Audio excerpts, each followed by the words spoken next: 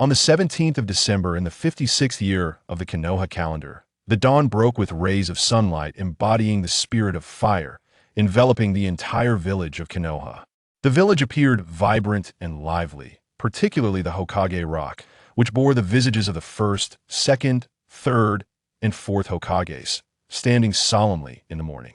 Light, that as the streets came alive, early rising villagers commenced their daily routines, and merchants opened their shops.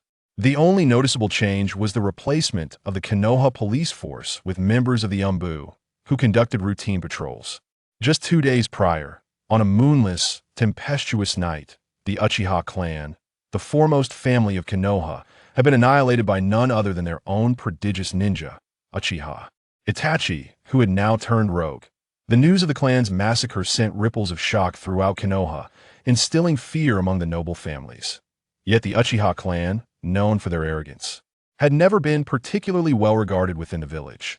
Their history with the Konoha police had soured relations with many villagers, and the aftermath of the Nine Tails incident had further exacerbated their standing among the village's elite. Thus, when the once mighty Uchiha clan fell at the hands of one of their own, the majority of the villagers merely observed with a sense of amusement. Some ninja, deeply influenced by the will of fire, felt a twinge of satisfaction, believing that an Uchiha clan that had been wiped out was a better Uchiha clan. In the span of just 2 days, Konoha had resumed its normal rhythm, as if nothing had transpired. The noble families, while lamenting the Uchiha's fate, eagerly eyed the wealth of resources left in the wake of the clan's demise. At this moment, within the Konoha medical department, in a solitary patient room, 4 Anbu ninjas, donned in cat-faced masks, stood vigil at the corners, channeling their chakra, to maintain a purple, translucent square barrier that enveloped the room. Concealed in the vicinity were other Anbu members, seemingly protecting a significant individual within the patient room. Inside, Uchiha Sasuke sat bewildered upon his bed. "Huh," he scoffed. "My foolish brother, your weakness renders you devoid of worth." He taunted, "Do you seek vengeance? Then loathe me, despise me, detest me, and merely survive in your misery." In the next moment, the harrowing images of the massacre flooded Sasuke's mind.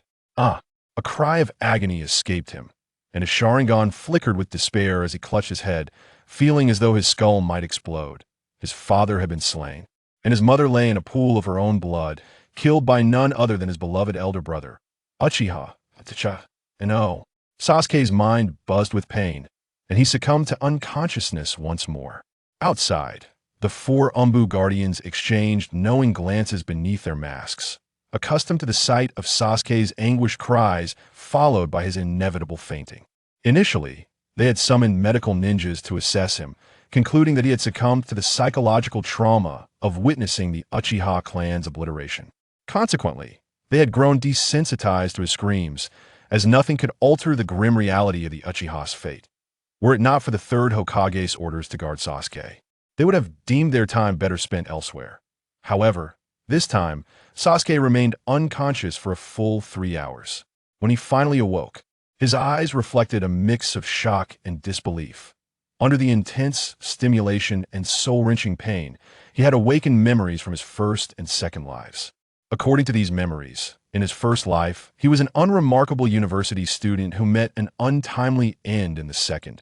He had been transformed into Kaido, the renowned strongest creature from the world of One Piece, a pirate lord who eventually fell to the protagonist, Monkey D. Luffy, and was cast into the depths of Magmon experience, both frustrating and powerless.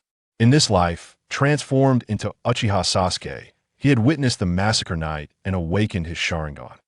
Had he not regained his memories, he might have followed the path laid out in the anime, returning to the Ninja Academy and joining Team 7. Yet now, with the awakening of his memories, he grasped the true narrative and the truth behind the Uchiha massacre. His misguided brother, Uchiha Itachi, was merely a pawn enchanted by the will of fire, while the true orchestrators were the higher-ups of Konoha and Uchiha Bido. The Uchiha massacre? Merely a feast for those seated at the table. The Uchiha clan Sharingan, ninjutsu scrolls, and accumulated wealth spanning decades were now up for grabs. And the conflict between the Konoha elite and the Uchiha was irreconcilable. Even without Itachi, the clan's destruction was inevitable.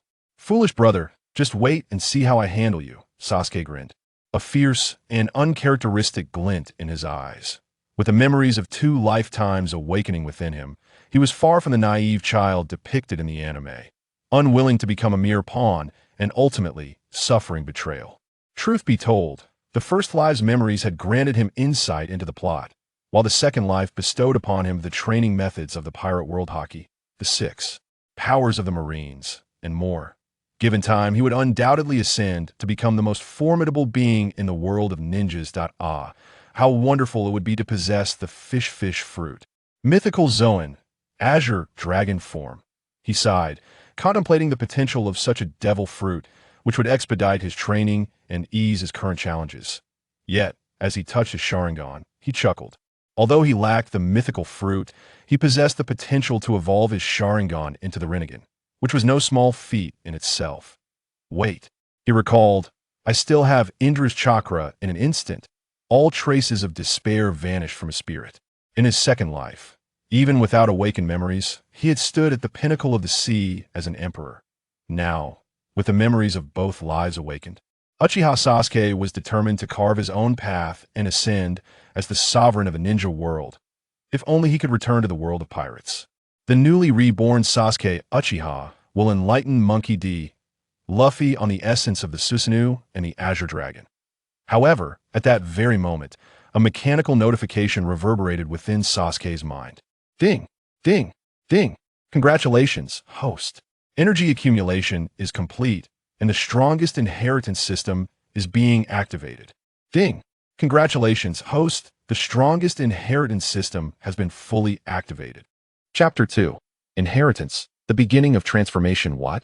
Not only have I awakened the memories of my first and second lives, but I have also activated the essential system for traversers? Is this not a double blessing, a pleasure upon pleasure? Hearing the system's prompt, a flicker of surprise crossed Uchiha Sasuke's Sharingan. Although he only awakened a single Tomo Sharingan on the night of the massacre, the sudden recollection of memories and the emergence of the system felt overwhelmingly fortuitous. System, how can I inherit? In the next moment, Uchiha Sasuke took a deep breath. His curiosity piqued as he inquired. Ding! This system can provide various templates of powerful beings for the host to selectively inherit from. Ding! Currently, the energy accumulated by this system can only offer one template for inheritance. Would you like to proceed with the selection? As the system's prompt echoed in his mind, a virtual lottery page appeared before Uchiha Sasuke. At the top, a golden progress bar, fully charged at 100%, shimmered with a radiant glow. Only one chance at 100% energy? Observing the progress bar, Uchiha Sasuke wore a contemplative expression and instinctively declared, System, let me draw a template for inheritance. Ding. Drawing in progress. Still drawing. Ding. Congratulations, host. You have exceptionally drawn the peak state template of Kaido, the beast, host's second life. Would you like to proceed with the selective inheritance? As the prompt concluded, he exclaimed, What luck! This truly is too good to be true. Not only have I awakened the memories of both lives, but I can also possess the full capabilities of my second life. No, I can selectively inherit, meaning I can eliminate the side effects of the fish fruit, mythical Zoan, azure dragon form. Haha. At this thought, Uchiha Sasuke, seated on his hospital bed, could not restrain his exuberant laughter. Despite having formidable defense and vitality during his second life, which allowed him to largely disregard the effects of sea stone, the fish fruit's azure dragon form still bore some influence. Now, he felt liberated from such concerns. Perfect. Is he going mad? Outside the barrier, 4 Anbu ninjas casting the jutsu exchanged incredulous glances. Due to the barrier, the medical personnel were oblivious to the commotion, yet as the practitioners, they distinctly heard Uchiha Sasuke's maniacal laughter, filled with fury and frenzy, tinged with an undercurrent of madness. If this continues for too long, we should summon a medical ninja to take a look. One Anbu ninja hesitated before stating solemnly. Agreed. The other 3 nodded in silence. With the Uchiha clan's annihilation, the surviving Uchiha Sasuke could not afford to lose his sanity. Otherwise, it would be difficult to explain to the 3rd Hokage. Within the room, after releasing a fit of wild laughter, Uchiha Sasuke's gaze flickered, and he quietly commanded, his voice trembling slightly, System, I am ready. We may commence the inheritance. Ding. Due to the overwhelming power of the peak state template of Kaido, the beast, host's second life, forced inheritance would result in bodily destruction. Therefore, the system will first enhance and modify the host's body. Ding. The commotion caused by the inheritance will be significant. To prevent any unforeseen disturbances from rogue ninjas, the system will establish a protective shield to minimize energy fluctuations. As a series of prompts sounded, Uchiha Sasuke was momentarily taken aback. Is this system being overly meticulous? The enormity of the fusion's potential disturbance was indeed a valid concern. After all, in his second life, he was recognized across the seas as the most powerful being. His strength and abilities were indisputable, though he had encountered the even more formidable Monkey D. Luffy. Ding. Host, shall we begin the enhancement and modification? Commence. With a surge of energy, a translucent energy shield enveloped Uchiha Sasuke.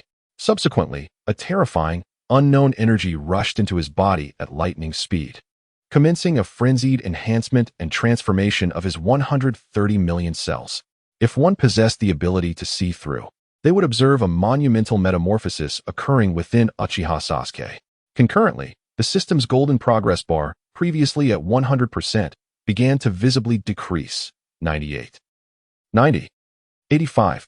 At the same moment, in the Hokage building at the rear of Konoha village, in the highest office, Huff, the third Hokage, Hiruzen Sarutobi, exhaled a cloud of white smoke from his pipe, his aged face reflecting a complex array of emotions, relief, regret, and resignation, which ultimately morphed into a smile of acceptance.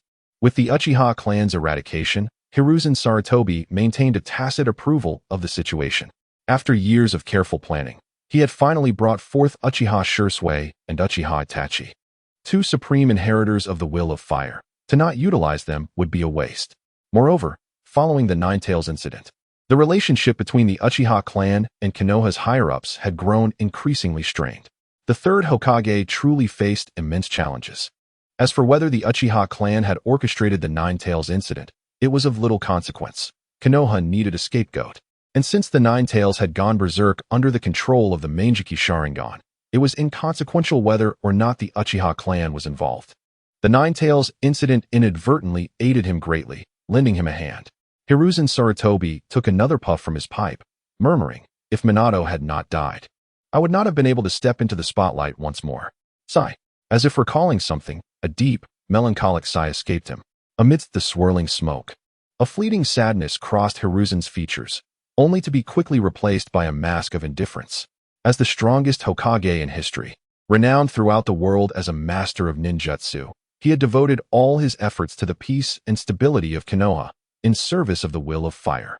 Chapter 3. The Contemplations of Sarutobi Hiruzen. Suddenly, as Sarutobi Hiruzen found himself lost in thought, a knock echoed at the door. "Come in."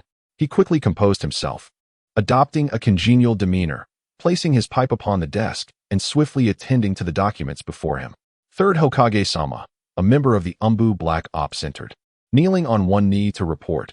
According to the latest intelligence, the rogue ninja Uchiha Itachi has departed from the land of fire. Departed, has he? Hiruzen's body momentarily stiffened before he inquired gravely, what did Uchiha Itachi do before leaving? He visited the route for less than 5 minutes, then left without a backward glance.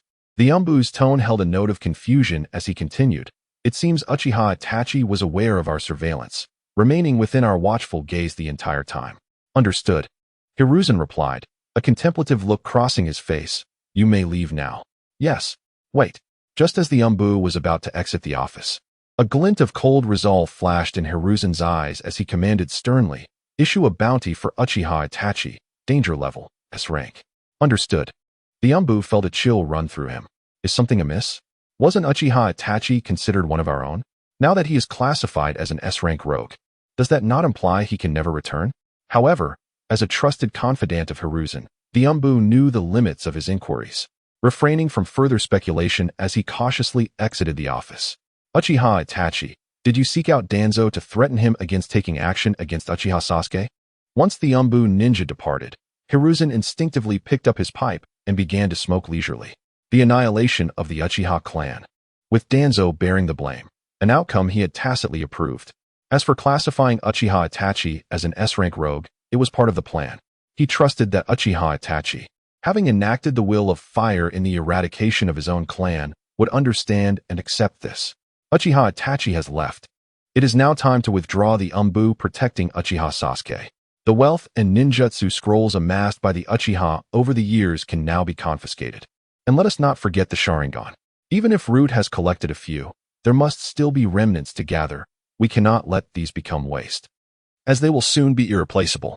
With these thoughts, Hiruzen exhaled a smoke ring. He had dispatched Anbu to safeguard Uchiha Sasuke, fearing that Uchiha Itachi might take his brother after the clan's demise. It appeared his worries were unfounded. Uchiha Itachi had succumbed wholly to the will of fire. There was no longer a need for concern. Furthermore, as long as Uchiha Sasuke remained in Konoha, the higher-ups would possess means to restrain Uchiha Itachi. Now, with the Uchiha fallen, he, the third Hokage, not merely Konoha's leadership, could finally feast. As long as Uchiha Itachi was present, Sasuke's treatment would be slightly elevated above that of Naruto Uzumaki. In the next moment, an idea struck Hiruzen, and he murmured to himself, "Since Naruto has been consuming expired milk and food, let Sasuke have near-expiry provisions, ensuring timely meals thrice daily." Indeed, for Hiruzen, neither Naruto Uzumaki nor the beleaguered Uchiha Sasuke should live too comfortably.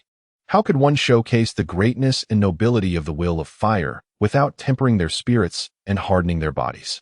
A timely gesture at a critical moment would only enhance his illustrious image as the third Hokage.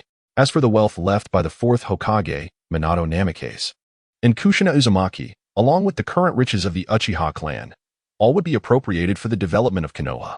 He believed that both Minato and Uchiha Itachi would find solace in this, as everything was for the sake of Konoha. After a moment, Hiruzen stretched, feeling an unprecedented sense of ease and joy. The Senju and Uchiha clans had long been burdens upon his shoulders. Now, with the Senju all but extinct and the Uchiha annihilated, the authority of Konoha's higher-ups would reach its zenith. The will of fire, unique to him as the third Hokage, would be profoundly propagated, ensuring his legacy would echo through the ages. Meanwhile, in the base of Root, within a dark, secretive underground chamber, a loud crash erupted as a cup shattered in the grip of Shimura Danzo. His shadowy visage was lit by an expression of extreme rage and madness, his teeth nearly grinding to dust. Is this a joke? This Uchiha Itachi dares to threaten me with the betrayal of Konoha's secrets? Who does he think he is? Very well, Uchiha Itachi. Rest assured, I will not lay a hand on Uchiha Sasuke, but this debt will be noted. Shimura Danzo will ensure you pay a heart-wrenching price one day. Hiruzen. He laughed maniacally. One day, I shall claim the title of Hokage. Suddenly, as if struck by a thought, Danzo's laughter turned frenzied, his eyes glinting with icy resolve. This time, with the Uchiha's involvement in the massacre, he had acquired a plethora of Sharingan. Coupled with the cells of the first Hokage already implanted in his right arm by Orochimaru, he could achieve a balance between spiritual and physical energy.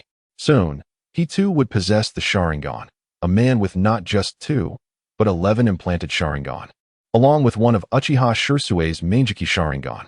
His power and abilities would surely undergo a cataclysmic transformation. Once his strength evolved, he could bide his time in silence, awaiting the day he could ascend to the lofty seat of Hokage. It was time to begin the transplant. With eager anticipation, Danzo retrieved a container housing 11 meticulously selected Sharingan. He exited his office and entered a small laboratory specifically set up for the transplantation of Sharingan. Orochimaru had already imparted the methods and precautions to a top-tier medical ninja within Root. The next step would be for this medical ninja to perform the transplantation on him, marking the commencement of his transformation and the ascent to the pinnacle of his life.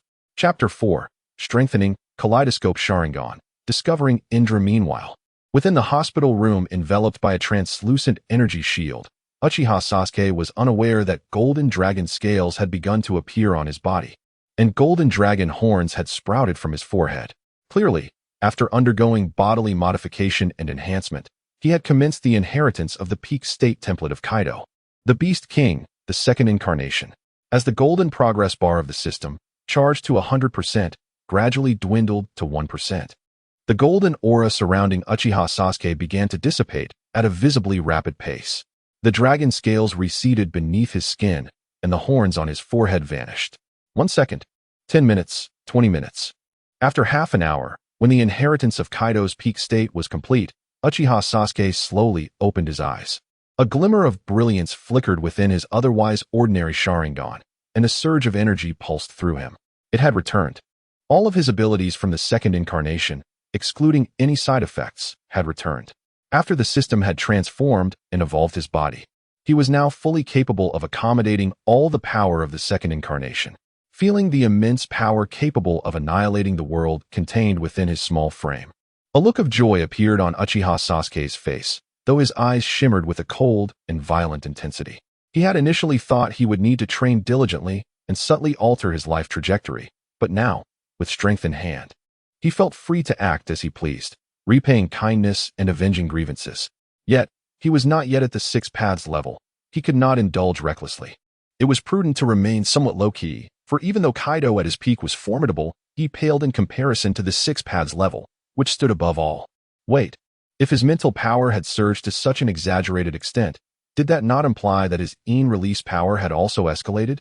The moment he sensed this transformation on a mental level, Uchiha Sasuke instinctively channeled his mental energy into his Sharingan. Indeed, with the enhancement of his release mental energy, his Sharingan was bound to undergo a metamorphosis. And so it was. As an overwhelming surge of mental energy flowed into his Sharingan, a distinct chakra began to manifest, stimulating the eye. 1 tomo, 2 tomo, 3 tomo. When the powerful ocular strength erupted forth, the translucent energy shield trembled momentarily. Uchiha Sasuke's Sharingan, which had awakened during the night of the Uchiha massacre, now transformed into the dazzling kaleidoscopic Sharingan, radiating with golden brilliance. Was it truly this simple? Hadn't it been said that one must endure immense negative emotions to awaken the kaleidoscope Sharingan? The color was also amiss. It should have been red. Yet it had turned golden. Sensing the terrifying power of the kaleidoscope Sharingan, Uchiha Sasuke could not help but display a pensive expression. It seemed that his abrupt surge in mental energy, in a sense, fell within the realm of having endured significant negative emotions. More importantly, inheriting Kaido's abilities had seemingly endowed his body with exceptionally robust defensive and life force capabilities, inadvertently aligning his physical energy with the mental prowess of the kaleidoscope Sharingan, significantly mitigating its side effects and transforming the originally red Sharingan into a golden one. As for the abilities of the kaleidoscope Sharingan, they comprised Amaterasu and Blaze Release, Kagutsuchi, nothing particularly extraordinary. Moreover, since chakra was a product of the average blend of mental and physical energy, with the transformation of both his mental and physical states, chakra was now surging uncontrollably. From Genin to Chunin, from Jonin to Kage level, it swiftly ascended to the pinnacle of Kage rank before gradually slowing down. Was this not akin to an alternative sage body? Sensing the explosive growth of his chakra, Uchiha Sasuke blinked, utterly bewildered. He had never anticipated that even chakra would behave so unpredictably, surging forth in such a magnificent manner. That should suffice. Not long after, having adapted to the inherited powers of Kaido and the newly awakened kaleidoscope Sharingan, Uchiha Sasuke decided to dispel the translucent energy shield. During the inheritance process, he had feared interference from other ninjas, and the shield had served a crucial purpose. Now that everything had concluded perfectly, it was time to leave the hospital room and step forth to show the entire Hidden Leaf village what it meant to be the unrestrained Uchiha Madara, the beast, Sasuke, while also avenging the annihilation of the Uchiha clan. Foolish brother, await my arrival. Uchiha Sasuke caressed his kaleidoscope Sharingan, closing and reopening his eyes to restore their normal state. There was nothing more to say. Now that the kaleidoscope Sharingan had awakened, the hope of evolving into the eternal variant, devoid of side effects, rested upon Uchiha Itachi. Hold on. However, just as Uchiha Sasuke was about to retract the translucent energy shield, he sensed something, and his expression turned grave and solemn. Deep within his mind, an exceptionally pure, powerful, and unique chakra energy lay hidden. Had it not been for the awakening of his kaleidoscope Sharingan, which produced a subtle sensation, he might have overlooked it entirely. Indra's chakra energy. A flicker of recognition crossed Uchiha Sasuke's eyes as the name of this chakra surfaced in his mind. It was widely known that the brothers Indra and Ashura, manipulated by Kaguya, were locked in a lifelong conflict. Even in death, their intense hatred and resentment caused their chakra to manifest in the superior descendants of their lineage. In the anime, the last known host was Uchiha Madara, and now Uchiha Sasuke stood as the current vessel.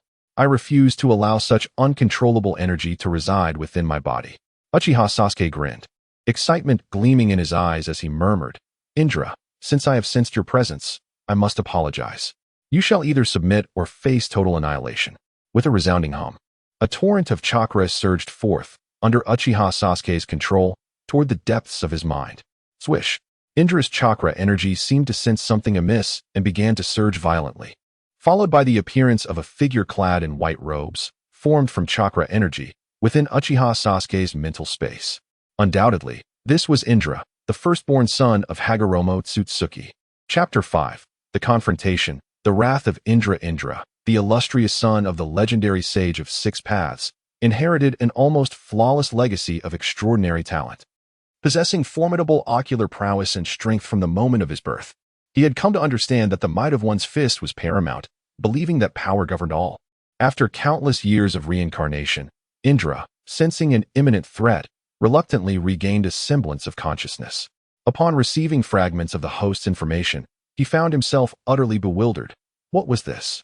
He could not comprehend the circumstances surrounding his current host, Uchiha Sasuke. The night of his clan's massacre, awakening the Sharingan, had already been outrageous. Yet he was unprepared for the even more absurd transformation that followed. His body underwent a monumental metamorphosis, his strength surged uncontrollably, and he awakened the Mangekyou Sharingan. Possessed chakra at the pinnacle of shadow-level power, and inhabited a body brimming with vitality, despite not being a sage. Furthermore, within him lay an array of other potent energies, the nature of which eluded even his understanding. Was this sudden transformation at such a young age not exceedingly abnormal, even unscientific? What manner of creature had I become in this life? As Indra fully grasped Uchiha Sasuke's situation, he was struck dumb. He considered himself an unparalleled genius, one whose younger brother, Ashura, paled in comparison. Yet now, in the presence of this host, Sasuke, his own brilliance seemed utterly insignificant. What, then, was the purpose of his reincarnation? A profound sense of loss and resentment enveloped him. In his every incarnation, he had subtly influenced his host during their formative years, instigating a continuous struggle against Ashura's host.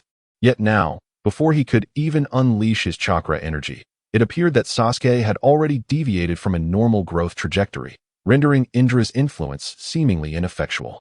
Within the realm of his mental space, Sasuke's form gradually coalesced, arms crossed, a knowing smile playing upon his lips as he regarded Indra.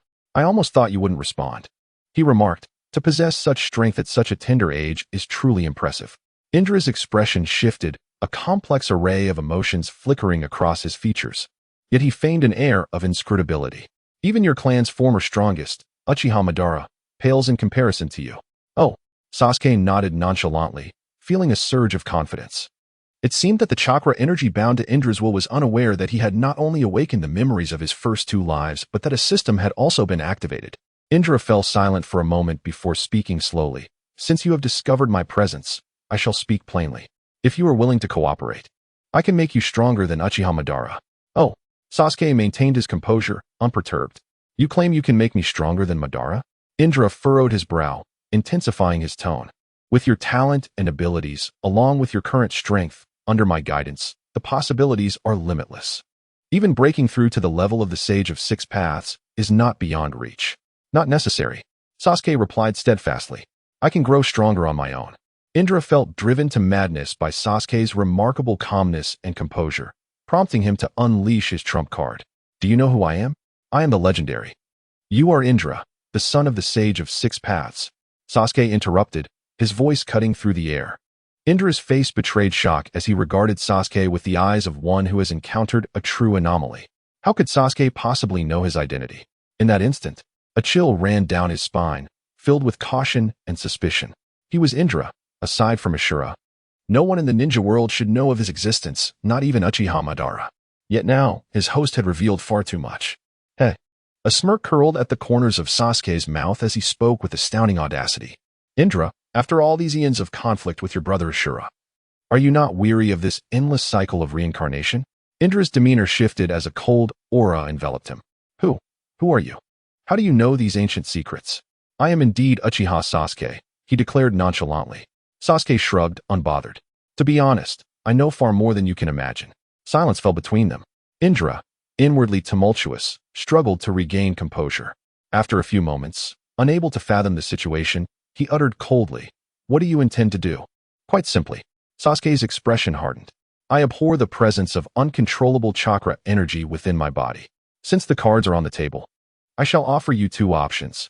Either be absorbed by me, or submit to my will. Indra burst into laughter, unable to contain his fury. How many ninjas in the world yearned for his favor, hoping to be graced by his chakra energy? Now, Sasuke sought to expel him? Truly, he was oblivious to the gravity of his situation. Very well. This is quite amusing, Indra replied, his tone laced with indignation. In a sudden surge of power, he unleashed a terrifying aura, his eyes transforming into the purple six-pointed star of the Mangekyou Sharingan, unabashedly releasing his ocular power within Sasuke's mental realm. Indra was the son of the legendary sage of six paths. He possessed dignity and pride. How could this Uchiha Sasuke, emboldened by newfound strength, presume to challenge him? If it came to a confrontation, he would not shy away from it. The six-pointed star, Mangekyou Sharingan, bore a striking resemblance to his own, aside from the difference in hue. Witnessing Indra's display of the Mangekyou Sharingan, Sasuke's eyes gleamed with excitement, almost instinctively entering the golden six-pointed star form of his own. His eternal Mangekyou Sharingan was finally within reach. He was resolute in his ability to dominate this chakra energy of Indra's reincarnation. No one could thwart him. In an explosive moment, Indra was confronted with a vision that shook him to his core. Sasuke unleashed a domineering and ferocious aura, accompanied by a terrifying wave of energy, surging toward him with an unstoppable, regal force. Chapter 6. Indra, I seek your assistance in my cultivation. Is it time to take action? Confronted by the imposing aura of the sovereign, Indra felt an overwhelming pressure and tremor coursing through him. Before he could fully comprehend the situation, a deafening crack echoed. His unleashed energy and the potency of his kaleidoscopic Sharingan were shattered as if they were mere twigs, sending ripples of psychic turbulence surging through his mental realm. As this force bore down upon Indra, an inexplicable urge to kneel began to manifest within him. No. Is this the weight of his presence? How could Uchiha Sasuke possess such an aura that commands the very heavens to submit? Indra's purple kaleidoscopic Sharingan flickered with incredulity as he hastily recalibrated his mindset. Indeed, while Uchiha Sasuke appeared unremarkable standing there, he exuded the essence of a born sovereign, especially with that ferocious, unrestrained, and domineering aura that pressed heavily upon him. This is the conqueror's haki I have developed. Sasuke's mind stirred, calming the psychic tempest within his mental space. He glanced at the awestruck Indra and spoke softly. This is a spirit that only a true sovereign possesses. A mark of the mightiest ruler. Humph. Conqueror's haki? What on earth is that? Indra scoffed, pride radiating from him. Do you not understand? In the world of ninjas, ninjutsu and chakra are the true foundations. Everything else is but a triviality. Then take a look at this. Sasuke, instead of arguing, let his spirit surge, enveloping himself in a golden aura of both armament haki and conqueror's haki, the invisible pressure escalating to newfound heights, growing even stronger. Indra's spirit quaked slightly, his expression turning grave. He sensed the golden strands of energy entwining Sasuke, something utterly unprecedented in the ninja realm, not chakra energy. Did this imply that Sasuke had embarked on a completely different path of cultivation? The implications were chilling. His father, the sage of six paths, was the first to unravel the true essence of chakra, heralding an era unique to the ninja clan, allowing ninjas to become the mainstream in the ninja world, with their Tsutsuki clan reigning as the uncrowned kings. Now, Sasuke had seemingly developed an alternative cultivation system. Was this a threat to the foundation of the ninja clan? Sasuke remained composed as he observed the stunned Indra, stating, "This is my manifestation of armament haki and conqueror's haki. Typically, both exhibit a black hue. However, after inheriting the full capabilities of my second life, they inexplicably transformed into this radiant gold, resonating with my golden kaleidoscopic Sharingan. I understand now," Indra finally responded, his instinctive realization dawning.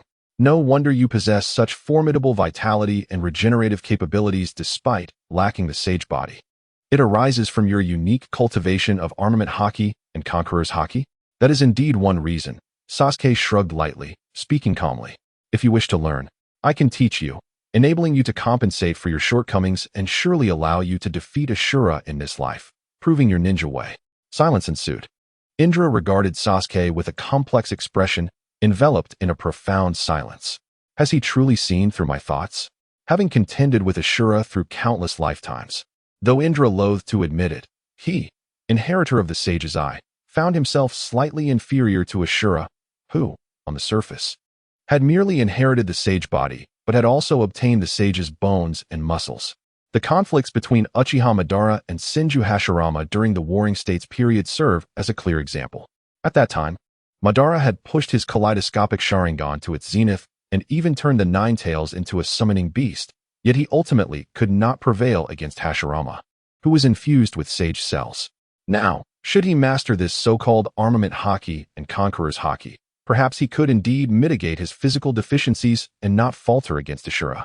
Thus, Sasuke's eyes glimmered, his tone intensifying as he asked, Indra, what is your choice? Sasuke, do not grow too complacent. I am the son of the Sage of Six Paths, the legendary progenitor of ninjutsu, and a forebear to your Uchiha clan.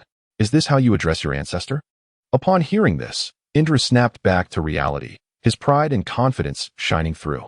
Unity brings strength, division brings weakness. We may either collaborate to ascend to the pinnacle of existence, or become adversaries. I, Indra, shall never bow to one of your generation. Then there is no other option. A cold smirk graced Sasuke's lips as an even more ferocious aura surged within him. An opportunity had been offered, but refusal left him no choice but to forcibly subdue Indra's reincarnated chakra energy. Did you truly believe you had me at your mercy?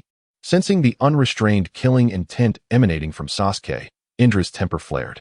Taking a deep breath, he coldly threatened, should you dare to strike, prepare for mutual destruction. Boom. In an instant, as the power of Indra's purple kaleidoscopic Sharingan erupted, a colossal purple Susanoo manifested within the mental space. Though it remained still, the intangible pressure it exuded caused the very fabric of psychic control to tremble, as if it could obliterate the entire mental realm with a mere gesture. Alas, Sasuke sighed lightly, remarking, I value talent greatly. I had intended to offer you a chance, but it appears that is no longer necessary. There is no need for you to grant me opportunities. I, Indra, am not someone you can manipulate. Sasuke, you have indeed surprised me. To think you have created your own forms of armament haki and conqueror's haki. Yet, since I have taken residence within you, in a sense, we are one. Those abilities you forged are also part of me. Indra laughed maniacally, and the summoned purple Susanoo erupted with a terrifying aura. Indra, I see that after your countless reincarnations, you have grown foolish, unable to discern the situation. Now, I shall compel you to assist me in my cultivation. Sasuke remained unperturbed, even finding amusement in the predicament. Since Indra refused to act with dignity, he would take matters into his own hands to ensure Indra understood the gravity of the situation. Buzz. In an instant, Sasuke's golden kaleidoscopic Sharingan ignited, alongside the powers of the fish fruit, mythical Zoan, azure dragon form, surging forth in a dazzling display. Chapter 7. Susanoo and the Azure Dragon. As the powers of the eternal Mangekyou Sharingan and the mythical azure dragon form of the fish fruit converged, an overwhelming force erupted, instilling a sense of dread. Recognizing that this battle occurred within his own spiritual realm, and with pressing matters to attend to, Uchiha Sasuke resolved to conclude the conflict swiftly, intending to shatter and absorb the chakra energy of Indra's reincarnation. Such potent momentum necessitated the invocation of the complete Susanoo. Observing from atop the purple complete Susanoo, Indra wore an expression of false superiority and remarked, Uchiha Sasuke, should you choose to unleash Susanoo as well, we shall both suffer. Consider your options. Before he could finish, Indra's voice faltered as his body stiffened, shock distorting his features. The purple complete Susanoo quivered in disbelief as he rubbed his eyes. Unable to comprehend the sight before him, a colossal azure dragon ethereal form had manifested around Sasuke. Indra murmured, is this the hidden energy? Confusion enveloped him. He could not grasp the nature of this newfound ability. Yet, the next moment, Indra was once again struck dumb with astonishment, for alongside the appearance of the azure dragon, a golden complete Susanoo emerged, not as a separate entity, but as armor adorning the dragon, reminiscent of the technique once wielded by Uchiha Madara. In my domain, the distinction between superior and inferior is irrelevant. How audacious of you. Sasuke sneered, declaring, I shall now demonstrate the might of Susanoo clad in azure dragon. With no forewarning, the immense dragon, draped in Susanoo armor, roared skyward, its whiskers quivering as it charged toward the purple complete Susanoo. No, such strength, how can this be? Indra exclaimed, panic seeping into his voice. Uchiha Sasuke, we can still negotiate. Faced with Sasuke's earnest assault and an ability beyond his comprehension, Indra's confidence evaporated. The chakra energy that resided within Sasuke was pure and formidable, capable of overwhelming him if harnessed fully. Now, Sasuke's Susanoo-clad azure dragon instilled a sense of unprecedented peril. Negotiation is futile. It is too late. A thunderous clash resounded as the Susanoo-clad dragon collided with the purple complete Susanoo, unleashing a cataclysmic spiritual tempest that shook the very fabric of the spiritual realm. "Sasuke, do you wish to become a fool?" Indra shouted, his expression twisted with malice. "If the spiritual realm collapses, you will suffer grave consequences." "This trivial pain is inconsequential," Sasuke retorted, a glimmer of pleasure illuminating his visage. Having endured far worse, he found this moment merely an enjoyable challenge. "You madman. You are utterly insane." Indra's fear escalated, regret flooding his thoughts as he attempted to speak.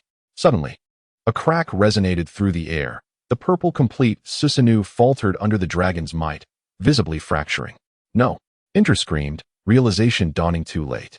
The purple complete Susanoo erupted, sending shockwaves that splintered Sasuke's spiritual realm.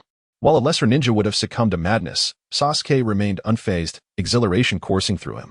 In that instant of triumph, the massive azure dragon seized Indra in its grasp. "Sasuke, do not act rashly. I am Indra." Panic flashed across Indra's face as he recoiled, fearing defeat. The thought of being consumed by the very host he sought to dominate filled him with dread. "Humph," Sasuke scoffed, denying Indra any further opportunity.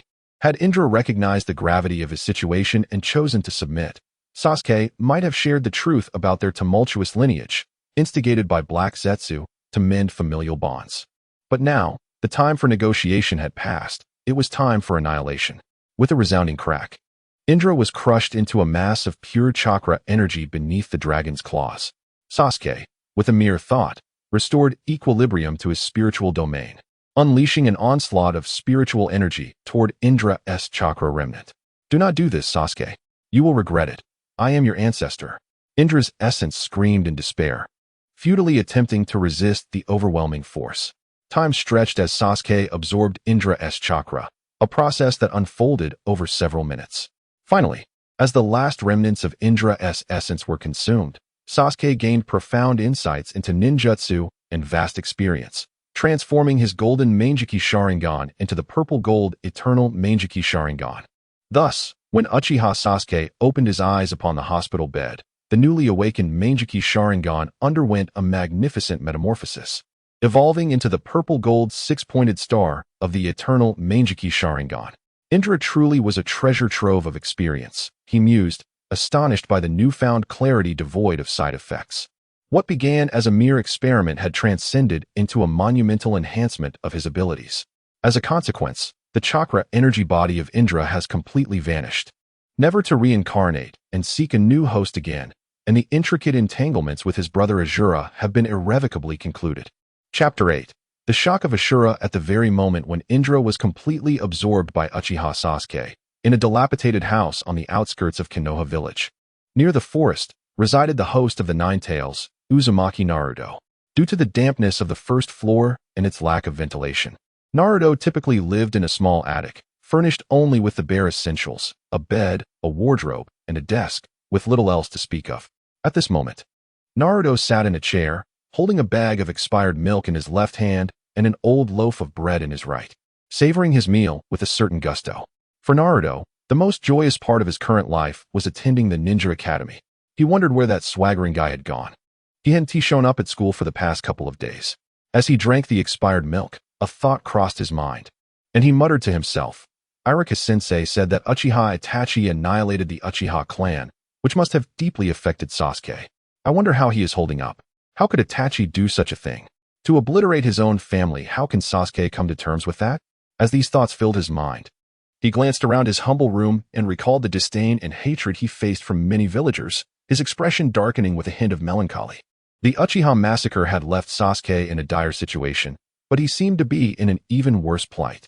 Not only did he not know who his parents were, but he also often went hungry, shivering in tattered clothes while being labeled a demon fox by many villagers. Even buying something would invite scornful glares.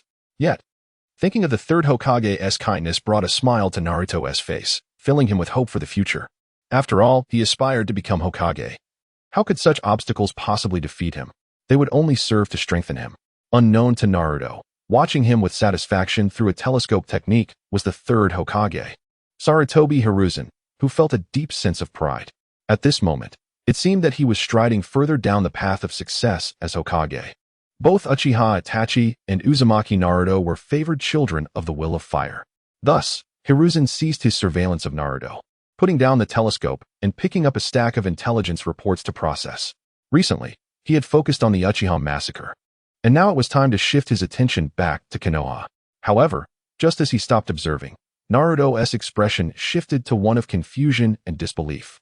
If anyone had been present, they would have noticed a subtle change in Naruto's aura, his eyes reflecting an age-inappropriate depth and incredulity.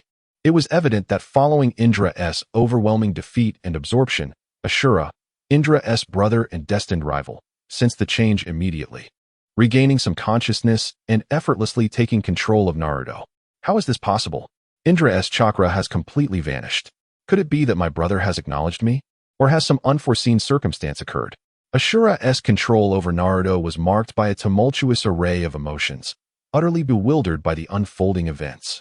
He and Indra had always been at odds, and even in death, their chakra energies had not dissipated but rather continued to inhabit the bodies of exceptional descendants, clashing through the ages.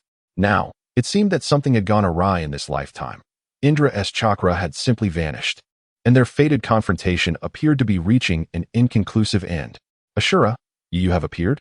At that moment, the immense form of the Nine Tails, trapped in a ceiling space, stirred and exclaimed, "Release me, and I shall assist you against Indra."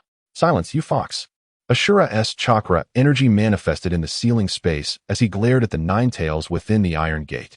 "This matter between brothers is not your concern. I have no desire to meddle," the Nine Tails retorted, flicking its massive tail with disdain. "For eternity, you two have been locked in a fated duel without resolution. Is it not exhausting? You do not understand." Ashura replied, a hint of melancholy crossing his features. "This is an invisible bond of brotherhood and deep sentiment. I believe that one day, Indra will recognize me as the leader of the Sage of Six Paths, ha." The Nine Tails rolled its eyes in disbelief. "I have no faith in your brotherly love. Back in the Warring States period, Indra possessed Uchiha Madara and reduced me to a mere summoning beast, while Ashura, embodying Senju Hashirama, claimed his strength was too great to be contained and subdued me with release. Both of you have a flair for the dramatic. And even in death, you flaunt your chakra energy. Meanwhile, I, the so-called Mighty Nine Tails, continue to suffer. Wait, has this lifetime's host endured such torment?" In the next moment, Ashura, having regained a modicum of awareness, processed the dire situation of this lifetime's host and was left in stunned silence. What? This host, Uzumaki Naruto, is not only an orphan but also ostracized by the villagers and mocked by his peers. He has consumed expired milk and bread, wearing tattered clothes, living a life more miserable than that of orphans in a shelter. Unbelievably, amidst such circumstances, he has not succumbed to darkness. Instead, he remains filled with hope for the future. This is truly astonishing. It must be attributed to the instilled will of fire, Ashura mused. After perceiving everything about Naruto, he shook his head in awe, declaring, "This seemingly positive energy of the will of fire surpasses even the illusions cast by Indra's sage eye." Ashura, the Nine Tails scoffed, somewhat pridefully stating, "If it weren't for me, your host would have perished long ago." Deep inside, the Nine Tails felt a certain satisfaction regarding Naruto's wretched plight. Minato and Kushina, sacrificing themselves for the sake of Konoha, had unwittingly condemned their son to such inhumane treatment. They truly deserved it. Is that so? Ashura raised an eyebrow. Intrigued. Did Naruto's parents perhaps commit some heinous act to warrant such suffering? Not at all. The Nine Tails replied reluctantly. Naruto's father was the fourth Hokage, and his mother was the previous Jinchuriki. Tragically, they chose to sacrifice themselves to protect Konoha by resealing me. Ashura gasped in shock. This Uzumaki Naruto, as the son of the fourth Hokage, not only lives a life worse than an orphan but also bears the stigma of being a demon fox. The third Hokage, Sarutobi Hiruzen, is truly ruthless. At the same time, Ashura felt a profound admiration and respect for this lifetime's host. While he had always believed that peace stemmed from love, many matters had their limits. Yet, this host, Naruto, had remarkably refrained from succumbing to darkness. That was beyond the realm of mere love. It is no wonder that in this lifetime, one's chakra chooses to inhabit the vessel of Naruto Uzumaki. Setting aside the will of fire, it is remarkable that he retains his original essence amidst such circumstances. The future of Naruto Uzumaki is indeed boundless. Chapter 9. Collaborating with the Nine Tails? Ashura takes action. Ashura, what brings you here so suddenly? The Nine Tails, lying there curiously, remarked, even during the Warring States period. You never made an appearance, merely utilizing Sage Chakra to quietly empower Senju Hashirama from the shadows. Something significant must have occurred. Upon mentioning serious matters, Ashura's expression shifted to one of gravity. Nine Tails, just half an hour ago, Indra's chakra has completely vanished. Vanished? The Nine Tails' large eyes flickered with intrigue. If I am not mistaken, your brother Indra seems to have been residing within Uchiha Sasuke. The Nine Tails turned its gaze toward Ashura, puzzled. Just 2 days ago, the Uchiha clan was annihilated. The disappearance of Indra's chakra implies that Sasuke was likely killed. Then you shall await the reincarnation of Indra's chakra energy, preparing for the fated confrontation between you two brothers. The Nine Tails, somewhat bored, shook its head. It had expected something of greater import. The loss of Indra's chakra was hardly a concern for it. In truth, the destruction of the Uchiha clan brought it a sense of relief. Those accursed Uchiha ninjas, once they awakened their Mangekyou Sharingan, rendered it powerless to resist. With their extinction, a potential future threat had been eradicated. Humph. Ashura scoffed, his tone deepening with emphasis. What I mean by disappearance is that it has been completely absorbed, never to reincarnate again. What? Ashura, surely you jest? Are you implying that someone has eradicated Indra's chakra energy body? With a surge of tailed beast chakra, the Nine Tails widened its incredulous eyes. It is known that the chakra energy bodies left behind by Ashura and Indra after their demise are virtually impossible for ordinary beings to detect or destroy unless the host becomes aware and launches an attack in the spiritual realm. Yet, how could this be? Uchiha Sasuke is of the same age as Uzumaki Naruto, and his strength is pitifully weak. He is not even a genin. It is inconceivable that he could discover Indra's chakra energy body, let alone defeat it. The legendary prowess of Uchiha Madara and Senju Hashirama during the Warring States period stemmed from the augmentation of Indra and Ashura's chakra energy bodies, which created two legendary ninjas. Thus, the chakra energy bodies of Indra and Ashura possess immense enhancing power for their respective hosts. Now that Indra's chakra energy body has vanished, it signifies that someone has managed to shatter and absorb it. Do you believe I would jest about such matters? Ashura's demeanor turned serious as he spoke with conviction. Even Senju Hashirama and Uchiha Madara did not realize they were being possessed by us. Now, given the current circumstances, it is highly likely that something has transpired concerning Uchiha Sasuke. Is that so? The Nine Tails' expression grew unusually solemn. As the elder and younger sons of the Sage of Six Paths, Indra and Ashura's strength and abilities are unquestionable. Even in death, as chakra energy bodies, they cannot be easily vanquished by ordinary beings. Nine Tails, I require your assistance. Ashura paused for a few seconds before speaking softly. Regardless of the circumstances, I must uncover the truth behind Indra's chakra energy body's disappearance and ascertain who absorbed it. Only then can I depart without regrets or attachments, ceasing my reincarnation. Very well. The Nine Tails grinned, somewhat arrogantly proclaiming, once we uncover the truth, should the adversary prove formidable, you must assist me in unsealing the 8 trigram seal, allowing me to unleash my full power. Certainly. Ashura hesitated briefly but resolutely nodded. The present host's strength is too feeble to rely upon. It must depend on the Nine Tails. After all, Indra's chakra energy body has no chance to reincarnate, and the situation is far more complicated than it appears. First, I must loosen the 8 trigram seal to better sense the outer circumstances. With a flicker of his eyes, the Nine Tails made another request. Agreed. Ashura glanced at the imposing iron gate formed by the 8 trigram seal, gently waving his right hand. A surge of Ashura's chakra energy emanated forth, causing the sealing symbols to diminish by a third. Subsequently, the Nine Tails' tailed beast chakra began to overflow, gradually enveloping the sealed space and spreading to other parts of its body. Nine Tails, please remain still.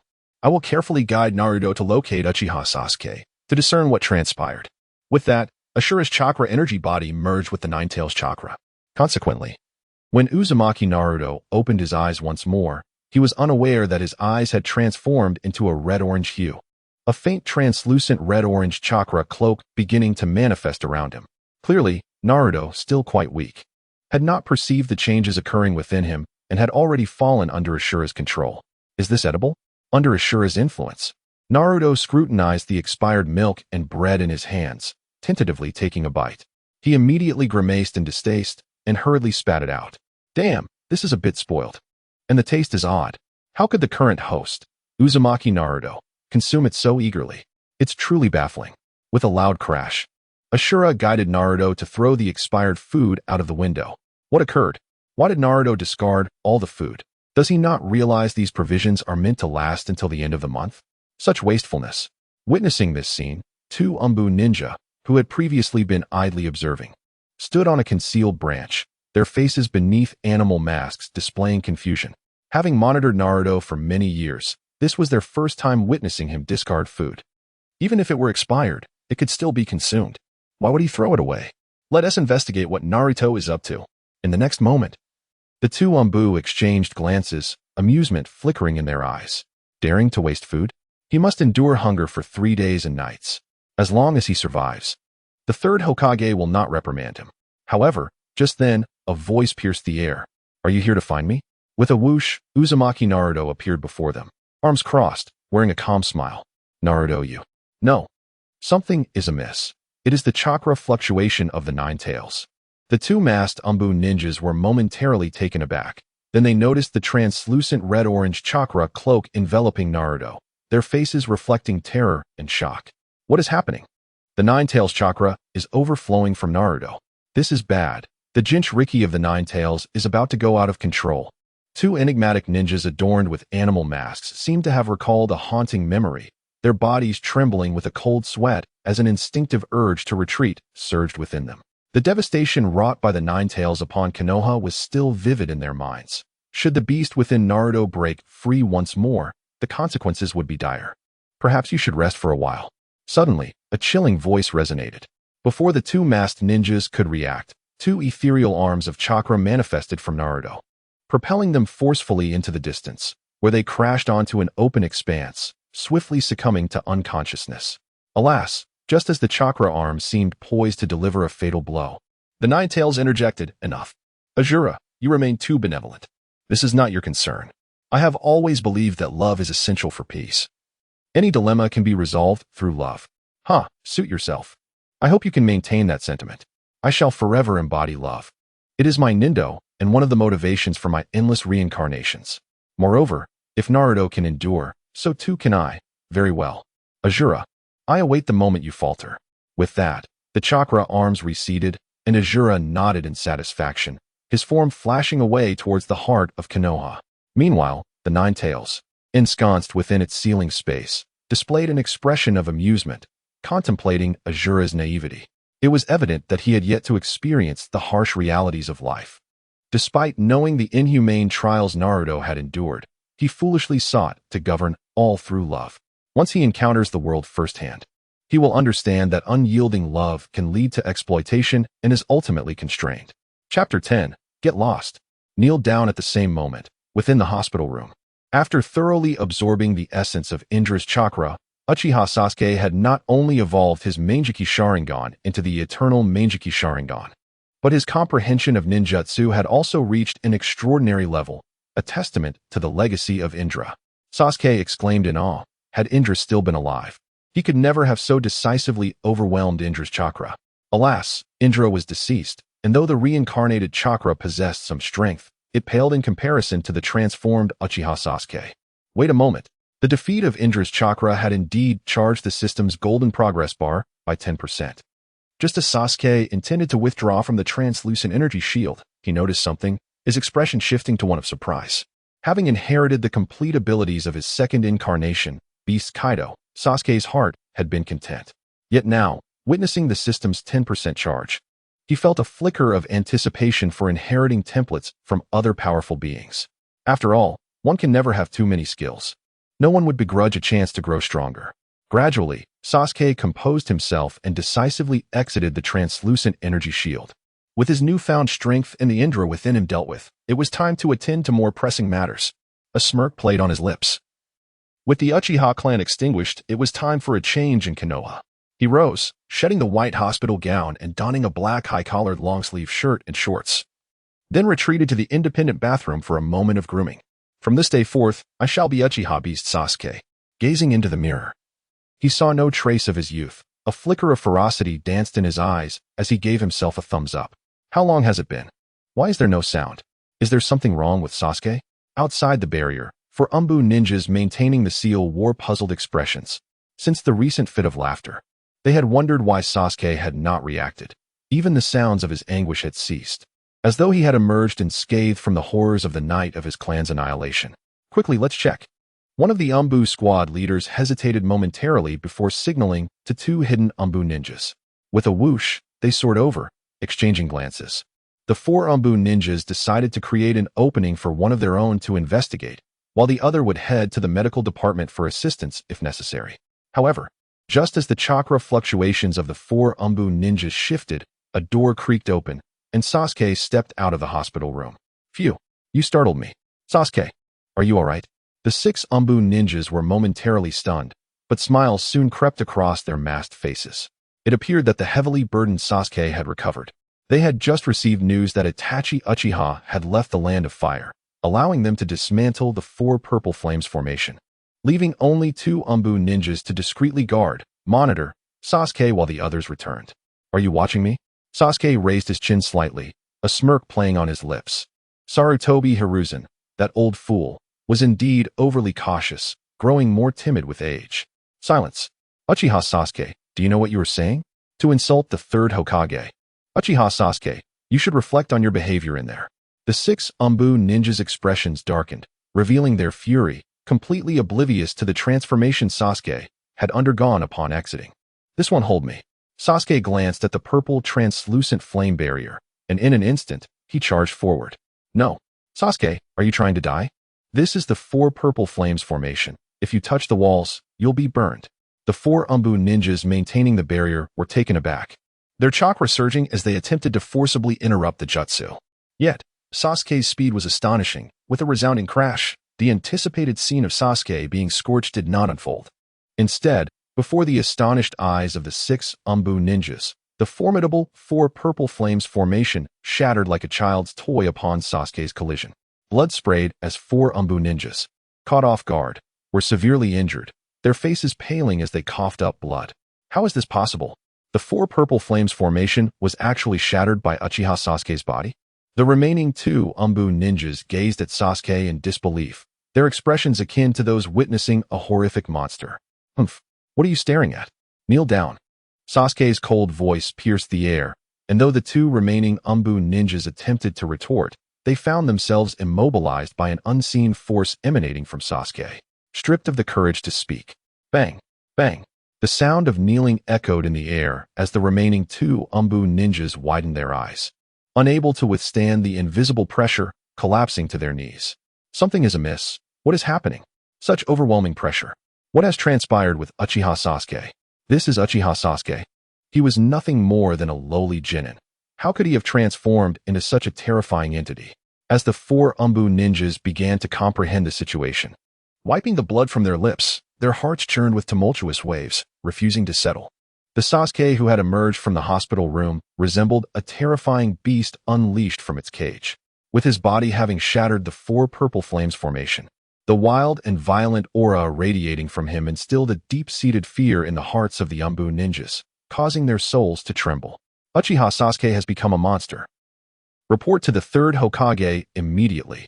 Without hesitation, the four Anbu ninjas dispersed, soaring towards the Hokage's office in Konoha. They were not fools. The signs were clear.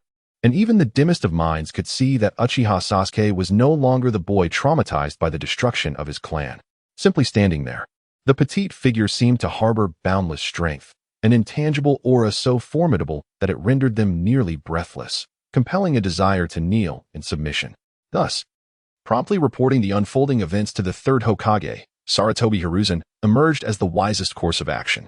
Chapter 11. Like a monster, shattering Hokage Rock, why must this be? A glimmer of coldness flickered in Uchiha Sasuke's eyes as he spoke with fierce intensity. It is only because I am in a good mood that I have granted you the chance to live. Yet, you choose to kneel, seeking your own demise. Boom. Without any forewarning, a formidable pressure surged forth, targeting the four fleeing Anbu ninjas with lethal intent. This No, this is bad. The four Anbu ninjas, caught unawares, felt an overwhelming force strike their bodies, their minds blanking amidst the ringing in their heads. Thud, thud, thud. In the next moment, for crisp sounds echoed as their bodies lost control, collapsing to the ground in succession, blood trickling from their lips.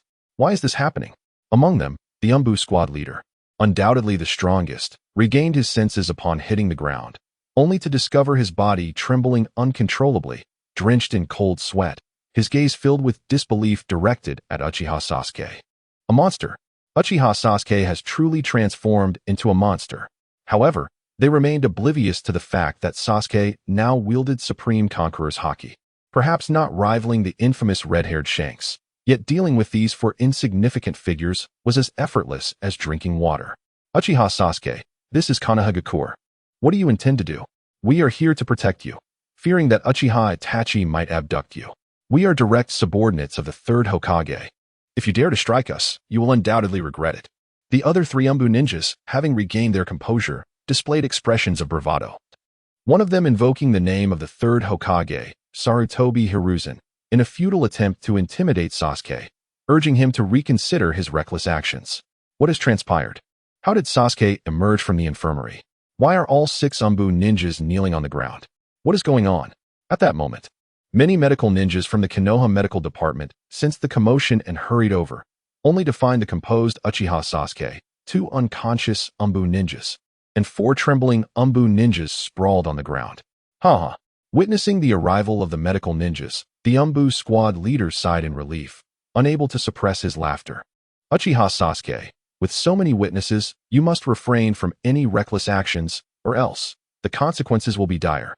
Before he could finish, Sasuke's furious voice cut him off. Do you think you are worthy of threatening me? If that is the case, then perish. Swish. With a swift motion, Sasuke appeared before the Anbu squad leader, delivering a decisive punch without hesitation. Crack. Perhaps the force behind his punch was too formidable. The sound of the air fracturing accompanied it. What? How dare Uchiha Sasuke? The Anbu squad leader was utterly stunned. In front of so many witnesses, Sasuke acted with such audacity. This was utterly reckless. It seemed he had no regard for the third Hokage, Sarutobi Hiruzen. However, after recovering from his shock, the squad leader gritted his teeth and attempted a feeble defense, only to find the overwhelming force of Sasuke's punch rendering him powerless, sending him flying through the air with a tremendous arc boom. A deafening roar resonated as the Anbu squad leader crashed into the Hokage Rock, lifeless upon impact. The sheer force left a human-shaped indentation and visible cracks in the rock.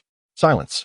The sudden explosion plunged the entirety of Konoha into an eerie stillness, especially as many civilians and ninjas turned to witness the human-shaped indentation on the Hokage Rock, their faces reflecting disbelief. Many rubbed their eyes, unsure if they were seeing correctly. Had the Hokage Rock been attacked? After a minute of stunned silence, exclamations erupted.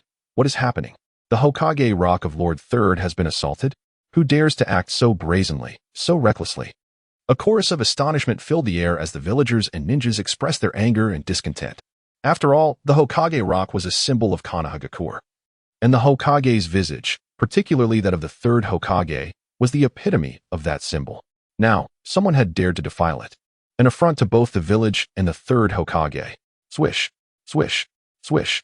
The nearby Anbu ninjas swiftly reacted, leaping onto the Hokage Rock to ascertain the situation. Upon inspection, they were taken aback to find the human-shaped indentation occupied by a disfigured Anbu ninja. Meanwhile, in the medical department, an eerie silence fell. Both medical ninjas and patients alike wore expressions of shock and horror. Just moments ago, they had witnessed Uchiha Sasuke send the Anbu squad leader flying, crashing into the Hokage Rock. What terrifying power was this? In an instant, the gaze of all in the medical department shifted towards Uchiha Sasuke, now viewing him as a monster. Initially, when Sasuke was brought to the medical department, most of the medical ninjas felt a twinge of pity for him. Having fallen from grace overnight, becoming an orphan with his parents slain by his brother and his clan annihilated. Yet now, confronted by the monstrous presence of Uchiha Sasuke, their expressions morphed into sheer terror, bewildered by the drastic transformation he had undergone. Gulp, gulp, gulp. The remaining three Anbu ninjas swallowed nervously. completely unprepared for the revelation that such terrifying power resided within Sasuke's seemingly frail form. Could it be that the night of the Uchiha massacre had triggered this transformation? It's your turn now. Uchiha Sasuke grinned, his eyes glinting with madness, declaring, "Dare to threaten me? My actions are mine to choose." With that, Sasuke swung his fist once more. No. The remaining 3 Anbu ninjas revealed expressions of terror beneath their masks. They yearned to struggle against their fate, yet found themselves paralyzed by the intangible aura emanating from Uchiha Sasuke, an aura that seemed capable of subjugating even the heavens and the earth. Bang, bang, bang. 3 resounding thuds echoed in the air, as the last 3 Anbu ninjas were effortlessly dispatched, their faces betraying regret and anguish as they were sent flying. 3 precise arcs followed swiftly, crashing against the Hokage Rock, where the first Hokage, Senju Hashirama, the second Hokage, Senju Tobirama, and the fourth Hokage, Namikaze Minato, were immortalized. Chapter 12. The Tremor of Konoha Village and the Fury of Sarutobi Hiruzen. Boom, boom, boom. The sound of 3 consecutive thunderous explosions reverberated through the air. This time, Uchiha Sasuke exerted a significantly greater force, as 3 Anbu ninjas crashed against the faces of the first, second, and fourth Hokages carved into the Hokage Rock.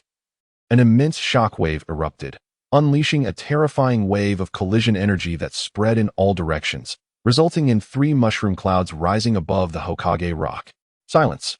The sudden stillness was most alarming. No one had anticipated that, in the blink of an eye, the faces of the first, second, and fourth Hokages would be struck. The shock was absolute, plunging the entire atmosphere of Konoha Village into a state of paralysis. What was the intention behind this? Were they slapping the faces of the first, second, and third Hokages, or was it an affront to the entire village? How much can one endure? Who dares to treat Konoha with such disdain?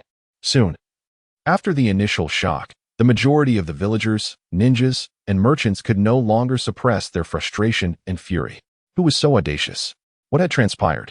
Meanwhile, in the territory of the Hitaki clan, Kakashi, who had been lounging and enjoying a romantic film, stood up, gazing at the mushroom clouds atop the Hokage Rock.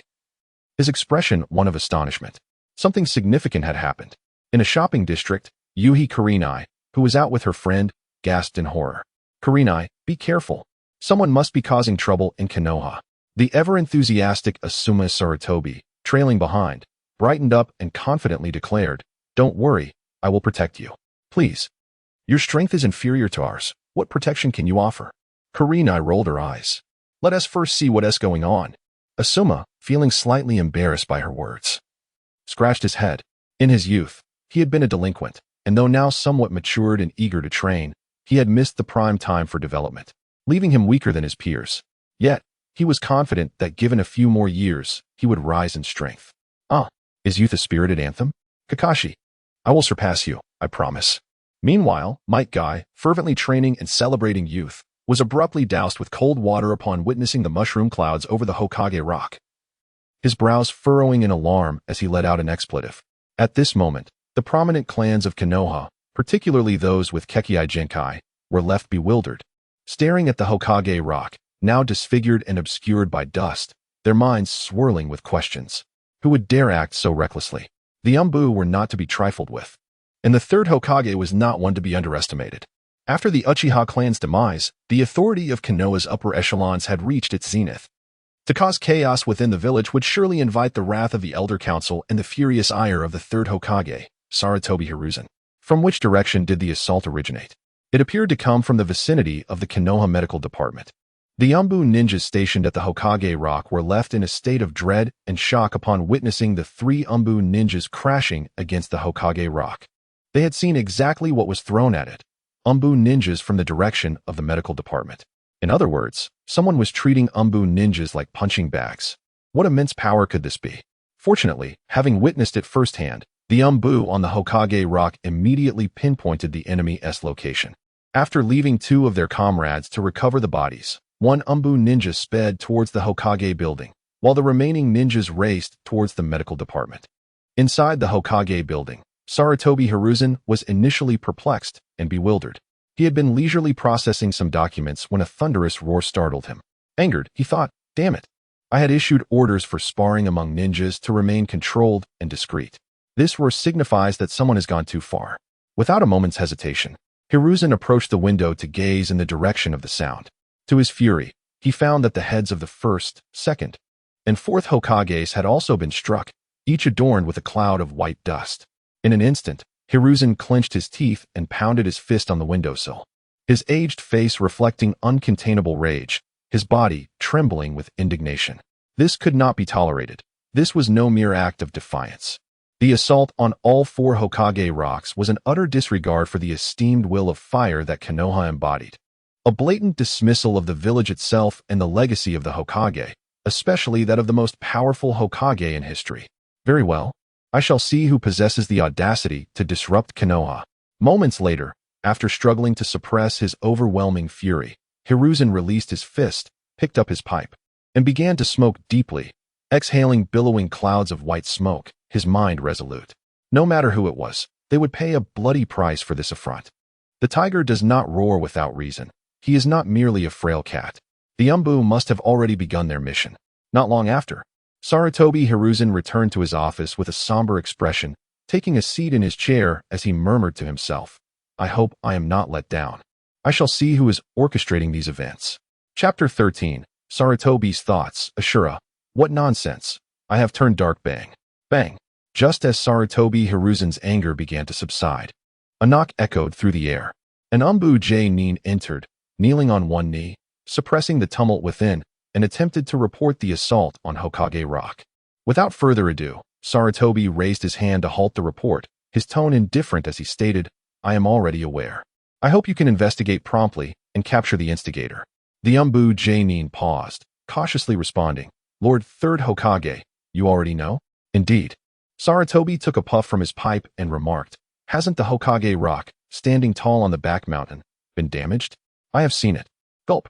Upon hearing this, the Anbu Nin carefully swallowed, trembling as he relayed, Lord Third Hokage, the Hokage Rock was damaged because someone used Anbu ninjas as punching bags, striking them against it. What? Are you serious? Sarutobi's expression shifted as he coughed violently, the gravity of the revelation stirring a tempest within him. The audacity to use Anbu ninjas as mere targets, striking them from afar against the Hokage Rock, indicated immense power. If he did not know that the fourth Raikage would not easily venture to Konoha, he might have thought it was the Raikage causing chaos. However, even so, the third Hokage's demeanor grew grave.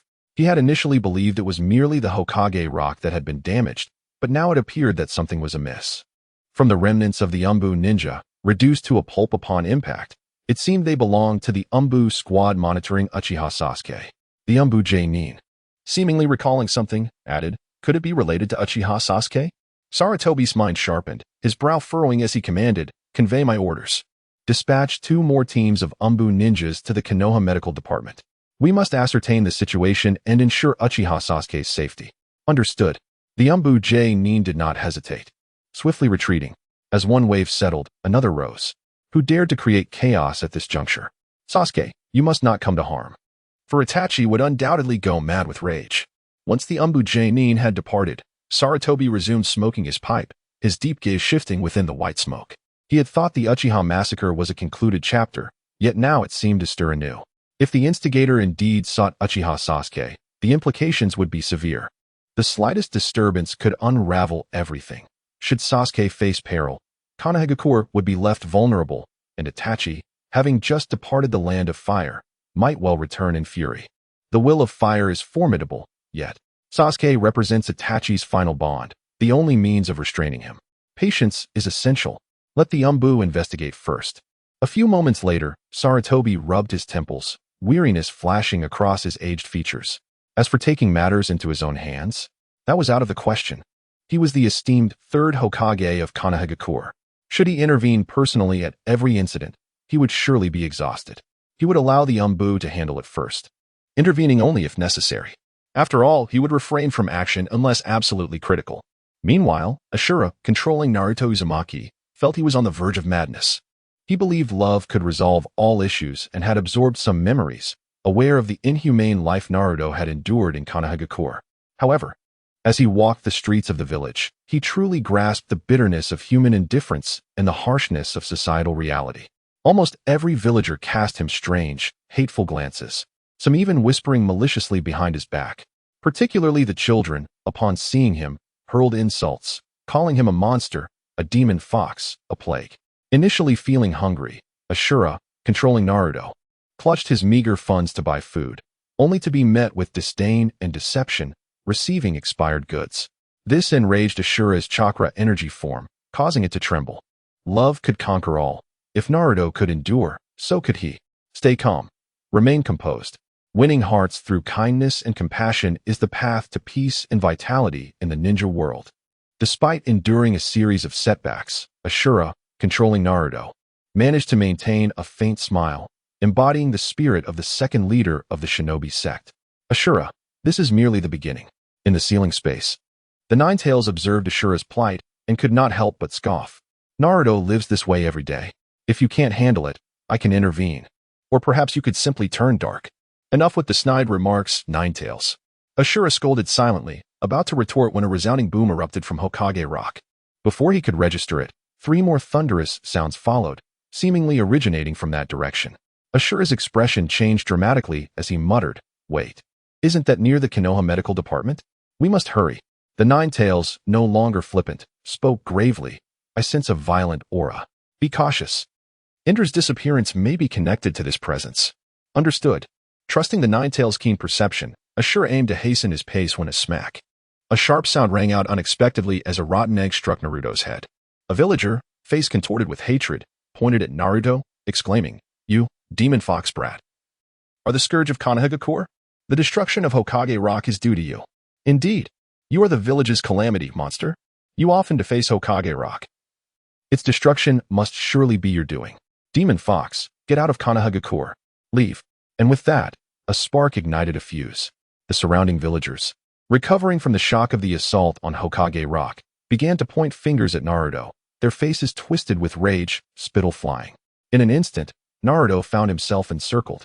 "What?" Ashura, controlling Naruto, was taken aback. "This has nothing to do with me. You ignorant villagers, truly seeking a scapegoat, would you direct your ire at me? Am I to bear this unjust blame? And you dare to throw rotten eggs at me? Ha ha." Upon witnessing this scene, the Ninetales sealed within the space could not help but let out a haughty laugh. "Ashura, in such a predicament, does your love find no opportunity to manifest? Perhaps the will of fire might offer a glimmer of hope." I found myself, as Ashura controlling Naruto Uzumaki, encircled and berated by a throng of commoners, plunged into an unprecedented turmoil of conflict and frustration. As the second son of the Sage of Six Paths, Kagaya Akatsuki, I had never endured such treatment. I believed I could withstand it, yet the situation had become intolerable, utterly absurd. What is love even worth? Moreover, given the urgency of the circumstances, I had neither the inclination nor the time to enlighten these woefully ignorant townsfolk. I was compelled to embrace a temporary darkness. Chapter 14, Irika, before Sasuke. I felt like a pupil. Ha! Ashura, it seems you can no longer endure it. Within the ceiling space, sensing Ashura's emotional shift, the gigantic Ninetales quivered slightly, unable to suppress a hearty laugh. To the Ninetales, Ashura appeared to be untouched by the harsh realities of society, viewing everything through an overly idealistic lens. Unlike itself, having endured the ravages of war, hatred, and betrayal within the shinobi world, it had become a vessel of resentment, having long since discerned the true nature of the ninja realm. Thus, with each emergence, it would obliterate all that it beheld. Ninetales, what do you understand? I am left with no choice. Ashura, controlling Naruto Uzumaki, silently reprimanded within. Then, casting a glance at the surrounding civilians, who were still spouting their vitriol, he grinned broadly before coldly commanding, "Silence, you foolish lot." A hush fell. Observing the sudden assertiveness of Naruto Uzumaki, the nearby civilians, along with some passing merchants and ninjas, displayed expressions of disbelief. What was happening? Usually, in such situations, Naruto would have fled in tears, but this time, he seemed to have found his voice. In an instant, the contempt on the faces of the civilians intensified. Damn it, the son-in-law is biting back. No, wait, has the demon fox gone mad? This creature has only been in the ninja academy for a few years, still not even a genin. Who gave him the audacity? In the eyes of these civilians, with the destruction of Hokage Rock, Naruto, the harbinger of disaster, deserved to be scorned and mocked. His defiance felt like stepping on their tails. Get lost. The cold glint in Ashura's eyes intensified as he controlled Naruto, but he paid no heed and shouted, "Buzz!" without warning, accompanied by a surge of chakra. A crimson-orange chakra cloak enveloped Naruto. After dissipating the foul liquid, chakra-formed hands erupted from his back, swiftly striking out towards the encircled civilians. Slap, slap, slap. The sound of slaps echoed as the bewildered civilians were caught off guard. Their faces struck before they were propelled backward, crashing to the ground. Whoosh. A sound of slicing air followed as Ashura, controlling Naruto, cast a cold glance at the surroundings, leaping away in an instant. Within the ceiling space, the Ninetales observed Ashura's so-called dark transformation as merely slapping those civilians, shaking its head in disbelief. Ashura, you are still too soft-hearted. Ninetales, I know my limits. Ashura retorted, a cold glimmer in his eyes. I do not require your guidance. Indifferent, the Ninetales flicked its tail, and after Ashura had taken Naruto away, the stunned civilians, having just been struck, exchanged glances filled with shock and disbelief. Had they not seen their faces swollen, they might have thought it was a dream. Yet, the truth remained, they had indeed been struck. This is bad. The demon fox, Naruto Uzumaki, had unleashed its primal instincts upon them? With Hokage Rock damaged. The demon fox had awakened. This was not good. The monster was about to re-emerge. After regaining their senses, the civilians, panic-stricken, scrambled to their feet, shouting and rolling in every direction. The onlookers, including merchants, wore expressions of terror. Was this Naruto truly the demon fox? Especially those who had experienced the chaos of the Ninetales. Their legs trembled as memories of the fear that gripped Konoha resurfaced. Something was amiss with Naruto's chakra. Around a street corner, Kakashi, with silver hair and a black mask, set down his book, revealing a look of confusion. With the destruction of Hokage Rock, he intended to investigate, only to encounter a seemingly unfamiliar Naruto. If Naruto continued to be insulted, he would intervene. But he had not anticipated Naruto erupting with the Ninetales chakra. Nonetheless, Naruto was, after all, the son of Minato-sensei. Kakashi sighed with resignation, preparing to chase after him to ascertain what was happening. Kakashi, wait for me. Suddenly, Might Guy arrived with a grin, displaying his bright smile. Sensing that something was amiss in Konoha, I'll go with you. All right. Kakashi nodded, and in a flash, the two vanished from sight. Concurrently, within Konoha's medical department, an eerie silence enveloped the room, where even the sound of a needle dropping could be heard. The medical ninjas and those seeking treatment stared in disbelief as 4 Anbu ninjas were hurled by Sasuke Uchiha's small fists, crashing against Hokage Rock. The medical personnel and patients alike gaped, cold sweat streaming down their foreheads, looking at Sasuke as though he were some terrifying behemoth. What was happening? After the trauma of the night of the massacre, how had Sasuke become so formidable? It was known that Anbu ninjas were elite, and those 4 were all J-nin. Yet they were effortlessly overwhelmed by a student who was still not even a genin. Among them, Irika, who had just arrived at the medical department, was rendered speechless. Sasuke had missed 2 days of class, and as a teacher, he felt a sense of concern, especially after learning of the Uchiha clan's demise. He had intended to visit Sasuke, hoping to offer encouragement and help him emerge from the shadows of tragedy. Now, arriving at the medical department, only to witness Sasuke send 4 Anbu ninjas flying, with 2 others sprawled unconscious on the ground, Irika found himself questioning his understanding of reality. He rubbed his eyes, yet could not deny the authenticity of what he saw. It was indeed Sasuke Uchiha. How is this possible? Irika rubbed his cheeks hard, his mind in turmoil. Sasuke, however, paid no mind to Irika's astonishment. With a calm shrug, he strode towards the exit. With all eyes upon him, the tremors within Konoha foretold the impending storm. Preparations were necessary. He simply needed to take action. Could a student, still beneath the rank of genin, truly utter such words? The medical ninjas and patients cautiously wiped the cold sweat from their brows. Were the Anbu ninjas weak? Certainly not. Rather, it was Sasuke's inexplicable strength that had undergone a transformation. Sasuke, wait. Just as Sasuke was about to leave, Irika finally snapped back to reality and urgently called out. Uchiha Sasuke turned his head and cast a calm glance at Irika, inquiring, is there something on your mind? What a gaze that is. The pressure is overwhelming. Irika met Uchiha Sasuke's eyes directly. He intended to deliver a stern lecture, yet he could not help but shiver involuntarily. In that moment, Sasuke's intangible aura and commanding presence gave Irika the unsettling impression that he was the student, and Sasuke was the teacher. Chapter 15, awaiting the spectacle. A single blow to obliterate. How could this be? I am the mentor of Uchiha Sasuke. Now, confronted by Sasuke, I find myself utterly speechless, akin to a mere novice. Iruka continuously screamed within, yet he soon realized his body was trembling uncontrollably, and despite his efforts to compose himself, words eluded him.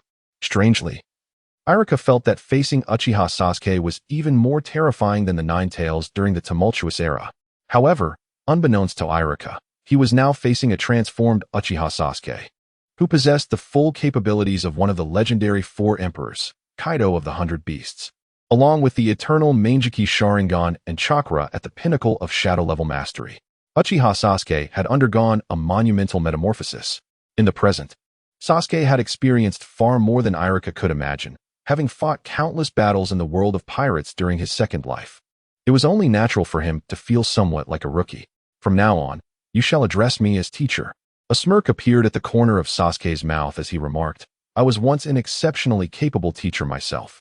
In a fleeting moment, Uchiha Sasuke reminisced about his second life, recalling the final battle against the rampaging monkey D. Luffy, where he had transformed into the renowned Kaido, imparting advanced techniques to Luffy. He taught Luffy the mastery of the flowing cherry blossom, a high-level haki, the conqueror's haki entanglement, and awakened Luffy's seemingly mundane gum-gum fruit into the mythical Zoan, Nika form. Ultimately, he became a stepping stone for Luffy, who soared to become one of the new four emperors. The thought of this made Sasuke unable to suppress a smile. If he could return to the world of pirates, he would reclaim all that he had lost, letting Luffy understand the true worth of the returning teacher, Sasuke. Wait. How old are you? You're a teacher? Iruka's face was marked by lines of disbelief, wishing to retort. But the profound sense of experience emanating from Sasuke made him question himself. Never mind. One step at a time, let us address the matter at hand. After a brief moment of contemplation, Uchiha Sasuke crossed his arms, his gaze scanning the surroundings, only to find that no one dared to meet his eyes. A sense of boredom washed over him, and he felt little desire to engage further. I shall take my leave. If you wish to know what transpired, be patient. The main event is about to unfold. With an air of nonchalance, Sasuke waved his arm and departed without a glance back. The individuals before him seemed too weak to pique his interest. What? Sasuke wants us to wait for the show?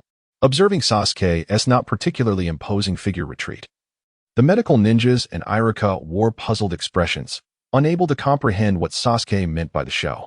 Just then, Sasuke's body came to an abrupt halt, followed by the sound of slicing air as 8 Anbu ninjas materialized in the medical department. Spotting the 2 unconscious Anbu ninjas on the ground and the departing Uchiha Sasuke, they instinctively intercepted him. Uchiha Sasuke, where do you think you're going? Barked the lead Anbu elite, his voice laced with icy authority. What just happened? His eyes shifted towards the medical ninjas, conveying a clear message. Where is the enemy? Who is responsible for this chaos? Unfortunately, the only response from the medical ninjas was silence. They suppressed their inner turmoil and cautiously glanced at Uchiha Sasuke, who was the very source of their dread. Speak. The lead Anbu elite, his face hidden beneath an animal mask, appeared increasingly agitated. Why do you all look at Uchiha Sasuke? Tell us what happened. That individual who brazenly defaced Hokage Rock is as good as dead. Well, the Uchiha clan has been eradicated, the lead Anbu elite thought dismissively, underestimating Sasuke. A mere student of the Ninja Academy, not even a genin, and an orphan at that. Could he truly pose a threat? Ha! At that moment, Uchiha Sasuke couldn't help but reveal a sinister smile, bursting into laughter. What are you laughing at? The lead Anbu elite furrowed his brow, intending to reprimand Sasuke. Yet he sensed a menacing aura emanating from him. Danger. An overwhelming sense of peril surged. Allow me to elucidate what just transpired. Uchiha Sasuke suddenly lifted his head, revealing a face steeped in ferocity, his eyes ablaze with fury. This was bad. Even the lead Anbu elite, despite his delay in reaction, realized the gravity of the situation. Chakra surged through his body as he prepared to strike first. However, it was already too late. Boom. A tempestuous aura erupted from Uchiha Sasuke, enveloping the 8 Anbu ninjas present. How could this be? As they sensed this overwhelming presence, the Anbu ninjas were filled with terror, struggling to breathe under the invisible pressure. Among them, the lead Anbu elite suddenly seemed to grasp the situation, his expression shifting to one of horror beneath his mask. No way. Could it be that Uchiha Sasuke is the instigator? Seize him. Capture Uchiha Sasuke. Yet, the lead Anbu elite was also seasoned and quickly drew a kunai, lunging forward. The other 7 Anbu ninjas, regaining their composure, also brandished their kunai, coordinating their attacks. Then let them all perish. Seeing the Anbu ninjas take the initiative, Uchiha Sasuke felt exhilarated, his mind focused as he unleashed a punch enveloped in haki. You dare to clash my fist against your kunai? The lead Anbu elite chuckled. He was quite skilled with kunai and had even purchased a finely forged one. Now, he would show Uchiha Sasuke that fists could not withstand kunai in a direct confrontation. In an instant, the lead Anbu elite's kunai collided with Uchiha Sasuke's haki-infused fist, resulting in a resounding clang. Contrary to expectations of bloodshed, a clear metallic sound rang out. How could this be? The leading elite Anbu shinobi exhibited an expression of astonishment, still unable to grasp the situation. When he realized that his kunai had shattered, as the residual force coursed through his arm, his eyes widened in terror at the sheer magnitude of power. No. Observing that Uchiha Sasuke showed no intention of halting his assault, the elite shinobi found himself bereft of time for any form of defense, his heart trembling with utmost fear. Bang! A resounding explosion echoed, and before he could even react, he was struck with such ferocity by Uchiha Sasuke that he was obliterated in one punch, blood spraying forth and saturating the air with a metallic scent. Chapter 16. Tremor. Quickly report to the 3rd Hokage in a mere encounter. The lead elite Anbu ninja was obliterated by a single punch from Uchiha Sasuke. The explosive scene sent shivers down the spines of the 7 Anbu ninjas who had rushed in to engage him in close combat, leaving them profoundly shaken. How could Uchiha Sasuke possess such immense power, capable of dispatching a captain of elite Jonin rank with a single blow? However, upon realizing that the Hokage monument had been destroyed from such a distance, they begrudgingly acknowledged their oversight. Retreat engaging Uchiha Sasuke in close quarters was no longer an option.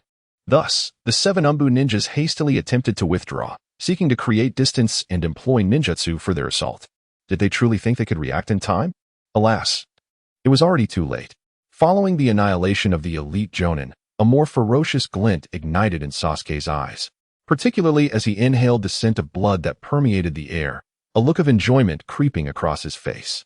Ninjas, such fragile beings, stood no chance against him, who had inherited the full power of the 100 Beasts Kaido from the Second Era. Engaging in close combat with him was akin to courting death. To put it bluntly, the monstrous strength from the world of pirates could dispatch foes with ease, while ninjas thrived on explosive, short-lived encounters. Even the so-called strongest, the 3rd Raikage, succumbed after a prolonged 3-day battle against sheer numbers. Thus, when these Anbu chose to engage in close quarters with kunai, their fate was sealed. Before long, medical ninjas and others seeking treatment witnessed a scene that left them paralyzed with fear. After obliterating the lead elite Jonin, the remaining 7 Anbu ninjas attempted to retreat.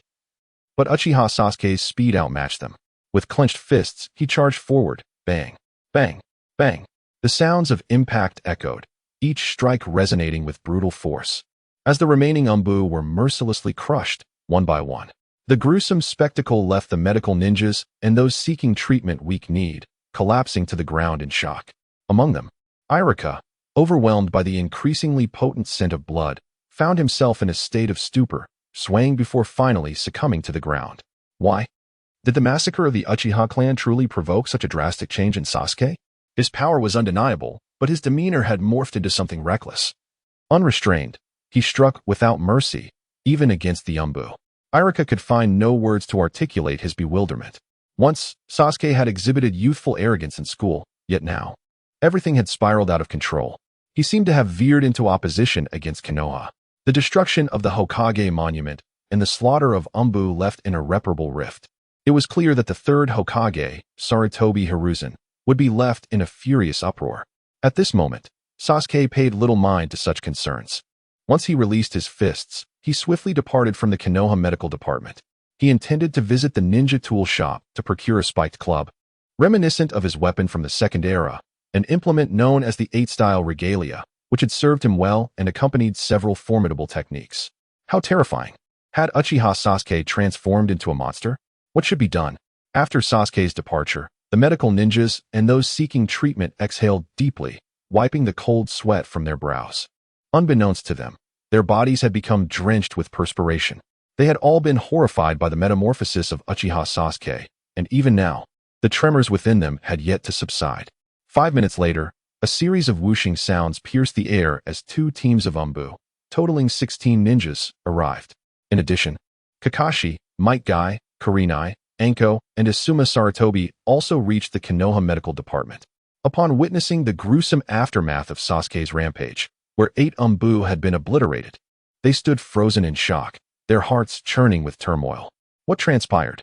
One Anbu squad leader spoke with a quivering voice, anger simmering beneath the surface as he turned to the medical ninjas still seated on the ground, his expression concealed behind an animal mask. Who did this? Speak. Relate everything that has occurred. Upon hearing this, the medical ninjas and others seeking treatment exchanged hesitant glances. Ultimately, one senior medical ninja raised his hand and, taking a deep breath to quell his rising anxiety, spoke in a low tone. Just now at first, everyone had appeared relatively normal. But upon learning that it was Uchiha Sasuke, the last scion of his clan, who had caused the chaos, disbelief and horror washed over the Anbu ninjas, as well as Kakashi and Guy. They had anticipated numerous scenarios, yet none had foreseen Sasuke as the instigator. Particularly when it was revealed that Sasuke had launched 4 Anbu ninjas into the Hokage monument and had single-handedly decimated 8 others, the atmosphere grew tense and silent. Surely not. Kakashi murmured, trembling as he rubbed his Sharingan, attempting to suppress the emotional turmoil triggered by the implanted eye. He and Might Guy had initially followed Naruto Uzumaki, but had lost track of him, only to discover that Sasuke had undergone this transformation as well. What a bizarre coincidence. Things do not bode well, Kakashi thought. Might Guy, known as the proud Azure Beast of Konoha, displayed an uncommon gravitas. Both Naruto, the Jinchuriki of the Nine Tails, and Sasuke, the last of the Uchiha, seemed to be straying into dangerous territory. If this continued unchecked, Konoha could face a dire crisis. Amidst this tense atmosphere, Asuma Sarutobi casually lit a cigarette with a lighter, striking a pose he deemed cool. What are you all afraid of? With the old man around. The village 1T fall. Indeed. Quickly report to the 3rd Hokage. At the mention of this, the Anbu teams regained their composure. The fact that Uchiha Sasuke could single-handedly obliterate an entire squad of Anbu suggested that they must act cautiously and summon reinforcements while informing the 3rd Hokage. Wait. Kakashi hesitated. Then firmly stated, it appears Naruto has also undergone a significant change. We must report this to the 3rd Hokage as well. What? The Anbu ninja shuddered, realizing the situation was graver than anticipated, and they hurriedly began to mobilize. Let us go, Kakashi suggested after a moment's contemplation, gesturing towards Might Guy. We must seek out Sasuke Uchiha and Naruto Uzumaki. Absolutely. Might Guy beamed with his radiant smile, giving a thumbs up. Youth is a fervent anthem, and we must uncover the mysteries surrounding Sasuke and Naruto. We shall join you, said Karen after a brief pause, echoing the sentiment. I'll accompany you as well. Yugao stated solemnly, her expression grave. This matter is certainly not as simple as it appears. Before long, Kakashi, Might Guy, and the others departed, leaving Asuma Sarutobi behind.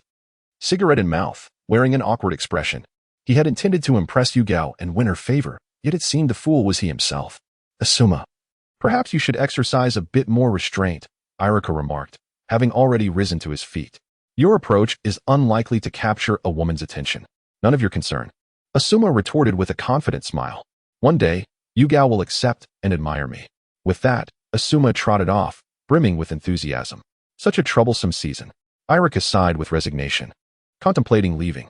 However, upon recalling Naruto's recent peculiar behavior, he hesitated and swiftly followed suit, hoping to bring Naruto back from the brink, as Sasuke had become a stranger, instilling fear in those around him. Chapter 17. Extraordinary Charm. Daily confusion. At the same moment, after the destruction of the Hokage Rock, Konoha village experienced a tremor. The citizens, merchants, and others were astonished but not overly panicked, as the Anbu of Konoha would undoubtedly manage the situation. Consequently, despite the disturbance, Konoha remained orderly. At this juncture, Sasuke Uchiha emerged from the Konoha medical department, and with a few flickers, he found himself on a bustling street. Not far off, there was a liquor store. The aroma wafting through the air was intoxicating. Ah, what a delightful scent. Is that the scent of wine? Sasuke inhaled deeply, rubbing his nose and revealing a look of enjoyment. What is life but a pursuit of exquisite wines, beautiful women, wealth, power, and strength? In his second life, as Kaido of the 100 Beasts, without the awakening of his first life's memories, his aspiration was to lead the 100 Beasts pirates to dominate the world, relishing in combat and fine wine. However, due to age restrictions, he was currently unable to indulge in alcohol, and the allure of beautiful women was beyond his reach. Thus, he could only focus on enhancing his strength to avenge grievances. After taking a few deep breaths, Sasuke disregarded the enchanting aroma of the wine and proceeded towards the distant ninja tool shop. "Hey, isn't that the second young master of the Uchiha clan?" someone remarked. Haha. The Uchiha clan was annihilated by Itachi Uchiha. What sort of second young master is he now? Itachi truly was a devoted son, having extinguished his own family, with even the Konoha guard failing to escape the massacre. It must be said that Sasuke was quite renowned. Just as he strolled down the street, someone recognized him. If the Uchiha clan were still intact, the majority of voices would have been filled with praise and admiration. Now, however, with the clan's demise, the atmosphere had turned cold, and many had grievances against the Konoha guard. The Uchiha ninjas had often been proud and arrogant, inviting ridicule and scorn. Annoyed by the raucousness, Sasuke displayed a hint of impatience and released a fragment of his aura. At this point, with Sasuke's current strength, even a slight release of his energy would strike those mocking him like a thunderbolt, leaving them stunned as if they beheld a massive figure wielding a spiked club, transforming into a colossal azure dragon that shook the very heavens. In an instant, those who had opened their mouths to mock him found their expressions frozen, their bodies rooted in place. "Ah, now it is quiet," Sasuke mused, digging into his ear as he strolled through the street. Soon, a peculiar scene unfolded. Anyone who attempted to voice discord upon seeing Sasuke was met with an unanticipated blankness in their minds, their bodies rendered immobile. Before long, Sasuke arrived at the tool shop of Tenten, the largest ninja tool store in Konoha. Thanks to the daily consumption by ninjas, this establishment could be described as thriving. In fact, the affluent Uchiha clan had its own tool shop, but it likely had been completely looted by now. Sasuke glanced at the signboard and pondered. Tenten, a year older than him, would one day become a member of the third team led by Might Guy alongside Niji Hyuga and Rock Lee. This was of little consequence. What mattered more was that Tenten could be deemed the wealthiest woman in the ninja world, rivaling Conan of the Akatsuki, possessing scrolls sealed with thousands of ninja tools and explosive tags worth billions. In truth, Tenten's luck surpassed that of Conan. She seemed to have the heavens feeding her fortunes, even finding legendary tools of the Sage of Six Paths with ease. Inside the shop, Tenten, clad in a pink chi-pao with a small collar, leaned on the counter, bored and mumbling. Originally eager to go out and play, she had been called by her father, who had asked her to watch the shop for an hour while he attended to some matters. Now, nearing noon, as most ninjas were out for lunch, the shop had little business, leaving her even more bored. "Wow, is that Sasuke Uchiha?" Suddenly, her eyes brightened, surprise coloring her youthful face. Indeed, she had heard of this prodigious ninja a year her junior, and given his handsome appearance, he left a strong impression on her. What puzzled her was that after the massacre of the Uchiha clan, rumors suggested Sasuke was recovering in the medical department. Why was he here at the tool shop? It must be noted that female ninjas in the Naruto world mature rather swiftly. Despite her young age, Tenten's mind was already racing with thoughts, including how to comfort Sasuke while avoiding the topic of the Uchiha clan's demise. In the next moment, Tenten jumped down from her chair and hopped over to Sasuke, her eyes sparkling as she asked, "Sasuke, do you need something?" "Yes," Sasuke replied with a regal nod, his tone cool. "Do you have any spike clubs?" Wow, he really is aloof, she thought. It was no wonder Sakura Haruno and Ino were infatuated with him. Tenten displayed an expression of realization, but for some reason, she failed to register Sasuke's words, instead becoming captivated by the invisible aura of dominance and pride he exuded. Observing Tenten's starry-eyed admiration, Sasuke felt a slight twitch in his brow. He had somewhat underestimated his allure. With his already handsome features combined with the distinctive aura of Kaido, it was not merely a case of 1 + 1 equating to 2. Rather, it was a case of 1 + 1 equating to 5. An extraordinary charm that was utterly overwhelming to the early maturing girls of the Naruto world. Clearing his throat, Sasuke coughed lightly. Tenten's cheeks flushed, and she nervously inquired. "Sasuke, what? What did you just say?" "I asked if you have any spiked clubs," Sasuke reiterated. "Spiked clubs?" Tenten eyed him with suspicion. "We have them, but they may not be suitable for you." "That is fine. I assure you, a spiked club will suit me perfectly. Sasuke smiled, his demeanor cheerful. However, 1010 retorted skeptically, the lightest spiked club in our store weighs over 300 pounds. The larger, the heavier, the better. Sasuke extended his hand and declared, I can handle any weight with ease.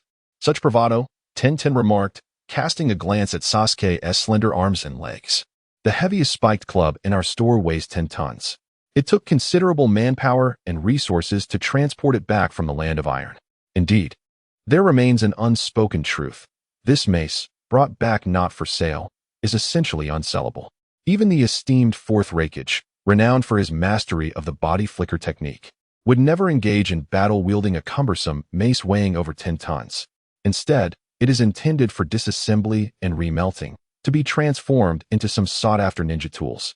A mere 10 tons? Uchiha Sasuke felt a fleeting pang of regret. It is worth noting that as the formidable Kaido of the beasts, his weapon, the eight-headed serpent, weighs nearly 80 tons, allowing the lightning 8 trigrams to unleash even greater might. In comparison, a 10-ton weapon truly feels insubstantial. Nevertheless, it is better than nothing. It shall suffice for now. Chapter 18. Trembling with the boar, deer, and butterfly only 10 tons heavy. Tian could not help but exclaim in astonishment, her right index finger resting on her lips as she gazed at Uchiha Sasuke, who appeared surprisingly earnest. Countless question marks filled her mind. Could it be that after the massacre of his clan, Uchiha Sasuke had become a little deranged? A 10-ton spiked club, could a human truly lift such a thing? Surely, only monsters could manage that. Don't believe me? Uchiha Sasuke responded with a confident smile. How about we make a wager? If I can lift it, you will serve me from now on. Who wants to be your subordinate? Tian, a bit haughty, stamped her foot and retorted, if you can lift it, the club is yours. But if you can't, you must grant me one favor. Agreed. Uchiha Sasuke extended his right hand, signaling a handshake. A promise is a promise. Is it really that formal? Tian observed Sasuke's serious demeanor and instinctively extended her delicate hand to grasp his. Little did she know, in the pirate world, when Kaido the Beast took something so seriously, it meant he had already recognized the other party. She was now ensnared in Sasuke's grasp. Come, follow me. Feeling the warmth radiating from Sasuke's hand, Tian's cheeks flushed slightly as she quickly changed the subject. The spiked club is in the back room. With that, she turned and headed toward the inner chamber. All right.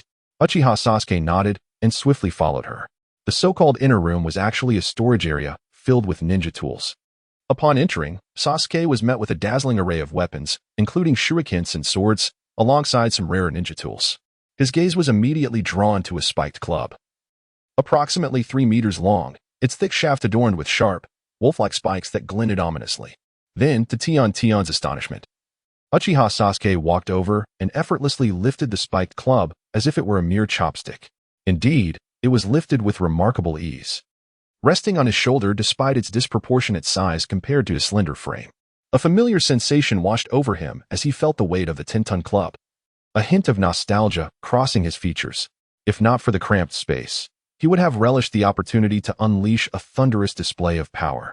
Is this a monster? Tian's face, now a mask of disbelief, reflected her shock as she regarded Sasuke, as though he were an otherworldly creature.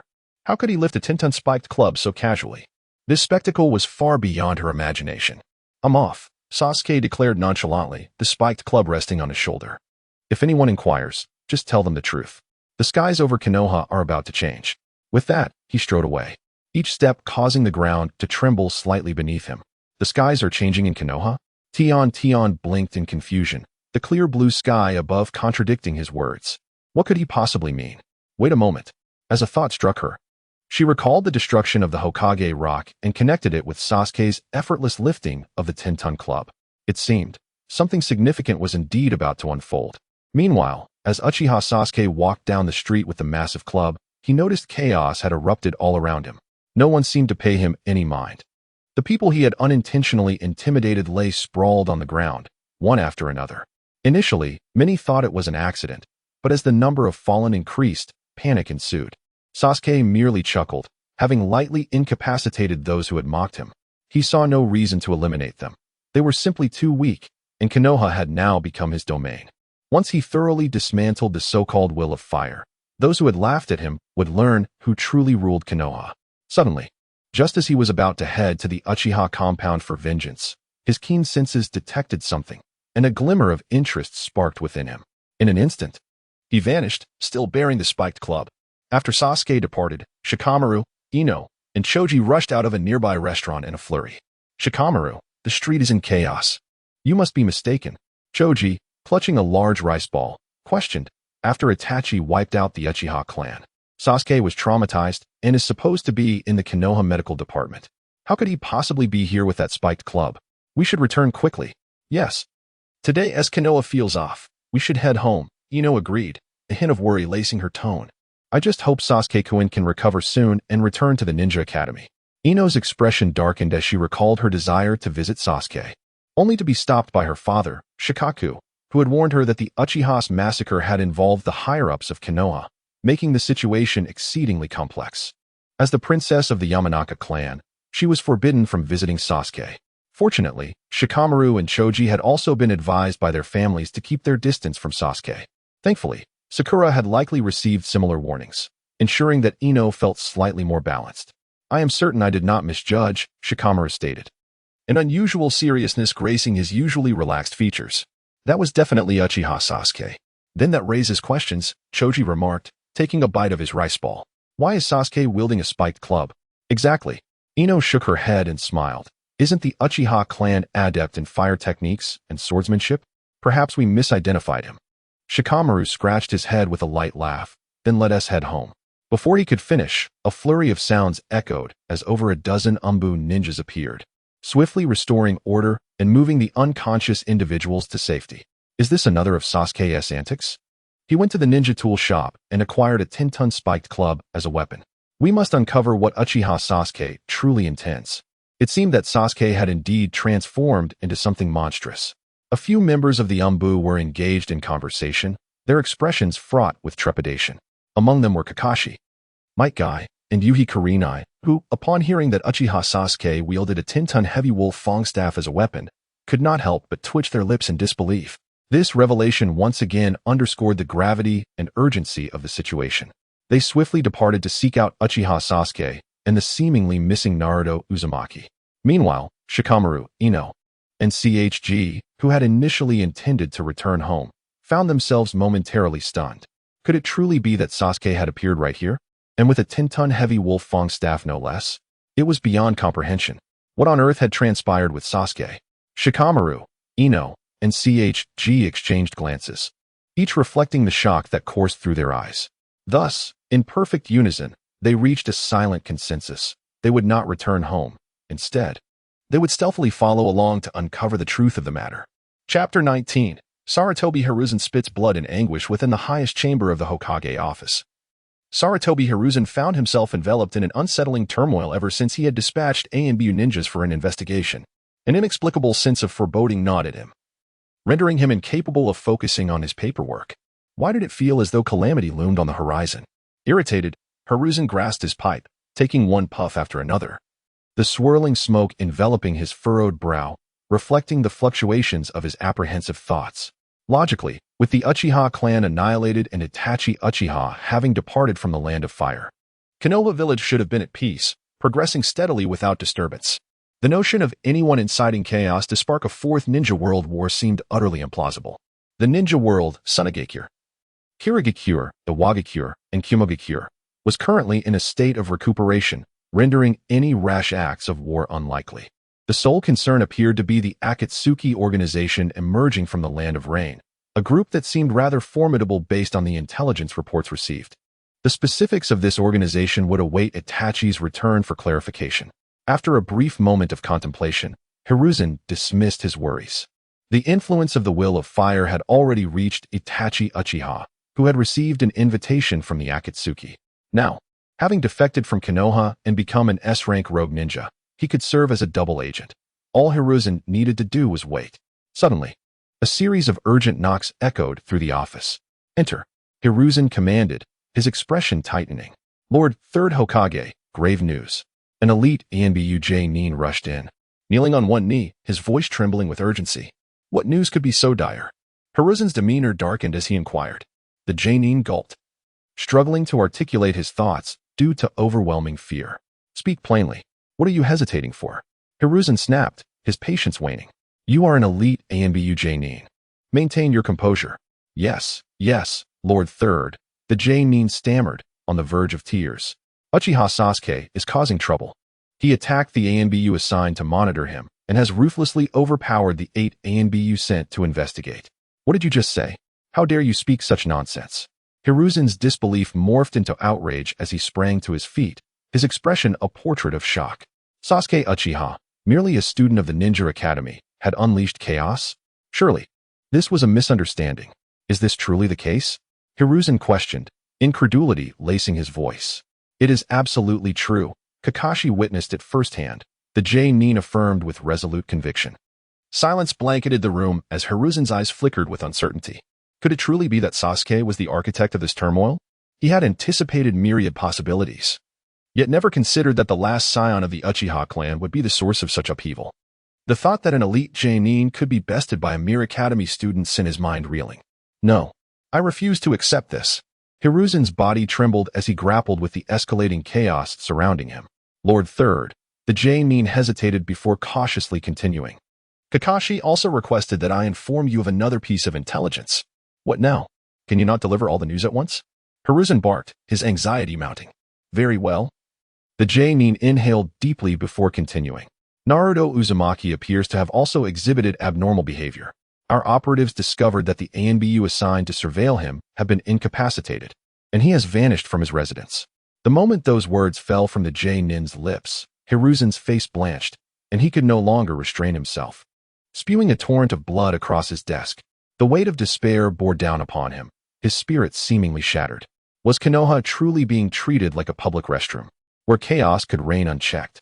With the likes of Sasuke Uchiha and Naruto Uzumaki both spiraling into madness, it felt as if Hiruzen's very life hung in the balance. Sasuke's transformation could perhaps be attributed to the tragic demise of his clan, but what could possibly explain Naruto's aberrant behavior? He had always been under Hiruzen's watchful eye, steadfastly pursuing the dream of becoming Hokage, enduring hardships without complaint. Unless the seal had failed, allowing the Nine Tails to escape and seize control of Naruto, but that was inconceivable. The appearance of the Nine Tails would spell disaster, having already plunged Konoha into chaos in the past. In a fit of frustration, Hiruzen swept all the documents from his desk to the floor and activated his crystal ball, channeling chakra to employ the telescope technique. Yet, to his shock, the technique failed him this time. He could not locate Naruto, indicating that Naruto had actively shielded himself from his gaze. This undeniable fact confirmed that Naruto's abnormality was indeed genuine. Why? Sarutobi Hiruzen felt as though the world was spinning around him. He rubbed his temples, overwhelmed by confusion and bewilderment. As the Hokage, he found himself grappling with an incomprehensible situation.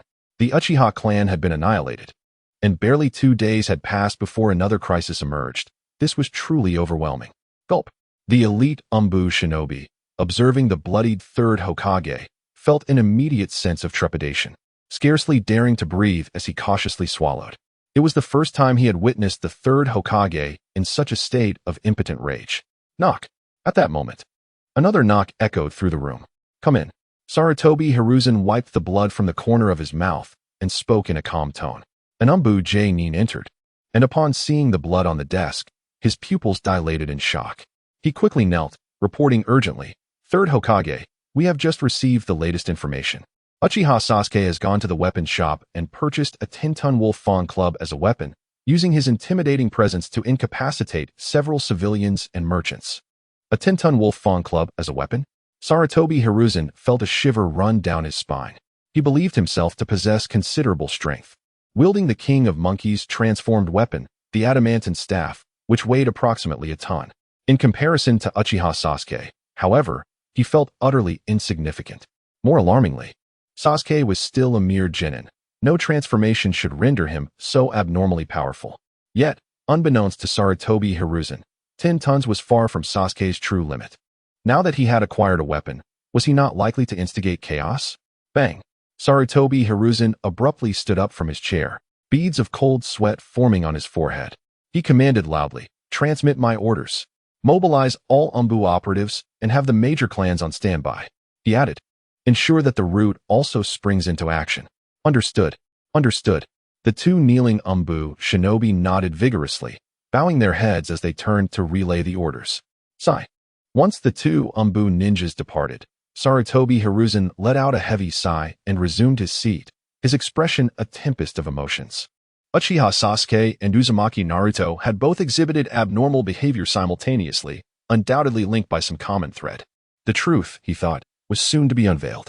With this in mind, Sarutobi Hiruzen rose, taking a deep breath to quell the turmoil within him, and entered the lounge of his office.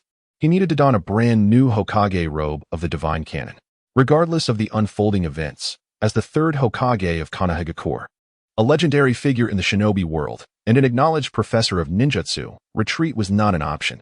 The authority of the Hokage and the might of the shinobi could not be undermined. Konoha belonged to him. Anyone seeking to cause upheaval within its borders was courting death. The only source of his frustration was the absence of stalwart allies like Hitaki Kakashi, Namikaze Minato, Uchiha Sasuke, and Uchiha Itachi, who had once embodied the will of fire. Chapter 20. The Bashful Hinata and Sasuke. I value talent. At the same moment, in a relatively secluded park in Konoha village, laughter echoed through the air. Look, the crybaby is at it again. Who would have thought that the eldest daughter of the Hyuga clan would present herself in such a lamentable state? Accompanied by mockery and derisive comments, 7 delinquent youths were gathered around a small girl with white eyes and blue hair, seated on the ground with unabashed scorn etched across their faces. Indeed, this little girl was Hinata Hyuga, the heiress of the esteemed Hyuga clan. Typically, they would not dare to brazenly bully her, but the isolation of this park emboldened their cruel intentions. So what if she comes from a prestigious family? She can still be bullied and ridiculed. They sneered, bringing shame upon the Hyuga name. Hinata, already timid by nature, could no longer contain her sorrow upon hearing their taunts and lowered her head, tears streaming down her cheeks. Why? I've been diligently training in the gentle fist technique, yet my father, Hayashi, remains unsatisfied. I sought solace in this quiet place to weep, only to encounter these bullies who delight in their cruelty. Hey, why don't you summon that fox spirit to assist you? I doubt it has the strength to help, let alone fill its belly. The delinquents continued their taunts, clenching their fists in anticipation. Their intent to escalate their torment was palpable. After all, striking the daughter of the Hyuga clan would surely be exhilarating. What do you want? Hinata sensed the brewing danger and abruptly lifted her tear-streaked face, only to be met with the excitement of one of the delinquents, who shouted, "Let us beat her, then we can run away." With that, the others wasted no time in raising their small fists, ready to strike. Suddenly, a deafening roar erupted as a spiked club descended from the heavens, crashing into the ground and creating a massive crater, sending clouds of dust spiraling into the air. The unexpected turn of events left the 7 delinquents in a state of shock, their fists frozen mid-air, their minds racing with confusion. Even Hinata, who had braced herself for the worst, widened her eyes in surprise. Amidst the swirling dust, a fearsome, dragon-like apparition emerged, causing the delinquents to tremble uncontrollably, tears streaming down their faces as they lost control of their bladders.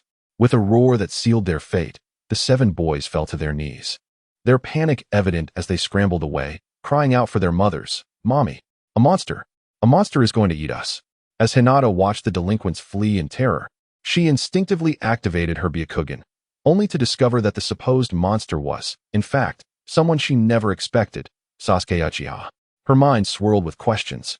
What? The one who came to my aid after I was bullied is Sasuke, who has just endured the tragedy of his clan's destruction. This is beyond belief.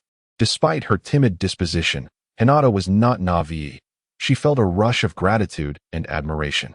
"Get up already," Sasuke said, emerging from the dust with the spiked club in hand, a light smile on his face. "After all, you are the princess of the clan, yet you were bullied?" Just moments ago, he had sensed her distress with his observation haki and rushed to her side. It took little effort for him to scare away the delinquents, who fled without even seeing him. They would likely carry the psychological scars of this encounter for life. I, Hinata stammered, standing up and feeling a flush of warmth spread across her cheeks. She realized she had never noticed Sasuke's compelling charm before.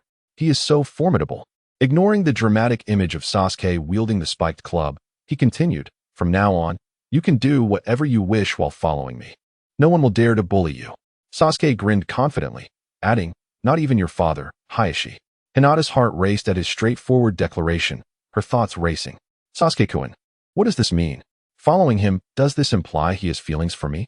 What should I do? There was no need for such embarrassment. She chastised herself. Sasuke, however, wore a look of mild confusion. He simply saw potential in Hinata, devoid of any ulterior motives. Niji, why are you not coming out? Sasuke called out, shifting his gaze forward. The princess of the Hyuga clan is being bullied, and you did nothing? It seems your inner grievances run deep. Hinata, still lost in her thoughts, snapped to attention as she spotted Niji Hyuga emerging from a concealed corner, astonished. He looked at Sasuke as if he were a monster, having hidden himself so well that even Sasuke's keen senses had detected him. The display of power he had just witnessed left Niji questioning everything he thought he knew. Didn't they say that after the clan's destruction, Sasuke sought treatment at the medical department? How could he have changed so drastically? Sasuke, you should include me as well, Niji exclaimed, his voice filled with a mixture of awe and determination. I place great importance on talent, Sasuke declared, taking a deep breath. If you are willing, I will free you from your cage. Chapter 21. The truth behind the death of Hinata Hisashi as Niji and Hinata followed. They listened to the confident words of Uchiha Sasuke. The precocious Niji Hyuga felt his heart tremble, his Byakugan eyes narrowing in disbelief. Could it truly be that Sasuke, who was often seen as merely cool, was uttering such statements? Did he not realize that the highest authority in the Hidden Leaf Village was the Hokage? Was he suggesting rebellion by asking Niji to follow him? Furthermore, the notion of lifting the caged bird seal was absurd. Niji could hardly believe such a thing. The caged bird was a unique mark of the branch family, and once bound by this jutsu, it signified one's role as a protector of the main branch of the Hyuga clan, a responsibility he bore with honor. Currently, the seal marked his forehead, and to make it less conspicuous, he wore a forehead protector bearing the symbol of the Leaf Village before even entering ninja training. Sasuke's assertion that he could help him lift the caged bird seal was an affront to the clan's traditions. If the Uchiha clan were still intact, Niji might have entertained the thought, but with their extinction, Niji doubted the main branch would even regard Sasuke with a glance. Indeed, Sasuke replied with a casual shrug. The caged bird? I can easily remove it. On what grounds? Niji countered sharply. Simply because of the 10-ton weight of this spiked club in my hand, Sasuke declared, swinging the club down with a force that created a deafening crash as it struck the ground, leaving a massive crater in its wake. The shockwaves caused the entire park to tremble. Is that really 10 tons? Niji's eyelids fluttered as he instinctively took a step back. Wow, Hinata exclaimed, wide-eyed. She had not grasped the weight of the weapon until now, and her face reflected pure astonishment. Sasuke wielded a 10-ton weapon? How terrifying. What strength must he possess? Sasuke, I don't know what has changed within you to grant such power. Niji's mind raced with conflicting emotions, and he clenched his fists, feeling a mix of resentment and indignation. The fate of the branch family has already been sealed, just as my father, Hisashi Hyuga, met his end. Everything is predestined. Would you like to know the truth behind your father's death? Sasuke's voice was calm yet revealing, as if he had recalled something significant. What? Niji was taken aback, his emotions surging. You mean the truth about my father's death? Indeed, Sasuke continued. Your father chose to sacrifice himself voluntarily to protect the Hyuga clan and maintain peace in the Leaf Village. Niji was stunned, muttering in disbelief. Are you saying my father volunteered? Absolutely, Sasuke replied, his tone suggesting deeper insights. When ninjas from the Cloud Village covertly infiltrated the Leaf to abduct Hinata, your father intervened and was killed. Consequently, the Cloud Village seized the opportunity to demand the body of Hisashi, leading to a compromise by the Leaf leadership to avoid war. Are you implying that my father died in place of his brother? Niji's mind buzzed with the revelation, overwhelmed by fear and confusion. Upon entering the Ninja Academy, he vividly remembered the third Hokage passionately speaking of the will of fire and boasting about the victories of the Leaf Village in the Ninja World Wars. Now, he grappled with the dissonance of such pride against the village's apparent submission to the Cloud Village, which had instigated the abduction. Why had the Leaf leadership not retaliated? Why had they agreed to such humiliating conditions? The notion of the will of fire felt increasingly alien to him. Since being marked by the caged bird seal, Niji had lived in torment, harboring resentment toward the main family, while gradually adopting the will of fire as a flicker of hope. He had always believed he could escape his fate, yet the reality of his father's demise was suffocating. Had the Leaf leadership stood firm, his father might have lived. In a daze, Niji felt the very foundation of his belief shatter. His uncle Hisashi had died to save his father, and his father had killed in defense of him. Hinata, too, was lost in her thoughts, realizing the truth about the abduction incident, which her father had always avoided discussing. Hinata's gaze towards Niji was filled with guilt as she hesitantly spoke. "I'm sorry, Niji." "Huh? Hinata, don't blame yourself," Niji interrupted, a bitter smile spreading across his face. Who could have anticipated the Leaf leadership would show such cowardice, allowing the Cloud Village to bully us without resistance? And, he added, pulling out a kunai, if Sasuke hadn't intervened, I would have dealt with those troublemaking boys myself. Though he harbored disdain for the main family and held little regard for the timid Hinata, he could not allow those ruffians to mistreat her. Hinata nodded timidly, her admiration for Sasuke evident. "Truly, Sasuke-kun, you are remarkably knowledgeable. You've helped mend the rift between Niji and me." "Sasuke, what are your true intentions?" Niji asked, taking a deep breath. "I'm not even a genin yet. Are you really certain you want me to follow you?" I, Hinata added softly. "I lack confidence and am introverted. I fear I would only be a burden." "Wait and see," Sasuke said, a proud glimmer in his eyes. "Rest assured, I will make you both stronger." After all, the reputation of Teacher Guy was not to be taken lightly. It had been validated through the feats of the Sun God. Monkey D. Luffy. Once he imparted the 6 forms of the Navy, Haki, and other techniques to Niji and Hinata, their strength would surely ascend in due time, especially when paired with the Byakugan. In the future, finding a way to evolve Niji and Hinata's Byakugan into the Rinnegan would undoubtedly render them his formidable allies. As for Hinata Hyuga's personality, that is a simpler matter. As her strength and abilities grow, her confidence will naturally follow. If necessary, Sasuke plans to provide one-on-one guidance to Hinata, ensuring a remarkable transformation. "All right, I will follow your lead." "Me too." After a brief moment of hesitation, both Niji and Hinata Hyuga revealed expressions of determination. "Very well." Sasuke Uchiha grinned and remarked lightly, "In the future, you will feel grateful and delighted by the choice you made today." Deep down, however, Sasuke felt a twinge of pride. He had effortlessly persuaded the young Niji and Hinata without even resorting to genjutsu. It was clear that he would soon have 2 more elite warriors under his command. Chapter 22. The Arrival of Chaos. In a swift motion, Hinata Hayashi was sent flying by a single punch. Had the moment finally arrived? Suddenly, Sasuke Uchiha's keen senses seemed to detect something, and he spoke softly to Niji Hyuga. "You, like Hinata, should stand behind me." "Huh?" Niji displayed a look of confusion but refrained from commenting further, quickly leaping to position himself behind Sasuke. Swish, swish, swish. The sound of slicing air resonated as over 30 Anbu ninjas and more than 20 root ninjas descended rapidly, encircling Sasuke, Hinata, and Niji in a flash. "Sasuke Uchiha, it would be wise for you to surrender. You have stirred up great trouble this time. The 3rd Hokage is furious. Do not force our hand. Come with us to face judgment and investigation." A series of chilling voices echoed, revealing their apprehension of Sasuke's monstrous power. The Anbu and root ninjas felt their chakra surge wildly, a palpable tension suggesting they were prepared to strike at any moment. The oppressive silence was almost suffocating. Sasuke remained unfazed, exuding an air of nonchalance, while Niji and Hinata appeared visibly tense, their expressions stiffening. Just as Niji had resolved to follow Sasuke, they found themselves surrounded by such an intimidating force. Was this a hellish trial? Hinata, having been saved by Sasuke, felt an unwavering trust in him. Yet Niji could not shake off the feeling of being led astray. Was Sasuke's path truly this reckless? The simultaneous actions of the Root and Anbu, along with the 3rd Hokage's wrath, were alarming. "At last, I have been waiting for you," Sasuke said, a fierce smile crossing his youthful face as he grasped the spiked club that had just been thrust into the ground. "Step back." Witnessing this, the Anbu and Root ninjas assumed Sasuke was about to attack and instinctively retreated several meters. After all, they had already witnessed Sasuke's terrifying prowess, and they dared not engage him in close combat. "You need not be so anxious," Sasuke remarked, resting the club on his shoulder, his tone dripping with mockery. "I merely wish to hold my weapon." "You." The retreating ninjas felt foolish as they realized they had been tricked, their masked faces contorting in frustration, yet unwilling to initiate an attack. "Since you are all here, why not show yourselves?" Sasuke's gaze shifted, suggesting, "Come out. For I wish to resolve this matter once and for all." Swish, swish, swish. More sounds of slicing air emerged as Kakashi, Might Guy, Kurenai, Enko, Asuma Sarutobi, and others appeared in the distance. Additionally, the leaders of the Nara, Akimichi, Yamanaka, and Hyuga clans, including Hayashi Hyuga, emerged from various corners.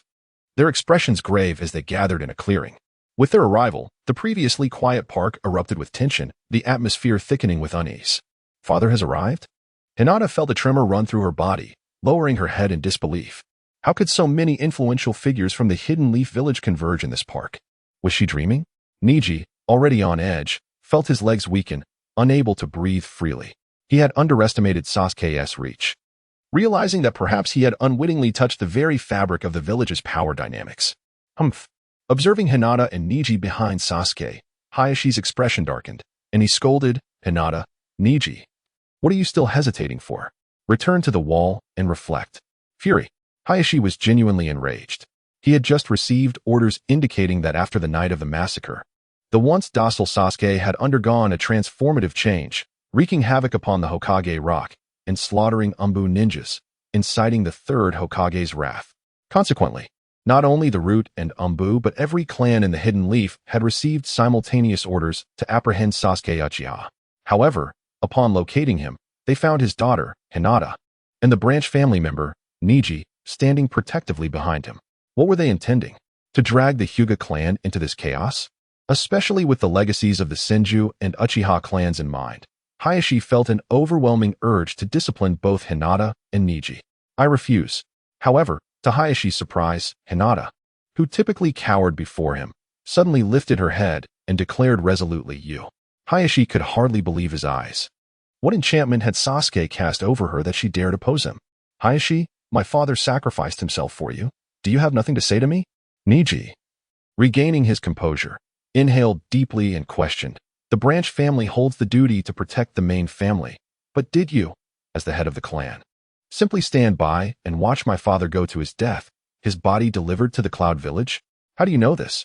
Hayashi's expression turned ghostly, but realizing the crowd's attention, he seethed. "Niji, do you understand what you are saying? The higher-ups acted for the sake of the Hyuga clan and the village. Your father, as head of the branch family, had already accepted his fate. Do you comprehend?"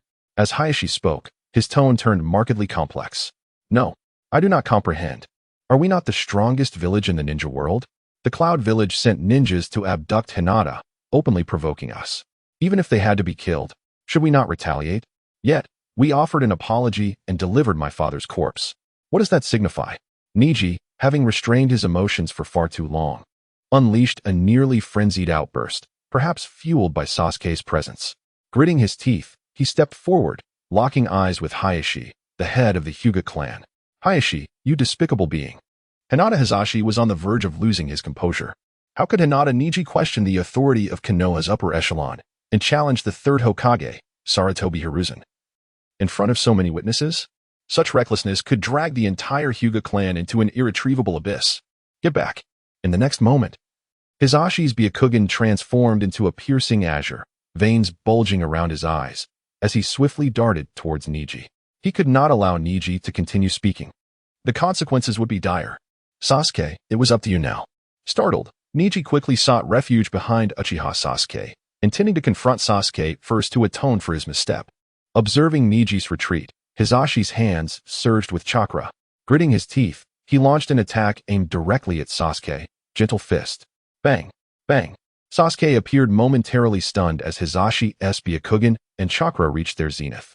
Hisashi unleashed a rapid series of strikes upon Sasuke's body, targeting 128 vital chakra points, forcefully infusing a copious amount of chakra within, aiming to inflict grave internal damage. Bang! As the last chakra point was struck with an overwhelming force, a smile of triumph crept across Hisashi's face. This time, it seemed Niji had underestimated his youth. The gentle fist technique was devastating against chakra points and internal organs, as these could not be honed. Thus, even the mightiest ninja could succumb to its lethal impact. However, mere moments later, the smile on Hisashi's face faltered. Under the scrutiny of his Byakugan, he was horrified to witness the chakra he had infused into Sasuke failing to disrupt his chakra points or internal organs, instead being obliterated by an enigmatic force. How could this be? Hisashi gasped in astonishment. Something was amiss with Uchiha Sasuke's body. The resilience of his internal organs and chakra points was astonishing. And what was that mysterious power? It was certainly not chakra. "You can take one of my punches too."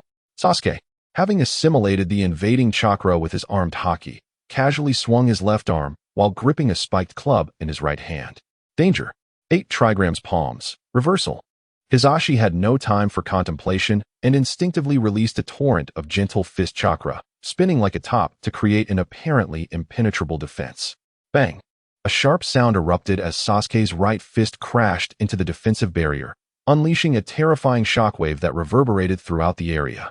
After a brief standoff, Hisashi sensed the overwhelming power emanating from Sasuke's punch. His expression changed drastically. He attempted to speak, but noticed the absolute defense of the 8 trigrams, reversal developing cracks. Thus, before the eyes of all, the 8 trigrams, reversal was utterly shattered. The residual force propelled Hisashi backward with tremendous might. Boom! A deafening roar echoed as he smashed through 3 towering trees before crashing heavily into an open space. The immense force creating a crater in the ground and sending clouds of dust soaring into the air. Chapter 23. Tremors of Defiance. I shall annihilate the Hyuga clan at once. Silence enveloped the scene. In a mere span of 10 seconds, the confrontation between Hyuga Hayashi and Uchiha Sasuke unfolded.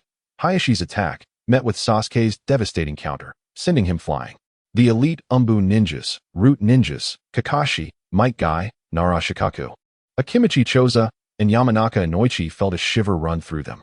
They were acutely aware of Sasuke's transformation, triggered by the tragic fate of his clan. Yet witnessing it firsthand was a different matter entirely, leaving them astounded.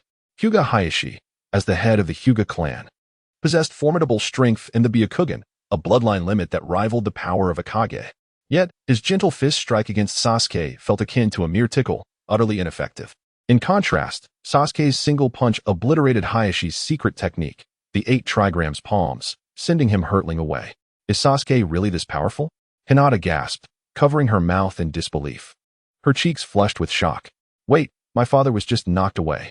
She hesitated, wanting to rush to his side, but held back, hoping he was not gravely injured. This is incredible. Niji's jaw dropped as he rubbed his Byakugan, fearing he had misread the situation. Indeed, the strongest of the Hyuga clan, Hayashi, could not withstand a single blow from Sasuke. How dull, Sasuke remarked, his expression revealing a hint of dissatisfaction. Truth be told, he had merely used a fraction of his strength. Had it not been for Niji's predicament and the fact that Hayashi was Hinata's father, he could have shattered Hayashi with ease.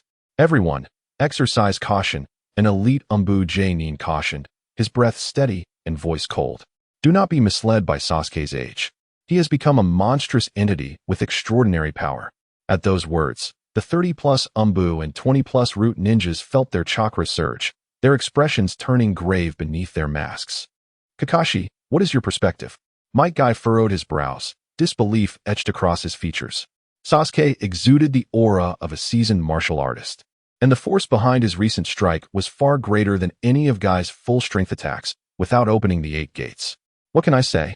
Kakashi suppressed his astonishment, his demeanor becoming serious. The Uchiha clan's destruction has birthed this incomprehensible being. We face a serious dilemma. Serious? More than that, Nara Shikaku interjected, having approached unnoticed. Niji's words earlier were dangerously rebellious. With Sasuke backing him, he is likely to instigate a significant upheaval in Konoha. Do we need to intervene? Choza's eyes widened, suggesting a joint effort to suppress Sasuke. Yamanaka Inoichi echoed his uncertainty. Not yet. Kakashi hesitated before adding, we still await the appearance of another abnormality, Naruto Uzumaki, the Jinchuriki of the Nine Tails. Before he finished speaking, the assembled ninjas felt a tremor of apprehension. One unstable Uchiha was already alarming. The whereabouts of the unpredictable Naruto remained a mystery.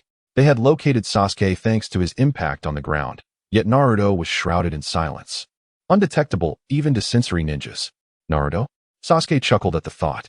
His heightened perception, enhanced by the chakra of Indra, allowed him to sense Naruto's presence. More accurately, after absorbing and merging with Indra's chakra, he could detect the subtle fluctuations of Ashura's chakra.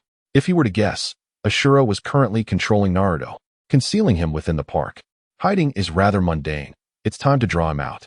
However, just as Sasuke prepared to summon the hidden Naruto, a cough interrupted him. How is this possible? Hyuga Hayashi emerged from the crater, disheveled and bloodied, his clothes in tatters. Glaring at Sasuke, He was overwhelmed by the humiliation of having been unable to withstand a single punch from him. Consider yourself fortunate that I held back just now, Sasuke stated decisively. Remember, you relinquished control of Niji's fate, and from now on, Hinata is under my protection. You comprehend the implications, do you not?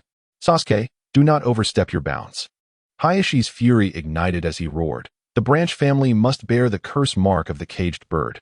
This is an unalterable decree from our ancestors. And Hinata is my daughter. By what right do you claim her?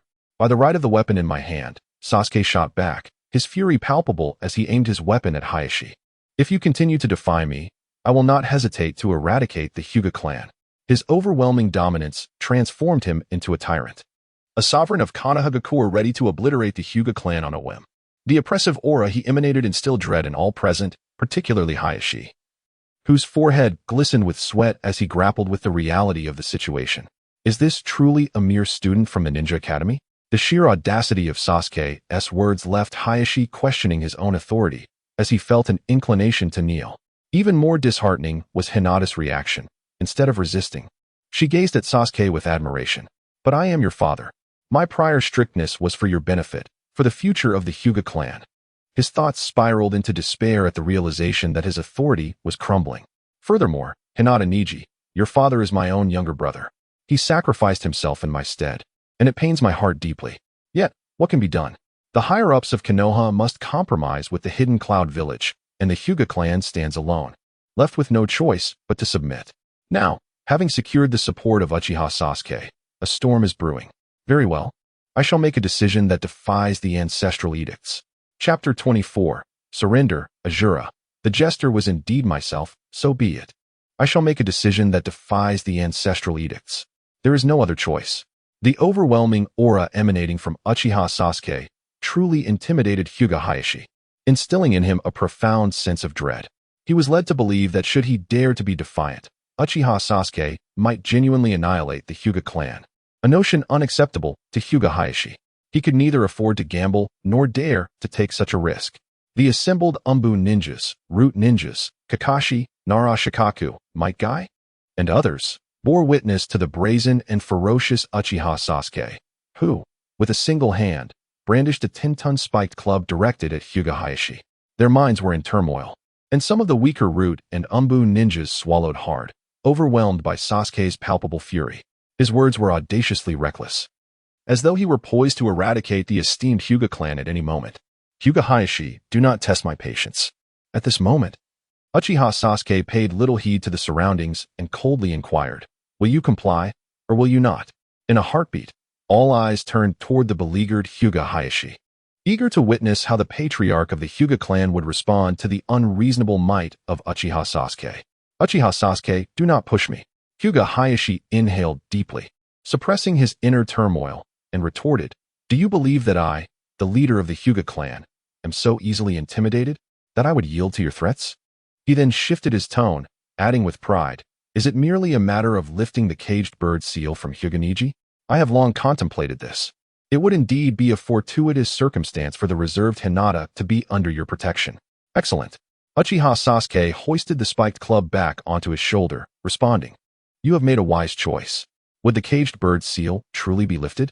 Tears glimmered in Hyuga Niji's eyes as he removed his forehead protector, revealing the caged bird seal. It turned out that fate could indeed be altered. Henceforth, he, Hyuga Niji, would be free to utilize his Byakugan. At this thought, Niji gazed at Uchiha Sasuke, who was younger than him, and a smile crept across his face. How fortunate it was to follow such a leader. Father, have you finally relented? Hinata blinked, feeling a weight lift from her heart. Thankfully, her father had acquiesced. Otherwise, Uchiha Sasuke might have indeed destroyed the Hyuga clan, and she would have been at a loss for what to do. Now, it seemed a joyful resolution for all, herself, Niji, and her father, all attaining the outcomes they desired, ushering in a promising future. With the oppressive aura of Uchiha Sasuke no longer directed at him, Hyuga Hayashi felt the pressure ease considerably. He wiped the cold sweat from his forehead, releasing a sigh of relief. He was uncertain whether he had made the right decision, but there was truly no alternative.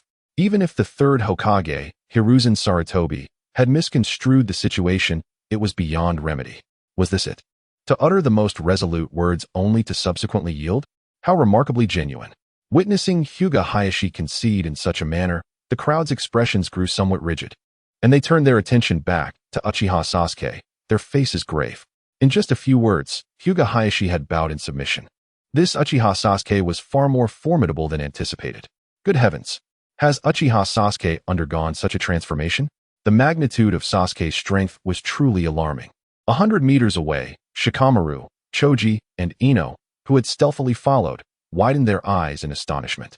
Ino, upon regaining her senses, was filled with admiration as she recalled her infatuation with the dashing Sasuke from their time in the Ninja Academy.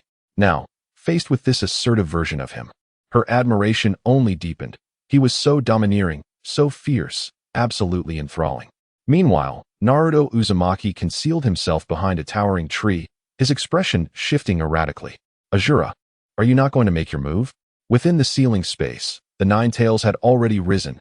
Irritable as he remarked, Uchiha Sasuke bears the aura of Indra, signifying that he has vanquished and absorbed the chakra energy of Indra's reincarnation.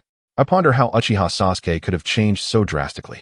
Upon hearing this, Naruto snapped back to reality, murmuring, "It can't be. How can Uchiha Sasuke, so young, possess such overwhelming power, capable of defeating even the chakra energy of Indra's reincarnation?" Clearly, upon discovering the truth, even Ashura, the leader of the ninja world, found himself questioning everything. He had considered numerous possibilities, yet he never imagined that his once mighty brother, Indra, would be bested by this generation's host, which was entirely illogical. The power possessed by Uchiha Sasuke was evidently beyond comprehension. What was the point of overthinking? It was better to engage in battle. The Nine Tails, growing increasingly agitated, flicked his tail and stated bluntly, "Defeating and capturing Uchiha Sasuke will unveil the secrets he harbors." That seemed reasonable. Ashura, controlling Naruto, wore an expression of realization and prepared to reveal himself. Just as he was about to depart, however, Naruto hesitated once more. "What is it now?" The Nine Tails inquired, puzzled. "Do you believe that love can truly change everything?" Ashura, guiding Naruto, asked hesitantly, "Is what I uphold meaningful?" "I do not know." The Nine Tails shook his head vigorously, being an emotionless beast, entirely oblivious to the concept of love. "I understand now," Ashura murmured with a bittersweet smile, having resolved a certain inner conflict. In this lifetime, the host had endured such hardship. Most children would have succumbed to darkness, yet Naruto remained untouched by that fate. Ashura had initially attributed it to the influence of the will of fire, only to suddenly realize that Naruto's resilience stemmed from the chakra energy he had reincarnated, which, when combined with the will of fire imparted by the third Hokage, created an unparalleled synergy, one that profoundly transformed Naruto's essence. "What do you know?" The Nine Tails was bewildered. Speaking carelessly, I haven't said anything. Leaving now, Ashura, controlling Naruto, seemed to have unraveled some internal struggle, softly murmuring, "It is time to conclude everything." Chapter 25. The fateful confrontation. Just as Ashura, who was controlling Naruto Uzumaki, was poised to strike and conclude everything, a subtle smile graced the corner of Uchiha Sasuke's lips. His gaze shifted to the right front, and he called out loudly, "Naruto Uzumaki, have you been hiding for so long and still won't show yourself?" "What? Naruto Uzumaki is hiding nearby? How could that be?" The sensory-type ninjas had detected nothing at all. Upon hearing Sasuke's words, the onlookers erupted in a flurry of confusion, particularly the sensory ninjas from the Anbu and Root divisions, who attempted to sense multiple times but ultimately fell silent, their expressions clouded with doubt. Something was amiss. There was absolutely no trace of Naruto Uzumaki's chakra. How could Uchiha Sasuke know that Naruto was so close? Meanwhile, Kakashi, Narashikaku, and Might Guy exchanged glances before beginning to survey their surroundings. The idea that Naruto Uzumaki could remain concealed right beneath their noses was indeed unsettling. Regrettably, after an exhaustive search, not even a shadow of Naruto could be found. Just as suspicions regarding Sasuke's intentions began to rise, a sudden and overwhelming surge of tailed beast chakra erupted without warning. Surrounded by a golden aura of tailed beast chakra, Naruto Uzumaki emerged from his hiding place. After a few flashes, he stood before Uchiha Sasuke in the form of the Nine Tails chakra mode, his expression a mixture of surprise and uncertainty. He had intended to reveal himself, but was astonished that Sasuke could sense his concealed presence. Truly remarkable. At that moment, The intensity of the tailed beast chakra was palpable. Naruto Uzumaki had undoubtedly transformed. He could now control the chakra of the Nine Tails. Thankfully, it was not the Nine Tails manipulating Naruto, or the situation could have escalated severely. As Naruto, radiating with the golden-tailed beast chakra, made his entrance, the crowd was momentarily stunned before expressing their shock with incredulous gasps. Had Naruto truly gained control over the Nine Tails? Kakashi's gaze flickered between Naruto and Sasuke, feeling an unfamiliar distance between them. Both had become enigmas. Mangekyou, unusually silent, refrained from boasting about youth, feeling overshadowed. Having devoted his life to rigorous training, he found himself easily surpassed by two youngsters still in the ninja academy. It was an unfair advantage. Meanwhile, Hinata Hyuga, Kurenai Yuhi, and Asuma Sarutobi remained silent, yet the tremors in their eyes betrayed their inner turmoil. What to do? It seemed Naruto had completely mastered the Nine Tails. Should he turn against Konoha, the chaos of the Nine Tails would surely reignite. The situation was spiraling out of control. Narashikaku, Akimichi Choza, and Yamanaka Inoichi, heads of their respective clans, felt a heaviness settle in their hearts, their expressions grave. The unfolding events appeared increasingly difficult to manage. Meanwhile, over 30 Anbu ninjas and more than 20 root ninjas instinctively retreated several meters, their eyes filled with confusion and astonishment as they gazed at Naruto, pondering whether this transformed ninja would align with Konoha.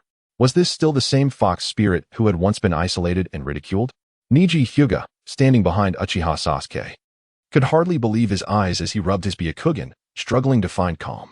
Yet, armed with the foresight gained from Sasuke's previous experiences, he was reluctantly coming to terms with the changes. Has Naruto-kun also undergone a transformation?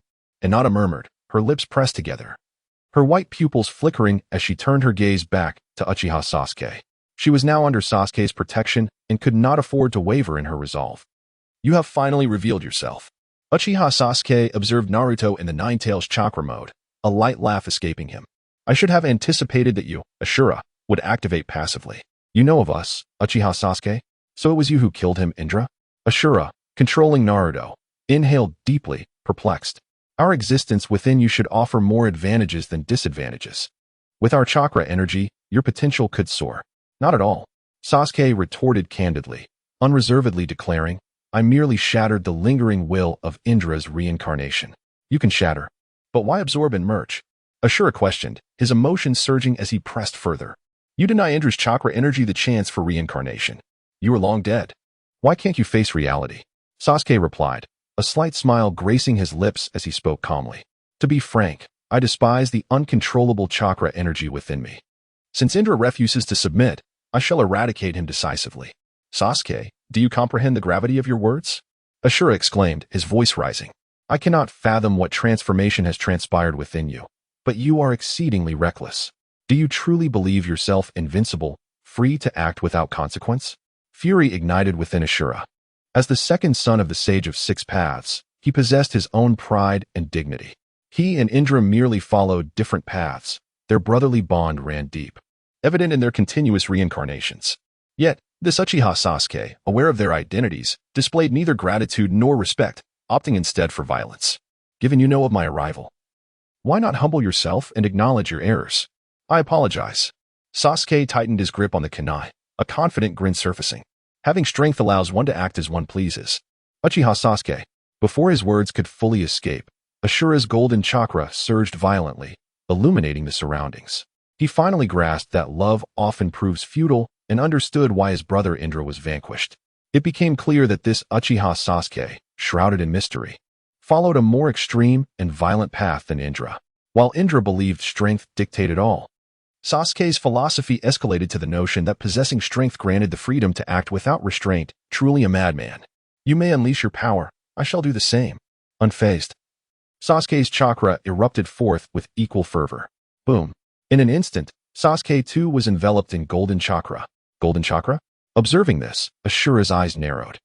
The golden aura surrounding him was characteristic of the Nine Tails chakra mode, but how could Sasuke's chakra also shine in gold? What Ashura did not realize was that not only was Sasuke's chakra golden, but his eternal Mangekyou Sharingan gleamed with a regal purple-gold hue. Do you think I fear you? In the next moment, Ashura, who controlled Naruto Uzumaki, could hardly spare a thought. as he summoned the Nine Tails chakra with all his might, unleashing a frenzied eruption.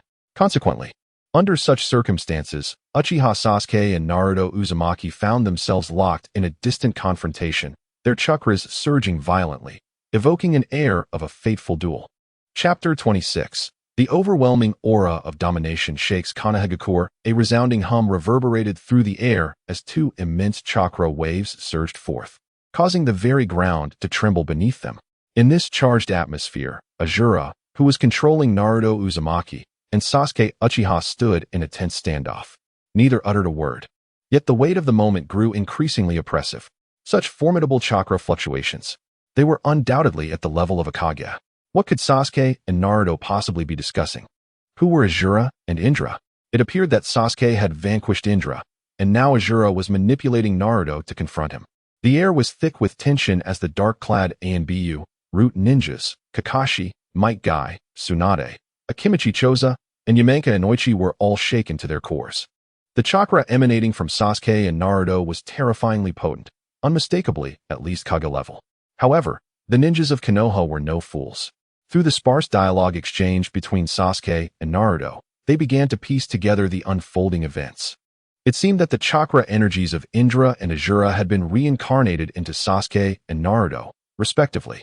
In a decisive moment, Sasuke had shattered the Indra chakra energy residing within him, and upon sensing its disappearance, Ashura's chakra energy had allied with the Nine Tails to temporarily seize control of Naruto, rendering him unstable. Their only lingering question was what had transpired within Sasuke, spurred by the trauma of the night of the Uchiha massacre, that allowed him to obliterate the Indra chakra energy. Suddenly, Nara Shikaku, who had remained silent until now, seemed to recall something significant. His voice, filled with astonishment, broke the silence. I once read about Ashura and Indra in an ancient scroll. They are the sons of the Sage of Six Paths.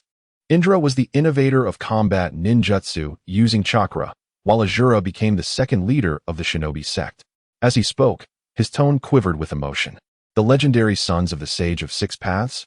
It all makes sense now. No wonder Naruto can control the Nine Tails. Shikaku's revelation sent shockwaves through the gathered ninjas, who gasped in disbelief. For many in the current shinobi world, the Sage of Six Paths was merely a myth. And now they learned that Indra and Ashura were his progeny. Suddenly, many things fell into place, illuminating why both Indra and Ashura had perished, yet their chakra energies could still be reincarnated, because their original powers were so profound that their chakra continued to manifest through successive lives. In an instant, the perception of Sasuke and Naruto transformed in the eyes of the onlookers. They were no longer mere ninjas. They were the sons of the Sage of Six Paths, with Naruto embodying the second leader of the shinobi sect. Sasuke, exhibiting even greater dominance, had audaciously absorbed the Indra chakra energy. Perhaps the only solace in this tumultuous situation was that Ashura's intention to confront Sasuke could be seen as a twisted stroke of luck. The crowd began to retreat, clearing space for the impending clash.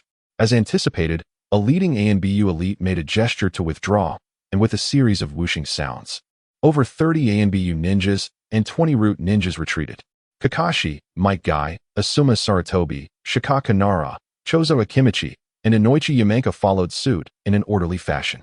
Hyuga Hayashi, glancing at Hinata and Niji, clutched his chest in distress, quietly stepping back as the stakes escalated with the involvement of Indra and Ashura.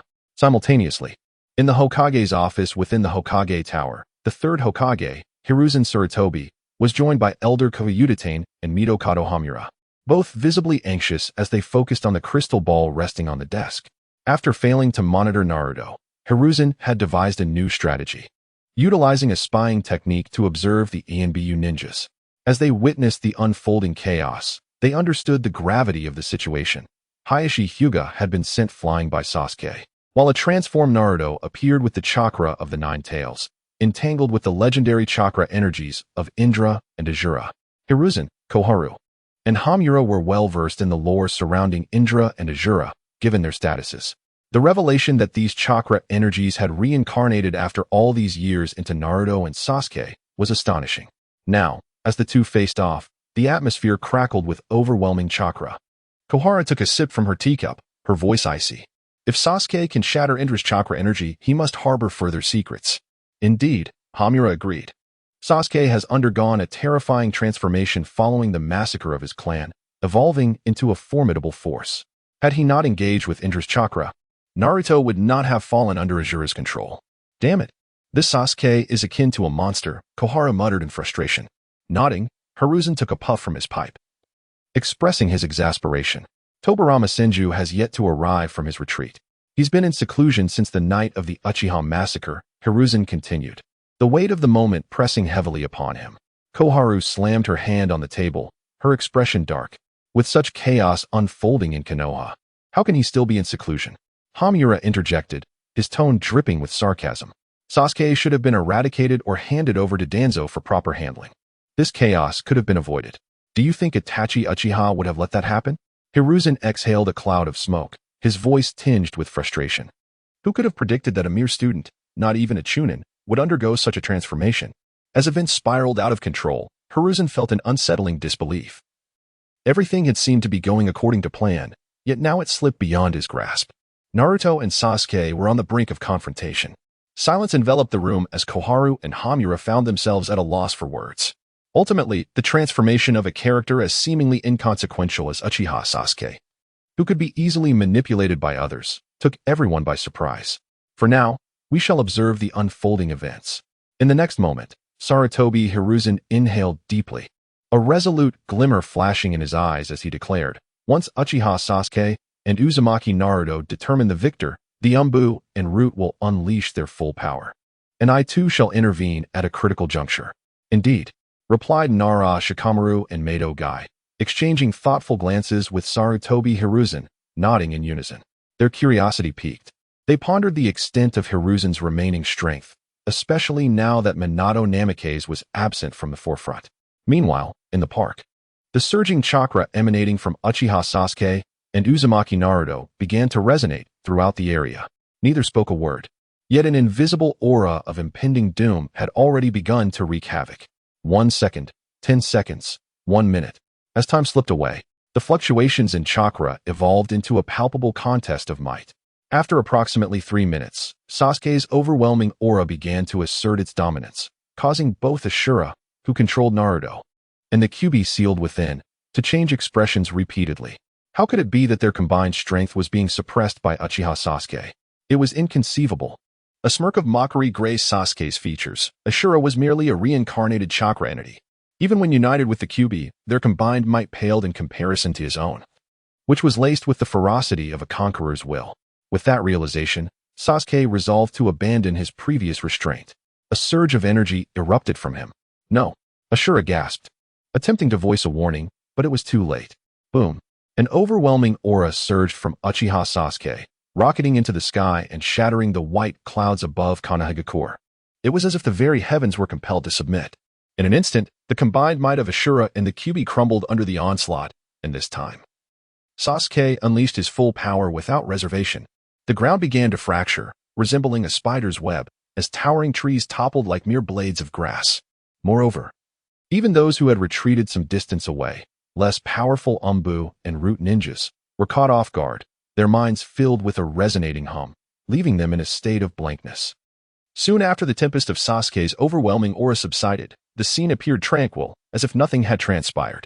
In reality, the once secluded park had vanished, replaced by a chaotic tableau of fallen greenery. Many weaker Anbu and Root ninjas had been rendered unconscious, collapsing one after another.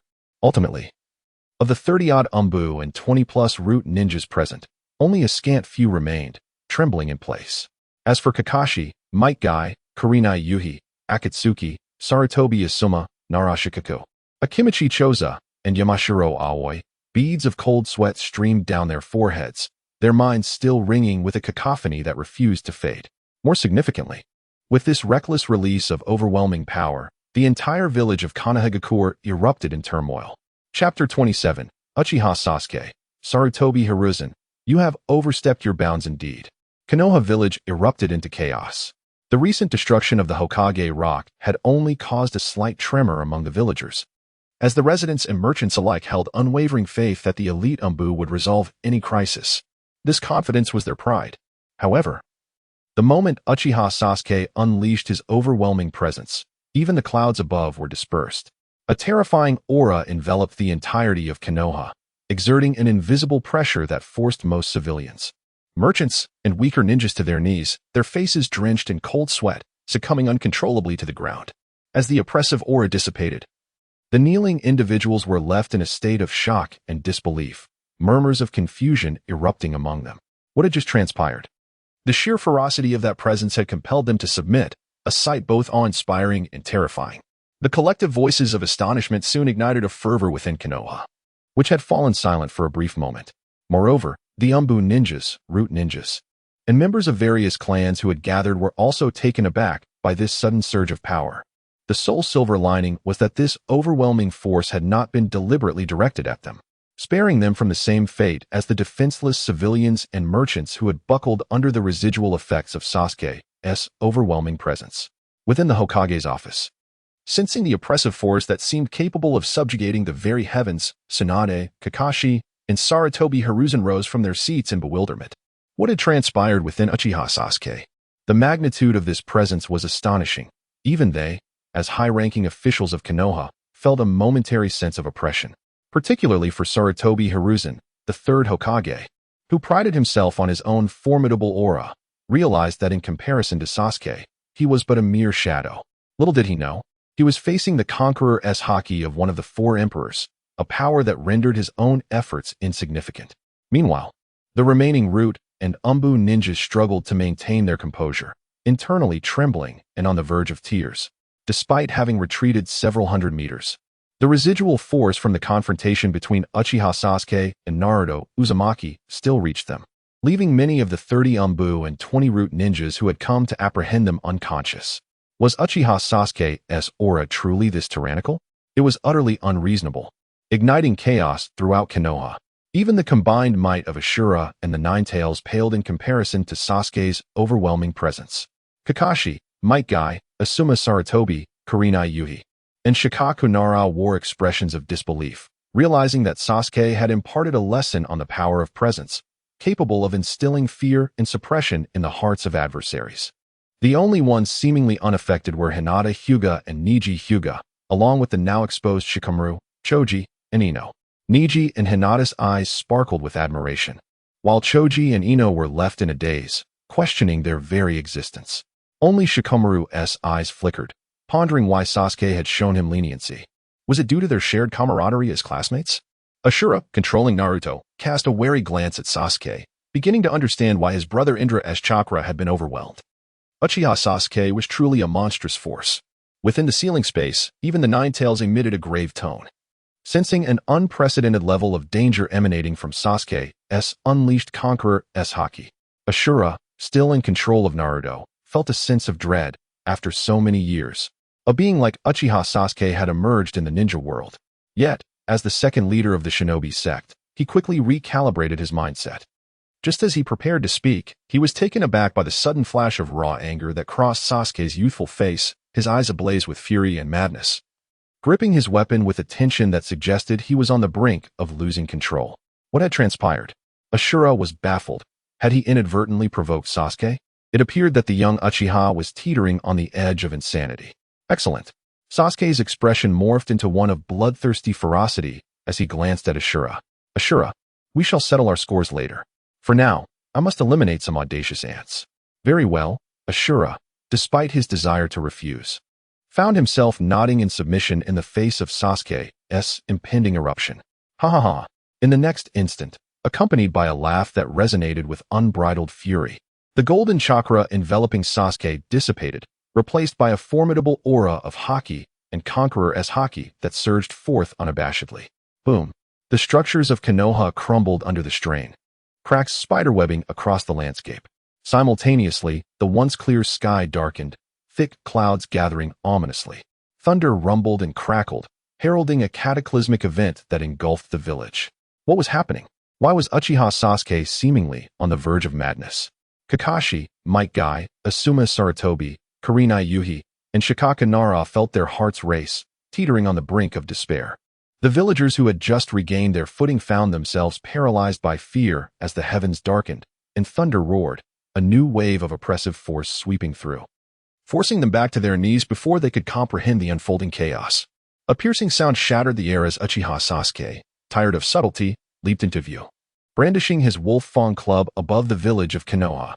This moment acted as a catalyst, igniting a tempest of thunderous energy that surged wildly.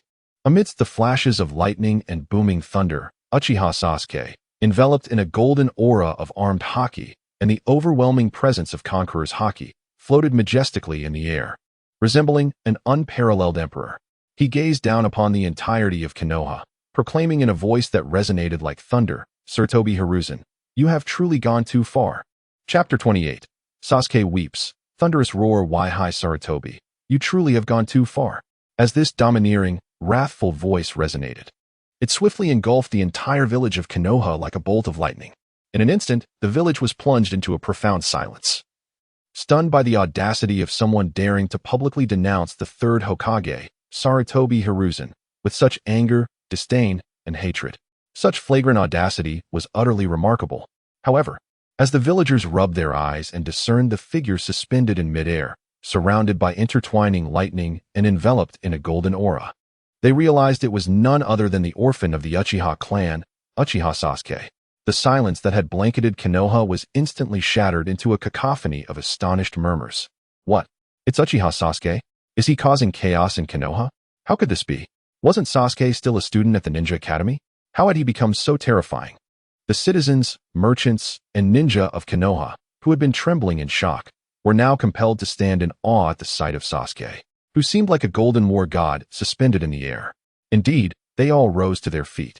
Since the destruction of Hokage Rock, the villagers had been oblivious to the identity of the troublemaker.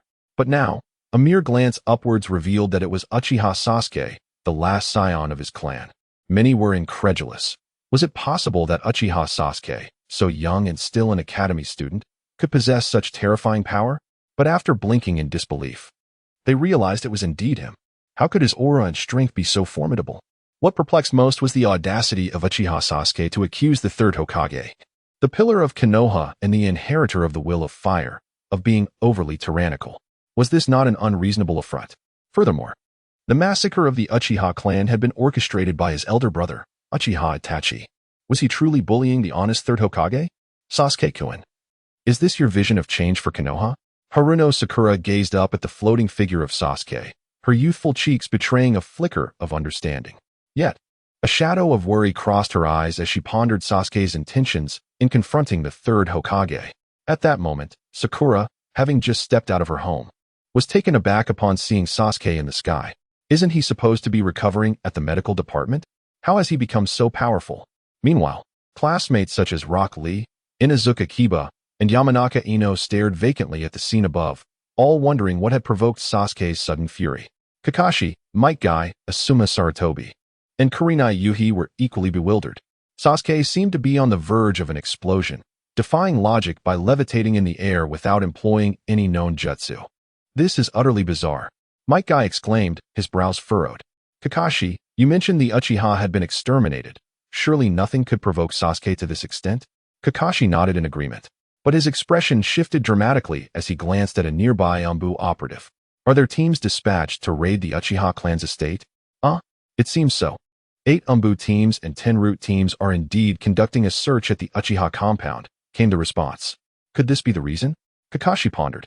Could Sasuke truly sense the events transpiring at such a distance? The remaining root and Anbu shinobi exchanged glances, each reflecting the tremors of realization in their eyes. They understood why Sasuke had erupted with rage. Anbu raids typically involved thorough searches, especially against an illustrious clan like the Uchiha. They would not overlook any valuable items, even disturbing ancestral graves for hidden treasures. Once the raid was complete, they would simply dig a mass grave for the fallen Uchiha, burying their remains without a second thought.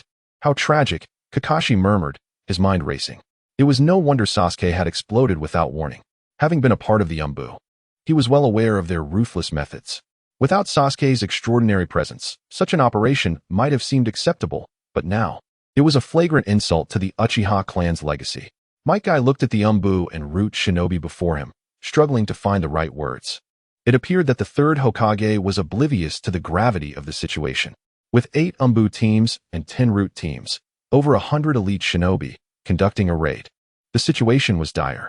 Inside the Hokage's office, Sarutobi Hiruzen, in a fit of exasperation, lit his pipe as he watched the unfolding chaos. The telescopic technique was now useless. He could see from the window that dark clouds loomed over Konoha, and amidst the thunder and lightning, Uchiha Sasuke hovered, radiating an unprecedented fury. This is a calamity, Sarutobi thought, overwhelmed by the gravity of the moment. What does Sasuke mean by accusing me of tyranny? At this moment, T-Rune K. Haru and Mito Kaden had already taken their positions by the window, gazing at the ominous skies that loomed over the village.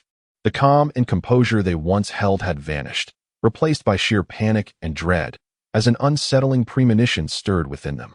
The Uchiha Sasuke, in a mere moment of discord, had cast a shadow over the entire Konoha village. It was evident that chaos was about to erupt.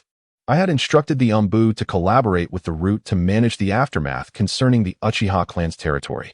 Upon hearing this, Sarutobi Hiruzen exhaled a puff of white smoke. Expressing his helplessness, the Uchiha clan was not annihilated by my hand. Why does Sasuke accuse me of tyranny? If he possesses the capability, he should confront Itachi Uchiha instead. It was disheartening.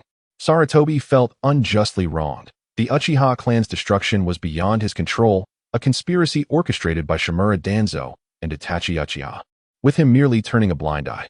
Now, the act of raiding the Uchiha clan's residence was simply seizing the opportunity, all for the sake of Konoha. It became clear why Uchiha Sasuke had suddenly gone berserk. K. Haru and Kaden felt their heads spin, their legs weaken, as the sequence of events unraveled before them. The so-called cleanup involved pillaging the Uchiha clan's estate. The Anbu and Root were notorious for their ruthless tactics, often digging deep and even disturbing ancestral graves. With the Uchiha's unique ocular powers soon to be rendered obsolete, it was customary to seize them without mercy. Sarutobi glanced at K. Haru and Kaden, stating, "Who could have foreseen that the annihilation of the Uchiha clan would unleash such a monstrosity? This is all Danzo's fault." K. Haru and Kaden fell into a heavy silence. At this juncture, the blame game was inconsequential.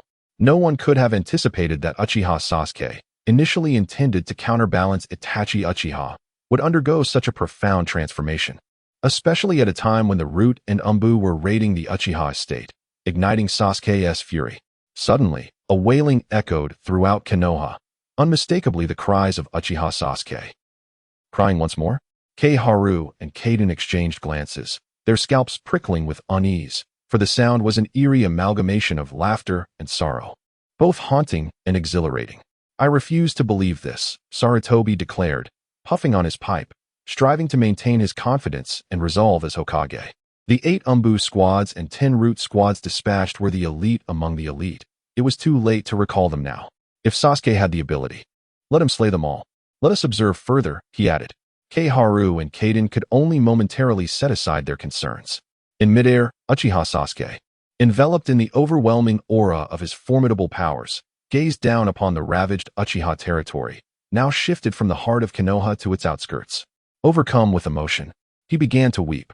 He had believed himself to be resilient after awakening the memories of his past lives, yet upon sensing the turmoil within his clan's estate, witnessing the devastation firsthand, the blood pooling and body strewn about, he could no longer contain his sorrow.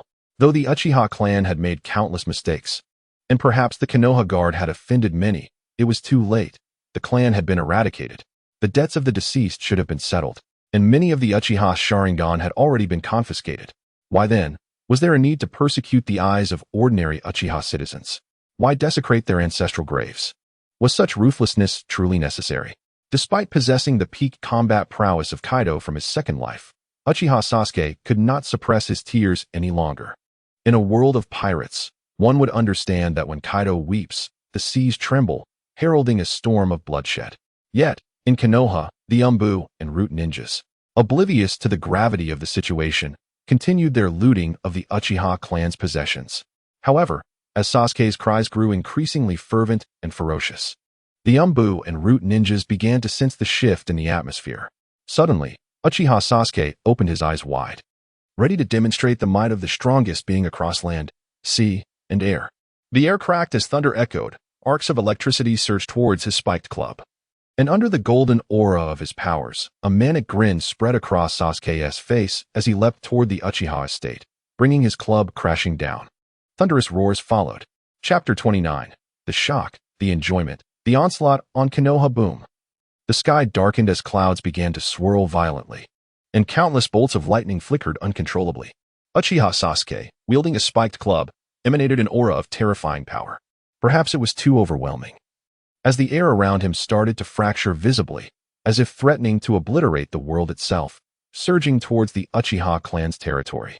Has Uchiha Sasuke made his move? Quickly. We must act swiftly, deploy the 10 purple flames formation to hinder Uchiha Sasuke. Witnessing Sasuke's decisive actions, the Anbu and Root ninjas raiding the Uchiha territory finally changed their expressions. However, the 8 Anbu squads and 10 Root squads, totaling over 100 ninjas, were the trusted subordinates of Sarutobi Hiruzen and Shimura Danzo, the Armée de la Armée of their ranks. In an instant, they reacted, momentarily abandoning their looting efforts. Whoosh, whoosh, whoosh. The sound of air being sliced echoed as the scattered ninjas converged on a massive plaza at the center of the Uchiha territory. Among them, 10 elite jonin positioned themselves at various points, their chakras surging as they swiftly formed hand seals, unleashing the upgraded version of the 4 purple flames formation, the 10 purple flames formation. With a whoosh, a translucent purple barrier, resembling a shimmering curtain of light, rose before Uchiha Sasuke could strike. Humph, do you believe this can stop me? Prepare to accompany the Uchiha to their demise. Sasuke scoffed, his fearlessness evident as he accelerated, swinging his club imbued with both armed and conqueror's haki, crashing it down amidst the crackling black lightning. Crack! A deafening explosion resounded, and the so-called 10 purple flames formation shattered like a child's toy upon impact. How could this be? The 10 elite jonin, taken aback by the fragility of their full-strength formation, displayed expressions of sheer horror. Uft, uft. Sounds of blood spattering echoed as the 10 elite jonin were struck by a backlash, each spitting out copious amounts of blood, their bodies flung back to the ground. This is bad. Are we jesting? The 10 purple flames formation was broken just like that? Quickly, let us attack Uchiha Sasuke together. As the 10 purple flames formation crumbled in less than a second, the Anbu and Root ninjas within the barrier stared wide-eyed, their hairs standing on end in fear. Could it be that Uchiha Sasuke is simply too monstrous? Yet, faced with the impending threat of Sasuke's assault, the peril began to encroach upon their very souls. Without a moment to think, they instinctively began to form seals, channeling chakra to unleash a barrage of ninjutsu against Uchiha Sasuke. Fire release, wind release, earth release, lightning release. In an instant, an array of ninjutsu surged forth like a dazzling fireworks display in the heart of the Uchiha territory, sending shockwaves that caused the very ground to tremble. However, in the face of the relentless barrage from the elite Anbu and Root ninjas, Uchiha Sasuke exhibited no intent to evade. Instead, he charged directly into the fray, clashing head-on with the ninjutsu, using his own flesh and blood. Bang, bang, bang. A series of explosive sounds erupted, as both composite and A-rank ninjutsu, along with B-rank techniques, detonated upon contact with Sasuke's body. Seemingly unsatisfied, Sasuke lingered momentarily in the air, a look of enjoyment gracing his features, as if granting the elite Anbu and Root ninjas another opportunity to unleash their ninjutsu. A monster! A monster! What terrifying defensive capabilities must he possess? No, he bears a look of enjoyment on his face. Just how much power lies within that petite frame of Uchiha Sasuke? As Sasuke obliterated various ninjutsu with his body, not only the elite Anbu and Root ninjas present, but even many Konoha ninjas observing from afar were left utterly astounded. Even the third Hokage, standing by the window of his office, gripped his pipe tightly, visibly unsettled by the unfolding scene. Beside him, Tsunade and Mito exchanged glances, their minds racing with a singular thought. Is Uchiha Sasuke even human? The 10 purple flames formation shattered upon contact, and now he hovered confidently in the air, relishing the onslaught of attacks from the Root and Anbu. A madman. He is undoubtedly a deranged pervert. Regrettably, the higher-ups in Konoha remained oblivious to the fact that Uchiha Sasuke had tapped into a second life reminiscent of the ferocious Kaido, reveling in the chaos. Uchiha Sasuke's body is simply inhuman. At some point, Kakashi, now perched atop a rooftop, exclaimed in astonishment. The fourth Raikage of Mangekyou was said to be capable of battling the 8 tails. Could Uchiha Sasuke have reached such heights? Might Guy, filled with fervor, clenched his fists tightly, his voice booming with enthusiasm. Kakashi, this is what it means to be a real man. Kakashi rolled his eyes in exasperation, muttering under his breath. Could you perhaps consider the implications of your words? No. Guy's eyes brimmed with tears of excitement as he murmured, this is the person I envision myself to be. Taijutsu ninjas can indeed have their springtime. There is a bright future ahead. Pay close attention, Kakashi reminded, gently brushing his Sharingan. The golden energy enveloping Uchiha Sasuke is not chakra, that is the crux of the matter. If only he would be willing to teach me. Upon hearing this, Guy wiped away his tears of excitement and instinctively replied, I've sensed that the golden energy surrounding Uchiha Sasuke was unusual. If given the chance, I would gladly exchange the 8 gates for it. Kakashi was left speechless. Please, Uchiha Sasuke is clearly positioned against Konoha now.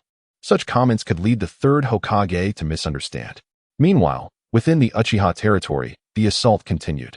In the face of Uchiha Sasuke's unabashed provocation, the elite Anbu and Root ninjas, disregarding their internal horror and trepidation, surged forth with renewed vigor, unleashing a 2nd, 3rd, and even 4th wave of ninjutsu attacks. After all, over 100 elite ninjas against a mere student of the Ninja Academy, the odds were in their favor. Once again, a cacophony of chaotic ninjutsu soared into the air, as they endeavored to maximize their destructive potential by combining their efforts into a composite technique. Thunderous roars erupted. A cacophony of thunderous roars erupted, as Uchiha Sasuke remained motionless above the Uchiha clan grounds, enduring the relentless onslaught of ninjutsu that bombarded his form. Waves of terrifying energy surged forth, radiating in all directions. 1 second, 3 seconds, 20 seconds. The assault persisted for over 3 minutes, with the elite Anbu and Root ninjas of the Uchiha clan unleashing their full might, yet achieving naught but futility. To be precise, even if they managed to breach Sasuke's defenses by sheer luck, his remarkable vitality and regenerative abilities restored him in the blink of an eye. Anxiety gripped the elite Anbu and Root ninjas, who initially brimmed with confidence, but soon found themselves increasingly disheartened with each failed attempt. By the end, they were drenched in cold sweat, their eyes wide with terror, their hands fumbling over the seals as they gazed at Sasuke suspended in the air, their expressions a mixture of dread and unending fear. As the elite of Konoha's Anbu and Root, they had never felt so powerless. Even when facing the leaders of various ninja villages, where their numerical superiority often assured them confidence. Yet now, they quaked in fear before Sasuke, who had yet to make a move. At last, Uchiha Sasuke, who had maintained an expression of nostalgia and enjoyment, opened his eyes and let out a long, heartfelt sigh, reminiscing about the sensation of being struck. Was it truly possible to yearn for such an experience? Listening to his boastful words, the last shred of composure among the elite Anbu and Root ninjas shattered, even causing the observing ninjas from Konoha to twitch in disbelief. Was this how one ought to flaunt their prowess? How old could he possibly be? As the second heir of the Uchiha clan, who would dare to strike him? Suddenly, a glint of wild excitement flashed in Sasuke's eyes. He swung his spiked club with a chilling calmness and declared, now it is my turn. Lightning 8 trigrams. This time, he was evidently serious about employing the technique. In the blink of an eye, Sasuke descended, wielding his club with ferocity aimed squarely at the elite Anbu and Root ninjas of the Uchiha clan. Not good. Panic ensued among the elite ninjas as they instinctively scattered in all directions. With so many of them fleeing, Sasuke could only hope to pursue a few. However, he showed no intent to chase. Instead, he forcefully struck the plaza with his club, creating a thunderous impact.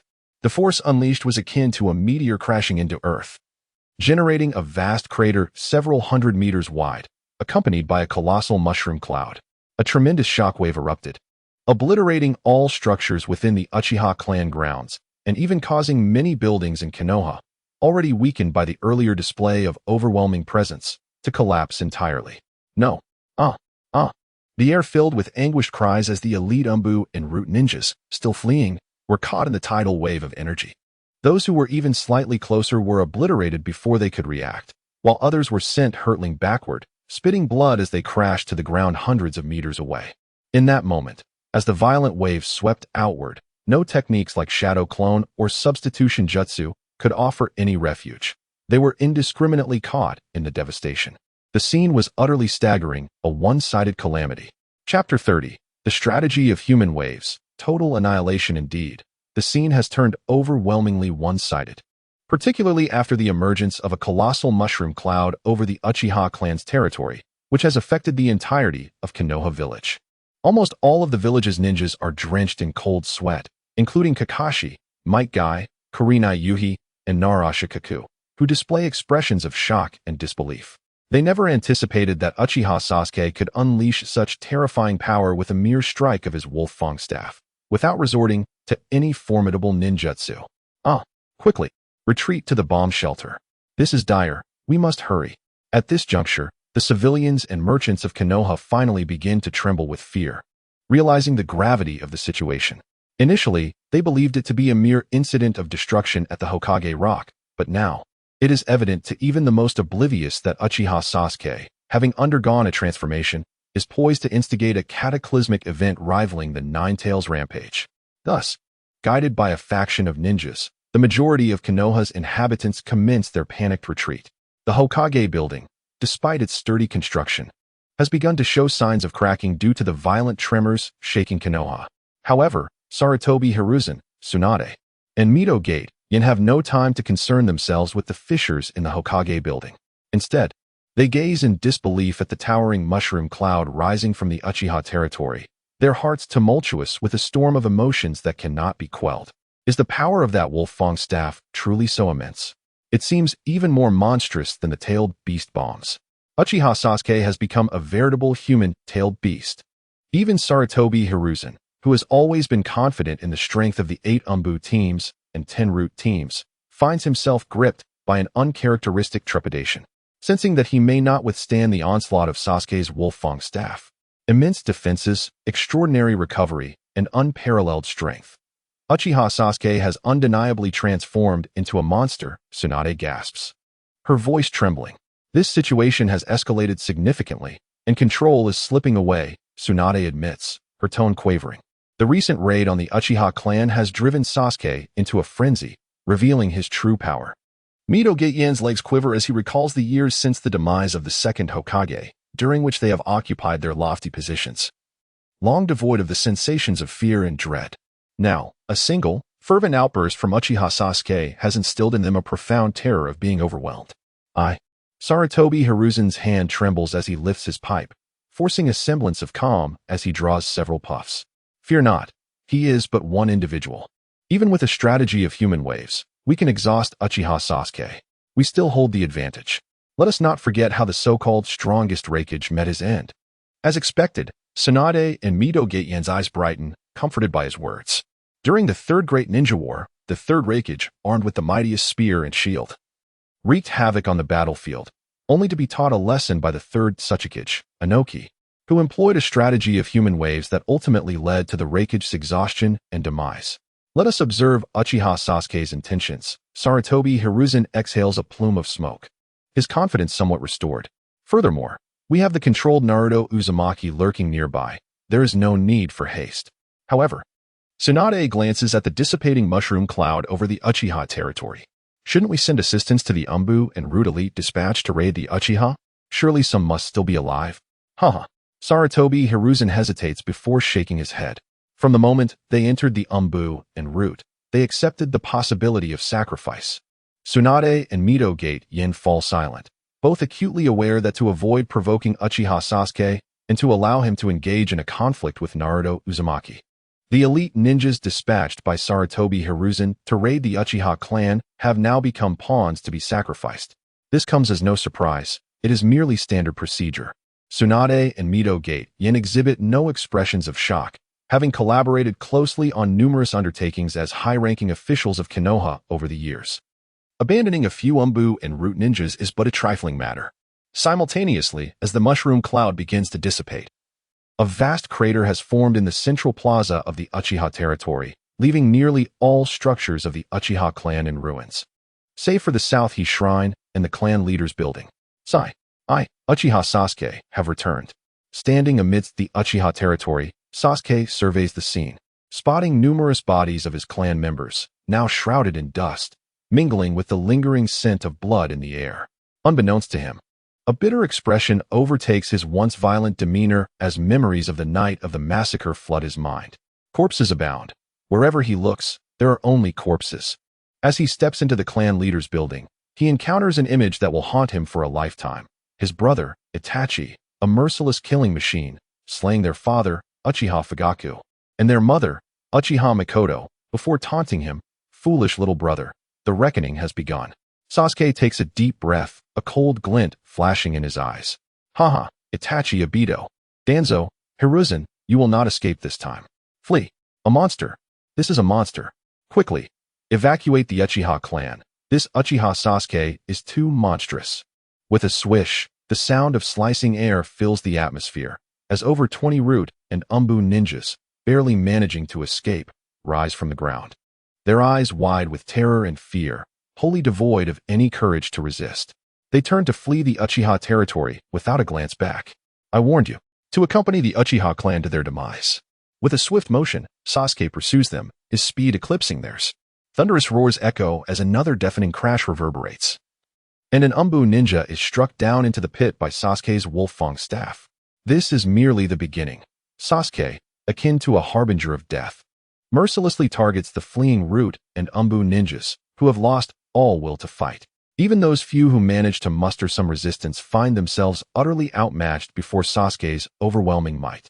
Under the watchful eyes of the trembling ninjas of Konoha, those 20 or so who barely escaped are successively hurled into the gaping chasm of the plaza, meeting their demise without hope of revival. At this juncture, the 8 Anbu squads and 10 root teams that had invaded the Uchiha clan were utterly annihilated without a trace of resistance. After completing these deeds, Sasuke Uchiha cast a glance at numerous well-packed boxes and large glass containers filled with an abundance of Sharingan, which were placed in a corner. It was evident that the boxes contained treasures and ninjutsu scrolls plundered from the Uchiha clan. As the heir of the Uchiha, Sasuke could only seize this opportunity to claim them for himself. However, the large glass containers filled with Sharingan held little value for him. Having already attained the eternal Mangekyou Sharingan, and with no significant interest in the so-called Izanagi and Izanami, he decided to return the Sharingan to the earth, pouring them into a deep pit. This scene elicited little reaction from most of the Konoha ninjas, yet for the higher-ups, Sarutobi Hiruzen, Tsunade, and Mito Gate, there was a twinge of sorrow. Without the special solution within the containers, the Sharingan, even if exhumed, would be rendered useless.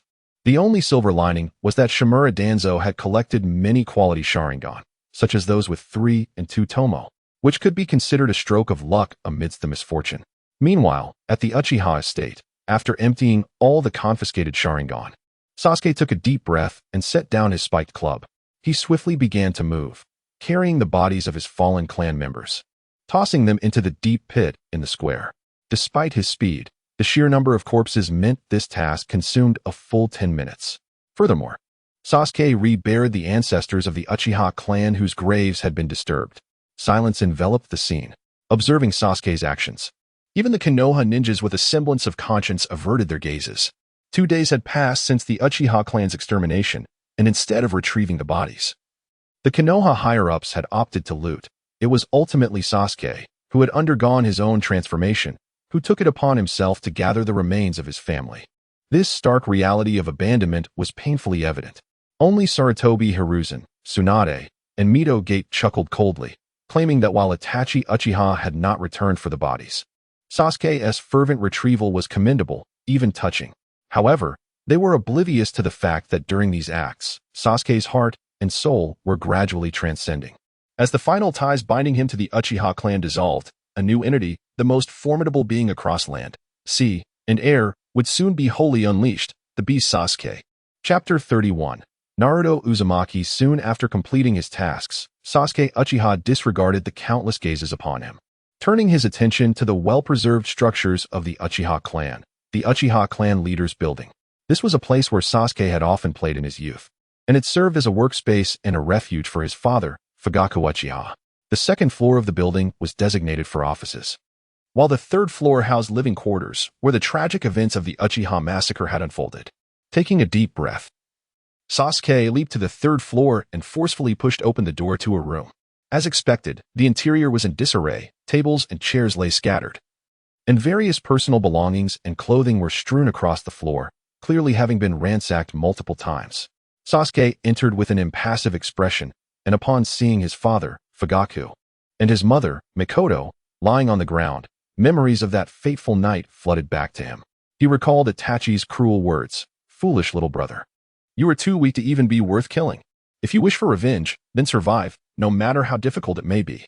Itachi, you never anticipated that I would return here. Sasuke collected himself and focused on the scene before him. The pool of blood on the ground had long since dried, and the Sharingan of his parents had been removed. He murmured, "Father, mother, the former Sasuke Uchiha has been reborn. I shall walk the path of greatness. Rest in peace." Unspoken, however, was his desire to someday use the reanimation jutsu to bring them back, allowing them to witness the new era that belonged to him, Sasuke Uchiha. With this thought in mind, Sasuke hesitated no longer. He stepped forward and embraced his parents, extracting a small portion of their flesh to prepare for the future reanimation. In an instant, a rush of air echoed as Sasuke's form appeared in a sacred spot within the Uchiha compound. With a firm stomp, he created a pit in the ground and, under the watchful eyes of many, laid his father and mother to rest. Silence enveloped the scene as he began to erect a monument for his parents. The majority of the Leaf Village ninjas fell into a contemplative silence, including Kakashi, Might Guy, and Yuhi Kurenai, their expressions shifting slightly as they experienced a rare moment of doubt regarding the higher-ups of Konoha. Although it was publicly acknowledged that Itachi had annihilated the Uchiha clan, it was implausible that the Konoha elite were completely unaware of the events leading to Sasuke's current state. Hinata Hyuga, standing in a relatively safe spot, could no longer hold back her tears. "Sasuke-kun, this is so hard," she cried. Next to her, Neji Hyuga's expression was complex. He had thought his own plight was severe until witnessing Sasuke personally collect the remains of his clan and erect a tombstone for his parents, making him realize his own fortune in comparison. The original 12 young ninjas, Ino, Choji, Lee, and others, could not help but empathize with Sasuke's sorrow. As the monument was completed, Sasuke knelt without hesitation, bowing 3 times in respect. Thud, thud, thud. Upon finishing the third bow, a suffocating aura erupted from Sasuke, sweeping across the entirety of Konoha. Before anyone could comprehend, this overwhelming presence was quickly reined in as Sasuke stood up. He had undergone another transformation. While those with slightly weaker abilities might not have sensed it, the more powerful ninjas perceived an increase in Sasuke's invisible pressure. Particularly, the Ninetales, acutely sensitive to malice, wore an expression of disbelief, for it sensed a familiar aura emanating from Sasuke. This is strange. Sasuke is not a Jinchuriki, so what is happening? More importantly, it seemed Sasuke had completely severed his ties with the Uchiha clan, achieving a rebirth from within. Konoha had unleashed an unparalleled monster. Ashura, what are your thoughts on this? The danger posed by Sasuke had escalated. In the next moment, the Ninetales appeared to have an epiphany, expressing a sense of urgency. Perhaps we should momentarily withdraw from Konoha and deliberate further.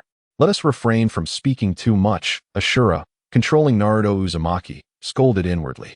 He understood that after experiencing the massacre and personally collecting the remains of his clan, Sasuke had emerged as a terrifying entity, akin to a monster unleashed from its confines. Yet, he too was torn.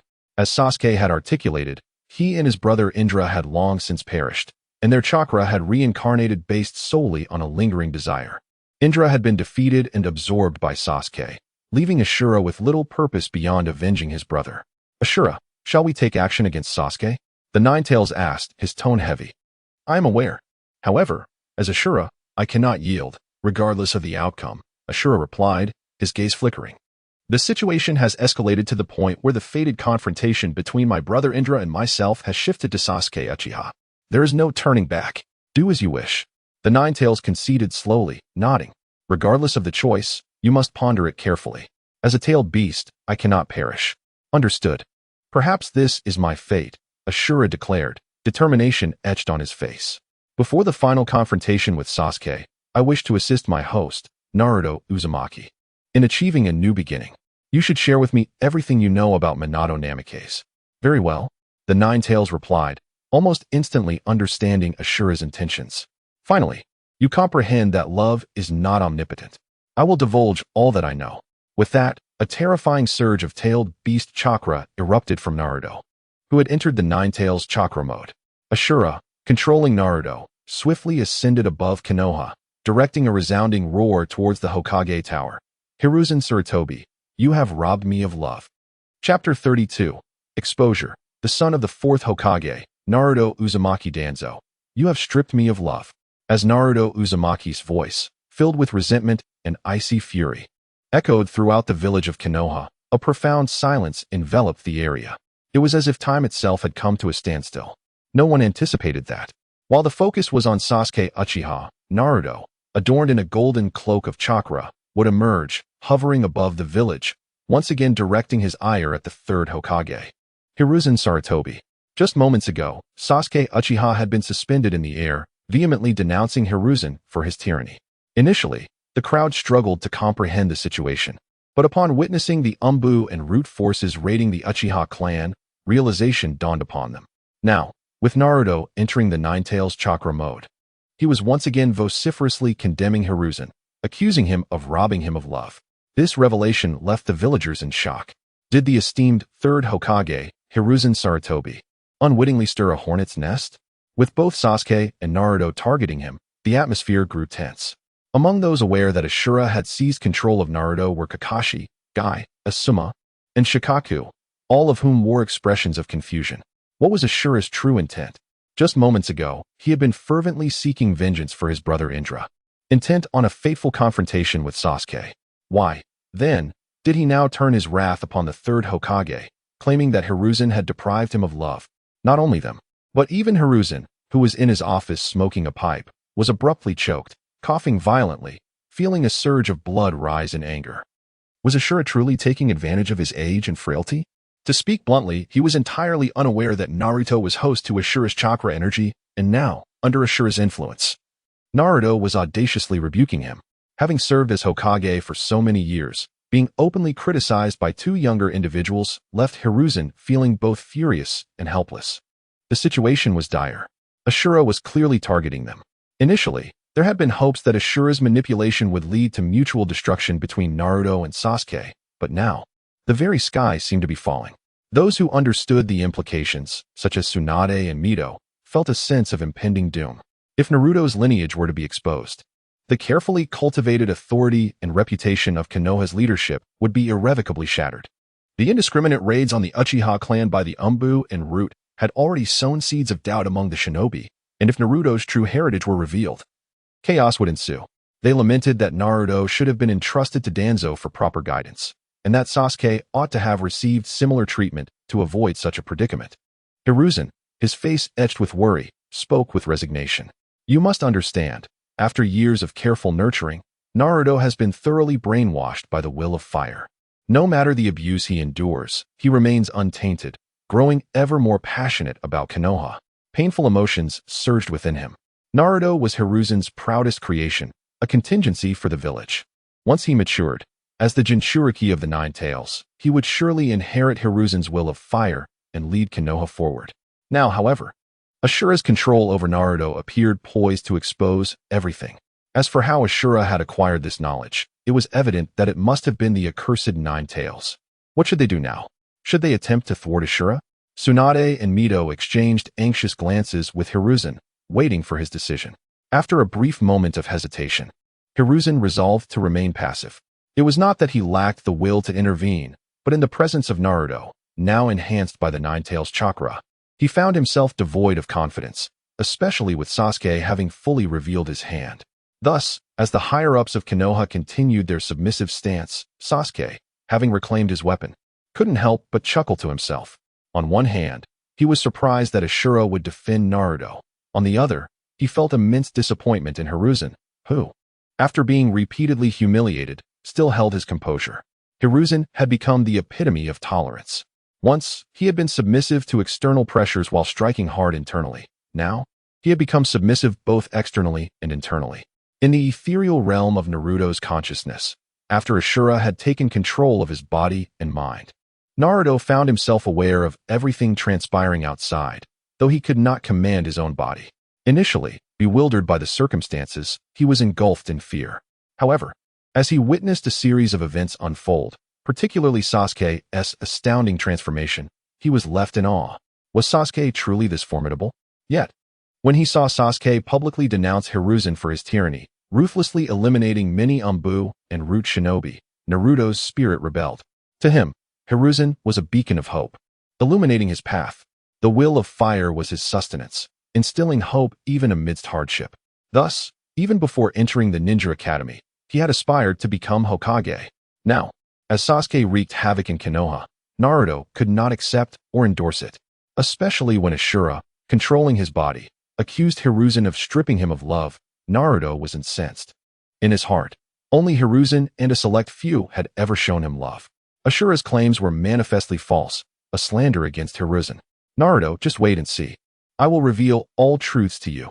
Suddenly, within the confines of his consciousness, Ashura's voice resonated. No. Why do you speak thus of the third Hokage? Why? Return my body to me. I do not need your control. In the depths of his mind, Naruto's voice resonated with defiance and rage. A powerful mental surge nearly reclaiming control of his body. Forgive me. Observing Naruto Uzumaki's emotional turmoil, evidently deeply influenced by the will of fire, Ashura expressed his remorse, stating, "It is my chakra energy that has harmed you." As he spoke, the mental space fell into a profound silence. What do your words mean? Naruto, bewildered within the confines of his own mind, clenched his fists and shouted fervently. Alas, Ashura offered no further response. Simultaneously, many villagers and merchants of Konoha, who were oblivious to Ashura's manipulation of Naruto, were preparing to evacuate to the bomb shelters.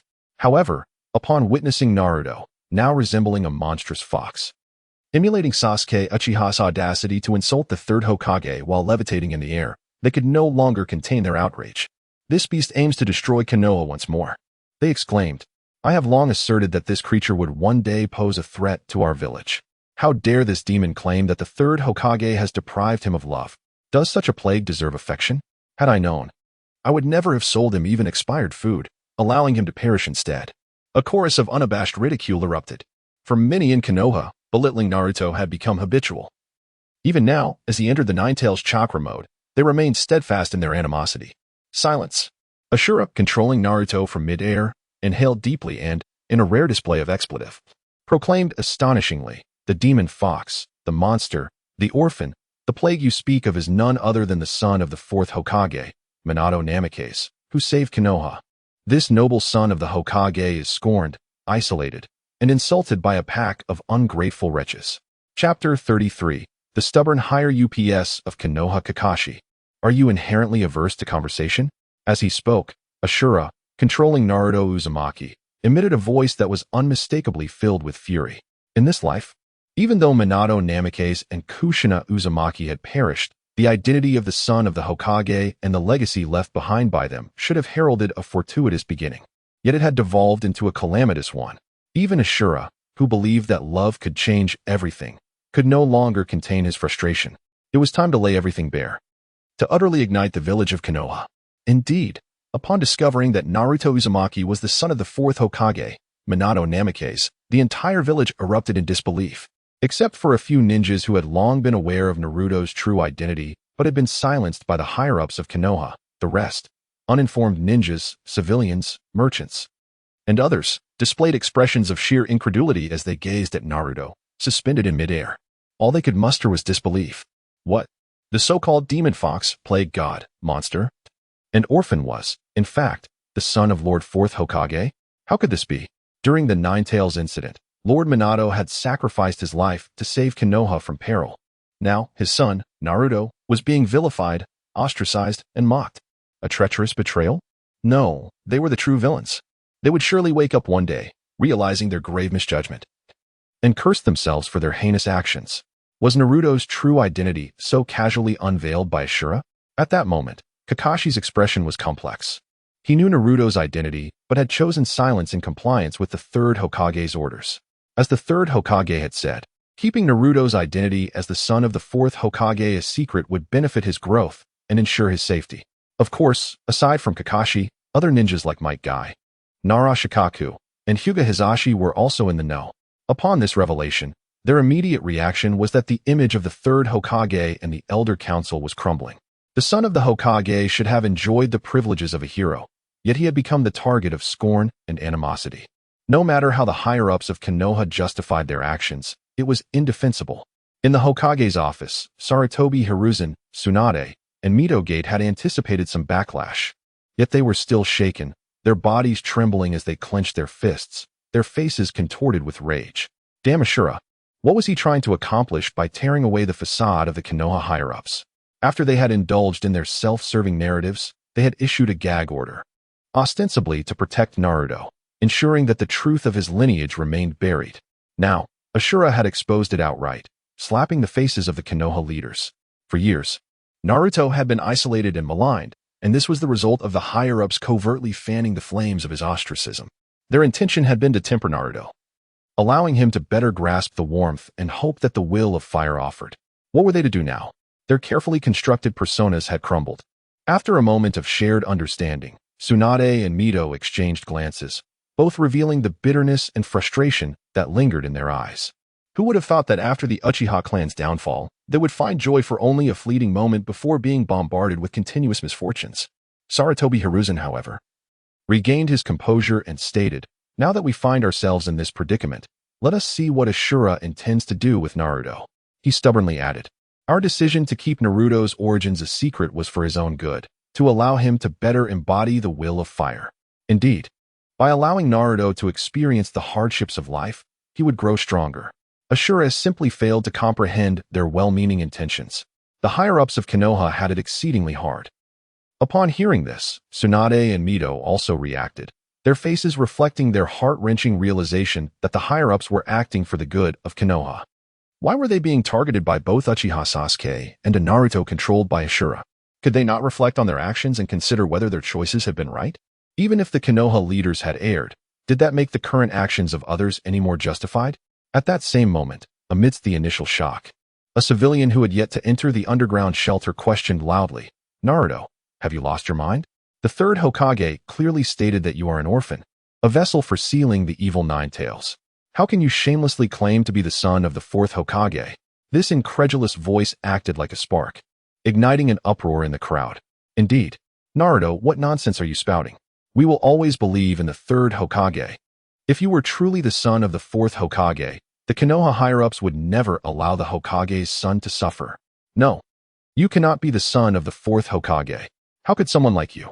Many civilians, merchants, and ninjas still teetering on the edge of uncertainty suddenly snapped back to reality, voicing their disbelief. They had nearly been deceived.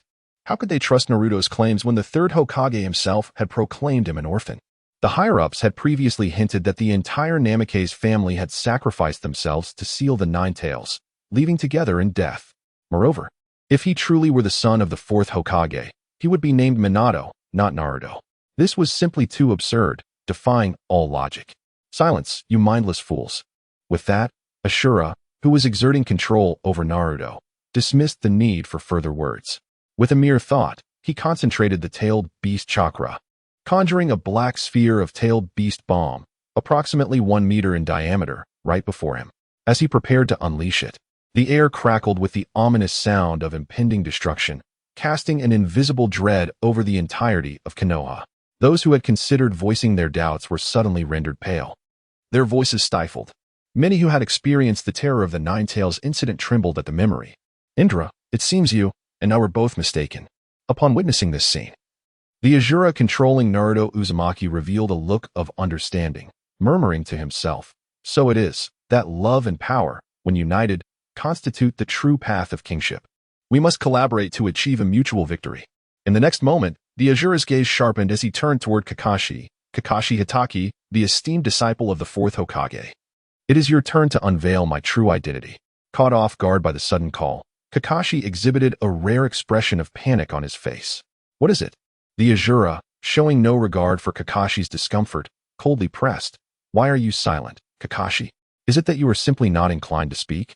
Chapter 34. The interrogation of the soul. As faith began to crumble, Kakashi, feeling provoked by the public ridicule, gazed at the airborne Naruto and coldly inquired, "Ashura, what exactly do you intend to achieve?" "Ah, you finally decided to speak." Ashura, who was manipulating Naruto, shook his head while controlling the tailed beast bomb, sneering, "Kakashi, reflect upon your heart. How did the fourth Hokage, Minato Namake's, treat you? And what about Kushina Izumaki? Both Minato-sensei and Kushina-sensei were exceedingly kind to me." Kakashi replied, a nostalgic expression crossing his face as he solemnly stated, "Without Minato-sensei, I would not be who I am today. Good. Ashura clapped his hands. Then what do you think of Naruto's life, which is worse than that of a dog? Kakashi lowered his head, momentarily at a loss for words. There were many circumstances he had no choice but to ignore, suppressing his negative emotions within the warmth of a cherished paradise. Guy. When you faced a bottleneck in mastering the 8 gates, who was it that personally guided you? Have you forgotten? Ashura shifted his gaze to the already transformed Might Guy. The proud azure beast of Konoha. Has your youthful fervor and passion truly cooled? Youth is a song of fervor. It cannot possibly cool, Guy declared, raising his brow defiantly. I see. Ashura cast a disdainful glance towards Hinata Hayashi, Nara Shikaku, and others, loudly asking, who mediated the growing conflict between the main and branch families of the Hyuga clan due to unequal resource distribution? The Inuzuka, Yamanaka, and Akimichi clans, who advocated for you and tilted resources in your favor? The Aburame clan, who traversed far and wide seeking a special insect for you? The Inuzuka clan, who brought back the feed formula for your ninja dogs from Mayaboka Mountain?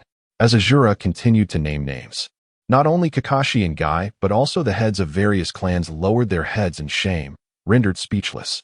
They all had to confront the undeniable truth. While the 4th Hokage, Minato Namikaze, had been benevolent, the current leadership lay with the 3rd Hokage, Hiruzen Sarutobi.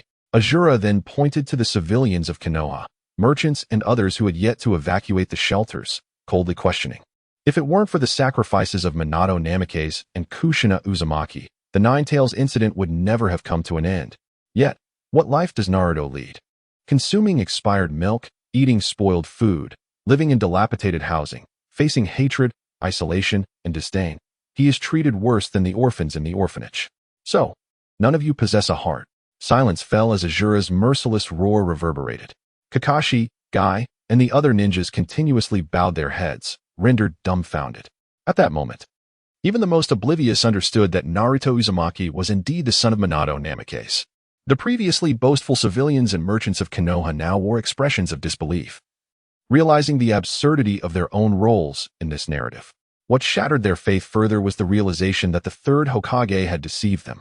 Wasn't it said that Naruto was an orphan sealed away from the Ninetales? And hadn't he the elders claimed that Minato's child had perished in the chaos of the Ninetales? At times, the collapse of faith occurs in an instant. As Ashura manipulated Naruto, intimidating them with the tailed beast bomb while delivering his speech, the effect was magnified. The civilians, merchants, and ninjas of Konoha began to doubt the 3rd Hokage and question the Elder Council, even the so-called Will of Fire. Hiruzen Sarutobi, will you not show yourself? You've consumed Naruto's last hope. Will you not utter a word? Having laid all the cards on the table, Ashura's gaze shifted to the Hokage Tower, declaring emphatically, the 4th Hokage bleeds, and his son weeps. This is the so-called Will of Fire? Despite being confronted in such a manner, the 3rd Hokage, Hiruzen Sarutobi, remained composed, though his expression was grim. With the developments reaching this point, everything had collapsed. Ashura's control over Naruto was clearly meant to avenge his host, and now, he could only endure. It was all over. Even though they had mentally prepared themselves, Tsunade and Mito had involuntarily collapsed to the ground. Some matters are better left in the shadows. Once exposed, they become indefensible. Thankfully, only this issue had surfaced, a stroke of misfortune amid calamity. Thus, as Hiruzen Sarutobi continued to adopt the demeanor of a turtle, seconds turned into minutes. Under the gaze of countless villagers, the 3rd Hokage did not appear to refute the accusations. The once prominent Elder Council remained absent, seemingly resigned to the situation. In an instant, a hum filled the minds of the majority of Konoha's civilians, merchants, and ninjas, rendering them dazed and lost. As Ashura surveyed the crowd, he found that none dared to meet his gaze.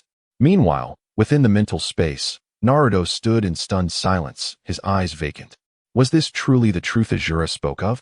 He was the son of the 4th Hokage? Familiar with the Hokage Rock, Naruto had memorized the faces of the 1st, 2nd, 3rd, and 4th Hokages, aspiring for his own face to one day be carved there. Now, it was revealed that Minato Namikaze was his father. Kakashi, Guy Hayashi, and other formidable ninjas had all received care from his father. Yet, what was his reality? He suffered from hunger and cold, facing disdain, hatred, and isolation. What a cruel twist of fate. Grandpa 3rd Hokage, how could you do this? The so-called Will of Fire was nothing but a farce. As the memories of his struggles flooded back, Naruto could not help but burst into laughter within his mental space. He had come to a realization, understanding why Sasuke Uchiha had become so volatile and reckless. Sasuke, from now on, I will choose you. It appeared that without the influence of his chakra energy, Naruto had finally returned to his normal self.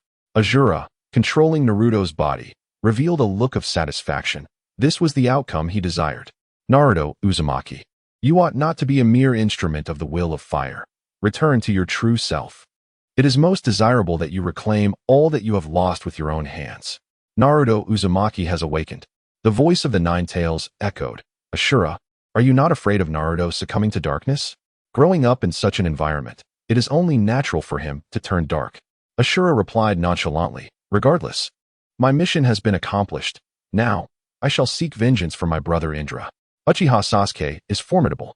The Nine Tails fell silent for a moment before gently responding. You could choose to remain within Naruto Uzumaki, witnessing his growth. No. Ashura let out a sigh of resignation. After so many reincarnations, I am weary.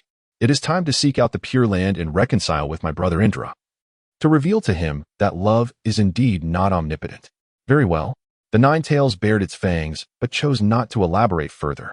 Elsewhere, in a corner of Konoha village, a white head emerged from the ground. This is a clone of White Zetsu, to facilitate Uchiha Obito's Munai plan. White Zetsu had left clones scattered throughout the ninja world, aiming to maximize intelligence gathering and monitor the dynamics of various factions. Following the Uchiha clan massacre, Konoha was placed under strict surveillance, and to evade sensory ninjas, this clone concealed itself and fell into slumber. Now awakened, it sought to cautiously gather the latest intelligence from Konoha, but upon surfacing from the depths, it was met with a horrifying sight. The entirety of Konoha lay in ruin, and the student Naruto Uzumaki was hovering midair in the Nine Tails chakra mode. What on earth has happened? Has this clone of White Zetsu become foolish? In just 2 days, how has Naruto transformed so drastically? I anticipated an unexpected guest. Just as the clone was engulfed in confusion, a fierce voice erupted, and before it could react, it felt its body disintegrate. Boom. In the final moments of the clone's explosion, it beheld the Uchiha clan's last scion, Uchiha Sasuke, standing where it had emerged.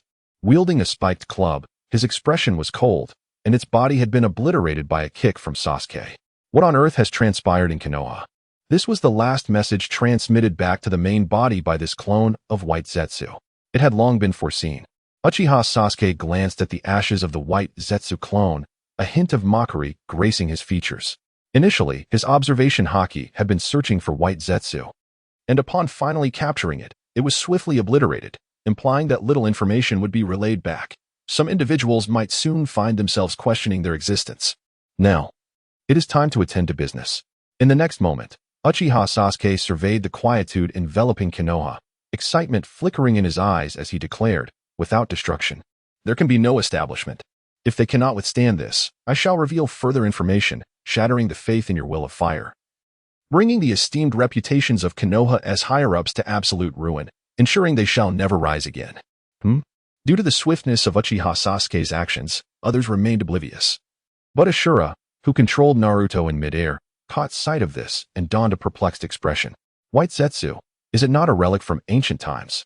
Specifically, a creation of their foremother, Kagaya Otsutsuki's will, from an era when humanity was entranced by the infinite Tsukuyomi, which was strictly prohibited from manifesting in this world by his father, the Sage of Six Paths.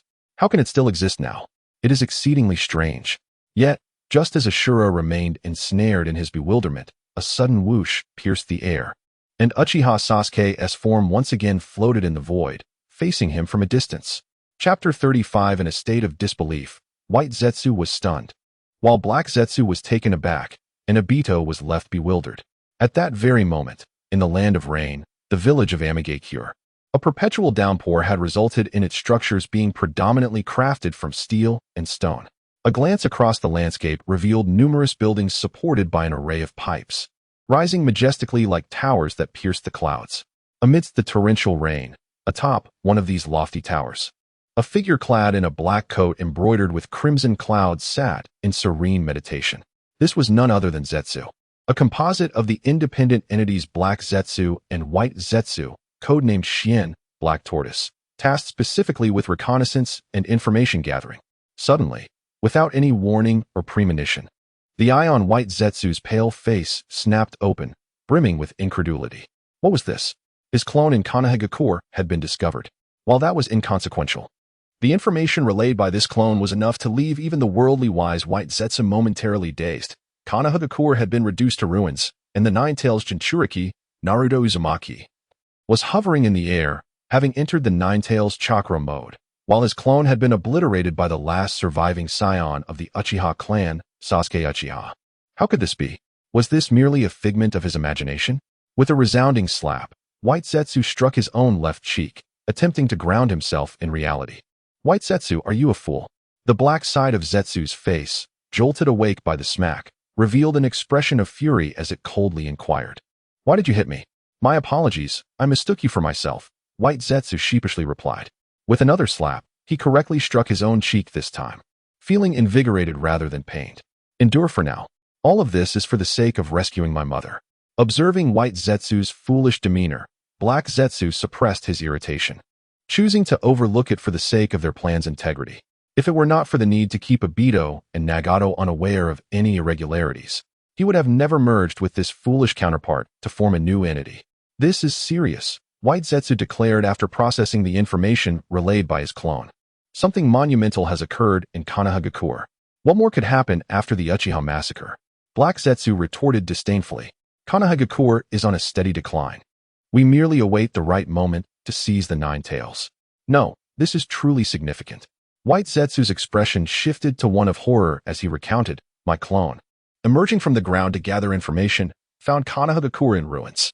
Naruto Uzumaki appeared to be floating above the village in Nine-Tails chakra mode. And just as my clone attempted to gather more details, Sasuke Uchiha appeared with overwhelming ferocity and destroyed it. What? Black Zetsu was taken aback, incredulity flashing across his features. Are you certain? There's no mistaking it. My clone did not err, white Zetsu asserted with conviction. Something has transpired in Konoha involving Naruto and Sasuke. A silence enveloped Black Zetsu as he contemplated this revelation. Suddenly, a thought struck him. The names Ashura and Indra surfaced in his mind. Previously, he had covertly instigated discord between the two brothers, ensuring their enmity. Even in death, their chakra lingered, reincarnating in the likes of Uchiha Madara and Shinja Hashirama, who had become singular figures in the ninja world, empowered by the chakra of Ashura and Indra. It dawned on him that this chakra now resided within Naruto and Sasuke, a realization he had sensed yet dismissed, believing it all to be part of his grand design. Could it be that Indra and Ashura had awakened? Impossible.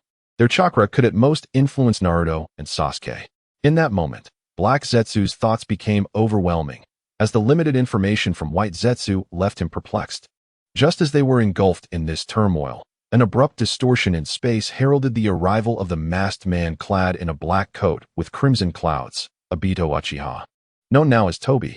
Welcome our new member, he announced coldly, casting a glance at Zetsu. Itachi Uchiha has become an S-rank rogue ninja after the Uchiha massacre and has officially decided to join the Akatsuki. Obito.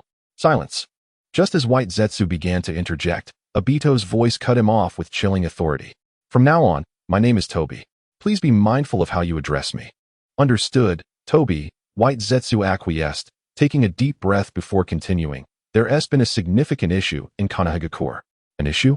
Obito's Sharingan flickered beneath his mask, his brow furrowing with suspicion. What could possibly transpire in Konoha? Don't exaggerate minor occurrences. White Zetsu took a deep breath and, without hesitation, relayed the latest intelligence from his clone. Konoha has been reduced to. What? Obito was left speechless, the weight of the revelation crashing down upon him. His mind buzzed with disbelief as he struggled to comprehend the implications. How could it be that two mere children, neither even genin, could wreak such havoc in Konoha? It defied all logic.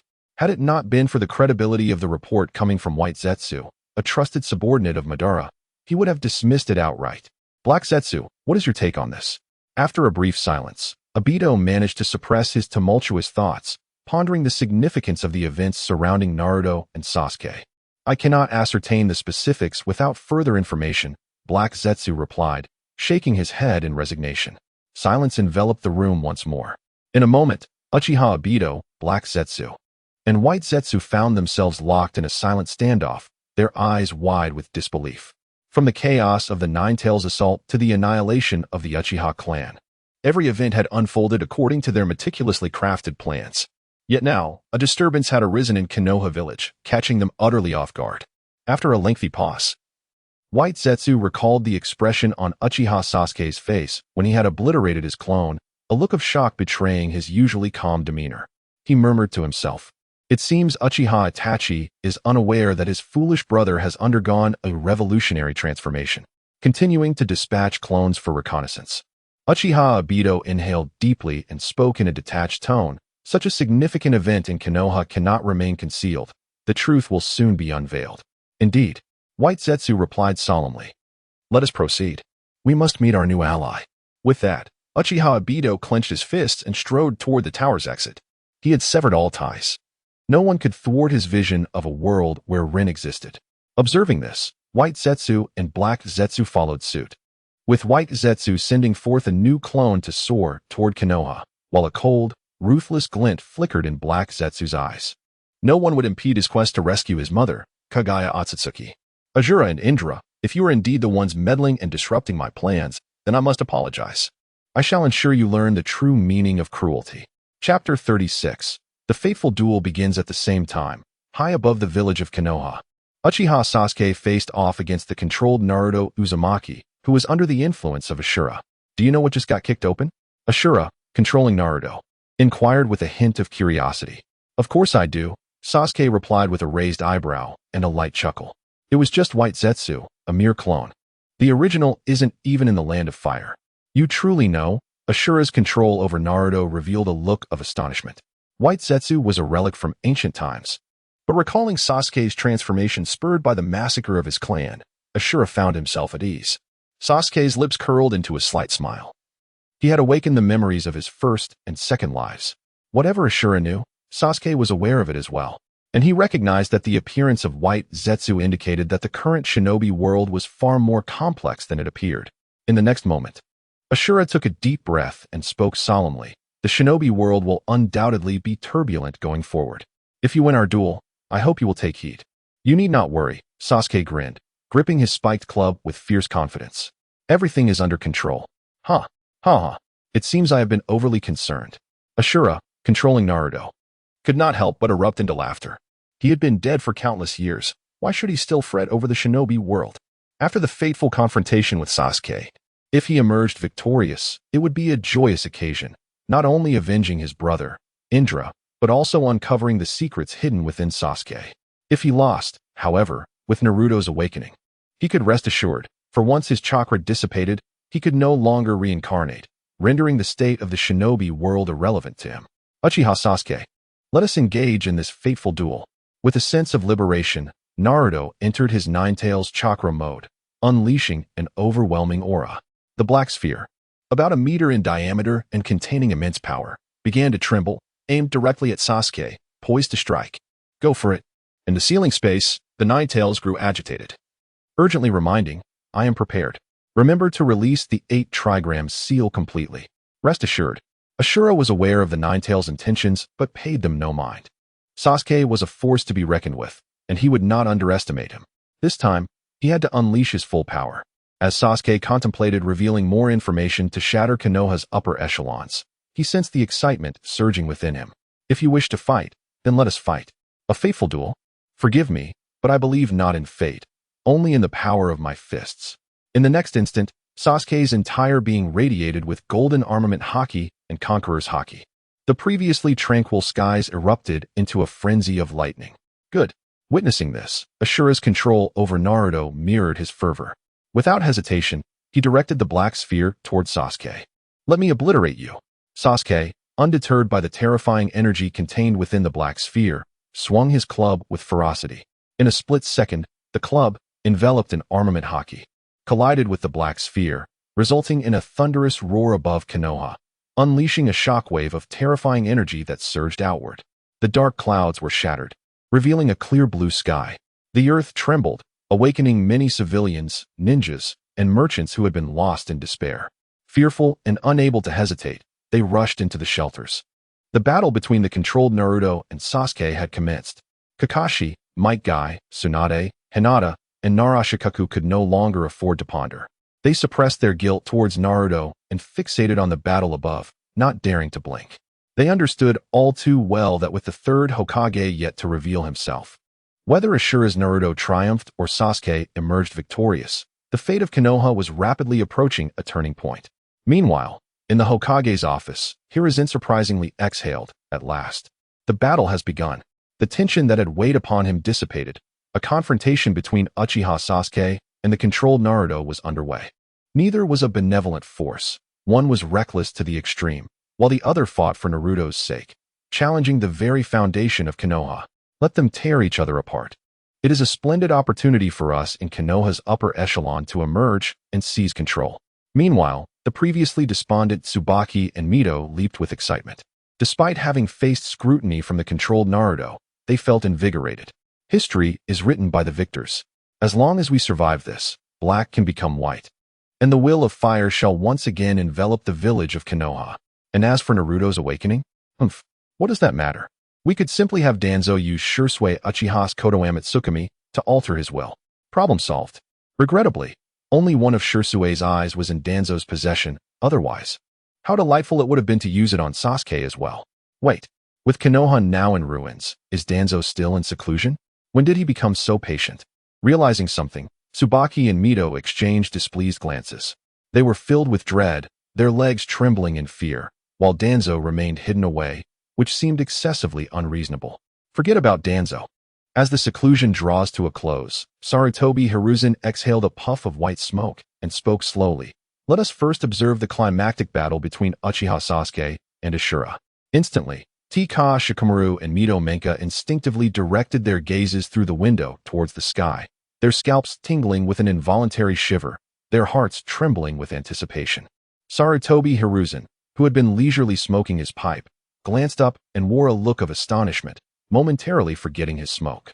In that moment, even the likes of Kakashi, Might Guy, Yuhi Kurenai, and Akimichi Choza found their pupils constricting sharply. For within less than 5 seconds of a standoff, Uchiha Sasuke, wielding a spiked club, grinned widely and, in a display of sheer ferocity, detonated the black sphere of tailed beast bomb with reckless abandon. Indeed, he obliterated the tailed beast bomb, which contained the power to annihilate the world. What madness! Ashura, initially planning to leverage the immense tailed beast bomb for a stalemate, muttered a low curse under his breath. In a flash, Naruto Uzumaki, now in the Nine-Tails chakra mode, retreated several hundred meters without hesitation. Then came a resounding boom. The deafening explosion reverberated through the air, and a gigantic mushroom cloud erupted. The powerful shockwave tore through the atmosphere, causing a vast area encompassing Konoha village to tremble violently, akin to a cataclysmic earthquake. The spectacle was profoundly shocking. Yet, all those watching the battle dared not blink as they fixated on the epicenter of the explosion, including Ashura, who had retreated to manipulate Naruto from a distance. It was crucial to understand that the might of the colossal tailed beast bomb, combined with Ashura's chakra, was not a simple sum of parts. It was an exponential increase in power. Thus, even Ashura, primarily utilizing yang-release chakra, refrained from risking Naruto's body in close proximity to the explosive shockwave. 1 second, 10 seconds, 30 seconds. After a full minute, the smoke from the explosion began to dissipate, revealing Uchiha Sasuke clenching the spiked club, his face alight with exhilaration and delight. Ha ha ha, that was utterly delightful, Sasuke exclaimed, relishing the subtle pangs of pain coursing through his body. His Sharingan fixated on Naruto, now under Ashura's control and unable to suppress a grin. He licked his lips and declared, "It's been far too long since I've enjoyed such a thrilling fight. Come, attack me with wild abandon and obliterate me." Chapter 37. Sasuke Uchiha goes completely insane. Nine-Tails, you truly are formidable.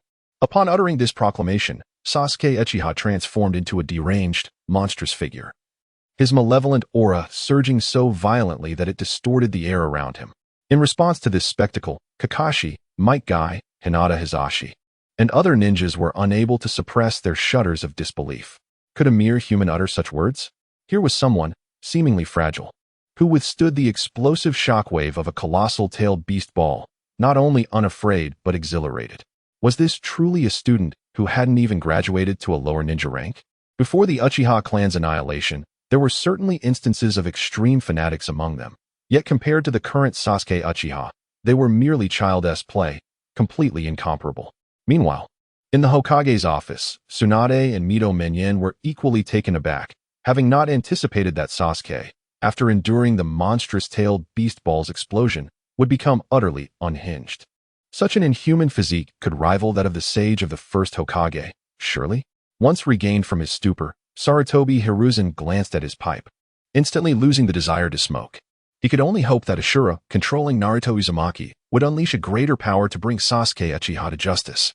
In midair, witnessing the frenzied Sasuke, Ashura, wielding Naruto's body, wore a grave expression. The chakra of the Nine Tails surged violently, as Sasuke's defensive capabilities exceeded his expectations. I refuse to believe this. With that, as the tailed beast chakra amassed in a furious whirlwind, Ashura rapidly performed hand seals, conjuring another titanic tailed beast ball brimming with terrifying power. This was merely the beginning. As Ashura continued to knead the chakra, several massive tailed beast balls manifested in the sky, their sheer power emanating an intangible intimidation that reverberated across the battlefield. Sasuke Uchiha, brace yourself. After gathering a total of 9 colossal tailed beast balls, Ashura unleashed them upon Sasuke with relentless fury. Come at me. Sasuke, undeterred by the impending barrage, eagerly brandished his spiked club, charging forward to meet the onslaught. Boom! A deafening roar shattered the silence as the air erupted, giving rise to a colossal mushroom cloud. One of the immense tailed beast balls was obliterated by Sasuke's body, enveloped in a blend of haki and conqueror's haki. The cataclysmic explosion unleashed a wave of destructive energy. And this was merely the beginning. Like a monster, Sasuke charged fearlessly towards the second, third, and fourth. Boom, boom, boom. The sound of explosions echoed like a relentless barrage over Konoha. The uncontrolled waves of destructive energy forced Kakashi, Might Guy, Hinata Hizashi, and others to retreat hundreds of meters. Even the assembled Anbu and ninjas from various clans found their nerves fraying, retreating in disarray. The Hokage building and the Uchiha clan's ancestral hall, which had barely held together, could no longer withstand the pressure, fracturing extensively, prompting Sarutobi, Tsunade, and Mito to swiftly vacate the premises under the protection of several Anbu, retreating at top speed. Boom! As they evacuated, both the Hokage building and the Uchiha ancestral hall collapsed with a resounding crash. Damn it!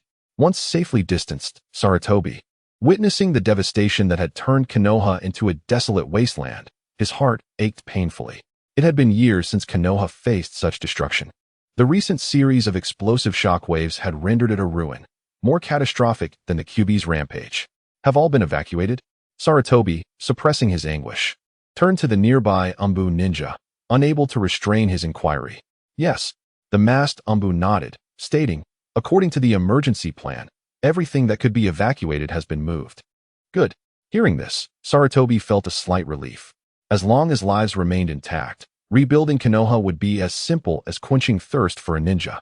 The emergency plan was designed for scenarios of great crisis, where responsible ninjas would act promptly to relocate civilians, merchants, and lower and mid-ranking ninjas to shelters, alongside ensuring the secure transfer of valuables and resources. Naturally, the higher-ups' vaults and those of various clans were situated in safe locations, requiring no relocation. They could simply be excavated later. Boom. At that moment, another explosive roar erupted from the battlefield center. As spectators gazed, they beheld the final 3 colossal tailed beast balls detonated recklessly by Sasuke. Like an immortal beast, he remained unscathed, relying on his formidable defenses and regenerative abilities to withstand the catastrophic energy shockwaves. Unbelievable. Truly astonishing. Thus, all 9 gigantic tailed beast balls had been fiercely detonated by Sasuke, cloaked in golden haki and conqueror's haki. However, after enduring such a relentless barrage, Sasuke inevitably suffered severe internal injuries, spitting blood uncontrollably. This sight elicited a collective breath of relief from Ashura, Sarutobi, Tsunade, Mito, Kakashi, Might Guy, Hinata Hizashi, and others. He was injured. This monstrous Sasuke could indeed be harmed. The enigmatic golden energy enveloping him was not insurmountable after all. Indeed, they had noticed the irregularities of Sasuke's haki and conqueror's haki, which evidently stemmed from a newfound ability he had yet to fully comprehend. Might Guy, in particular, felt a pang of envy. This was the very capability a taijutsu ninja ought to cultivate, a perfect complement to the 8 gates. The potency of the tailed beast balls, bolstered by Ashura's chakra, was indisputable. Even at the zenith of his haki and conqueror's haki, Sasuke was still wounded. In the air, Sasuke licked the blood from his lips, a nostalgic glint shining in his eyes. In his previous life as the immortal Kaido, he frequently sought death, challenging the other emperors, infiltrating marine headquarters, and enduring countless tortures. Now, he had finally reclaimed that profound sensation of having sustained grave injuries. To be more precise, at this moment, having absorbed Indra's chakra energy and awakened the eternal Mangekyou Sharingan, he is far stronger than he was at the peak of his second life. With a deep breath, Sasuke Uchiha felt the surge of his formidable vitality and recuperative powers, visibly healing his internal injuries at a remarkable pace. Ashura, too, had recovered from his wounds. Within the ceiling space, the Ninetales, acutely sensitive to malice, immediately sensed something amiss and exclaimed, "How does Sasuke Uchiha's recovery ability seem even more monstrous than that of the sage body? Surely, Hashirama Senju, the first Hokage, could not surpass him. A monster. This could rival a low-tier version of the Sage of Six Paths." Controlling Naruto Uzumaki, Ashura pondered and couldn't he help but retort. The peak recovery ability of Hashirama Senju would undoubtedly be comparable. It was absurd. Hashirama at his zenith, as a sage with would release and sage mode, augmented by his chakra, was undeniably powerful. The issue lay in the fact that this reincarnation's host, Naruto, was far too weak, limiting the combat potential of the reincarnated chakra energy. If not for the Ninetales' invisible chakra support, Sasuke would have likely overwhelmed him unilaterally. How frustrating. The controlling Ashura felt increasingly constrained, muttering to himself, "If only I had not died, I could have taught Sasuke Uchiha a severe lesson." At his peak, receiving his father's blessing, he could wield the truth-seeking balls and summon techniques akin to Hashirama's sage art, True Thousand's Hands, Buddha on high. Now, with limited reincarnated chakra energy, he could not use these formidable techniques. "Let me out." The Ninetales seized the opportunity to proclaim, "Once I am free, we shall combine our strengths to confront Sasuke Uchiha and show him our true might." Agreed. Ashura, controlling Naruto, realized that their only hope lay in the unleashed power of the Ninetales. With a mental command, he thoroughly dispelled the 8 trigram seal. "Roar! Roar! I'm out. I have returned." In an instant, as the terrifying chakra of the tailed beast surged from Naruto, an orange fox with 9 tails appeared above the ruins of Konoha.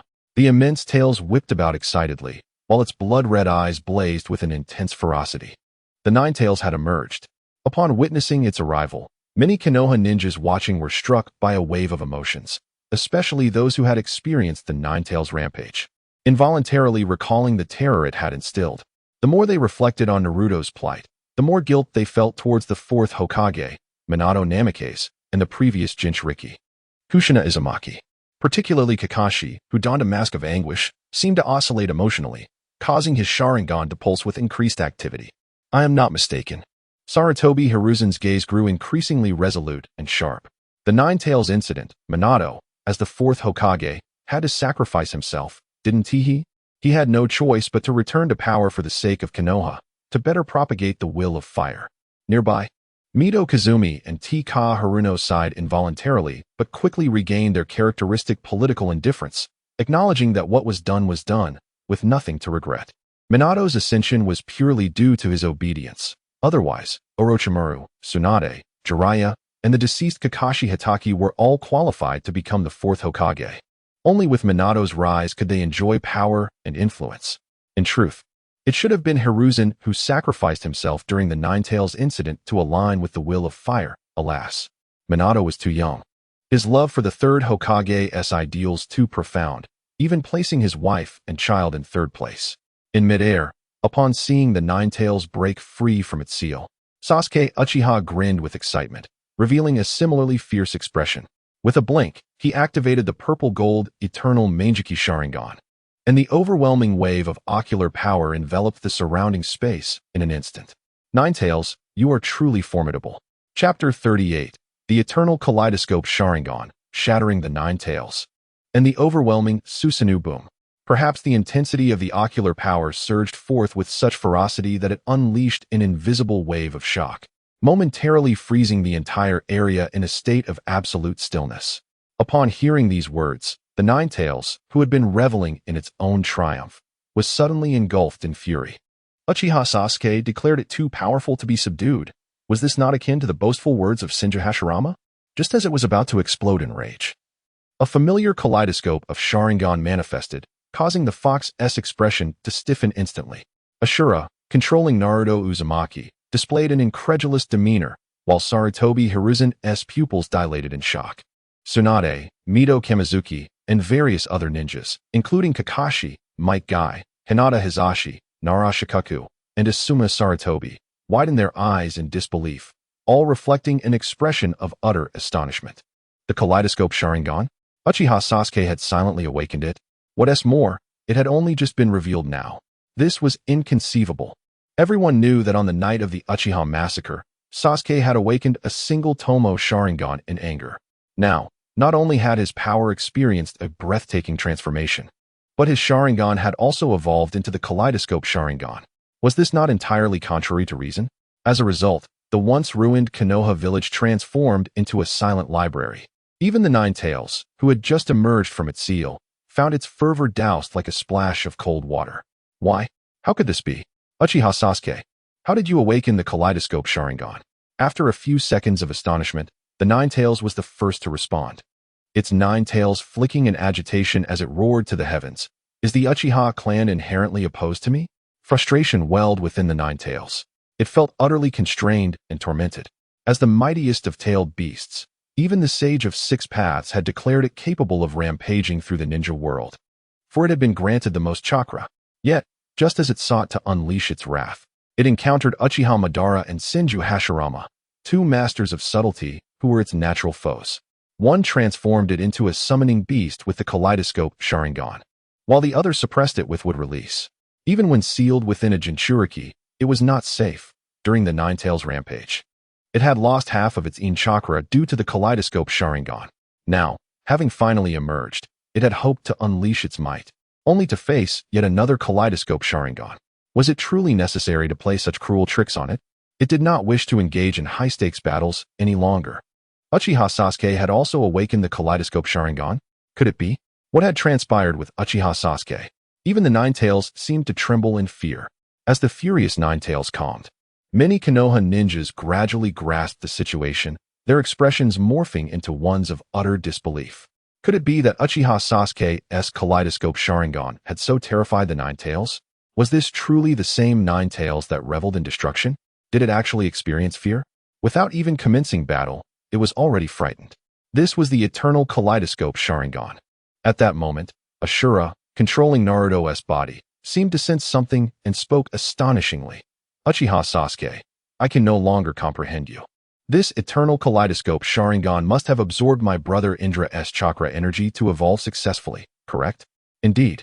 Uchiha Sasuke smiled, responding earnestly. Indra's reincarnation's Yin-release chakra is the essence of essences, perfectly enabling my kaleidoscope Sharingan to evolve into the eternal kaleidoscope Sharingan. Buzz. This revelation was met with a thunderous reaction from those Konoha ninjas who understood the significance of the eternal kaleidoscope Sharingan. It was akin to a clap of thunder, echoing in their minds and leaving them momentarily blank. The conventional kaleidoscope Sharingan, while immensely powerful, bore severe side effects. Excessive use risked the user's life or led to blindness. However, the eternal kaleidoscope Sharingan was an upgraded version, almost devoid of adverse effects, with only Uchiha Madara having succeeded in awakening it.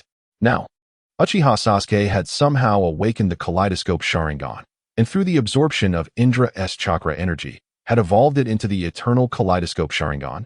Ninetales, what do you fear? At this moment, Ashura, commanding Naruto's body, spoke with great seriousness. As long as I am present, his eternal kaleidoscope Sharingan cannot control you. Roar. Then let us confront him. Before the words had fully escaped, the Ninetales suddenly realized. Indeed, it was not alone in battle. Ashura was providing it with yang-release chakra. Swish.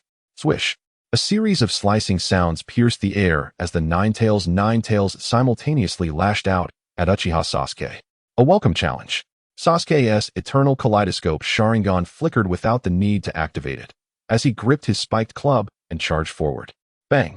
In the next instant, a deafening explosion echoed as Sasuke's club collided with one of the Nine Tails' massive tails, unleashing an overwhelming force that obliterated the tail, sending forth a terrifying energy shockwave in all directions. Subsequently, Sasuke accelerated to his utmost speed, transforming into a mere afterimage, and before the gathered spectators, he shattered the Nine Tails' nine colossal tails with his club. Roar! The Nine Tails let out another furious cry, its chakra surging as its nine tails swiftly regenerated. Humph! Witnessing this, Uchiha Sasuke scoffed, instantly appearing before the Nine Tails, swinging his club wrapped in armed haki, fearlessly bringing it down once more. Tailed Beast Bomb. In a fit of exasperation, the Nine Tails opened its mouth, gathering a massive amount of chakra energy, desperately attempting to unleash a tailed beast bomb as quickly as possible. Yet, Sasuke's speed surpassed it. Executing his signature move, Thunderclap 8 trigrams, in the blink of an eye. Boom! Another deafening roar erupted as the Nine Tails' tailed beast bomb had not even been fully formed before Sasuke's Thunderclap 8 trigrams struck its head. The immense power unleashed caused the air to fracture, and the tailed beast bomb, still gathering energy, exploded within the Nine Tails' mouth, rendering it a silent dud. No. Feeling the unreasonable power of the thunderous 8 trigrams, although the tailed beasts are impervious to pain, the Nine Tails could not help but emit a wretched howl as its head was violently shattered by the spiked club. Perhaps the force was too overwhelming. The aftershock struck the ground, creating a deep pit several dozen meters in depth. With a resounding thud, the Nine Tails' massive form crashed to the earth, stirring up a cloud of dust that caused the entire Hidden Leaf village to tremble. Uchiha Sasuke, as a tailed beast, I cannot perish. Even if you were to slay the Jinchuriki, I would resurrect anew. Mere moments later, the Nine Tails' head was restored by chakra energy. Gazing at Uchiha Sasuke, whose eternal Mangekyou Sharingan was activated, an unusual flicker of fear appeared in its eyes. It was perplexed by Sasuke's unconventional tactics. Brother, you wield the eternal Mangekyou Sharingan, yet you attack like a barbarian with a spiked club. Is this not a waste of your power? Is your eternal Mangekyou Sharingan merely for show? Sasuke, however, paid no heed to these thoughts. Hee, I shall wield my eternal Mangekyou Sharingan freely. Smash the ground. I shall do as I please. Thunderous 8 trigrams. With a swift motion, he reappeared before the recently restored Nine Tails and struck down once more. You. The Nine Tails' words were abruptly cut off as the spiked club, enveloped in golden armed haki, thundered down upon its head once again. Boom. Another earth-shattering sound erupted as the Nine Tails, rendered nearly defenseless, was violently slammed into the ground. The explosive force shattered its upper body, dispersing a tremendous wave of energy that radiated outward. If you have the ability, keep going. The Nine Tails, now enraged, began to retaliate, its body returning to normal as it lunged forward with claws bared. Descending 3 realms, Indra's wrath. Uchiha Sasuke showed no intention of holding back. He leapt into the air, spinning the spiked club in his hand, this time infusing it with both the Conqueror's haki and in-release chakra, before descending with a fierce strike upon the Nine Tails. Boom. With almost no chance to counter, the Nine Tails was forced beneath the ground, the immense power carving countless unfathomable chasms into the already devastated terrain. I refuse to submit. With a surge of tailed beast chakra, the Nine Tails flickered and leapt from the pit. Upon closer inspection, one could see its body trembling slightly. The combination of armed haki and in-release energy appeared capable of inflicting damage upon the tailed beast. Sasuke's eternal Mangekyou Sharingan glimmered as he gripped the spiked club tightly, unleashing the enhanced technique of thunderous 8 trigrams. Crackling thunder erupted unexpectedly, cascading from the heavens to envelop the layered spiked club, now fortified with multiple buffs, armed haki, conquering haki, and in-release. What is this? Why is this attack growing stronger? The Nine Tails felt on the brink of madness. It had once considered Uchiha Madara and Hashirama Senju its lifelong adversaries, but now it realized its error. Uchiha Sasuke, though young, fought with a ferocity surpassing even that of Madara and Hashirama. No wonder it sensed a kinship with Sasuke. He resembled a tailed beast more than anything. Rumbling. Yet another explosion resounded as a massive mushroom cloud ascended. The Nine Tails, freshly coalesced, was mercilessly obliterated by Sasuke's overwhelming force, unleashing an even more chaotic energy wave that disrupted everything in its vicinity. Observing this brutal display, Sarutobi Hiruzen, Tsunade, Mito Minj, Kakashi, and Mangekyou were rendered speechless. The eternal Mangekyou Sharingan was wielded with such abandon, shattering the Nine Tails with each strike. Was the Nine Tails truly weak? No. It was Uchiha Sasuke who was an absurdly powerful monster, treating the Nine Tails as if it were mere prey. Consequently, Hiruzen, Tsunade, and Mito Menge felt an unprecedented pang of regret. The Uchiha clan had been annihilated, yet this Uchiha monster surpassed all expectations. To put it bluntly, since discovering that Sasuke was the mastermind behind the destruction of the Hokage Rock, he had continuously surprised them, or rather, terrified them. His myriad of abilities seemed to emerge ceaselessly, driving them to the brink of nervous breakdown. Ashura, if you do not intervene, I truly cannot hold on any longer. Suddenly, the fearful voice of the Nine Tails echoed as it emerged once again from the dust, noticeably smaller in stature. Its gaze toward Sasuke was fraught with dread. With only half of its yang chakra remaining, it was far from its peak, and after being ravaged by Sasuke, it initially felt unfazed. However, the more they fought, the more the Nine Tails discovered that Sasuke's golden energy, armed haki and conquering haki, combined with in release, could indeed harm it. The final blow nearly rendered it incapable of maintaining its form. There was no denying it. It truly felt intimidated, more so than when facing Madara or Hashirama. It was willing to acknowledge Sasuke as the strongest. You should mind your own business. Sasuke laughed maniacally, once more swinging the spiked club as torrents of thunder erupted, gathering fiercely upon it. Buzz, observing the Nine Tails being thoroughly dominated, Ashura, controlling Naruto Uzumaki, was not idle either. Sweat trickled down his forehead as he crafted a massive hurricane sphere resembling an oversized tailed beast bomb, ensuring maximum power by incorporating 5 smaller spheres within it. Indeed, this was the only grand technique at his disposal, and its success hinged upon this moment. Now, with a flash, Ashura unleashed his attack, especially when he saw Sasuke with his back turned, preparing to strike the Nine Tails. A surge of excitement flickered across his face. This attack, infused with both his chakra and the Nine Tails chakra, would undoubtedly pack a devastating punch. It drew closer. Just as Ashura was about to launch the super hurricane sphere from behind to severely injure Sasuke, a golden, fully realized Susanoo, enveloped in both armed haki and conquering haki, manifested behind Sasuke. Then, Ashura's super hurricane sphere collided forcefully against the towering golden giant, unleashing an earth-shattering energy wave that rippled across the landscape, affecting several kilometers around. The power was immense. Ashura's reincarnated chakra, building up for so long, had unleashed a formidable technique. However, this time he directed his assault towards the complete body Susanoo. The already formidable defense of the fully realized Susanoo had reached an extraordinary level, and with the addition of haki, it ascended to an entirely new echelon. Much like the kunai piercing through Susanoo, it inflicted no discernible harm upon Uchiha Sasuke's Susanoo. But why are you behaving so unpredictably? Controlling Naruto Uzumaki, Ashura glared with eyes ablaze, nearly overwhelmed with fury. After awakening the eternal Mangekyou Sharingan, Uchiha Sasuke seized a spiked club to strike at the Nine Tails, and now, unexpectedly wielding the fully realized Susanoo enveloped in golden energy. Is this how one toys with another? Ashura, have you had your fill of this game? It is time to send you on your way. With a swift motion, a sound sliced through the air as the golden complete Susanoo suddenly swung its right arm, opening its colossal palm. This is bad.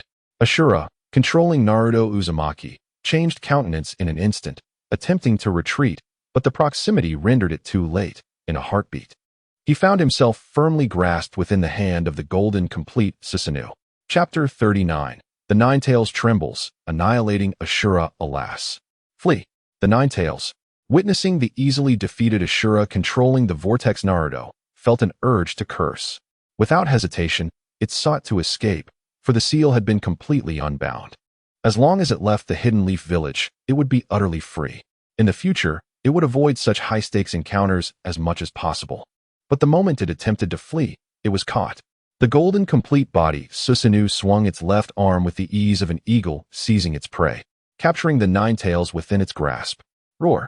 The Nine Tails let out a furious howl, its chakra surging as it struggled violently. Its Nine Tails thrashed frantically against the arm of Susanoo, attempting to break free from the powerful grip. Bang! Bang! Bang! The sound of metal colliding erupted, unleashing a terrifying shockwave of energy. Yet, no matter how fiercely the Nine Tails fought against its confinement, The golden complete body Susanoo remained unmoved. Flee? Still struggling? Uchiha Sasuke stood atop the head of the golden complete body Susanoo, a flash of ruthless intent crossing his face. Ninetales, if you seek to lose your dignity, I shall grant you a moment of it. No sooner had he spoken than the golden complete body, Susanoo, slammed the Ninetales into the ground. Boom. A thunderous roar echoed as the Ninetales made brutal contact with the earth, creating a massive crater in the already ravaged surface. Roar.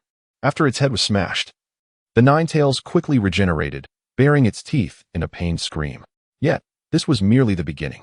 In the next moment, the golden complete body Susanoo relentlessly continued to pummel the Ninetales into the ground, causing a series of deafening booms that reverberated across the area, shaking the ground for miles around. Terrifying.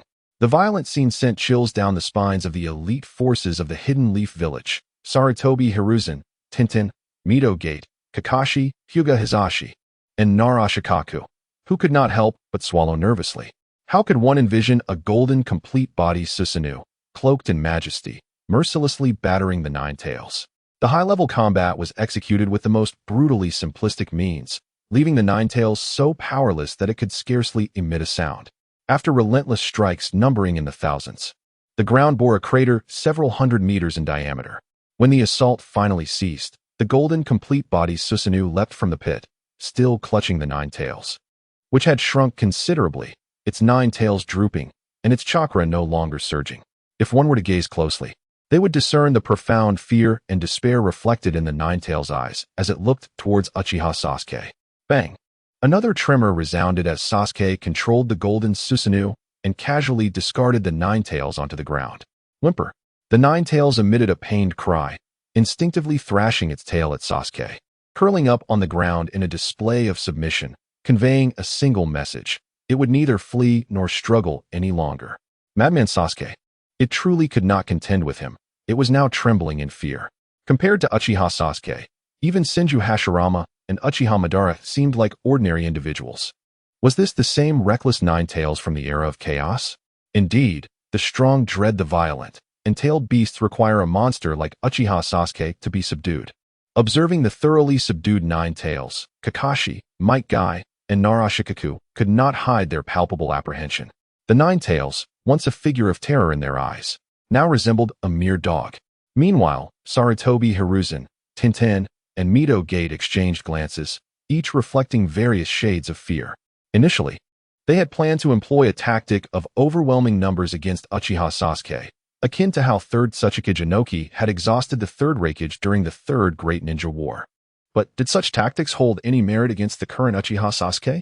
Contemplating this, Sarutobi Hiruzen turned to the gathered forces of Root and the Anbu, along with the larger contingent of Hidden Leaf shinobi behind them.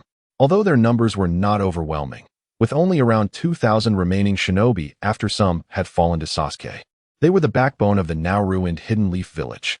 Well, even if the higher-ups of the Hidden Leaf had lost their credibility due to Naruto's situation, Sarutobi Hiruzen believed he still wielded absolute authority and control over the village.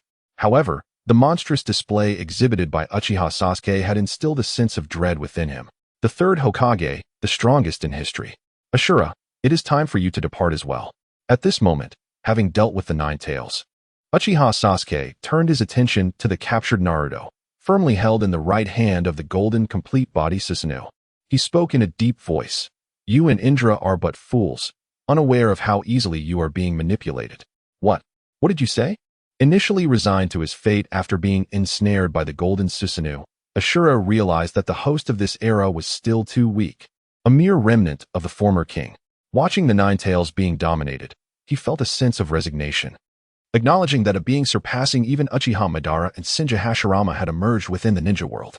However, hearing Uchiha Sasuke's words shook him from his calm. What did it mean to be toyed with? Was this some kind of jest? Who would dare to manipulate the sons of the Sage of Six Paths? Did they wish to forfeit their standing in the ninja world? Heh, Ashura, you will come to understand this in time. Uchiha Sasuke grinned, his golden, eternal Mangekyou Sharingan emanating an overwhelming wave of ocular power. In an instant, it enveloped Naruto's body with blinding speed. No, wait. Before Ashura, controlling Naruto, could react, he found his chakra energy completely surrounded by Sasuke's ocular might. Then, within Naruto's mental realm, a massive azure dragon appeared. roaring as it seized Ashura's chakra energy with its claws. A dragon? An azure dragon? Did the Akatsuki clan possess such a bloodline limit? With endless confusion, Ashura's chakra energy was obliterated with ease. A portion was absorbed by Sasuke's ocular power, while another merged with Naruto, a contingency plan left by Ashura for this era's host. All of this transpired in the blink of an eye, leaving Naruto, who had just awakened, in a state of shock as he witnessed the unfolding events. Even with some mental preparation, he found himself utterly speechless. Isn't Uchiha Sasuke exceedingly formidable and somewhat monstrous? When he engages in combat, he exudes an overwhelming and fierce demeanor, coupled with a temperament that swings between extremes. This is undeniably astonishing.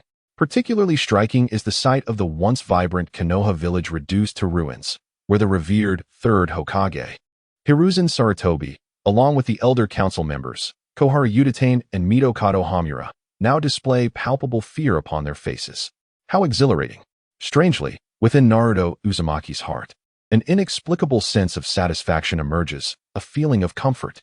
Yet, just as this feeling begins to settle, he witnesses the Ashura chakra energy body being obliterated by a colossal azure dragon within his mental realm, which restores Naruto's control over his own body, leaving him momentarily stunned. Chapter 40. Absorption, Yin-Yang Escape.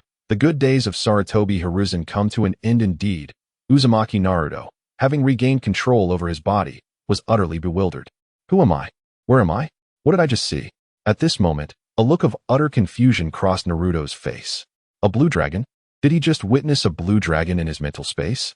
Could it be that Uchiha Sasuke has a dragon form as well?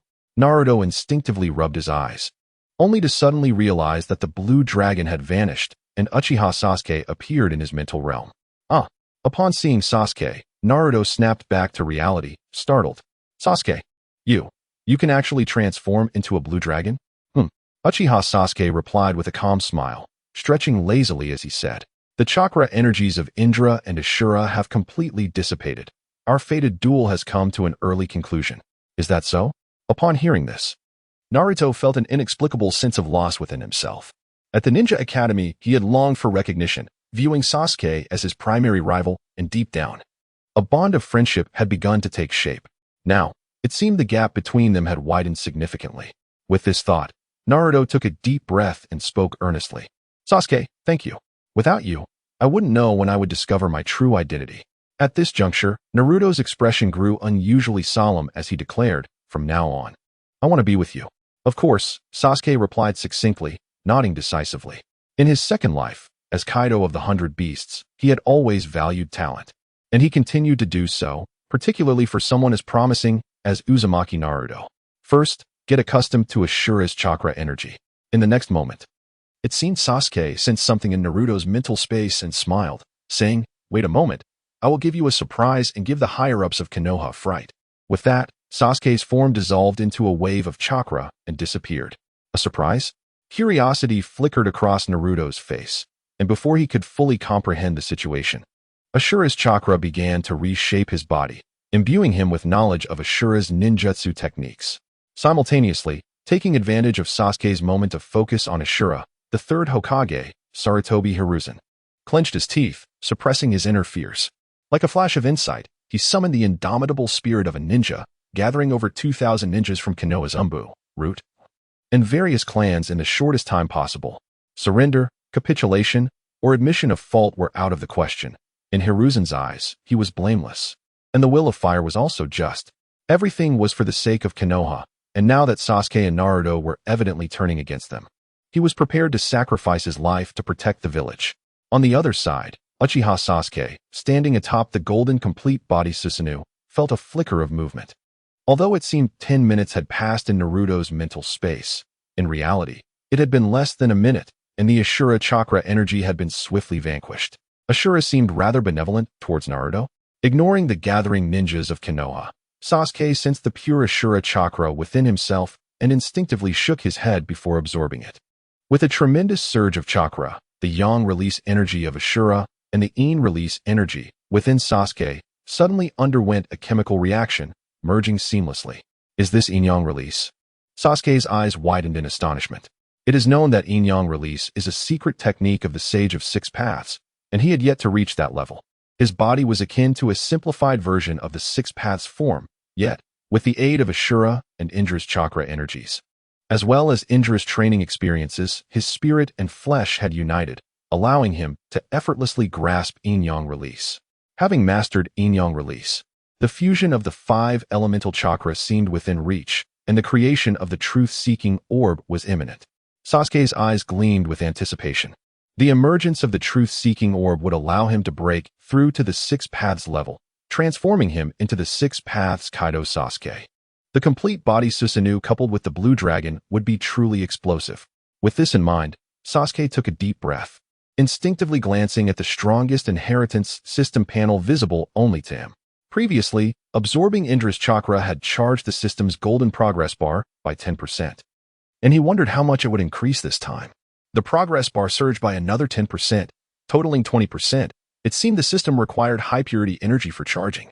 A brief scan of the panel left Sasuke in contemplation as he stored it away. Currently, the extraction of the next powerful template for inheritance felt a bit distant. Yet he remained undeterred. The system had laid a solid foundation. With the absorption of Indra and Ashura's chakra energies, he could cultivate and grow stronger on his own. Achieving the Six Paths level was not far-fetched. Once he attained the power of the Six Paths, he could enhance his eternal Mangekyou Sharingan, allowing his eyes to evolve. Thus, under such circumstances, Sasuke's eternal Mangekyou Sharingan blinked and returned to its normal state. The immense golden complete body Susanoo vanished in an instant as Sasuke gripped his kanabo, his body flickering to stand on a relatively intact piece of ground. Naruto, seemingly having absorbed some of Ashura's inheritance, followed suit and positioned himself to Sasuke's left, slightly behind. Kaibai. Sasuke turned to glance at the Kaibai, who dared not even breathe, signaling with a simple gesture that it should swiftly retreat to where it came from. With a swish, the Kaibai, no longer wishing to feel the air of freedom, transformed into a mass of tailed beast chakra and, with remarkable speed, entered Naruto's body. The outside world was far too perilous. From henceforth, even without the 8 trigram seal, it would not venture out, opting to remain within Naruto. Now, it was time to attend to the final matter. In the next moment, Sasuke took a deep breath and cast a mocking gaze towards the massive assembly of Konoha ninjas several hundred meters ahead, particularly focusing on the third Hokage, Sarutobi Hiruzen, who had long since lost his composure, along with Tsunade, Mito, and the absent Danzo. Sasuke's observation haki did not detect Danzo, but he surmised that the man had likely undergone surgery somewhere within a barrier, having attained the coveted Sharingan through the massacre of the Uchiha clan. How exhilarating. Beside him, sensing the Kaibai's newfound docility, Naruto looked over, his face alight with unmasked excitement and anticipation. Hihi, the third Hokage, whom I once revered and admired. Your days of prosperity are coming to an end. Chapter 41. Sarutobi Hiruzen knelt down, ignited with fervor as Minato appeared.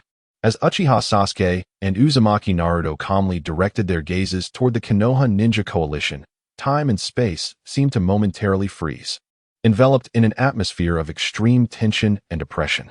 What to do? The monstrous presence of Uchiha Sasuke loomed closer. Uzumaki Naruto had transformed, no longer the submissive fox of yore. In the face of Sasuke and Naruto's penetrating stares, many ninjas within the Konoha coalition, despite maintaining an outward facade of calm, felt cold sweat bead on their foreheads, their hearts screaming in turmoil, like a tempest that could not be quelled. Had the leadership of Konoha not faltered, had they not witnessed the terrifying might of Uchiha Sasuke, their spirits would have remained bright, united against death. Yet, having seen Sasuke's overwhelming power firsthand, compounded by Naruto's lineage as the son of the Hokage, their morale had shattered completely. Even under the coercive influence of the third Hokage, Sarutobi Hiruzen, they stood like mere shadows, devoid of fighting spirit or confidence, especially when gazing upon the aged figure of the third Hokage, whose glory days had long passed. Compared to the youth of Sasuke and Naruto, the hearts of the Konoha ninjas grew cold. In this scenario, both Sasuke and Naruto had not unleashed any palpable pressure, yet they effortlessly suppressed the fighting spirit of the Konoha coalition, rendering the impending battle overwhelmingly one-sided before it had even begun. Is the situation amiss? Sarutobi mused. What shall we do now? Sensing the unease, Elder Kamachi and Mito Menju exchanged anxious glances. In the past, a single command from them would ignite the Konoha ninjas with fervor, even the students from the Ninja Academy would display unwavering resolve in the face of death. Now, everything seemed irrevocably altered. Humph. At this, Sarutobi scoffed, straightening his slightly hunched back. I am the third Hokage. What is there to fear? It is only death that awaits. Kamachi and Mito were momentarily taken aback. At this critical juncture, Hiruzen, are you still pretending? They wondered, well aware of his cunning. However, Sarutobi disregarded their thoughts. Taking a deep breath before addressing the Konoha ninjas, I recognize that our treatment of Uzumaki Naruto has disappointed many. I, Sarutobi Hiruzen, extend my sincerest apologies and solemnly promise that such actions will not be repeated. Now Konoha finds itself at a critical juncture. As long as the flames of Konoha burn, I implore you all to unite temporarily to protect our village. As he spoke, Hiruzen's eyes glistened with tears, his aged visage etched with pain and sorrow. Clad in the Hokage's ceremonial robes and hat, exuding an aura of tragic nobility. Now, as the third Hokage, I kneel before you, beseeching you to trust me one last time. Konoha cannot fall into the hands of Uchiha Sasuke. Otherwise, with his current temperament, not just Konoha, but the entire ninja world shall know no peace with that. The third Hokage knelt on one knee, his heartfelt words striking a chord, moving the hearts of many. The weight of his identity and status resonated deeply, igniting a spark of hope. While seasoned veterans like Hyuga Hayashi, Nara Shikaku, and Akimichi Choza could withstand the emotional surge, the majority of Konoha ninjas widened their eyes, their blood boiling. Despite the collapse of their leaders' personas, the revered figure of the third Hokage had humbly acknowledged their grievances and knelt. Sarutobi Hiruzen, in a moment of desperate clarity, shot a glare at Kamachi and Mito, frustrated that they had not grasped the gravity of the situation. The terrifying display of Uchiha Sasuke's power necessitated a consolidation of Konoha's strength for any chance of victory.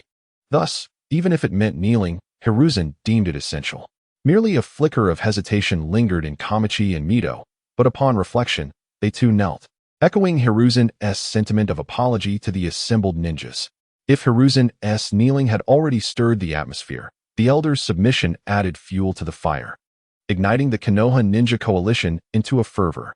Who could have anticipated that the leadership would cast aside their pride and openly apologize? This act undoubtedly reinvigorated the spirits of the ninjas, especially the loyal Anbu and Root members, who now burned with renewed vigor. Has the third Hokage truly knelt?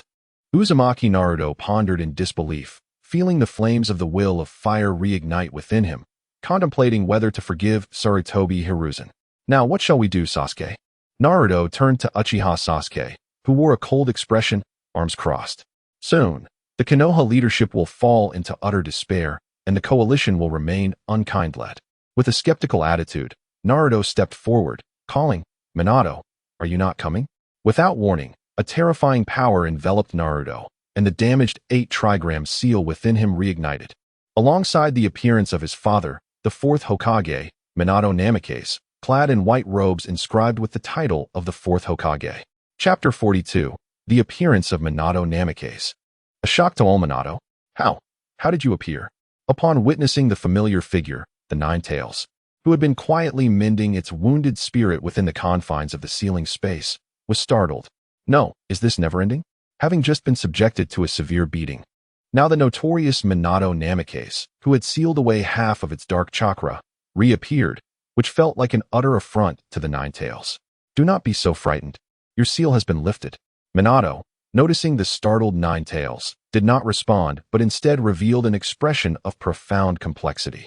In truth, when Ashura destroyed the 8-trigram seal to fully release the Nine Tails, it had inadvertently activated the contingency seal he had left within the 8 trigrams. Unfortunately, the chakra he had left behind was no match for Ashura's chakra energy. Thus, Minato chose to remain hidden within Naruto Uzumaki, waiting for the moment to protect his son should any danger arise, pouring out this final fragment of chakra to love him one last time. However, the subsequent events left Minato utterly astounded. The Uchiha clan, renowned as the first family of Konoha, had been annihilated, with Itachi Uchiha being one of the participants.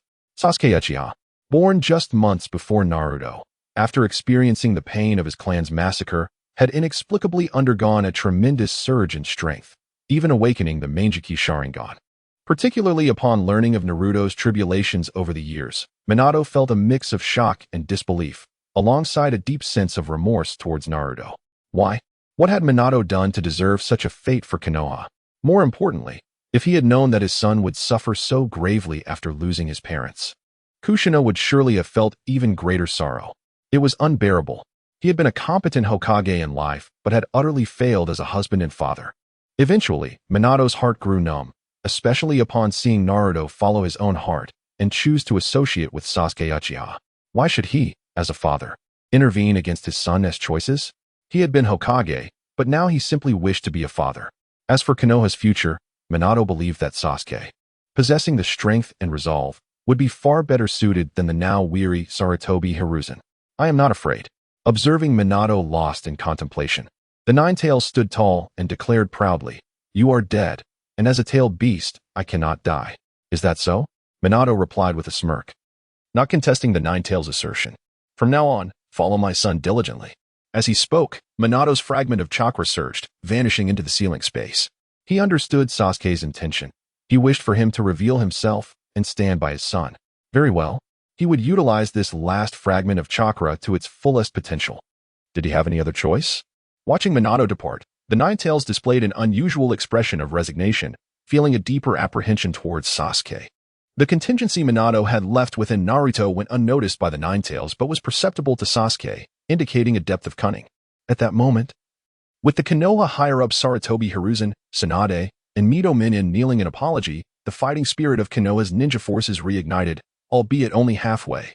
Suddenly, a figure with golden hair and blue eyes, donned in the white Hokage cloak, appeared before them.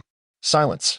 The air thickened with tension as the sunlight illuminated the handsome and gentle man. The ninjas of Konoha stood frozen, some unable to believe their eyes, rubbing them to confirm their sight. Could it be? Was this truly the fourth Hokage, Minato Namikaze? Indeed, it was him. Didn't he perish while sealing the Nine-Tails? Instantly, an uproar erupted, echoing throughout the crowd. As Minato appeared, the ninjas of Konoha were set aflame with excitement, their minds racing back to the legendary deeds of Minato during his lifetime and how they had treated Naruto. Unbeknownst to them, their rekindled spirits were swiftly extinguished. Minato-sensei. Kakashi's astonishment faded, replaced by tears welling in his eyes, his fists clenched instinctively. The fourth Hokage had returned. Might Guy, Shikaka Nara, Choji Akimichi, Hinata Hyuga, and others could hardly suppress their incredulity. They had never anticipated that at the moment the Konoha higher-ups were collectively kneeling, Minato would materialize. Was this to deal a fatal blow to Hiruzen Sarutobi? No. How could this be? Wasn't this chakra unmistakably Minato's? Meanwhile, the already pale faces of Sarutobi Hiruzen, Tsunade, and Mito Minion twisted in disbelief. They felt as though they were on the brink of madness. They had knelt, relinquished their dignity, and everything seemed to be progressing favorably. Yet, at this critical juncture, how could the fourth Hokage appear? Was this not a slap to their faces, rendering their apologies meaningless? Sasuke had effectively pinned the Konoha higher-ups to the wall of shame. Naruto stood dumbfounded. He had taken a few steps forward, following Sasuke's lead, only to feel a surge of chakra, and a man with hair identical to his own appeared. Upon closer inspection, this man bore an uncanny resemblance to the fourth Hokage's visage. Could this be the father he had never met? Naruto, you have suffered over the years. Minato expressed profound remorse, his voice gentle as he spoke. I do not deserve the title of father, nor do I have the right to apologize to you as a parent. However, I still wish for you to know that both your mother and I love you dearly. Upon hearing those words, Naruto's body trembled slightly, tears streaming down his face like a torrential flood. Father, mother, how foreign those terms felt. He had never dared to hope for such a connection, having only wished for basic sustenance and warmth, often resorting to mischief to garner attention. Thus, when Minato offered his apology, Naruto's heart was enveloped in a void. The influence of the fourth Hokage was indeed profound. Observing the reactions triggered by Minato's appearance, Sasuke could not help but express a hint of disdain, especially as he watched Sarutobi Hiruzen, Tsunade, and Mito Minion sheepishly rise from the ground. A cold glimmer flickered in his eyes. This was merely the beginning. The main event was yet to unfold. Until he had driven them to the brink of betrayal, he would not find satisfaction in taking action. Chapter 43. Betrayal and revelation of the masked man's identity on the other side. Watching Minato Namikaze gently caress Naruto Uzumaki's head and comfort the weeping boy, the atmosphere among the Konoha ninja forces was thick with tension. Not a soul dared to exhale. How should one articulate this? Once, Naruto Uzumaki was universally recognized as a demon fox, a harbinger of calamity, scorned, isolated, bullied, and looked down upon. Yet now, with the appearance of a parent, none other than the fourth Hokage, even the thickest-skinned ninja could not suppress a sense of shame and regret. Only the higher-ups of Konoha, namely the third Hokage Sarutobi Hiruzen, Tsunade, and Madogai, were expressions darkened by frustration, particularly as they witnessed the tender father-son moment unfold before them, which only intensified their feelings of suffocation and displeasure. Damn it, Sarutobi thought. This seemingly honest Minato Namikaze is indeed concealing secrets from us, having left contingencies surrounding Naruto Uzumaki. What should we do now, Sarutobi?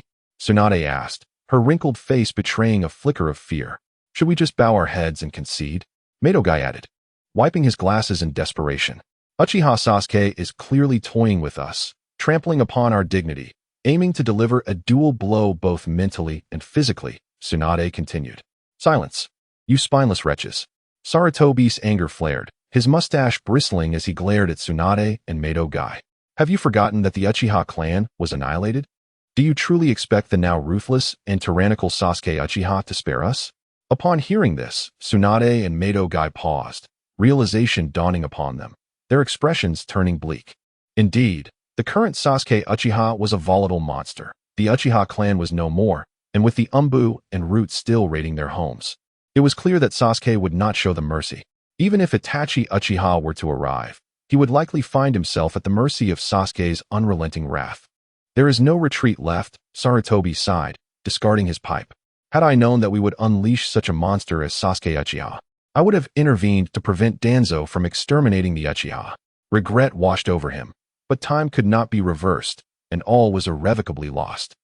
Danzo was still in seclusion, and when he finally emerged, Konoha might well be transformed beyond recognition. The mere thought that this catastrophe was of Danzo's making ignited a fury within Tsunade and Madogai, who had spent their days warning against the wicked Uchiha, only to find themselves facing the malevolent Sasuke Uchiha, who would personally oversee their demise. Moreover, they had no idea what Danzo was doing in isolation, under such significant turmoil. He should have sensed something amiss, yet he remained absent. There remains one last opportunity, Sarutobi mused, casting a cunning glance at Minato. Perhaps we can invoke the will of fire to morally bind him to our cause. Upon hearing this, Tsunade and Madogai's eyes lit up. Indeed, Minato had been marked by Sarutobi with the will of fire. How else could he have ascended to the position of fourth Hokage? Minato, do you still remember the essence of the will of fire? Without hesitation, Sarutobi gazed sorrowfully at the ruins of Konoha and proclaimed, where the leaves dance, the fire endures. Is this desolation truly what you wish to witness? The Senju and Uchiha clans, the founders of Konoha, have both perished. Perhaps from destruction, rebirth is possible. Minato replied with a smile. Minato. Sarutobi inhaled deeply, emphasizing his words. Have you forgotten your original intentions? Have you forgotten the words of Jiraiya? Have you forgotten your sacrifices to seal the Nine Tails? I have not forgotten, Minato stated, his expression softening with paternal warmth. However, I am now a father. Naruto has his own future, and I have faith in him. After uttering this, Sarutobi found himself at a loss for words, his mouth agape, unable to articulate the myriad thoughts swirling within him. The simple title of father had unequivocally revealed Minato's stance, delivering a heavy blow to Sarutobi's resolve. Yet, the realization that the will of fire could not compete with the bond of fatherhood left Sarutobi chuckling bitterly. Was everything he had done truly for Konoha? As the third Hokage, he had once been renowned for his wisdom, yet he now stood on the precipice of disgrace. Minato, in truth, had no moral obligation that could be wielded against him. At that moment, a glint of eager excitement flickered in Sasuke Uchiha's eyes. Now, it is time for me to exact my revenge. With a swift motion, Sasuke appeared before the Konoha ninja forces, his presence commanding immediate attention. If only I could act with such reckless abandon, Minato mused, observing Sasuke's youthful yet defiant posture, a sense of resignation washing over him. Being Hokage is truly exhausting. Death might be a form of liberation. Is it time to strike? The Konoha ninja forces gasped, their hearts racing as they saw Sasuke close the distance. Sarutobi, Tsunade, and Madogai trembled involuntarily, instinctively retreating a few steps. Distance had dulled their senses, but now, confronted with Sasuke's palpable aura of rage, they felt profoundly unsettled. "I have several matters to address. I implore you to listen carefully," Sasuke declared, taking a deep breath before unleashing a voice like thunder. Why did Konoha fail to aid the Uzumaki clan when they were besieged? Why did the Senju clan gradually decline? Why did the esteemed Hatake Kakashi take his own life? What is the truth behind the Uchiha clan's extermination? Silence. "Sasuke Uchiha, what do you know?" Sarutobi, Tsunade, and Mato Guy reacted as if their tails had been stepped on, their emotions flaring with indignation. They could not fathom how Sasuke could possess such knowledge. The Uzumaki clan had been punished for their treasures. Their sealing techniques had drawn the envy of other ninja villages, and their lineage was well suited for the role of Jinchuriki. After the death of Kushina Uzumaki, many of the Uzumaki clan's legacies had been effortlessly claimed by the higher-ups of Konoha. The Senju clan, too, had fallen victim to their own legacy, having produced 2 Hokages, leaving behind an overwhelming reputation. As for the revered Hatake Kakashi, his continued existence would have posed a threat to many, including the 4th Hokage. Regarding the annihilation of the Uchiha clan, it was tacitly approved by the 3rd Hokage, with Shimura Danzo colluding with the masked man responsible for the Nine-Tails incident to execute it. In reality, my foolish brother, Itachi Uchiha, was merely a pitiable instrument. At this point, Sasuke Uchiha paused briefly before exclaiming with a thunderous revelation, "By the way, let me share another secret with everyone. That enigmatic man wearing the spiral mask is none other than Uchiha Obito, a former member of Minato's team." At that moment, a series of blood-curdling coughs erupted, as Sarutobi Hiruzen, Tsunade, and Mito Gates In, overwhelmed by their emotions, turned crimson and could not suppress the torrents of blood surging from their mouths. A singular thought echoed in their minds. It was over. Everything was utterly ruined. They were facing total betrayal. Suddenly, an intense surge of ocular energy rippled through the air. Not far off, Kakashi's emotions were in turmoil, causing his transplanted Sharingan to uncontrollably manifest into the crimson kaleidoscope form. As for Minato, he was equally devastated. His chakra-infused body seemed on the verge of disintegration from sheer rage. The masked man was indeed Uchiha Obito. As his former teacher, Minato could hardly comprehend why he had turned against him, why he had chosen to obliterate the Uchiha clan, despite the kindness bestowed upon him by Konoha and the clan itself. Such actions were devoid of humanity, particularly when reflecting on the merciless demeanor of the masked man during the Nine-Tails incident. Minato felt as if the very heavens were collapsing upon him. Even if his soul were to reside in the belly of death itself, he yearned to claw his way back to life. Chapter 44. Choosing sides. The resolute shinobi-ya? Minato Namikaze clutched his head, letting out a pained wail. No wonder during the Nine-Tails incident, he had vaguely sensed a familiar aura emanating from the masked man. So it was you, Obito Uchiha. How have you become this way? You were truly a devoted student, so dutiful. However, in contrast to Minato and Kakashi, most of the Leaf Village ninjas were left stunned by the actions of the higher-ups, their hearts sinking as they realized that the sky had fallen upon Konoha. Yet, they remained unaware that Sasuke Uchiha had only mentioned a few significant matters, leaving out numerous lesser issues entirely. No, Obito Uchiha is dead. Sasuke Uchiha, you are lying. You are absolutely lying. Suddenly, Kakashi removed his black mask. His crimson Sharingan boldly fixed on Sasuke as he spoke with near madness. No one understands Obito better than I do.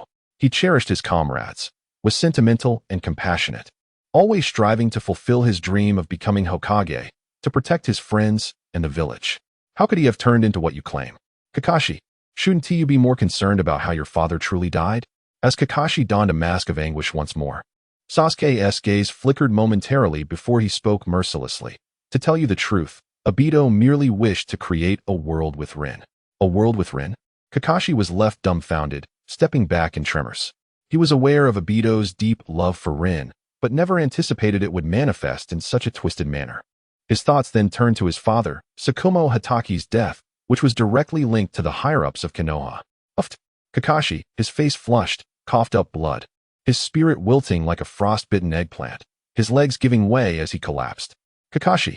Guy Mato was quick to catch him, exclaiming passionately, "Youth is a fervent anthem. You cannot fall now. Do you not wish to witness the downfall of the Konoha higher-ups? Do you not want to confront that beast, Obito Uchiha, and demand answers?" "Yes.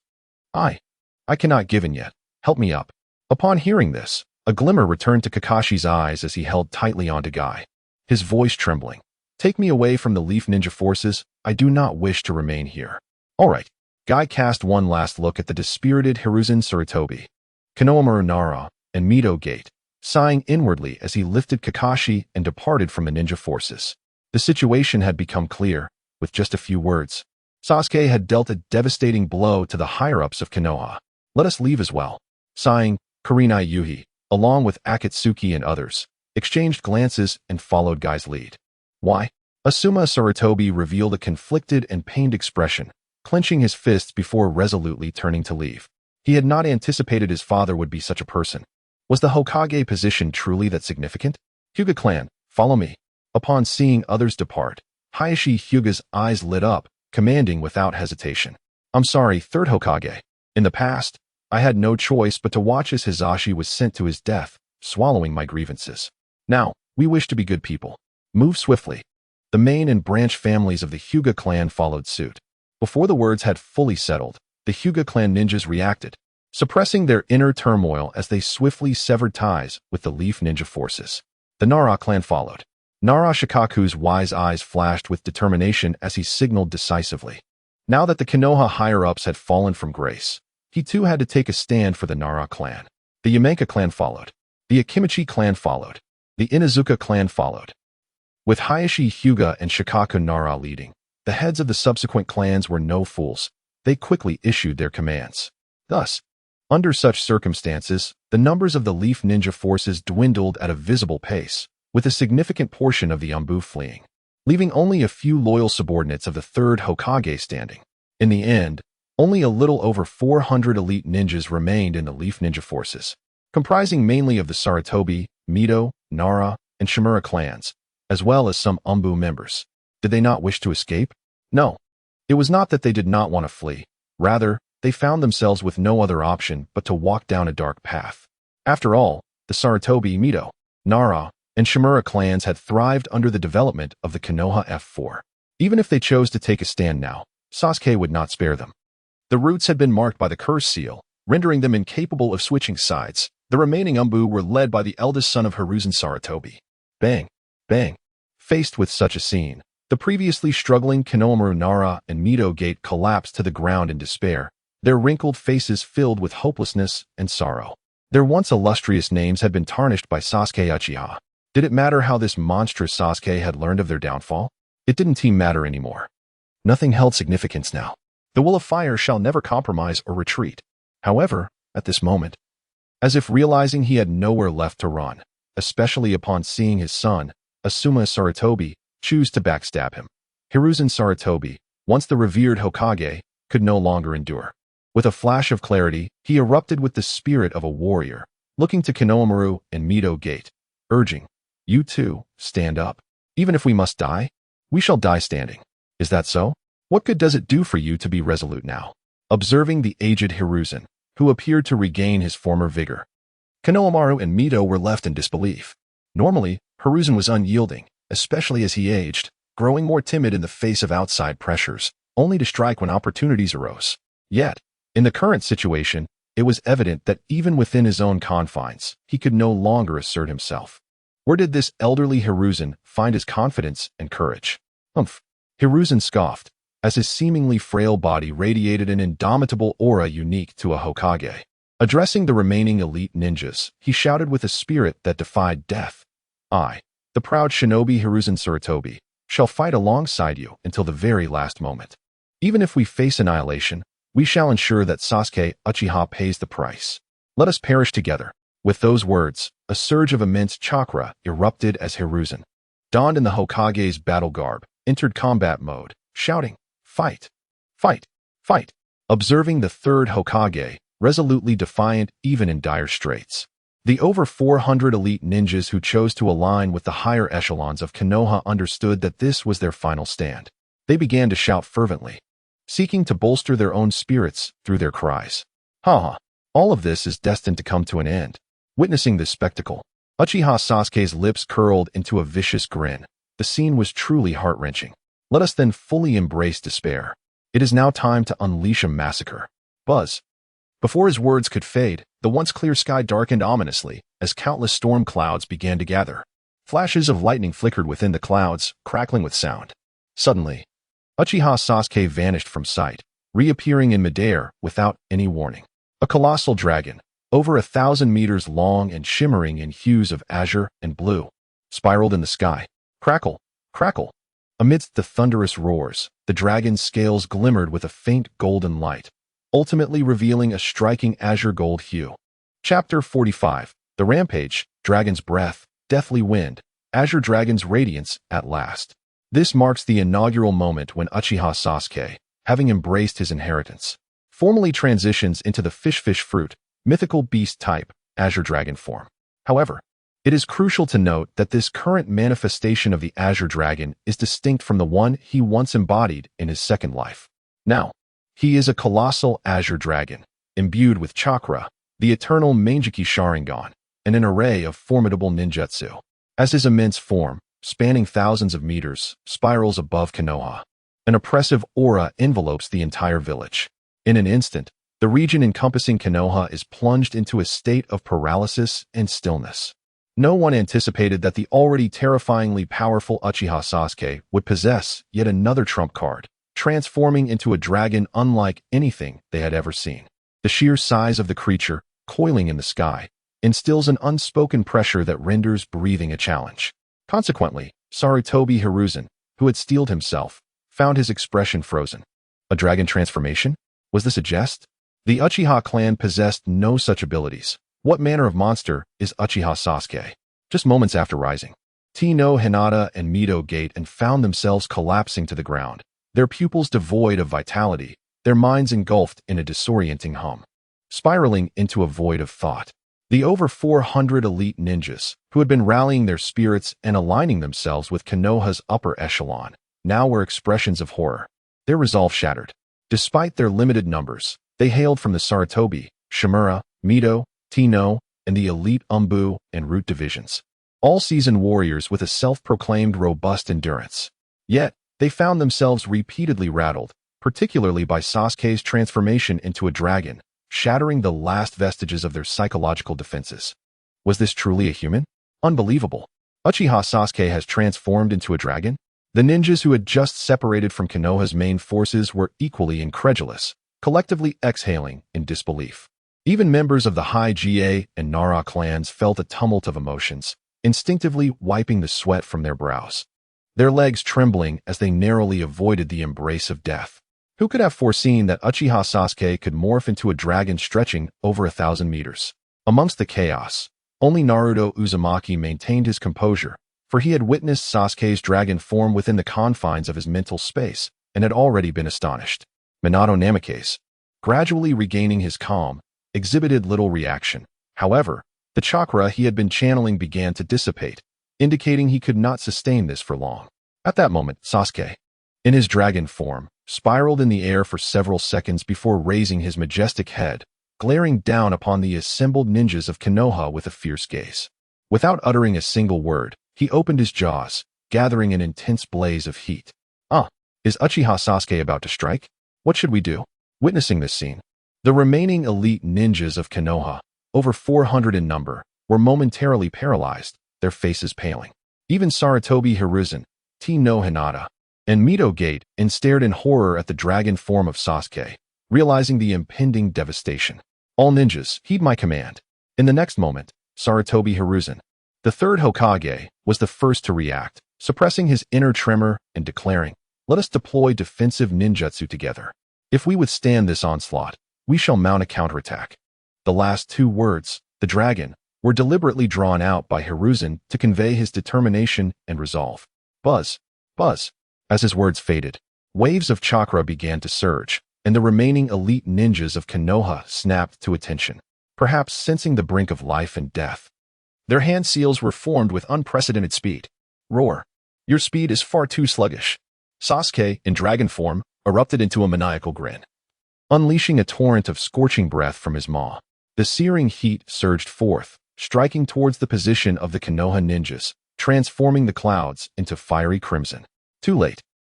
Evacuate. As Sasuke unleashed his assault, Sarutobi Hiruzen felt as though he might lose his mind. It was the first time he found the act of forming hand seals to be a cumbersome and daunting task. How he wished he could emulate the first Hokage, effortlessly performing ninjutsu with a mere clap of his hands. Swish, swish. The sound of air being sliced filled the air as Sarutobi Hiruzen, Hinata, and Mito Gate and were the first to dart away in panic, urgently retreating from the danger zone. As the third Hokage fled, the eyes of the remaining elite ninjas widened in disbelief. The third Hokage was fleeing at such speed. This was all too surreal. They were forced to abandon their hand seals, scrambling chaotically in every direction to escape the impending assault. Yet, it was already too late. Those who managed to evacuate fared better, but those caught in the attack zone turned ashen with despair, kneeling in resignation. Resistance? Such a notion was laughable in the face of this world-destroying torrent of heat. They were elite, but could they withstand a dragon? Boom. A deafening explosion reverberated as the dragon's breath descended, akin to a meteor striking the earth, unleashing an inferno that sent shockwaves through the region. The air was filled with the cries of those who had not managed to escape. The elite ninjas of Konoha were vaporized before their screams could fully escape their lips. How terrifying. Witnessing over 100 elite ninjas vanish in an instant, those who had narrowly escaped were filled with terror and dread. The dragon form of Uchiha Sasuke represented a dimensional obliteration to them. Yet, as they glanced once more at the colossal dragon overhead, their eyes nearly bulged from their sockets. Sasuke opened his maw again, unleashing a barrage of wind blades toward them. Bad wind. Swoosh. Swoosh. The sound of air being sliced resounded as the rain of wind blades descended upon the remaining ninjas of Konoha like droplets. Fire style, great fireball technique. Wind style, returning to earth. Water style, water dragon bullet. Having prepared in advance, Sarutobi Hiruzen, Hinata, and Mito Gate and did not hesitate, launching their ninjutsu to counter the onslaught of wind blades. Quick! We must also deploy our jutsu. Seeing this scene, the remaining ninjas of Konoha rallied together, their chakra surging as they prepared an array of ninjutsu to retaliate. In an instant, the air was filled with the deafening sounds of colliding wind blades and various ninja techniques.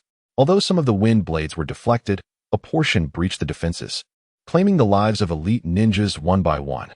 The anguished cries echoed, and the number of remaining ninjas from the Konoha forces diminished rapidly, creating a starkly one-sided scenario. Uchiha Sasuke's ruthlessness was unfathomable. Witnessing his elite comrades falling one after another filled Sarutobi Hiruzen with rage and despair. As he conjured techniques to fend off the wind blades, his heart bled for these elite ninjas, who were regarded as the trump cards of Konoha's higher-ups. During the Third Ninja World War, even students from the Ninja Academy and ninjas from various clans were sent to battle, while the Konoha leaders hesitated to place their own trusted subordinates in harm's way. They would only deploy them when victory was assured to clean up the aftermath. Now, one by one, they were perishing before his very eyes, a torment that made Sarutobi tremble with helpless fury. How can this be? Roar! Great fire dragon. In midair, Uchiha Sasuke transformed into a colossal dragon, unleashing a fearsome roar. With a mere thought, his dragon form became engulfed in crimson flames. This was merely the beginning.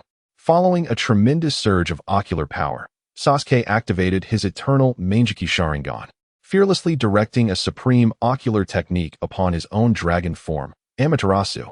In the next moment, a true fire dragon, cloaked in red and black flames, hovered ominously in the air. Run! Everyone, run! Sarutobi Hiruzen shouted frantically, his scalp tingling in terror at the sight. He was well aware of Amaterasu's reputation for not extinguishing until the target was completely incinerated. This Uchiha Sasuke had cast it upon himself, ensnaring his body in two types of flames. It was utterly incomprehensible and defied reason. Run, run! With those words, the remaining 200 Konoha ninjas, already paralyzed by fear, began to scatter in all directions without a moment's hesitation. Unfortunately, Sasuke's dragon form was faster. With a flick of its colossal tail, it surged forward low to the ground. The sound of screams erupted once more. Before the eyes of many, anything touched by Sasuke's dragon was instantly incinerated. Wherever the dragon passed, nothing could survive. Some fleeing ninjas barely comprehended the danger before being consumed by the black and red flames. Even those who resisted found their efforts futile. Striking the dragon felt akin to mere tickling. Not even composite ninjutsu could inflict harm upon Uchiha Sasuke. Faced with this overwhelming situation, the Konoha ninjas who had sided with Sasuke swallowed hard, realizing they had made the wisest choice of their lives. Otherwise, they might have become the hunted. Ultimately, in less than a minute, over 400 elite ninjas aligned with Konoha's higher-ups sustained grievous injuries or perished. It's your turn now. With a resounding crack, Uchiha Sasuke's massive dragon form twisted in the air, extending its flame-enshrouded claw directly towards Sarutobi Hiruzen, Tsunade, and Mangekyou. Panic etched across Sarutobi's face, who had been lost in sorrow. Beside him, Tsunade and Mangekyou, already terrified, could not muster the courage to resist, their bodies collapsing helplessly to the ground. Get up. Suddenly, Sarutobi gritted his teeth, grasping Tsunade with his left hand and Mangekyou with his right. As they exchanged bewildered glances, he hoisted them towards the dragon's claw. Chapter 46. The Despair of Tsurugi Sakurako and Mito Gate In. Sarutobi Hiruzen's Fatal Blow. Sarutobi Hiruzen, what are you planning? We are blood brothers. How could you treat us this way? No, Sarutobi, how can you do this to us? Tsurugi Sakurako and Mito Gate In revealed expressions of utter despair, their voices hoarse from the anguished roars they emitted. At first, they believed Sarutobi Hiruzen had seized them to shield them from the impending onslaught of the dragon's claws. Feeling a sense of gratitude and comfort, little did they know, Sarutobi Hiruzen viewed them merely as human shields, their relationship a facade, a fragile camaraderie existing solely for the purpose of being cast aside in moments of peril. Their hearts ached. They had assumed their years of collaboration with Sarutobi Hiruzen had forged a genuine bond, yet they were met with the harsh reality of his insincerity.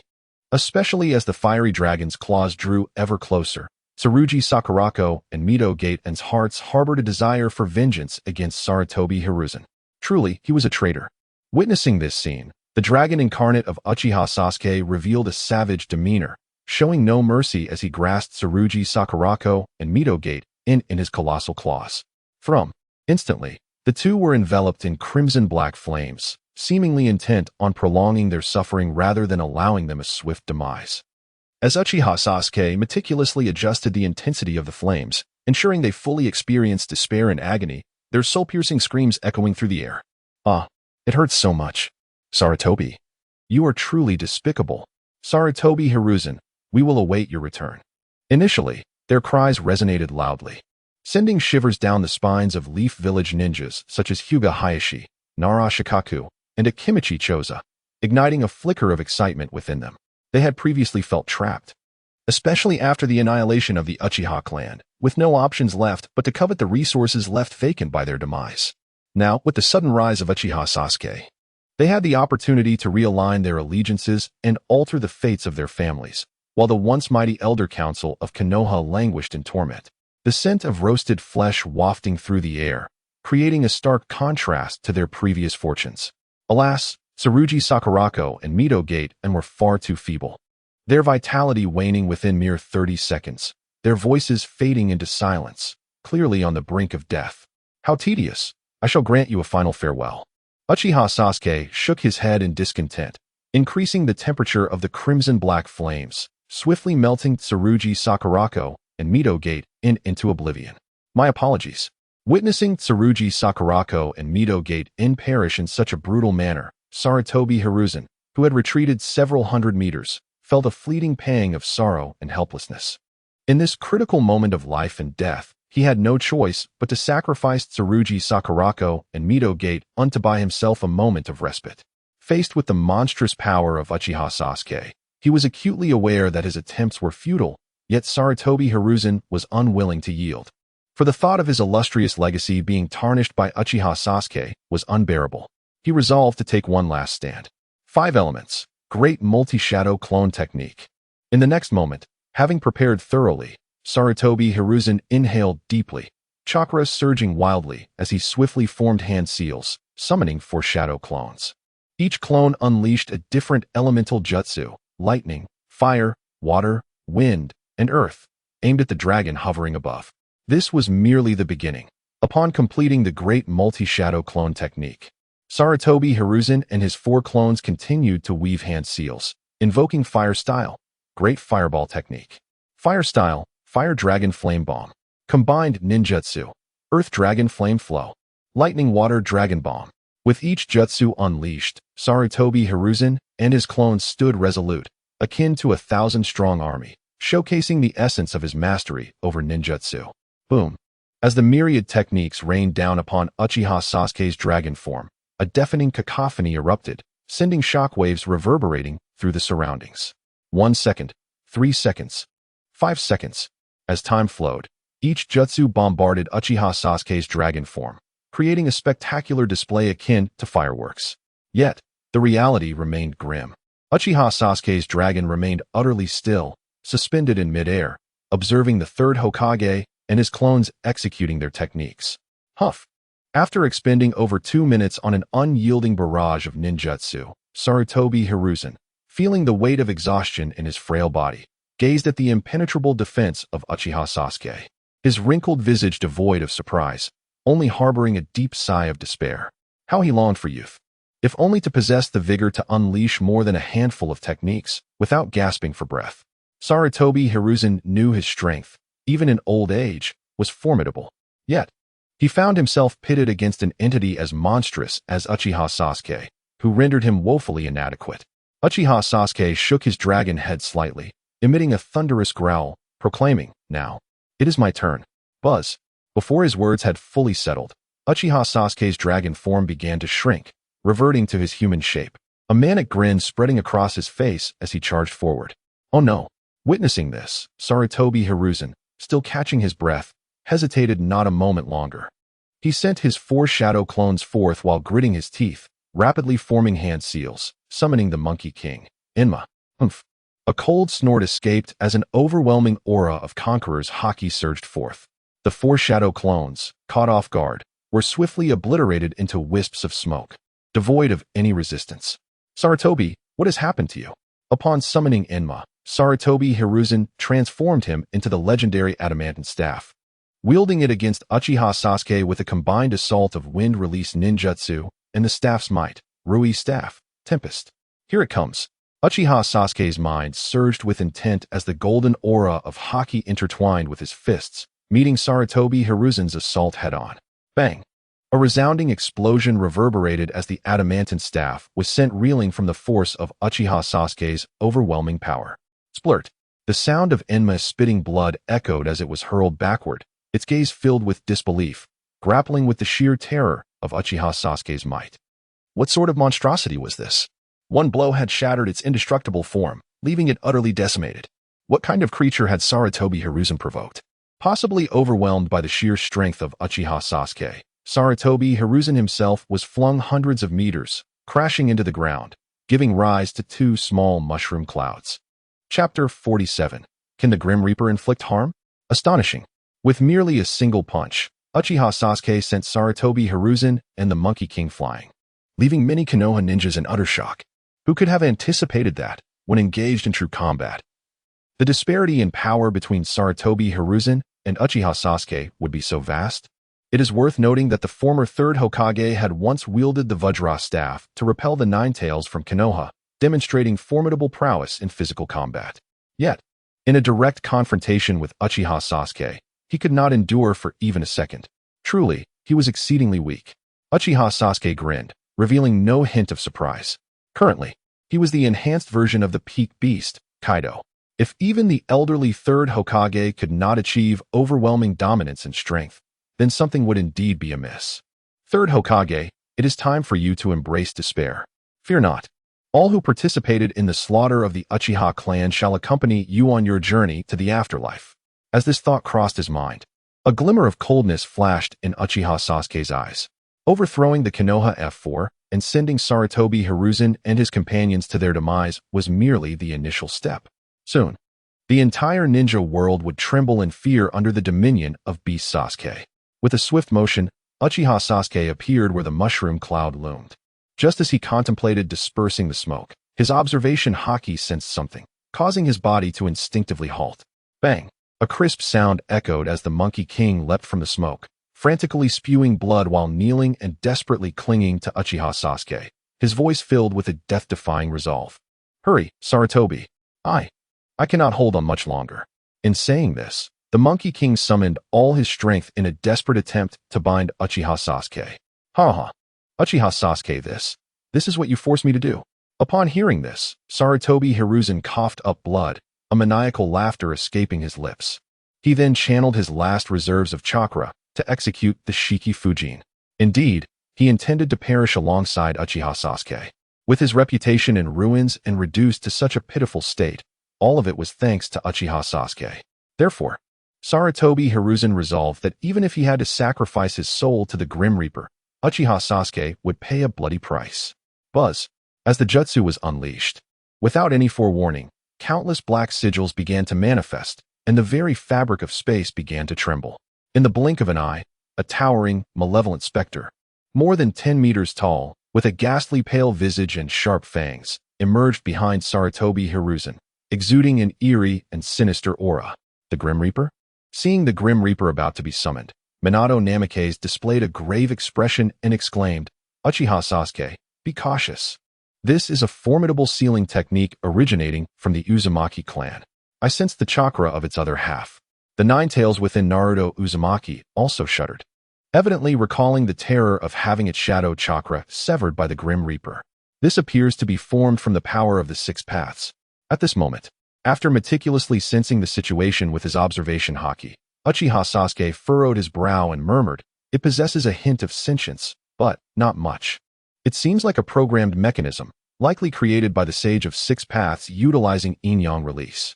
In truth, Uchiha Sasuke had anticipated Sarutobi Hiruzen's desperate attempt to unleash the Shiki Fujin. Thus, when the Monkey King embraced him, he made no effort to resist. Merely wishing to perceive the Grim Reaper of the Naruto world up close and ascertain whether the Grim Reaper posed any threat to him. Ha ha ha. Uchiha Sasuke, you are powerful, yet far too arrogant. You allowed me to perfectly execute the Shiki Fujin. After completing the jutsu, Sarutobi Hiruzen clasped his hands together and laughed maniacally. Before the Grim Reaper, all beings are equal. Let us descend into the belly of the Grim Reaper, filled with mutual hatred and strife, never to be reborn. Is that so? Uchiha Sasuke felt no anger. Instead, he exerted a slight force, unleashing a tremendous surge of power. Oh no. The Monkey King's expression shifted drastically, wanting to say more, but it was already too late. Crack. In the next instant, the Monkey King's arms, which clung to Uchiha Sasuke, shattered from the violent force, and his body was sent flying back to the ground, causing the earth to tremble once more. Witnessing Uchiha Sasuke effortlessly break free from the Monkey King's grasp and regain his freedom, Sarutobi Hiruzen's maniacal laughter abruptly froze, as if realization struck him. In a fit of rage, he exclaimed, "Uchiha Sasuke, you did this intentionally to force me to execute the Shiki Fujin?" Indeed, Uchiha Sasuke displayed an excited expression and declared, "I am quite curious about the Grim Reaper. I wish to see if this thing can truly inflict harm. Monster, you are nothing but a freak." Sarutobi Hiruzen gazed at the seemingly deranged Uchiha Sasuke, feeling as though he might lose his sanity. Was this even something a human could utter? While others feared the Grim Reaper summoned by the Shiki Fujin, Uchiha Sasuke, on the contrary, actively sought to provide him with the opportunity to unleash it, solely to determine whether the Grim Reaper could cause harm. Upon hearing this, Minato Namikaze and the Nine Tails exchanged glances, their lips twitching slightly. They were the most qualified to speak on whether the Grim Reaper could inflict harm. Uchiha Sasuke was clearly toying with Sarutobi Hiruzen, showing no regard even for the enigmatic Grim Reaper. As for the Konoha ninjas who sided with Uchiha Sasuke, witnessing the terrifying Grim Reaper summoned before them made their souls tremble. They scarcely dared to breathe. Arrogant, Sarutobi Hiruzen gritted his teeth and spat, "Uchiha Sasuke, prepare to have your soul reaped by the Grim Reaper." Before his words could fade, a chilling and ominous wave of energy surged violently. The summoned Grim Reaper, without hesitation, passed through Sarutobi Hiruzen's body, locking onto his soul. It seemed to have found its target, as the Grim Reaper's emotionless eyes glimmered with a strange light. With a colossal hand, it swung the short blade entwined with yin-yang release energy toward the motionless Uchiha Sasuke, intending to sever his soul from his body. The power of yin-yang release materialized, intertwined with a trace of the six-path strength. Uchiha Sasuke's gaze flickered momentarily as he grasped the principle behind the Grim Reaper's soul-cutting ability. Murmuring, the yang release targets the body, while the yin release targets the soul. achieving the separation of the soul from the physical form. The trace of the six paths power enhances its quality, augmenting the force of all creation. However, such an attack could not breach my defenses. Buzz. In the next moment, as Uchiha Sasuke focused his mind, his body was enveloped in the golden hue of armament haki and the conqueror's haki. To be cautious, he intertwined yin-yang release energy within. Clang. A metallic clash resounded as the Grim Reaper's blade struck Uchiha Sasuke. The two immense energies clashed momentarily before the short blade was unexpectedly deflected, sending the summoned Grim Reaper stumbling back several steps, releasing a terrifying energy shockwave that reverberated outward. Silence. Confronted with such a scene, the atmosphere abruptly descended into a state of frozen stillness. Even the Reaper, poised to strike, experienced a momentary malfunction, pausing briefly before casting a distorted and pallid visage towards the conjurer, Sarutobi Hiruzen. It appeared perplexed and bewildered, questioning how its assault had proven ineffective. Not only had its ethereal strikes failed to penetrate, but even its physical defenses remained unscathed. What manner of creature had this sorcerer summoned to confront it? Chapter 48. Defeating the Grim Reaper and torturing Sarutobi Hiruzen. What are you looking at? Sarutobi Hiruzen felt a chill run down his spine under the hollow gaze of the Grim Reaper, taking a few steps back. I summoned you under a contract. You must harvest and devour Uchiha Sasuke's soul before you can consume mine. Silence ensued. The Grim Reaper's hollow eye sockets flickered with an enigmatic glow as it stared at Sarutobi Hiruzen, seemingly devoid of consciousness. It was evident that this opponent posed a unique challenge. You. The weight of the Grim Reaper's sinister gaze left Sarutobi Hiruzen feeling uneasy. At a loss for words. Who could have imagined that the Grim Reaper's attack would fail to penetrate Uchiha Sasuke's defenses? However, it seemed that the sealing technique had taken effect. After a brief silence, the Grim Reaper turned its head to gaze at Uchiha Sasuke, mechanically swinging the short blade in its hand. This time, it clearly exerted more power from the six paths, mingled with the yin-yang release energy specifically targeting souls, attempting to breach Uchiha Sasuke's defenses directly. Clang. The sound of metal colliding echoed once more, as the tremendous force caused the Grim Reaper to stagger back several steps, unleashing a terrifying wave of energy. These six paths powers are far too feeble. They pose no threat to me, Uchiha Sasuke mused, a flicker of understanding crossing his face. The Grim Reaper sought to sever and consume souls, but it must first shatter its opponent's defenses, allowing the specialized yin-yang release energy to penetrate the body, achieving the separation of soul and flesh. If it were sealing a fragile ninja, the Grim Reaper would have been nearly invincible, but alas, it faced a physically formidable Uchiha Sasuke, whose mastery of yin-yang release rendered the soul attacks utterly ineffective. With a sinister energy pulsating around it, the Grim Reaper materialized before Uchiha Sasuke once more, its short blade glowing ominously as it launched another assault. Clang, clang. The sound of metal clashing rang out repeatedly, and despite the Grim Reaper's relentless onslaught, it failed to breach Uchiha Sasuke's defenses. Instead, the continuous bursts of energy caused the area to tremble violently, stirring up clouds of dust and waves of air. How is this possible? Sarutobi Hiruzen gasped, his eyes widening in disbelief as he watched the summoned Grim Reaper falter. In a fit of frustration, he spat blood, feeling utterly drained. What he had initially thought to be mere bravado from Uchiha Sasuke now revealed itself as the truth. The Grim Reaper truly could not harm him. The third Hokage had become a mere fool in comparison. Uchiha Sasuke's physical prowess and spirit were nothing short of terrifying. Minato Namake's astonishment mirrored that of the others as he felt increasingly assured about Naruto Uzumaki's future. The other Leaf Village ninjas, including Hinata Hizashi, Narashikaku, and Akimichi Choza, stood tall, their faces lit with excitement and anticipation. Seeing the Grim Reaper unable to contend with Uchiha Sasuke instilled them with confidence about the future of their village. It was amusing. Uchiha Sasuke was still so young, and his strength would only continue to grow, implying that the overall power of the Leaf Village would rise alongside him. In the midst of the battle, the Grim Reaper's eyes glowed more aggressively with a strange light after its futile attacks. If it had possessed sufficient awareness, it would have berated Sarutobi Hiruzen for sacrificing his elderly soul to confront a monster. Now, after expending so much energy, it had accomplished nothing, because it had not fulfilled the contract. Even after passing through Sarutobi Hiruzen's body and locking onto his soul, it could not devour him. With a shift in the space around it, The Grim Reaper glanced at Uchiha Sasuke before attempting to depart. Did the Shiki F gene fail? Sarutobi Hiruzen, feeling lost and defeated, slumped to the ground, struggling to comprehend why even the Grim Reaper could not overcome Uchiha Sasuke. Trying to leave after a fight? A smirk graced Uchiha Sasuke's lips as he murmured, "Let's see if you can explode. Great deity, thunderous 8 trigrams." In the next instant, Uchiha Sasuke clenched his right hand, summoning a black spiked club formed of yin-yang release energy, enveloped in golden haki and conqueror's haki, which he hurled at the Grim Reaper. Crack! The moment the club swung, it shattered the air with explosive force, akin to a nuclear blast capable of annihilating everything.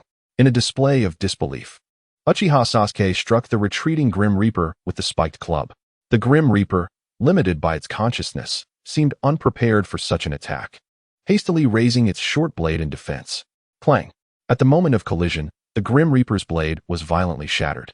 Subsequently, as the spiked club continued its relentless assault, a thunderous roar erupted, accompanied by a tempest of lightning that intertwined with the club. The overwhelming energy wreaked havoc upon the Grim Reaper, rupturing its massive form and causing the ground beneath to crack and fissure, culminating in a colossal mushroom cloud. Is this madness? Sarutobi Hiruzen's eyes widened in despair as he realized the audacity of Uchiha Sasuke, who dared to attack a being known as the Grim Reaper. Is he really going to take it down? How brazen and violent could he be? The Leaf Village ninjas who had sided with Uchiha Sasuke gasped in astonishment, their disbelief palpable. Even more incredulous was the revelation that something had erupted from the Grim Reaper's belly, specifically, the soul of the 4th Hokage, Minato Namikaze.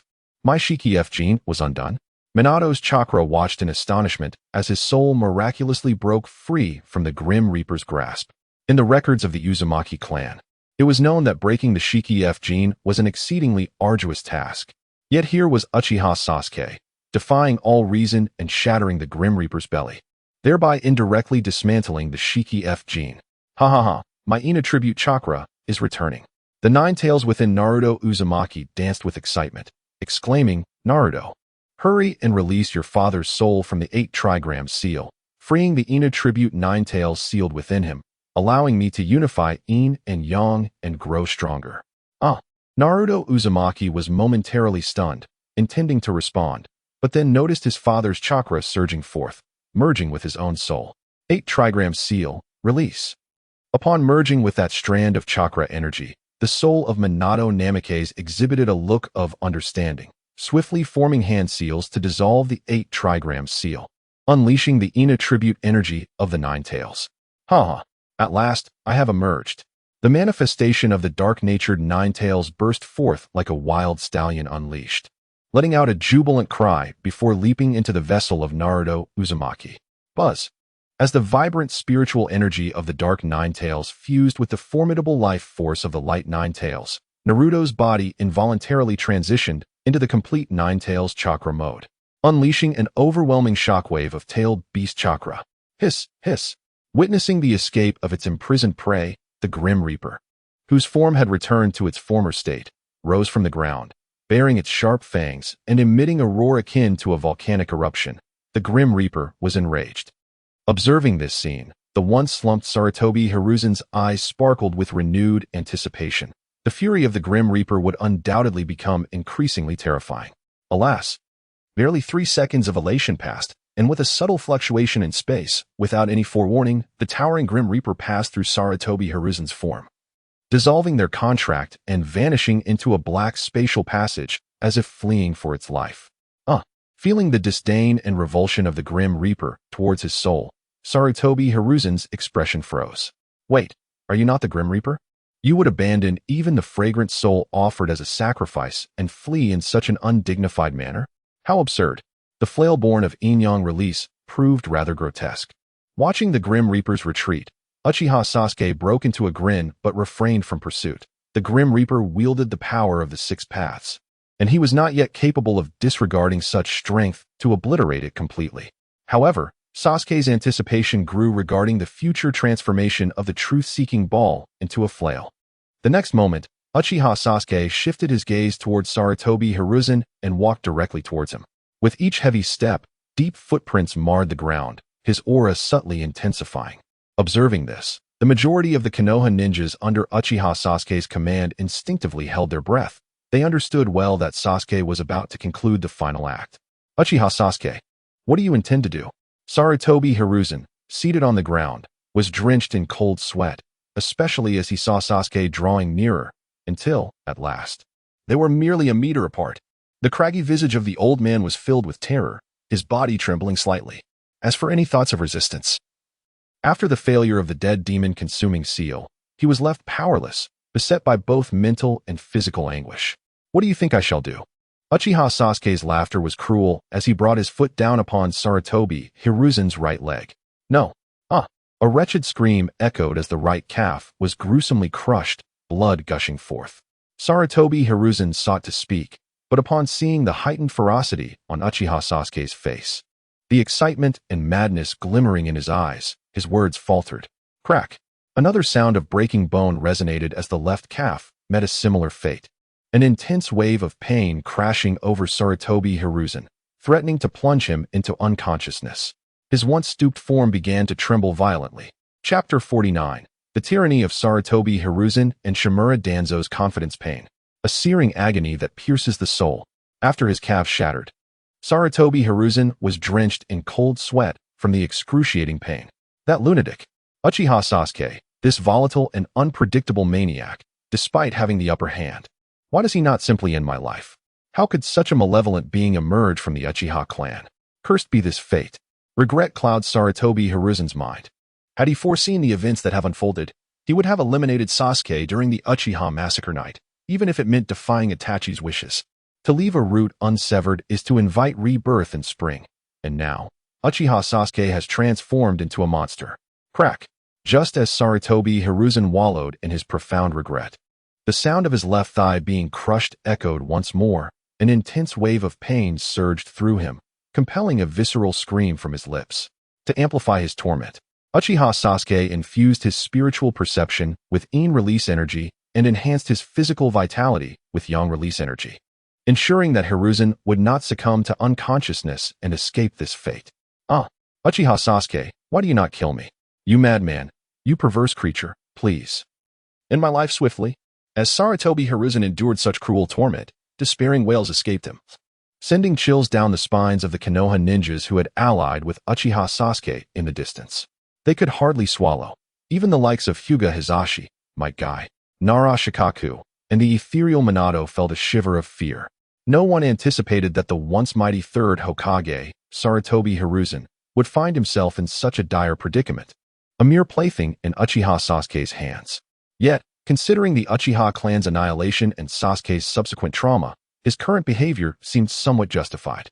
It is said that every cause yields its effect. The retribution of Konoha's upper echelons is embodied in Uchiha Sasuke. Meanwhile, in a hidden, dimly lit underground chamber of the root, the ground trembled incessantly, causing much of the space to collapse. However, at a deeper level, approximately 700 meters beneath the surface, a specially reinforced and soundproofed small laboratory was established. To avoid disturbances, Danzo instructed his subordinates to activate the laboratory's defensive barrier, isolating it from external influences, and coldly commanded that should anyone inquire about him, they should say he is in seclusion. How much longer? The underground space has collapsed significantly. What is transpiring in Konoha village? I do not know. Most of the elite ninjas from Root have been reassigned by the third Hokage, and we are left in the dark. At that moment, outside the small laboratory, over 30 Root ninjas responsible for protecting Shimura Danzo displayed a fluctuation of expressions, their eyes reflecting horror. Thanks to the excellent soundproofing of the underground space, they could only sense the continuous tremors, particularly as cracks began to manifest, revealing their disbelief. Is Konoha experiencing an earthquake? They wished to send someone to investigate the surface, but due to Danzo's orders, they dared not abandon their posts. Thus, they remained entirely unaware of the chaos unfolding outside. Inside the laboratory, Shimura Danzo lay unconscious on the operating table, where a top medical ninja from Root, assisted by 3 others, expertly performed a surgical procedure on his right arm. It was evident that Uchiha Shin's arm had replaced Danzo's original arm, and the cells of the first Hokage, Senju Hashirama, had been successfully transplanted. The medical ninjas meticulously implanted selected Sharingan into the arm. 1, 3, 5. After implanting 11 Sharingan, a delicate balance was achieved between the mental power of the Sharingan and the physical energy of Hashirama's cells. Phew.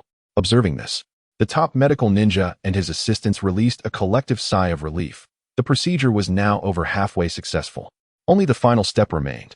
One of the assisting medical ninjas hesitated momentarily before extracting Danzo's right eye, while the top medical ninja swiftly transplanted a small amount of first Hokage cells into the eye socket. Then, he carefully retrieved a Sharingan from a container and placed it into Danzo's eye socket. The restoration technique. Buzz. Without a moment's hesitation, the top medical ninja and the 3 assistants formed seals and commenced the final healing and restoration of Danzo's eye socket and right arm. 3 minutes later, they finished the seals and collapsed onto the ground, pale and gasping for breath, yet their eyes sparkled with excitement. Indeed, Orochimaru had not deceived them. Uchiha Shin possessed a unique constitution that prevented organ rejection. The operation was a resounding success. Did it succeed? Danzo abruptly opened his eyes. Had anyone been present, they would have noticed that one of his eyes was now the Sharingan of Uchiha Sasuke. Haha, this is the feeling. Would release, Sharingan, and Mangekyou Sharingan all converge within me. Sensing the success of the operation, even while seated on the hospital bed, Danzo could not suppress a wild laughter. Arms outstretched in triumph. After so long of scheming, he had finally reaped significant rewards. Sarutobi Hiruzen, I warned you that you would regret this. I am no longer the same. A new chapter in my life is about to unfold. Uchiha Itachi, you vile creature, you dare threaten me? Just wait. I have ample means to deal with your foolish brother. Seeing Danzo laughing maniacally, the 4 medical ninjas dared not speak further. Cautiously wrapping his right arm and eye in white bandages. Let us go. Emerging from his garb, Danzo stood tall, unable to suppress the triumphant smirk on his face. From this day forth, he, Shimura Danzo, had truly risen. The Sharingan, the Mangekyou Sharingan, and would release filled him with confidence. Given the opportunity, the position of Hokage would be within his grasp. However, as the reinforced doors and defensive barriers of the laboratory swung open, Danzo's expression froze, as if he could not believe his eyes. Rubbing his exposed left eye, he confirmed the destruction around him. Cracks riddled the walls, and parts had collapsed. One might think Root had been raided. What is happening? Danzo's expression darkened as he turned to a guarding Root ninja, his voice cold. What major event has transpired? I do not know. Upon hearing these words, the ninja from the Root organization displayed an expression of sheer terror and hurriedly responded. The 3rd Hokage has dispatched someone to seek you. Upon learning that you were in seclusion, he exercised the authority of the Hokage to withdraw the majority of the Root ninjas. Consequently, the entire Hidden Leaf village trembled as if shaken by a cataclysm, collapsing our exits and severely damaging the underground spaces. Useless fools. Shimura Danzo's countenance darkened ominously as he bellowed. Why are you not taking action? Clear a passage and determine what has transpired. At this juncture, Danzo's fists clenched tightly. This time, the extermination of the Uchiha clan and Sarutobi Hiruzen's tacit approval were acknowledged, yet the ensuing dire repercussions would undoubtedly require someone to bear the blame.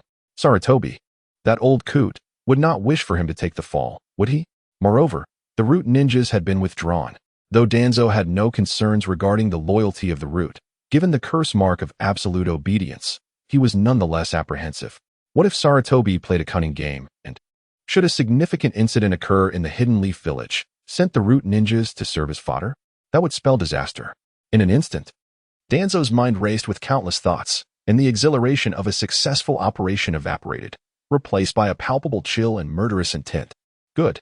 Observing Danzo's fury, 5 adept ninjas from the Root organization specializing in earth techniques did not hesitate. Their chakra surged as they swiftly commenced their earth jutsu, with a resounding rumble. After approximately 3 minutes, a slanted passage leading to the surface was opened. You may proceed first. At this sight, Danzo intended to move but paused, gesturing to over 30 Root ninjas. Whoosh, whoosh, whoosh. The sound of slicing air resonated as the ninjas darted forth without hesitation, while Danzo crossed his arms, waiting patiently. However, after a considerable duration, no signals were received. Danzo's expression soured. An ominous premonition began to gnaw at him. After a moment's hesitation, he touched his transplanted Sharingan, exuding confidence as he formed hand seals, creating a shadow clone. Whoosh! The clone flickered and soared outwards. Yet, Just as the shadow clone was a mere 10 meters from the exit, it suddenly heard the heart-rending scream of Sarutobi Hiruzen, filled with excruciating agony. Chapter 50. The shocked Danzo and the beastly Sasuke. Danzo, reveal your true self. What? Did I mishear? Danzo's shadow clone paused for a brief moment, displaying an expression of incredulity. He had just emerged from his seclusion when he was greeted by the anguished screams of Hiruzen Sarutobi. Surely, this was a figment of his imagination? After all, who in Konoha, indeed the entire ninja world, would dare to assault the esteemed third Hokage, Hiruzen Sarutobi? Was one truly so reckless as to invite their own demise? It must be a mistake. It had to be. However, at that moment, two more agonized cries from Hiruzen pierced the air, and Danzo's shadow clone was overtaken by shock and disbelief. As a longtime comrade, he was all too familiar with Sarutobi's voice. This was unmistakably the sound of Hiruzen's torment. Who could be attacking Hiruzen? Danzo's true self grew grave. His mind raced as he commanded his shadow clone to ascend and ascertain the chaos that had befallen Konoha. In a swift motion, as the shadow clone took flight, it instinctively entered battle mode, only to find over 30 root ninjas standing at the exit, their faces frozen in shock, cold sweat cascading down their brows, their legs trembling in fear. This sight incensed Danzo's shadow clone, which wished to reprimand them, but it halted abruptly, mouth agape, face rigid, as tumultuous waves of anxiety surged within. How had Konoha transformed into a desolate wasteland? What had become of his village? In an instant, the shadow clone was engulfed in a cacophony of thoughts, its body trembling uncontrollably. It had emerged from seclusion in high spirits, only to discover that its home had vanished. Was this some cruel jest? No, the shadow clone could not accept this reality. It scanned the area and was met with utter disbelief. What had it witnessed? In a relatively intact clearing hundreds of meters away, the last scion of the Uchiha clan, Sasuke Uchiha, was mercilessly tormenting Hiruzen Sarutobi. Even more infuriating was the sight of Kakashi, Might Guy, Hinata Hayashi, Narashikaku, and Akimichi Choza, among other Konoha ninjas, merely spectating. What on earth had transpired? Wait, was the spirit of the fourth Hokage, Minato Namikaze, also present? The root ninjas had vanished, and it appeared that half of the Anbu were also missing. Where were the ninjas from the Shimura, Mito, and Senju clans? What calamity had befallen Konoha during his seclusion? Danzo's true self, hidden in the underground chamber, was drenched in cold sweat, his mind rendered blank. The night of extermination had birthed a rage-fueled Sasuke Uchiha, who now savagely assaulted his trusted partner, Hiruzen Sarutobi, while the majority of Konoha's ninjas looked on. The spirit of Minato, who should have been in the clutches of death, had inexplicably appeared. Such impossible scenarios left Danzo momentarily speechless. At that very moment, Sasuke, who had been subjecting Hiruzen to various tortures, felt a smirk form at the corner of his mouth. In his previous life, being captured by the Navy had led him to endure countless tortures, and now he wished for Hiruzen to experience the same. Yet, just as he began, his observation haki detected the presence of ninjas emerging from below. As the 30 or so root ninjas surfaced, the overwhelming presence of Sasuke's conqueror's haki struck them, leaving them stunned and petrified, unable to react.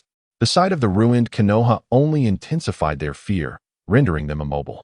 Meanwhile, Sasuke perceived the hidden underground chamber over 700 meters below, pinpointing Danzo's exact location. It was no wonder he could not sense it. A fortified laboratory had been constructed down there, sealed off by barriers. It seemed that Danzo's transplant procedure had been a success. Sasuke wore a contemplative expression but chose to remain silent, waiting for Danzo's shadow clone to emerge. As Hiruzen let out a few more pain cries, Sasuke taunted, "Hurry and kill me, or you shall deeply regret it." With a spurt of blood, Hiruzen lay on the ground, feeling himself teetering on the brink of madness. Sasuke was tormenting him with yin-yang release, one aspect amplifying his mental perception while the other restored his body, leaving him in a state of despair. Sasuke's cruel smile widened as he coldly remarked, "Let us see how you will make me regret this." As he lifted his right foot, he slowed down, aiming for Hiruzen's kidneys. "Enough. Sasuke, you beast. Do you even comprehend what you're doing?" Hinata, Shikaku, Choza, Kakashi, and Guy watched in disbelief as the third Hokage was being brutalized. What on earth were they witnessing? Were they contemplating rebellion? Amidst the cacophony of anguished voices, Danzo's shadow clone suppressed its inner turmoil and fury, soaring from a distance, pointing an accusatory finger at Hinata and the others, before finally fixing a chilling glare upon Sasuke. Silence. After uttering this command, the atmosphere tensed momentarily before the Konoha ninjas erupted into laughter, regarding Danzo with the incredulity reserved for a fool. Sasuke, too, found amusement in the situation. Danzo, have you not grasped the current state of affairs? Hiruzen, in the throes of agony, was momentarily stunned, wishing to warn Danzo to flee. For Sasuke had transformed into a monster. Before he could voice his concern, a deafening crack resounded as Sasuke's left foot came crashing down, obliterating Hiruzen's left kidney. Blood gushing forth. Danzo, what brings you here? The times have changed. You must leave, swiftly, or you shall regret it. Though racked with pain to the point of losing control of his bodily functions, Hiruzen gritted his teeth and shouted desperately for Danzo to escape. What? Did you just say the times have changed? Danzo's shadow clone was momentarily bewildered, having only been in seclusion for a few hours. How could the very fabric of time have shifted? Of course, the shadow clone was no fool. It surveyed the scene and quickly sensed something amiss, particularly in the way the Konoha ninjas regarded him, no longer with fear, but rather as if they were watching a spectacle. Furthermore, Sasuke, still a mere student at the Ninja Academy, should have been trembling in fear at the sight of his shadow clone. Yet he fought against Hiruzen with the confidence of a seasoned warrior, as if he were merely kicking a dog. However, buoyed by his status as a shadow clone, Danzo's fury flared as he glared at Sasuke, extending his bandaged right arm, and declared imperiously, "You wicked Uchiha. Danzo, reveal yourself to me." Great might. Thunderous 8 trigrams. Unfortunately, before he could finish his words, Uchiha Sasuke suddenly revealed a frenzied expression. His right hand clenched, and the Wolf Fang Club, enveloped in the formidable powers of armed and conqueror's haki, reappeared in his grasp. Crackling thunder resonated as countless bolts of lightning began to intertwine upon the Wolf Fang Club, creating an overwhelming force that caused the very air to shatter. Ultimately, under the astonished gaze of the shadow clone Danzo, it came crashing down onto the ground with a resounding impact.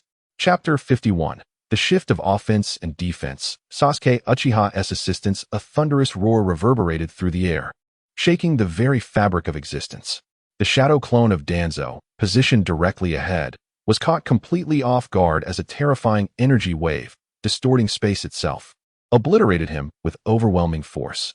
Even more alarming, as this cataclysmic power cascaded downwards, the ground trembled violently for miles around, reminiscent of a catastrophic 20-point earthquake, sending shockwaves that scattered the emerging mushroom clouds. With a piercing crack, a bottomless chasm suddenly opened up before them, rapidly expanding with alarming speed. Before the multitude of Konoha ninjas, the ground beneath Sasuke Uchiha split in two, revealing a hidden underground space 700 meters deep. In the dim light, a rigid figure could faintly be seen standing there. Look, Danzo? The leader of the Root organization had been lurking there all along. With 3 members of the Konoha elite already incapacitated, capturing Danzo would mean complete annihilation of their high-ranking officials. In the next moment, several Hyuga clan ninjas, utilizing their Byakugan, confirmed the identity of the figure, unleashing a chorus of incredulous gasps. Instantly, the Konoha ninja forces supporting Sasuke erupted in fervor. What was happening? Sasuke Uchiha had shattered the earth with a single blow, exposing the deeply concealed body of Danzo. It was utterly audacious. Despair washed over Sarutobi Hiruzen, who had been wallowing in anguish. Like a wretched heap, he felt no inclination to speak further. He understood all too well that with Danzo's true form accurately pinpointed, there was no escape for him. The Konoha leadership was on the brink of total destruction. However, at that moment, the most horrified and incredulous was Danzo himself. Hidden in the underground space, his eyes widened, body stiffened, his mind a swirling chaos. How could Sasuke Uchiha, this mere child, possess such overwhelming strength? With a swing of his mace, Danzo's shadow clone hadn't even reacted before the aftershock obliterated him, exposing the hidden underground realm. It was staggering. Could this truly be Sasuke Uchiha? The same Sasuke who could only weep helplessly on the night of the massacre? Unbelievable. Danzo felt as though he had lost his mind, teetering on the brink of a hallucination. Yet, his inner rationality insisted this was no illusion. It was all too real. Sasuke had undergone some unfathomable transformation. No longer within his grasp. Connecting the dots, Danzo surmised that something monumental had occurred during his seclusion.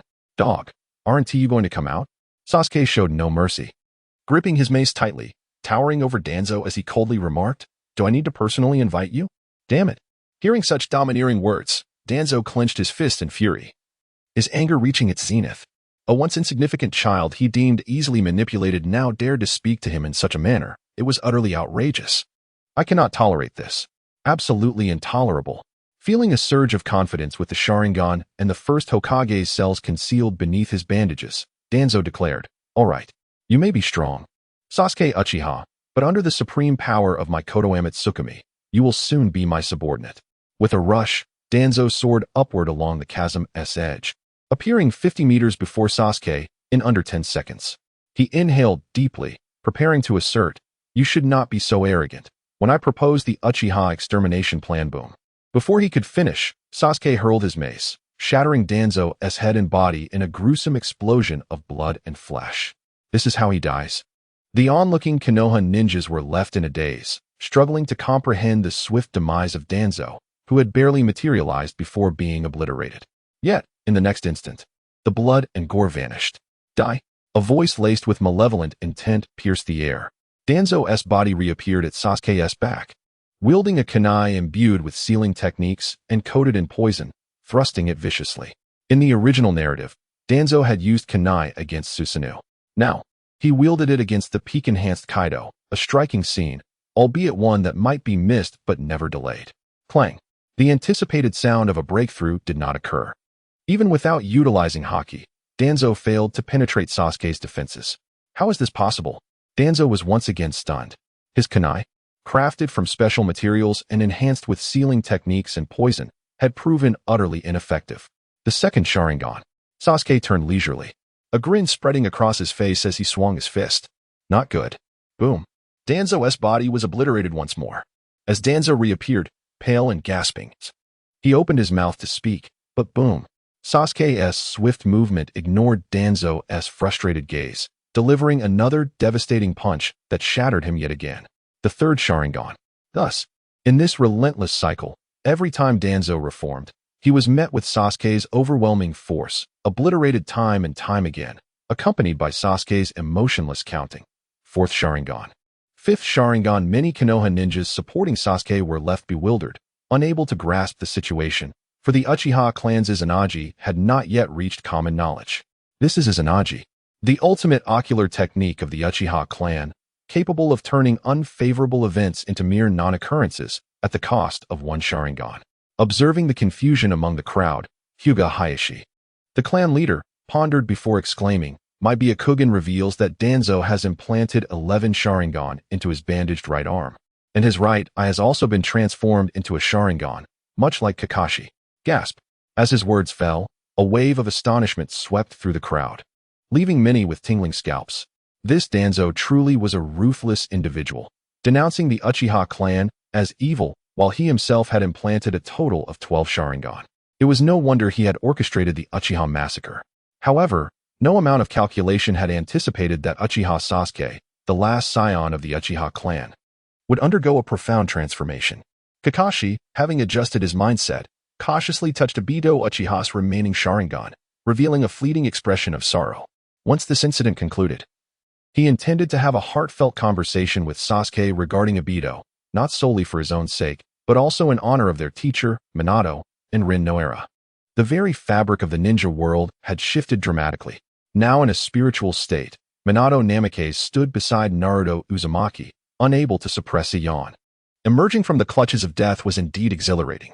Yet, he knew his time was limited, as the Pure Land was calling him with increasing urgency. With this thought, Minato cast a tender gaze towards Naruto, only to discover that Naruto's attention was fixated on Sasuke, his eyes brimming with admiration and an evident yearning for Sasuke's fierce and domineering demeanor. Danzo, in the face of such overwhelming power, found his ostentatious abilities utterly futile. Alas, the days of my regret have come to an end. In stark contrast, Sarutobi Hiruzen, the third Hokage, lay on the ground, feeling a bitter pang in his heart as he witnessed Danzo's torment. Confronted by a monster like Sasuke, capable of delivering strikes that transcended dimensions, even 100 implanted Sharingan would prove useless, plunging one into despair and self-doubt. Indeed, each time Danzo was defeated, his heart trembled, feeling like a mere jester used as a punching bag by Sasuke. Bang! Another explosive sound erupted as Danzo reappeared, only to be mercilessly vanquished once more. A smile involuntarily crept across Sasuke's lips as he spoke in a tone bordering on madness. Danzo Shimura, the 11 Sharingan implanted in your arm are depleted. You have one last chance to experience utter despair. Sasuke Uchiha, how have you metamorphosed into this grotesque version of yourself? A truly deranged lunatic? Accompanied by a voice filled with sheer terror, Danzo reemerged, the white bandages on his head and arms now gone, revealing his ruined, implanted Sharingan. Ha! Sasuke laughed maniacally, suppressing his overwhelming fury as he bellowed. This is what you all chose. Idle. It is now. Konoha and Sasuke. Witnessing Sasuke transform into a figure of maniacal laughter, Danzo, trembling, felt the remnants of his chakra surge wildly. The implanted Sharingan of Sasuke Uchiha glowed a deep red, achieving the form of the kaleidoscope Sharingan. As he recklessly unleashed the renowned and formidable genjutsu, Konoha and Sasuke. Chapter 52. The eye pulling to Danzo, absorbing Konoha and Sasuke, exploding Sarutobi Hiruzen. Is Konoha and Sasuke truly formidable? Undoubtedly, it possesses immense power. After all, its cooldown spans several decades. If Uchiha Sasuke had utilized this ocular prowess with even a modicum of intelligence, he would not only have survived, but also ensured the survival of the Uchiha clan. Regrettably, the will of fire had tainted him deeply, leading him to refuse its use until his dying breath. Ultimately, one eye was bestowed upon his like-minded ally, Uchiha Itachi, while the other fell into the hands of Shimura Danzo. Now, driven to madness, Danzo, witnessing Uchiha Sasuke caught in maniacal laughter, believed he had found a golden opportunity. Without hesitation, he unleashed Konoha and Sasuke, releasing an overwhelming wave of ocular power towards Uchiha Sasuke, especially when he noticed that Sasuke had yet to react. A shadowy smile unconsciously crept across Danzo's pale visage. He could perish 100 times, but if this endeavor succeeded, he could turn the tide and realize his dream of becoming the 5th Hokage. However, mere seconds of elation were abruptly shattered. Boom. Without any forewarning. An even more colossal surge of ocular energy erupted from Uchiha Sasuke, and in the astonished gaze of Danzo, Sasuke ceased his laughter, revealing his eyes transformed into the resplendent form of the eternal Mangekyou Sharingan. The Mangekyou Sharingan? In a golden hue? Danzo's expression froze, his eyes revealing a look of disbelief. No, something was amiss. Wasn't Uchiha Sasuke supposed to awaken only a single tomo on the night of the massacre? How could he possess the Mangekyou Sharingan? Suddenly realizing the gravity of the situation, Danzo glanced at the incapacitated Sarutobi Hiruzen, who appeared to have anticipated this outcome, displaying no signs of shock. The surrounding Konoha ninja could hardly conceal their amusement. I refuse to believe. Konoha and Sasuke cannot affect you. After recognizing his blunder and becoming the fool, Danzo, nearly deranged, recklessly activated the implanted cells of the first Hokage, amplifying the power of the Mangekyou Sharingan once more. Boom. In an instant, the power of Konoha and Sasuke surged into Uchiha Sasuke's consciousness. Yet before it could take effect, a far more potent shadow-style energy intercepted it. In a moment of disbelief, Danzo watched as all the Konoha and Sasuke energy that had infiltrated Sasuke's body was effortlessly obliterated and assimilated.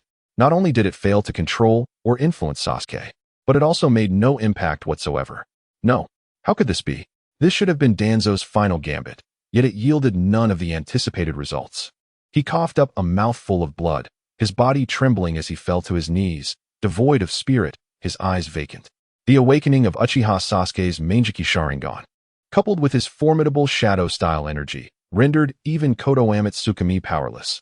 This was a devastating blow, completely shattering Danzo's last flicker of hope. At this moment, Danzo came to understand why the situation had devolved into chaos, not due to Sarutobi Hiruzen's incompetence, but rather the terrifying evolution of Uchiha Sasuke's strength. In the face of such an overwhelming disparity in power, all strategies became futile. Uchiha Sasuke grinned, his voice icy. The strongest genjutsu, Konoha and Sasuke, is indeed impressive, but alas, you have miscalculated your target. It was a jest. Uchiha Sasuke now possessed unparalleled resolve, the eternal Mangekyou Sharingan, and yin-yang release. The moment Konoha and Sasuke entered, it was akin to a sheep entering the lion's den, incapable of stirring the slightest ripple. Were it Uchiha Madara wielding Konoha and Sasuke, Sasuke might have harbored some apprehension. But Danzo? No, This was not a matter of disdain. Rather, it was the stark reality that Danzo's foundational strength was woefully inadequate, relying solely on dark arts and transplantation to grow stronger. It was over. Danzo had exhausted all his trump cards. Yet they could not inflict a single scratch upon Uchiha Sasuke. With the demise of Tsunade and Mito, only Sarutobi Hiruzen and Shimura Danzo remained. From this point onward, Konoha would usher in the era of Uchiha Sasuke. As Danzo crumbled to the ground, many of the ninja who had aligned with Uchiha Sasuke exchanged glances, each reflecting a mixture of relief and disbelief. Who could have anticipated that the last scion of the Uchiha clan could turn the tide, overpowering Sarutobi Hiruzen, Tsunade, Mito, and Danzo, who had dominated Konoha for years? Moreover, the events unfolding in Konoha could not be concealed. One could only imagine the uproar that would ensue throughout the shinobi world once word spread. What? Tsunade and Mito have been slain? Hearing this, Danzo cast a glance at the battered Sarutobi Hiruzen. A shiver ran down his spine, and he involuntarily displayed a look of despair. He had endured for years to ascend to the Hokage position, becoming a shadow lurking in the dark recesses of Konoha, only to find himself uprooted by Uchiha Sasuke's relentless force. Ha! Uchiha Sasuke, even if I perish, I shall not allow you to prevail. Sarutobi Hiruzen, I may never become Hokage, but I harbor no regrets, for you bask in the sunlight of Konoha, while I remain buried in the shadows. In the next moment, a chilling laugh escaped Danzo's lips as he swiftly formed hand seals, intending to unleash the forbidden technique, for symbol seal, hoping to take Sasuke's Mangekyou Sharingan with him in a final act of mutual destruction. Heh! Uchiha Sasuke's eyes glimmered with a cold smirk as he retorted, Danzo, did I consent to your use of forbidden techniques? Buzz! A terrifying wave of Conqueror's haki surged forth, intertwined with the mental force of Een release, striking Danzo with blinding speed. This is the aura? The moment Danzo began forming seals, his body froze, overwhelmed by a mental shock that left his mind ringing, plunging him into a void of emptiness. Humph! Uchiha Sasuke let out a disdainful snort, vanishing from his position. Slap! A sharp sound echoed as Sasuke delivered a resounding slap to Danzo, whose momentum had nearly rendered him unconscious. Perhaps the force was too great, as half of Danzo's face erupted, leaving a gruesome mess. Danzo jolted awake, letting out a pained scream as he tumbled heavily to the ground, struggling feebly. Yet, this was merely the beginning. Danzo, you annihilated my clan and harvested countless eyes. Now, I shall make you experience the agony of having your eyes plucked out. Uchiha Sasuke, filled with fervor and gritting his teeth, extended his right hand and forcefully gouged out Danzo's eyes, then brought them to his ear, squeezing with all his might. With a sickening squelch, the two eyes were crushed in an instant. Madman!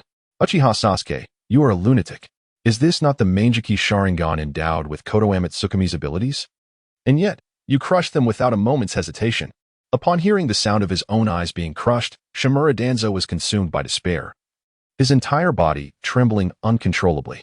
In his anguish, he let out a hoarse roar, not out of concern for his own vision, but due to the incomprehensible reality that what he had painstakingly acquired was rendered as worthless as refuse before Uchiha Sasuke. The bitterness within him was overwhelming. Danzo felt like a deranged fiend. At this moment, Uchiha Sasuke flashed a wry smile. He had intended to speak further, but paused momentarily. For after brutally shattering Uchiha Sasuke's Mangekyou Sharingan, an astonishing surge of ocular power was absorbed by his eternal Mangekyou Sharingan, granting him an unparalleled ocular technique. Indeed, it was the most formidable genjutsu, Konoha Tsukumi. Uchiha Sasuke, taken aback, reflected that after awakening his memories and inheriting the abilities of the second incarnation of Kaido, he had grown indifferent to the powers of his own Mangekyou Sharingan, such as Amaterasu and Ink. After all, the eternal Mangekyou Sharingan was destined for further evolution. Now, he had unexpectedly uncovered an additional ability, Devour, which was not insignificant. However, as Uchiha Sasuke pondered these revelations, a white mist suddenly erupted.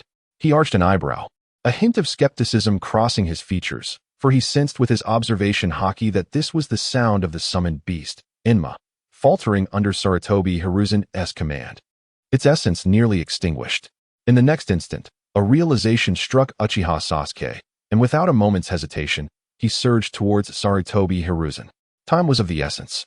Upon noticing that Uchiha Sasuke had caught on, the nearly defeated Sarutobi Hiruzen wore an expression of utter despair. It was too late. Even if Enma attempted reverse summoning, there was no time left. From the outset, Sarutobi Hiruzen had been waiting, not anticipating that Enma would be so grievously injured that it could only now return to the other dimension. More crucially, Uchiha Sasuke's reaction was alarmingly swift. Launching an immediate assault. Was he in pain? Even in the throes of being mercilessly overwhelmed, he felt a profound sense of injustice. Now, it seemed he had lost even the final opportunity for resurgence. Did he think to escape? Uchiha Sasuke showed no mercy. His fist clenched in a fierce declaration. Then it shall be nothing but a shattered corpse. Before the anguished cries could fully escape Sarutobi Hiruzen's lips, his body was ruthlessly obliterated by Uchiha Sasuke's merciless strike. Chapter 53. The Death of Danzo. A new era in an instant of explosive destruction accompanied by a ripple of spatial fluctuation, the remnants of the bodies dissipated into smoke. Uchiha Sasuke, with a disdainful expression, murmured, "Hiruzen Sarutobi, you almost escaped alive. As for complete eradication, as long as there exists a pure land, it is impossible. More accurately, I am currently unqualified to disrupt the fundamental operational laws set forth by the Sage of Six Paths in the shinobi world. Therefore, should someone revive Hiruzen Sarutobi through Edo Tensei, it would be futile. Even with Edo Tensei, he would still fall under my dominion once again." Stretching lazily, Uchiha Sasuke dismissed further thoughts. He was soon to learn the Eight Gates technique, and with his current physical prowess, opening the Eight Gates would render any opponent powerless. What? Hiruzen Sarutobi has been slain? Danzo Shimura, sensing the ruthless demise of Sarutobi at Sasuke's hands, was overcome with agitation, his voice a desperate cry. He had never imagined that as high-ranking officials of Konoha, they would meet such a tragic end, all stemming from the annihilation of the Uchiha clan. Regret? Like Sarutobi, Danzo felt no remorse for the extermination of the Uchiha. His only regret was not having eliminated Uchiha Sasuke entirely. Very well, Uchiha Sasuke coldly chuckled, a terrifying aura radiating from him. Danzo, if you wish to die, I shall grant you that. Danger. An overwhelming sense of peril surged through Danzo as he felt every cell in his body tremble with warnings of impending doom. Rarely had he experienced such dread. Even as he lay incapacitated, with a resounding crack, Danzo felt his transplanted right arm brutally torn from him. Ah! He screamed uncontrollably, yet this was merely the beginning. Another sickening sound echoed as Sasuke wrenched off Danzo's left arm, followed by a relentless assault that severed his legs. Ah! Uchiha Sasuke, if you have the ability, grant me a swift end. Having lost both arms, legs, and eyes, Danzo felt madness creeping in. He prided himself on his ruthlessness, but in comparison to the current Uchiha Sasuke, he seemed utterly insignificant, especially in the face of the unrestrained brutality emanating from Sasuke, who had risen from mountains of corpses. How many lives had he taken? It was incomprehensible. Yet, Danzo remained oblivious to the fact that Uchiha Sasuke, having ascended to become one of the 4 emperors in his second life, had done so through sheer force, stepping over the corpses of monstrous foes. Ha ha, you want me to grant you a swift end? That would only be after I have my fun. Right now, I am utterly unleashed. With a manic laughter that sent chills down spines, Uchiha Sasuke, in a display of his yin-yang release technique, restored Danzo's arms, legs, and eyes, then, like a madman, hurled his body into the air. Is he attempting to kill me? Danzo thought. Confusion etched on his face as he struggled to comprehend Sasuke's madness. Rising Dragon, Flame 8 trigrams. At that moment, a soul-piercing voice filled with murderous intent rang out. Danzo's eyes widened in terror, and he understood why Sasuke had restored his sight. Uchiha Sasuke had transformed into a colossal dragon, engulfed in flames, with golden energy swirling around its head, descending from the heavens with the might to obliterate all. Uchiha Sasuke? A dragon? Danzo found himself in a state of paralyzed disbelief. He was already a marionette on the chopping block, powerless against Sasuke's onslaught. Yet, Sasuke chose to unleash his ultimate technique, as if using an S-rank jutsu to swat a mere mosquito. Was this not extreme hatred? Danzo, you can perish now. A thunderous roar reverberated through the air as, in the moment of impact, Danzo's expression twisted in agony, only to be reduced to dust amidst his pain and despair. The terrifying shockwave surged forth, shattering the air and shaking the very earth. Astonishment. Absolute astonishment. Witnessing Danzo's annihilation at the hands of Uchiha Sasuke, many Konoha shinobi could not help but swallow hard, exchanging glances that revealed their shared horror, silently mourning the fall of Konoha's leadership. Hatred drives one to madness. You exterminated the Uchiha clan, inadvertently unleashing a transformed Uchiha Sasuke. Even in death, it is a consequence of your own making. It is over. The sky over Konoha has irrevocably changed. From this day forth, Konoha shall enter the era of Uchiha Sasuke. Hyuga Hayashi, Nara Shikaku, Akimichi Choza, and others took a deep breath, suppressing their inner turmoil as they gazed at the still dragon-shaped Uchiha Sasuke. There was no time to mourn the demise of Konoha's former leadership. It was time to welcome the era of Uchiha Sasuke. Has he already departed? Uzumaki Naruto, belatedly scanning the surroundings, realized that his father, Minato Namikaze, had vanished into the Pure Land, and a resolute expression crossed his face. From this day forward, he would no longer be the isolated, scorned, and hated Nine Tails, but rather a new incarnation, Uzumaki Naruto, the Jinchuriki of the Nine Tails, making his grand entrance. High above, Uchiha Sasuke, once more in dragon form, circled amidst the clouds before casting his gaze upon the Konoha shinobi who had chosen to stand by him, thundering with a voice that echoed like thunder.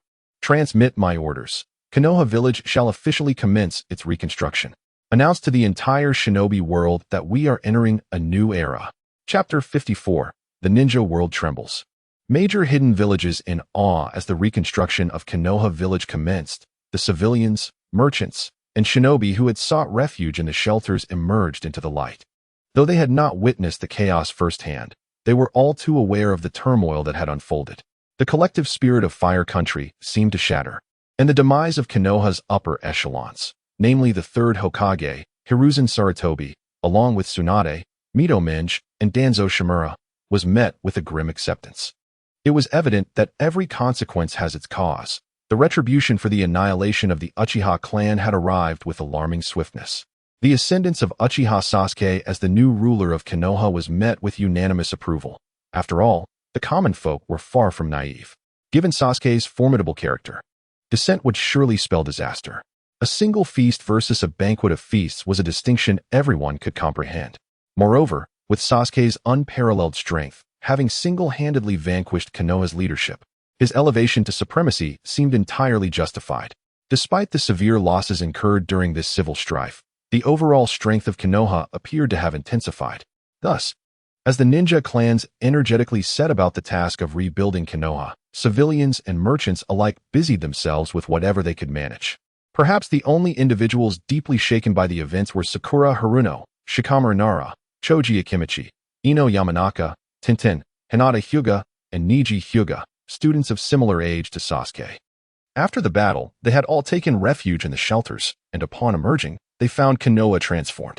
Sasuke had overthrown the village's leadership, while Naruto Uzumaki had ascended as the son of the fourth Hokage. It felt surreal. Everything had changed.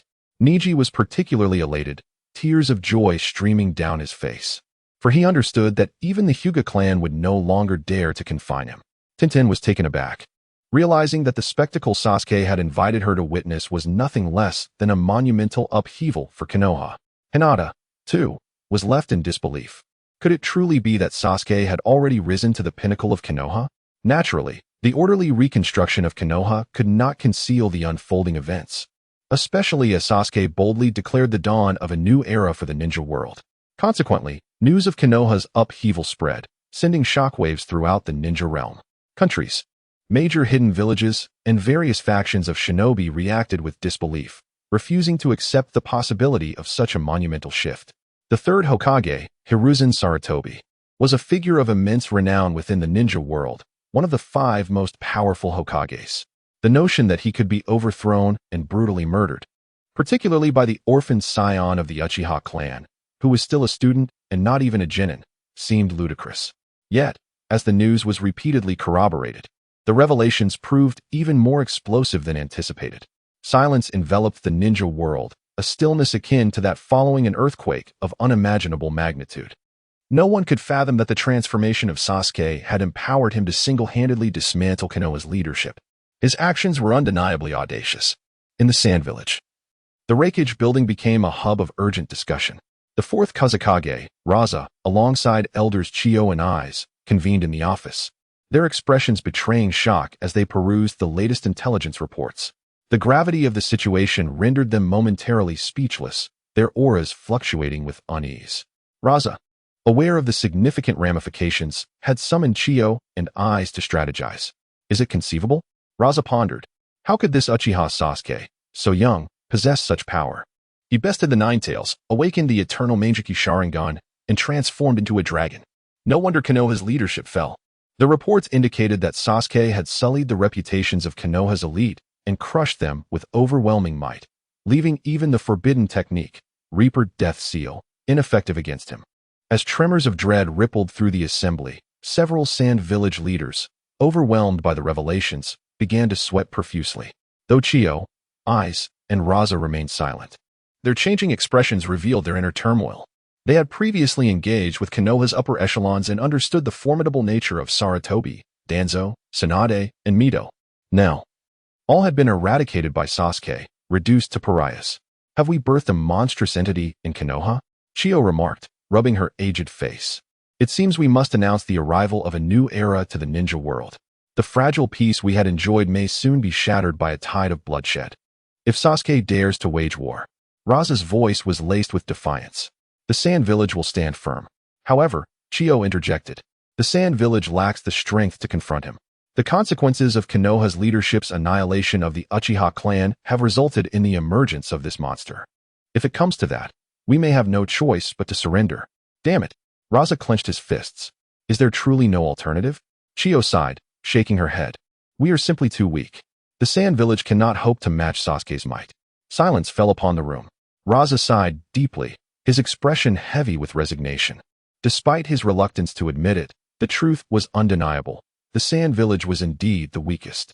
He, as its highest combatant, might struggle against even the elderly third Hokage, let alone the formidable Sasuke. All we can do is watch and wait, he lamented. Such is the plight of the powerless. In the Rock Village, encircled by towering mountains, tranquility usually reigned. However, today, following the alarming reports from Konoha, the third Tsuchikage, Inoki, urgently summoned the village's leaders. Inside the Tsuchikage's office, Inoki, his hair white with age, gasped in disbelief, his eyes wide with horror. The high-ranking officials of the Rock Ninja Village, including Huangtu, Chidu, Wanya, and the Jinchuriki of the Five Tails, gathered in the office, their expressions mirroring that of Inoki, rendered speechless by the shocking intelligence regarding Konoha Village. Most of this information was willingly released by Konoha, indicating that Uchiha Sasuke harbored grand ambitions. After an indeterminate period, the third Tsuchikage, Inoki, finally spoke gravely. Is this a declaration to the entire ninja world that we are about to enter a new era? It feels like a warning shot. Inoki's tone reflected a palpable wariness. After all, even his longtime rival, the third Hokage Sarutobi Hiruzen, had been ruthlessly defeated, a testament to the monstrous ferocity of Uchiha Sasuke from the Uchiha clan. More alarming still, reports suggested that Uchiha Sasuke's power was nearly insurmountable. Even the forbidden technique, the Reaper Death Seal, had proven ineffective. The Uchiha clan truly harbored a plethora of lunatics. Indeed, Uchiha Itachi had mercilessly annihilated his own clan, becoming an S-rank rogue ninja, yet his younger brother, Uchiha Sasuke, was even more deranged, ruthlessly avenging his family by decimating Konoha's leadership. Furthermore, the masked man, known as Uchiha Obito, was also part of the Uchiha clan, having not only participated in the clan's massacre but also turned against his master and mistress during the Nine Tails rampage. Even more astonishing was the intelligence that Uchiha Sasuke could inexplicably transform into a colossal dragon. The high-ranking officials of Awagakure, including Huangtu and Chidu, displayed expressions of utter astonishment. Who could have anticipated that the Uchiha clan would produce such a multitude of crazed individuals? Each one seemed more deranged and ruthless than the last, particularly the youngest. Uchiha Sasuke, who had turned Konoha upside down and now appeared poised to unleash a storm across the ninja world. Regardless, the will of the stone would remain unshaken. Listening to these words, a resolute glint flashed in Inoki's eyes as he declared, "The ninja world is on the brink of upheaval. Prepare to face the storm." In the past, he had not dared to breathe in the presence of Uchiha Madara, living in his shadow for the rest of his life. Now, he was determined not to repeat that mistake. He would not cower before Uchiha Sasuke. This was not merely for himself, but for Awagakure as well. Meanwhile, in Kumogakure, a sudden and terrifying surge of lightning chakra emanated from the Raikage's office, engulfing the entire village. Should anyone have been present in the Raikage's office, they would have witnessed the fourth Raikage, consumed by a tempest of emotions as he perused the intelligence reports on Konoha, his control slipping as lightning chakra burst forth uncontrollably. This was unprecedented. Observing the Raikage's rare display of instability, high-ranking officials from Kumogakure, such as the Eight-Tails Jinchuriki, Killer Bee, Durui, and the Tsuchikage, exchanged glances of uncertainty and disbelief. Upon reading the reports regarding Konoha, they had already been thrown into a tumultuous turmoil within their hearts. The fact that the usually compliant third Hokage, Sarutobi Hiruzen, had been toppled and killed by the orphan of the Uchiha clan, Uchiha Sasuke, was utterly unbelievable, yet undeniably true. It seemed that Uchiha Sasuke, having undergone a transformation into a monster with unparalleled fighting prowess, had audaciously declared that the ninja world was on the brink of a new era. Was this not a declaration of war? If it had been the third Hokage, Sarutobi Hiruzen, they would have already taken a firm stand against Konoha, but now, facing Uchiha Sasuke, they found themselves gripped by fear and uncertainty, lacking their usual confidence due to the overwhelmingly formidable displays of power attributed to him. The old man, Sarutobi Hiruzen, had truly proven himself ineffectual. After an indeterminate period, the fourth Raikage's aura gradually subsided, replaced by a chilling demeanor as he remarked, "The Uchiha clan was exterminated, yet they allowed Uchiha Sasuke to survive. Now, he has risen to prominence, leaving us with this mess to contend with. We must prepare for an attack from Konoha." Upon hearing this, the Tsuchikage hesitated before responding. According to the intelligence, Uchiha Sasuke has transformed into an unpredictable lunatic, likely seeking vengeance for the Hyuga clan incident against Kumogakure. He dares. The fourth Raikage roared, clenching his fists. Does he truly think I am like that old fool, Sarutobi Hiruzen? Should Uchiha Sasuke dare to come, I will teach him the meaning of the strongest shield and the strongest spear. Foolishness, exclaimed Killer Bee, wearing his sunglasses, his voice exaggerated. If Uchiha Sasuke dares to come, I will show him the might of the Eight Tails. Killer Bee, do not be overconfident. After all, even the Nine Tails was thoroughly beaten. The legendary Shinigami could not contend with Uchiha Sasuke. The Two Tails remarked with a worried expression, adding, "We must prepare for every eventuality." Indeed, the Tsuchikage agreed, taking a deep breath. This time, we are not dealing with the compliant Sarutobi Hiruzen, but rather an unpredictable Uchiha Sasuke, who is rumored to be able to transform into a dragon. After this remark, the fourth Raikage, Killer Bee, the Two Tails, and Darui fell into a heavy silence, though they attempted to maintain bravado. The reality of Uchiha Sasuke's formidable capabilities, such as the eternal Mangekyou Sharingan and the ability to transform into a dragon, left them feeling less than confident. After a few seconds, the fourth Raikage, his expression grave, clenched his teeth and commanded, "Kumogakure will enter a state of battle readiness. No matter what, we cannot allow ourselves to be intimidated into submission. This is our dignity. If Uchiha Sasuke seeks war, then we shall meet him on the battlefield." Chapter 55. The powerlessness of Terumi Mei. The ambitions of the elder at the same moment, nestled deep within the mountains and shrouded in perpetual mist, the hidden mist village, unlike other prominent ninja villages, remains in a state of seclusion. Although it has received scraps of information regarding the significant events occurring in Konoha, the response has been lackluster. The reason is quite simple. The current fourth Mizukage, Yakura Karatachi, has been enforcing a policy of blood mist within the village. This brutal regime not only persecutes those ninjas possessing bloodline limits, but also subjects students at the Ninja Academy to gruesome graduation tests, resulting in a chaotic internal atmosphere. Many elite ninjas, including one of the 7 ninja swordsmen, have fled in discontent against the tyranny of their village. In the ancient Elders' Hall of the Hidden Mist Village, the Grand Elder, Yuan Shi, sat with an expression of disbelief, staring at an intelligence report in his hand, his face a mixture of shock and despair, which quickly morphed into resignation. If given a choice, he would sincerely wish for a prodigious talent akin to Uchiha Sasuke to rise from the Hidden Mist Village and topple Yakura's rule. For the repercussions of the blood mist policy have been devastating. Grand Elder Yuan Shi, we must devise a strategy. One elder implored, his voice heavy with fatigue and hopelessness. If this continues, the bloodline clans of the Hidden Mist will not endure much longer. Alas, the fourth Mizukage has lost his sanity. With such monumental events unfolding in Konoha, he opts for seclusion, lamented the leader of the Hozuki clan, his brow furrowed and eyes clouded with bitterness. Uchiha Sasuke has overthrown the upper echelons of Konoha with his ruthless approach. He is clearly a force to be reckoned with, added the leader of the Mizunoto clan in a cold tone. We, the Hidden Mist Village, must take precautions to avert any unforeseen circumstances. Agreed. Agreed. Came the chorus of affirmations from other elders and clan leaders, their expressions reflecting complete consensus. Over the years, they have been driven to madness by Yakura's relentless blood mist policy. Initially, they intended to leverage the upheaval in Konoha to collectively pressure the fourth Mizukage into ending the blood mist policy. But Yakura's abrupt decision to enter seclusion left them with no opportunity. Now, they could only turn to the Grand Elder Yuan Shi for assistance. Sigh. In response, a deep sigh escaped Yuan Shi's lips as he helplessly shook his head, slowly setting down the intelligence report. Yakura Karatachi is the fourth Mizukage. His decision to seclude himself is beyond my control. Silence fell heavily in the room. If all else fails, we shall resort to a coup.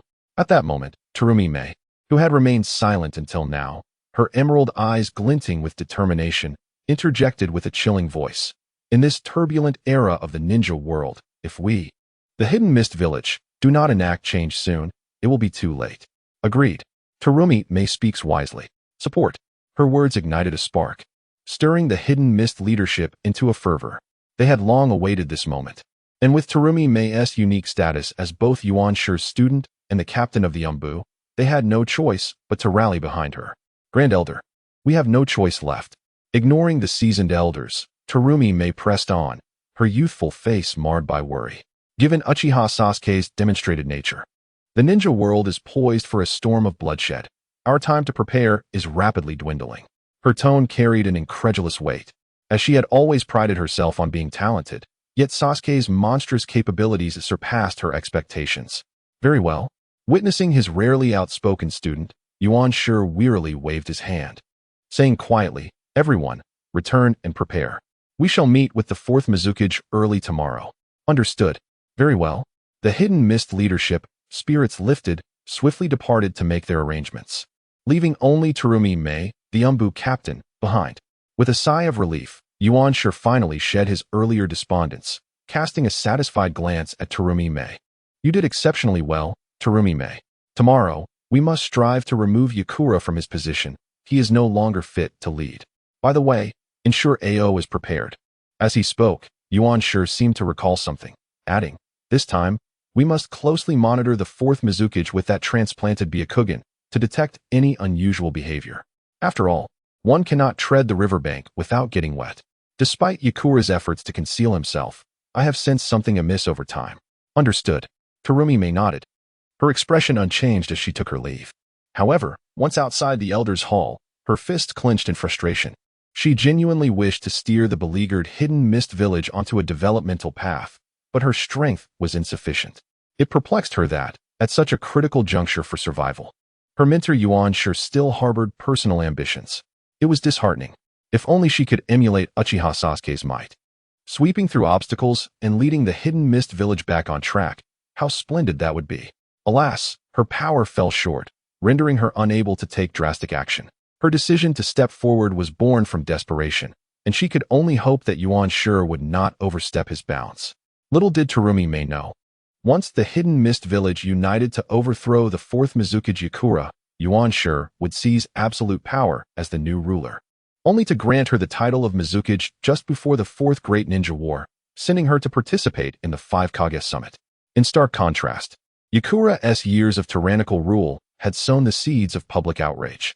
Yuan Shi's expression gleamed with pride and anticipation, according to the first Mizukage's regulations. As the Grand Elder of Konoha, he was theoretically entitled to rights and status equal to that of the Mizukage. However, after Yakura ascended, he had become autocratic. And despite Yakura's status as the Jinchuriki of the Three Tails and his power as Mizukage, Yuan Shi had endured, feigning high principles while waiting for the opportune moment. Now, with the upheaval in Konoha and Uchiha Sasuke boldly declaring a new era for the ninja world, The leadership of the Hidden Mist Village and various clans were incited to action, compounded by Yakura's blood mist policy, which severed his own escape routes and alienated every clan and ninja in the village. This time, Yuan Shi found himself in a position of immense advantage, no longer willing to remain low-key or patient. As for the fifth Mizukage, he had initially considered appointing Terumi Mei directly. However, upon reflection, he deemed it prudent to wait. Her innate talent was undeniable, but she remained too young and required further honing and maturation. For the time being, let her be a candidate for the Water Shadow. As for when she will be officially appointed, that will depend on when he no longer wishes to hold the position of Grand Elder. Chapter 56. The Akatsuki Organization in Turmoil, Uchiha Itachi. The will of fire is indomitable. However, the members of the Akatsuki could never have anticipated that the fourth Mizukage, Yagura, whom they sought to dethrone, had been under the control of Uchiha Madara since the Third Great Ninja War. Following Madara's demise, he was subsequently manipulated by the masked man, Uchiha Obito, seemingly to avenge Rin Noara. After taking control of Yagura, Obito ruthlessly enacted the blood mist policy in the Hidden Mist Village. Yet, with Uchiha Sasuke revealing the true identity of the masked man, Obito was caught off guard, leaving even Kaguya and Black Zetsu in shock. They struggled to comprehend why Obito's identity had been exposed and how Sasuke had come to know. Thus, the truth behind the fourth Mizukage seclusion was that Uchiha Obito, having been struck at his weakest point by Sasuke, had lost interest in the Hidden Mist Village. The revelation of his identity would certainly send shockwaves through the Akatsuki, especially for its leaders, Pain and Konan, who remained oblivious to his true nature.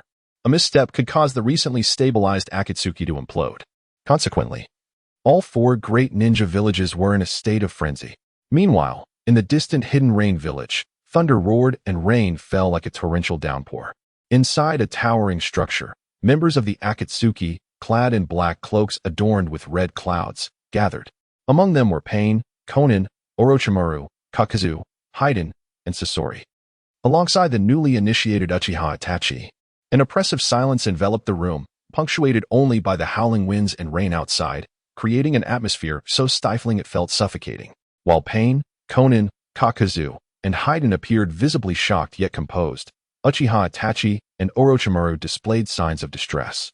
Especially Itachi, whose expression twisted into one of madness as he grappled with the transformation of his foolish younger brother. Sasuke had not only awakened the eternal Mangekyou Sharingan, but had also transformed into a colossal dragon, slaughtering high-ranking officials in Konoha. This realization sent tremors through Itachi's heart, intensifying his hatred for Sasuke, whom he felt had betrayed his expectations. Itachi's pain was compounded by the brutal murder of the third Hokage, Hiruzen Sarutobi, at Sasuke's hands. He believed in the righteousness of the higher-ups in Konoha, dismissing the heinous acts exposed by Sasuke as necessary for the village's stability. Furthermore, he felt that Naruto Uzumaki, in his ignorance, failed to recognize that the third Hokage was merely honing his skills. In Itachi's eyes, the will of fire was unbreakable, a belief fortified by the sacrifices he had made, including the annihilation of his own clan. His anger towards Sasuke grew even more fervent, as he felt his brother had squandered the hopes of their family. If he had foreseen Sasuke's reckless transformation and his rampage through Konoha, Itachi would have resorted to unconventional methods to rein him in. After defecting from Konoha, Itachi's affection for Sasuke had morphed into an unhealthy obsession, as he had meticulously planned a path for his brother, believing that in the end, Sasuke would recognize his intentions. Now, with Sasuke breaking free from his control, Itachi found himself in an unusual state of helplessness, torn between love and rage. Orochimaru, upon learning of the developments in Konoha, had a starkly different reaction. Although shaken by the third Hokage's death, he found himself intrigued by Sasuke's newfound power. Their master-disciple relationship had reached its conclusion, and his joining of the Akatsuki was merely a strategic move after failing to seize the Rinnegan from Pain. He hadn't anticipated that upon his arrival, Itachi would have already decimated the Uchiha clan, and now Sasuke had obliterated the Konoha elite. Orochimaru mused that he hadn't yet proven himself against Konoha before the old man met his demise. He could only conclude that Hiruzen had met his fate at the hands of the monstrous, transformed Uchiha Sasuke. Breaking the silence, Pain, with an impassive expression, addressed the gathered members, inquiring about their thoughts on the events in Konoha. Kakazu, revealing his fanged grin, remarked on the incredibility of Sasuke's transformation from a mere student to a formidable force capable of annihilating his clan and wielding the eternal Mangekyou Sharingan. Sasori, hidden within the blood-red confines of his cloak, could not help but express his astonishment, contemplating the potential beauty of Sasuke as a puppet.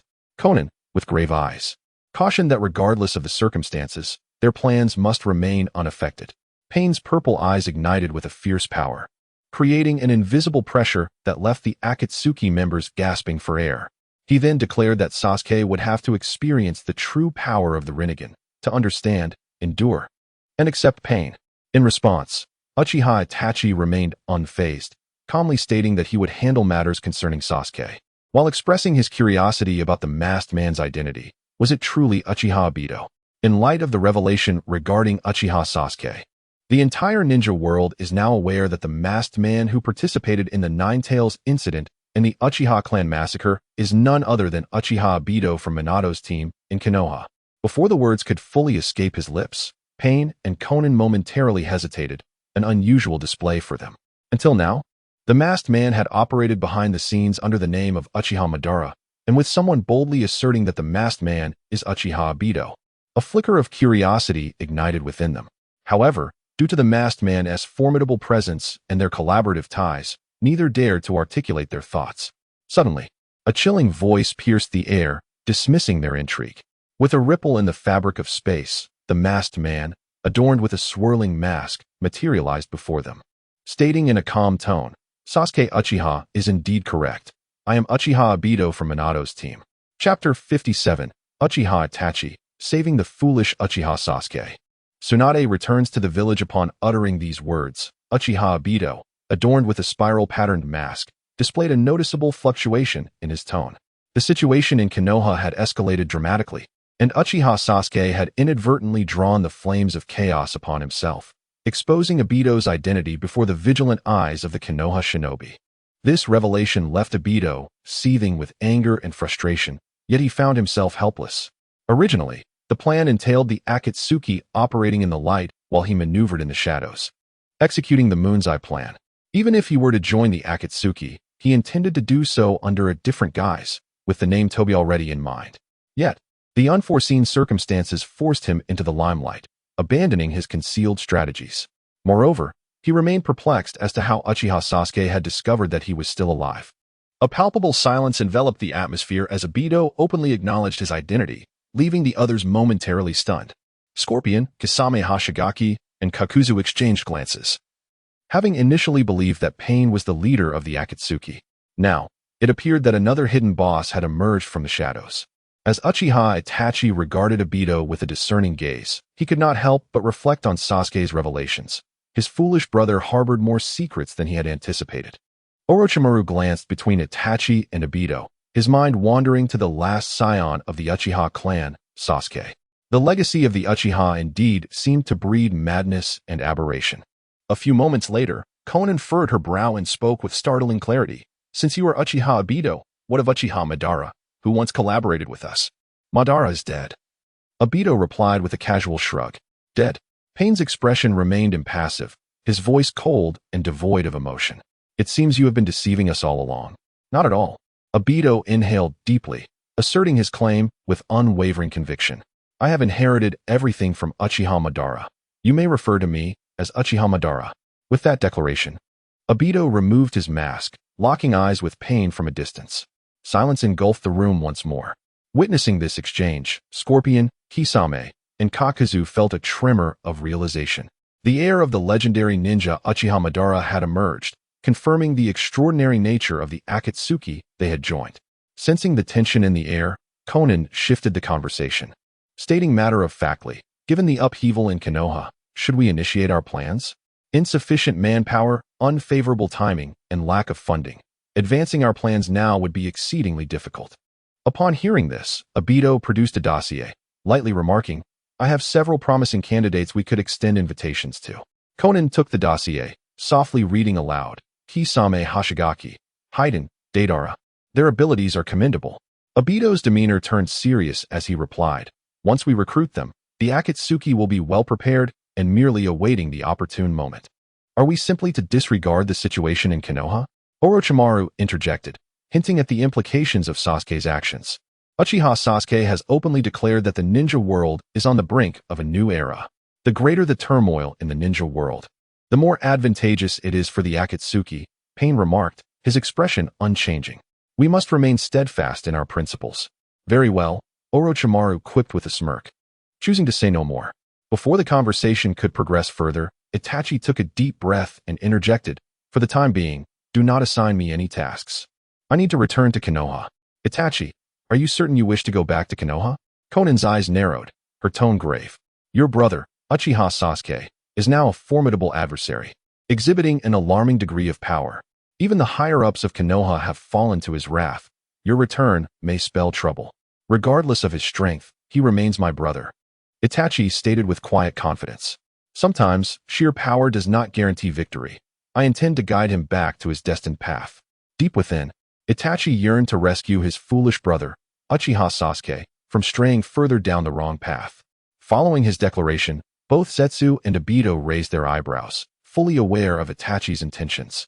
Without hesitation, Obito signaled to Konan, amused by the prospect of Itachi confronting Sasuke. The transformation of Sasuke had been nothing short of extraordinary, and now, with his brother's return, the outcome of their clash was eagerly anticipated. Very well, Konan remarked indifferently. Kisame, accompany Uchiha Itachi back. Understood, Kisame grinned, revealing his sharp teeth. I too wish to visit Konoha and ascertain whether Uchiha Sasuke truly lives up to his fearsome reputation. With that, Itachi made no objection and turned to leave. He understood that sending Kisame along was primarily for surveillance purposes. However, just as Itachi was about to exit the tower, Obito seemed to recall something and tossed a pair of Sharingan. These are your father's, Uchiha Fugaku's, Sharingan. They have returned to their rightful owner. I hope you will make good use of them. Humph. Itachi scoffed, vanishing into the downpour. With a swift motion, Kisame followed suit, his large sword on his back. Once the two departed, the tower fell into a brief silence. Pain tilted his head slightly, his indifferent gaze piercing through the rain. He slowly inquired, Obito, do you believe Uchiha Sasuke is aware of our plans? I cannot say, Obito replied with a cold smile. The transformation of Uchiha Sasuke has been most peculiar. Then let us not concern ourselves for the time being. Pain's gaze shifted to the others. The current ninja world is rife with undercurrents. Our focus for now shall be on recruiting new members. Kakuzu, Scorpion, and Orochimaru nodded in agreement, each displaying a distinct demeanor. Meanwhile, in the Land of Fire, a bustling commercial town, boom. With a resounding explosion, a casino erupted in flames. Emerging from the chaos was a voluptuous female ninja, her face marked by disbelief and fury. Upon closer inspection, one could see a bluish-purple mark on her forehead, a testament to her rage. Tsunade-sama, where are you headed? In the next moment, Tsunade, with a large leather suitcase in hand, hurriedly followed suit. Returning to Konoha, her eyes were filled with shock, and her heart surged with turbulent waves that could not be quelled.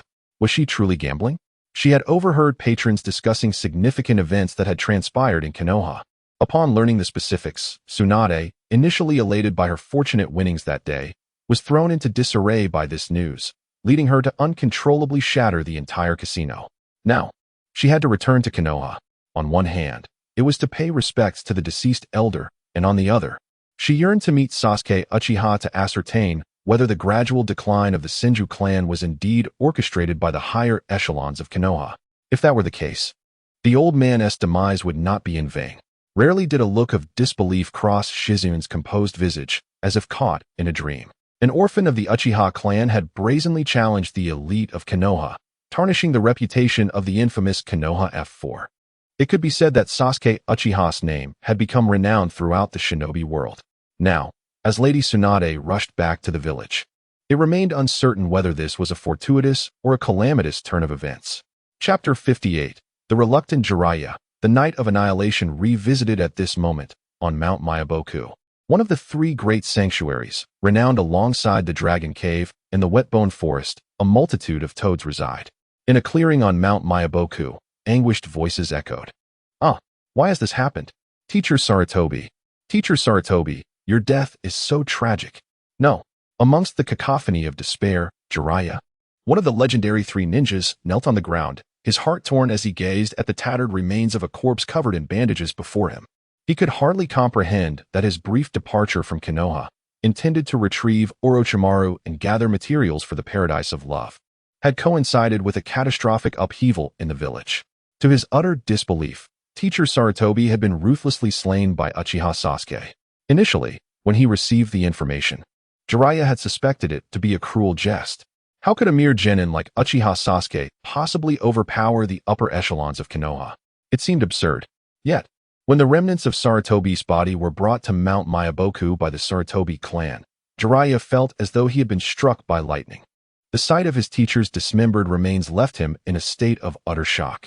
Truly, it was all real. The malevolent Uchiha Sasuke had indeed violently toppled the illustrious leadership of Konoha.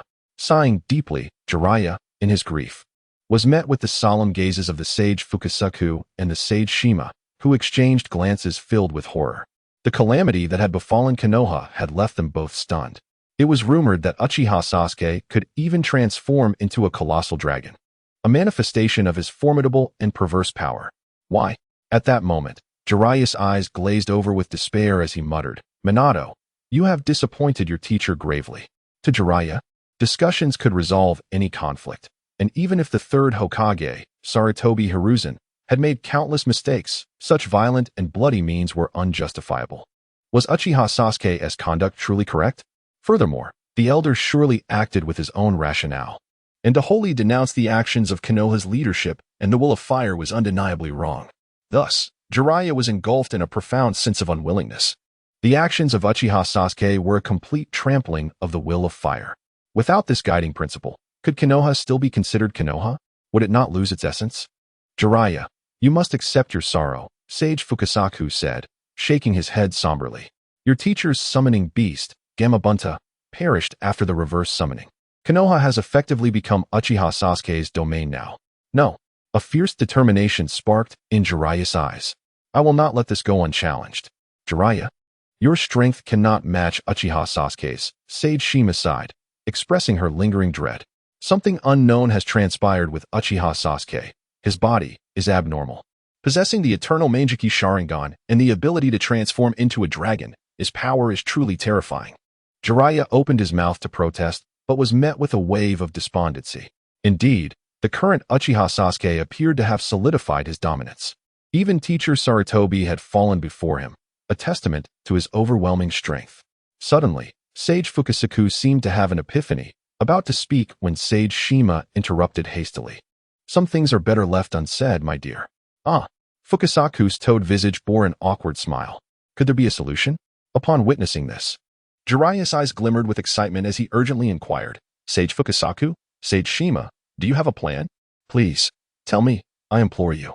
It's your fault. Shima shot a fierce glare at Fukasaku before revealing a resigned expression. Jiraiya, there is certainly a way, but it depends on whether the Great Toad Sage is willing to assist. The Great Toad Sage possesses the ability to resurrect the deceased, Fukasaku stated gravely. If he is inclined to intervene, the third Hokage might yet live. What? Jiraiya's eyes widened in shock. We once overheard the Great Toad Sage speaking in his sleep, and we at Mount Myaboku have previously resurrected the brother of the Sage of Six Paths, Shima added in a hushed tone. Just think. If they could resurrect the legendary brother of the Sage of Six Paths, reviving a third Hokage should be a trivial matter. Is that so? Well then, I shall beseech the Great Toad Sage for his aid. I will kneel and bow, no matter how long it takes. In an instant, Jiraiya's face lit up with anticipation and exhilaration. Subsequently, under the incredulous gazes of Sage Fukasaku and Sage Shima, he cradled the shrouded remains of Sarutobi Hiruzen and rushed towards the Great Toad Sage's secluded retreat. Are we making the right choice? Shima's face clouded with concern as he rubbed his toad-like visage, pondering, what if Uchiha Sasuke seeks revenge on Mount Myaboku in the future? What is there to fear? Fukasaku replied dismissively, Mount Myaboku is not to be trifled with, and we have the Great Toad Sage here to protect us. Let us hope so, Shima mused, choosing to remain silent thereafter. Meanwhile, as the entire shinobi world trembled, Konoha appeared tranquil, as if nothing had transpired. Through the collaborative efforts of various clans, Konoha completed its reconstruction in less than 2 days. The rebuilt village bore an uncanny resemblance to its former self, save for the absence of the Hokage Rock. However, The Uchiha clan's ancestral grounds had been relocated back to the heart of Konoha.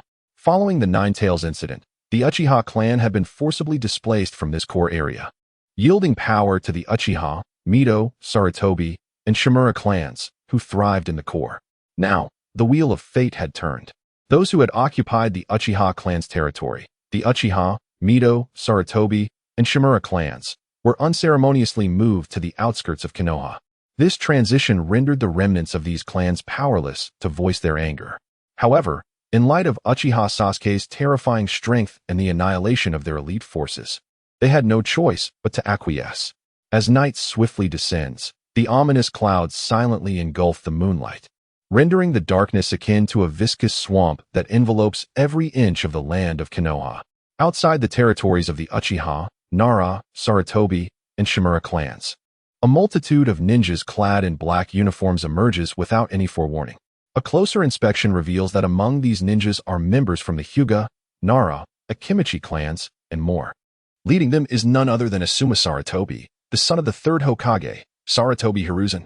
Chapter 59. The complete annihilation of the four great clans. Uchiha Itachi felt as if struck by lightning. Indeed, leading the charge was Asuma Sarutobi. In the depths of night, Asuma stood there with an air of indifference, taking a deep breath as complex emotions swirled within his profound gaze. He was left with no choice. Ever since the reconstruction of Konoha village, the Uchiha, Nara, Sarutobi, and Shimura clans had lost their former glory, especially after the downfall of figures such as Sarutobi Hiruzen, Nara Shikaku, Mito Kage, and Shimura Danzo, who became the targets of public scorn. The four clans plummeted from their heights to the depths of despair. The stark contrast was too much for some ninjas to bear. On the surface, they remained silent in the face of Uchiha Sasuke's terrifying power, but in reality, after being driven to the outskirts of Konoha, some ninjas from the four clans had secretly conspired, planning to leave the village when the time was ripe. They feared the unpredictable wrath of the volatile Uchiha Sasuke, and it was clear to them that if they did not stay, they would find refuge elsewhere. With the strength and heritage of the four clans, once they departed the Land of Fire, they could undoubtedly establish a new ninja village in no time. Among them, the Sarutobi clan was resolute in their decision to leave Konoha. While it appeared that the elite ninjas of the four clans had been decimated, the Sarutobi clan still possessed a hidden foundation, with over 500 elite ninjas and several hundred middle-ranking ninjas concealed, the fruits of years of clandestine development. They had not anticipated the gravity of the situation, especially with the brutal murder of the third Hokage, Sarutobi Hiruzen. As the time approached, Hyuga Hisashi took a deep breath, breaking the silence as he solemnly declared, "The four clans have conspired and plotted treason against the village. Once we engage, show no mercy." "Understood," came the resolute replies from Nara Shikaku, Akimichi Choza, and other ninjas, their eyes flashing with determination. This extermination mission held profound significance for them. It was both a pledge of loyalty to Uchiha Sasuke and a reconfiguration of interests. For years, the four clans had thrived under the influence of Konoha's upper echelons, and it was time they relinquished their ill-gotten gains. Once the four clans fell, the other families of Konoha would surely feast upon the spoils, seizing their own opportunities for advancement. With that, Asuma tightened his grip on the glimmering chakra blade, his body darting forward as he raced towards the Sarutobi clan's territory. The air was filled with the sounds of shuriken slicing through the darkness as ninjas vanished like phantoms into the night. The territories of the Nara, Mito, Sarutobi, and Shimura clans were in close proximity, and with the Sarutobi clan being the strongest, the majority of attacking ninjas surged into their domain. Meanwhile, in the heart of the Uchiha clan's territory, Uchiha Sasuke lounged leisurely in a chair, utilizing his observation skills to perceive the unfolding events. While not as exaggerated as the rumored 3,000 elite ninjas, over 500 is still quite formidable, he mused, a cruel smile creeping across his face. Unfortunately, no matter how many contingencies they possess, by dawn, all will be reduced to ashes. The four clans shall become a relic of the past. Little did Uchiha Sasuke know that even after decimating so many elites from the four clans, the Sarutobi clan still concealed over 500 elite ninjas disguised as commoners. When he sensed their presence, he was taken aback, realizing that the Sarutobi clan had been quietly amassing power, surpassing even the Hyuga clan. Should the Uchiha clan have faced extermination, they would hardly compare to the Sarutobi's burgeoning strength. truly deserving the title of Konoha's foremost clan. Moreover, after being exiled to the fringes of Konoha, the four clans had begun to communicate, hinting at treasonous intentions. Thus, Uchiha Sasuke resolved not to spare them, solidifying the inevitability of this night's massacre. As for Asuma Sarutobi, Sasuke intended merely to converse with him, testing the capabilities of his eternal Mangekyou Sharingan. He found it comparable to the will of fire he had once exchanged with the third Hokage. The parallels were striking. Just as Itachi led the annihilation of the Uchiha clan, Asuma now commanded the eradication of his own. At that moment, within the Sarutobi clan's territory, Asuma became the harbinger of death, effortlessly dispatching several guard ninjas before making his way into the core of the clan.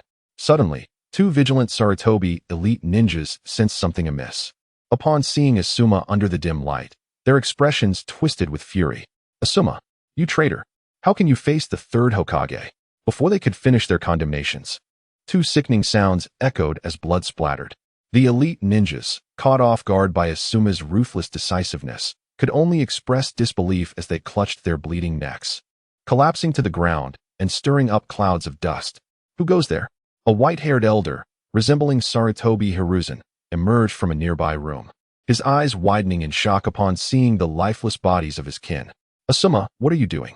"The elders have conspired to betray Konoha," Asuma replied coldly, his form momentarily stiffening as he hesitated before continuing. "For the peace and stability of Konoha, the Sarutobi clan must be erased." "What?" The elder was struck as if by lightning, his eyes widening in disbelief as his cane clattered to the ground. "It cannot be. How could he know?" "Huh," Asuma sneered, adding, "Nothing can be hidden, not even the existence of over 500 elite ninjas concealed within the Sarutobi clan. Uchiha Sasuke is fully aware." "No." The elder, now in a frenzy, pointed a trembling finger at Asuma, exclaiming, "Asuma Sarutobi, you must have betrayed us." Asuma, disinterested in further explanations, remained silent. Uchiha Sasuke knew everything, and every word exchanged with him had struck like a hammer, instilling fear in his heart. Ultimately, for the future of Konoha, he had inexplicably agreed to lead the extermination of the Sarutobi clan, akin to Itachi's actions against his own. "Quickly, take me to Uchiha Sasuke," he commanded. In the next instant, the elder of the Sarutobi clan, resembling a drowning man, displayed a panicked expression. "We Sarutobi have contributed immensely to Konoha. There must be room for negotiation. Everything has come too late." Sarutobi Asuma shook his head bitterly and remarked, "The Senju and Uchiha clans once contributed immensely to Konoha, yet they met with annihilation. You." The elder of the Sarutobi clan, in a fit of despair, suddenly spat out a mouthful of blood, his heart engulfed in utter hopelessness. They had deluded themselves into believing that after driving the four major clans to the fringes of Konoha, Uchiha Sasuke would spare them, harboring their own plans and schemes. But now, the true jesters were themselves. An enemy attack, enemy attack. Quickly, do not hide any longer, retaliate. Konoha has shown no mercy, so we shall not be bound by righteousness. Even in death, we shall make our stand." At that moment, anguished cries shattered the tranquility of the Sarutobi clan, accompanied by the explosive sounds of ninjutsu, akin to disturbing a hornet's nest, plunging their territory into chaos. Flames erupted, and many hidden elite ninjas of the Sarutobi clan, startled like frightened hares, emerged in desperation to fight back. Boom! Without any warning, the ominous clouds above were dispersed by an overwhelming aura, unveiling a blood-red moon. Subsequently, an oppressive, tyrannical presence enveloped the Sarutobi, T-Rune, Mito, and Shimura clans at a speed so swift it was almost deafening. The ninjas of the four major clans were caught off guard, their minds filled with a resounding hum. Rendered blank. Now, the overwhelming presence of Uchiha Sasuke had transcended his previous life. Before they could fully mobilize, the ninjas of the T-Rune, Mito, Sarutobi, and Shimura clans found themselves paralyzed, akin to lambs awaiting slaughter. Thus, the scene transformed into one of unilateral carnage. No, the elder of the Sarutobi clan had completely lost his sanity, particularly as he witnessed his clansmen fall one by one.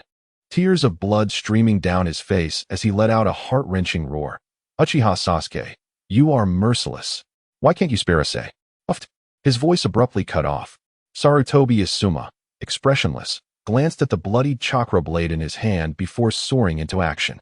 With each swing of his blade, A member of the Sarutobi clan perished, and soon the stench of blood began to permeate the air. The scene was gruesomely brutal, reminiscent of the Uchiha clan's own fate. 2 hours later, the T-Rune, Mito, Sarutobi, and Shimura clans were entirely obliterated. The following day, news of the annihilation of the 4 major clans spread throughout Konoha, sending shockwaves through the village. What? The 4 major clans have been wiped out? Particularly upon learning that it was the 3rd Hokage's son, Asuma, leading the charge. A sense of twisted joy emerged. Once the revered Konoha elite F4, their reputations had long since crumbled, and they had become figures of public scorn. Therefore, the eradication of the 4 clans garnered praise from the majority of Konoha's civilians and ninjas, who lauded Sarutobi Asuma's righteous betrayal of kin.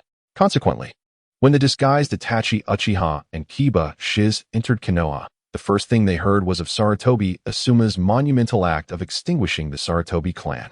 In that instant, Itachi's mind buzzed, and his body froze in shock. Chapter 60. The Beast's Assistants. Uchiha Itachi, kneel before me. How could this be? Sarutobi Asuma led a team to annihilate the Sarutobi clan? What could have prompted such a turn of events? The simultaneous destruction of 4 prominent clans. What could Uchiha Sasuke possibly be scheming? Uchiha Itachi's body stiffened momentarily, and although he maintained a stoic facade, turmoil raged within him. The sight of his brother straying onto a dark path filled him with profound sorrow and helplessness. This was not the brother he knew. Even on the night of the massacre, when he had spoken with apparent ruthlessness, it was merely to instill in Sasuke a goal of vengeance against him. Yet, the situation had diverged drastically from his expectations. Uchiha Sasuke had undergone an unforeseen transformation, toppling the high-ranking officials of Konoha and obliterating the Sarutobi, Mito, and Shimura clans as well. Strangely, upon returning to Konoha, Uchiha Itachi felt an unprecedented sense of fear and impotence towards Sasuke. He was too ruthless, too domineering, too violent. Even without meeting him, Itachi sensed that Sasuke had become an entirely different person. Was it possible that he had truly misjudged him? No. Uchiha Itachi coldly shook his head. The eradication of the Uchiha clan had been the most prudent choice at the time, sacrificing the few for the greater good, fostering peace and stability in Konoha. Now, however, Uchiha Sasuke had led the village astray. The will of fire espoused by the 3rd Hokage had been distorted. If given the chance, he must rectify this chaos.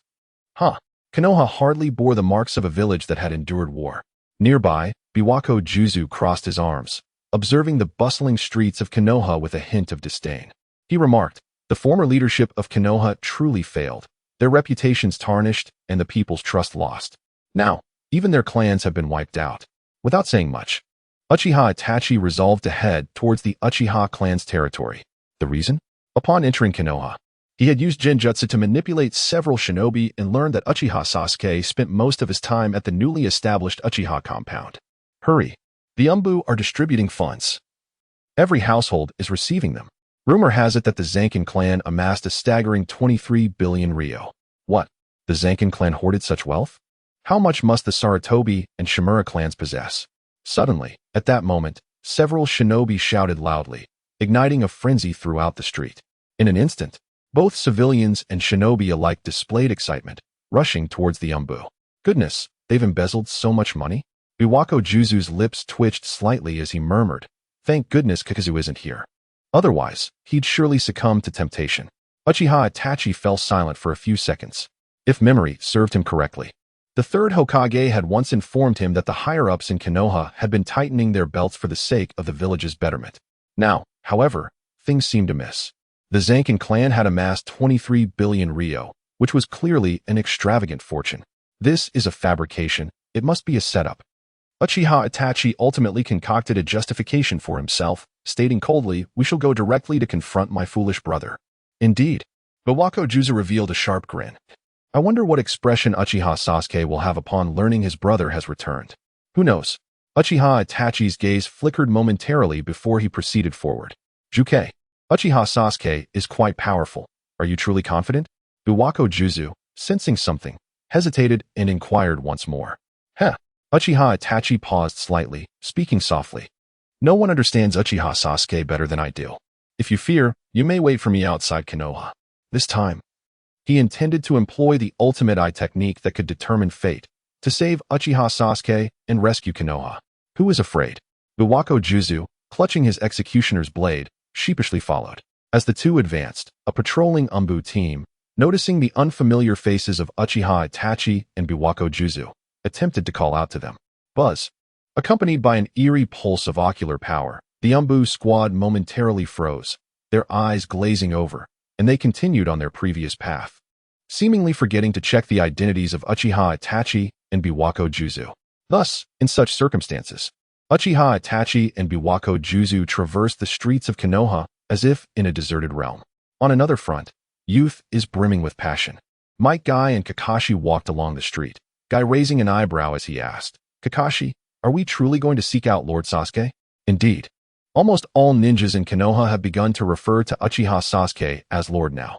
Kakashi replied solemnly.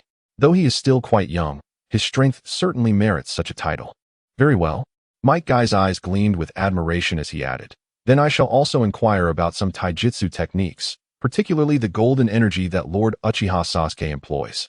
As they conversed, fortune smiled upon them. Kakashi and Might Guy converged with Uchiha Itachi and Biwako Juzu from two different streets, meeting at the end of one where the Uchiha clan's territory stood prominently.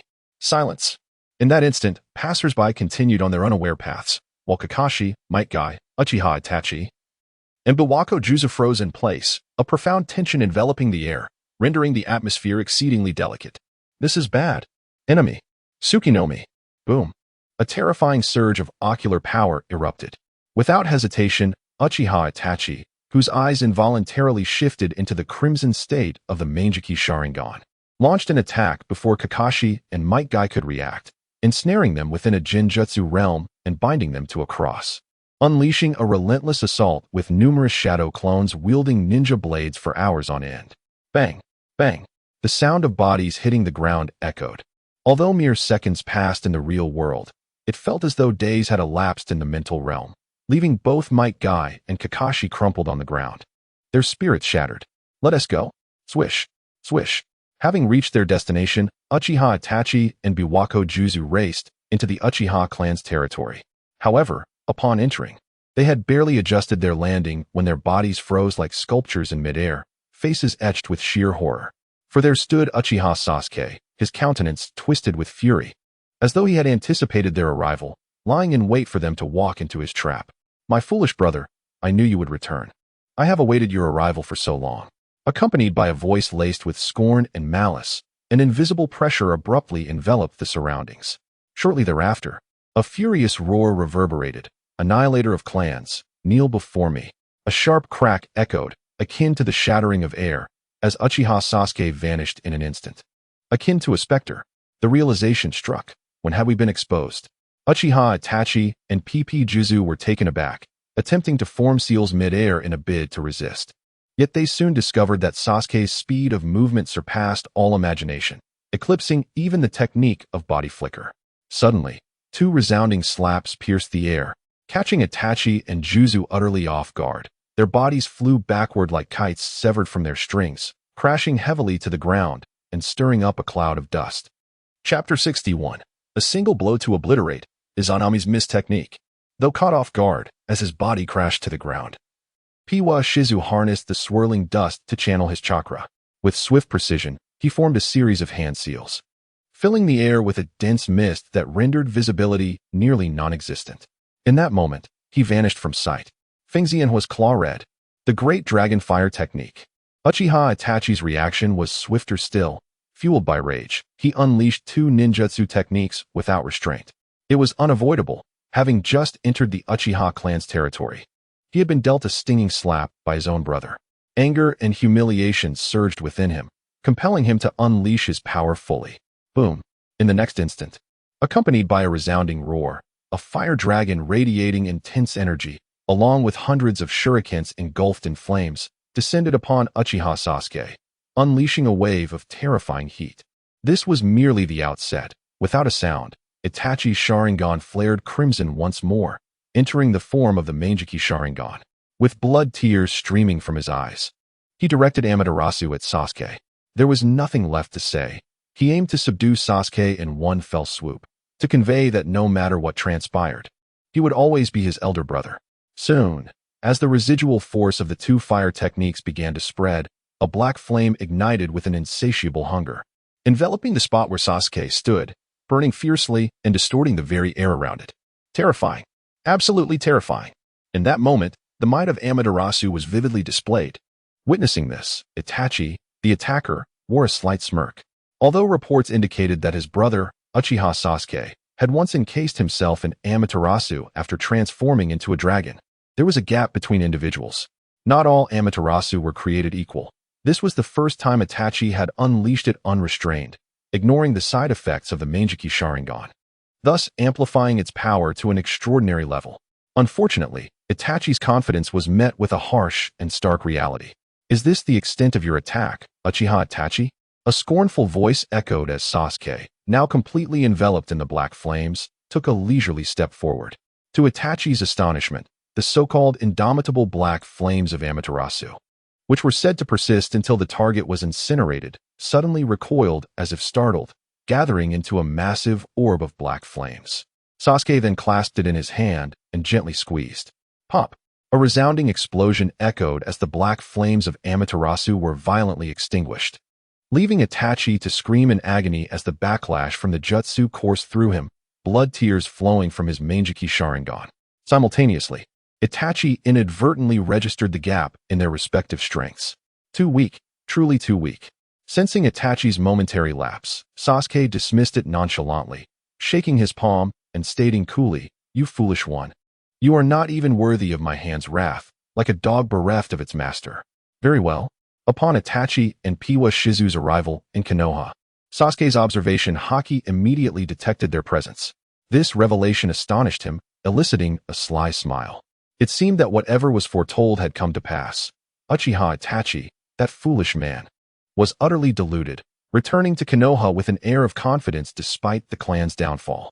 After the annihilation of the four great clans, he had planned to embody the persona of Kaido, training Konoha's shinobi to bolster their strength while ushering in his era as the Beast Sasuke. With his current prowess, mastering the 8 gates would render him a formidable force, even against those of the 6 Paths caliber. To cower in Konoha, merely following the anime's narrative, would be a waste of the memories from his past lives and the legacy of the peak Beast Kaido. Thus, as Itachi returned, Sasuke awaited his brother's self-destruction. Just upon entering, Itachi and Piwa Shizu had already suffered a significant setback. Damn it, boy, have you become too complacent? Buzz. At that moment, an endless mist enveloped Sasuke's vision, and suddenly, Piwa Shizu emerged from the obscuring fog. His face contorted with rage as he swung his executioner's blade towards Sasuke's head with devastating force. Before the strike even landed, the air crackled with energy. And as Sasuke appeared unfazed, an expression of exhilaration spread across Piwa Shizu's face, envisioning the moment of victory as Sasuke's head fell. Clang! The sound of metal colliding resonated as the executioner's blade struck the back of Sasuke's head, akin to striking a meteor. Not only was there no gruesome scene as anticipated, but even the blade was deflected, sending a shockwave that dispersed the mist. Had he withstood Piwa Shizu's strongest strike? As the mist cleared, Uchiha Itachi's countenance twisted in pain, his eyes narrowing in disbelief. It was known that Piwa Shizu wielded his executioner S-blade with formidable strength, yet he had failed to sever even a single hair from Sasuke's head. Incredible! What a vast chasm in their strengths. Truth be told, he had not felt the weight of it from mere intelligence reports. However, in actual combat, the invisible pressure and suffocating sensation made Itachi regretful. He seemed to have been living in the past, believing he could still control the situation, even as Sasuke shook the very foundations of the shinobi world. Yet, the reality was stark. He could not grasp the current Uchiha Sasuke. No, he was not mistaken. Moments of regret quickly morphed into resolute determination. Not good. Piwa Shizu, having failed his strike, felt beads of cold sweat form on his brow. What was this? The intelligence suggested Sasuke was a monster, yet upon engagement, he realized the reports had been overly conservative. Though he prided himself on being a ruthless killer, the overwhelming aura emanating from Sasuke instilled a profound sense of dread. His very cells screamed warnings, and even the executioner's blade trembled in response to the imminent danger. At this moment, Piwa Shizu wished to retreat, but found himself ensnared by Sasuke's invisible aura, paralyzed in place. Why bother? Sasuke slowly turned his head, speaking with a nonchalant demeanor. To be honest, your attack doesn't even qualify as a tickle to me. I truly wonder who granted you the audacity.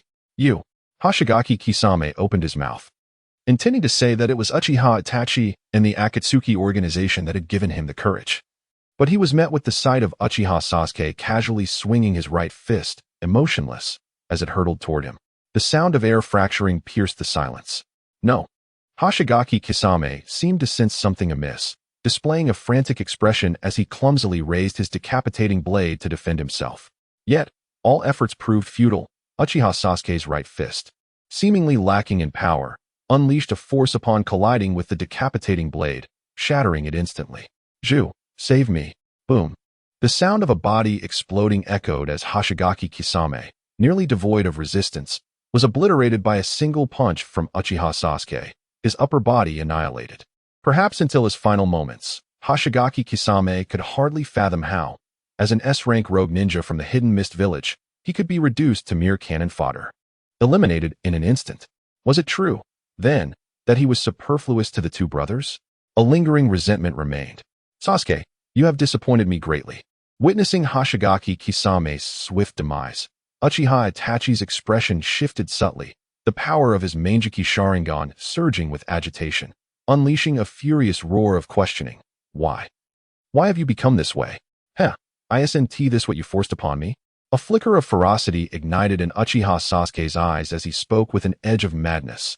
Uchiha Itachi, had you not slaughtered our parents and annihilated our clan, I would not have become this way. I acted not only for myself, but for the sake of Konoha, to save you. Upon hearing this, Uchiha Itachi's face contorted with anguish as he declared loudly, none of you understand me. None grasp my intentions. Everything I have done transcends base desires. Unbound by the limitations of the Uchiha clan or the village, I have ascended to an entirely new realm. As he spoke, Uchiha Itachi erupted into wild laughter, nearly deranged, exclaiming, over the years, only Uchiha Sasuke has been able to comprehend, acknowledge, and support me. Uchiha Itachi, spare yourself the excuses. Uchiha Sasuke scoffed disdainfully, saying, you and Uchiha Sasuke are merely two blind wolves, priding yourselves on your insight. Yet you cannot see Konoha's future at all. The scroll contains the dark secrets of the Konoha higher-ups, the so-called F4. Before he could finish, Uchiha Sasuke tossed out a scroll. Indeed, after plundering the four prominent clans, many unsavory truths had been exposed, all meticulously recorded by Naruto. The third Hokage is dead. What significance does this hold now? Uchiha Itachi allowed the scroll to fall to the ground, sighing deeply. Sasuke, you do not understand. To me, irrespective of the village's conflicts or darkness, I am Uchiha Itachi, the inheritor of the will of fire. Now, I must help you recognize your destiny, to prevent you from straying further down the wrong path. This is the last thing I can do for Konoha. With a terrifying surge of ocular power, Uchiha Itachi's lips curled into a slight smile as he suddenly unleashed the Uchiha clan's ultimate eye technique, Izanami. Chapter 62. The Rampant Sasuke and the Demise of Itachi Uchiha Izanami. One of the ultimate ocular techniques of the Uchiha clan was originally developed specifically to counter Izanagi. Now, Itachi Uchiha has resolved to employ it, intending to use Genjutsu to compel Sasuke Uchiha to accept his predetermined fate and sincerely repent for his actions. Thus, amidst a tumultuous surge of ocular power, both Sasuke and Itachi were drawn into the realm of illusion.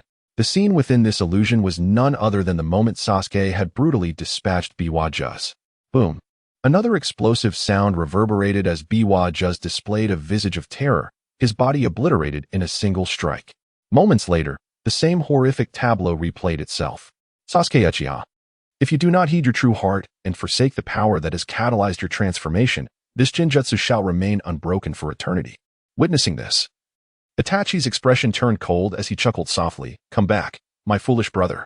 Indeed, since entering the Uchiha territory, Itachi had meticulously recorded the sensations of both himself and Sasuke, preparing to unleash Izanami. What he had not anticipated was that Sasuke was even more deranged and violent than the intelligence had indicated, ruthlessly annihilating Biwa Juz without affording him a chance for rescue. However, the success of Izanami was assured. Sasuke would inevitably revert to his former self, returning to his true nature as that foolish brother, destined to live an ugly existence. Who says I have not followed my true heart? Upon hearing this, Sasuke, who had been reliving the previous scene, suddenly came to a halt, a smirk gracing his lips. To be frank, this genjutsu holds no power over me. For all the strength I possess is mine alone. Impossible. Itachi laughed. Sasuke, I have watched you grow. Surely, I know you well enough? You must be pretending. There must be something. Slap. Before he could finish his sentence, a crisp sound echoed as Sasuke struck him, sending Itachi flying to the ground, where he crashed violently, causing the earth to tremble beneath him. Thus, the illusion crafted by Izanami began to shatter. No. How can this be? Itachi, his face battered, stood up in shock, staring at the now mobile Sasuke. He was bewildered. Typically, a ninja ensnared by Izanami would be immobilized. Yet, Sasuke flickered and dealt him another resounding slap. Had Izanami truly been dispelled? This was illogical, utterly unreasonable. Unable to comprehend the situation, Sasuke crossed his arms, his voice cold as ice. In truth, from the moment you began to secretly record my sensations, everything was laid bare before me. For Sasuke, Itachi's Izanami was riddled with flaws. In the original narrative, Kabuto fell victim to Izanami purely by imitating Orochimaru and losing his true self. Sasuke, however, did not share this predicament. All his strength was his own, and both yin and yang release had reached a critical threshold. Coupled with his unwavering adherence to his true heart, the so-called Izanami was nothing more than an ordinary illusion to him. You knew from the very beginning? Buzz. Itachi's mind trembled as if struck by lightning, a tear of blood trickling from his remaining Mangekyou Sharingan. He had believed his plan was flawless, yet it had been thoroughly seen through by Sasuke, rendering him a mere self-deluded jester. What else could it be? Sasuke's lips curled in disdain. From the start, I was merely toying with you, my foolish brother.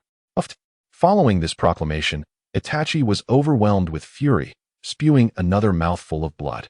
To speak honestly, Itachi had always harbored a sense of superiority regarding his strength and intellect. Yet now, facing Sasuke, all his pride and confidence lay shattered into fragments. All right, Sasuke grinned, his demeanor shifting. Now I shall be serious. Boom. In the next instant, an overwhelming aura erupted from Sasuke, soaring into the heavens and dispersing the clouds above Konoha. Then, with a thunderous force, it surged toward Itachi, perhaps fueled by exhilaration. This release of Conqueror's haki was even more terrifying than during the annihilation of the four great clans. Is this the pressure documented in the intelligence reports? Itachi, barely managing to regain his footing, found himself unprepared for the immense aura crashing upon him, leaving his mind in a daze. Bang! The sound of Itachi's knees buckling under the weight of Sasuke's overwhelming presence resonated through the air. Strong. Too strong. It was at this moment that Itachi realized how gravely mistaken he had been. The current Sasuke was beyond his comprehension, an insane, twisted monster. No longer the weak and pitiful boy who had trembled in fear on the night of the massacre, but one whom even he had to look up to. Bang! An explosive sound erupted as Sasuke's foot shattered Itachi's head before he could react, splattering countless crimson and white remnants across the Uchiha grounds. Sasuke Uchiha, you are my own brother. Moments later, Itachi's incredulous voice echoed from a distance, disbelief coloring his tone. You truly intend to kill me? Have you forgotten our brotherly bond? No. You are no longer Sasuke Uchiha. As he spoke, Itachi, battered and bruised, trembled as he discarded his two ruined Sharingan, replacing them with a fresh pair. If not for Izanagi, he would have perished moments ago. More importantly, he felt no hesitation emanating from Sasuke, only a chilling intent to kill devoid of any emotion. Indeed, the Sasuke who existed during the Uchiha massacre had long since perished. Itachi Uchiha, today I, Beast King Sasuke, shall have my way with you. And not even the Sage of Six Paths can save you, mark my words. Itachi's utterance provoked a frenzied response from Sasuke, plunging him into a state of wild insanity akin to that of the Beast King Kaido when intoxicated. You have become a madman. Witnessing Sasuke's transformation into this formidable being, Itachi felt a shiver run down his spine. His Sharingan erupted anew with terrifying power as he activated Susanoo, disregarding any potential backlash. Boom! A resounding roar echoed as a vibrant orange Susanoo materialized before the Uchiha estate, wielding the Yata mirror in one hand and the Totsuka blade in the other, emanating an unfathomable presence. What? Susanoo has emerged once more? This is dire. The Uchiha estate is under siege. As the colossal Susanoo emerged, It swiftly ignited chaos throughout the hidden Leaf Village. Many Leaf ninjas instinctively soared towards the Uchiha clan's territory upon witnessing the spectacle. Among them, Mangekyou and Kakashi, who had just succumbed to the effects of Tsukuyomi, were undoubtedly the fastest. Despite their spirits being somewhat diminished, they persevered against their physical discomfort and rushed to the Uchiha enclave. However, as they arrived, they were met with a scene of unparalleled devastation. With a thunderous roar, a cracking sound reverberated through the air. Before many could grasp the situation, including Itachi Uchiha, who had just summoned Susanoo, Sasuke Uchiha's form flickered. His fist, enveloped in a golden hue of haki and conqueror's haki, struck the orange-red Susanoo with astonishing swiftness. Although Susanoo attempted to defend with the Tenken, it proved futile, as Sasuke's fist shattered it entirely. Indeed, the Susanoo was obliterated by Sasuke's might, the scene erupting in explosive grandeur. Perhaps overwhelmed by the sheer force, Itachi's body was flung backward before he could react. With another resounding crash, Itachi was sent hurtling through the air, his form disintegrating into countless crows. One raven, bearing the distinctively piercing gaze of the Mangekyou Sharingan, unleashed a Konoha Mitsukami directed at Sasuke, a wave of strange ocular power surging forth. Why bother? A flicker of disdain crossed Sasuke's eyes as he allowed the Konoha Mitsukami's influence to invade his mental realm, preparing for the ensuing assault.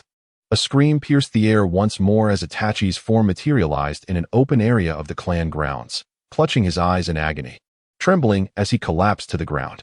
He had been rebuffed. The ocular power that had entered Sasuke's being was entirely dismantled and absorbed.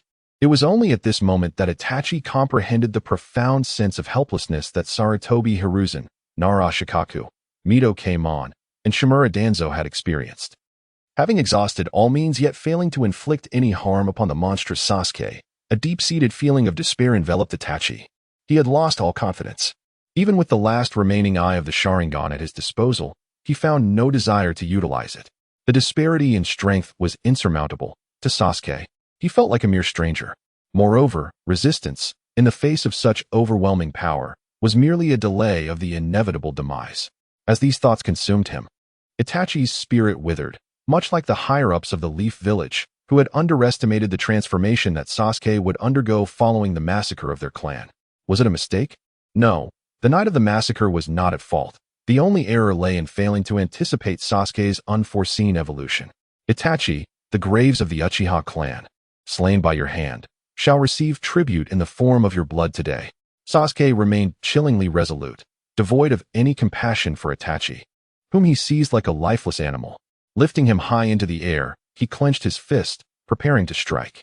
Sasuke, my Sharingan.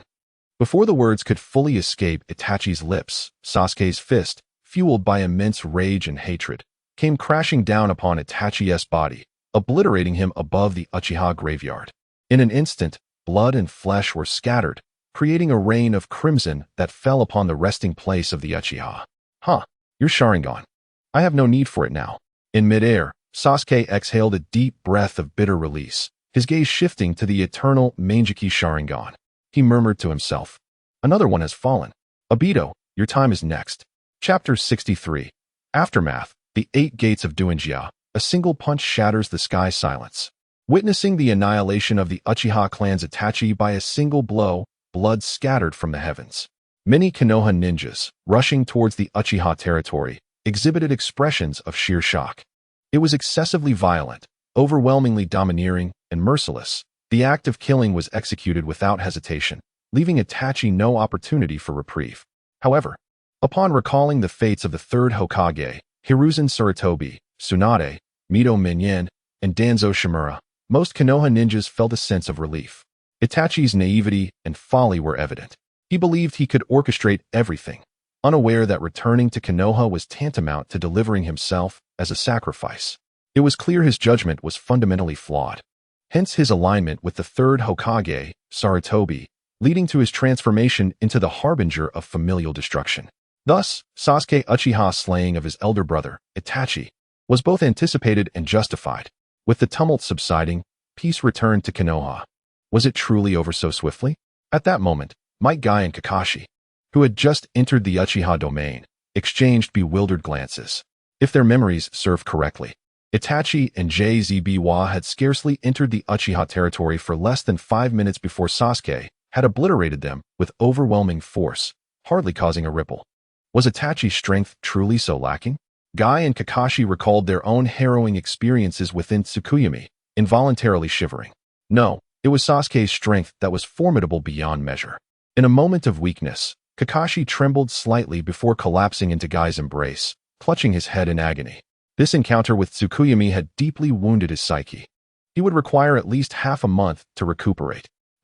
Observing Kakashi in his arms, Guy raised an eyebrow, suppressing his own mental anguish and forcing himself to rally. He could not betray any signs of weakness in front of Kakashi, despite his own discomfort. A true man fears nothing. In the air, Sasuke glanced at the duo. A slight twitch at the corner of his mouth, before clenching his right hand. A torrent of dark chakra surged forth, enveloping Kakashi and Guy before they could react. What is this sensation? So invigorating.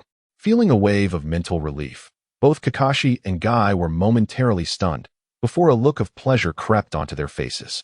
In less than 3 seconds, the damage inflicted by Tsukuyomi dissipated, and the two, previously drained of energy, now appeared revitalized. Upon regaining his senses, Kakashi swiftly extricated himself from Guy's embrace, wary of misunderstandings. Kakashi, you were not like this just moments ago. In response to Kakashi's withdrawal, Guy raised his thumb and struck a pose, tears streaming down his face as he proclaimed, "Youth is filled with regrets and helplessness. Press on, proud azure beast of Konoha." Kakashi, rendered speechless, inhaled deeply and turned his attention to Sasuke, speaking gravely, "Lord Sasuke. Itachi and JZ's sudden appearance in Konoha must be linked to the Akatsuki organization in the Land of Rain, correct?" Indeed. Upon hearing this, Sasuke materialized on the ground. Speaking in a calm tone, "The Akatsuki merely seeks to exploit Itachi to test their strategies against me. Should they fail, their losses are minimal. However, if they succeed, it would be a tremendous windfall, especially considering they would likely eliminate the Nine-Tails Jinchuriki, Naruto, Uzumaki. Then, is the masked man, Uchiha Obito, also affiliated with the Akatsuki?" Kakashi hesitated before asking. "More or less." Sasuke smirked, implying, now that his identity has been revealed, he is likely in collusion with the Akatsuki. "Lord Sasuke." Kakashi's gaze flickered, a resolute expression settling on his face as he knelt. "I wish to venture into the Land of Rain. Your strength is too feeble." Sasuke replied, shaking his head. "You should focus on training for a while longer." "Indeed." Guy interjected, eager to dissuade him. "Kakashi, the Akatsuki stronghold is in the Land of Rain. It is far too perilous for you." "Enough." Noticing Kakashi's indecision, Sasuke effortlessly produced a pre-prepared list, stating, "Kakashi, summon everyone on this list to the Uchiha territory. In the coming days, I will impart a new physical training regimen to you all, aimed at maximizing the ninja's strengths, enhancing physical prowess, and bolstering Konoha's overall might." "Understood." Kakashi's eyes sparkled with anticipation as he recognized the potential of Sasuke's extraordinary physical techniques.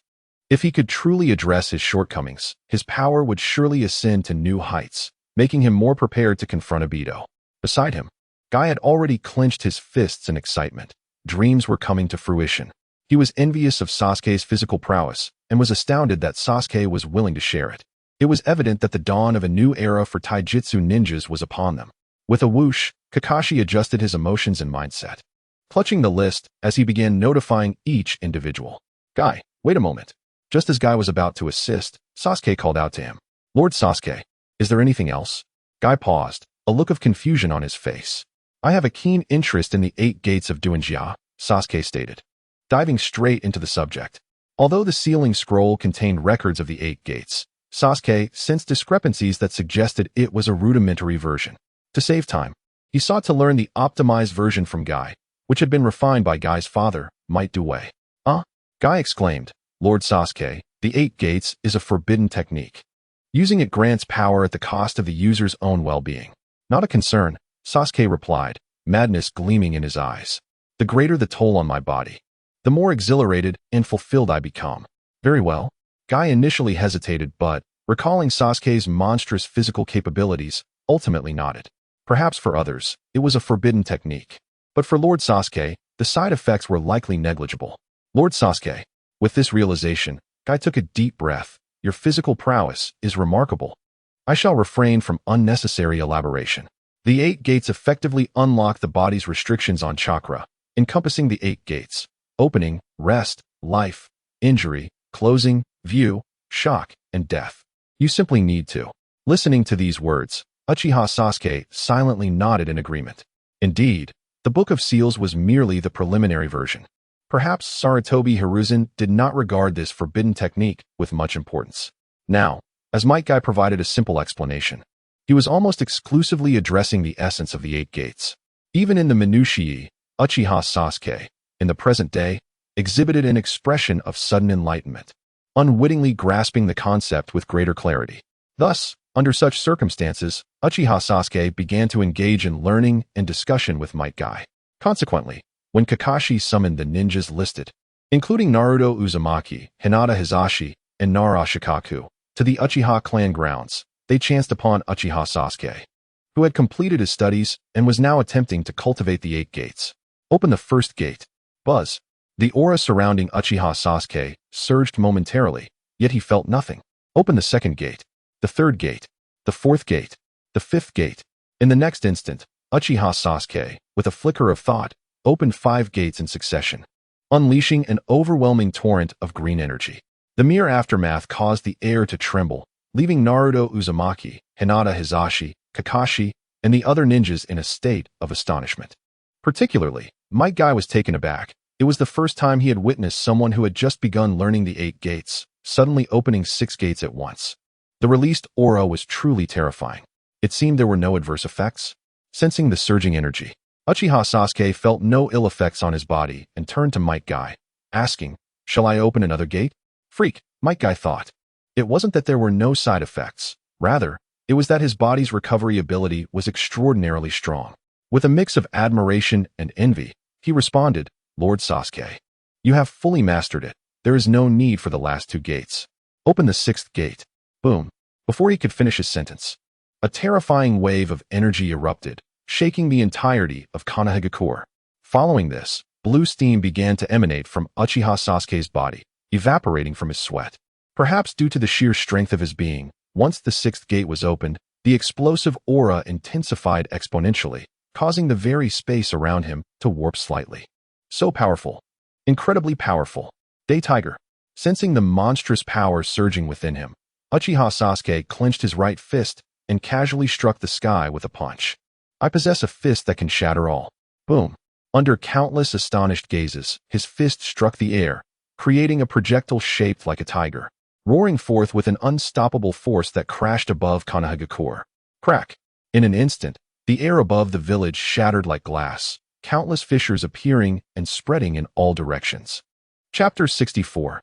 Teacher Sasuke. A resounding slap sends Tsunade flying in a moment of sheer astonishment. The air within a radius of several dozen kilometers shattered as Uchiha Sasuke, having opened the 8th gate, unleashed a mere punch. This display of power was nothing short of overwhelming. Observing this spectacle, Mangekyou felt an uncontrollable tremor in his heart. He understood that the 8th gate, once fully unlocked, brought about a transformation in strength and ability akin to that of his father, who had once obliterated the 7 ninja swordsmen using this very technique. However, witnessing Sasuke's apparent lack of adverse effects after opening the 8th gate only fueled his envy. What kind of divine physique was this? It was a perfect match for the 8 gates. The power exhibited was terrifying. Ninjas summoned by Kakashi, including Hyuga Hisashi, Nara Shikaku, and Akimichi Choza, gazed up at the sky in horror. They were aware of Sasuke's formidable abilities, yet seeing him in this state instinctively made them swallow hard. The 8 gates were indeed a forbidden technique. Now that the 8th gate was open, with full power unleashed, it could potentially rival the strength of the Sage of 6 Paths. The physical toll was not significant, which was a mere trifle. At that moment, Sasuke felt the transformation in his body after unlocking the 7th gate, an unusual expression of astonishment crossing his face. He knew the immense enhancement the 8 gates provided, but had not anticipated such an overwhelming effect. More importantly, thanks to his extraordinary regenerative capabilities and vitality. Even while emitting blue steam from the sweat of his body, he felt no discomfort. To say he was unharmed after opening the 7th gate would be no exaggeration. As for the 8th gate, Sasuke decided against it, having a clear understanding of his current limits. Previously wary of the emergence of sage-level beings, he now felt little fear. It was time for the entire ninja world to recognize the terror of Beast Sasuke. The best course of action was to unify the ninja realm swiftly and, through his efforts, break through to sage-level power with the aid of yin-yang release, subsequently utilizing that strength to advance his eternal Mangekyou Sharingan. Regarding the Akatsuki's Moon Eye plan, he thought, apologies, Tintails, I have my sights set on you. Go find somewhere comfortable to linger. With this resolve, Sasuke withdrew from the state of the Eighth Gate and, noticing Might Guy and the others still in shock, spoke solemnly, You must be curious why my taijutsu is so extraordinary. Allow me to impart a lesson. With that, Sasuke seemed to transform into Teacher Sasuke, instinctively enveloped in a golden aura of haki, declaring, This is armament haki, a force that enhances both defense and attack. Accompanied by a commanding presence that surged skyward, the once clear sky darkened ominously, and bolts of lightning began to weave chaotically in the air. This was Conqueror's haki, a royal trait that, once awakened, would grow stronger in tandem with the user's spirit. Upon reaching the realm of Conqueror's haki, both strength and capability would experience a significant elevation. As he spoke, Sasuke couldn't help but recall the monumental battle with Luffy in the Second World, where he had taught Luffy the essence of Conqueror's haki, emphasizing that haki was the foundation of all power, capable of surpassing everything, only to ultimately lose. He also mentioned observation haki, which, once mastered, allowed one to sense the presence and emotional fluctuations of surrounding beings. Now, I will teach you methods to break through your physical limits and tap into your potential, alongside techniques that transcend human capabilities. Additionally, I will infuse your bodies with the energy of armament haki to accelerate your training progress.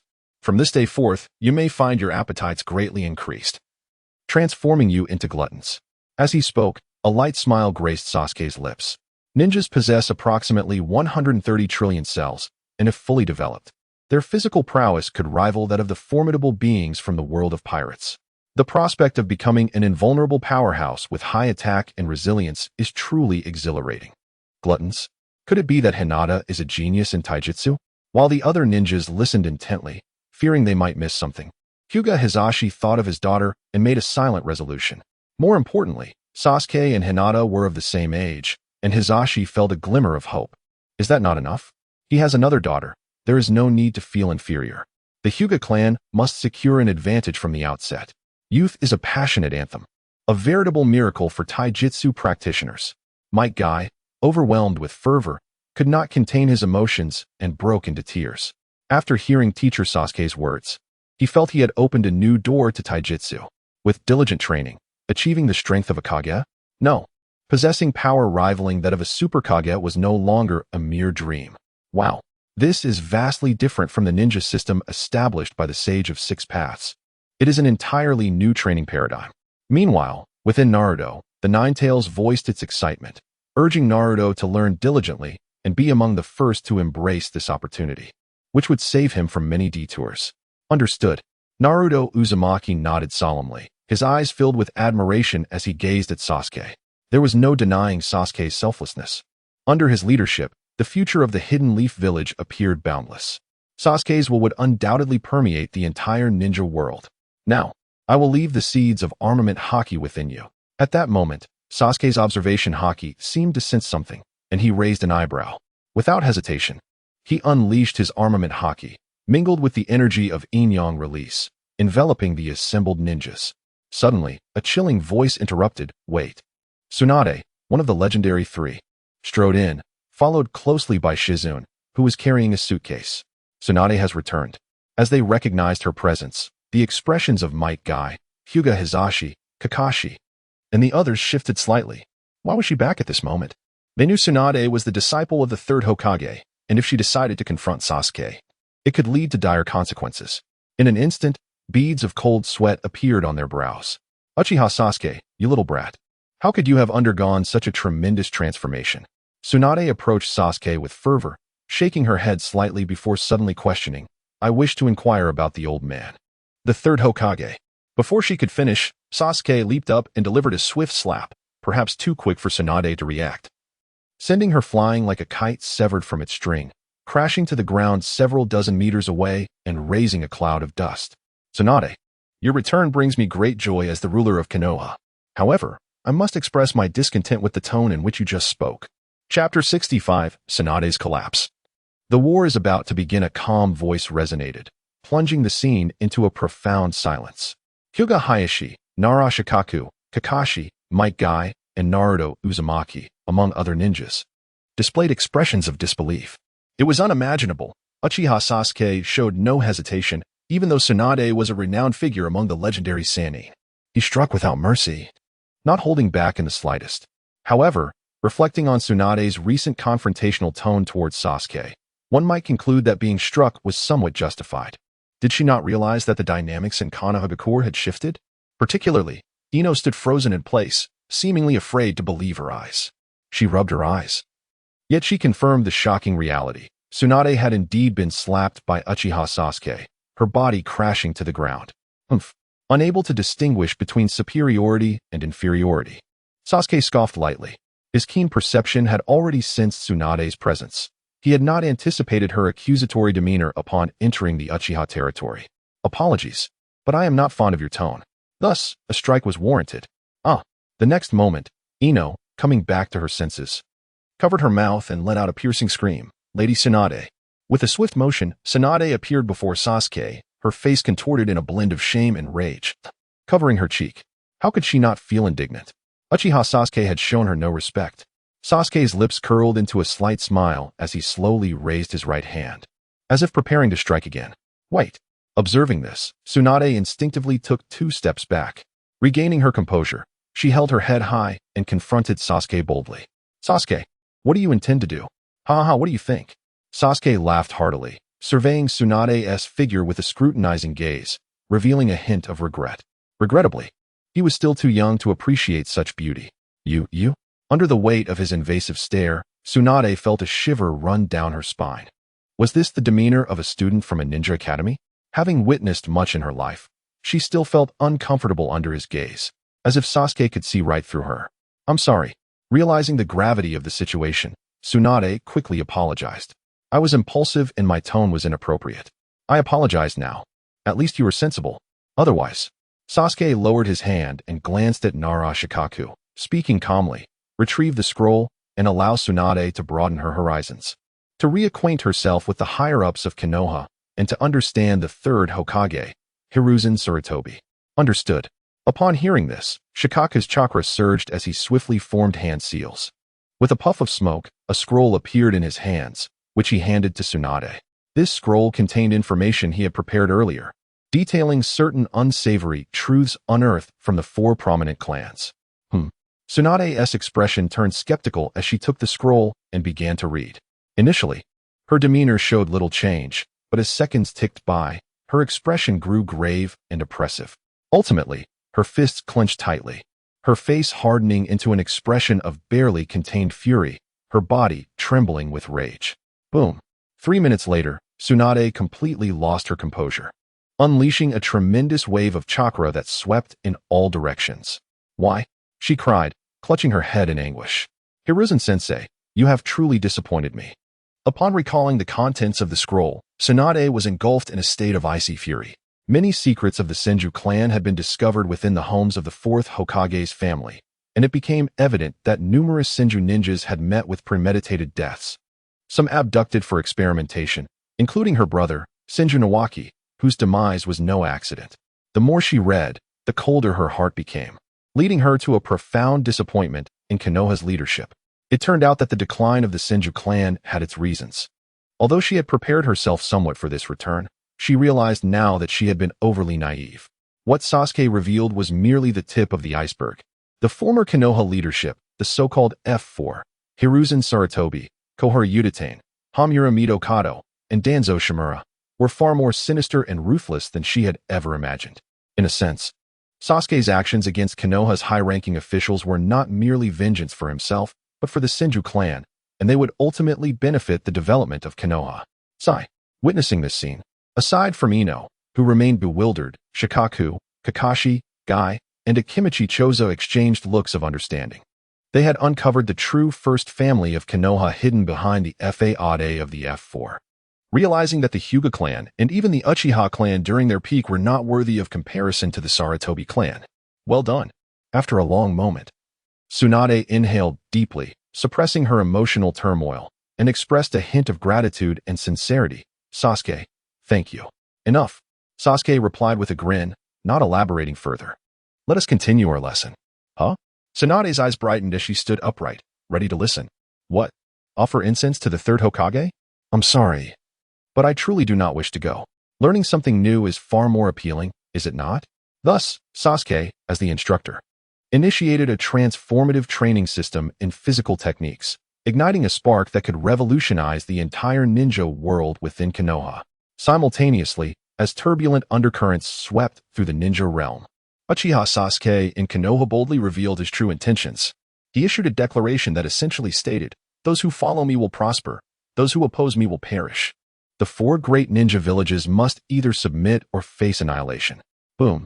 With this proclamation, a new wave of chaos surged through the ninja world. His audacity, brutality, and unrestrained ambition were evident. Having just overturned Konoha's leadership, Sasuke unabashedly showcased his desire to unify the entire ninja realm, signaling the imminent onset of the 4th Great Ninja War. In an instant, various nations, ninja villages, and factions trembled with the realization that the fragile peace was about to shatter, and a war that would envelop the entire ninja world was on the horizon. Chapter 66. The Akatsuki's Response. The arrival of the beasts in the Land of Rain, at the heart of the hidden village of Mangekyou. Dark clouds loomed overhead as torrential rain poured down. Atop a tall tower stood Pain, Konan, and Uchiha Obito, their gazes fixed ahead, where Zetsu had just returned from gathering intelligence. The atmosphere turned heavy with an unsettling silence, likely due to the news of Itachi Uchiha and Bijou Jz's demise at the hands of Sasuke Uchiha. A sense of incredulity washed over Obito. He had deliberately bestowed Itachi with the Sharingan of their father, Fugaku, hoping it would aid him. Yet, it proved futile against Sasuke, who had mercilessly slain even his elder brother. The weight of the situation pressed down on them, a clear indication of Sasuke's ruthless nature. After a prolonged pause, Pain, his expression cold and his body adorned with black rods, spoke with an icy tone. It appears our plans within the Akatsuki must be amended.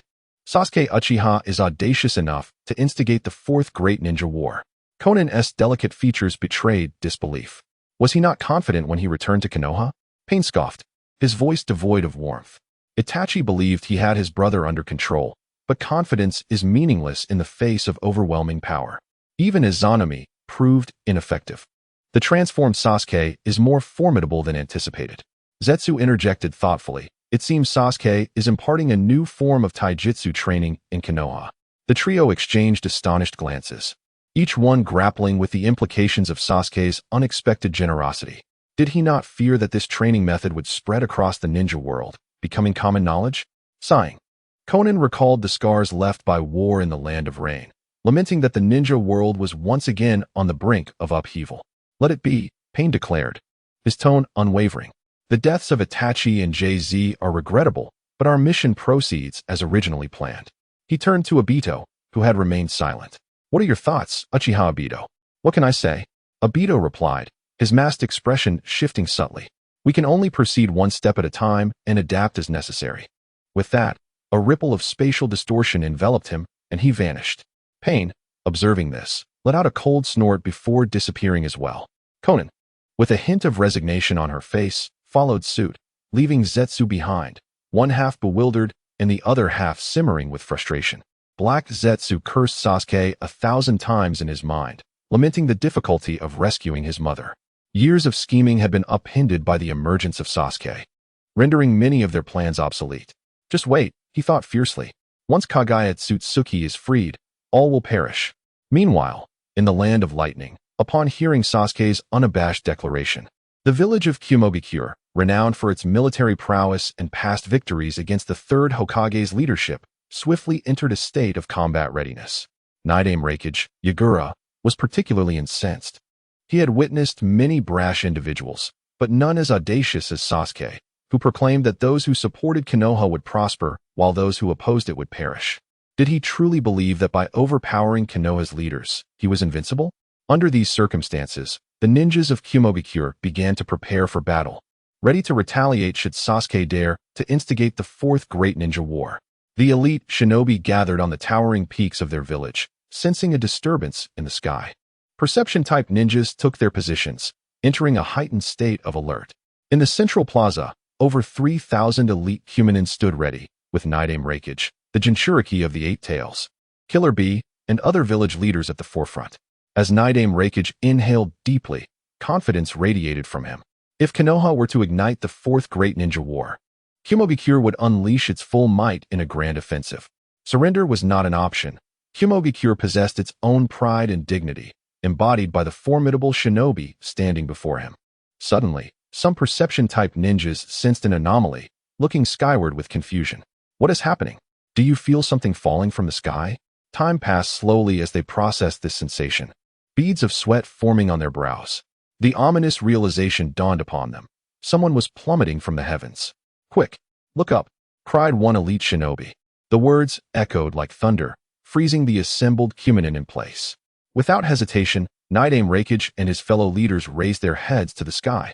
What they saw was a shadow, initially distant and small, but as it descended, it grew larger and more defined. When the figure became clear, disbelief washed over the faces of all present, including Naidame Raikage and Killer Bee. For it was none other than Sasuke Uchiha, having descended from thousands of meters above. Showing no signs of slowing down, a reckless descent that seemed to flirt with death itself.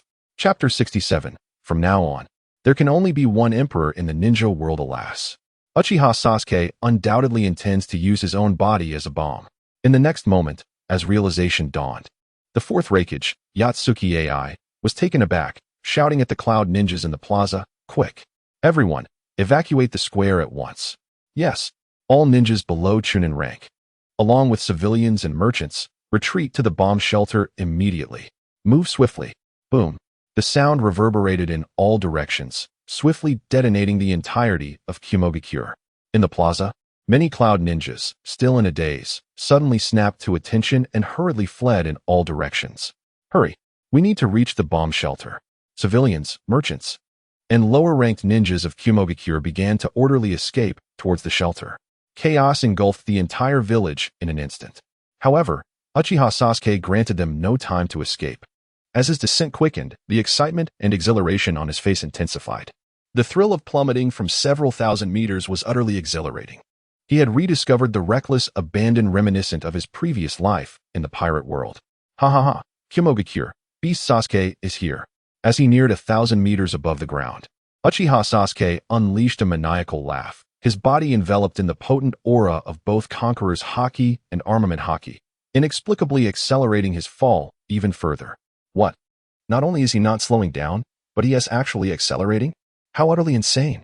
Witnessing this scene, the Fourth Raikage, Yatsuki AI, along with the Eight Tails Jinchuriki, Killer Bee, the Two Tails Jinchuriki, and others from the upper echelon of Kumogakure, were left utterly dumbfounded, beads of cold sweat uncontrollably trickling down their foreheads.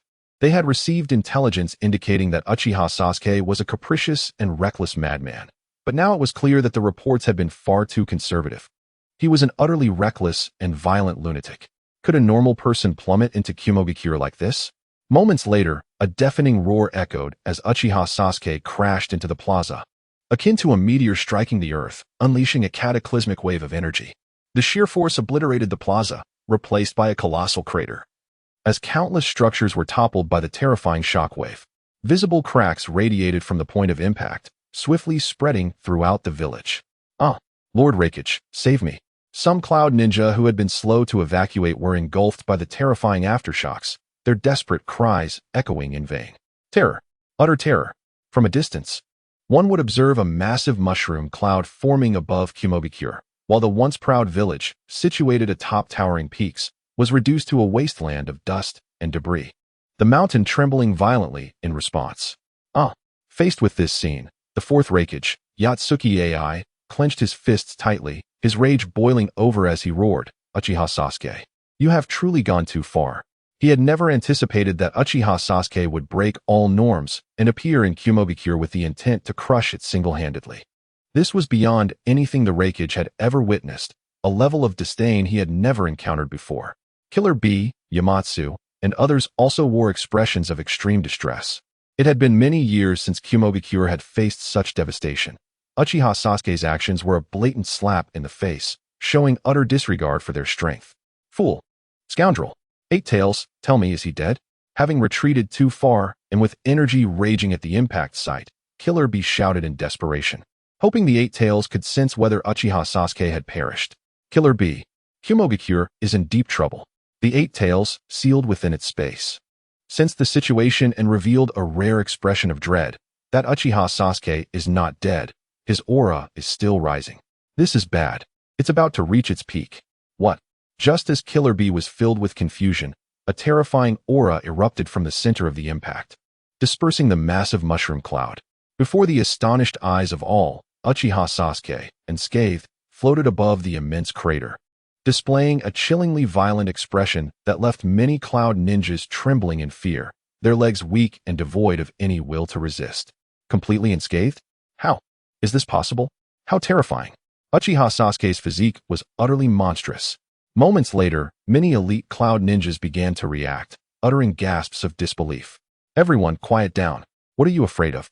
Despite being shaken by Uchiha Sasuke's terrifying physical prowess, the fourth Raikage gritted his teeth, inhaling deeply, and declared loudly, he is but one man.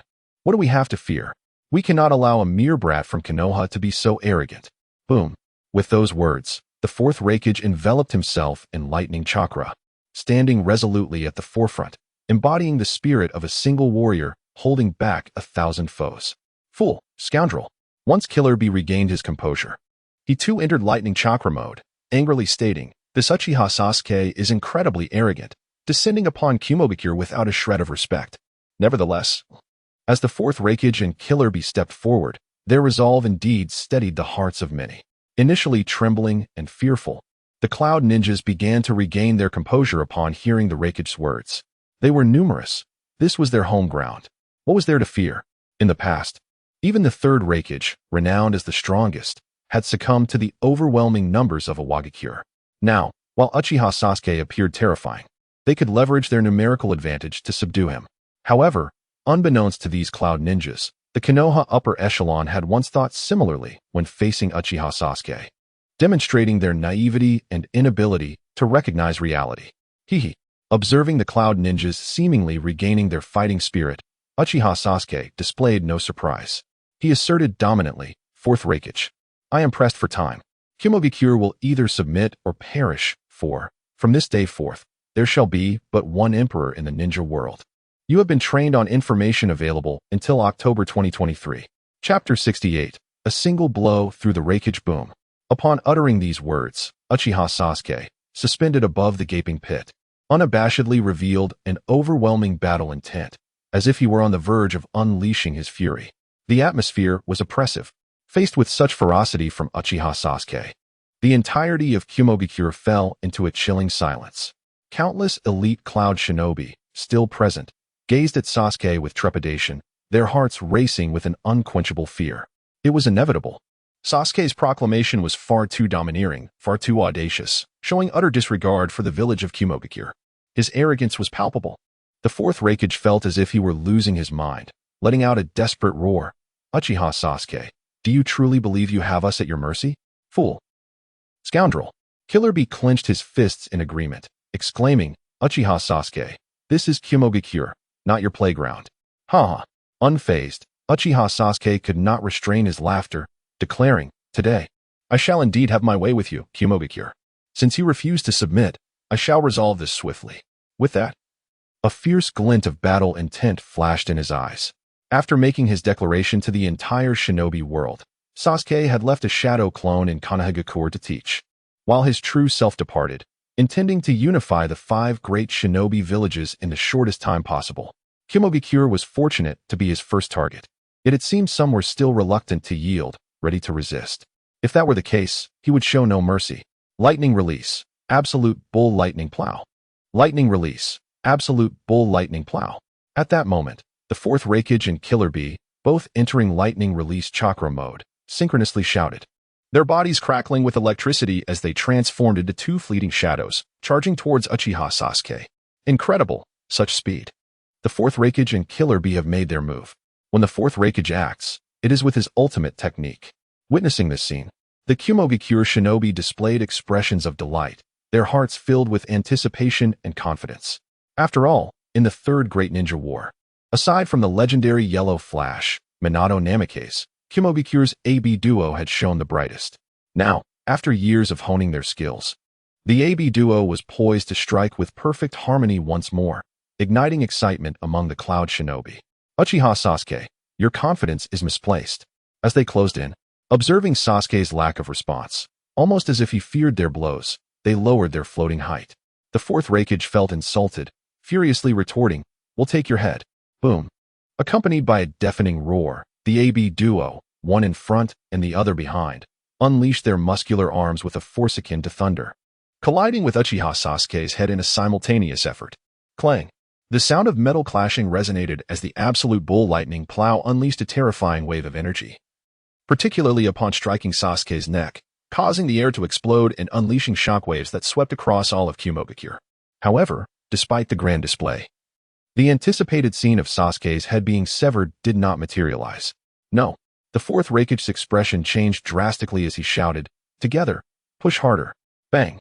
Another thunderous collision echoed as the AB duo executed their combination technique once more, lightning release, absolute bull lightning plow.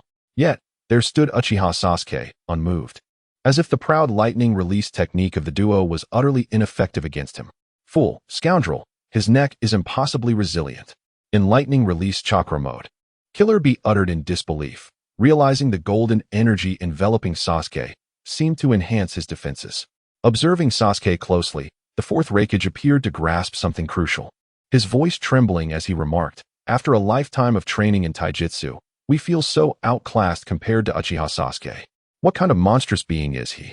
Indeed, after repeated attempts to sever Sasuke's head failed, the fourth Raikage comprehended the gravity of the situation. Uchiha Sasuke's physical prowess surpassed their wildest imaginations. Their combined might, formidable as it was, had been endured by Sasuke without falter. Even a fool would recognize the severity of the predicament. Their esteemed taijutsu was but a jest before Uchiha Sasuke. Your taijutsu is commendable, but alas, the gap between us is substantial. As the two muscular figures with dark skin and light-colored hair attacked in tandem, Uchiha Sasuke wore an expression of resignation, involuntarily recalling the fourth Raikage's nickname, Book Raikage. Fortunately, he was not a woman. Otherwise, the scene would have been truly discordant. All right, now, it is my turn to strike. In the next instant, Uchiha Sasuke tightened his fist, wrapping it in armament haki and conqueror's haki, intermingled with yin-yang release energy. With a speed so swift it was almost imperceptible, he surged towards the fourth Raikage. Danger, utterly perilous. Faced with Sasuke's fist, seemingly capable of obliterating anything in its path, the fourth Raikage's pupils dilated in terror, his body instinctively reacting as his hair stood on end. His cells screamed in alarm as he maximized the potency of his lightning release chakra, reflexively raising his arms to defend. Alas, the distance was too short. Even with the Raikage in lightning release chakra mode, enhancing his cellular vitality to its utmost, he was still insufficient against the current Uchiha Sasuke. Bang! In the next moment, the fourth Raikage's arm collided with Sasuke's fist, but instead of the expected explosive sound, a sickening crack echoed at the moment of impact. No, the fourth Raikage let out a desperate scream, his mouth opening to utter something, only to realize Sasuke's fist was already upon him, plunging his heart into despair. A shattering sound erupted as the fourth Raikage, now enveloped in lightning release chakra mode, found his body akin to paper as Sasuke's fist pierced through his chest. The speed and force were so overwhelming that blood did not even have time to spurt forth. Witnessing this scene, the elite Cloud Shinobi stood frozen, while Killer Bee behind Sasuke gaped in disbelief. In that moment, it seemed the entirety of Kumobikyou had descended into absolute stillness. Chapter 69, like a demon, crushing the 8 tails and 2 tails. Indeed, everything had come to a standstill. No one could have anticipated that in merely the first wave of close combat, the fourth Raikage of the Hidden Cloud Village would be reduced to a mere paper figure, his chest pierced through by a single punch from Uchiha Sasuke. The elite Cloud Shinobi stood in a daze, and even the 2 tails, the Jinchuriki of the Wooden Man, seemed bewildered. The higher-ups of the Hidden Cloud Village were frozen, their minds blank, unable to comprehend the surreal scene before them. It felt like an illusion. Yet, in reality, everything was undeniably true. The fourth Raikage, son of the third Raikage, who had once severed the left horn of the 8 tails with a single hand in his youth, was now utterly obliterated. Could this be believed? The fourth Raikage was synonymous with unparalleled strength, and his lightning-release chakra mode was renowned throughout the ninja world. Yet here he was, in the very domain he excelled, being smashed through by Uchiha Sasuke's fists. Was the fourth Raikage truly pierced through? No. No, how could this be? Soon, as realization dawned upon them, the elite ninjas of the Hidden Cloud Village erupted in panicked cries of terror. Those with weaker resolve felt their legs give way, cold sweat pouring down as they collapsed to the ground, trembling uncontrollably. This was too monstrous. Were they to perish here? At that moment, the one who found it hardest to believe was the fourth Raikage himself, who lay gasping for breath, acutely aware of the searing pain in his chest. He felt utterly lost and desolate, having always believed in his own strength, convinced he could stand toe-to-toe with Uchiha Sasuke. Yet, he found himself utterly crushed. Much like the third Hokage, Sarutobi Hiruzen, before him. How ironic that he had once mocked the third Hokage. Now it appeared they were both similarly disadvantaged. Annihilated by Uchiha Sasuke's overwhelming power. You are truly weak. Uchiha Sasuke showed no change in expression. Upon witnessing the gaping wound in the fourth Raikage's chest, he shifted slightly, and with a splatter, blood erupted forth, showering the stunned Killer Bee. The fourth Raikage, having drawn his last breath, collapsed lifelessly to the ground. What is this? Killer Bee wiped the blood from his cheek, the metallic scent overwhelming. Gazing at the lifeless form of his brother, his eyes were quickly consumed by a frenzied rage. Unforgivable. Uchiha Sasuke had slain the fourth Raikage, his brother. He would never be forgiven. What are you waiting for? Do not fear. Avenge the fourth Raikage. With that, Killer Bee, now in a berserk state, transformed into the colossal Eight Tails, bellowing defiantly at Uchiha Sasuke as he unleashed 5-tailed beast bombs imbued with terrifying energy. Hiss. Hearing this, the two-tails Jinchuriki, the wooden man, ignited in a blaze of chakra flames, joining the assault with 3 of his own tailed beast bombs. Observing this, Uchiha Sasuke furrowed his brow and coldly exclaimed, "Did I grant you the privilege to challenge me?" With a whoosh, before his words had fully settled, a sound of breaking air resonated. Under the incredulous gazes of countless cloud shinobi, Uchiha Sasuke charged forward amidst the onslaught of tailed beast bombs. His body enveloped in the aura of Conqueror's haki, colliding with each bomb and obliterating them with sheer force. Boom, boom. The ground shook with deafening explosions, waves of destructive energy radiating outward, shaking the Hidden Cloud Village once more. Killer Bee, this is bad.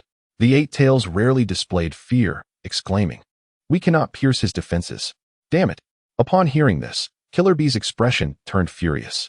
"Then we shall continue the attack." It's too late. The Eight Tails sensed something amiss and cried out in alarm. It's too late. Uchiha Sasuke is coming. What? Before Killer Bee could fully grasp the situation, Uchiha Sasuke emerged from the center of the explosion, moving with blinding speed and launching a punch. Crack. Perhaps the power was too overwhelming, causing the air to crackle and the very fabric of space to warp slightly. Hold your ground. With a surge of terrifying tailed beast chakra, the fully transformed Killer Bee, unafraid, used the horns atop his head to brace for impact. Bang! Another thunderous sound erupted as Uchiha Sasuke's seemingly small fist shattered the Eight Tails' horns. Moreover, the ferocious force unleashed upon the Eight Tails' skull erupted with cataclysmic power, nearly shattering the fully transformed beast. Roar! The power of Yin-Yang release. Killer Bee, I'm sorry. I cannot hold on any longer. The Eight Tails let out a pained cry, lacking the strength to gather more chakra, retreating to the ceiling space. Uffed. Without the protective tailed beast chakra, Killer Bee coughed up a mouthful of blood, his body hurtling backward, crashing into the ground hundreds of meters away and creating a small mushroom cloud. What kind of monster has the Hidden Cloud Village provoked? On another front, witnessing the fully transformed Killer Bee being sent back to his original form with a single punch left the Two Tails in shock. How could the Eight Tails be so easily defeated?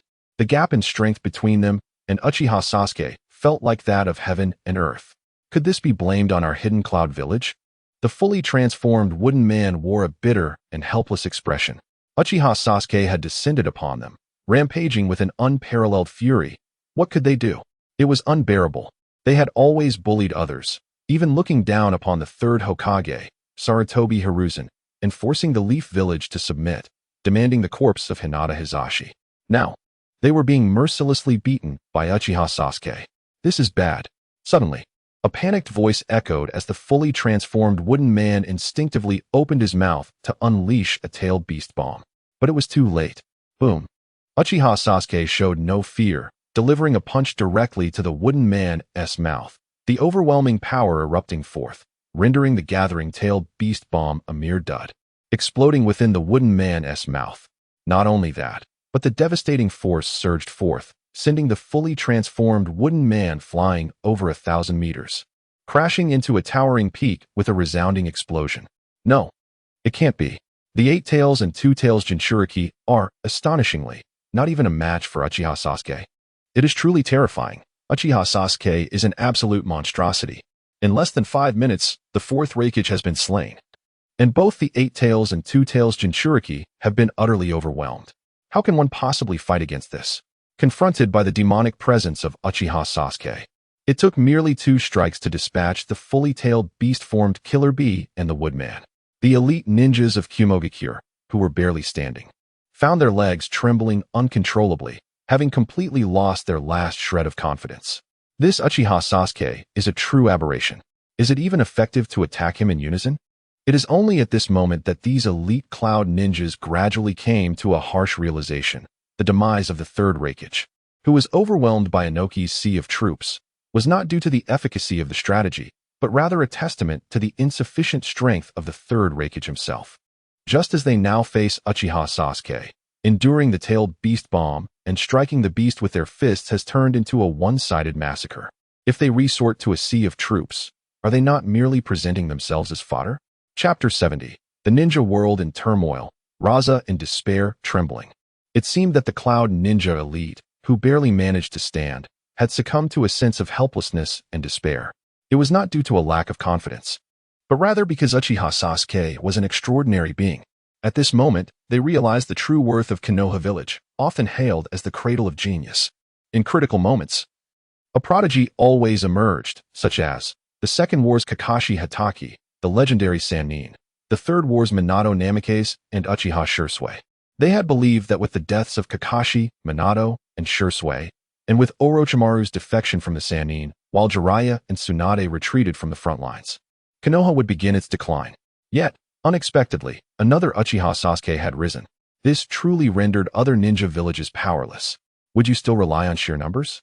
At that moment, Uchiha Sasuke's wild gaze shifted toward the Cloud Ninja elite, who had lost their fighting spirit out of fear. He imperiously commanded, "Kneel before me, or face the consequences." The Cloud Ninja elite, already intimidated by Sasuke's tyrannical combat style, found themselves uncontrollably kneeling to the ground. Thud, thud, thud. The sound of their submission echoed, and as one surveyed the scene, not a single member of the elite Cloud Ninja remained standing, nor did anyone dare to meet Uchiha Sasuke's gaze. Why? On the other side, perhaps realizing the inevitable defeat, the barely breathing Killer Bee lay amidst the ruins, a look of despair etched on his face. A monster. Uchiha Sasuke was truly an aberration, his power utterly grotesque and overwhelming. Now, as one of the 5 great ninja villages, the Cloud Village had been thoroughly defeated, vanquished by Sasuke alone. Once this news spread, it was clear that the ninja world would experience a violent upheaval. The Cloud Village, crushed, would not only become a mere laughingstock, but also serve as a stepping stone for Uchiha Sasuke. As for why Uchiha Sasuke spared him, it was obvious it was due to the presence of the 8 tails. In a fit of rage, the already gravely injured Killer Bee suddenly spat out a mouthful of blood, his vitality waning further. Meanwhile, amidst the rubble, a figure named Yui lay on the ground, a bitter expression on her face. She knew she would soon be captured and returned to Konoha. What was to be done now, facing such a one-sided scene? Sasuke's furrowed face reflected nothing but despair as he gazed at the ruins that were once Cloud Village, murmuring, "Lord 4th Raikage, I can no longer hold on. The Cloud Village must not be annihilated." Bang! A crisp sound rang out as the mentally shattered Sasuke trembled and, succumbing to the overwhelming despair, knelt upon the ground.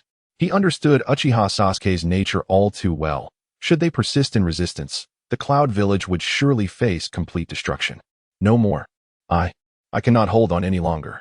Upon witnessing the Sasuke of the Cloud Village kneel, it was as though a fuse had been lit, igniting the remaining high-ranking officials of the Cloud Village, including Darui and Maki, who were drenched in cold sweat. and they too knelt in surrender. Thus, there was not a single person left standing in the Cloud Village, while Uchiha Sasuke stood proudly, a slight curve gracing his lips. For him, overpowering the Cloud Village was merely a routine affair. It would be abnormal to find himself ensnared in a protracted battle.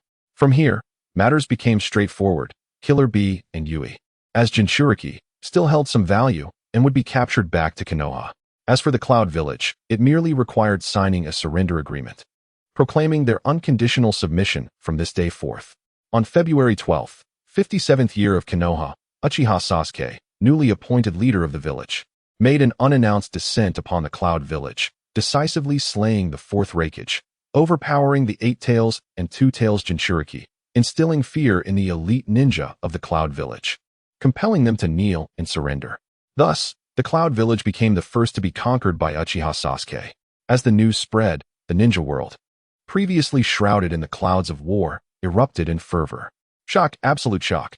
Following Konoha's declaration, many anticipated the onset of the Fourth Great Ninja War, fearing a prolonged period of turmoil akin to the Second and Third Ninja Wars lasting a decade or more.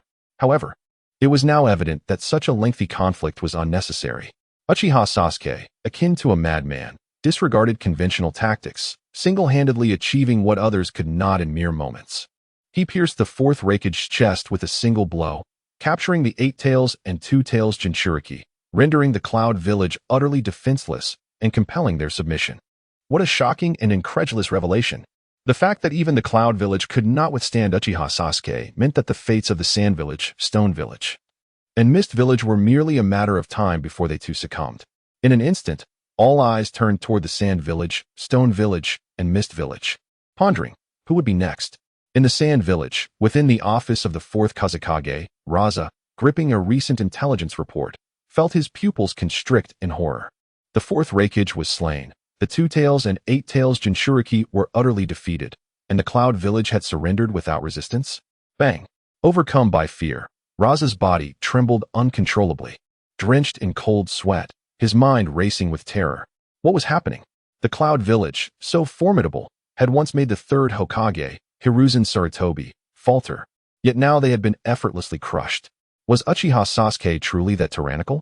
What to do now? This dilemma was insurmountable. Raza felt as if he were losing his mind, his heart filled with trepidation. If even the mighty Cloud Village had submitted, he understood well the fragility of the Sand Village's position. Surrender seemed the only option. Let us surrender. Seeing Raza's panic-stricken expression, Chiyo, who had remained silent, revealed her resignation, sighing, Uchiha Sasuke is far too formidable, surpassing even the legendary ninja Hashirama Senju and Madara Uchiha in ruthlessness. There is no need to resist any longer. Indeed, Ero Sennin added, his face etched with bitterness. Once Uchiha Sasuke arrives in the Sand Village, we shall simply concede and hand over Shikaku. Is that so? Raza opened his mouth, wishing to protest, but found himself unable to voice a word, slumping despondently in his chair.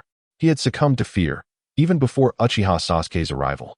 He had lost the courage and resolve to resist. Surrender might very well be the best choice for the Sand Village. As for relinquishing the tailed beast, it was a bitter pill to swallow, but there was no alternative.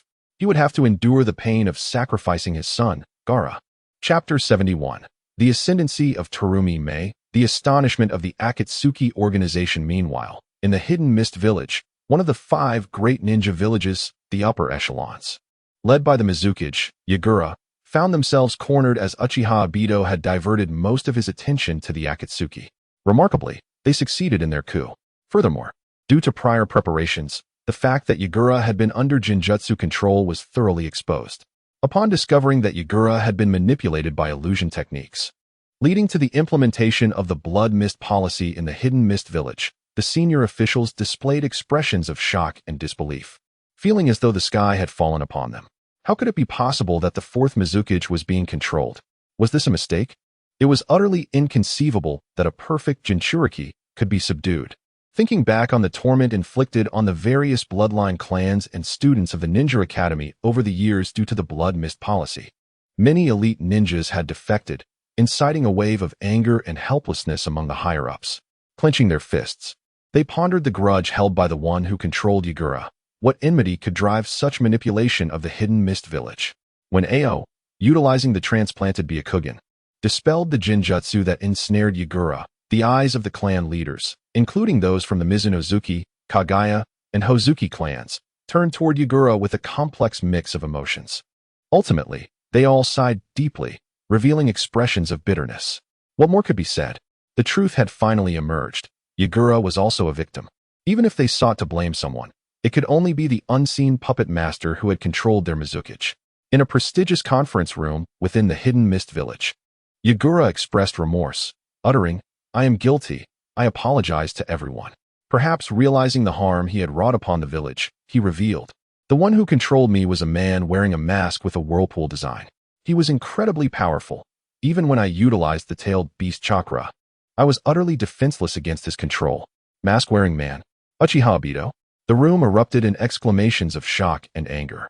At this stage, Obito's identity had already been publicly exposed by Uchiha Sasuke, and considering that during the latter stages of the Third Ninja World War, Rin Noara had been briefly captured by the Hidden Mist and turned into a Jinchuriki for the Three Tails, everything began to make sense. "Mizukage, I am truly ashamed. I will resign immediately." Without further ado, Yagura stood, removed his Mizukage hat, and gazed at the silent figure of the elder, who seemed to see through everything. "Very well." The elder replied, his expression unchanged, as if he comprehended the entire situation. "Now that the truth is revealed, do not dwell too much on it. Focus on recuperating." "Understood."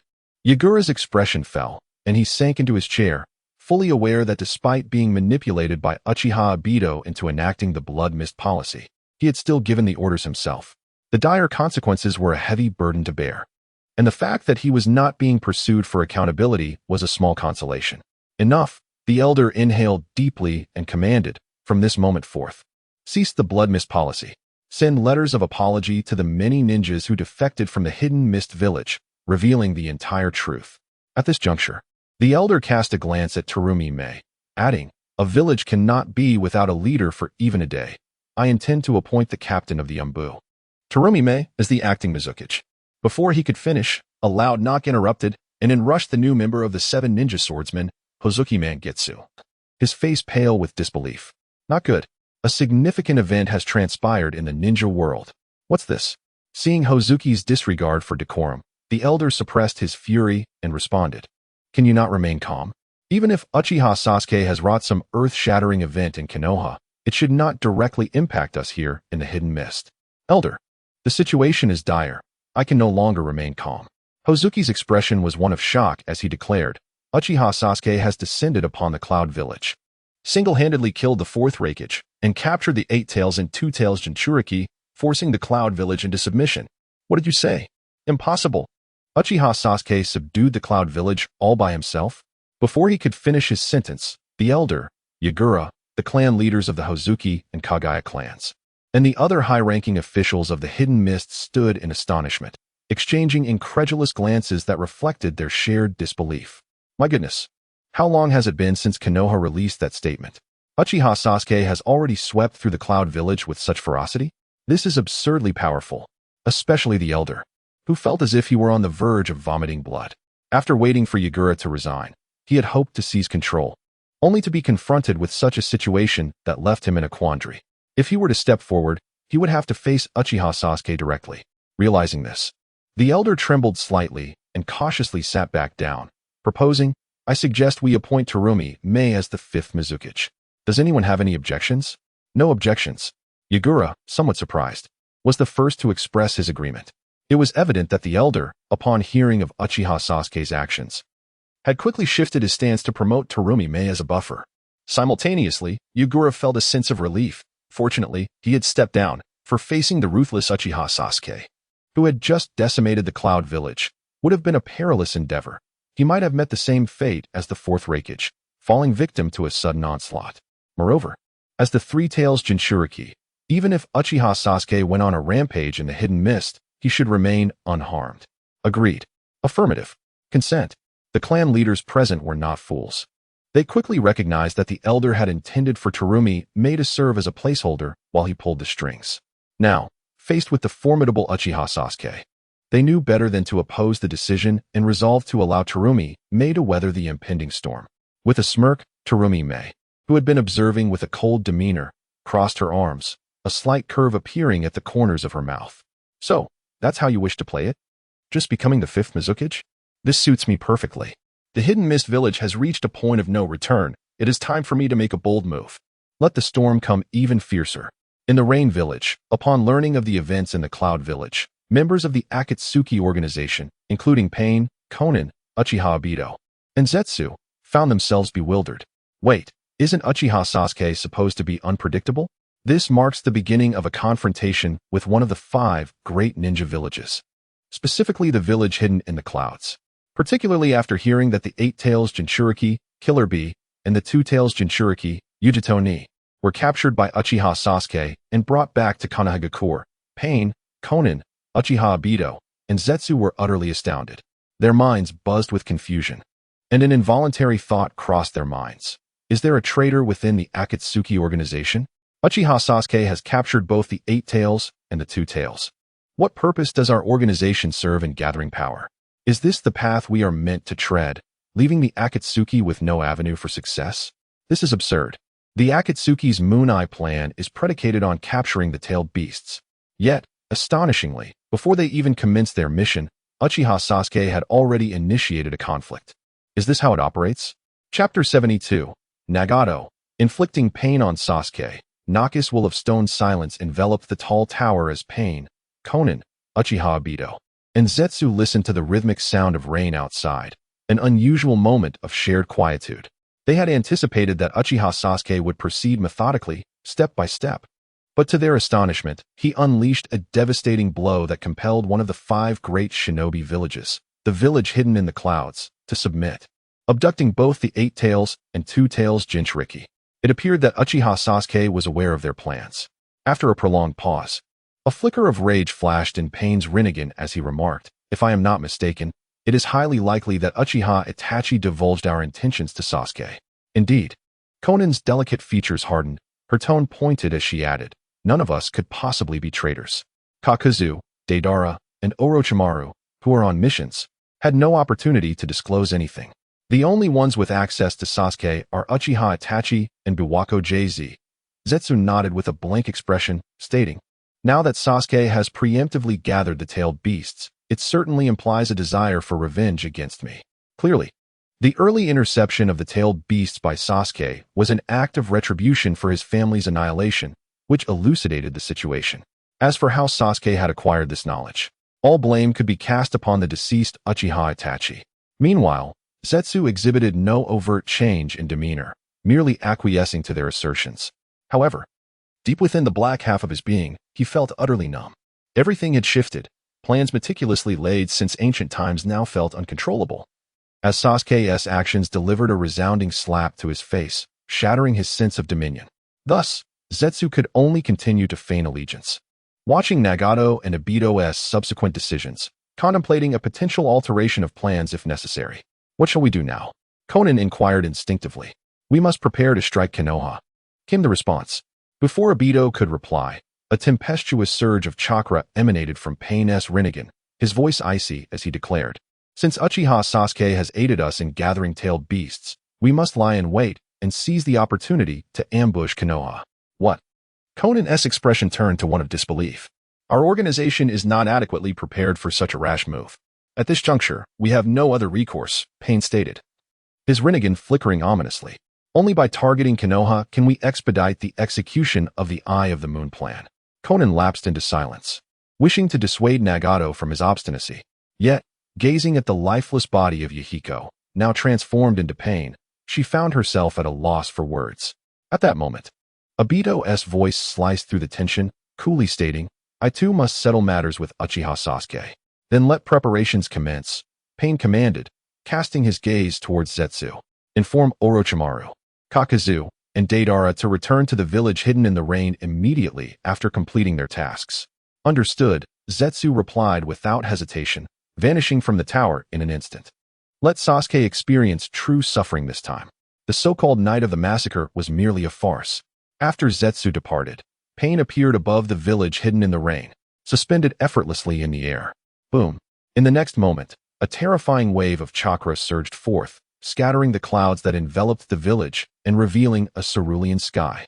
Sunlight streamed down, bathing pain in its radiance, illuminating the entire Rain Village. Witnessing this spectacle, many ninjas and civilians were entranced, momentarily captivated by Pain's godlike presence. Simultaneously, in the village hidden in the rocks, chaos erupted upon learning of the Cloud Village's fate.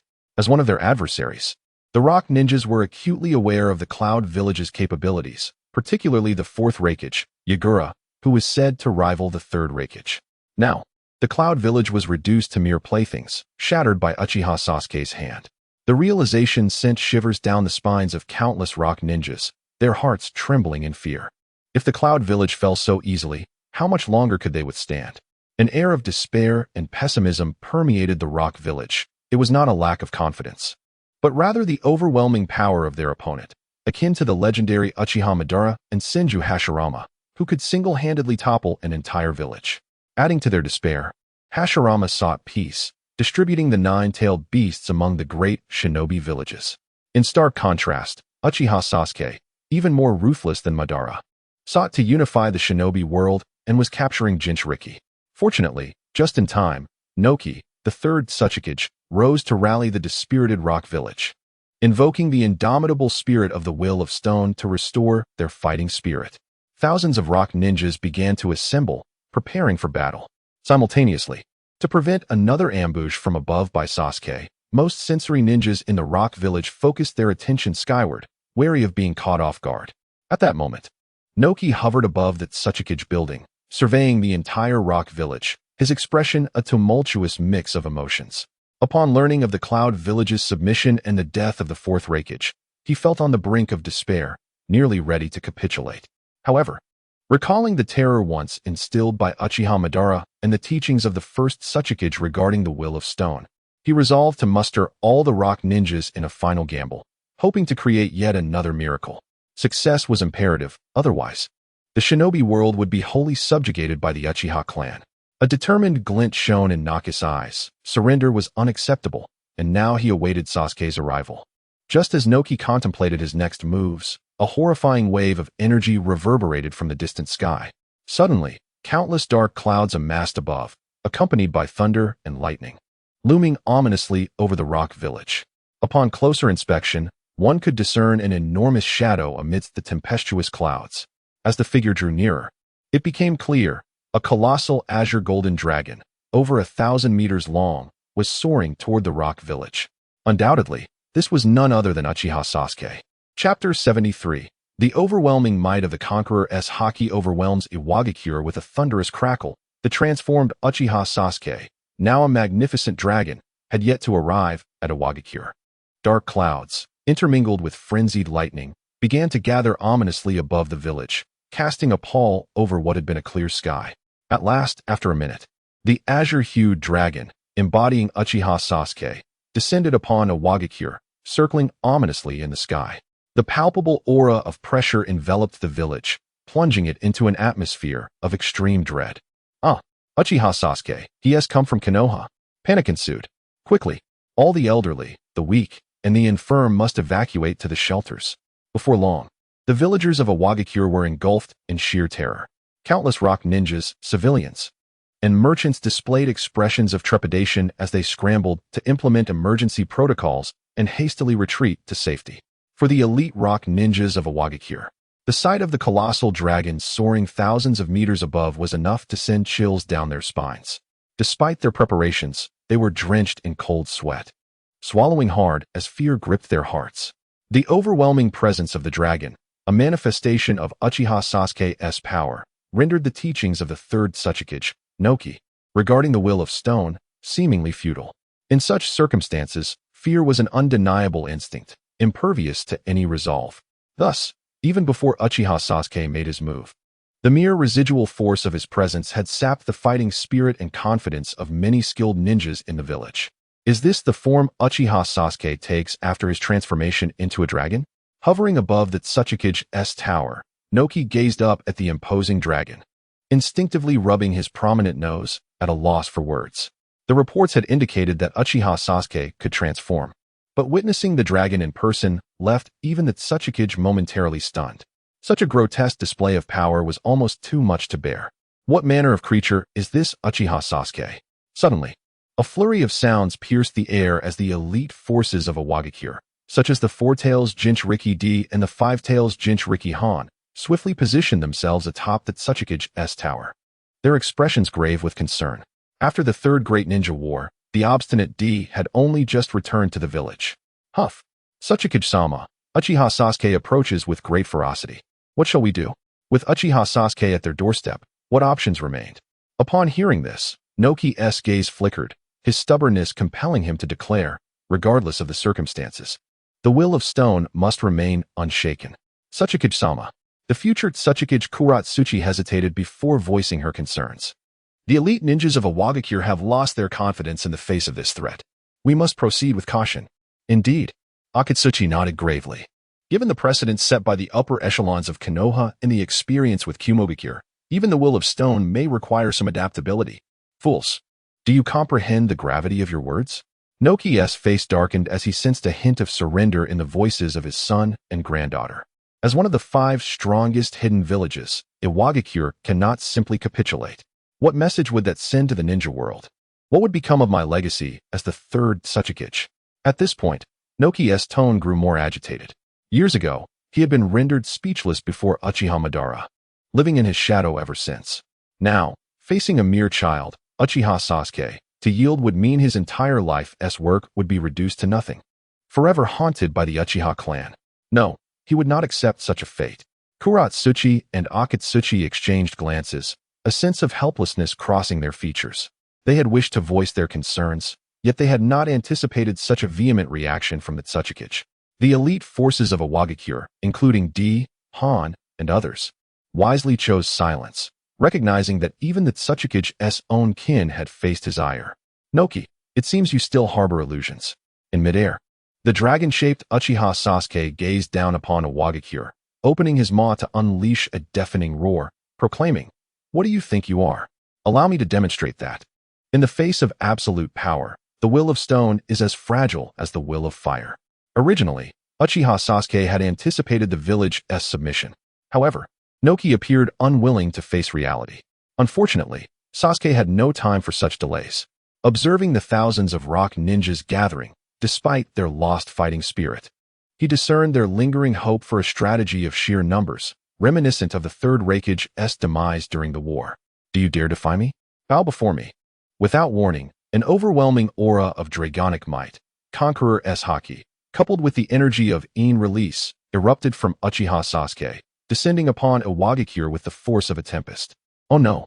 The third Tsuchikage, Noki, stood frozen, his expression one of alarm as he realized the gravity of the situation. He opened his mouth to speak, but found it was already too late. Crack! Crack!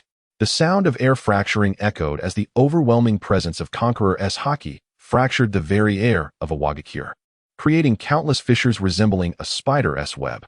Upon impact, it unleashed devastation akin to a cataclysmic earthquake. In an instant, numerous structures within Awagakure split apart, collapsing one after another, while the ground trembled violently, generating colossal shockwaves that sent trees toppling over. Many of the weaker rock ninjas were caught off guard, hurled through the air, and left to cry out in terror. The more resilient elite rock ninjas, though still standing, found their minds overwhelmed by a cacophony of sounds, their consciousness fading into oblivion after mere seconds, collapsing to the ground like harvested wheat. Thus, after a surge of overwhelming power, the heavens and the earth appeared tranquil, as if nothing had transpired. In truth, the vicinity of Awagakure had been reduced to ruins, with the once proud elite of the village, comprising tens of thousands of IWA ninjas, now lying prostrate on the ground, utterly devoid of any who could stand. Chapter 74. The beasts assist. Sasuke's silence enveloped the entire Awagakure as the elite forces of over 10,000 IWA shinobi lay strewn upon the ground, creating a scene so shocking that even a mere glance could leave one breathless with awe. What is this? The overwhelming presence of the dragon-formed Uchiha Sasuke is simply terrifying. Our strategy of sheer numbers has been rendered a farce. The Third Raikage and Uchiha Sasuke operate on entirely different planes of existence. It is utterly fearsome and brutal, suppressing everything at the slightest provocation. At this moment, amidst trembling gasps, The high-ranking warriors of Awagakure, Kuratsuchi, Akatsuki, Inoki, and Han, stood shivering amidst the ruins. Though they managed to retain some semblance of consciousness, they were drenched in sweat, their bodies quaking uncontrollably. How could they have anticipated that within mere seconds, the elite forces of Awagakure would be swept away by such overwhelming might? It was only now that they realized, in the face of absolute power, numbers amounted to nothing. When one is destined to be crushed, they will be crushed. They had become the jesters of this grim theater. No, how could this be? Why? Why is this happening? The one least able to accept this was Inoki, the third Sasuke. As he gazed upon the devastated Awagakure and the thousands of IWA shinobi subdued with ease, his heart bled and his spirit shattered. He had envisioned countless scenarios, yet never imagined that the dragon-formed Uchiha Sasuke, without even lifting a finger, could quell everything through mere intimidation. This is impossible. Inoki's face twisted in anguish, completely overwhelmed. How could Konoha produce such a monster as Uchiha Sasuke? Those in the upper echelons of Konoha have proven to be utterly inadequate. Their demise has left a catastrophic legacy for the ninja world, and now, Himogakure has suffered. And Awagakure is now in peril. Damn Sarutobi Hiruzen, you are no better. Your death has left the ninja world in turmoil. I loathe you for this. Do you now understand the gravity of your choices? Hovering in the air, the dragon-formed Uchiha Sasuke gazed down upon Inoki, speaking in a calm voice. My patience is finite. Should I strike again, Awagakure will truly cease to exist. With that proclamation, Uchiha Sasuke opened his dragon mouth, gathering an energy more terrifying than a tailed beast bomb within, signifying imminent destruction. Upon witnessing this, Kuratsuchi, Akatsuki, Inoki, and Han trembled uncontrollably, their faces paling, particularly Han and Inoki, who, as Jinchuriki, sensed an impending danger from their tailed beasts. This realization struck them like a thunderbolt. The thought of fully transforming into their tailed beast forms was extinguished. Resistance was futile. Entering full transformation to rebel would only provoke Uchiha Sasuke, a ruthless madman, who might truly annihilate Awagakure. They could not afford to gamble, nor could they take such a risk. Thus, Han and Inoki exchanged glances, silently conveying their apprehensions about the stubbornness of the third Sasuke leading Awagakure into irreversible ruin. Inoki, do you not recognize the reality before you? Kuratsuchi inhaled deeply, urgency lacing her voice. The times have changed. Uchiha Sasuke is the god of this era. Do you truly wish to oppose a deity? Indeed. Akatsuki wiped the cold sweat from his brow, adding, Lord Inoki, we no longer possess the will to resist. It is best to submit to Uchiha Sasuke. The will of stone must adapt to the present circumstances. Awagakure truly has no chance of victory. I implore you, Lord Third Sasuke, concede and submit to Uchiha Sasuke. The remaining high-ranking members of Awagakure exchanged glances, each voicing their pleas. They had lost the courage to fight. Submission felt like the only viable choice. In that moment, all notions of dignity, face, and the will of stone paled in comparison to the instinct to survive. Ha ha ha. Hearing these words, Inoki let out a bitter laugh, as the foundation of his will crumbled entirely. After years of serving as the third Sasuke, he finally revealed his true self. So be it. I, Inoki of the Two Heavens, am fated to be outmatched by the Uchiha clan, first by Madara, now by Sasuke, both shattering my ninja path, leaving me with no other choice. Uchiha Sasuke, I concede. In the next moment, Inoki wore a resolute expression, his body plummeting from the air, landing in a rather comical posture upon the ground. Quickly, surrender. I surrender. Kuratsuchi, Akatsuki, Inoki, Han, and the other elite forces of Awagakure, upon witnessing this, sighed in collective relief and knelt in unison, cautiously awaiting Uchiha Sasuke's decision. The fate of Awagakure now rested upon the whim of Uchiha Sasuke. In midair, Uchiha Sasuke regarded Inoki with an expression that suggested he had seen through everything, remarking, Inoki, it appears you have made a wise choice. With that, the energy coalescing within Sasuke's dragon mouth dissipated. Phew. Upon witnessing Sasuke retract his attack, the third Sasuke, Inoki, wiped the cold sweat from his forehead, finally releasing the breath he had been holding. Thankfully, Uchiha Sasuke had not descended into madness. Kuratsuchi, Han, Inoki, and the other elite forces of Awagakure also exhaled in relief. They understood that Awagakure would not be annihilated. They would merely have to kneel in submission to Uchiha Sasuke, an outcome they could accept. Unfortunately, now I do not fancy beef. Yet, just at that moment, a flicker of madness crossed Uchiha Sasuke's dragon eyes. As he opened his mouth to unleash a scorching breath capable of obliterating everything, descending upon the third Tsuchikage, Inoki, in a devastating assault. Chapter 75, The Annihilation of Inoki. The Submission of Awakens. Madness. Uchiha Sasuke, you are nothing but a capricious lunatic. What does your preference for beef matter to us? To launch an attack at the slightest disagreement is utterly irrational. As Sasuke, in his dragon form, unleashed his assault, the elite forces of Awakens, including Akatsuki, Kuratsuchi, and Oinoki, who had just begun to breathe a sigh of relief, were left utterly paralyzed by shock. Their hearts, which had briefly settled, now oscillated wildly like a roller coaster.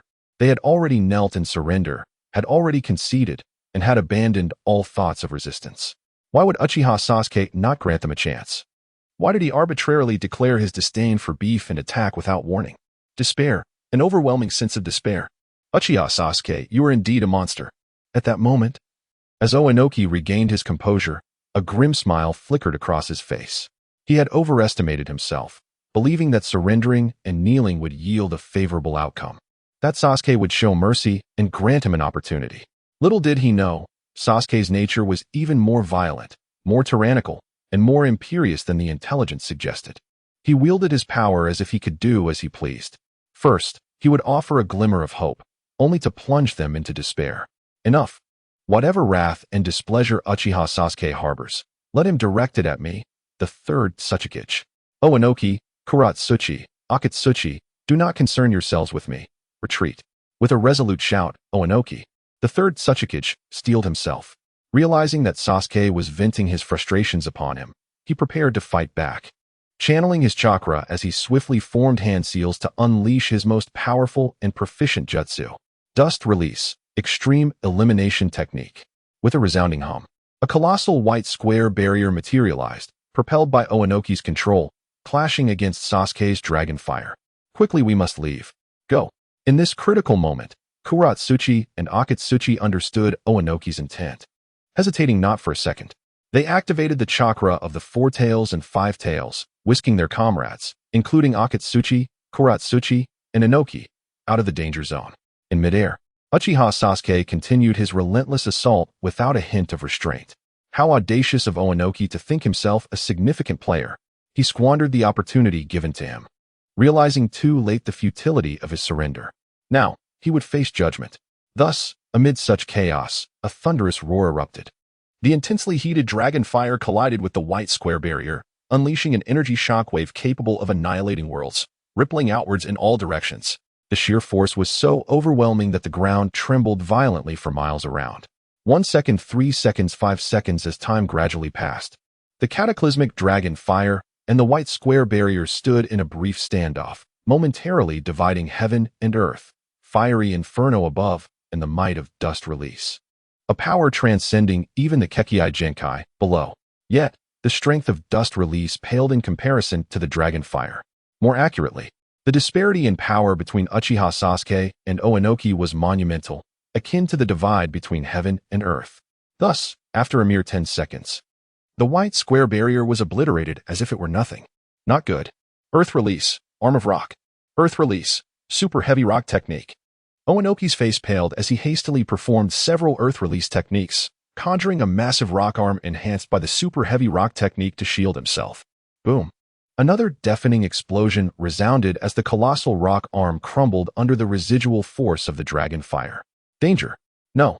In this critical moment between life and death, a flicker of fear crossed Oinoki's weathered face. After so many years as Tsuchikage, he never imagined he would meet his end in such a manner. His heart was filled with immense regret and indignation, yet he found himself utterly powerless. Akatsuki, Kuratsuchi, the Awakens is in your hands from now on. Do not seek revenge for me. With a voice tinged with resignation, Oinoki revealed a semblance of peace.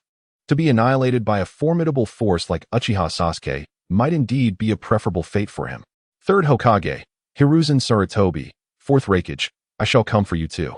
As this thought crossed his mind, he was engulfed by the scorching energy wave of the dragon fire.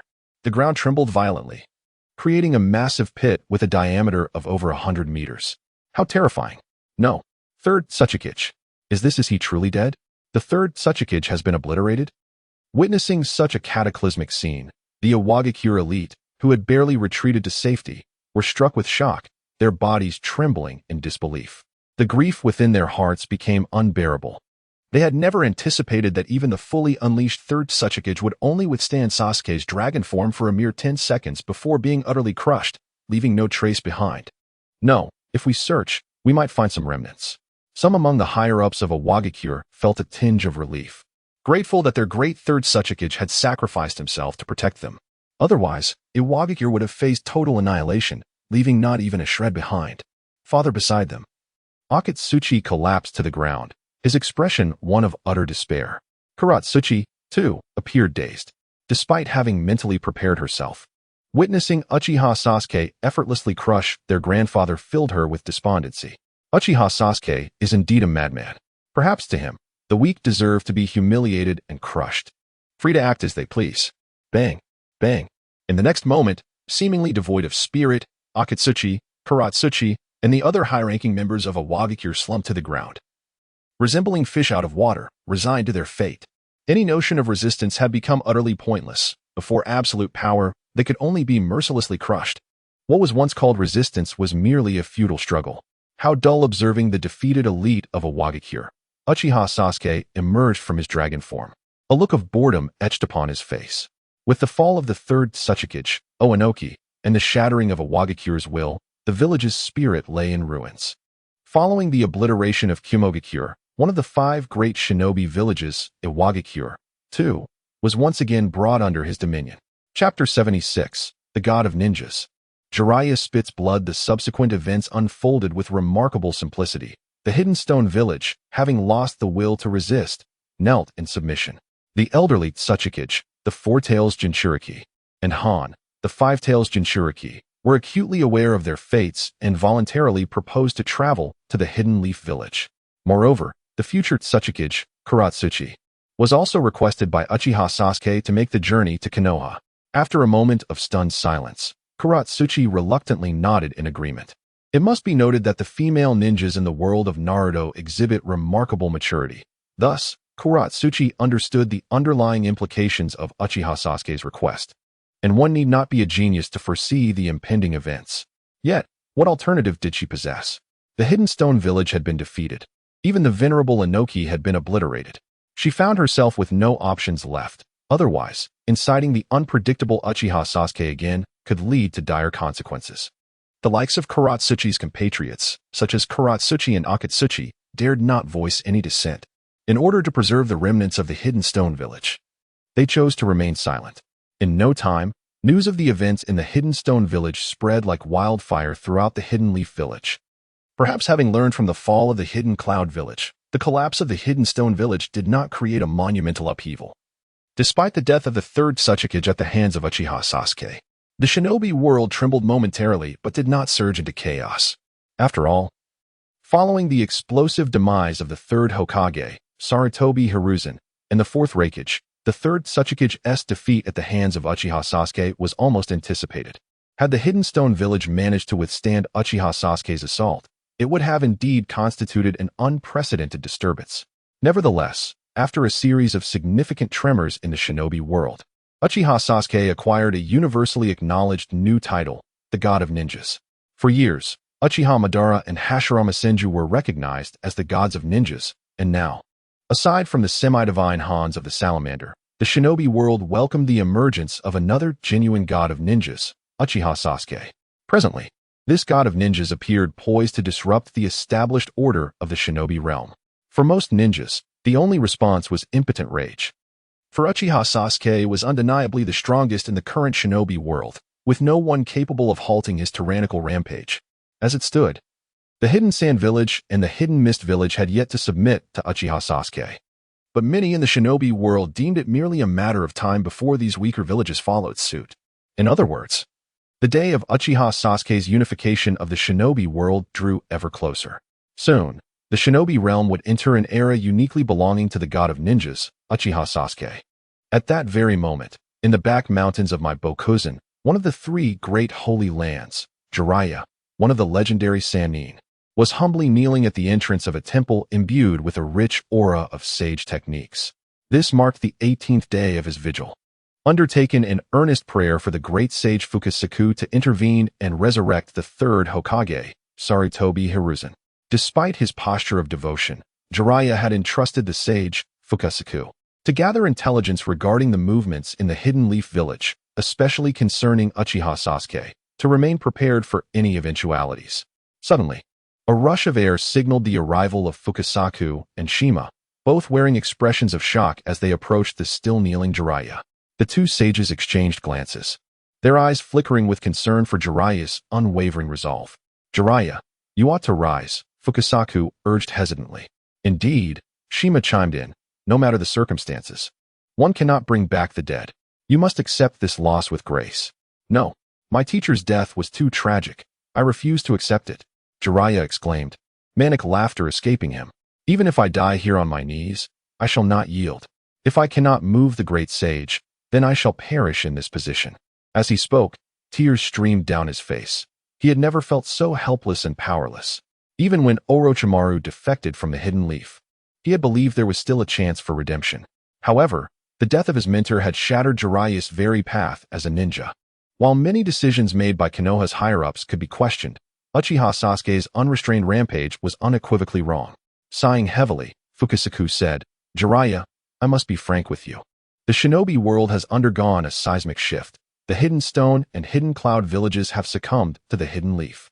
The third Tsuchikage, Inoki, and the fourth Raikage have both been slain by Uchiha Sasuke. The 8 tails, 2 tails, 4 tails, and 5 tails Jinchuriki have all been taken back to Konoha." Shima's face was etched with disbelief as she murmured, "Though it pains me to admit it, the reality is, Uchiha Sasuke's dominance is now established." A low hum resonated in Jiraiya's mind, and as he absorbed Shima and Fukasaku's words, he felt as though struck by a thunderclap. Was it possible? Had Uchiha Sasuke truly gone mad? He had already dismantled the hierarchy of Konoha and now crushed the Hidden Stone and Hidden Cloud villages. What was this orphan of the Uchiha clan truly aiming for? Did he genuinely intend to unify the shinobi world?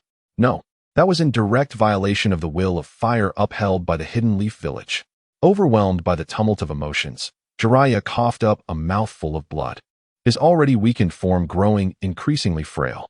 Seeing Jiraiya in such dire straits, Fukasaku and Shima could only sigh in resignation, unsure of what to say. The current state of the shinobi world was becoming alarmingly clear. Even the mightiest of the Hidden Stone and Hidden Cloud villages had bowed in submission. The surrender of the Hidden Sand and Hidden Mist villages was merely a matter of time, and the fate of other larger or smaller villages might not require Uchiha Sasuke to lift a finger, as they would soon offer their loyalty willingly. At that moment, a sudden creaking sound echoed as the large door, previously shut tight, swung open. Through the now ajar entrance, one could discern a figure clad in orange, adorned with a doctoral cap and a string of prayer beads, the great sage Fukasaku. With a weary gaze, the great sage finally opened his eyes and spoke with a voice weathered by the passage of time. "Jiraiya, enter. The future of the shinobi world has transformed. I can grant your request." Chapter 77. The Decision of the Great Toad Sage. The Resurrection of Sarutobi Hiruzen. What? Did we hear that correctly? Before the words could fully escape, both Fukasaku and Shima displayed expressions of utter disbelief. Could it be true? At such a pivotal moment, the great Toad Sage would deviate from his usual conduct and intervene in the affairs of the ninja world? Is this real? Jiraiya, who had previously succumbed to exhaustion and despair, suddenly felt a surge of excitement and thrill, as if fearing he might awaken from a dream.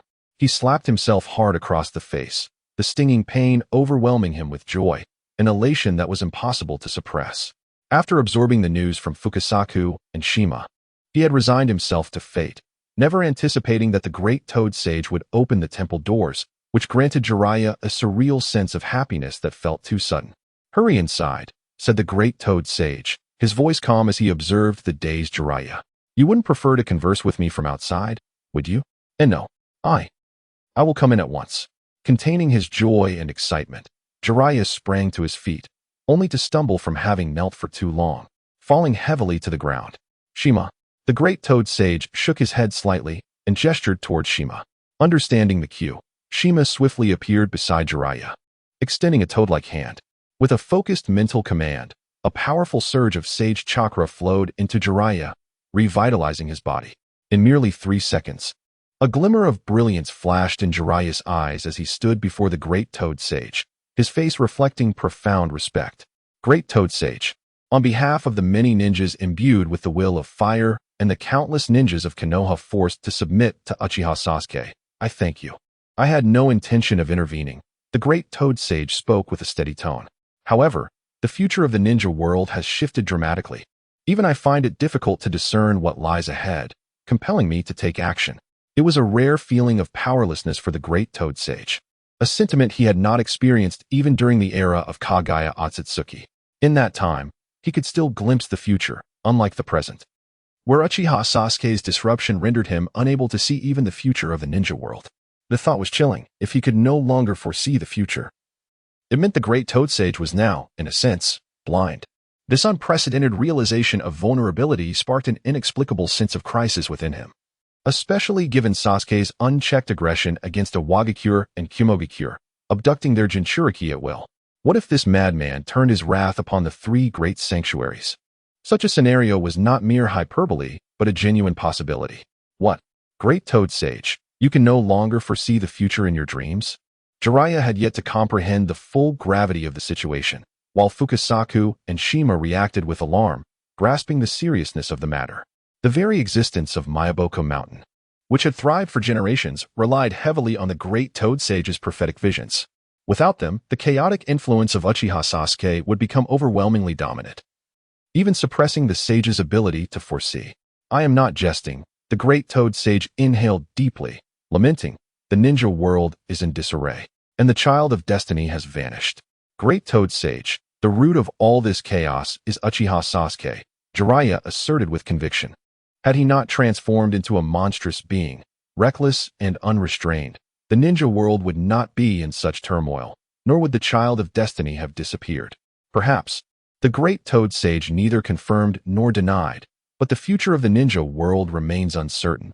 We can only proceed one step at a time. Great Toad Sage, I implore you to act, to resurrect my teacher, the 3rd Hokage, Sarutobi Hiruzen. In an instant, Jiraiya seemed to recall something, seizing the moment to add. With Uchiha Sasuke's current momentum, if Sarutobi Hiruzen is revived, he should have the means to confront Sasuke. Very well. The Great Toad Sage contemplated the pros and cons before astonishingly declaring, I shall employ the Toad Nation's treasure, the Sage's Scroll, which has not been used in many years, to bring Sarutobi Hiruzen back to life. By the heavens! Fukasaku and Shima exclaimed in astonishment. The Sage's Scroll had not been employed in ages. The last time it was used was to revive the brother of Sage of 6 Paths, Kaguya's son. Now, it would be used to resurrect a mere Sarutobi Hiruzen. A clear case of overkill. After all, the cooldown for using the Sage's Scroll was extensive, which is why it was considered a one-time item. With so much effort expended over the years, Mayaboku Mountain had just recovered from its cooldown, and now it was being summoned again. Nonetheless, out of respect for the Great Toad Sage's decision, Fukasaku and Shima refrained from further protest. The Sage's Scroll? Jiraiya was momentarily taken aback, but upon regaining his composure, he hurriedly produced a scroll, his chakra swirling as he rapidly formed hand seals.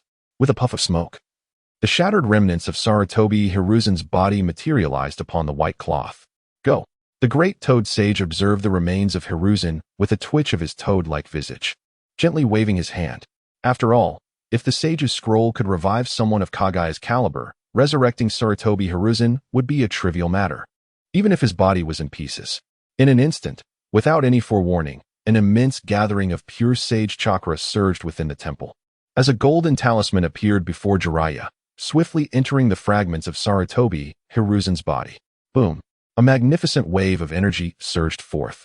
And under the incredulous gazes of the Sage Daisaku and Sage Shirmama, the Sage's talisman began to take effect. The once fragmented remains of Sarutobi Hiruzen astonishingly began to mend. Piece by piece. 1 second. 3 minutes.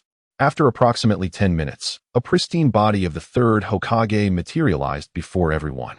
Subsequently, whether it was the concealed power of the Sage's talisman or the esoteric techniques possessed by the great Sage Fukasaku, the soul of Sarutobi Hiruzen was summoned directly from the Pure Land. Chapter 78. The Resurgence of Sarutobi Hiruzen. Indeed, the soul of Sarutobi Hiruzen has been summoned forth.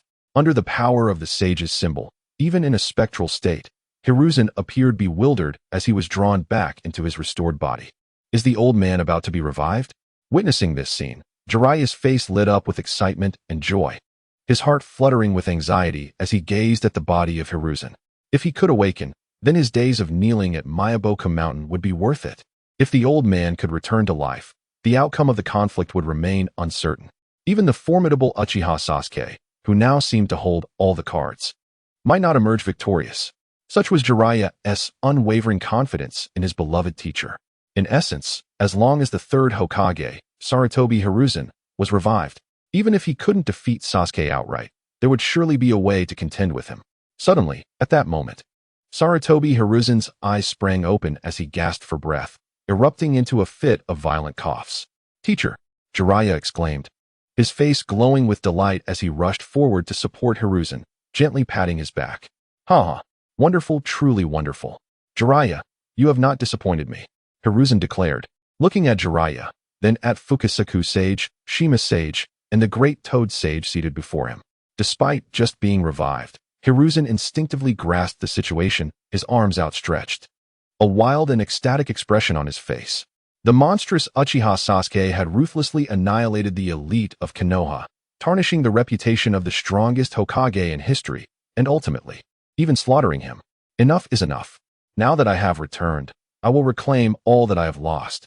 And the will of fire that belongs solely to the third Hokage will once again illuminate the village of Konoha. Take a moment to sense your body. The Great Toad Sage said calmly from his throne. The sage's symbol, as a supreme treasure of Magatama Mountain, is not merely a tool for revival. Hiruzen paused at these words, instinctively attuning to his body, and a look of sheer elation spread across his face. Incredible! My seemingly aged body has reverted to its prime? This happiness had indeed arrived quite unexpectedly. To be aware that in his prime, his power was formidable, and now, having returned to the pinnacle of his abilities, he felt a renewed confidence against the lunatic Uchiha Sasuke. After a few moments of acclimating to his transformed form, Hiruzen took a deep breath and cast a grateful glance at the Great Toad Sage, saying, "Thank you for your assistance, Great Toad Sage. Do not mention it. It was merely a trifling effort," the Great Toad Sage replied, shaking his head. "If gratitude is necessary, direct it towards Uchiha Sasuke. Were it not for the chaos he has wrought upon the ninja world, I would not have consented to Jiraiya's plea for your revival." As he spoke, the sage chakra around the Great Toad Sage surged, and in an instant, a somewhat dimmed sage's symbol flew from Hiruzen's body into the sage's being. "What? Thank Uchiha Sasuke." Hiruzen felt a twinge of displeasure at the Great Toad Sage's remark, yet he concealed it, directing his gaze towards Jiraiya, conveying a simple message: what had transpired in Konoha after his death that even the Great Toad Sage regarded with such trepidation towards Sasuke? Jiraiya's eyes flickered with indecision, his expression wavering as he opened his mouth, unsure of what to say. "Jiraiya." Hiruzen furrowed his brow, an unsettling premonition washing over him, and spoke coldly. "If you still consider me your teacher, then recount to me in detail everything that occurred in Konoha after my death." "Teacher, please don't be angry. Just remain calm," Jiraiya urged. Quickly, Hiruzen commanded. "All right." Jiraiya took a deep breath and whispered, "After your demise, Uchiha Sasuke led Asuma to eradicate the Sarutobi clan, the Nara clan, the Shimura clan, and the Mito clan, and he also plundered the homes of the four great clans." "What did you say?" Despite having braced himself somewhat, upon hearing the truth of the aftermath, Hiruzen was abruptly struck with horror, overwhelmed by a rush of despair, and he coughed up a mouthful of blood. How could this happen? The following moment, a pallid Hiruzen let out a heart-wrenching wail, feeling the world spin around him. The audacity of Uchiha Sasuke was beyond comprehension, mercilessly recreating the night of the Uchiha massacre by sending his own son to annihilate the Sarutobi clan. How ruthless. In that instant, Hiruzen began to question whether his revival had been a grave mistake. The upper echelons of Konoha were dead. His son Asuma had led the charge against the four great clans. How could Uchiha Sasuke act with such abandon? He was truly a madman. Gulping nervously, Jiraiya cautiously added, "Currently, Konoha has become a realm under Uchiha Sasuke's absolute control. The Hidden Cloud and Hidden Stone villages have already submitted to him. The third Tsuchikage and fourth Raikage have been slain by Sasuke, and the 8 tails, 2 tails, 4 tails, and 5 tails have been captured and brought back to Konoha. Now, Uchiha Sasuke had garnered the title of the god of shinobi in the ninja world. Unifying the 5 great villages was merely a matter of time.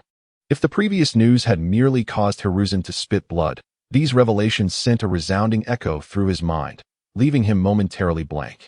Goodness. He had seriously underestimated Uchiha Sasuke. Was he truly on the path to unifying the entire ninja world? It was only at this moment that Hiruzen comprehended why the great Toad Sage had agreed to revive him. It was because Uchiha Sasuke had reached a level of power where he could do as he pleased within the ninja realm. However, even with his revival and restored strength, facing the current unstoppable force that was Uchiha Sasuke seemed to offer little hope. Had they not seen how effortlessly he had dispatched both the 3rd Tsuchikage and 4th Raikage? Contemplating this, Hiruzen wiped the blood from the corner of his mouth and turned a questioning gaze towards Jiraiya. "Jiraiya," he exclaimed, his expression grave and sincere. "I will forever believe in you." Chapter 79. The Mad Transformation of Sarutobi Hiruzen. Do you trust me? Sarutobi Hiruzen's expression was a complex mixture of emotions, teetering between laughter and tears. On one hand, Jiraiya, as his disciple, was far more reliable than Tsunade and Orochimaru. On the other, Jiraiya's faith in him as a master seemed overly optimistic. If it weren't for the words Jiraiya subsequently uttered, Hiruzen would have felt a resurgence of confidence in his return to greatness. However, now he found himself devoid of such assurance. The prowess of Uchiha Sasuke was beyond what he could contend with at his peak. "Jiraiya, you wish to resurrect me, but what about the first Hokage?" After a moment's reflection, Hiruzen adjusted his emotions and lamented, "Uchiha Sasuke's actions have completely betrayed the will of fire and the founding principles of our village. You could bring back the first Hokage, allowing him to restore order with his unparalleled wood release techniques, steering Konoha and the ninja world back on the right path." Before he could finish, Jiraiya appeared momentarily dazed. "Why am I pleading with the great sage to resurrect the first Hokage? Surely, placing trust in him would be more prudent than in Sarutobi Hiruzen." With a sudden weakness, Jiraiya collapsed to his knees. The observer's clarity often eludes those ensnared in turmoil. Upon learning of Hiruzen's brutal demise, he had plunged into profound despair, fixated only on reviving the 3rd Hokage and harboring misplaced confidence that Hiruzen could confront Sasuke. Now, upon deeper contemplation, he realized he had been overly idealistic and superficial. Sighing, Jiraiya's despondent demeanor prompted the usually reticent Fukusaku sage to intervene. "Hiruzen, doesn't Konoha possess a forbidden technique for reviving the dead, Edo Tensei?" "Edo Tensei? Indeed, how did I forget that jutsu?" Hiruzen's eyes gleamed with renewed vigor, and a joyful expression overtook his features. He felt invigorated, confident once more, ready to rise again. "How could I have overlooked the forbidden technique developed by the 2nd Hokage? Previously, I hesitated to employ it due to its desecration of the deceased souls. However, in the face of a monster like Uchiha Sasuke, I, as the 3rd Hokage, must embrace the darkness. Any forbidden technique is permissible, not only permissible, but in need of enhancement, at the very least, ensuring those resurrected possess their former strength." Hiruzen erupted into a maniacal laugh, seemingly resolved to fully embrace his darker self, allowing his true nature to manifest as his demeanor shifted to one of shadow and coldness, a hint of malevolence flickering in his gaze. "Uchiha Sasuke may believe himself invincible, but blood must be repaid with blood. The notion of the god of ninjas? Let him witness what a true god of ninjas embodies." As for the reaction of Senju Hashirama upon being resurrected and discovering the extinction of the Senju clan, Hiruzen was indifferent. From this moment forward, there would be but one Hokage in Konoha, himself, the dark 3rd Hokage. Had Hiruzen fully unleashed his inner darkness? Observing this transformation, Fukusaku sage furrowed his brow, casting a glance at the great sage, who had maintained a stoic demeanor but now bore a subtle smile. Confused, Fukusaku and Shima exchanged glances, both reflecting uncertainty in their eyes. Little did they know, the great sage, having lived since the era of Kaguya, sought precisely this outcome. Having witnessed the passage of countless years, if Sarutobi Hiruzen still clung to the burdens of Hokage, unwilling to confront his true nature, then his resurrection would be in vain. Now, with his descent into darkness, it signified a revelation, a declaration of intent. The dark 3rd Hokage was poised to emerge, promising an eruption of unimaginable power. "Great sage, Time is of the essence. I cannot afford to research Edo Tensei further. Hiruzen's tone turned icy as he formulated a request. Could you assist me in optimizing the forbidden technique, Edo Tensei? Also, I have great use for the corpses of ninjas who failed to master Sage Mode. I hope Mount Mayaboku can provide me with some. As he spoke, Hiruzen's excitement was palpable. His fists clenched as he gazed fervently at the great sage. Hiruzen, what tone is that? Show some respect. Do you realize whom you are addressing? The expressions of Fukasaku and Shima shifted slightly, their voices rising in admonition. I have faith the great sage will comply. Ignoring their reprimands, Hiruzen's gaze remained steadfast on the great sage as he declared confidently. Only in this way can I possess the strength to confront Uchiha Sasuke. Otherwise, the great sage's use of sage symbols would be wasted. Enough, the great sage interrupted, silencing the impending protests from Fukasaku and Shima. His voice remained steady as he stated, Hiruzen, I will grant your request, but the opportunity is singular. Rest assured. Hiruzen unveiled his fervent and violent spirit. I have died once and know what must be done. Of course, the dark Hiruzen had one more unspoken thought. This time, he would not only shroud Konoha under the will of fire, but envelop the entire ninja world in the sanctity of that flame. Previously, he had been overly cautious in his actions, hindered by the diminishing strength that accompanied age. Now, he yearned to mirror Uchiha Sasuke, free to act as he wished. Let it be so. The great sage scrutinized Hiruzen intently before wearily stating, Tomorrow, I will have Fukasaku deliver the optimized Edo Tensei to you. As for the corpses of the ninjas who failed to master Sage Mode, Shima will guide you in selecting them. I am fatigued. With a surge of Sage Chakra, the entire temple seemed to warp, and before Fukasaku, Shima, Hiruzen, and Jiraiya could fully comprehend, they found themselves transported to a clearing at the foot of Mount Mayaboku. Uchiha Sasuke, I, Sarutobi Hiruzen, have returned with formidable resolve, paying no heed to the perceptions of others. The utterly transformed Hiruzen bellowed to the heavens. This time, I shall not be defeated. Is this real? Jiraiya gazed at Hiruzen, now a stark contrast to the figure he once knew, bewildered and at a loss. How could this transformation have occurred? It seemed as though he had unleashed a monster. Chapter 80. The Black Absolute's resolve at that very moment. In a mysterious realm of the ninja world, a strange energy ripple surged forth.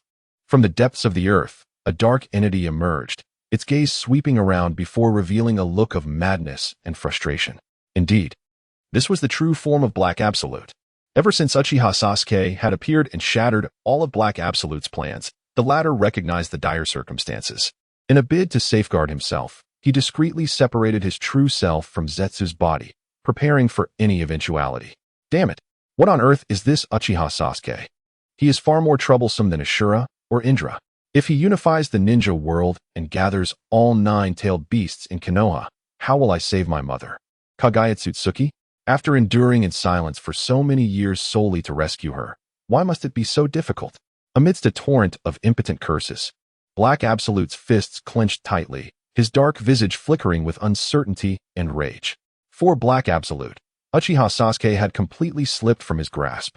More accurately, even Black Absolute himself no longer dared to confront Uchiha Sasuke directly. Mother, rest assured, I shall not relent. Even if my plans have gone awry, I will seize every opportunity to rescue you. After a prolonged silence, Black Absolute instinctively glanced up at the moon suspended in the sky, a fervent glint flashing in his eyes. Many matters had left him with no alternative. Uchiha Sasuke had caused him immense discomfort, but he had survived for so long. He was not to be underestimated. It was merely a matter of who possessed the greater hidden cards. One thing was certain, Mother, Kagayatsuki, would be saved. And no one could impede that, not even his two foolish brothers, Kagayatsuki and Kagaya-Tsutsuki Yui, in the Hidden Mist Village. Since the abolition of the Blood Mist policy, there were no signs of the village returning to normalcy.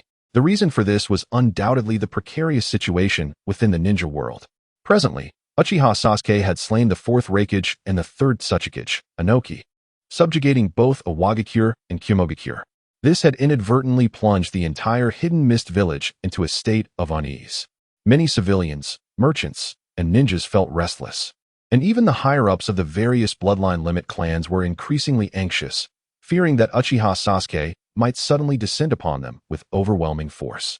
Under such circumstances, Terumi Mei, who had just assumed the position of the fifth Mizukage, found herself in a state of utter disarray with no viable solutions at hand. She sought to consolidate the strength of the Hidden Mist Village, but no bloodline limit clan was willing to cooperate. Even the elder statesman, Genji, adopted an attitude of indifference, insisting that as the Mizukage, she should devise her own strategies. This left Terumi Mei seething with anger and frustration. The flames of war were about to engulf the Hidden Mist Village, yet the village remained as fragmented as ever, with everyone preoccupied with their own interests. Was this madness? Damn it. Bang.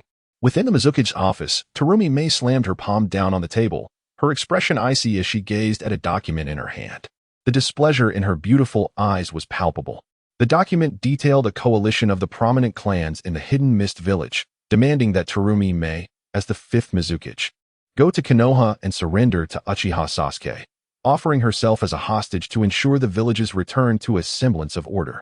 Well, this is truly excellent. So, this was their cunning plan? Not only did they want her to surrender, but they also expected her to journey to Konoha and sing praises to Uchiha Sasuke. Moments later, suppressing her inner turmoil, Terumi Mei couldn't help but laugh in exasperation, discarding the document. Indeed, the Hidden Mist Village was completely beyond salvation. She, as Mizukage, had become a pawn in their schemes, particularly as the betrayal came from her own mentor, Genji, whose ruthlessness she had never anticipated. She had believed that assuming the role of Mizukage and shouldering responsibility would garner support and unity among the clans, but she had been sorely mistaken. She had been too naive, too easily manipulated. However, after 10 minutes of fury, Terumi Mei appeared to have an epiphany, slumping into her chair, revealing a visage of despair and resignation. Her ascent to power had been nothing more than a forced endeavor. Even if she recognized the betrayal, what could she do? As for fleeing, that was even less feasible. If Terumi Mei was not mistaken, she had already been placed under surveillance the moment this document had entered her office.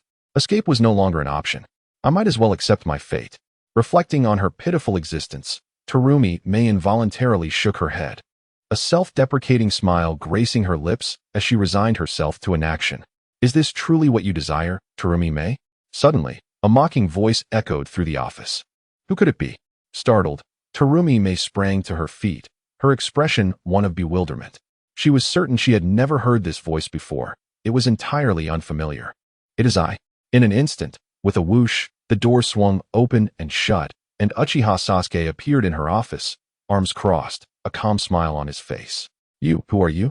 Upon seeing the intruder, Terumi Mei's eyes widened in disbelief, as if she had seen a ghost. She opened her mouth to speak, but her shock rendered her speechless, a tempest of emotions roiling within her. Uchiha Sasuke, the god of ninjas, was standing in her office? It was inconceivable. Terumi Mei could hardly believe her eyes, for Uchiha Sasuke had made a grand show of his power in both Kumogakure and Awagakure. Now, he had taken the opposite approach, appearing discreetly in the Hidden Mist Village's Mizukage's office. This was utterly unexpected. Haha, feel free to call me whatever you like. Seeing her reaction, a smirk curled at the corners of Uchiha Sasuke's lips as he spoke with a menacing edge. Regardless of who comes, they will meet their demise. Very well. After subduing Iwagakure, Uchiha Sasuke had contemplated his next target and decided upon the Hidden Mist Village. This time, he chose a low-profile approach, infiltrating the village discreetly. However, he had not anticipated that the clans and higher-ups of the Hidden Mist Village had already surrendered and were willing to sacrifice the fifth Mizukage, Terumi Mei. How amusing. Uchiha Sasuke thought to himself as he revealed himself. Sensing the raw, unfiltered malice emanating from him, Terumi Mei's face drained of color, and she hurriedly covered her mouth to stifle any sound. Do you not wish to stand tall and seek retribution against them? In the next moment, Uchiha Sasuke casually took a seat, his tone laced with menace. The Hidden Mist Village is much like the former Konoha. Its roots are rotten. Perhaps it would be best to uproot it entirely, for the future of the Hidden Mist Village may flourish anew. Speaking thus, Uchiha Sasuke emitted a voice imbued with a beguiling charm. I have always taken pleasure in aiding others. I am here to assist you. Chapter 81. Kagaya Mei. Kneel before me. Upon hearing the command, Kagaya Mei's eyes momentarily sparkled with a hint of intrigue.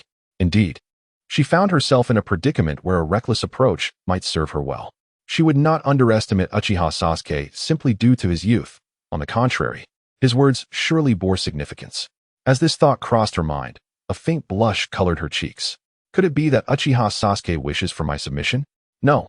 I must not dwell on that. First, I must address the immediate situation. Uchiha Sasuke, unfazed, chuckled lightly. Kagayame, have you come to a decision? Very well. Kagayame replied, a look of determination crossing her face as she opted for a more respectful address. Lord Sasuke, I shall heed your command. Excellent. Uchiha Sasuke stretched leisurely and suggested, then gather the higher-ups of the hidden mist village for a meeting. Understood. Kagayame's eyes glinted mischievously. This time, I shall ensure they understand their place. Suit yourself. Uchiha Sasuke shrugged indifferently, moving behind the screen. Meanwhile, Kagayame could hardly contain her excitement, her hands rubbing together in anticipation. Half an hour later, within the Water Shadow office of the Water Shadow building, the elder Yuan Shi, the clan leaders of the Ghost Lantern and the Mizuki clans, the retired Yagura, the newly appointed Anbu Captain Ghost Lantern Mangekyou, and other clan heads of bloodline limits were assembled. However, as they observed Kagayame seated in the office chair while they remained standing, their expressions darkened. The elder Yuan Shi's countenance was particularly grim. Veins bulged on his arms as he gripped his cane tightly. It was unheard of for him to attend a meeting in the Water Shadow office without a seat. This time, he had reluctantly come at Kagayame's summons, only to find no chairs available after a lengthy search. Yuan Shi could no longer contain his frustration. This was deliberate. Kagayame was purposefully disrespecting them. Did this puppet Water Shadow think she could usurp authority? Kagayame, what is your intent? You summoned us here to have us stand? The clan leaders of the Ghost Lantern, Mizuki, and Kagaya families felt as though they were being punished, and they could no longer hold back their outrage. Their words dripped with icy threats, completely disregarding Kagayame. Old fools, I've given you face. Now be silent. With a resounding bang, Kagayame struck the table, showing no deference to the gathered higher-ups of the mist. I am allowing you to stand as a courtesy. Otherwise, you will all kneel while speaking. Silence engulfed the room. Disbelief etched across the faces of the assembled mist elite. They were astonished that Kagayame dared to address them in such a manner. Had she truly lost her grasp on reality? Even Yuan Shi stared at her in disbelief, feeling as if he no longer understood his disciple, Kagayame. Ah, how outrageous. Kagayame, do you even comprehend the weight of your words? Moments later, a cacophony of furious exclamations erupted. The higher-ups of the mist could hardly believe that Kagayame, a mere puppet Water Shadow, spoke with such audacity, showing them no respect. What was this? Had they unwittingly promoted a tyrant? Silence. Just as the situation teetered on the brink of chaos, Yuan Shi inhaled deeply and projected his voice with authority. The room fell silent. Yet the glares of the mist elite remained fixed on Kagayame. They might grant Yuan Shi a measure of respect, but their ire towards Kagayame only intensified. There was nothing to discuss. Kagayame must pay a severe price for her insolence. Kagayame, what do you intend to achieve? Seeing the room quiet down, Yuan Shi's face broke into a satisfied smile as he turned his gaze toward Kagayame. If you have grievances, voice them. There is no need for this discord. Old fool, you would do well to keep your mouth shut, Kagayame retorted, her eyes gleaming with derision. You took me as your disciple, partly for my talent, and partly to use me as a pawn, did you not? Had it not been for Uchiha Sasuke's interference in the ninja world, would you have endorsed my ascension as the fifth Water Shadow? With that, Kagayame stood, pointing at the assembled mist elite. Listen well, I am the fifth Water Shadow. If anyone dares to challenge me, they may as well perish. Yuan Shi trembled with rage, pointing a shaking finger at Kagayame. Overcome by fury, he spat a mouthful of blood. What madness was this? Had a pawn turned against its master? The mist elite were left in stunned silence, believing Kagayame had completely lost her mind. What folly to claim the title of fifth Water Shadow, merely a figurehead. To offend them would only invite disaster. Kneel. Yet Kagayame paid them no mind, commanding loudly. Boom. In the next instant, as the mist elite had anticipated a spectacle of Kagayame's downfall, an overwhelming aura enveloped the office. In an instant, without warning, the clan leaders of the Kagaya, Ghost Lantern, and Mizuki families, along with Yuan Shi and others, found themselves engulfed in a nightmarish vision, their minds reeling. Bang, bang, bang. The sound of kneeling echoed throughout the room as the mist elite fell to their knees. And Uchiha Sasuke emerged leisurely from behind the screen, positioning himself behind Kagayame. As the kneeling figures struggled to comprehend this turn of events, their eyes widened in terror upon seeing Uchiha Sasuke, their pupils dilating in shock. In that moment, time and space felt as though they had come to a standstill. Chapter 82. Apologies, Strength Permits Indulgence Silence. The most unsettling moment is when the atmosphere suddenly turns quiet. Observing Uchiha Sasuke standing behind the fifth Mizukage, Terumi Mei, the high-ranking officials of the Mist Village, including the and Yagura, found themselves drenched in cold sweat, their faces reflecting utter disbelief. They grasped the reason behind their submission to an overwhelming aura and understood why Terumi Mei had adopted an unexpectedly assertive stance. It turned out that Uchiha Sasuke had arrived in the Mist Village and seemingly forged an alliance with Terumi Mei. In an instant, the tumultuous thoughts of and the others surged violently in their minds, unable to settle. Facing the unpredictable Uchiha Sasuke, their plan had been to have Terumi Mei, in her capacity as the fifth Mizukage, confront the storm he represented. Now, all their schemes lay in ruin, as Terumi Mei had already allied with Sasuke, rendering their efforts futile. Terumi Mei had betrayed them. With a soft splatter, the sound of blood spewing forth filled the air, as Yagura, the clan heads of the Kagaya and the Akatsuki families, and other high-ranking officials trembled in shock, each expelling a mouthful of blood, their faces turning an ashen hue. Delight. Witnessing this scene, Terumi Mei's beautiful visage broke into a proud smile, her heart swelling with satisfaction. These individuals, who often strutted arrogantly in the Mist Village, now cowered like frightened dogs on the ground. Unconsciously, Terumi Mei straightened her back, finally experiencing a sense of accomplishment as the Mizukage. Terumi Mei, how could you do this? After a few moments, regained his composure, his face contorted with anguish as he lamented, "You are the fifth Mizukage of the Mist Village, colluding with Uchiha Sasuke. Are you intending to plunge the village into despair?"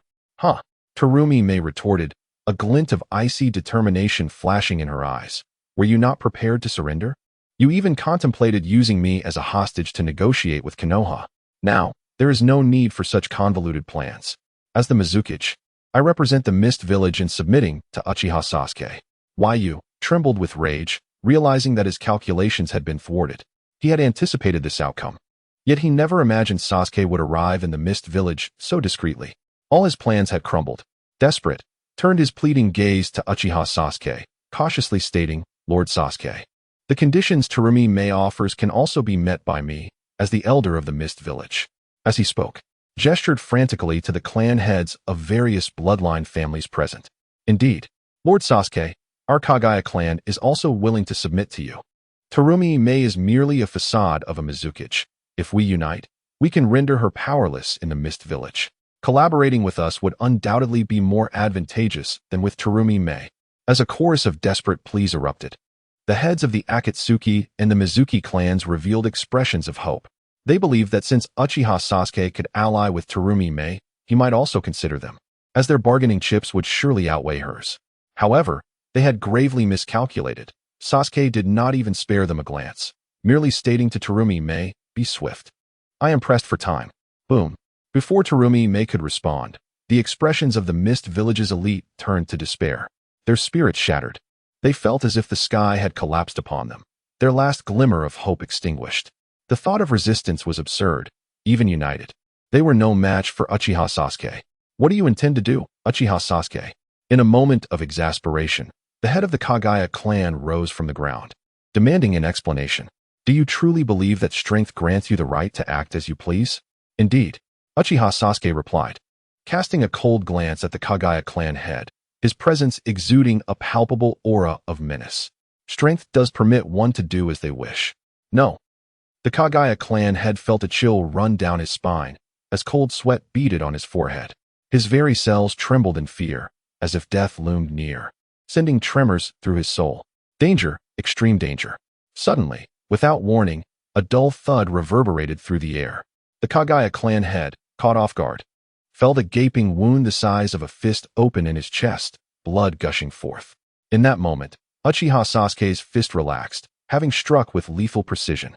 The onlookers failed to comprehend the speed of his movement. It was as if the Kagaya clan head had been struck before they could even blink. In an instant, the formidable leader of the Kagaya clan crumpled to the ground, his eyes wide with terror, clearly unable to accept his fate. Perhaps he had never anticipated that Uchiha Sasuke would act so ruthlessly, dispatching him without a moment's hesitation. Gulp, gulp, gulp. Faced with such a grisly spectacle, Yagura and the heads of other bloodline families swallowed hard, unsure of what to say. They hung their heads, defeated. What more could they say? They no longer wished to resist. Whatever Terumi may decided would be their fate. Particularly, who seemed to have lost all vitality, his already aged face turning a ghastly gray. He understood that with Uchiha Sasuke backing Terumi Mei, her position was unassailable. The Mist Village had undergone a transformation, and as a senior elder, he would inevitably face repercussions. Even if he survived, is this it? Observing the scene before her, Terumi Mei blinked in disbelief, at a loss for words. She had anticipated a lengthy negotiation, only to find that Uchiha Sasuke's mere display of power had stripped the Mist Village's elite of any will to resist. Even the likes of Yagura and the Akatsuki clan members were cowed, reluctant to voice their thoughts. Taking a deep breath, Terumi Mei finally spoke. If there are no objections, I shall proceed to reorganize the Mist Village and announce our submission to Uchiha Sasuke. Without any dissenting voices being raised, Koyomi had long anticipated this response. After shaking her head, she disdainfully remarked, "In truth, I still prefer the rebellious demeanor you exhibited earlier." Chapter 83. The submission of the Hidden Mist Village. Rosa send Gaara and Temari to the Hidden Leaf Village. However, in response to Mei Terumi's subtly mocking remarks, the high-ranking officials of the Hidden Mist Village, including Genjutsu, Yagura, and the likes, had clearly lost the courage to refute her. They knelt despondently on the ground, as if their spirits had been utterly crushed. Another ninja village had been subdued. Sasuke Uchiha leisurely picked up a teacup from the table and took a sip. Now, with the Hidden Cloud Village, Hidden Stone Village, and Hidden Mist Village all under his control, only the Hidden Sand Village remained. Once the 4 great ninja villages fell, the numerous smaller villages would surely surrender without requiring his intervention. The unification of the entire ninja world was virtually assured. Thus, the subsequent events unfolded simply. The high-ranking officials of the Hidden Mist Village, including Genjutsu, Yagura, and others, had lost their will to resist. Mei Terumi effortlessly consolidated the entire Hidden Mist Village. Although there was some resistance during the integration of the Kagaya clan, it was futile. Under the overwhelming presence of Sasuke Uchiha, the ninjas of the Kagaya clan lost their will to fight almost instantaneously. There was, however, one individual named Kagaya Kamehito, who had been secretly raised as a weapon in a cage, who managed to resist slightly. Sasuke sensed Kamehito's potential through his observation haki and decided to allow Mei Terumi to cultivate him further. Additionally, an unexpected windfall occurred during the raid on Genjutsu's residence, where not only an abundance of forbidden jutsu scrolls was discovered, but also treasures worth over 2 billion. This revelation filled Mei with a mix of frustration and fury, prompting her to publicly announce Genjutsu's numerous crimes, subjecting him to the same fate as the 3rd Hokage, Hiruzen Sarutobi, becoming a pariah despised by all. That very afternoon, Genjutsu, as the elder of the Hidden Mist Village, was found hanged in a suicide. Simultaneously, after Mei Terumi announced the submission of the Hidden Mist Village to Sasuke Uchiha, the entire ninja world was once again stirred. Following the Hidden Stone and Hidden Cloud villages, the Hidden Mist Village became the 3rd major village to capitulate. Now, only the weakest of the 5 great ninja villages, the Hidden Sand Village, remained. This development drew countless eyes towards the Hidden Sand Village, eager to witness when it would succumb to Sasuke Uchiha's influence. At this moment, as the Hidden Sand Village found itself under scrutiny from all sides, commoners, merchants, ninjas, and nobles alike, an atmosphere of palpable anxiety prevailed. They could hardly fathom that within a mere fortnight, Sasuke had brought the Hidden Stone, Hidden Cloud, and Hidden Mist villages to their knees. The Hidden Sand Village now felt like a lamb awaiting slaughter, anticipating Sasuke's approach. The sensation was utterly unbearable. Yet, what could they do? The Hidden Sand Village was keenly aware of its own limitations. The prospect of resistance was futile. It was likely that a mere display of Sasuke's dragon form could spell their doom. Therefore, the entire Hidden Sand Village waited, bracing itself to accept the impending judgment from Sasuke Uchiha. What should we do? What is to become of us in the Hidden Sand Village? Elder Chiyo, Elder Ibiz, please share your thoughts. I feel like I am going mad. In the office of the Kazekage, the 4th Kazekage, Rosa, sat in his chair, an expression of despair and helplessness etched across his face. He turned his gaze towards Chiyo and Ibiz. The entire ninja world had its eyes fixed upon the Hidden Sand Village, which for Rosa felt like an invisible mental torment. as if his very soul were trembling. What is to be done? The only course is to surrender. Chiyo's face bore the weight of resignation. She was at a loss for words. Following the disappearance of her grandson, Sasori, Chiyo had effectively retreated from active involvement. Little did she expect that a monster like Sasuke Uchiha would emerge from the Hidden Leaf Village, swiftly establishing himself as the acknowledged god of ninjas. There was no further contest. Chiyo had hoped that the Hidden Cloud and Hidden Stone villages would halt Sasuke's rampage. But she was taken aback by how easily the third Tsuchikage, Inoki, and the fourth Raikage fell apart, especially with the fifth Mizukage, Meitarumi, seemingly clinging to Sasuke's leg. Having fully seized control of the Hidden Mist Village, we, the Hidden Sand Village, have no choice. The sooner we acknowledge our predicament, the better we can mitigate our losses. Ibiz said with a bitter smile, his voice measured. The current situation in the Hidden Leaf Village is firmly established. No one dares to show defiance. Whatever Sasuke desires, we shall acquiesce. After all, we, the Hidden Sand Village, have already been reduced to this state. Submitting to the Hidden Leaf Village may indeed be the best course of action. Indeed, voluntarily submitting to the Hidden Leaf Village is the wisest choice. If we take the initiative, perhaps Sasuke will not even come to the Hidden Sand Village. As Chiyo and Ibiz spoke, the other high-ranking officials of the Hidden Sand Village, trembling with fear, also began to voice their opinions, conveying a simple message. The Hidden Sand Village was powerless against Sasuke Uchiha and would be better off taking the initiative. Very well. After hearing these words, Rosa hesitated for a few moments before a look of deep contemplation crossed his face. I know what must be done. Suddenly. Just then, Ibiz seemed to have an epiphany and remarked pointedly. Sasuke Uchiha has captured the two tails from the Hidden Cloud Village, the earth from the Hidden Stone Village. And now with Meitarumi in the Hidden Mist Village, shouldn't we in the Hidden Sand Village also take a more proactive stance? Before the words had fully left his lips, the high-ranking officials of the Sand Ninja were momentarily taken aback. Goodness, Ibiz's angle was rather sharp. However, the Hidden Sand Village currently lacked any notable female ninjas. No, there was once one, the hero of the Sand Ninjas, Yashiro, but regrettably, she had been betrayed by the fourth Kazekage, Rosa, and met a tragic end at the hands of the Mist Ninjas. Rosa, having observed the expressions of those present, understood their thoughts all too well. He boldly declared, to demonstrate the Hidden Sand Village's sincerity, I will send the one-tailed Jinchuriki, Gaara, and Temari to the Hidden Leaf Village. With that, gasps of disbelief echoed throughout the office. Even Chiyo and Ibiz revealed expressions of astonishment.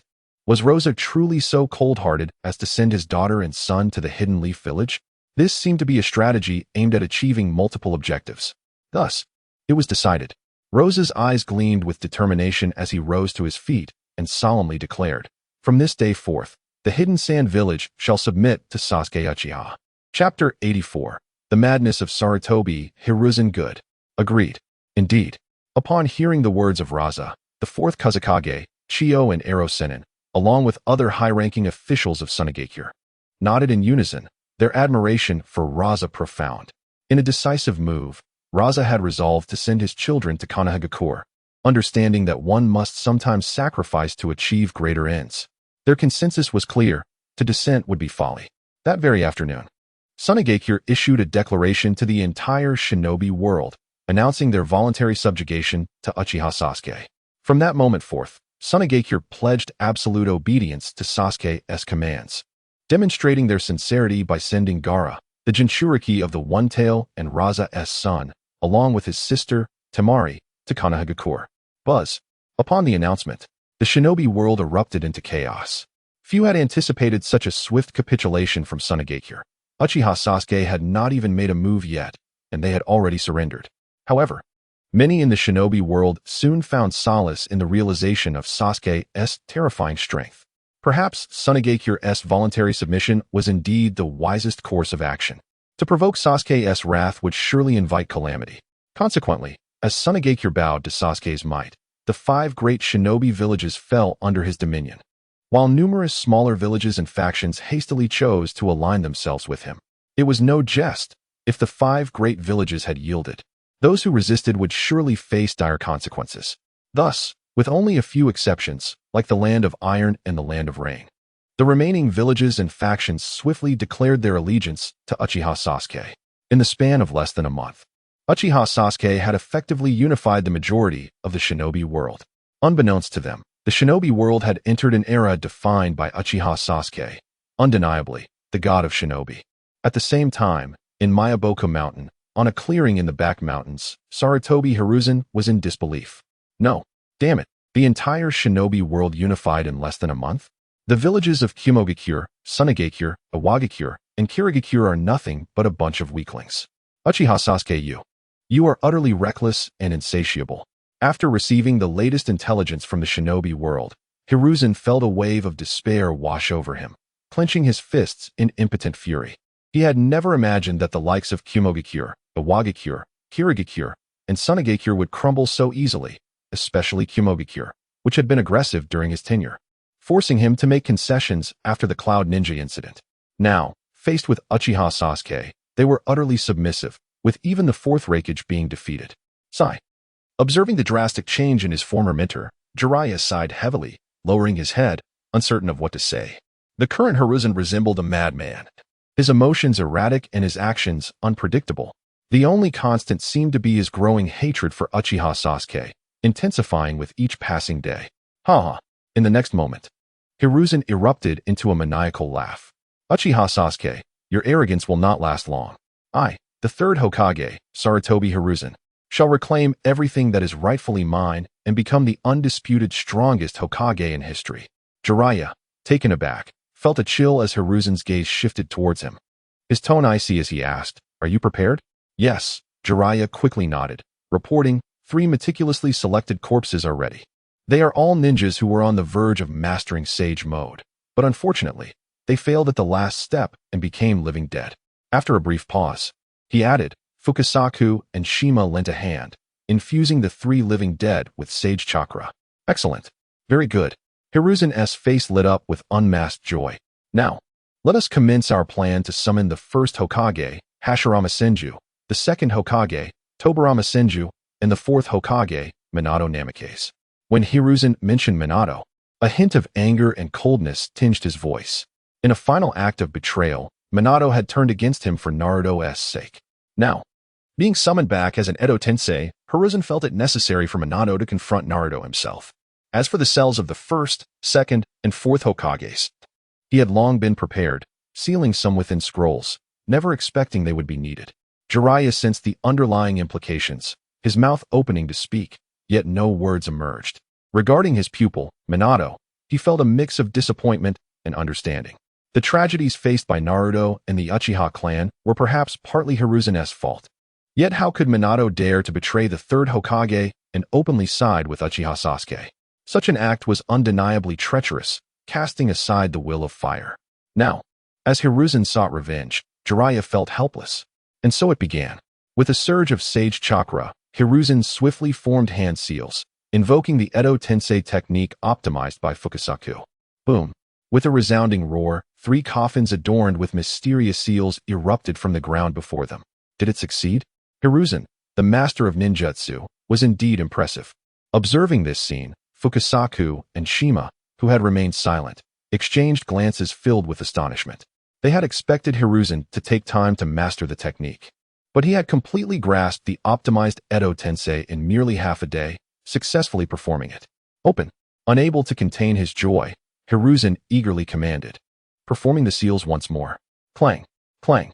Soon, with the sound of the coffins creaking open, amidst the watchful eyes of Jiraiya, Fukasaku, and Shima, the 3 living dead transformed into the likenesses of the first Hokage, Hashirama Senju, the second Hokage, Tobirama Senju, and the fourth Hokage, Minato Namikaze, as they were in life. Chapter 85. The Resurrection of the First, Second, and Fourth Hokage Huzzah! A perfect success. Witnessing the resurrection of the first, second, and fourth Hokage through the reanimation jutsu, Sarutobi Hiruzen felt a wave of relief wash over him, dispelling his initial apprehension.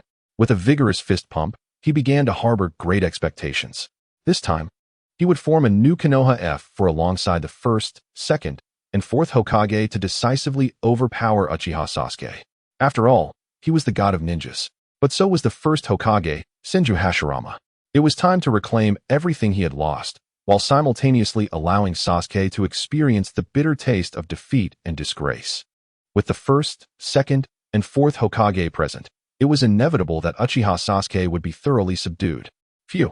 Jiraiya exhaled deeply, realizing that the great sage of Mount Myaboku was indeed reliable.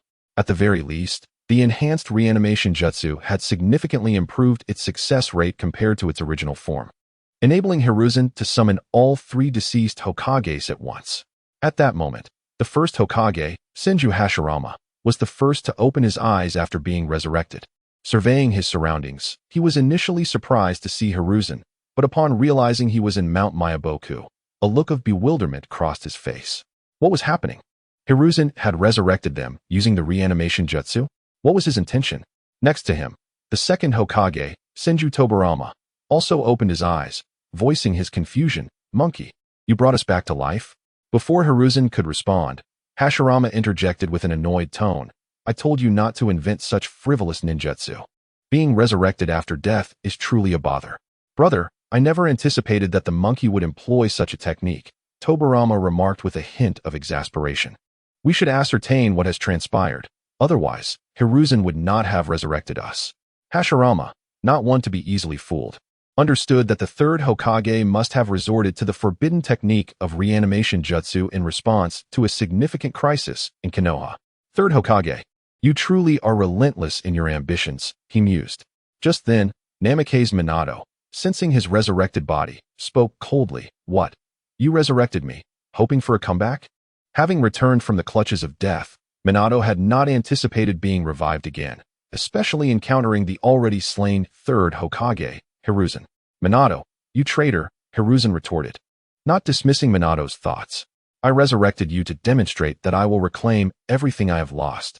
Minato remained unfazed, even amused, as he replied. Have you forgotten the terror of being dominated by Uchiha Sasuke? Damn it. Hiruzen's anger flared as he bellowed. Sasuke is indeed powerful, but with all of you resurrected, our combined strength is formidable. Just watch how I deal with Sasuke and Naruto. I shall await the spectacle, Minato scoffed, unperturbed. Your ability to resurrect us must surely be credited to Jiraiya-sensei, correct? Minato, Jiraiya rebuked loudly. How have you become like this? Haha, Jiraiya-sensei, wasn't this all your choice? To hell with the will of fire. Minato exclaimed wildly.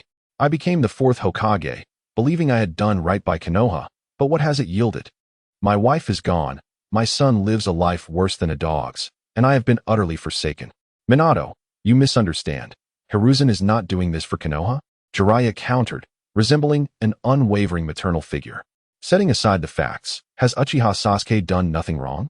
He has rampaged through the upper echelons of Konoha like a madman. Such actions are erroneous. You. Minato fell silent, enraged. As Jiraiya's disciple, he understood his master's unwavering belief in the will of fire. Yet he had not expected it to be so unyielding. At this point, the resurrected Hashirama and Tobirama were left bewildered, unable to comprehend the unfolding dialogue. It seemed there was a conflict between the fourth Hokage, Minato, and the third Hokage, Hiruzen, and they were eager to uncover the specifics. Monkey, why not summarize what has transpired? I shall adjudicate for you, Hashirama suggested. Forget it, Tobirama replied after a moment's thought, emerging from his coffin with his arms crossed. Fourth Hokage, why don't you elaborate? Humph. Hiruzen scoffed, rolling his eyes. To speak plainly, Konoha is now under the tyrannical rule of the mad and violent Uchiha Sasuke. I, alongside Tsunade, Mito, and Danzo, have all perished. My ability to resurrect you is thanks to the great sage's use of the sage's token from Mount Myaboku. With a cold tone, Hiruzen continued, I have summoned you through reanimation to confront Uchiha Sasuke and save Konoha, and indeed the entire shinobi world. A flicker of darkness crossed Tobirama's eyes as he admonished, Brother, I warned you that leaving the Uchiha clan in Konoha would bring great trouble. Now, do you finally believe me? Hashirama furrowed his brows, about to speak when he heard Minato let out a derisive laugh. Haha, third Hokage, shall we not start from the point where the Senju clan is practically extinct? Chapter 86. The Wrath of the First and Second Hokage. What? What did you just say? The Senju clan has all but perished? Upon hearing this, Senju Hashirama and Senju Tobirama found themselves momentarily bewildered. What was going on? Wasn't it the monstrous Uchiha Sasuke they were discussing? How had the conversation veered towards the Senju clan? It seemed utterly nonsensical. Furthermore, The notion that the Senju clan was on the brink of extinction was ludicrous. Given their remaining influence, even in decline, the clan could never truly be extinguished, especially Tobirama, who disdainfully shook his head. Upon his passing, he had entrusted his most trusted subordinates, Sarutobi Hiruzen, Uzumaki Kushina, Mito Gate, and Shimura Danzo, with the leadership of Konoha, ensuring that the Senju clan would remain intact, ready to face any challenges. First and second Hokage, please do not rush. Allow me to narrate the events, said Namake's Minato, unfazed and speaking slowly. Whether you believe it or not, the Senju clan has indeed entered a phase of decline. Except for Tsunade, the direct descendants are nearly all deceased. As for who orchestrated this, it was undoubtedly your trusted third Hokage, Sarutobi Hiruzen, along with the Konoha high-ranking officials. At this point, Minato recounted the events that had transpired in Konoha over the years in meticulous detail. Initially, Hashirama and Tobirama paid little heed until they learned of the annihilation of the Uchiha clan and how Sasuke had forcefully exposed the corrupt actions of the Konoha elite, tarnishing their reputations. Even the seasoned Hashirama and Tobirama were rendered speechless. What on earth? Has Sarutobi Hiruzen truly disregarded their legacy? In just a few years, the founding Senju clan and the Uchiha clan have been wiped out, while he behaves obsequiously to outsiders but strikes ruthlessly within. This revelation struck them like a cataclysm, stirring a tempest within their hearts, leaving their very souls trembling. They could scarcely fathom that Hiruzen, along with his allies, had so ruthlessly distorted the will of fire, engaging in unspeakable acts to preserve their own power and status, entirely dismissing the authority of the first and second Hokage, particularly with regard to Sasuke's dark transformation. Hashirama and Tobirama found themselves inexplicably sympathetic. Witnessing their clan's destruction, it was only natural that he would seek retribution against the Konoha elite. Fury. Hashirama and Tobirama were engulfed in an overwhelming rage. Were it not for their bodies being reanimated, they would have surely been driven to the brink of bloodshed. Tobirama, who had long proclaimed the Uchiha clan as malevolent, had not anticipated that his own chosen successors, Hiruzen, Danzo, Kushina, and Mito, would so brazenly slap him in the face upon seizing power. After Minato had shared all that he knew, both Hashirama and Tobirama began to comprehend the gravity of the situation in Konoha and the reasons behind Hiruzen's decision to resurrect them through Edo Tensei. It was all to confront the last scion of the Uchiha clan, Sasuke. Hiruzen, do you not owe us an explanation? After a few seconds, Tobirama inhaled deeply and coldly admonished. Your current predicament is entirely of your own making. You have deeply disappointed me. Hashirama shook his head, a hint of sorrow in his voice. Tobirama and I have believed in you since your youth, convinced you would become a worthy Hokage. Yet, we have both misjudged you. In that moment, Hashirama's tone bore the weight of sadness and disillusionment. Ultimately, they had misplaced their trust. The true fool was themselves. As the third Hokage, I have my own principles and standards guiding my actions, Hiruzen replied with a cold smile, unperturbed. Now, I shall lay my cards on the table. I assure you, my actions have been justified, all for the sake of Konoha and the will of fire. Seeing Hiruzen's obstinate adherence to the will of fire, Hashirama and Tobirama's expressions shifted dramatically, their chakra surging with intensity. Thanks to their Edo Tensei bodies, they unleashed an overwhelming chakra wave, seemingly preparing to confront Hiruzen. Alas, reality proved harsh. Even Hashirama, the first Hokage, was unable to break free from the enhanced Edo Tensei under the control of the Sage of the Six Paths, leaving them powerless, their chakra dissipating, revealing nothing but impotent rage in their eyes. Sensing the loss of control over his body, Tobirama let out a cry of utter frustration. Hiruzen, do you even comprehend your actions? Tobirama, spare us the fade, Hiruzen retorted with a smirk. Isn't the extermination of the Uchiha clan what you have always desired? Now, we, the Konoha elite, have effortlessly obliterated the Uchiha. Shouldn't you be pleased? Tobirama's anger surged, his very soul aching. How had Hiruzen transformed so drastically? His betrayal reached unprecedented heights, disregarding the authority of the second Hokage. This cursed ninjutsu. Meanwhile, Hashirama, after struggling for over 10 seconds, relinquished control of his Edo Tensei body, casting an annoyed glance at the Sage of the Six Paths and the Sage of the Wind. Is the Sage of the Six Paths attempting to intervene in the peace of the ninja world? Sighing, the sages exchanged glances, unable to restrain their mutual exasperation. After a few moments of contemplation, the sage of the six paths turned to the first, second, and fourth Hokage, speaking gravely. Following Sasuke's rampage against the Konoha elite, he has descended into complete madness, adopting a domineering and unyielding approach, having reached a point where he acts without restraint. Just moments ago, he has unified the 5 great ninja villages. Chapter 87. The Naruto F4 and the Akatsuki organization strike silence enveloped the air, as if time had momentarily frozen. The resurrected first, second, and fourth Hokages stood momentarily stunned, particularly Minato Namake's, whose eyes flickered with uncertainty. How could it be that so little time had passed? Sasuke Uchiha had unified the 5 great shinobi villages. This was astonishing. It seemed clear that his decision was not misguided. Naruto Uzumaki's allegiance to Sasuke promised a bright future. The third Tsuchikage, Onoki, had been obliterated, the fourth Raikage met a similar fate, and the fifth Mizukage, Meitarumi, chose submission. The fourth Kazekage had knelt even before Sasuke made his move. Moreover, Sasuke was still in the process of gathering tailed beasts.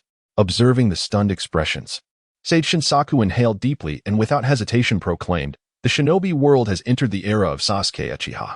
Indeed, Minato exclaimed, unable to suppress his inner joy. Sasuke Uchiha is truly remarkable. He never fails to surprise. However, Hashirama Senju disregarded Minato's enthusiasm, instead murmuring in confusion.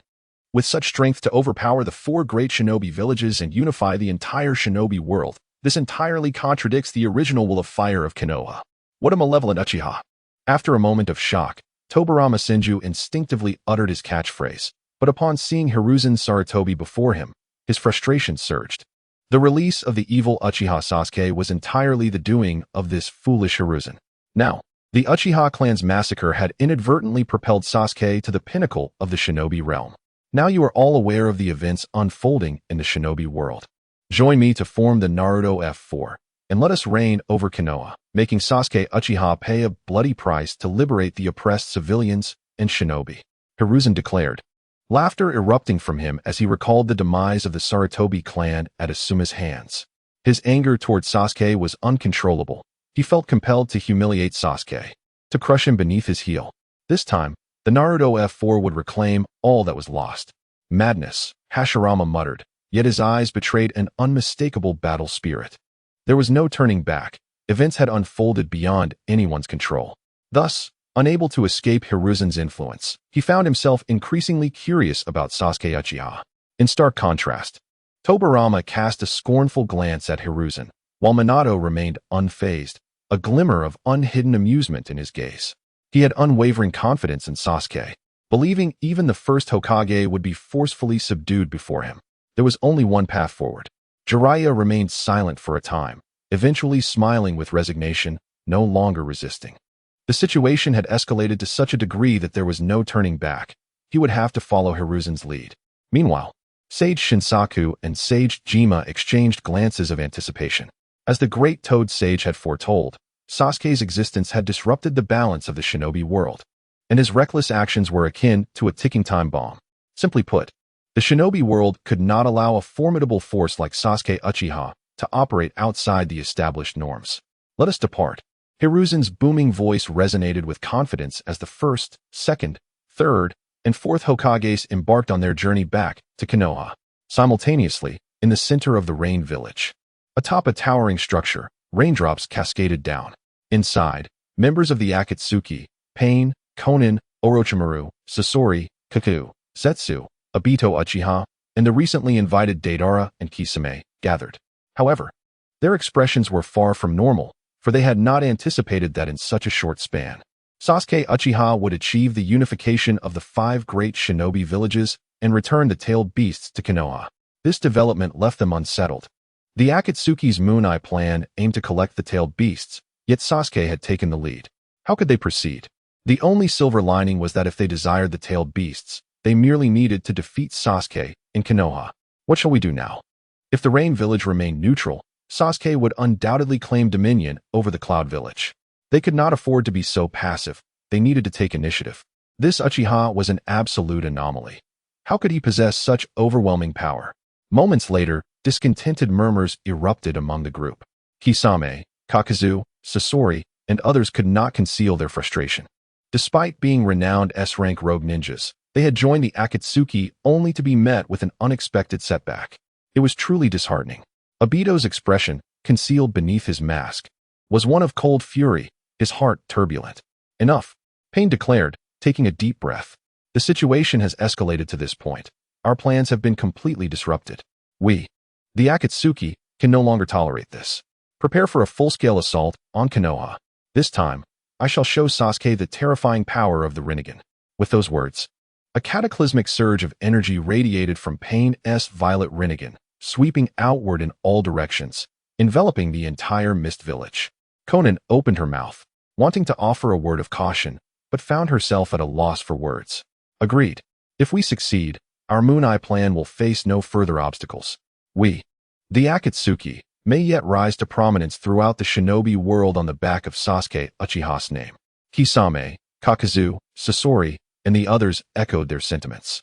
Emboldened by Pain's Rinnegan, their expressions shifting to one of defiance. They were eager, knowing that their success or failure hinged upon the impending confrontation in Konoha. Chapter 88. Tsunade's reflections and Uchiha Sasuke's plans in the village hidden in the leaves, following the unification of the villages of the cloud, rock, sand, and mist.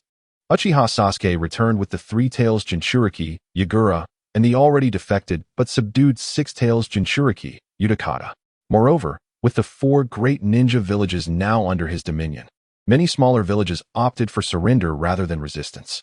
Notably, the Takigakure village expressed their sincerity by voluntarily delivering the Seven Tails Jinchuriki, F, to the Hidden Leaf village.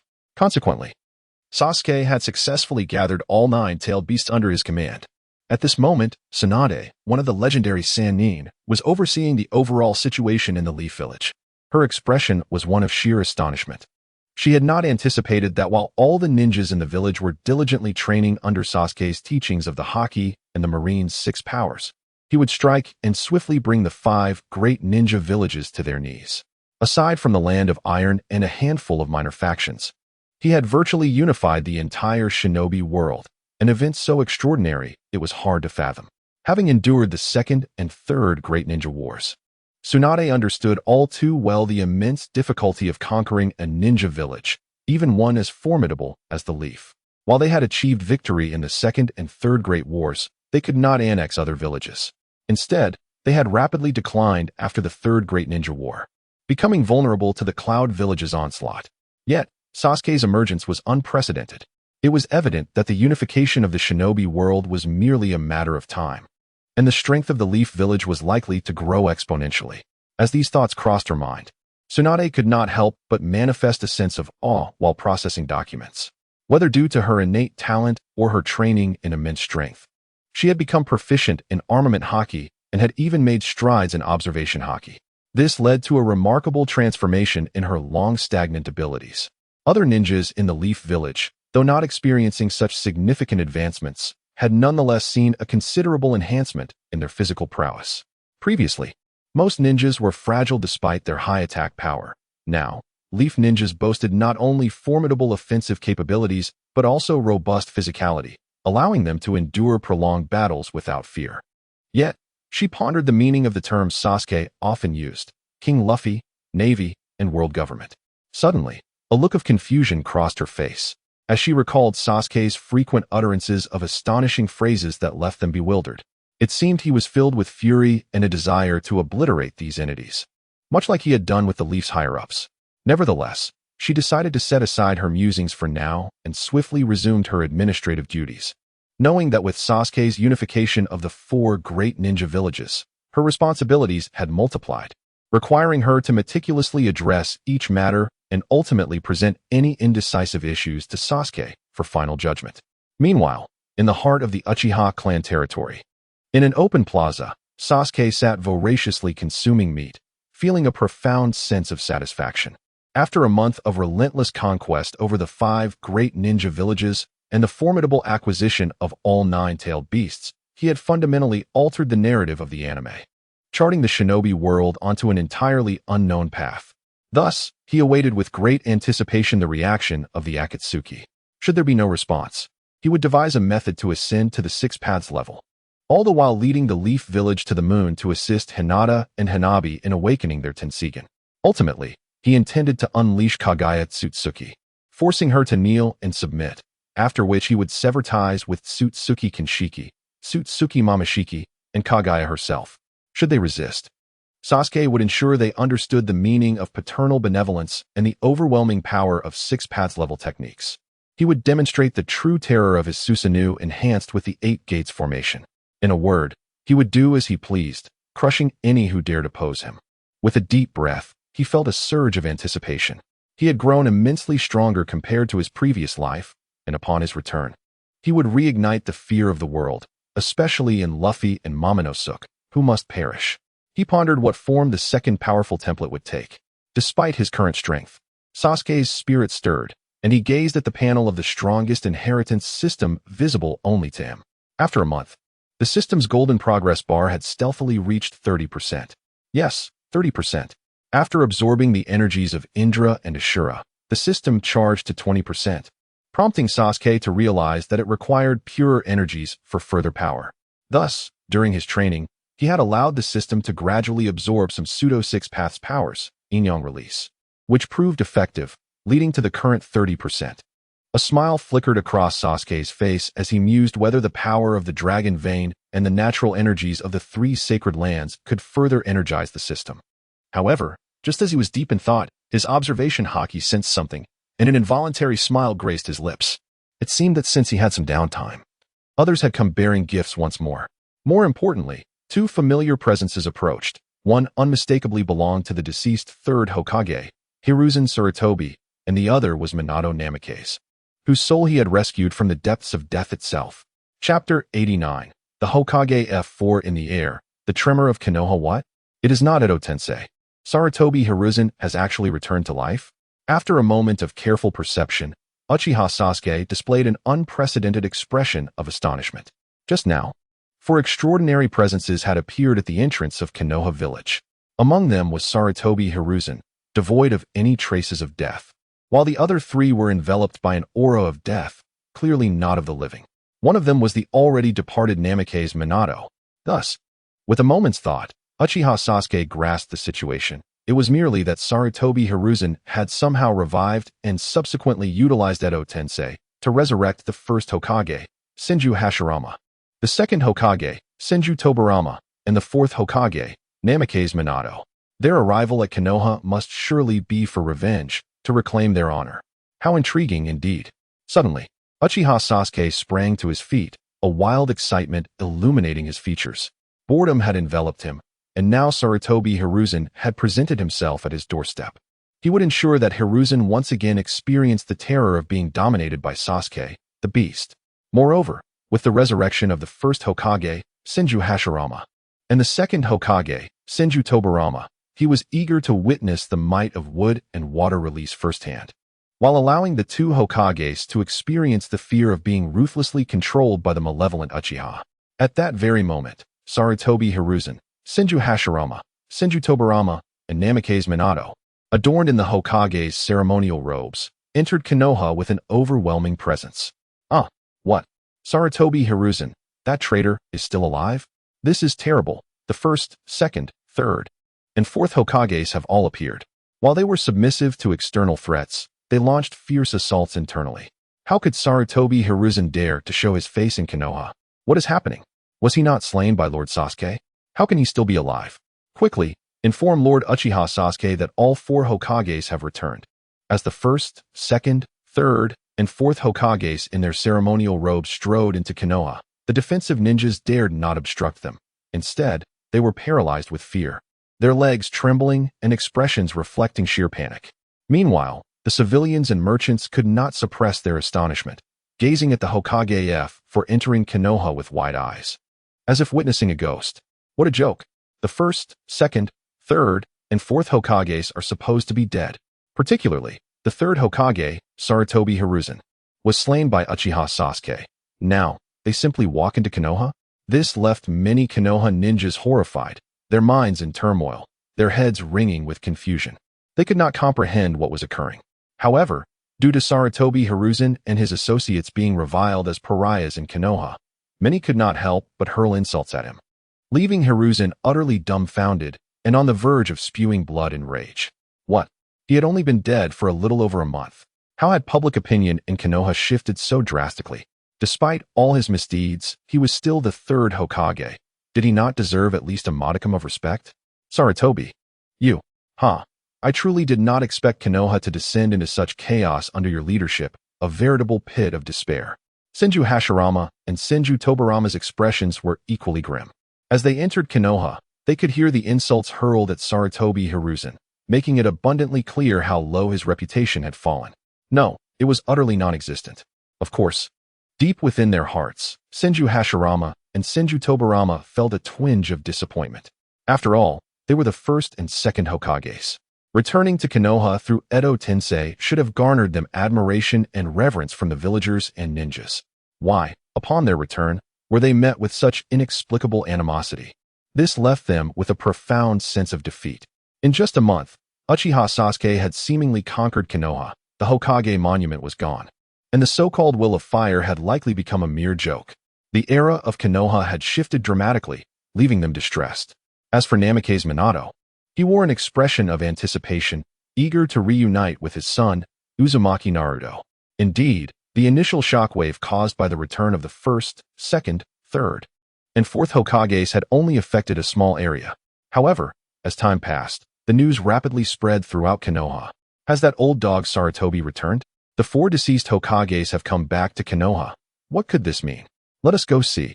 With voices rising from all corners of Konoha, civilians, merchants, and ninjas from various clans began to converge rapidly. Those who had been training, such as Kakashi, Might Guy, Narashikaku, Hyuga Hayashi, Uzumaki Naruto, Hyuga Hinata, and Hyuga Neji, all began to soar towards the Uchiha clan's territory. What a joke! They were not fools. The return of the first, second, third, and fourth Hokages to Konoha could not bode well. It was highly likely they had come to confront Uchiha Sasuke. Damn it! Perhaps hearing the insults directed at him, Sarutobi Hiruzen could no longer endure the humiliation. He glanced at Senju Hashirama and said, "First Hokage, quickly create a wooden figure. Let us stand atop its head and allow all of Konoha to bask once more in the will of fire." Whatever, Senju Hashirama shrugged nonchalantly, clapping his hands together to perform the wood release, wood clone technique. With a surge of chakra, a small tree by the roadside rapidly grew, transforming in an instant into a towering wooden figure over 50 meters tall. Without warning, with a series of whooshing sounds, the first, second, third, and fourth Hokages stood atop the wooden figure's head, gazing down upon all of Konoha. In turn, countless villagers looked up at the Hokage F4 standing atop the wooden giant, their gazes converging, and for a moment, time and space seemed to stand still. Chapter 90. Sarutobi Hiruzen was left breathless again. The entire Hidden Leaf village once again descended into a profound silence. Countless gazes converged upon the colossal wooden figure, upon which stood the first Hokage, second Hokage, third Hokage, and fourth Hokage, their eyes glinting with uncertainty. It was undeniable. The recent return of the four Hokages had caused a tremendous stir.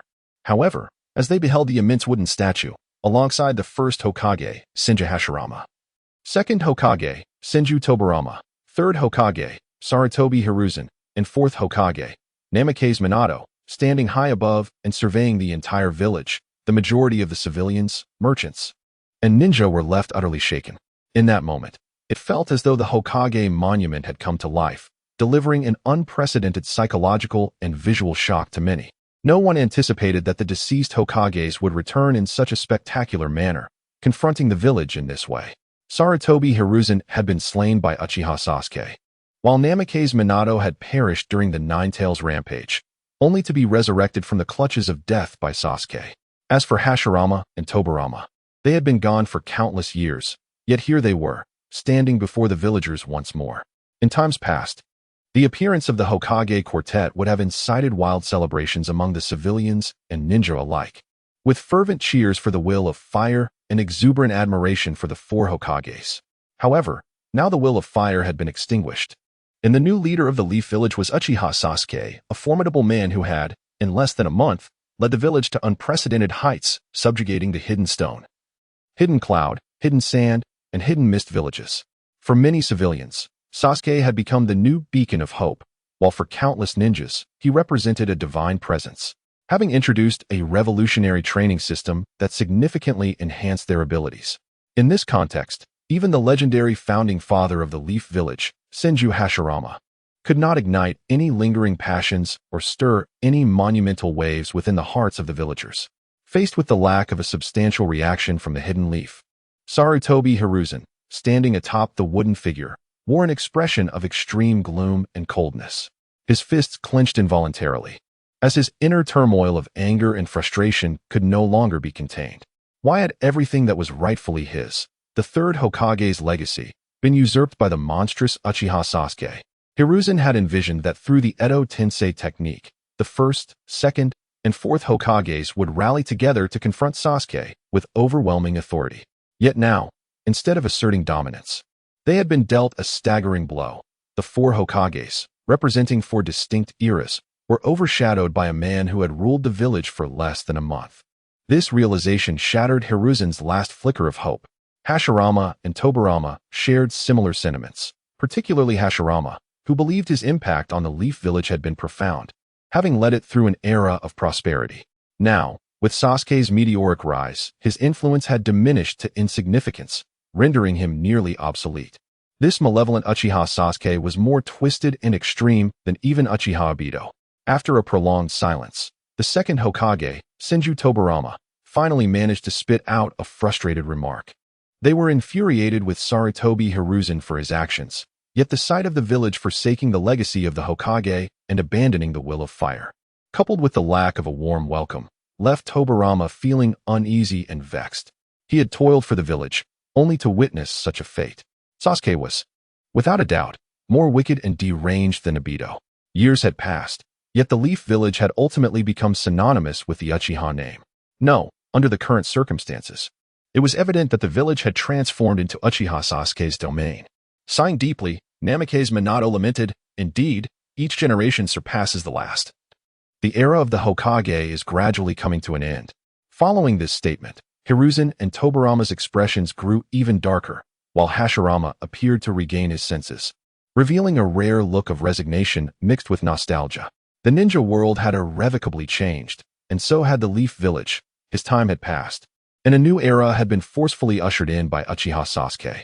However, the thought of Uchiha Sasuke being hailed as the god of shinobi ignited a flicker of uncontrollable battle spirit within Hashirama. As a man who had once subdued Uchiha Obito, he held his own pride and dignity. If Sasuke sought to steer the Leaf Village toward a new direction as the first Hokage, he must ascertain just how formidable this Uchiha Sasuke truly was. Suddenly, at that moment, Tsunade emerged from the crowd, taking a deep breath before exclaiming, "Sarutobi Hiruzen has resurrected the first, second, and fourth Hokages using the forbidden technique, Edo Tensei." As she spoke, a glimmer of realization flickered in her eyes as she added, "As for why Sarutobi Hiruzen remains alive, it undoubtedly has something to do with Mount Myaboku." It was no joke. During her time spent managing paperwork, Tsunade had diligently gathered extensive intelligence, including information regarding Orochimaru and Jiraiya. It seemed Orochimaru had joined the Akatsuki in the Hidden Rain Village, while Jiraiya remained in Mount Myaboku. Thus, it was understandable that Orochimaru's absence from Hiruzen's funeral raised suspicions. However, Jiraiya, who had the deepest emotional ties to Hiruzen, not returning indicated something was amiss. Now it appeared that the issue was not merely significant, but rather grave. Hiruzen had indeed resurrected the first, second, and fourth Hokages through Edo Tensei. What? Edo Tensei? No wonder there seemed to be a discrepancy between the third Hokage and the first, second, and fourth Hokages. Tsunade's words resonated like thunder, causing Hyuga Hisashi, Kakashi, Might Guy, and others to display expressions of sudden enlightenment. It was no wonder Sarutobi Hiruzen appeared distinctly different from Hashirama, Tobirama, and Minato. One was genuinely resurrected, while the others had been brought back through Edo Tensei. However, why had the third Hokage, Sarutobi Hiruzen, returned from the dead? Countless bewildered gazes turned towards Tsunade once more. Tsunade shrugged helplessly and stated bluntly, "I suspect it has something to do with Mount Myaboku, but I cannot ascertain the specifics of how Sarutobi Hiruzen was revived." Tsunade. Suddenly, an enraged voice erupted, seemingly triggered by Tsunade's words, as Sarutobi Hiruzen, with a ghastly expression, coughed up a mouthful of blood. Chapter 91, Uchiha Sasuke. Come out at this moment. After spitting out a mouthful of blood, a tumult of emotions surged within Sarutobi Hiruzen: frustration, fury, and disbelief. He never anticipated that the disparity among the three disciples he had painstakingly trained would be so vast. Aside from Jiraiya, who remained steadfastly loyal to him, Orochimaru had betrayed his expectations and defected, while Tsunade now spoke with a tone laced with sarcasm, showing him the bare minimum of respect by addressing him simply as Sarutobi Hiruzen. This was incomprehensible to him. Tsunade's temperament remained unchanged, just as it had been in their youth. Senju Hashirama and Senju Tobirama exchanged glances, both reflecting a sense of relief in their eyes. What more could be said? Fortunately, the higher-ups of Konoha, led by Sarutobi Hiruzen, had not descended into madness and annihilated the Senju clan entirely, leaving Tsunade as the last remaining heir. Yet, with the exposure of Sarutobi Hiruzen's actions, and under the influence of Uchiha Sasuke, it seemed even Tsunade had turned against him. It could only be said that Sarutobi Hiruzen had failed miserably, whether as the third Hokage, a mentor, or a father. Tsunade, do you not realize that I am your teacher? In the next moment, seemingly reluctant to accept defeat, Sarutobi Hiruzen wiped the blood from the corner of his mouth and bellowed, "Perhaps I have made mistakes, but once a teacher, always a father. Is this truly how you wish to treat me?" Upon hearing this, an involuntary cold smile crept onto Tsunade's lips as she looked up at Sarutobi Hiruzen, standing atop the wooden statue. "Sarutobi Hiruzen, if you regard me as a student, what do you consider me to be? A pawn? A tool? Or merely a means to enhance your illustrious image as the third Hokage?" With a sudden cough, Sarutobi Hiruzen spat another mouthful of blood, the pressure of emotion overwhelming him. Could he really have considered Tsunade a disciple? Why was there such disbelief? Especially upon witnessing the realization dawn on the faces of the Konoha shinobi. Sarutobi Hiruzen felt as if his heart were aflame, a chilling despair enveloping him. He understood now that even a month had sufficed to utterly shatter the image of the third Hokage. No matter what he said, no one would believe him. In a fleeting moment, the last vestiges of his bond with Konoha vanished, and Sarutobi Hiruzen could not suppress a mad, uproarious laughter. Indeed, he had succumbed to darkness. What was the point of all this idle chatter? His priority was to first subdue the root of all evil, Uchiha Sasuke, and then, with overwhelming power, instill a renewed sense of the will of fire in the civilians and shinobi of Konoha. How terrifying was this? Sarutobi Hiruzen was finally revealing his sinister side. Witnessing this scene, the civilians and shinobi of Konoha felt a subtle heaviness in their hearts, yet they could not help but display expressions of realization. Sarutobi Hiruzen could no longer maintain his facade. His true nature had been unmasked. Fortunately, Uchiha Sasuke had toppled the regime led by Sarutobi Hiruzen and his allies. Otherwise, they would have remained blissfully ignorant, destined to bear the weight of eternal disgrace. Konoha's Minato Namikaze could not help but display a smirk. This Sarutobi Hiruzen, clever yet ultimately undone by his own intellect, had become irredeemable after his descent into darkness, nailed to the wall of shame. Conversely, the reputation of the ruthless, tyrannical Uchiha Sasuke soared to new heights. No, Sarutobi Hiruzen clearly recognized this, his hands instinctively clutching his head as he yelled out in frustration. This dilemma was insufferably difficult. Even resurrected, he felt as if he remained ensnared in the shadow of Uchiha Sasuke. "Do you not wish to know how I was revived?" Sarutobi Hiruzen's expression darkened as he roared. "I shall tell you now. The great sage of Mount Myaboku revived me using the Senjutsu symbol from the Kingdom of Frogs. Now, I have come to Konoha with the resurrected first, second, and fourth Hokages to reclaim all that was once lost and to once again envelop Konoha in the will of fire." At this point, Sarutobi Hiruzen's expression morphed into one of ferocity and coldness, resonating with a thunderous declaration: "Uchiha Sasuke, why do you not come forth?" With that proclamation, a powerful aura erupted from the resurrected Sarutobi Hiruzen, who had regained his peak strength. Not only that, but the first Hokage, Senju Hashirama, the second Hokage, Senju Tobirama, and the fourth Hokage, Minato Namikaze seemed to lose control of their bodies, each unleashing a terrifying presence. This was not the Conqueror's haki, but the unique pressure belonging solely to the Hokage. In an instant, the combined might of the four Hokages surged together, racing towards Konoha with overwhelming speed. Clearly, Sarutobi Hiruzen intended to use the collective aura of the Hokage F4 to force the shinobi and civilians of Konoha to bow in submission. What an imposing aura! Sarutobi Hiruzen, enraged and humiliated, was preparing to strike against them. The combined might of the first, second, third, and fourth Hokages was indeed formidable. In the next moment, accompanied by a chorus of fearful gasps, some of Konoha's top combatants merely broke into a sweat, while the other civilians, Chunin and Jinin, trembled in terror, their bodies quaking under the invisible pressure. Yet, despite their fear, not a single civilian or shinobi of Konoha dared to retreat or plead for mercy. The reason was clear. Uchiha Sasuke had yet to make a move. Now, with the villages of the cloud, rock, mist, and sand all under his dominion, the adulation for Uchiha Sasuke among Konoha's civilians and shinobi had reached an unparalleled zenith. Even the Hokage F4's actions could not shake their unwavering conviction. Indeed, Sarutobi Hiruzen, you have returned only to seek your own demise. Since the great sage of Mount Myaboku has resurrected you with the Senjutsu symbol, it appears that Mount Myaboku has already paved the way for your downfall. Boom. Accompanied by an overwhelmingly powerful voice, dark clouds began to gather without warning, and lightning flashed ominously. Then, an aura that commanded the shinobi world, compelling heaven and earth to submit, surged forth from the Uchiha clan's domain, crashing toward the united might of the Hokage F4 with unstoppable force. Chapter 92, Sarutobi Hiruzen. Let the village of Konoha embrace the baptism of the will of fire in an instant. Uchiha Sasuke's overwhelming presence clashed with the formidable aura of the Hokage F4, resulting in a thunderous roar that reverberated through the air. The terrifying confrontation of their energies caused the atmosphere in the vicinity to shatter, leaving visible cracks in its wake. As the waves of their might surged forth, the very fabric of the world seemed to tremble, with swirling dark clouds and raging thunder weaving together, resembling an apocalyptic scene of sheer horror and astonishment. However, despite the explosive spectacle, the villagers and ninjas of Konoha remained largely unaffected, as if shielded by an invisible barrier formed by Sasuke's overwhelming presence.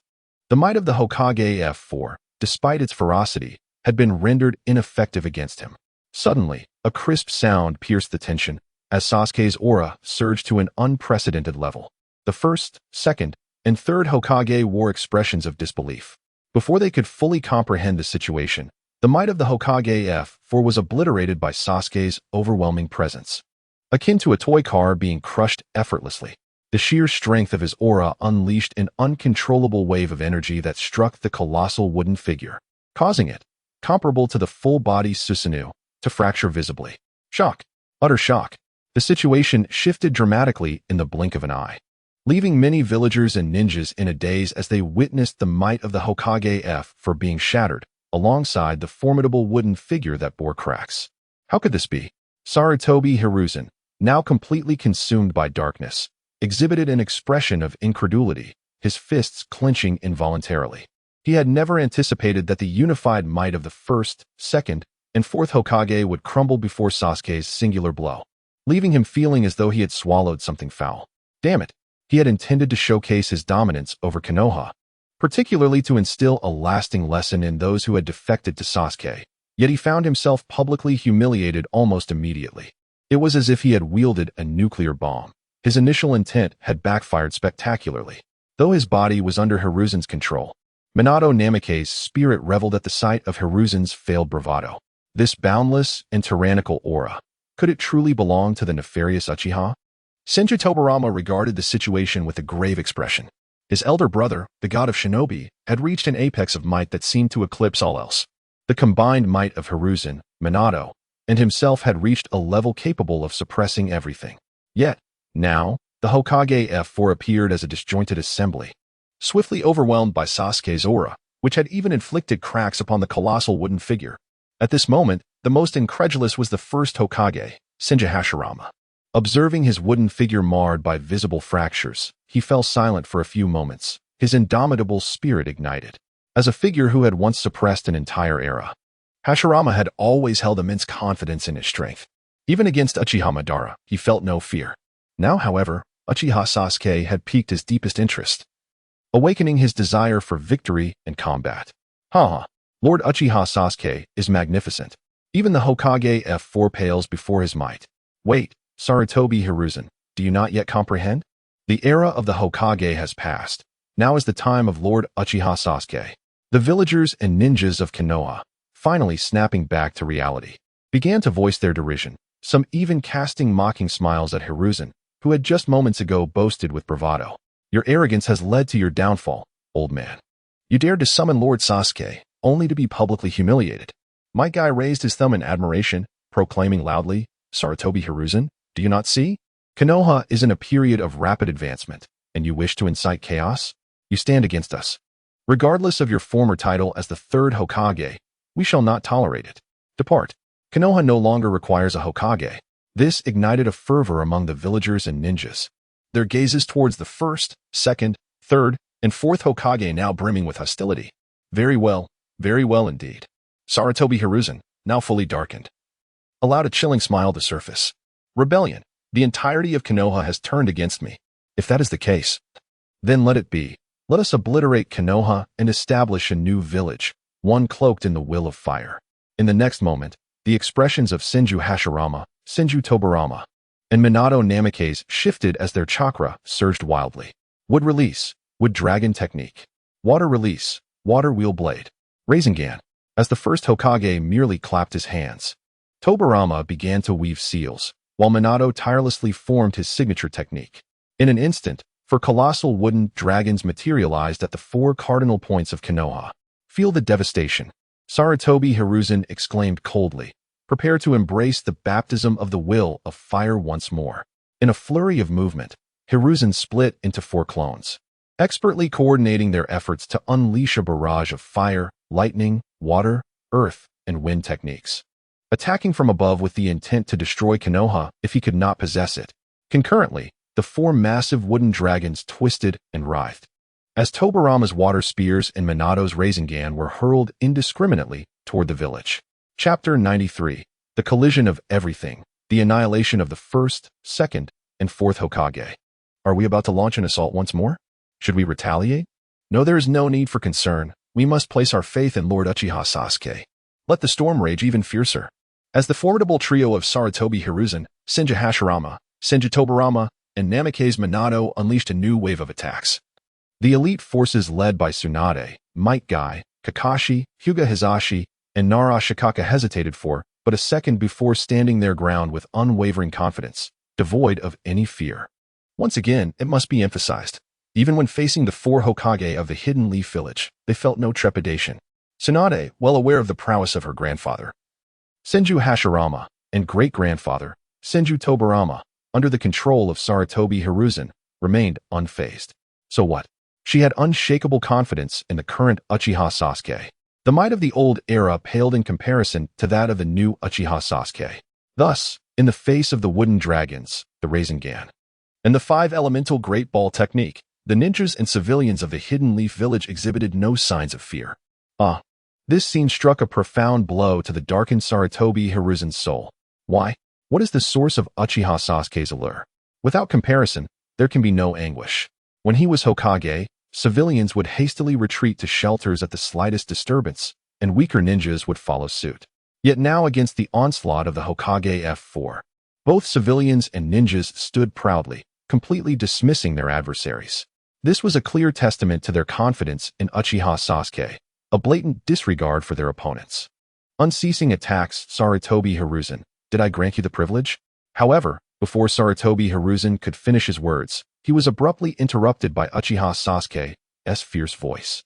Instantly, countless citizens of the Hidden Leaf Village witnessed a scene they would never forget. Uchiha Sasuke, enveloped in the aura of armament haki and conqueror-s haki, surged forth from the Uchiha clan grounds at an astonishing speed, crashing into the assaults of the Hokage F4. Boom, boom. The resounding explosions echoed as Uchiha Sasuke shattered the five elemental Great Ball technique, Rasengan, and the hard spiral water blade with his very being. In an instant, it resembled a fireworks display, erupting above the Hidden Leaf Village and sending shockwaves rippling in all directions. Meanwhile, the four wooden dragons, which were capable of suppressing the Nine Tails, fared even worse. Before they could react, Uchiha Sasuke seized their tails and hurled them away, crashing them into the ground dozens of kilometers away. creating thundering reverberations and mushroom clouds. All of this transpired in less than 3 seconds. Many civilians and weaker ninjas of the Hidden Leaf Village were still processing the events when they beheld Uchiha Sasuke hovering in midair. While the onslaught of the Hokage had been decisively neutralized, and the crisis facing the village had vanished without a trace. Lord Uchiha Sasuke has made his move. His power is truly overwhelming, a one-sided obliteration. In a moment of action, Uchiha Sasuke had resolved the impending threat to the Hidden Leaf Village. Soon enough, as realization dawned upon them, civilians and ninjas alike erupted into cheers. Gazing at Uchiha Sasuke suspended in the air as if he were a deity, their eyes filled with an almost fanatical reverence. Tsunade Kakashi might guy? And Nara Shikaku exchanged knowing smiles, their hearts entirely at ease. The intervention of Lord Uchiha Sasuke heralded the impending doom for the Hokage F4, particularly Sarutobi Hiruzen, who was about to experience the terror of being dominated by Uchiha Sasuke once more. So powerful, even the wooden dragons were no match for him, despite being mentally prepared. Senju Hashirama, standing atop the wooden statue, wore an expression of utmost gravity. He had not anticipated Uchiha Sasuke's terrifying strength. Observers could see that their previous assault had been unleashed with all their might, yet Uchiha Sasuke had effortlessly countered it with his body, emerging unscathed. His physical prowess seemed more monstrous than even that of Sage Mode. Feeling a sense of unprecedented danger, Senju Tobarama's soul tingled with anxiety. The threat he perceived from Uchiha Sasuke now surpassed that of Uchiha Madara, as if he could be obliterated in an instant without the chance to utilize the Flying Thunder God technique. His strength had indeed grown. Though Namake's Minato had lost control of his Edo Tensei body, he too was astounded. In less than a month, Uchiha Sasuke's might had escalated to an alarming degree. His rate of improvement was astonishingly rapid. Uchiha Sasuke, you have finally emerged. At that moment, Sarutobi Hiruzen suppressed his inner turmoil, feigning calmness as he coldly declared, "Didn't he expect this, did you? I, the third Hokage, Sarutobi Hiruzen, have returned." Huh. A flicker of disdain passed through Uchiha Sasuke's blood-red Sharingan as he retorted, "What does it matter if you've returned? You will still be obliterated. If you possess the capability, have the great Toad Sage resurrect you. Each time you return, I shall destroy you anew."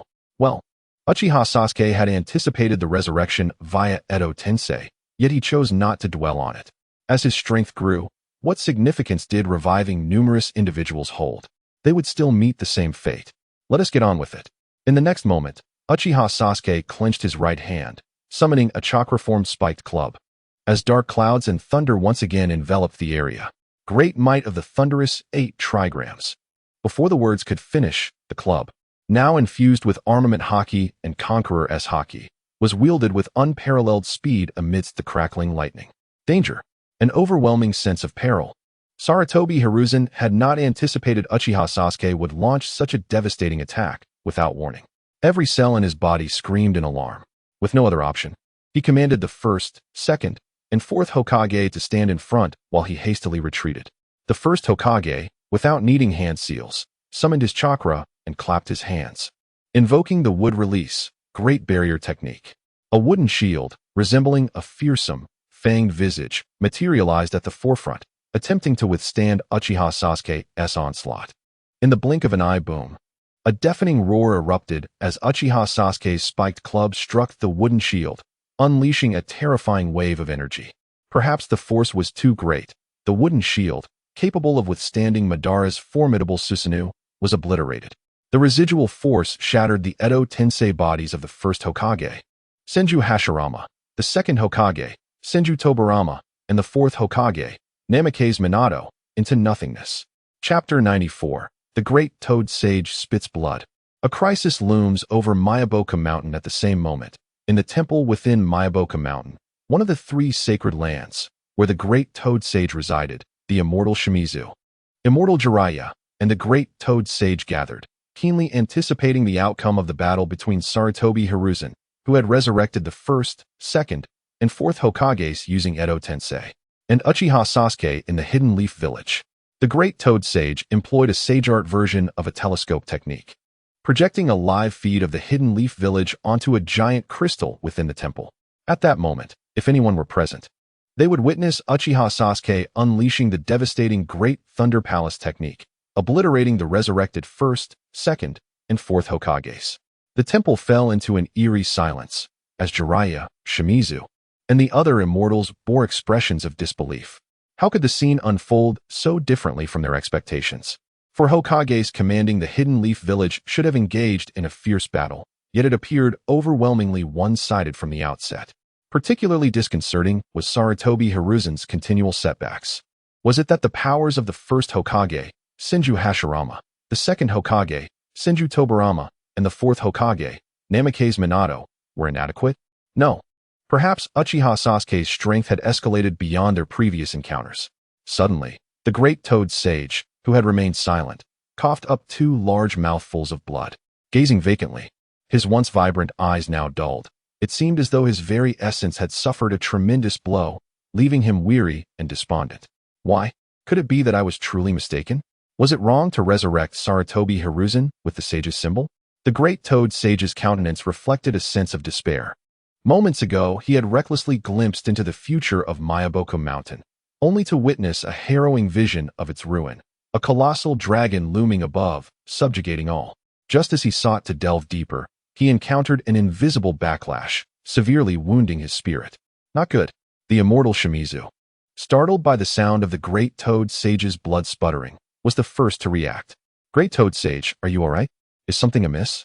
Immortal Jiraiya's eyes filled with urgency as he added, Great toad sage, you are our last resort. You must not falter. Silence. The great toad sage's voice boomed, filled with ire. It is precisely because I used the sage's symbol to resurrect Sarutobi Hiruzen that Mayaboku Mountain now faces a dire fate. The future is grim. Discomfort surged through him. The great toad sage had always possessed confidence in his own power and methods. Even resurrecting Sarutobi Hiruzen was a precautionary measure, intended to restrain the uncontrollable Uchiha Sasuke. Yet, he had not anticipated the gravity of the situation. Uchiha Sasuke's strength had surged beyond imagination. Even the 4 Hokages of the Hidden Leaf seemed incapable of posing a threat to him. Jiraiya, wearing an awkward expression, cautiously interjected, Great Toad Sage, you need not be so pessimistic. The first, second, and fourth Hokages, even if defeated, can still regenerate after Edo Tensei. Moreover, the first Hokage has yet to utilize his wood-release techniques. The outcome remains uncertain. Stubborn, the Great Toad Sage retorted coldly, I have foreseen the future. Mayaboku Mountain may very well face annihilation at the hands of Uchiha Sasuke. What? No, that cannot be. The immortal Shimizu and immortal Jiraiya's expressions shifted dramatically, their voices tinged with panic. Jiraiya, as if struck by a blow, stood frozen in disbelief. The battle had yet to conclude. Yet the great toad sage had already foreseen a grim fate for Mayaboku Mountain. Was this a lack of faith in the first, second, third, and fourth Hokages? More crucially, while the Hokage F4 struggled against Uchiha Sasuke, their true powers had yet to be unleashed, particularly the first Hokage's sage art would release. No, I refuse to believe it. Jiraiya shook his head frantically, exclaiming, I have faith in Lord Hiruzen. He will surely emerge victorious. With a heavy sigh, the great toad sage adjusted his mindset. If you do not believe, then continue watching. Very well. Jiraiya clenched his fists tightly, resolutely fixating on the image within the giant crystal. Meanwhile, the immortal Shimizu and immortal Jiraiya's gazes also turned to the screen, their hearts increasingly unsettled. While others might doubt the great toad sage, they revered him, and this time, Mayaboku Mountain seemed to have indeed encountered insurmountable challenges. As for the great toad sage, although he observed the scene on the crystal, his thoughts were already racing ahead, preparing for a future he had never before anticipated. Meanwhile, in the Hidden Leaf Village, with a resounding explosion, the devastation of the first, second, and fourth Hokages reverberated throughout the land, obliterating the 50-meter-tall wooden construct upon which they stood, unleashing a cataclysmic shockwave that shook the very heavens. Terrifying. The scene was nothing short of horrific. No one had anticipated Uchiha Sasuke's overwhelming force as he crushed everything in his path. He was undeniably formidable. Uchiha Sasuke's might was astonishingly fearsome. As the reverberations gradually subsided, many civilians and ninjas in the Hidden Leaf Village erupted with exhilaration, voicing their astonishment. They had never imagined that Uchiha Sasuke could annihilate the first, second, and fourth Hokages in an instant, leaving them no chance to retaliate. Ironically, Sarutobi Hiruzen, who had once spoken bravely yet acted timidly, had placed the resurrected Senju Hashirama, Senju Tobirama, and Namikaze Minato in the line of fire. Reminiscent of the past, when he had allowed Tika Kashin and Mito Kimizumi to bear the brunt of danger. Phew! Having swiftly retreated from the hidden leaf village, Sarutobi Hiruzen wiped the cold sweat from his brow and breathed a sigh of relief. Fortuitously, he had withdrawn quickly and cleverly positioned the resurrected first, second, and fourth Hokages in front of him. Otherwise, he might have faced death once more. Chapter 95. The Art of the Gods. Would release. True Thousand Hands. Susanoo with Azure Dragonah. Uchiha Sasuke, you have forced my hand. Once again, Sarutobi Hiruzen, consumed by darkness, gritted his teeth and unleashed a furious roar, declaring, "This time, I shall demonstrate what true cruelty looks like, and the village hidden in the leaves must be destroyed. In the future, I will establish a leaf village that embodies the will of fire." With his words barely uttered, a tremendous surge of chakra enveloped him, and Sarutobi Hiruzen began to weave hand signs anew. As a consequence, the shattered forms of the first, second, and fourth Hokages, which had been obliterated moments before, swiftly reconstituted themselves by his side amidst swirling dust. What? Just moments ago, they had been annihilated, and now they were restored. The expressions of the first, second, and fourth Hokages were profoundly complex. Among them, Hashirama Senju, the first Hokage, shot a displeased glare at Tobirama Senju, the second Hokage, muttering under his breath about the sacrilege of their souls by the very ninjutsu he had researched. Even he, formidable as he was, felt the indignity of being repeatedly desecrated. Tobirama, sensing the tension, wore an awkward expression, feeling the discomfort of having his own soul similarly sullied. With no recourse, they could only stand against Uchiha Sasuke under Sarutobi Hiruzen's control. Ha ha ha! Sarutobi Hiruzen laughed maniacally, proclaiming, "The reanimated dead through Edo Tensei cannot be killed by ordinary means." Sasuke, unfazed, shrugged nonchalantly and replied, "Hiruzen, there is no need for such trivialities. I am well aware that the reanimated possess immortality. Even when struck down to the brink of death, the caster can revive them once more." However, he withheld one crucial point. He had not yet employed the power of yin-yang release, which, when combined with the truth-seeking balls, could have a devastating effect on the bodies reanimated by Edo Tensei. He pondered how the fusion of yin-yang release with the advanced forms of haki would manifest. "Since you are aware, brace yourself for the wrath of the Hokage." Sarutobi Hiruzen's eyes glinted with a cold, murderous intent as he bellowed, "Now, witness the terrifying power that once instilled fear throughout the shinobi world." Sasuke, undeterred, felt a flicker of anticipation and excitement as he declared, "Let us see who shall emerge victorious in the end." Despite being on the verge of a breakthrough to the Six Paths level, Sasuke was uncertain of his own true strength. With Hashirama Senju as his stepping stone, he sought to make Sarutobi Hiruzen experience despair once more. "Still looking down on me?" Observing Sasuke's unwavering confidence and ferocity, Sarutobi Hiruzen, now entirely consumed by darkness, trembled in rage, hastening his hand signs. He was determined not to remain overshadowed by Sasuke, nor to be controlled by him again. "This is bad. It is coming. My body is no longer under my command." The atmosphere thickened, signaling an all-out assault was imminent. Before Hashirama could react, chakra surged violently from him, radiating outward in all directions. Then, without warning, a visage of a sage appeared on Hashirama's cheek, and his chakra transformed into sage chakra. Perhaps due to the sheer magnitude of his power, the natural energy within a radius of several dozen kilometers responded to him. Is this the sage mode of the first Hokage? Witnessing this scene, many ninjas from the Leaf Village widened their eyes in disbelief, especially Tsunade, Kakashi, and Mangekyou, whose pupils involuntarily contracted as they realized the first Hokage was indeed entering sage mode. More importantly, entering this mode meant that Hashirama Senju, reanimated by Edo Tensei, would unleash the legendary technique that once defeated Uchiha Madara, the art of the gods, would release, true Thousand Hands. Hashirama did not disappoint. Joining his hands together, he activated his ultimate technique. Boom. A cataclysmic sound reverberated as the ground outside the Leaf Village began to crack extensively. Enormous trees erupted from beneath the earth, inexorably rising upwards. Initially, the chaos seemed disorganized, but as time passed, the colossal trees began to break and reassemble, culminating in less than 10 seconds into a towering statue of Avalokiteshvara, over 800 meters high, adorned with countless massive arms. It appeared still, yet an intangible aura of dread enveloped the entire Leaf Village. How terrifying! This is the wood release of the first Hokage, True Thousand Hands. The oppressive force was overwhelming. Gazing at the enormous statue, the villagers of the Leaf, after a brief moment of silence, erupted into an uproar. They had always known of the first Hokage's formidable wood release, but witnessing it firsthand made them realize they had underestimated him. However, with the third Hokage, Sarutobi Hiruzen, being forced to reveal his ultimate move, the new leader of the Leaf, Uchiha Sasuke, would undoubtedly rise to the occasion, instilling a sense of confidence among them. Atop the head of the True Thousand Hands stood Hashirama Senju, Tobirama Senju, Sarutobi Hiruzen, and Minato Namikaze, each bearing different expressions. Despite their irritation towards Hiruzen, Hashirama's eyes gleamed with a fierce battle intent, for the true identity of the shinobi god was about to be revealed. Tobirama and Minato shared a curious glance, both fully aware that the True Thousand Hands represented a trump card. If it proved ineffective against Sasuke, the outcome would likely be sealed. That sensation.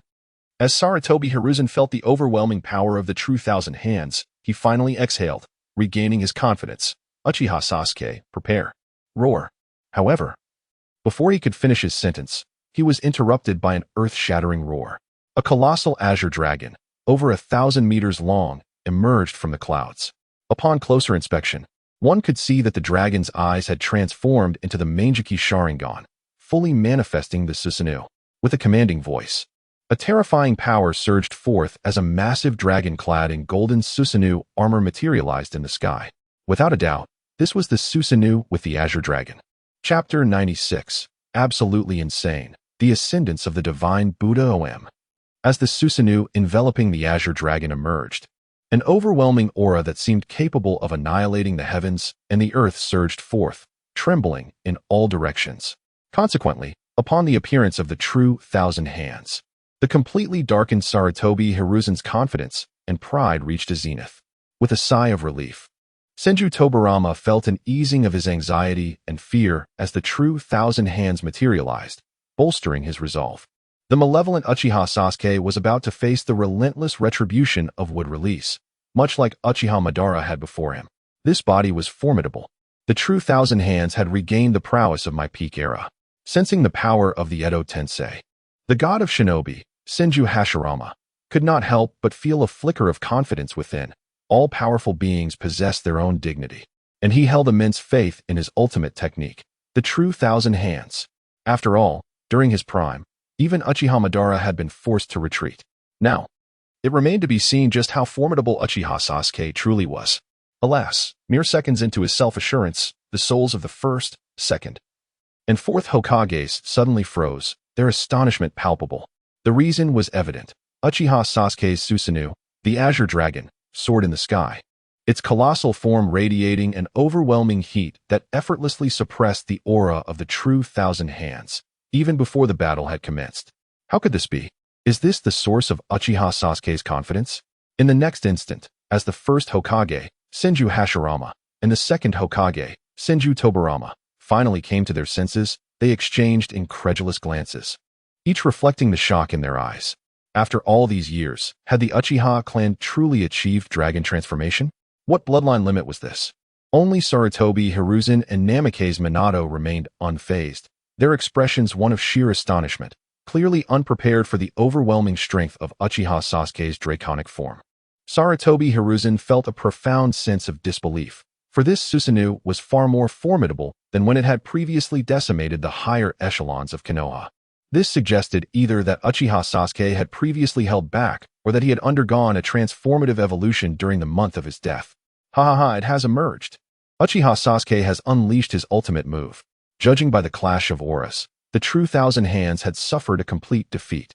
At this moment, the most elated were the civilians and shinobi of Konoha. They had previously witnessed the Azure Dragon when Uchiha Sasuke had rampaged through Konoha F4, but this time, their excitement reached new heights as they now stood as staunch supporters of Uchiha Sasuke, firmly on the side of justice. Thus, even the True Thousand Hands of the first Hokage held little significance in their eyes. Come, let us confront one another. In the air, the dragon-formed Uchiha Sasuke paid little heed, emitting a voice akin to thunder, his colossal dragon head casting scornful glances at the Hokage F4 atop the massive Guanyin statue. Uchiha Sasuke, do you truly believe you have us at your mercy? Upon hearing this, the completely darkened Sarutobi Hiruzen could not contain his fury, shouting, "Let me show you the full power of the true Thousand Hands."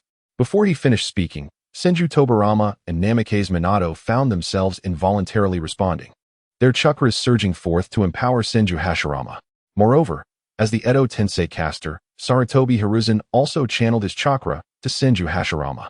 Indeed, this time, Sarutobi Hiruzen sought to amalgamate the strength of the four Hokages, elevating the sage art, would release true Thousand Hands to a new level. What a sensation! Chakra surged from Senju Hashirama's Edo Tensei body, all focusing on the true Thousand Hands. Boom! In an instant, amidst the frantic surging of chakra, the true Thousand Hands erupted with a dazzling light, expanding in size from over 800 meters to over 1,500 meters, with countless gigantic arms swelling significantly. The intangible aura that erupted began to rise, finally suppressing the overwhelming aura of the Azure Dragon Susanoo. This time, with the upper hand in terms of aura. Sarutobi Hiruzen was seldom seen with tears welling in his eyes, his excitement unmistakable. It had been a long journey since his resurrection, leading the first, second, and fourth Hokages back to Konoha to reclaim what was lost, only to be repeatedly belittled by Uchiha Sasuke. Now at last, he had managed to gain the upper hand in aura, ready to unleash his power. Hiki, since the true Thousand Hands can grow taller, so too can the Azure Dragon. Uchiha Sasuke, unfazed, twisted his immense form, golden light beginning to radiate in all directions as his aura surged. Then, before the astonished eyes of all, the dragon incarnate of Uchiha Sasuke expanded from over 1,000 meters to over 2,000 meters in length, accompanied by an exponential surge in aura that shattered the momentum of the true Thousand Hands. Indeed, you have not misread. This time, the true Thousand Hands intangible aura was utterly obliterated, almost with no resistance, the resulting shockwaves generating earth-shattering energy fluctuations that reverberated in all directions. Silence. The most dreaded moment is when the air suddenly thickens. Sarutobi Hiruzen, who had been on the verge of tears, found himself frozen in shock, his eyes wide open, rendered speechless. How many times had he been struck since returning to Konoha to confront Uchiha Sasuke? Was it really necessary to be so unreasonable? In that instant, even the completely darkened Sarutobi Hiruzen felt a strain on his composure, while Senju Hashirama's gaze was vacant. He had considered himself a monster, but in comparison to Uchiha Sasuke, even as the god of shinobi, he felt slightly inferior. The malevolent Uchiha Sasuke was truly terrifying. Senju Tobirama's Edo Tensei body shuddered, leaving him at a loss for words. These are merely basic maneuvers. However, Namikaze Minato, with a hint of a smile, remarked, Uchiha Sasuke truly is the man recognized by my son, Naruto Uzumaki. But no, at that moment, the completely darkened Sarutobi Hiruzen, in a frenzy, surged with chakra, controlling Senju Hashirama to unleash an attack. Super, the ascendance of the divine Buddha. Before Senju Hashirama could comprehend the situation, his body once again acted of its own accord, his hands clasping together, conveying the latest attack command. Chapter 97. The hard clash with the Buddha of the Pinnacle, leaving the Hokage F4 in despair. Boom. In the next moment, as the ground trembled incessantly, resembling an earthquake, the colossal statue of the Bodhisattva began to writhe. The thousands of gigantic arms behind it simultaneously clenched into fists, and the terrifying chakra of the sage art enveloped the enormous wooden fists, suddenly launching towards the dragon-formed Uchiha Sasuke. Perhaps the force was too overwhelming. Even the shockwave caused the air to rupture, creating visible fissures. It had begun. Sarutobi Hiruzen, cornered and desperate, unleashed his ultimate move. It was said that a single punch from the true Thousand Hands could obliterate mountains and meteors. Now, with thousands of gigantic fists, one could only wonder how Lord Uchiha Sasuke would respond. Seeing such a scene, Tsunade, Kakashi, Might Guy, Hinata Hisashi, and others from Konoha village cast their eager gazes towards the targeted Uchiha Sasuke, all anticipating his next move. Yet, to everyone's astonishment, the dragon-formed Uchiha Sasuke, encased in Susanoo armor, merely cloaked his massive body in a golden hue of haki and conqueror's haki, hovering in midair. It was as if he intended to withstand the world-destroying might of the pinnacle Buddha with his own form. What? Sarutobi Hiruzen exclaimed in disbelief. quickly followed by a surge of euphoric joy. Uchiha Sasuke was indeed arrogantly overconfident, still seeking to show off even at this juncture. If that was the case, he would ensure that Sasuke paid a bloody price for his hubris. He should brace himself for the retribution of the true Thousand Hands. Isn't this an utter underestimation? Senju Hashirama was rarely agitated, but this Uchiha Sasuke was indeed looking down on them too much. After all, he was the god of ninjas. Now, faced with repeated slaps to the face and being belittled even while unleashing his ultimate technique, the true Thousand Hands, this was intolerable. Buzz. As Senju Hashirama's fury intensified, the assault of the true Thousand Hands escalated, with faster strikes almost overwhelming Uchiha Sasuke. Given that the dragon-formed Uchiha Sasuke extended over 2,000 meters, every colossal fist had a target, and under countless gazes, the massive fists of the true Thousand Hands, imbued with a power that distorted the very fabric of space, thunderously struck against the Susanoo armor. Clang, clang. The earth-shattering sounds of metal colliding echoed, yet the Susanoo armor did not crumble as anticipated. Instead, it endured the onslaught of thousands of gigantic fists, unleashing energy waves that rippled outward like water, sweeping across the surrounding area for dozens of kilometers. In such a scenario, even Konoha village could not escape unscathed.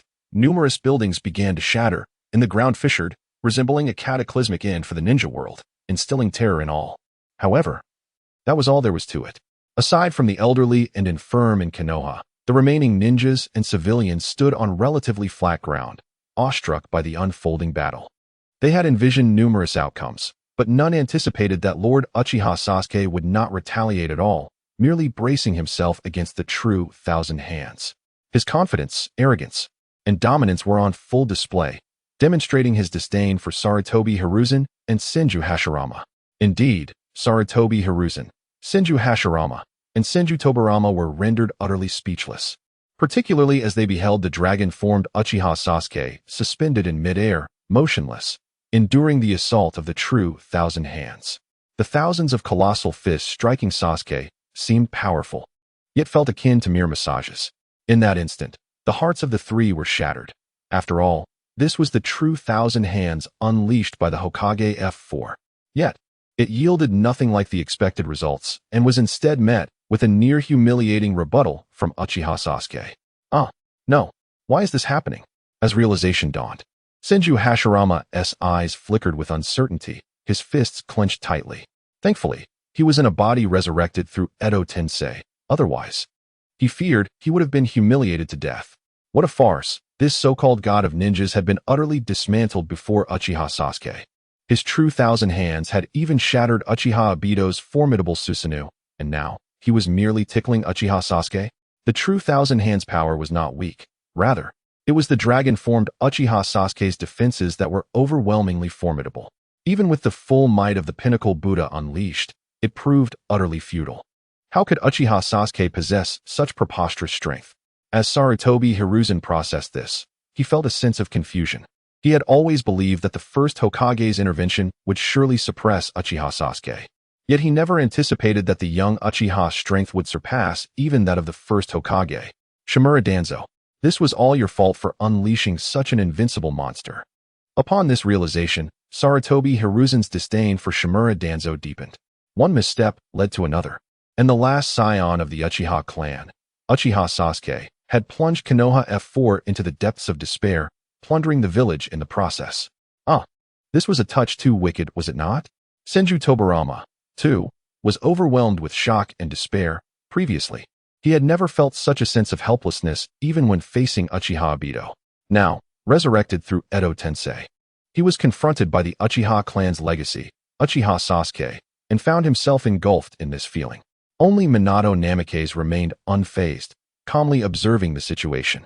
He held no worry for Konoha's future and was completely at ease with Naruto following Uchiha Sasuke. 1 second, 3 seconds, a minute. As time passed, the true Thousand Hands continued their assault for over 2 minutes, with thousands of colossal fists having struck countless times, yet failing to pose any real threat to the dragon-formed Uchiha Sasuke. Instead, they unleashed surges of energy that devastated the surrounding environment for miles. Roar! At that moment, a thunderous roar echoed across the sky.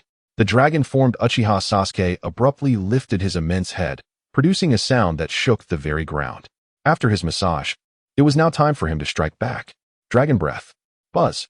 With the fervent gathering of Haki, Conqueror's Haki, and Yin-Yang release powers, the dragon-embodied Uchiha Sasuke suddenly opened his mouth, disregarding the massive fists, and unleashed a torrent of golden dragon breath. One that seemed capable of annihilating the heavens and the earth, directed straight at the true Thousand Hands. Chapter 98. The destruction of the true Thousand Hands. The moment Uchiha Sasuke transformed into his dragon form, he disregarded the true Thousand Hands and retaliated fiercely.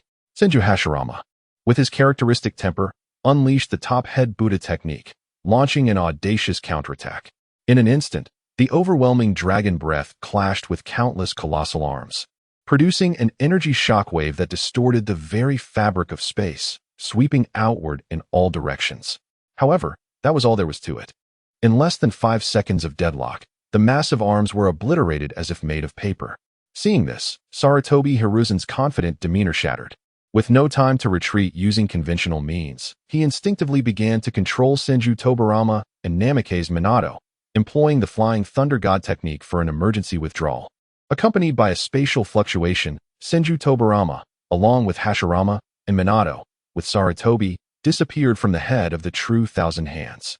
In the instant the Hokage F4 vanished, the terrifying dragon breath, imbued with destructive power, struck the enormous cannon statue, enveloping the towering figure that stood over 1,500 meters tall. Crack! Crack! The sound of shattering echoed as the true Thousand Hands, despite exerting its utmost resistance, found itself helpless against the relentless assault of dragon breath. The sage chakra surged wildly, causing ruptures in the air and tremors in the space around, yet it proved futile against the merciless consumption of the dragon breath. Astonishment gripped the onlookers. No one anticipated that Uchiha Sasuke, upon transforming into his dragon form, would unleash such apocalyptic power. First, he used the top head Buddha technique to bolster his dragon body, then unleashed the dragon breath, annihilating the true Thousand Hands. Even the ninjas of Konoha were left speechless. Dominance and invincibility were the immediate sentiments shared by countless Konoha ninjas. Finally, as the dragon breath dissipated, the true Thousand Hands, which had towered at 1,500 meters, had vanished entirely, leaving behind a massive pit several kilometers wide at its former location. Victory! It was overwhelmingly powerful, shaking the very core of their beings. The true Thousand Hands was no match for Lord Uchiha Sasuke. The identity of the true god of ninjas had become glaringly evident. Even the first Hokage, Senju Hashirama, appeared as a mere junior before Uchiha Sasuke. Moments later, the stunned Tsunade, Kakashi, Might Guy, Narashikaku, and other Konoha ninjas erupted into cheers, with the civilians unable to contain their exhilaration. What more could be said? Lord Uchiha Sasuke had indeed exceeded their expectations. Even the formidable true Thousand Hands, bolstered by the Hokage F4, was doomed to be crushed by Uchiha Sasuke. As for Sarutobi Hiruzen and his comrades, they retreated like defeated hounds, once again humiliated. Meanwhile, a gasp escaped Sarutobi Hiruzen as he retreated over 10 kilometers using the Flying Thunder God technique, his pale visage betraying the gravity of the situation. He coughed up a mouthful of blood, dread washing over him. Thankfully, he had previously left some Flying Thunder God kunai outside Konoha for emergencies. Otherwise, he might not have escaped the devastating dragon breath that obliterated the true Thousand Hands. Why?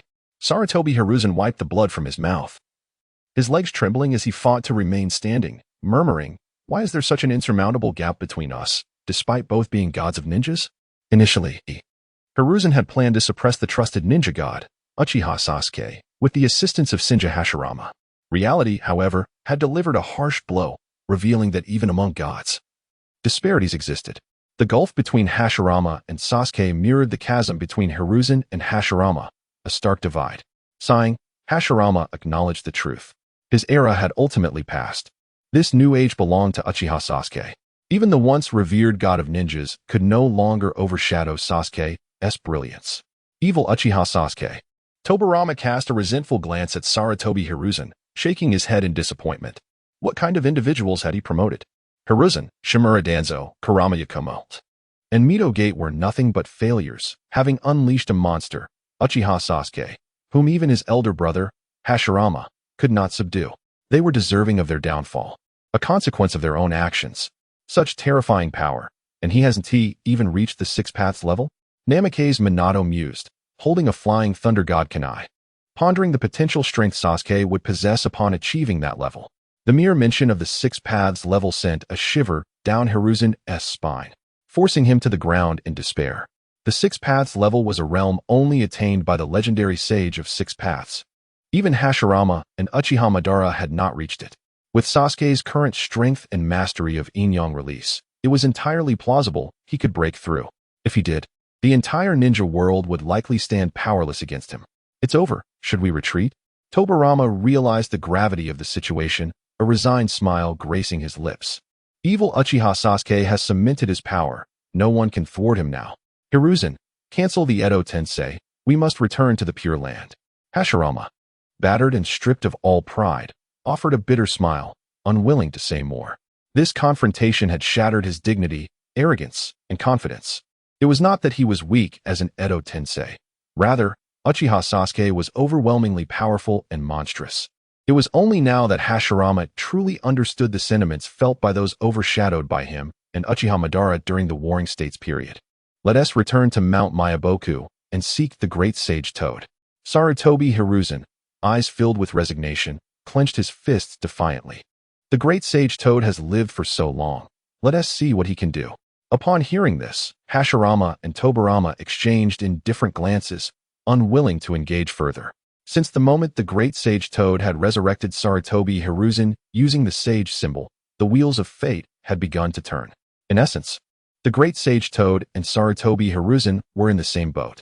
Given Uchiha Sasuke's violent temperament, Mount Myaboku would likely no longer remain untouched. Chapter 99, Akatsuki. Step forward at that moment. As Sarutobi Hiruzen knelt helplessly on the ground, a realization struck him, and he uttered in disbelief, "Why has Uchiha Sasuke remained suspended in midair, utterly motionless?"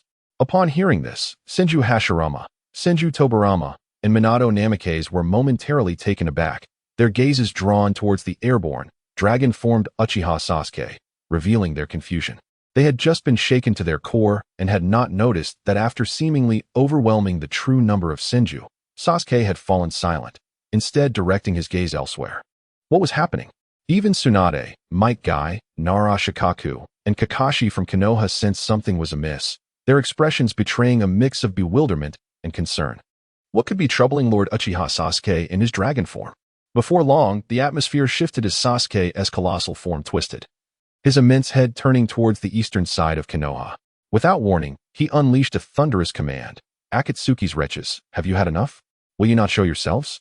With that, Uchiha Sasuke emerged from his dragon form, hovering majestically in the air, asserting with unyielding authority, "Come forth. I shall deal with you alongside Sarutobi Hiruzen." Boom. His voice reverberated, leaving the ninjas and civilians of Konoha in a state of shock. Akatsuki? Were its members nearby? While the civilians may have been oblivious to the organization, the elite forces of Konoha, including Tsunade, Might Guy, and Hinata Hayashi, were well aware of this mercenary group that had taken refuge in the Rain Village. Kakashi, suddenly realizing the implications, clenched his fists, his expression darkening with unmasked fury. The arrival of Akatsuki signified that the masked man, Uchiha Obito, was likely among them. Excellent. This was truly fortuitous. Kakashi's rage morphed into a sardonic smile, his body trembling with anticipation. Over the past month, he had diligently trained, enhancing his physical capabilities and chakra reserves. Now, the opportunity to confront Obito, a wretched soul unworthy of the Uchiha name, had presented itself. There were many truths he needed to uncover. Meanwhile, upon hearing the name of Akatsuki, Hashirama and Tobirama instinctively turned their bewildered gazes towards Sarutobi Hiruzen, while Minato's eyes glinted with anger. This Akatsuki had once been a mercenary organization. Noticing the scrutiny from the first and second Hokage, Sarutobi Hiruzen furrowed his brow and spoke softly. When Uchiha Sasuke overwhelmed our Konoha F4, he revealed the identity of the masked man, Obito Uchiha, a former member of Minato's team. It appears he is one of the masterminds behind Akatsuki. As he spoke, Sarutobi Hiruzen cautiously rose to his feet, a hint of uncertainty in his voice. If even our Hokage F4 was crushed, what audacity does Akatsuki possess to dare come to Konoha? It was not that Sarutobi held Akatsuki or Ibido in contempt, but rather, Uchiha Sasuke's strength had transcended even that of the legendary Senju Hashirama and Uchiha Madara. The arrival of Akatsuki at this juncture would be akin to delivering themselves as offerings. Another Uchiha? Hashirama and Tobirama involuntarily twitched their lips in frustration. Simultaneously, in a secluded canyon on the eastern edge of Konoha, the members of Akatsuki, having decided to alter their plans and strike Konoha early, pressed forward towards the village.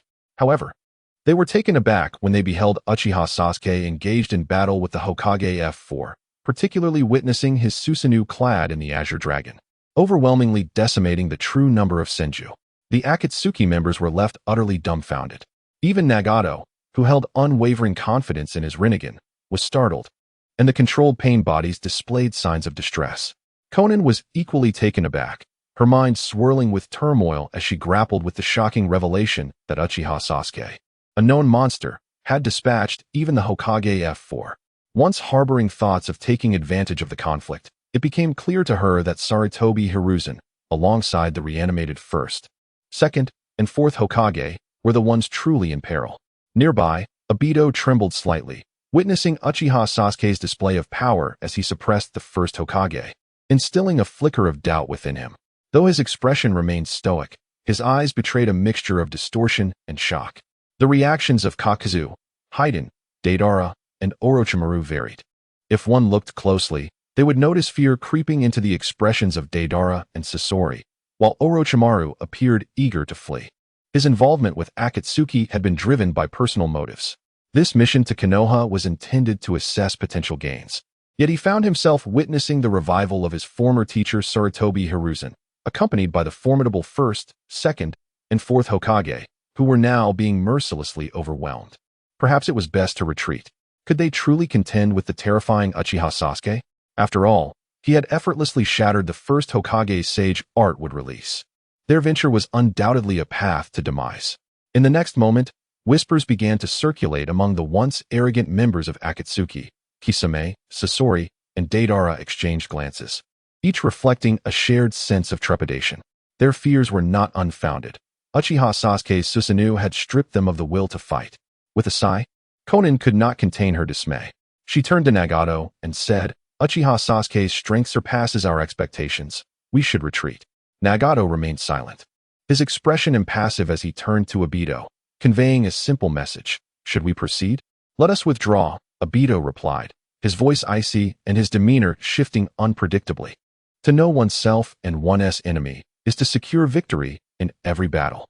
We have gathered sufficient intelligence on Uchiha Sasuke. It is time to return and devise a comprehensive strategy. "Very well," Nagato nodded, speaking calmly. "We shall retreat strategically." However, before he could finish, Uchiha Sasuke's furious voice echoed, "Akatsuki, step forward." Chapter 100. No face given. The Akatsuki organization appears. Boom. The sound reverberated through the valley, instantly filling the air and leaving the members of the Akatsuki organization momentarily stunned, their ears ringing. How could this be? They had evacuated at the first opportunity, retreating to a canyon dozens of miles away from Konoha, and yet Uchiha Sasuke had sensed their presence, his commanding and disdainful voice ordering them to leave. What was his intention? Was he prepared to confront them directly? Had they truly been discovered? If they had not witnessed Uchiha Sasuke's overwhelming defeat of the original Thousand Hands, the Akatsuki members might have already been enraged. However, now they felt a chilling apprehension, cold sweat trickling down their foreheads. What should they do? Uchiha Sasuke had already detected their presence. After dealing with the Hokage F4, was he now set to engage them? In the next moment, members of the Akatsuki, including Kakazu, Haiden, Deidara, and Sasori, exchanged uneasy glances, uncertainty reflected in their eyes. Especially Kakazu, who had fought against the 1st Hokage, Senju Hashirama, and was all too aware of the terrifying strength he possessed. Now, an even more formidable Uchiha Sasuke had emerged. What were they to do? It was inconceivable to confront Uchiha Sasuke head-on. Had they truly been discovered? Konan's delicate features bore a trace of worry as she looked towards Pain, her voice soft. "It seems that a safe retreat is no longer possible." Humph. Upon hearing this, Pain's expression darkened momentarily, a cold glint flashing in his purple Rinnegan eyes. If a safe withdrawal is impossible, then we must face Uchiha Sasuke directly. As he spoke, an overwhelming wave of power surged from his Rinnegan. Regardless of Uchiha Sasuke's strength, he felt a measure of confidence in his own eyes. What do you think, Obito? Konan turned her gaze toward Uchiha Obito. Whatever you decide, the masked figure, Uchiha Obito, shrugged nonchalantly. I have no objections. If things turn dire, I will transport you to the Kimui dimension at a crucial moment. Before he finished speaking, the eyes of Kaku, Haiden, Orochimaru, Deidara, and others brightened with hope. With a Rinnegan and Kimui on their side, combined with their numbers and the Hokage F4 who had yet to retreat, they might just have the strength to confront Uchiha Sasuke. Only Zetsu's expression shifted slightly, his black half stirring with thoughts. Plans were about to change. His true body needed to devise a careful strategy. I possess 6 trillion explosive tags. At that moment, Konan fell silent for a second before making a startling declaration, suggesting that they might yield unexpected results at a critical juncture. Following her statement, while the other Akatsuki members did not react much, Kakuzu nearly spat blood in frustration, casting a resentful glance at Konan. The Akatsuki's resources were often stretched thin, and most had been transformed into explosive tags. 6 trillion of them. What a staggering amount. Let us go. It's time to meet Uchiha Sasuke. Pain said no more, his body flickering as he departed the canyon, heading toward Konoha. Swish, swish, swish. Seeing Pain had left, Orochimaru, Kakuzu, Haiden, and the other Akatsuki members followed suit without hesitation. On the other side, Uchiha Sasuke, suspended in midair, sensed the movements of the Akatsuki members, and a slight smirk appeared on his lips. Pain, I can sense your true body. Prepare for a surprise.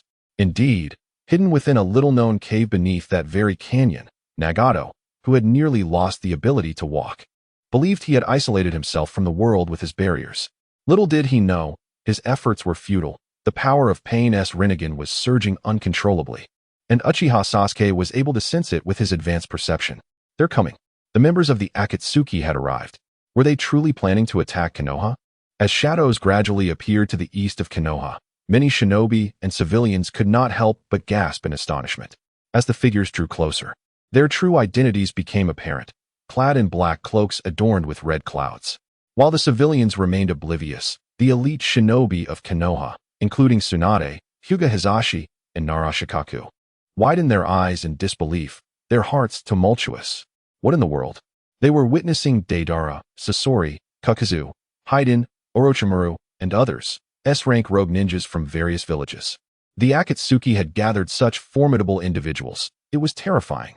Kakashi and Minato, unable to contain their tension, clenched their fists tightly, their gazes fixed on the masked figure amongst the Akatsuki members. Uchiha Obito had publicly appeared. Was this the precursor to a direct confrontation? The Akatsuki had emerged. Sarutobi Hiruzen, who had intended to utilize the Flying Thunder God technique to retreat, hesitated momentarily, a ripple of uncertainty stirring within him. The appearance of the Akatsuki might just present an opportunity. In the past, he would have scorned any alliance with them, but now, it seemed irrelevant. The enemy of my enemy is my friend. If the Hokage F4 could not match Uchiha Sasuke, perhaps an alliance with the Akatsuki could allow them to stand against him. Is that the Rinnegan? Suddenly, the first Hokage, Senju Hashirama, seemed to grasp something. Disbelief etched across his face. The leader of the Akatsuki possesses the legendary eyes of the Sage of Six Paths. The Rinnegan? No wonder he is so confident. What the Rinnegan? Senju Tobirama, upon hearing this, instinctively scrutinized the scene and was met with incredulity. The emergence of the Rinnegan was astounding. Just how formidable was this Akatsuki? Only Minato maintained a stoic expression, fixated on Uchiha Obito, unable to comprehend why Obito had exhibited such ruthlessness during the Nine Tails incident, despite the kindness he and Kushina had shown him. Chapter 101. A dispute leads to the destruction of Tendo Pain. Indeed, it was a case of ingratitude, now resurrected through the Edo Tensei, facing the masked man once more. Namake's Minato could only stifle a laugh. He held a firm belief in Uchiha Sasuke's prowess, and the emergence of the Akatsuki organization indicated an inevitable outcome. Minato, I am aware of your intentions, a fully darkened Sarutobi Hiruzen remarked with a semblance of a smile. However, the Hokage F4 and the Akatsuki now stand united. You should abandon those trivial thoughts. With a dismissive shake of his head, Minato retorted, given Uchiha Sasuke's strength, the Akatsuki will be swept aside effortlessly. Humph. Hiruzen scoffed. Sasuke is not invincible. Any sign of weakness will allow us to turn the tide. Such foolishness, Minato chuckled. I shall await the spectacle. Let us see who will have the last laugh. Hiruzen's gaze shifted to the distant Akatsuki members, his expression laden with complexity as he regarded Orochimaru. One of his most favored disciples, now aligned with the Akatsuki. Tsunade had chosen to side with Sasuke, leaving only Jiraiya steadfastly by his side. Simultaneously, as the Akatsuki members appeared in the clearing east of Konoha, an unusual silence enveloped the area, creating a palpable tension. You possess some courage, Uchiha Sasuke floated in midair. Arms crossed, his demeanor fierce. Since you have made your appearance, I present you with two choices, surrender or perish. Sasuke, your arrogance is astounding, Tendo Pain replied coldly. Also levitating into the air. We, the Akatsuki, do not appear without purpose. Indeed, the members, including Kakuzu, Hoshigaki Kisame, Deidara, and Haiden, feigned composure. Their bravado evident in their confident words. Joking aside, we are S-rank rogue ninjas from various villages, and we will not back down. Only Konan, the masked man, Uchiha Obito, and Zetsu wore expressions of concern, sensing the malevolent aura emanating from Sasuke, which hinted at imminent violence. Haha, Nagato, did I grant you the privilege to challenge me? Do you genuinely believe that possessing the Rinnegan grants you the power to confront me? In an instant, with a laugh steeped in fury, dark clouds and lightning erupted as Sasuke's expression turned maniacal. Clenching his right hand, he summoned a chakra-formed kanabo, launching it towards Tendo Pain with a thunderous declaration, Shinra Tensei. Reacting swiftly, Tendo Pain unleashed a formidable repulsive force with his Rinnegan, pushing forward with a gentle thrust of his hand. Boom! A wave of terrifying repulsion surged forth, its speed akin to lightning, creating rifts in the air like ripples in water, spreading outward with relentless ferocity. The sheer terror was palpable. Tendo Pain's opening move threatened to devastate the entire Konoha village. However, sadly for him, he faced the unreasonable might of Uchiha Sasuke. Bang! The sound of an explosion echoed as Sasuke obliterated the seemingly formidable Shinra Tensei with his body, creating minimal disturbance. What? Tendo Pain was momentarily stunned, reflexively activating his Rinnegan once more. Shinra Tensei, Shinra Tensei, Shinra Tensei. Boom, boom, boom. Explosive sounds resonated as waves of repulsion surged towards Sasuke. Despite their impressive power, they failed to yield the expected results. Sasuke, without exerting effort, merely utilized his own body to shatter each repulsive wave one after another. These attacks are futile against me. At that moment, standing less than 10 meters from Nagato, Sasuke grinned, brandishing his kanabo, the golden aura of his haki radiating forth. Nagato, you are truly pathetic. Super Shinra Tensei. In utter desperation, Tendo Pain maximized his ocular power, unleashing another repulsive shockwave. Consequently, before countless eyes, a visible energy wave collided with Sasuke's kanabo. Boom!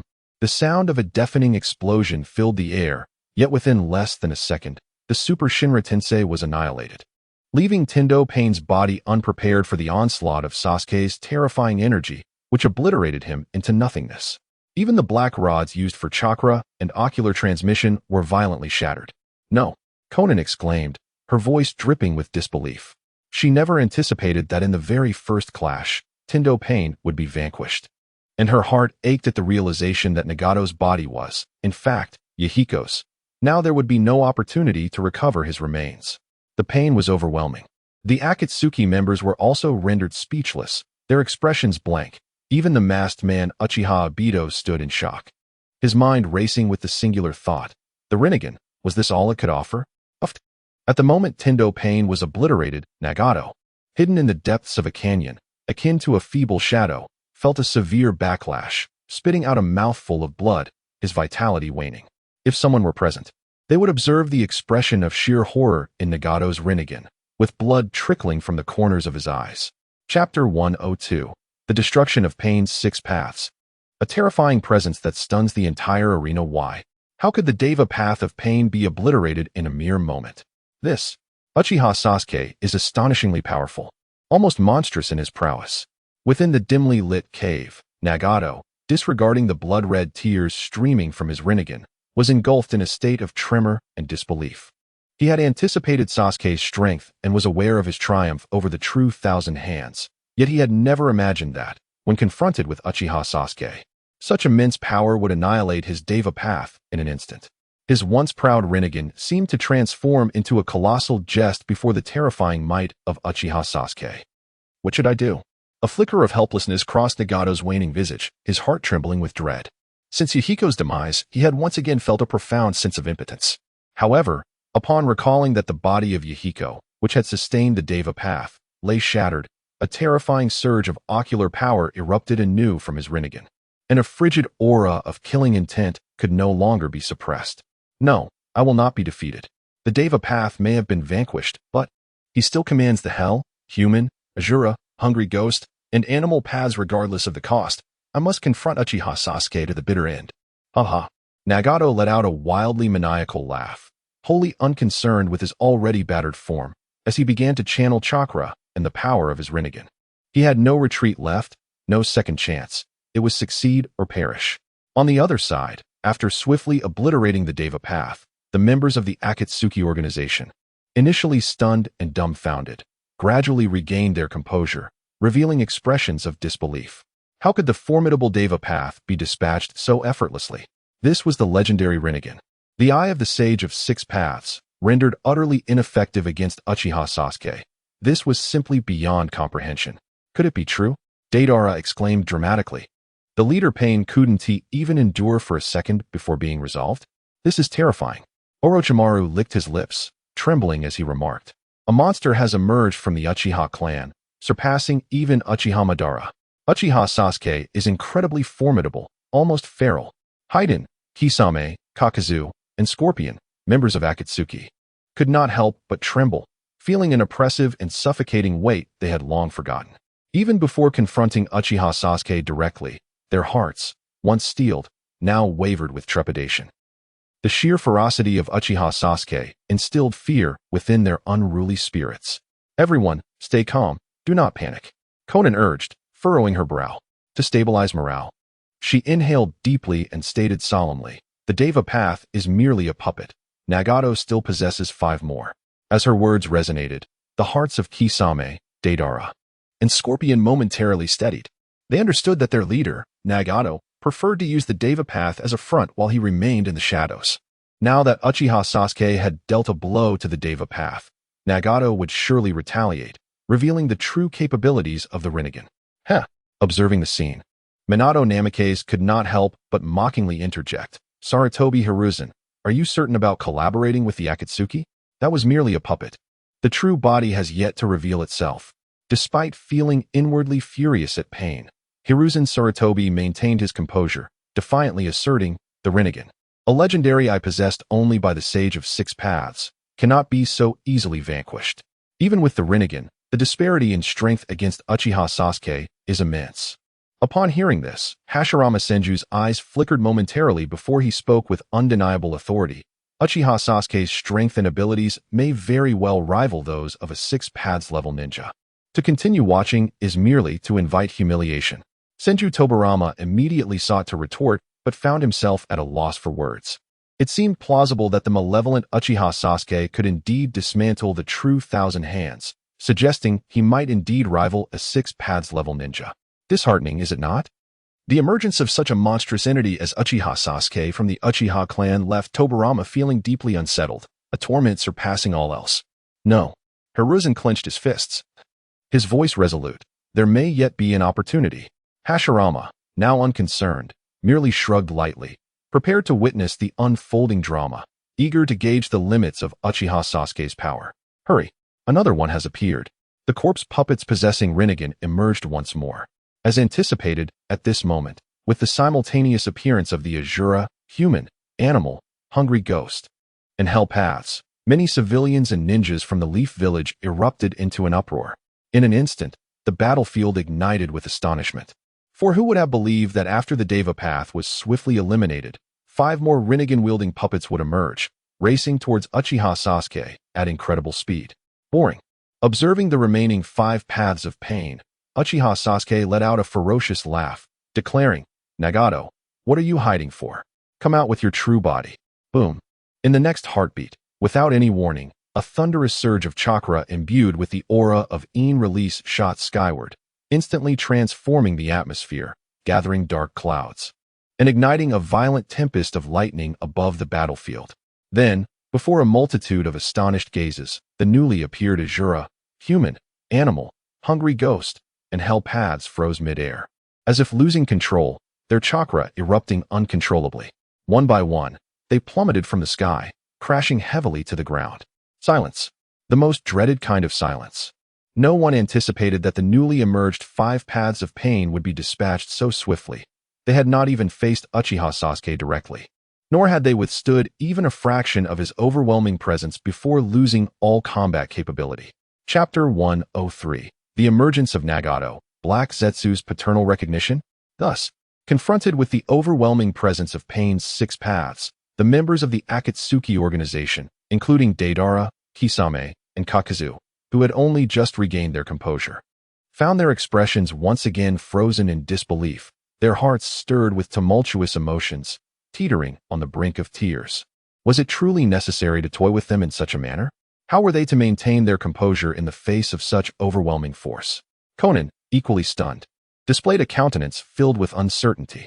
To speak frankly, she was acutely aware of the prowess of Pain's 6 paths, yet here they stood, facing Uchiha Sasuke without even managing to create a ripple. It was a stark disparity in levels.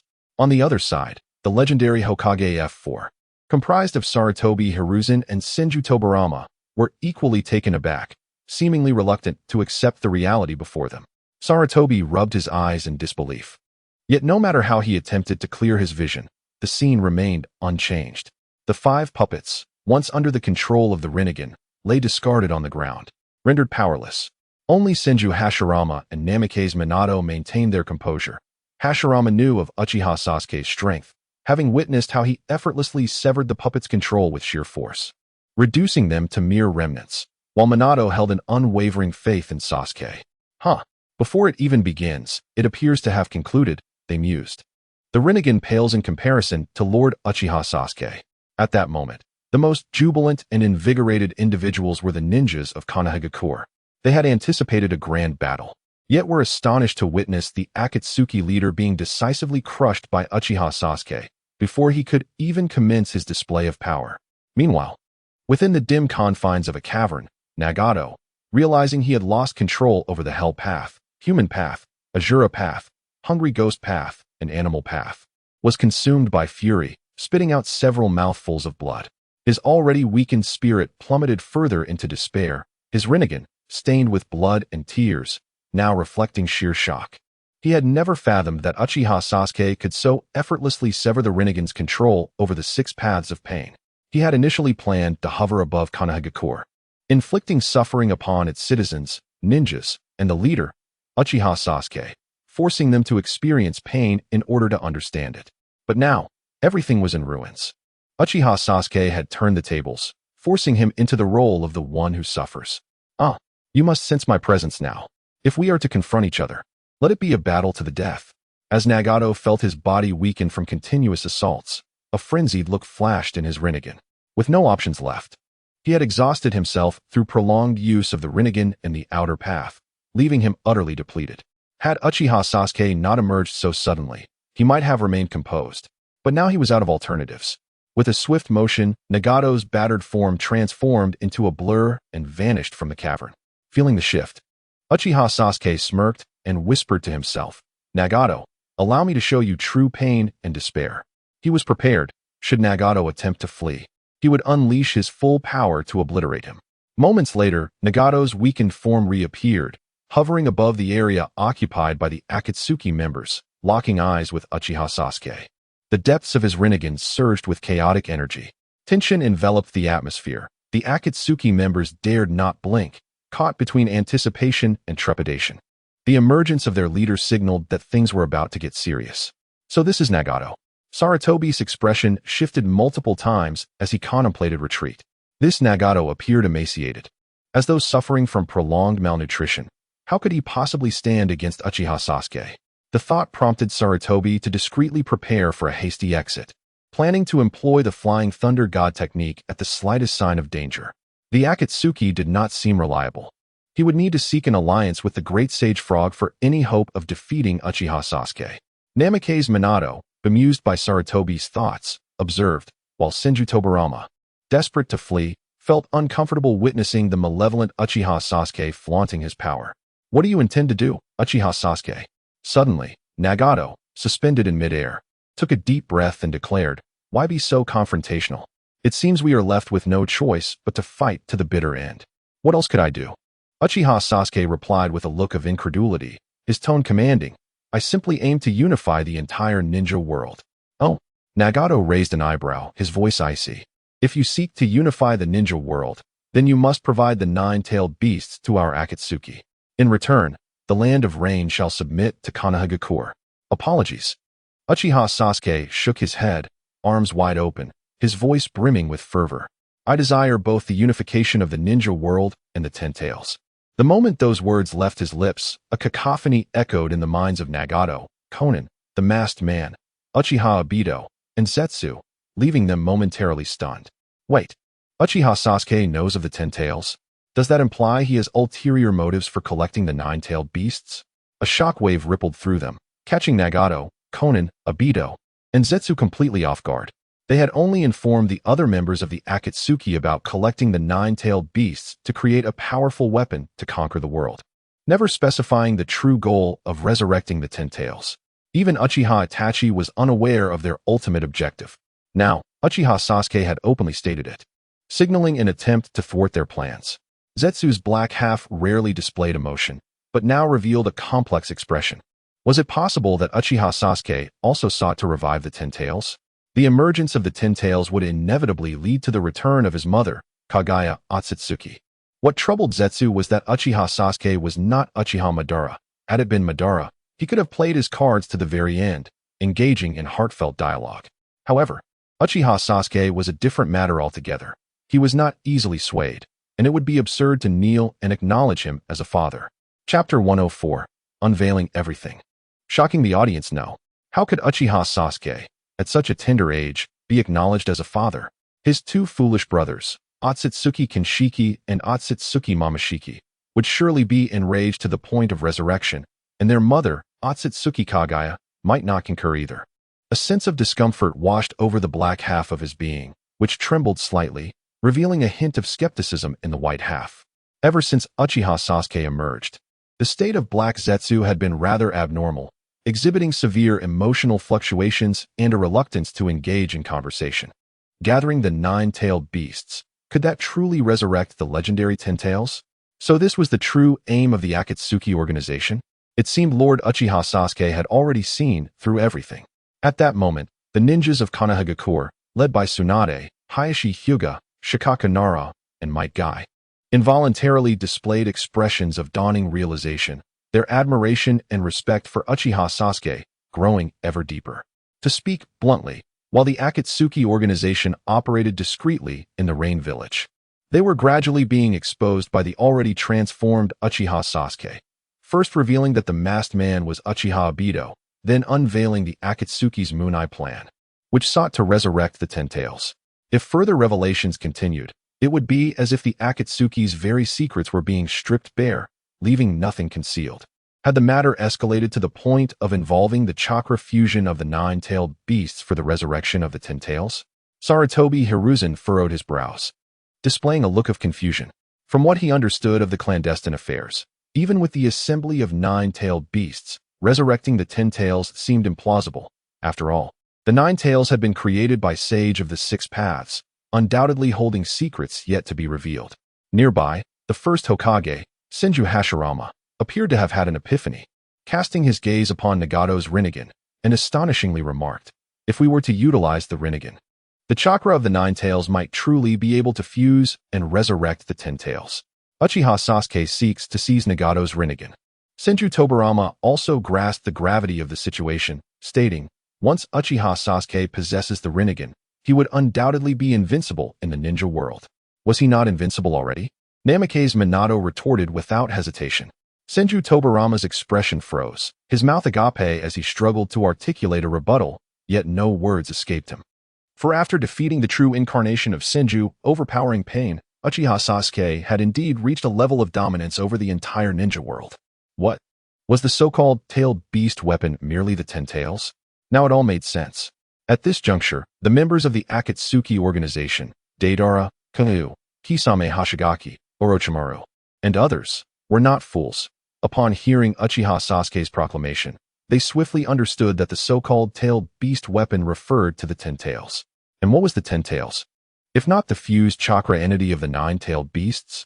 According to legend, the Sage of the Six Paths was the first Jinchuriki of the Ten Tails. Something felt amiss. Konan took a deep breath.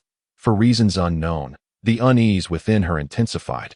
The more she interacted with Uchiha Sasuke, the more she felt as though the Akatsuki stood before him in utter vulnerability, causing her heart to race and her scalp to prickle with fear. The masked man, Uchiha Obito, was no exception. All his secrets had been laid bare by Uchiha Sasuke. As a fellow member of the Uchiha clan, he felt not only estranged but also an unnameable dread towards Sasuke. More importantly, he regretted his involvement in the Uchiha massacre, having unleashed a reckless, unpredictable monster who possessed profound secrets, truly a self-inflicted torment. Uchiha Sasuke, just how much do you know? In midair, Nagato, regaining his composure, suppressed his inner turmoil and coldly questioned, "Do you truly believe the Ten Tails can be so easily resurrected? Is it not reliant on the Rinnegan to summon the outer path Gedomazo?" Uchiha Sasuke grinned, uttering astonishing words. "Nagato, you do not presume your Rinnegan was inherently yours, do you?" "Wait a moment." Nagato gasped in disbelief. "You know that reviving the Ten Tails requires the outer path Gedomazo?" As he spoke, Nagato instinctively rubbed his Rinnegan, insisting, "This is my eye. Could there be any doubt? It is Uchiha Madara's eye." Uchiha Sasuke arched an eyebrow and decisively stated, "You are merely a pawn in the hands of the hidden Uchiha Madara. No, it cannot be." Upon hearing this, Nagato's expression turned frenzied, his Rinnegan flickering with uncertainty. If this Rinnegan belonged to Uchiha Madara, then what of his own eyes? Moreover, from the earliest memories he possessed, the Rinnegan had always been there, unless he had been chosen by Uchiha Madara at a very young age. But could that be possible? In a daze, Nagato felt a chilling sensation creep over him. Simultaneously, with the revelation that Uchiha Madara was still alive, the entire venue trembled. The initial revelation that Uchiha Sasuke had exposed the masked man's true identity as Uchiha Obito had already caused a stir. Now, the shocking news that the legendary Uchiha Madara had not perished during the Warring States period, but had indeed transplanted his Rinnegan to Nagato was simply unbelievable. What? Senju Hashirama appeared bewildered, murmuring, "Wasn't Uchiha Madara already dead?" Indeed, Senju Tobirama was equally stunned. He had personally buried the malevolent Uchiha Madara. Now, Uchiha Sasuke claimed that Nagato's Rinnegan was that of Uchiha Madara, which implied that not only had Madara not died, but he had also evolved his eternal Mangekyou Sharingan into the Rinnegan. For reasons unknown, he had also transplanted the Rinnegan to the leader of the Akatsuki, Nagato. Was it possible that Uchiha Madara truly survived the Valley of the End? Sarutobi Hiruzen was momentarily taken aback, his heart stirred once again, for he felt increasingly perplexed by the current state of the ninja world. Uchiha Sasuke was aware of all this. Meanwhile, Black Zetsu and Uchiha Obito felt as though they were on the brink of madness, their very souls quaking with dread. How terrifying was Uchiha Sasuke, whose revelations came in relentless succession, defying all logic. It was as if he had seen through everything, with all matters firmly within his grasp. Chapter 105. Nagato and Obito spit blood. Impossible. Absolutely impossible. In midair, Nagato's purple Rinnegan pulsated with intense ocular power, his frail cheeks flickering with excitement as he roared. "Uchiha Madara is long dead, and Uchiha Obito is the best proof of that." Suddenly, overwhelmed with rage, Nagato coughed up a mouthful of blood. He could accept the notion that Uchiha Madara had not perished, but the idea that the Rinnegan belonged to him was intolerable. Did this not imply that he had been chosen by Madara from a tender age? Reflecting on the tribulations of the past years, Nagato shivered uncontrollably. He had always felt as though his life had been meticulously orchestrated, if he truly lived under the watchful eyes of another. Did that not suggest that Yahiko's demise was part of a grand conspiracy? "Nagato, everything you have experienced was orchestrated by Uchiha Madara." As Nagato succumbed to the depths of despair, Uchiha Sasuke added fuel to the fire, saying, "To ensure your complete descent into darkness, Madara has been secretly plotting even in the land of rain, manipulating Hanzo the salamander in the process. If he had only harbored doubts before. Sasuke's words now detonated in Nagato's mind. He could scarcely believe, yet he was compelled to accept it, especially when he realized he was merely a pawn in Madara's game. Nagato felt as though his ideals had crumbled. Everything had been a fade. What, then, was the truth? He had sought to make Konoha endure pain in the hopes of nurturing peace. Yet Sasuke's revelation shattered his resolve, inflicting a sorrow deeper than that of Yahiko's death. What? Konan was also engulfed in confusion and helplessness. The thought that she, Nagato, and Yahiko had all grown under Madara's surveillance sent chills down her spine. Simultaneously, she began to comprehend why, after the Akatsuki's rejection of Madara's collaboration, a series of catastrophic events ensued, culminating in Yahiko's tragic end. Now, everything made sense. It was no wonder that such coincidences abounded. The members of the Akatsuki, witnessing the turmoil, were left aghast, scarcely daring to breathe. Their minds consumed by a singular thought: how terrifying Uchiha Madara was. Not only had he not perished, but he had also orchestrated everything from the shadows, truly worthy of being called a legendary ninja, on par with Senju Hashirama. As for the ninjas of Konoha, including Tsunade, Might Guy, and Nara Shikaku, they stood in stunned silence, overwhelmed by the exhilaration of hearing Sasuke expose such secrets. Is Uchiha Madara truly dead? In the next moment, Konan's voice dripped with hatred.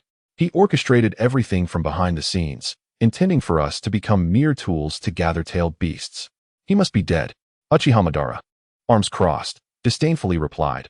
Uchiha Obito is the perfect substitute he sought. Obito, will you not remove your mask? Upon hearing this, Obito was momentarily taken aback, but Kakashi, clenching his fists in anger, roared, Why? Why have you become this way? Ha! Images of Rin's death flashed through Obito's mind, and he cast aside all pretense, removing his spiral mask to reveal his grotesque visage. Kakashi, this is all your choice. My choice. Kakashi retorted furiously. Are you blaming me for your transformation? Not you. Who then? Obito inhaled deeply, his voice gritted with pain. You pierced Rin's heart with your Chidori. I witnessed it with my own eyes. Now, I merely wish to create a world with Rin, even if it means opposing the entire world. Obito's emotional turmoil manifested as one of his Sharingan uncontrollably shifted into the Mangekyou Sharingan. Do you not understand? Rin chose to die beneath my Raikiri to protect Konoha. Kakashi's emotions surged, his transplanted eye also morphing into the Mangekyou Sharingan. Chosen? How could that be? Obito refused to believe it. Kakashi, how can you utter such words? I too am in agony over Rin's death, Kakashi said, a grim smile twisting his features as he knelt. But this is the truth. No. Obito shook his head, still in denial. What the eyes see is not always the truth. A flicker of amusement danced in Sasuke's eyes as he declared without hesitation, Obito, like Nagato, you too were chosen by Uchiha Madara. Everything you experienced, from the events at the Valley of the End to witnessing Rin's death, was all meticulously planned. Perhaps even the old lady you often helped in Konoha was orchestrated by Madara. If the preceding statements had left Obito in shock and tremors, this last revelation was a lethal blow. He realized he was but a pawn in Madara's scheme, yet he cared little for that. His sole desire was to create a world with Rin. Now, however, if everything he had endured was preordained, it sent shivers down his spine. Was Rin's death not also part of Madara's grand design? In other words, he was the true architect of Rin's demise. With a cough, akin to Nagato, Obito spat blood, his gaze becoming vacant. He had contemplated numerous possibilities, yet had never doubted the authenticity of his experiences, all of which had been deliberately manipulated by Madara. His descent into darkness was no different. Why? It's all over. Everything is over. Madara's intricate web of schemes had been utterly dismantled by Sasuke. At this moment, the embodiments of Zetsu, White Zetsu and Black Zetsu, felt as though the sky had collapsed. White Zetsu, exasperated and helpless, had previously guided Obito, but now, with all secrets exposed, it seemed Obito might completely unravel, and their plans could meet a premature end. Meanwhile, Black Zetsu trembled in fear. The fact that Sasuke was privy to so many secrets, which shattered both Nagato and Obito, suggested that he might even be aware of Black Zetsu's existence. This realization sent shivers of terror coursing through him. He could no longer comprehend Uchiha Sasuke. The path to saving his mother had become exceedingly arduous. Chapter 106. Is Black Zetsu the hidden boss? At this moment, Uchiha Sasuke cast a calm gaze towards Zetsu, revealing a hint of disappointment. His observation haki had discerned that the Black Zetsu comprising Zetsu was merely a clone. Otherwise, the revelation of Kage Otsutsuki's third son would undoubtedly have caused a tremendous uproar. This gaze instilled a profound dread in both White Zetsu and Black Zetsu, as if they were being scrutinized by a formidable entity, causing their bodies to tremble uncontrollably. White Zetsu was simply gripped by fear, while Black Zetsu, perceiving the mockery within Sasuke's eyes, felt as though his every secret had been unveiled. This realization exacerbated Black Zetsu's already tumultuous state of mind, were it not for the unique aura emanating from Sasuke. He might have believed that Sasuke had been possessed by a powerful member of the Akatsuki clan. Just then, a sound of spitting blood resonated through the air. Obito Uchiha seemed unable to process the situation, shaking uncontrollably as he coughed up a mouthful of blood. If everything had been orchestrated by Madara Uchiha, then he had truly become a fool. Initially, Obito had his own plans. Madara was dead, and he could easily betray Madara to create a world with Rin. But now, it appeared that Madara was the true mastermind behind everything. No, I still refuse to believe it. Suddenly, a frenzied Obito turned his gaze towards Zetsu, demanding, "Tell me, is it true?" "What?" Seeing Obito completely lose his composure startled Zetsu. White Zetsu opened his mouth, intending to lie, but was immediately overwhelmed by an aura of terror, falling silent. Meanwhile, Black Zetsu, fearing further complications, dared not speak. Witnessing this, Obito, who had felt a glimmer of relief, now fully comprehended that everything Sasuke had said was indeed true. He had been darkened under Madara's manipulation. Now it seemed that this so-called darkening was nothing more than a grand joke. He realized he was merely a fool. What now? Are we to have infighting within the Akatsuki? Members of the Akatsuki, including Deidara, Kakazu, and Kisame, stood in stunned silence, realizing that the hidden boss of the organization was none other than the legendary ninja, Madara Uchiha.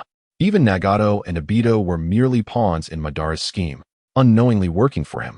Sighing heavily, Konan's beautiful face was filled with sorrow as she realized that everything she had experienced was orchestrated by Madara, and the Akatsuki was merely a tool to fulfill his ambitions. How powerful was Lord Sasuke to so easily unsettle the leader of the Akatsuki, Nagato, and Obito? Madara was indeed formidable, yet he had met his match in Uchiha Sasuke, who now seemed to hold the upper hand. Meanwhile, in Konoha, Tsunade, Hinata Hizashi, and Shikaka Nara were left astounded. The revelation that Madara was alive and had orchestrated so much filled them with a mixture of admiration and regret. Truly, he was a ninja on par with the first Hokage, Hashirama Senju. Unfortunately, he had encountered the unreasonable Uchiha Sasuke. Even Madara and Hashirama could only kneel in conversation before him. "Madara, you truly are a scourge," Kakashi said, a bitter smile on his face. Uncertain of what else to say, perhaps Obito had been manipulated, yet the heinous acts he committed against his own clan were undeniably his own, and he would never be forgiven by Sasuke. Has Madara truly lost his mind? On the other side, Hashirama Senju was equally stunned and speechless. The audacity of Madara to feign death and continue to manipulate events in the ninja world left him incredulous. He had believed he had triumphed over Madara at the Valley of the End, only to find that Madara had been a step ahead all along. After all, Madara had lived longer and had laid such intricate plans. He had lost, defeated by Madara. The world of ninjas was now in chaos due to the evil machinations of Uchiha Sasuke, Madara, and Obito. Tobirama Senju felt a sense of numbness wash over him. The Uchiha clan was truly monstrous, to the point where even the Senju clan had to bow in submission. How many more secrets lurked in the ninja world? Hiruzen Sarutobi felt lost. Upon being resurrected by the great sage Toad using the sage mark, he had returned with great confidence, eager to reclaim what he had lost, only to be met with one humiliation after another. He was at a loss for what to do now. "Obito, you chose this path yourself," Minato Namikaze sighed, feeling the weight of fate. Suddenly, without warning, Obito, in a state of distress, surged with chakra and appeared before Zetsu in an instant. His Sharingan pulsed with intensity as he swiftly drew his kunai, coldly asking, "Why? Why did you choose me? What do you intend to do, Obito?" Black Zetsu and White Zetsu exclaimed in unison, attempting to evade but realizing it was too late. With a deafening explosion, Zetsu was split in two. The black half dissipated into white mist, while the white half fell lifelessly to the ground, leaving behind a corpse that could not be more dead. What? It was merely a shadow clone? Obito was momentarily taken aback, disbelief etched on his face. It was known that black and white Zetsu were creations of Madara, and while white Zetsu could produce many clones, black Zetsu seemed to be singular. Now, it appeared that the black Zetsu he confronted was merely a clone. Where had the true black Zetsu gone? This revelation completely took Obito by surprise, leaving him with a chilling sensation. Is there perhaps some hidden secret surrounding black Zetsu? Obito, do not be overly astonished, Uchiha Sasuke remarked from above, his demeanor calm and collected. Since events have unfolded to this point, allow me to reveal the truth. Black Zetsu is also one of the hidden bosses, and you and Nagato are but tools in his hands. Chapter 107, Shock. And the blood-spitting toad sage silence. The most terrifying moment is when the air suddenly becomes deathly still. Upon uttering this phrase, Uchiha Sasuke's words caused the already flustered expressions of Uchiha Obito and Nagato to freeze once again. The notion that Uchiha Madara is the puppet master was something they could comprehend and accept. After all, Madara was a legendary ninja, a man comparable to the first Hokage, Senju Hashirama. Now, with the emergence of Kagaya's Black Zetsu, who was also a hidden boss, both Obito and Nagato felt as if they had consumed excrement, unable to believe what they were hearing. It was absurd. Black Zetsu and white Zetsu were merely subordinates. Nagato had always treated Zetsu as his lackey, while Obito, who had inherited everything from Madara, including both Zetsus, never anticipated that Black Zetsu was also a mastermind. This was undeniably ludicrous. Moreover, the array of ninjas from the Akatsuki organization, the Leaf Village, and the Hokage F4 exhibited expressions of bewilderment and disbelief. Apart from Madara, how could Black Zetsu also be regarded as one of the hidden bosses? Was it not comical that such a dark entity could hold such power? Consequently, while the ninjas of the Leaf Village believed Sasuke's words without question, the Akatsuki members and the Hokage F4 displayed skepticism, evidently unable to accept that an insignificant figure like Black Zetsu could stand alongside Uchiha Madara as a hidden boss. However, unbeknownst to all, when Sasuke referred to Black Zetsu as a hidden boss, he meant that even Uchiha Madara was but a tool in Black Zetsu's hands. No. After a prolonged silence, Obito let out a maniacal laugh, expressing disbelief. What is Black Zetsu? How could he possibly orchestrate events from the shadows? Indeed, Uchiha Sasuke, you should cease your absurd claims. Nagato, his pallid face betraying disbelief, interjected, we can accept that Uchiha Madara is a hidden boss, but Black Zetsu as one? That is simply unacceptable. With a nonchalant shrug, Sasuke replied, your inability to accept it has no bearing on me. He then leisurely added, if I were to tell you that even the self-proclaimed puppet master, Uchiha Madara, is merely a tool in Black Zetsu's grasp, you would be even less inclined to believe it, wouldn't you? Buzz. If the previous revelation merely caused a tremor at the scene, this statement was akin to a thunderclap, sending shockwaves through the ranks of the Akatsuki, the Leaf Village, and the Hokage F4, stirring an inner tempest that could not be quelled. How could it be possible that Uchiha Madara was merely a tool for Black Zetsu? This was simply inconceivable. Uchiha Madara, a figure of such stature, could be manipulated by a mere Black Zetsu? Uchiha Sasuke, do you even comprehend the gravity of your words? No.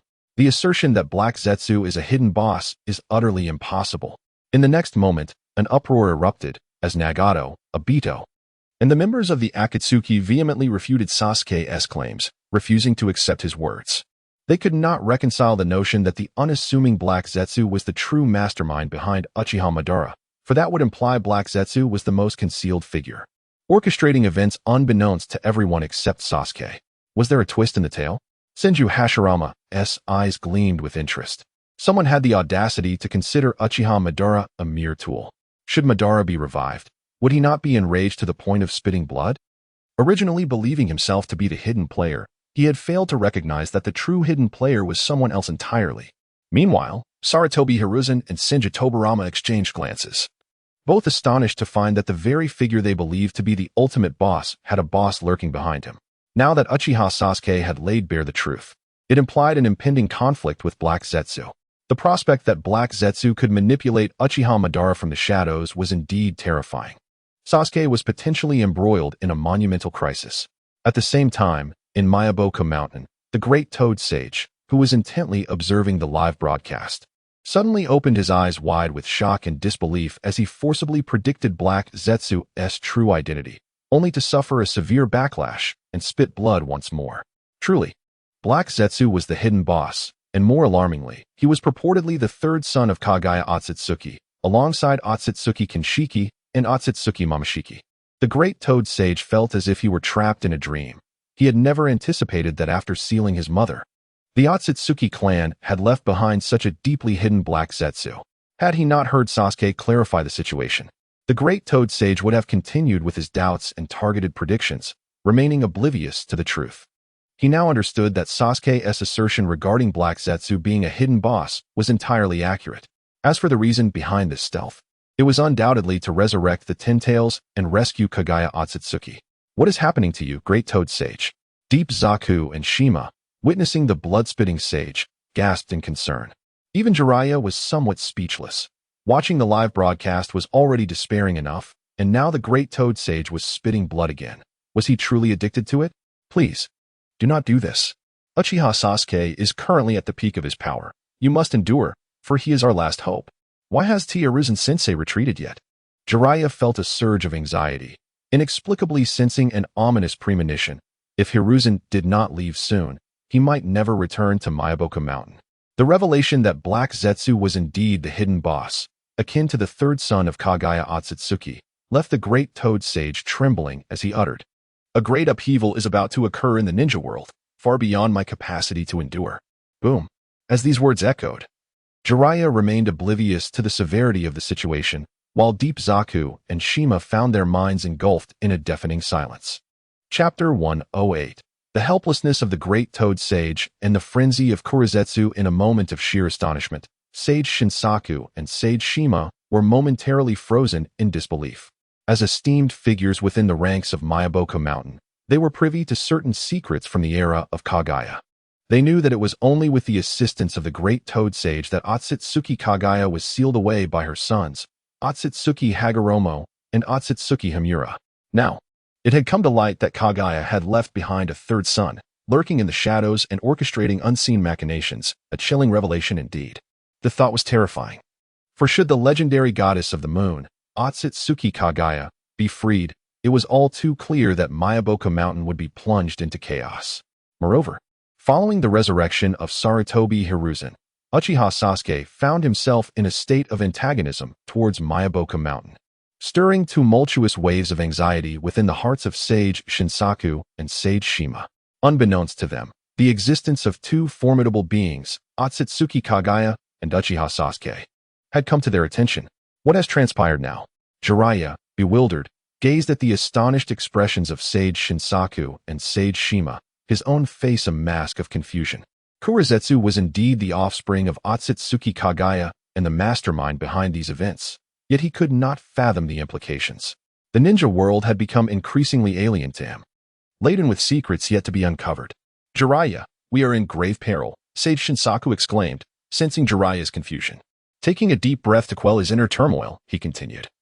The fact that Akatsuki Kagaya has left behind a son indicates that Kurizetsu poses a far greater threat than we initially imagined. If Kagaya is liberated, it would spell disaster for the entire ninja realm.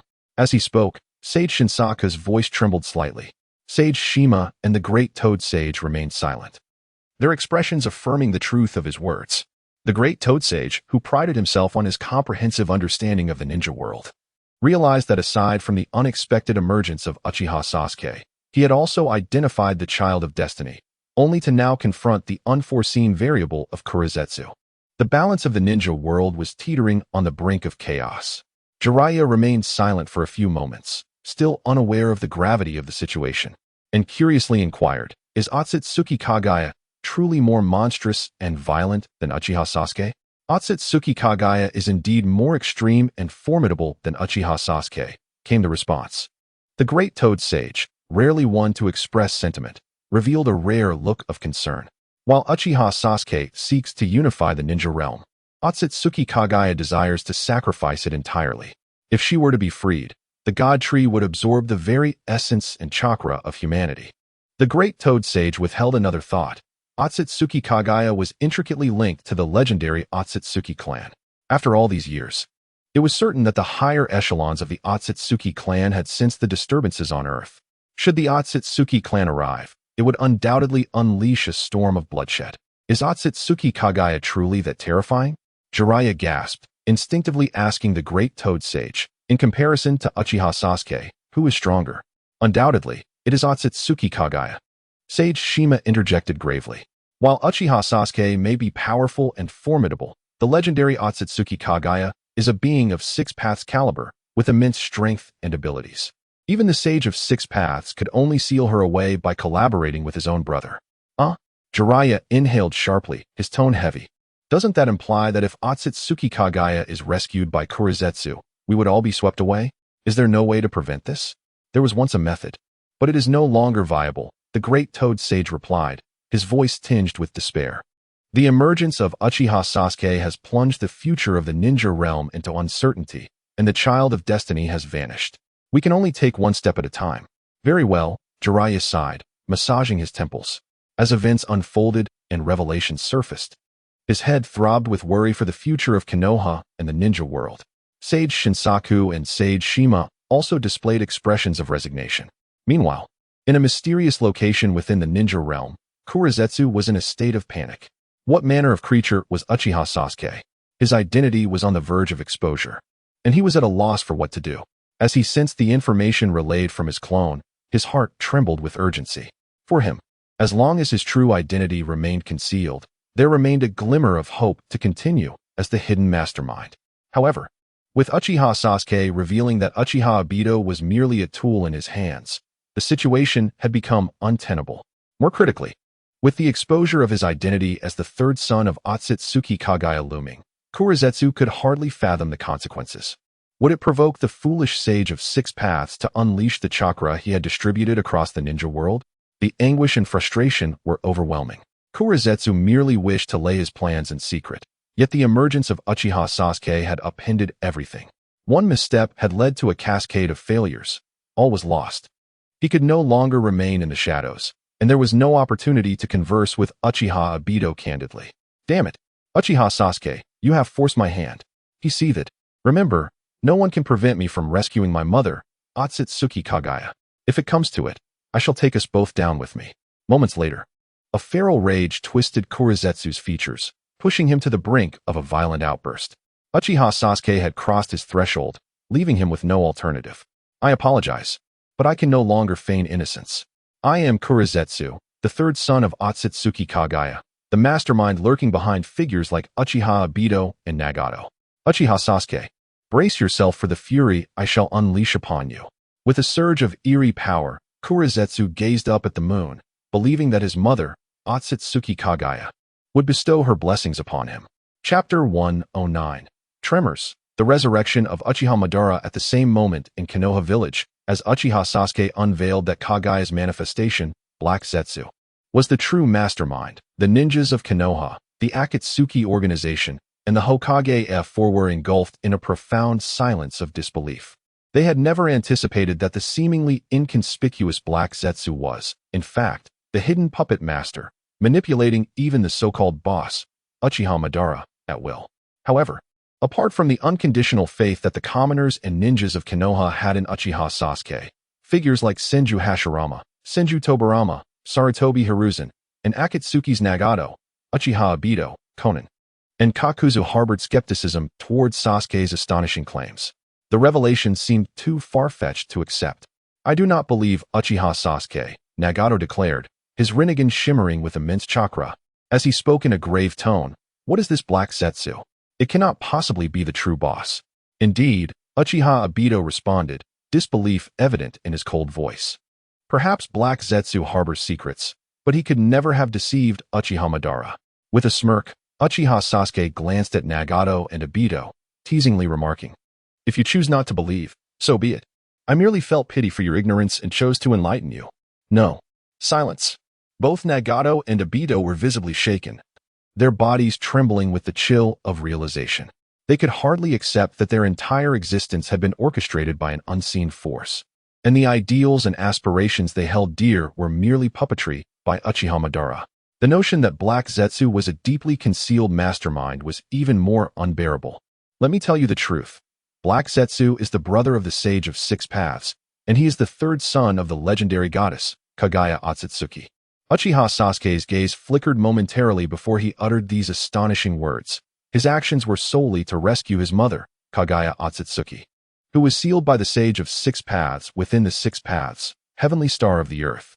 At this juncture, Sasuke paused briefly before adding, long ago, Kagaya's sons, along with the Sage of Six Paths, sealed their mother, Kagaya. Thus, Black Zetsu's existence is to resurrect the Ten Tails and liberate his mother. If the initial revelation had left many with widened eyes in shock, the subsequent declaration struck like a cataclysmic earthquake, stirring tumultuous waves of disbelief within the hearts of all present. What? Black Zetsu is the brother of the Sage of Six Paths? He seeks to resurrect the Ten Tails to save his mother? This cannot be true. The incredulity was palpable. If anyone else had uttered such claims, they would have been dismissed with a scoff, but this was Uchiha Sasuke, the god of ninjas, declaring it before all, denying it was no longer an option. For the gravity of Sasuke's prowess rendered any deceit futile. How profound is Black Zetsu's background? Truly remarkable. Uchiha Sasuke has indeed seen through everything. At this moment, the ninjas and commoners of Konoha were left in a state of astonishment, filled with admiration for Black Zetsu, who had managed to conceal himself in the ninja world for so many years.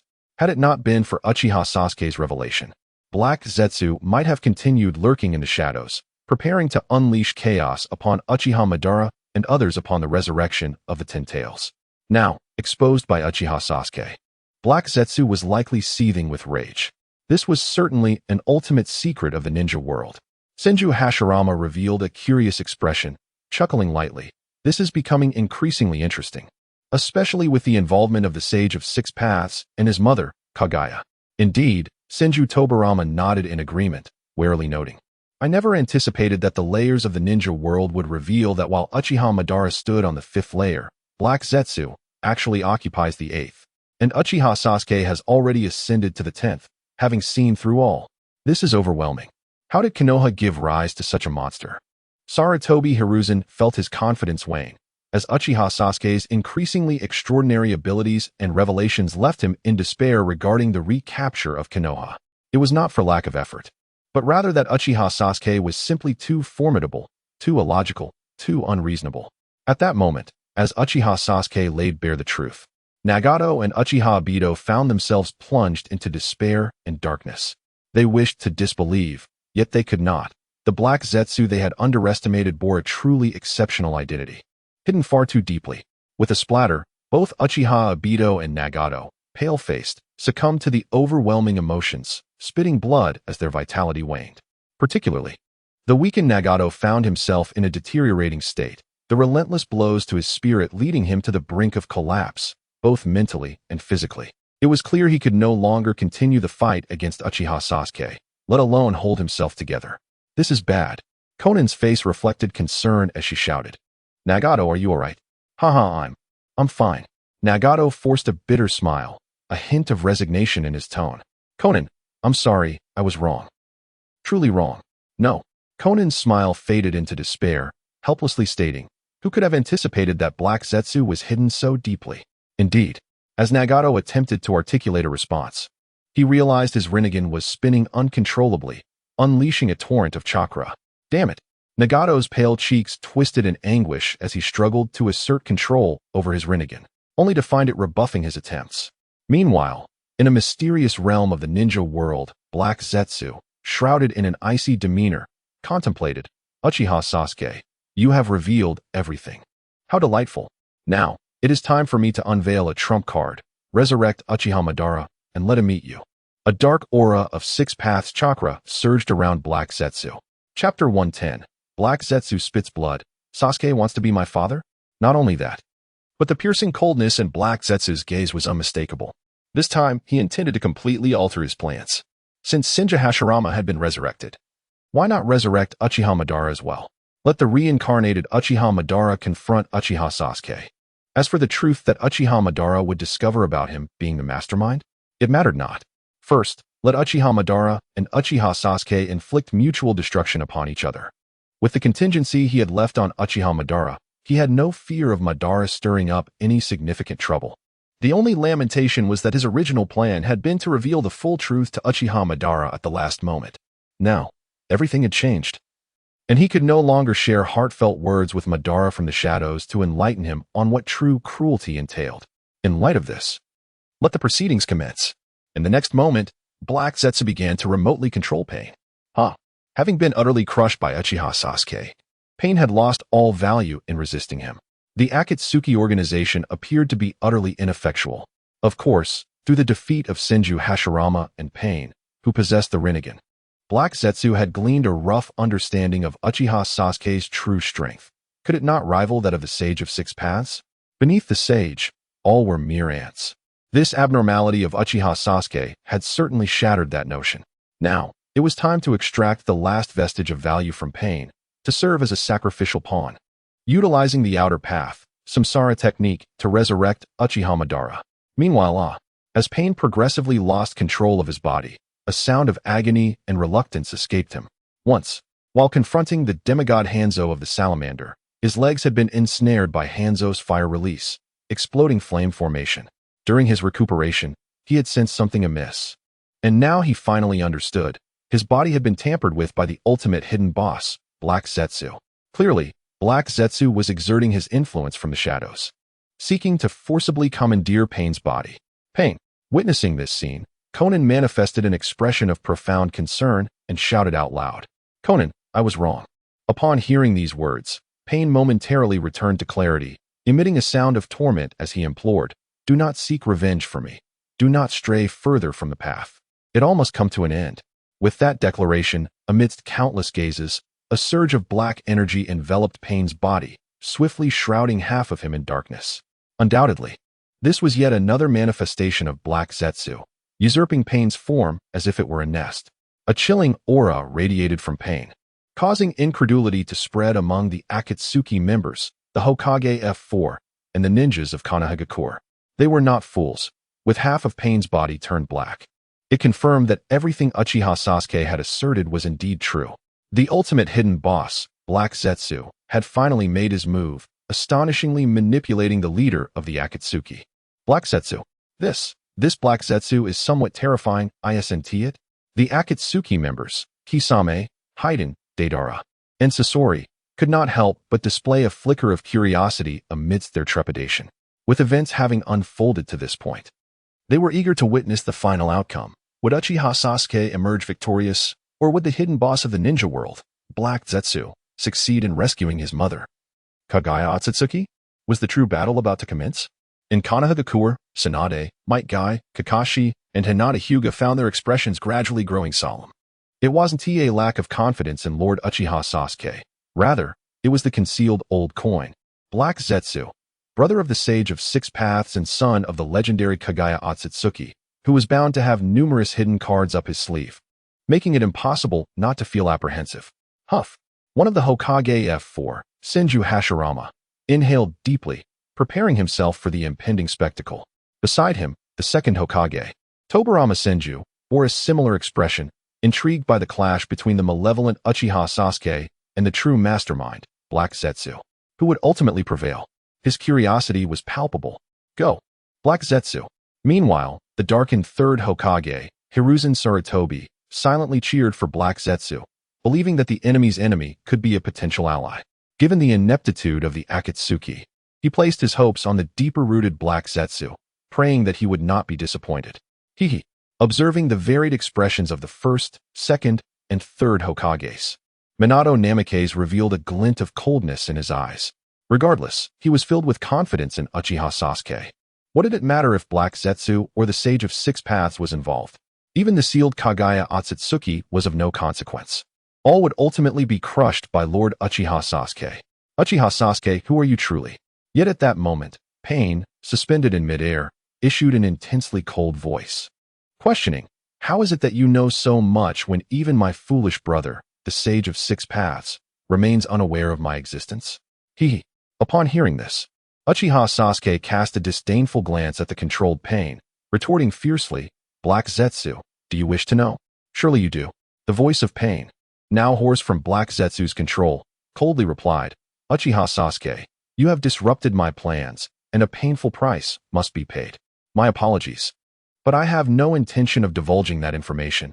Uchiha Sasuke shrugged nonchalantly, replying, unless you kneel and acknowledge me as your father. Only then will I consider sharing the details and even begrudgingly assist you in rescuing your mother, Kagaya Akatsuki. Uchiha Sasuke, you go too far. Uffed.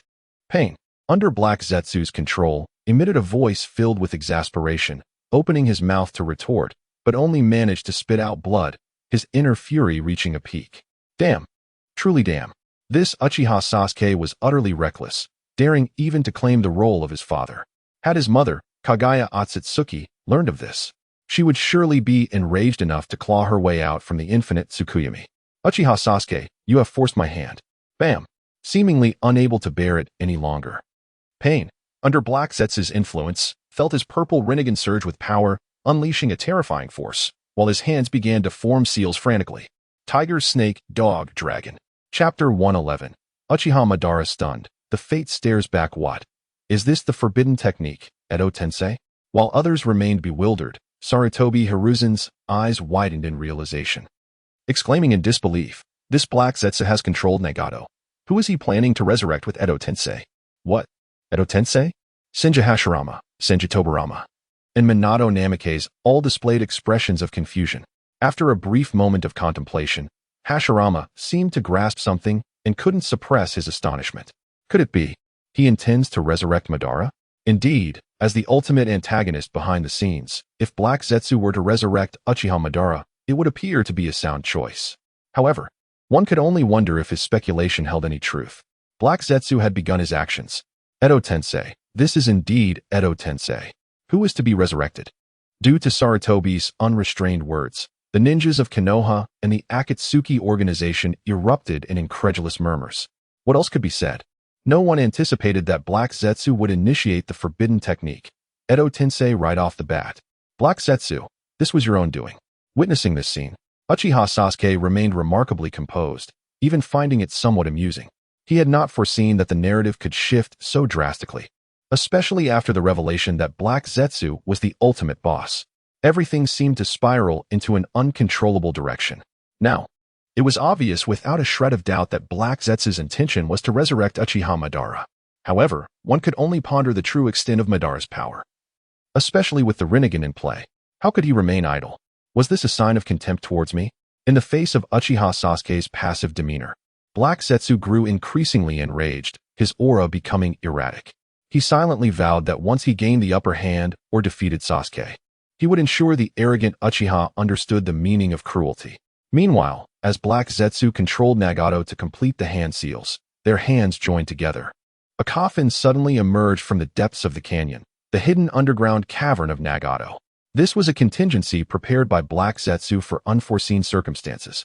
Now put to use. The sacrificial offering was a meticulously chosen white Zetsu. With a resounding thud, the coffin lid was flung open, releasing a cloud of dust, revealing a man clad in black combat attire, adorned with red layered armor. Uchiha Madara, the legendary dance king of the ninja world. Upon being resurrected by Edo Tensei, Uchiha Madara exhibited a look of confusion. What is happening? Wasn't the plan to resurrect him using the outer path, samsara of heavenly life technique? Why am I being brought back by Edo Tensei? As this thought crossed his mind, Madara stepped out of the coffin, casting a puzzled glance around, only to find the dark cavern devoid of any sign of Black Zetsu, White Zetsu, or Obito Uchiha. This absence clouded Madara's thoughts with unease. Something felt amiss. The situation deviated entirely from the plan. Did something happen in the ninja world? He began to sense his surroundings, trying to ascertain who had performed the Edo Tensei on him. Uchiha Madara, are you not coming out? Do you wish to dance? Boom. Without warning, a voice filled with brutality and disdain shattered the silence, interrupting Madara's contemplation. Instantly, the legendary figure of the ninja world revealed an expression of intense fury. Good. Very good. Swish.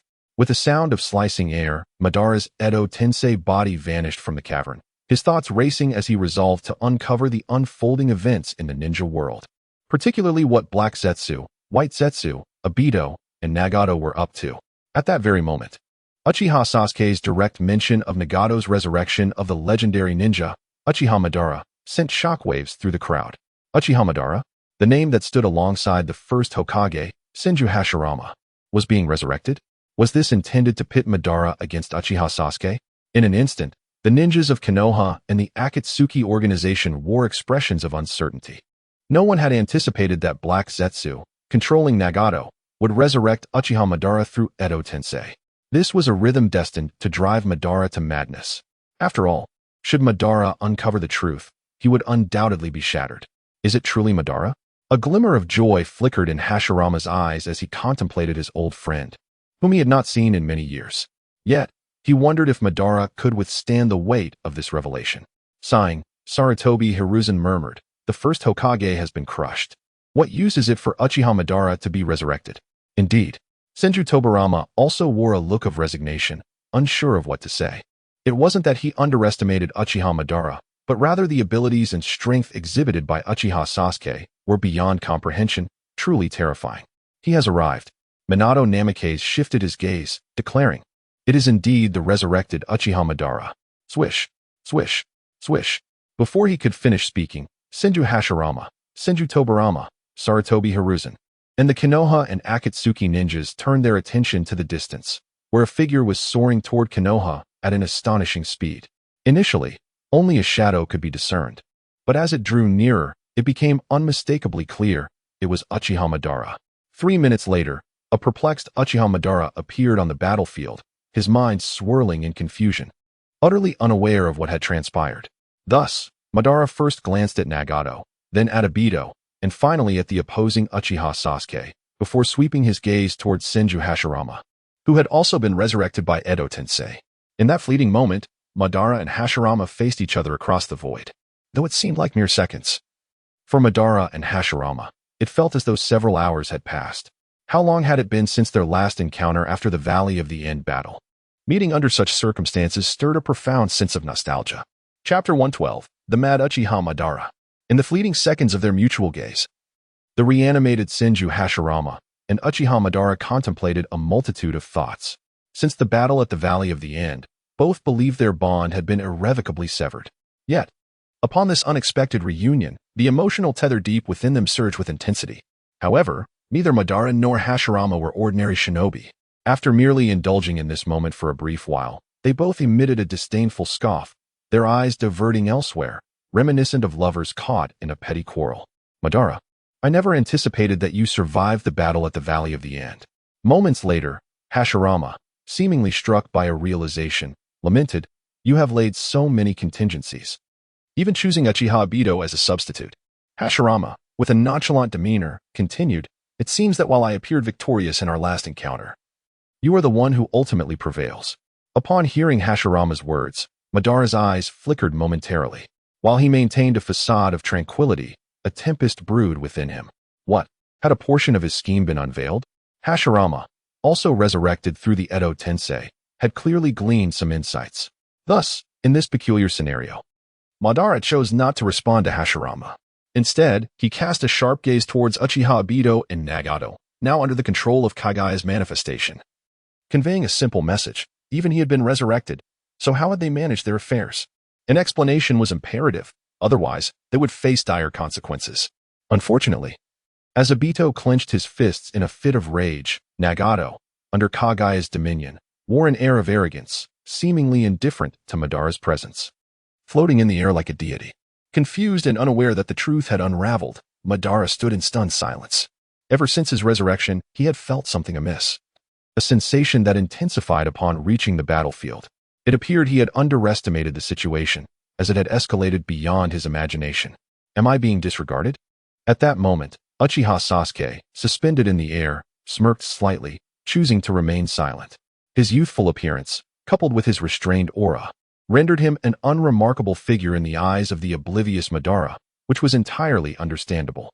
He hoped that Madara would continue to overlook him. Meanwhile, observing Madara's baffled expression, Tsunade, Hinata Hizashi, Narashikaku, and others from Konoha couldn't suppress their amusement. This legendary ninja, Uchiha Madara, who had meticulously orchestrated events from the shadows, believed he was in control, yet remained oblivious to the fact that he was merely a puppet, toyed with by Kagaya. They eagerly anticipated the moment the truth would be revealed, wondering if Madara would utterly collapse. Conversely, members of the Akatsuki, including Deidara, Sasori, Kakazu, Haiden, and Kisame, held a mix of anticipation and amusement regarding the resurrected Madara. The truth was singular. Madara might still be lost in his dreams. Thus, in this peculiar circumstance, even Madara himself sensed the unusual nature of the gazes directed at him. 3 parts pity, 3 parts mockery, and 2 parts regret. This left Madara utterly perplexed. His hands raised in exasperation as a singular thought consumed him. What on earth had transpired? Were Obito and Nagato preparing to betray him? Yet, amidst his fury, Madara felt a hint of desperation. Did they truly think he had not prepared contingencies? Kagaya was, without a doubt, a manifestation of his will, crafted with a white Zetsu and yin-yang release. As for Obito, he too had been left with hidden safeguards within his body. If he so desired, he could easily eliminate both Kagaya and Obito. More importantly, he had left contingencies within Nagato's Rinnegan. Although it appeared that Nagato was under Kagaya's control, he could, at will, unleash the Rinnegan's ultimate technique, thus resurrecting himself. Contemplating this, Madara's anger reached a boiling point, and with a disdainful sneer, he commanded, "Uchiha Obito, Kagaya? What on earth is the meaning of this? Especially you, Kagaya, what do you intend by controlling Nagato to resurrect me? Why did you choose me?" Obito's voice, filled with hatred, erupted, "To force me to accept your ideology, to design my suffering. You are the one who has destroyed everything. You already know?" Madara's brow furrowed, a tremor of shock coursing through him as he coldly inquired, "Who informed you?" "Ha!" Obito's face contorted with madness as he unleashed a chilling laugh. "Uchiha Madara, you were wise for a lifetime, yet foolish for a moment, unaware that you too are but a clown. Do you wish to die?" Madara's icy smile belied his fury as he retorted, "Do you truly believe I am without contingency plans? Clown." Unfazed, Obito's sarcasm became increasingly evident as he asserted, "Madara, the times have changed. You are merely a pawn now." "Obito." Madara's tone intensified. "Do you and Kagaya believe your wings have strengthened? Do you seek to overturn the world?" Obito fell silent, crossing his arms and adopting a spectator's demeanor. "You." Observing Obito's insufferable attitude, even Madara, who prided himself on restraint, felt his body tremble with rage. Sigh. Witnessing Madara being toyed with, Hashirama could not help but sigh, his compassion compelling him to speak. "Madara, do you not wish to know the truth? Allow me to enlighten you." "Very well." Madara cast a cold glance at Obito and Nagato, his domineering emotions unmistakable. "I shall see what has transpired in the shinobi world, and who has granted Uchiha Obito and Kagaya the audacity to challenge me." Chapter 113. The Astonishment of Uchiha Madara. Am I merely a pawn? Having resolved his thoughts, Senju Hashirama took a deep breath and spoke in a composed tone. "Everything traces back to the annihilation of the Uchiha clan." At this juncture, he cast a reproachful glance at the third Hokage, Hiruzen Sarutobi, before looking at Uchiha Sasuke, who remained silent, suspended in midair. His heart was numb from the overwhelming developments in the shinobi world, with so many secrets exposed, all revolving around Uchiha Sasuke. Uchiha Madara's expression remained unchanged. For the destruction of the Uchiha clan had been part of his calculated scheme. There was nothing surprising about it. After the clan's obliteration, only 2 scions remained, Uchiha Itachi and Uchiha Sasuke. Regaining his composure, Senju Hashirama continued, "Uchiha Itachi defected from Konoha to join the Akatsuki, while Uchiha Sasuke underwent a profound transformation after the massacre." Initially, Madara displayed no reaction, even harboring some doubt. He could not fathom how a mere student still attending the ninja academy could stir any significant upheaval, even if emotionally provoked. The most he could achieve was awakening a Sharingan. What was the fuss about? Even an awakened Mangekyou Sharingan merely marked him as a slightly gifted individual. However, as Hashirama's tone grew increasingly tremulous and astonished, Madara's expression shifted from surprise to horror, his eyes filled with disbelief, ultimately culminating in a look akin to that of a ghost witnessing the extraordinary. "What is happening? Is Uchiha Sasuke truly this monstrous?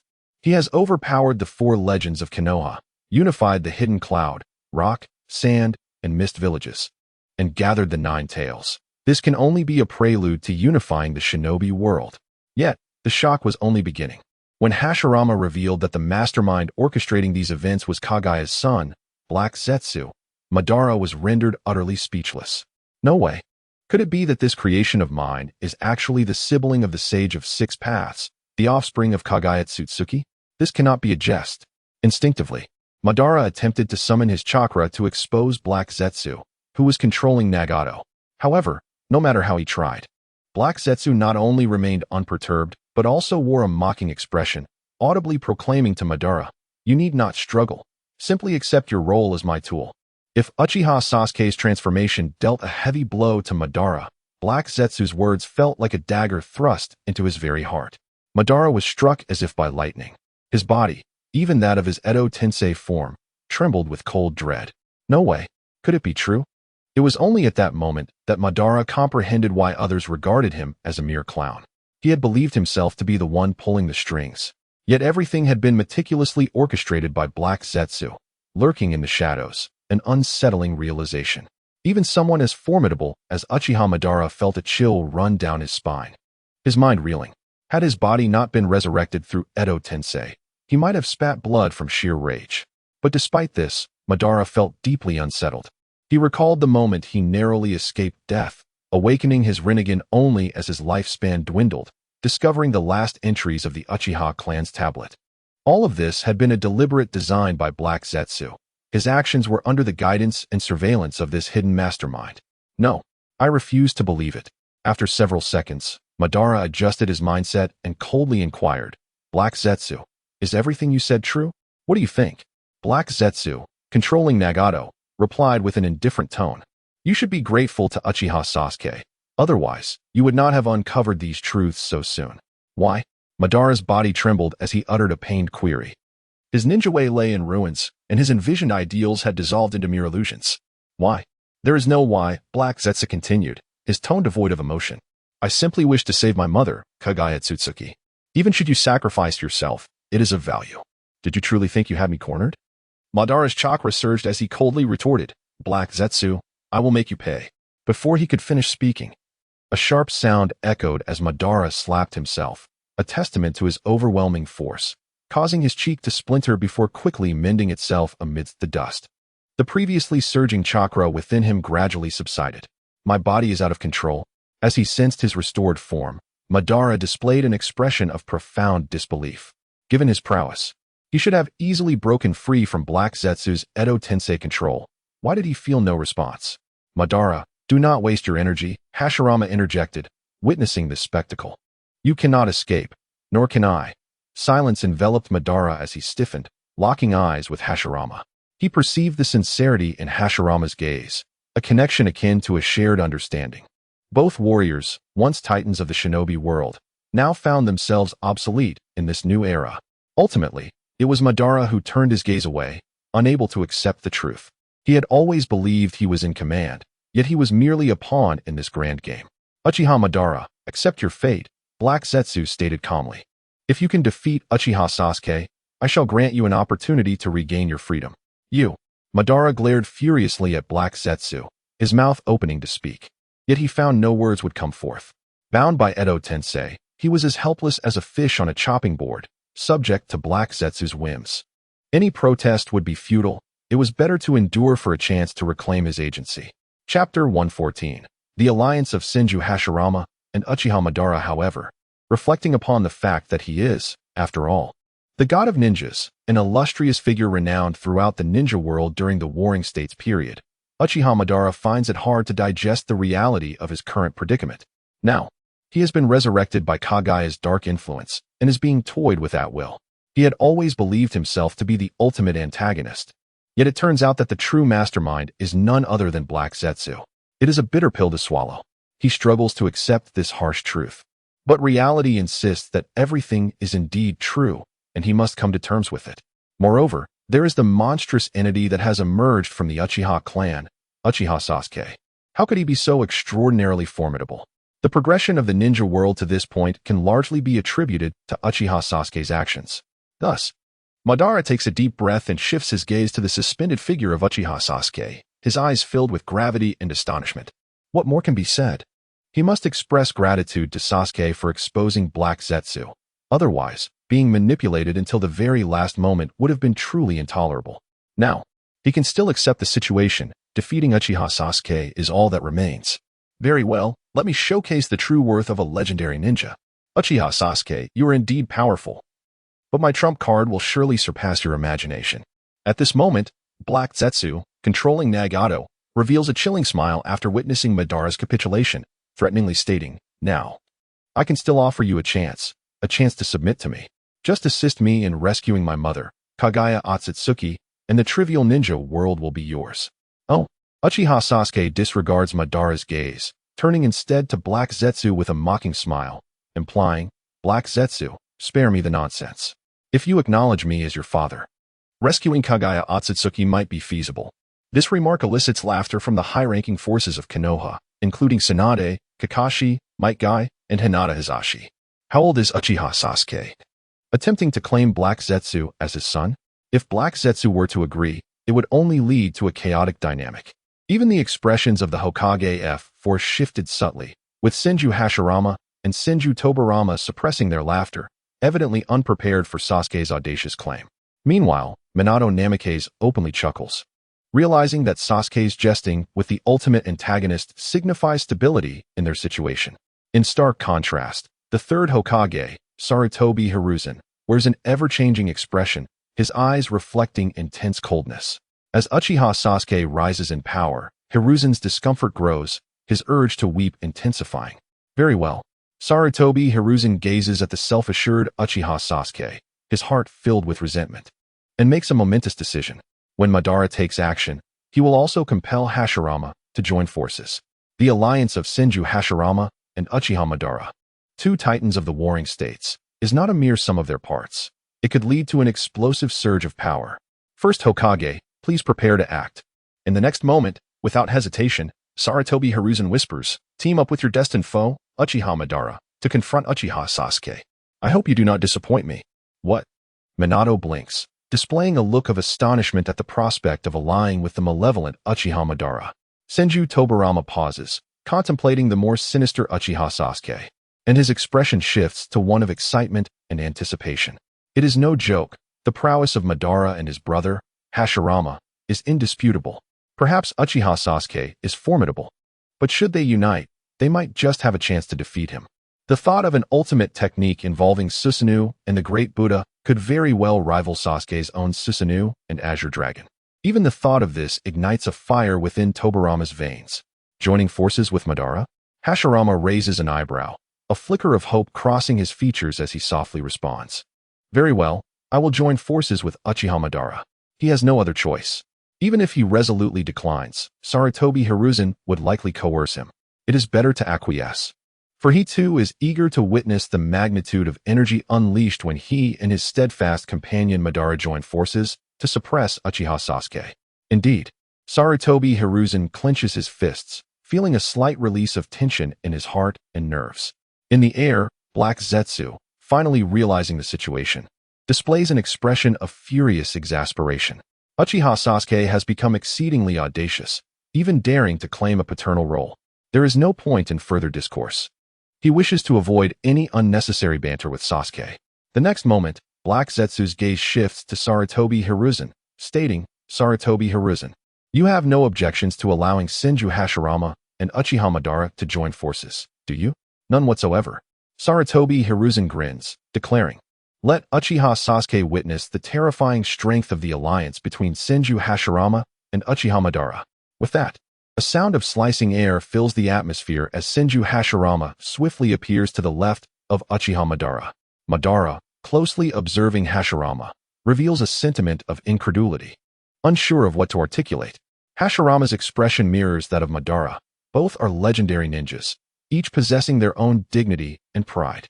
Yet, they have been reduced to being summoned through impure reincarnation, compelled to form an unprecedented alliance against Uchiha Sasuke. It is a testament to how rapidly the times have changed, leaving them momentarily flabbergasted. They can only resign themselves to fate. Thus, after exchanging a glance, Hashirama and Madara adopt an air of disdain as they gaze at Uchiha Sasuke, floating above. Having resolved to collaborate, they unleash their full might. Why bother? Observing this, Uchiha Sasuke remains unfazed, even finding it somewhat amusing. Given his current strength, even the combined forces of Madara and Hashirama seem insufficient. Very well. Let me utterly crush Madara and Hashirama. forcing Sarutobi Hiruzen and Black Zetsu to confront the harshness of reality and understand what true cruelty entails. With a resounding hum, Uchiha Sasuke radiates an aura of terrifying energy, confronting Hashirama and Madara from afar. No words are exchanged, yet the atmosphere in the vicinity grows tense and oppressive. Chapter 115. The Great Buddha of Susanoo. With a resounding roar, the two gods of ninjas unite, sparking immense anticipation. One wonders whether it will be Uchiha Madara and Senju Hashirama who emerge victorious, or if Uchiha Sasuke will continue his undefeated saga. A monumental battle is on the horizon. Witnessing this scene, members of the Akatsuki, including Kakazu, Haiden, Kisame, and Deidara, instinctively held their breath, hesitating to even exhale. It was no jest. Be it the resurrected Uchiha Madara and Senju Hashirama, or Uchiha Sasuke, all held the title of ninja gods. As they prepared for direct confrontation, it was evident that the one who emerged triumphant would undoubtedly claim the title of the ultimate ninja god. Retreat. All of you retreat. Tsunade of the Leaf Village commanded, taking a deep breath without hesitation. The impending clash promised cataclysmic devastation, and it was prudent to withdraw to safety for a clearer vantage point. With a flurry of movement, elite leaf ninjas such as Might Guy, Kakashi, Hinata Hyuga, and Shikaka Nara began to withdraw. The younger generation, including Naruto Uzumaki, Hinata Hyuga, and Neji Hyuga, who had already retreated to a considerable distance, continued to fall back. As for the outcome of the battle, it was a foregone conclusion. They unwaveringly believed in Lord Sasuke's ability to triumph, even against the formidable duo of Madara and Hashirama. It was merely a matter of who would emerge victorious. Sarutobi Hiruzen displayed a hint of cold resolve, murmuring to himself, "I hope that Senju Hashirama and Uchiha Madara can suppress Uchiha Sasuke." This sentiment marked the last flicker of hope within him. Should this fail, he could only look to the enigmatic figure of Kagaya and the sage of Mount Myaboku for assistance. "Go, big brother." Senju Tobarama clenched his fists, reluctantly adding, "Uchiha Madara, you do your best as well." A spectacle was surely on the horizon. Minato Namikaze smiled broadly, his demeanor relaxed. What did it matter that Hashirama and Madara had joined forces? Sasuke would undoubtedly deliver a decisive blow. At the same moment, after a few minutes of tension, Uchiha Madara and Senju Hashirama, feeling ignored by Sasuke's apparent indifference, found their anger swelling. They were the ninja gods of the Warring States era, symbols of an age. Yet here they were, disregarded by Sasuke? Such indignity could not be tolerated. The dignity and pride of a ninja god could not be overlooked or violated. Suddenly, without warning, two terrifying waves of chakra erupted from Madara and Hashirama, shaking the very fabric of the earth, causing the air to tremble violently. This was merely the prelude. Recognizing Sasuke's formidable prowess, both Madara and Hashirama clapped their hands in unison, summoning their ultimate techniques. With a flash, Hashirama's sage visage appeared, and in an instant, he entered sage mode. Clapping his hands, he unleashed the technique known as the True Thousand Hands, summoning a colossal statue of cannon with innumerable arms. The earth trembled with a thunderous roar as the True Thousand Hands took form, with Hashirama standing atop the massive head. Complete Susanoo. Meanwhile, Uchiha Madara summoned a resplendent blue Susanoo, standing alongside the True Thousand Hands. In an instant, the two titanic entities loomed menacingly, exuding an overwhelming force that seemed capable of crushing all in their path, epitomizing their titles as ninja gods. Spectators were left in awe, witnessing the manifestation of the Susanoo-clad Great Buddha. Yet, this was merely an opening act. After exchanging a glance, the two titans pulled their chakra and executed their ultimate move, the Susanoo-clad Great Buddha. This technique, akin to a fusion of the Nine Tails and complete Susanoo, amplified their power exponentially. With another resounding roar, the blue complete Susanoo transformed into countless pieces of armor, enveloping the True Thousand Hands at an imperceptible speed. To the naked eye, the True Thousand Hands now appeared clad in armor, radiating an invisible yet formidable presence that shook the very heavens and earth. Madara and Hashirama stood atop the head of the Susanoo-clad Great Buddha, gazing down at Sasuke, silently urging him to make his move. They had exerted their utmost power. If this did not secure victory, they would have to devise another strategy, especially Madara, whose anticipation for the Rinnegan within Nagato's eyes was palpable. It was, after all, his own. Behold, the Susanoo-clad Great Buddha has appeared. As Madara and Hashirama revealed their ultimate techniques, the Akatsuki members, including Orochimaru, Kisame, Haiden, and Deidara, were awestruck by the overwhelming aura emanating from the Susanoo-clad Great Buddha, their expressions etched with gravity as they turned their attention to Uchiha Sasuke. Now that Hashirama and Madara had drawn their weapons, would Sasuke unleash his own formidable Susanoo-clad Azure Dragon? In truth, not only the Akatsuki members, but also the Leaf Village ninjas, including Hiruzen Sarutobi and Tobirama Senju, were fixated on Sasuke. The spectacle had begun. Kaguya, controlling Nagato, smirked coldly. The alliance of Hashirama and Madara was merely the first step. Madara had yet to reach his full potential, and the Rinnegan remained unactivated. Uchiha Sasuke. The true drama is only just beginning. At that moment, Uchiha Sasuke could no longer contain his wrathful laughter, proclaiming loudly, "Uchiha Madara, Senju Hashirama. Prepare to witness the futility of your so-called Susanoo-clad Great Buddha in the face of absolute power." Chapter 116, Overwhelming Momentum. The explosive destruction of the Susanoo Buddha with a resonant hum, a powerful surge of energy shot skyward as Uchiha Sasuke did not enter the so-called Susanoo Azure Dragon state. Instead, his muscles began to ripple, and a pair of dragon horns emerged from his forehead. His physique grew taller and more robust, swiftly transforming into a hybrid human-beast form. In this state, Uchiha Sasuke possessed not only the capabilities of a human but also the myriad natural attacks characteristic of a dragon. This might well be one of my strongest forms, he mused. Sensing the terrifying power of his hybrid state, a fierce glint flashed in Sasuke's eyes. In an instant, he activated his Mangekyou Sharingan, unleashing a terrifying ocular power as he calmly declared, "Complete body, Susanoo." With a series of crackling sounds, an abundance of energy surged forth. Before the astonished onlookers, a golden Susanoo descended from the heavens, enveloping Uchiha Sasuke like a suit of armor, with a Susanoo's wolf fang staff materializing in his grasp. Then, a triumphant smile spread across Sasuke's face as he unleashed an overwhelming aura that surged towards the Susanoo Buddha. "This is bad." Astonished, Senju Hashirama and Uchiha Madara exchanged worried glances. Without a moment's hesitation, they combined their efforts to unleash the Susanoo Buddha, generating an aura of unfathomable might. With a resounding crash, the two colossal auras collided, erupting in an immensely terrifying shockwave that rippled outward, shaking the very ground beneath them. The air shattered, and the earth cracked with visible fissures that spread far and wide. 1 second, 10 seconds, 20 seconds. As time passed, the confrontation between the two auras intensified, neither side yielding to the other. However, upon closer inspection, the expressions of the reincarnated Senju Hashirama and Uchiha Madara were grave. Had it not been for their reincarnated forms, the two deities of ninjas would have been drenched in cold sweat. Yet, despite this, disbelief permeated their pupils. How can a person's aura be so terrifying, so domineering, so utterly unrestrained? Even as the gods of ninjas, they felt an overwhelming urge to submit. At that moment, Uchiha Sasuke sensed the standoff had reached its limit. A slight curve appeared at the corner of his mouth as he declared with unparalleled arrogance, "Senju Hashirama, Uchiha Madara. You truly underestimate your own abilities in comparing your might to mine."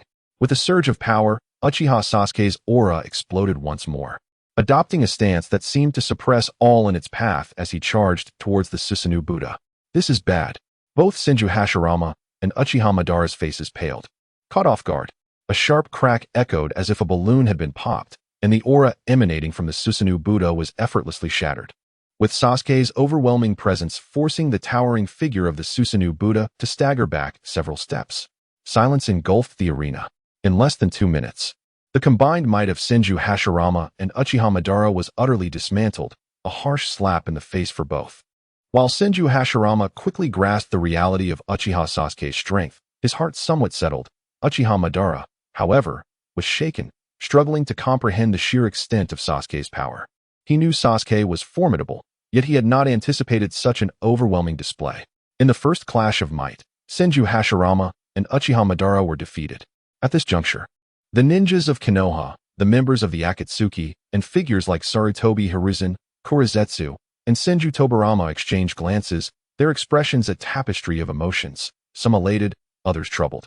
The ninjas of Konoha wore expressions of vindication, while Sarutobi Hiruzen, and Senju Tobarama harbored a sense of foreboding. Uchiha Sasuke had delivered a resounding warning through his staggering aura, subtly indicating that he regarded Senju Hashirama and Uchiha Madara as inconsequential. However, in this moment, Uchiha Madara, unwilling to concede defeat, launched another attack, urging the Susanoo Buddha to unleash its ultimate move. Wait. Senju Hashirama attempted to intervene, but it was too late. He could only release the full force of his sage art, maximizing the power of the Susanoo Buddha. In an instant, countless fists, encased in Susanoo armor, descended like meteors, hurtling towards the suspended Uchiha Sasuke. The sheer force caused the air to explode, creating visible rifts across a radius of several dozen kilometers, warping the very fabric of space itself. Come at me. Uchiha Sasuke remained unperturbed, channeling his armament haki, Conqueror's Haki, and the energy of yin-yang release as he swung the Susanoo Wolf Fong staff with the force of a thunderbolt, meeting the assault head-on. With a resounding blast, the seemingly world-shattering fists were obliterated before they could even touch Sasuke. The raw power was so chaotic that even the residual shockwaves shattered the massive Susanoo fists that had yet to reach him. And this was merely the beginning. Before the astonished eyes of all, Uchiha Sasuke, clad in Susanoo armor and embodying a beastly form, resembled an unparalleled monster as he swung his Susanoo Wolf Fong staff, smashing through each gigantic arm that aimed to strike him. In the end, the speed at which Uchiha Madara and Senju Hashirama could regenerate their giant arms fell woefully short of Sasuke's relentless assault. Feel the force of my strike. Thus, after violently shattering the Susanoo Buddha's colossal fists, Uchiha Sasuke surged forward, wielding his Susanoo Wolf Fong staff, delivering a powerful blow to the chest of the Susanoo Buddha. The combined energies of armament haki, Conqueror's Haki, yin-yang release, and Susanoo erupted forth, and to the incredulous gazes of Senju Hashirama and Uchiha Madara, the once mighty Susanoo Buddha was shattered in a single blow. Chapter 117. Aftermath. Indeed, the astonishing Susanoo, a colossal manifestation of power conjured from the combined energies of the god of ninjas, Senju Hashirama and Uchiha Madara, was effortlessly shattered by a single blow. The so-called Susanoo, the Buddha of the pinnacle, not only posed no threat to Uchiha Sasuke, but was decisively obliterated by him as he unleashed a barrage of devastating strikes that shattered its immense arms. Ultimately, wielding a formidable mace, Sasuke dismantled the seemingly invincible Susanoo with overwhelming force. Moreover, the sheer potency of his power left even Hashirama and Madara, who stood atop the Susanoo, aghast. No. How is this possible? Why is this happening? Their incredulous exclamations echoed as the mighty energy backlash obliterated their reanimated forms, reducing them to countless fragments of dust. Even in their final moments, a sense of disbelief lingered within Hashirama and Madara, yet the undeniable truth compelled them to accept it. In the face of such a terrifying spectacle, members of the Akatsuki, the inhabitants of Konoha, and the legendary Hokage F4, Sarutobi Hiruzen, Senju Tobarama, Namikaze Minato, were left wide-eyed, unable to comprehend the reality before them. Could it be that the Susanoo, forged from the combined might of the god of ninjas, was so easily vanquished? They had never anticipated such a one-sided turn of events. Even those within the village of Konoha who held immense respect and confidence in Sasuke, including Tsunade, Kakashi, Might Guy, Nara Shikaku, and Hyuga Hayashi, found themselves momentarily stunned. Is this truly the extent of the first Hokage, Senju Hashirama, and the once mighty Uchiha Madara? We expected a fierce struggle, yet the outcome was decided in an instant. Hashirama and Madara were left as mere jesters, being relentlessly humiliated by Sasuke. No. It cannot be. Uchiha Sasuke's power is far more terrifying than we imagined. After several minutes of stunned silence, the members of the Akatsuki, including Orochimaru, Kaido, Haiden, and Kisame, felt cold sweat bead upon their brows as they realized the gravity of the situation. Impossible. Sarutobi Hiruzen's legs buckled, and he collapsed to the ground in shock. He had believed that even if Hashirama and Madara joined forces, they could withstand Sasuke's might. He had never fathomed that Sasuke's strength had reached such an extraordinary level, capable of overwhelming the Susanoo despite not having attained the Six Paths tier. This is utterly monstrous. Hiruzen felt the newfound confidence he had briefly held extinguished, leaving him in a state of despair. Is this wicked Uchiha Sasuke truly defying the heavens? Senju Tobarama's soul trembled. Had it not been for his reanimated form, he would have been rendered speechless, his heart heavy with despair. Yet, even in this state, he felt a deep unease, unable to fathom the extent of Sasuke's terrifying power. Breathing deeply, Namake's Minato struggled to contain his fervent admiration for Uchiha Sasuke. Haha, Lord Sasuke is magnificent. Hashirama and Madara? Mere trifles in comparison to Lord Sasuke. In stark contrast to Sarutobi Hiruzen's group, many of the ninjas from Konoha could no longer contain their excitement and admiration, erupting into cheers of adulation. This is incredible. Meanwhile, the one truly shaken was Kagaya's manifestation, Black Zetsu, who controlled Nagato. The capabilities and power of the Susanoo were beyond question, yet Sasuke had obliterated it with reckless fury.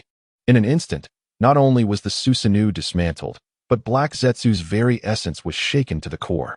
Uchiha Sasuke surpassed all expectations, proving to be even more monstrous and fearsome than imagined. Just then, the remnants of the reanimated Hashirama and Madara, cloaked in dust, reappeared at the center of the battlefield. Unlike before, they now bore no trace of their previous confidence. Only shock and horror remained. Were it not for the multitude of witnesses, they might have embraced each other, weeping in despair at the realization that their era had indeed passed, and this age belonged to Uchiha Sasuke. No, I refuse to accept this. In the next moment, Madara's eyes flared with newfound determination as he glanced upward at Black Zetsu, roaring, "Black Zetsu, what are you waiting for? Return my Rinnegan to me." His voice was tinged with madness. After such humiliation, only the Rinnegan could restore his dignity and power. Without hesitation, Black Zetsu procured Nagato's Rinnegan and casually retrieved a pair of ordinary Sharingan, placing them into Nagato's weeping eye sockets. Seeing this, Konan's fists clenched tighter. Her expression filled with anguish as she knelt to the ground, utterly devastated. Black Zetsu, unperturbed by her distress, intended to toss the Rinnegan to Madara but hesitated. Glancing fearfully at Sasuke, relieved, he realized he had not acted impulsively. Had he thrown it, Sasuke would undoubtedly have intercepted it, leading to utter disaster. Humph, Sasuke observed with a cold smile, dismissing the Rinnegan with contempt. It's merely a Rinnegan. I hardly regard it as significant. Do not revel too much. Black Zetsu, controlling Nagato, swiftly appeared beside Madara, presenting the Rinnegan with efficiency. Initially, Black Zetsu had intended to fully revive Madara, but reconsidered, recognizing that remaining in a reanimated state might prove advantageous, especially with the Rinnegan at his disposal. Excellent. Madara's face lit up with joy as he immediately removed the eyes from his reanimated body and inserted the Rinnegan. In an instant, an overwhelming aura surged forth from Madara, enveloping the battlefield. Chapter 118. The Resurgence of the Rinnegan. He has returned. Uchiha Madara could not help but unleash a triumphant howl to the heavens, his voice brimming with uncontainable ecstasy. This sensation, my Rinnegan has returned. Moments later, Madara slowly closed his eyes, attuning himself to the surging and familiar power of the Rinnegan. A look of rapture and obsession spread across his weathered face as he reminisced about the time when he teetered on the brink of death, struggling in the shadow of mortality. In that critical moment, he successfully evolved his eternal Mangekyou Sharingan into the Rinnegan, allowing him to cling to life and usher in what he deemed his second existence. Now, armed with the body resurrected through the impure world reincarnation and the Rinnegan, he sensed his strength ascend to a new echelon. Even if he had not yet attained the level of the Sage of Six Paths, he had certainly reached a pseudo-six-path status. Initially, he had lost confidence while teaming up with Senju Hashirama against Uchiha Sasuke, but now his self-assurance surged once more.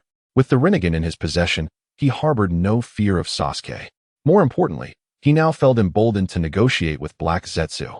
Oh, possessing the Rinnegan makes it almost effortless to break free from the control of impure world reincarnation. Yet, Black Zetsu, thinking to manipulate him with heartfelt words, must now contend with Madara's resolve to uncover all of Black Zetsu's hidden cards. Who truly is the hunter, and who the prey? The outcome remains uncertain. This time, Uchiha Madara aims for an extraordinary turnaround. The Rinnegan Madara has emerged. What an overwhelming surge of ocular power. Madara's strength seemed to have ascended yet again. The sudden turn of events left the members of Akatsuki, Kisame, Haiden, and Kakazu gaping in disbelief. Just moments ago, the colossal Susanoo had been shattered, and now Madara was back on his feet. However, the question lingered. Would this Rinnegan Madara pose a threat to Uchiha Sasuke? The depths of the shinobi world were unfathomably complex, leaving Orochimaru rubbing his temples in shock, his expression numb. The situation had spiraled beyond his comprehension, especially with the impure world reincarnation. He had intended to study it thoroughly, but never anticipated this turn of events. It appeared that one of the three great sages, Frog Sage, along with Black Zetsu, had covertly optimized the impure world reincarnation technique. Madara's newfound strength was formidable, but what good would it amount to? In Konoha, Tsunade, Kakashi, Might Guy, and Hinata all crossed their arms, unconsciously revealing disdain. Time and again, Madara and Black Zetsu were met with defeat. Even with the Rinnegan, could he truly escape the fate of being relentlessly suppressed by Lord Sasuke? They were poised to witness yet another spectacle. Lift me up. Sarutobi Hiruzen, who had been slumped on the ground, suddenly sprang up as if revived from the brink of death, issuing a command to Minato Namikaze, who stood nearby. He had not yet lost. With the emergence of the Rinnegan, perhaps an opportunity awaited. Naive. Minato smirked dismissively, though he found himself involuntarily helping Hiruzen to his feet. What else could be said? Perhaps hope was merely the prelude to despair. Hiruzen was back on his feet, yet it seemed he might soon collapse again. The Uchiha clan is exceedingly sinister. Senju Tobirama gazed vacantly, at a loss for words. His elder brother, Senju Hashirama, appeared to have become a complete loser, faced with the Uchiha clan's resurgence, embodied by Madara, Sasuke, and Obito. The Senju clan seemed utterly eclipsed. Alas, the restored Hashirama let out a helpless sigh, his gaze toward Madara filled with resignation and sorrow. Ultimately, Madara's skills surpassed his own. This first Hokage seemed outdated. Yet, the fact that Madara could still grow stronger brought a semblance of comfort to Hashirama. After all, he was still connected by their bond.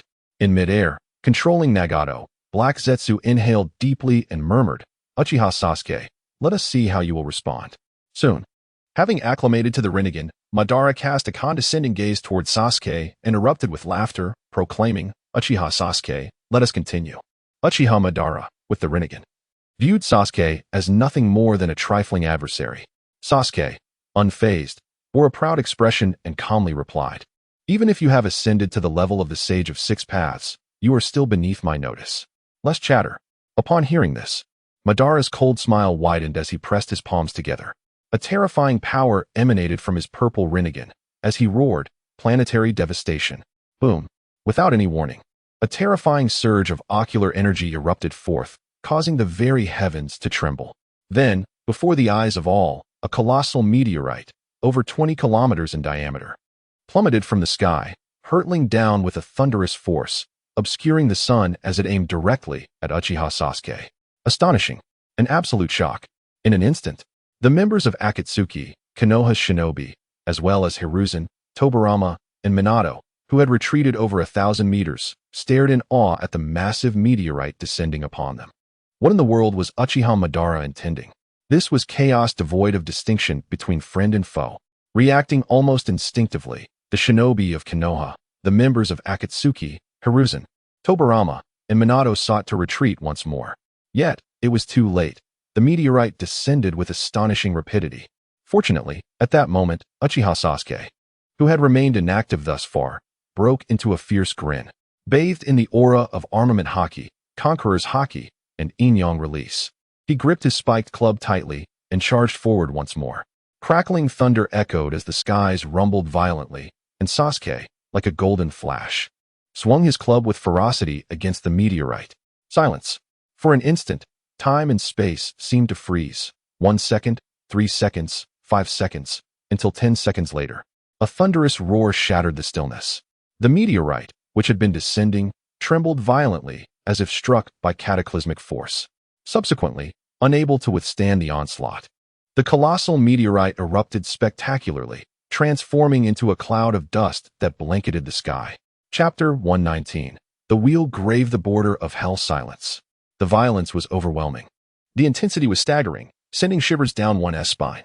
Uchiha Madara had just unleashed a formidable technique when Uchiha Sasuke, with an aura of invincibility, struck decisively, offering no quarter to Madara. This sudden clash rendered the entire area into an eerie stillness. Only the swirling clouds of dust spread like a sandstorm in all directions, creating waves of air mixed with debris. Had even such a massive meteorite been obliterated? Could it be that Uchiha Sasuke had reached an insurmountable pinnacle? members of the Akatsuki, including Orochimaru, Deidara, Sasori, Haiden, and Kisame, felt the descending dust and were left momentarily dazed, their hearts tumultuous and numb once again. Uchiha Sasuke continuously shattered their mental barriers. They had anticipated that the Rinnegan-wielding Uchiha Madara would pose a challenge to Sasuke, yet the reality was a stark contradiction, leaving them utterly dumbfounded. Ha ha ha. Meanwhile, in Konoha, Tsunade, Kakashi, Might Guy, and Narashikaku began to chuckle, realizing that Lord Uchiha Sasuke had not disappointed them. On another front, Sarutobi Hiruzen, drenched in cold sweat and trembling uncontrollably, was on the verge of collapsing. Fortunately, at that critical moment, he was supported by the reincarnated Senju Hashirama and Minato Namikaze. Their expressions varied. Minato stood tall, while Hashirama seemed to bend slightly under the weight of the situation. Uchiha Sasuke was truly monstrous. Not far away, Senju Hashirama felt his spirit quiver. As a legendary ninja, he was not easily intimidated, yet he had believed that Uchiha Sasuke could not act with impunity forever. Now, it appeared that Sasuke's strength surpassed all expectations, allowing him to act without restraint. Even with Madara's Rinnegan, it seemed he was destined to be overwhelmed. In my Bokuzen, Jiraiya, witnessing Uchiha Sasuke's rising dominance, felt a surge of despair, unable to suppress the blood that gushed from his mouth, his spirit waning. The developments had taken him by surprise, especially seeing that even with Madara's Rinnegan, he could inflict no harm upon Sasuke. Jiraiya's last vestige of hope crumbled completely. Nearby, the Toad Sages, Fukasaku and Shima, were frozen in shock, their hearts in turmoil, unable to find peace. Alas, the great Toad Sage, appearing increasingly frail and powerless, closed his eyes and sighed deeply. His choice seemed misguided, and he could only prepare for the worst. Regardless, he would protect my Bokuzen. Should Uchiha Sasuke turn hostile, he would face the consequences head-on. Moreover, a crucial point lingered. Sage of the Six Paths chakra had been quietly safeguarding the ninja world. Now, with Uchiha Sasuke's emergence and Kurizetsu's exposure, the Sage of the Six Paths would undoubtedly take notice. The great Toad Sage pondered whether the Sage's chakra would appear to turn the tide and rescue the ninja world from peril, restoring balance. Sage of the Six Paths, you know I have always stood by you. As a thought crossed his mind, a rare look of relaxation appeared on the great Toad Sage's weary face. The ninja world, a multi-layered structure, seemed to place Uchiha Sasuke on the 10th level, while in truth, the Sage of the Six Paths had already ascended to the 20th. Now, it depended on whether Uchiha Sasuke could withstand the monumental technique, will grave border of hell. Should he falter, the tides would turn, and Uchiha Madara would seize the advantage. At that moment, however, a cry of defiance and anguish erupted as Uchiha Madara's purple Rinnegan flared, its power surging once more. The heaven-obstructing star, unleashed with all his might, was shattered in an instant, transformed into a cloud of dust, an intolerable blow for Madara. Will grave border of hell. A fierce roar erupted as Uchiha Madara succumbed to madness, entering a frenzied state.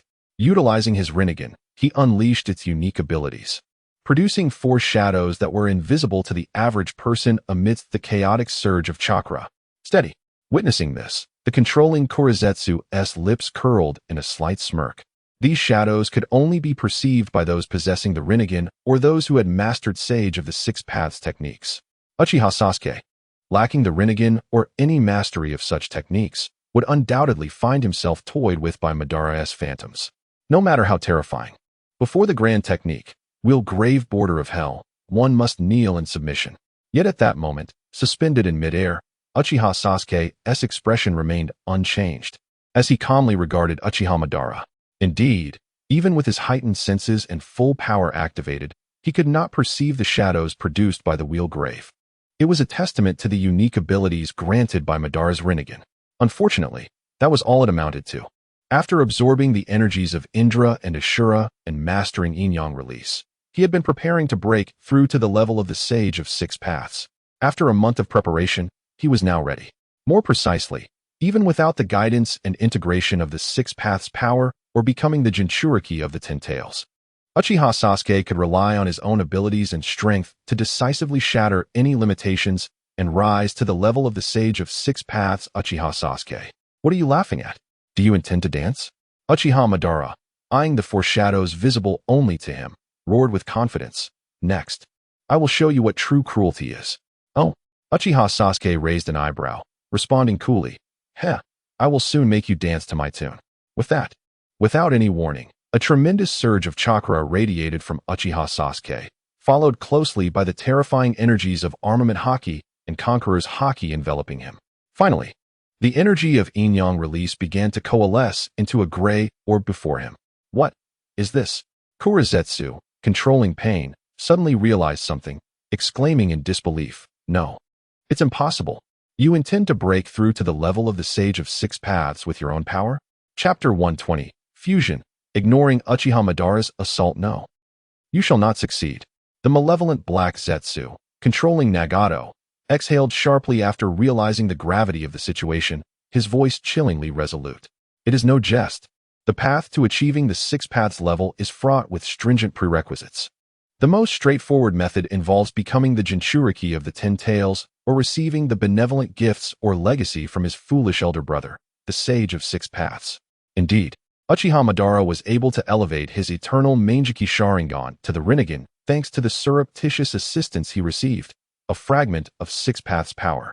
Now, this audacious Uchiha Sasuke dares to attempt to break through to the Six Paths level through his own strength. Such an endeavor blatantly contravenes the rules established by the Sage of Six Paths within the shinobi world, rendering it nearly impossible. What? Uchiha Sasuke aims to ascend to the Six Paths level? The notion was utterly terrifying. If Uchiha Sasuke were to achieve that level, the ramifications would be nothing short of catastrophic. Listening to Black Zetsu's ghostly utterances, members of the Akatsuki such as Orochimaru, Kaido, Kasame, and Sasori were once again struck with astonishment. A glance exchanged among them revealed mutual shock that rendered them nearly numb.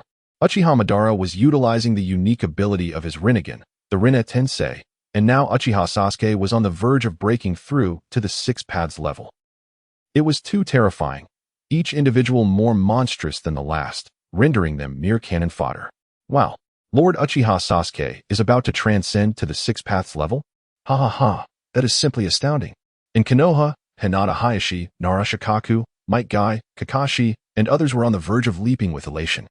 This monumental surprise had arrived so unexpectedly. Initially, Lord Uchiha Sasuke already possessed an invincible aura.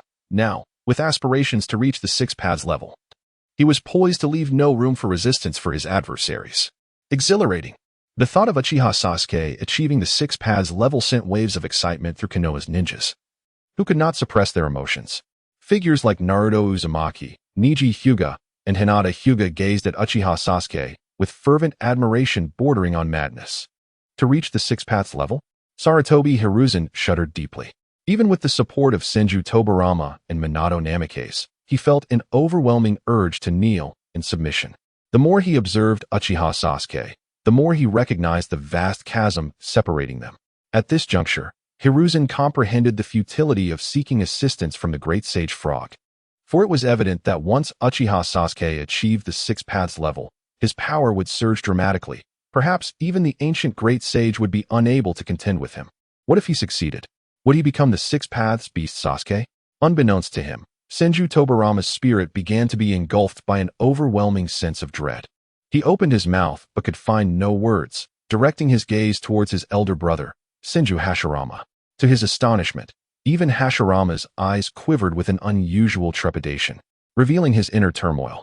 Indeed, as Hashirama watched his dear friend Uchiha Madara unleash the Rinne Tensei, he felt a flicker of anticipation.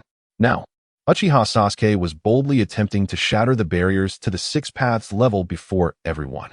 It was a rhythm that offered no hope to his adversaries. Could it be? At this moment, Uchiha Madara, the orchestrator of this chaos, felt a surge of fury rising within him. How many hidden cards does Uchiha Sasuke possess? One layer after another, and now he seeks to ascend to the Six Paths level. This is utterly disrespectful. What instilled even more terror in Madara was the fact that the Six Paths level was one he had yet to attain.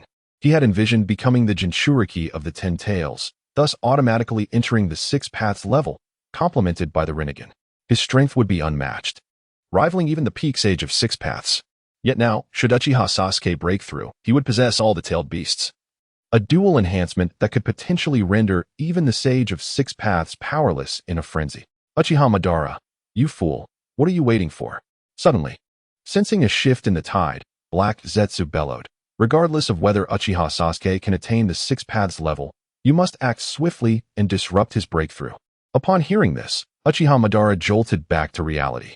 Indeed, if Uchiha Sasuke is in the midst of a breakthrough, it presents the perfect opportunity for him to strike. Should he succeed in causing Sasuke's failure, he would emerge victorious in the end. Rinna Tensei, swish, swish, swish, in the blink of an eye. For nearly soundless shuriken-like shadows shot forth, targeting Uchiha Sasuke suspended in midair, unbeknownst to the multitude. Chuckling, Uchiha Sasuke entirely disregarded Madara's onslaught. With a simple thought, he began to channel the 5 elemental chakra, fire, lightning, water, wind, earth, toward the gray sphere formed by yin-yang release. Boom! A thunderous sound erupted as the fusion of yin-yang release and the 5 elemental chakras failed, resulting in a violent shockwave that rippled through the very fabric of space. Continue. For Uchiha Sasuke, a single failure was of little consequence. Even the energy wave generated by the failed fusion, given his current physical prowess, was effortlessly brushed aside. Boom, boom. Just then, 4 explosive sounds echoed in rapid succession as Uchiha Madara's 4 shadows assailed Sasuke, unleashing a torrent of formidable energy shockwaves. But that was all there was to it. With his current physical capabilities, armed with advanced haki, Conqueror's haki, and the embodiment of yin-yang release, Uchiha Sasuke was able to completely disregard Madara's attacks, embodying a sentiment of indifference. You may be strong, but I shall complete the fusion of the 5 elemental chakras and yin-yang release, attaining the power that encompasses all creation. Thus, amidst countless gazes, Uchiha Sasuke continued his attempts to fuse the 5 elemental chakras and yin-yang release, standing firm as he allowed Uchiha Madara's shadowy assaults to rain upon him, creating a cacophony of explosive sounds, culminating in an extraordinarily peculiar state of battle. Chapter 121. The Seeking Orb. Indeed, it is exceedingly peculiar. Uchiha Madara's physical form remained utterly motionless, while the power of his Rinnegan surged uncontrollably, commanding unseen shadows to launch a ferocious and terrifying assault upon Uchiha Sasuke.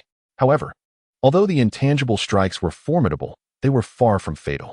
Each blow caused the air to shatter, sending ripples of energy vibrating outward in all directions. Yet, Uchiha Sasuke floated in midair, nearly immobile, relying on his formidable defensive capabilities to endure Madara's relentless onslaught of the limbo border jail. Not only that, but while under attack, Sasuke was simultaneously manipulating the 5 elemental chakras and yin-yang release to achieve a synthesis of yin, yang, fire, earth, lightning, water, and wind, 7 elemental chakras, to obtain the Seeking Orb, thereby striving to transcend to the 6 paths level through sheer will. 1 second, 3 seconds, 10 seconds.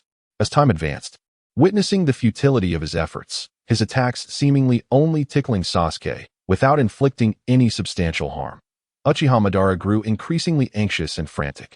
To be candid, as a legendary ninja, his resurrection through impure world reincarnation had become a profound lesson at the hands of Uchiha Sasuke, a veritable slap in the face.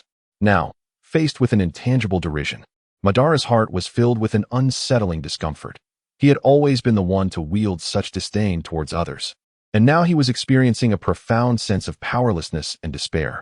Of course, with each failed attempt, the time required for the fusion of the 7 elemental chakras drew ever closer. This realization left Kurizetsu and the great sage of Mount Myaboku, who were spectating, holding their breath. While the untrained eye failed to discern the subtleties, they recognized that Uchiha Sasuke was becoming increasingly adept and proficient at merging the 7 elemental chakras. With his physical prowess, he disregarded the explosive backlash of failure, leading to the inevitable conclusion that success was merely a matter of time. At Mount Myaboku, the great sage pondered whether Uchiha Sasuke could indeed break through to the 6 paths level. Jiraiya, having lost all faith in Uchiha Madara, suppressed his own trepidation and cautiously inquired aloud, "Is it truly possible for Uchiha Sasuke to succeed?" Indeed, the great sage responded, his eyes filled with curiosity. Can he achieve such a breakthrough? The 6 paths level belonged to those capable of creation and destruction, especially for one of Uchiha Sasuke's caliber. Should he transcend to that level, his overall power would likely surge to unimaginable heights, placing Mount Myaboku in peril. At present, success is unlikely. The great sage of the Toad remarked, a shadow of concern passing through his profound eyes. Merely fusing the 7 elemental chakras is wholly insufficient for a breakthrough to the 6 paths level. Splendid, Jiraiya exclaimed with a glimmer of joy, murmuring to himself. If he cannot succeed, then it is for the best for everyone. Jiraiya, you rejoice too soon, the great sage warned, having grasped the underlying implication of the Toad Sage's words. The fact that he will not succeed for now signifies that with each attempt, Uchiha Sasuke will inevitably discover a method to merge the 7 elemental chakras. Jiraiya's expression stiffened in shock. Indeed, at that moment, the great sage added, given Uchiha Sasuke's strength, he should soon sense something amiss.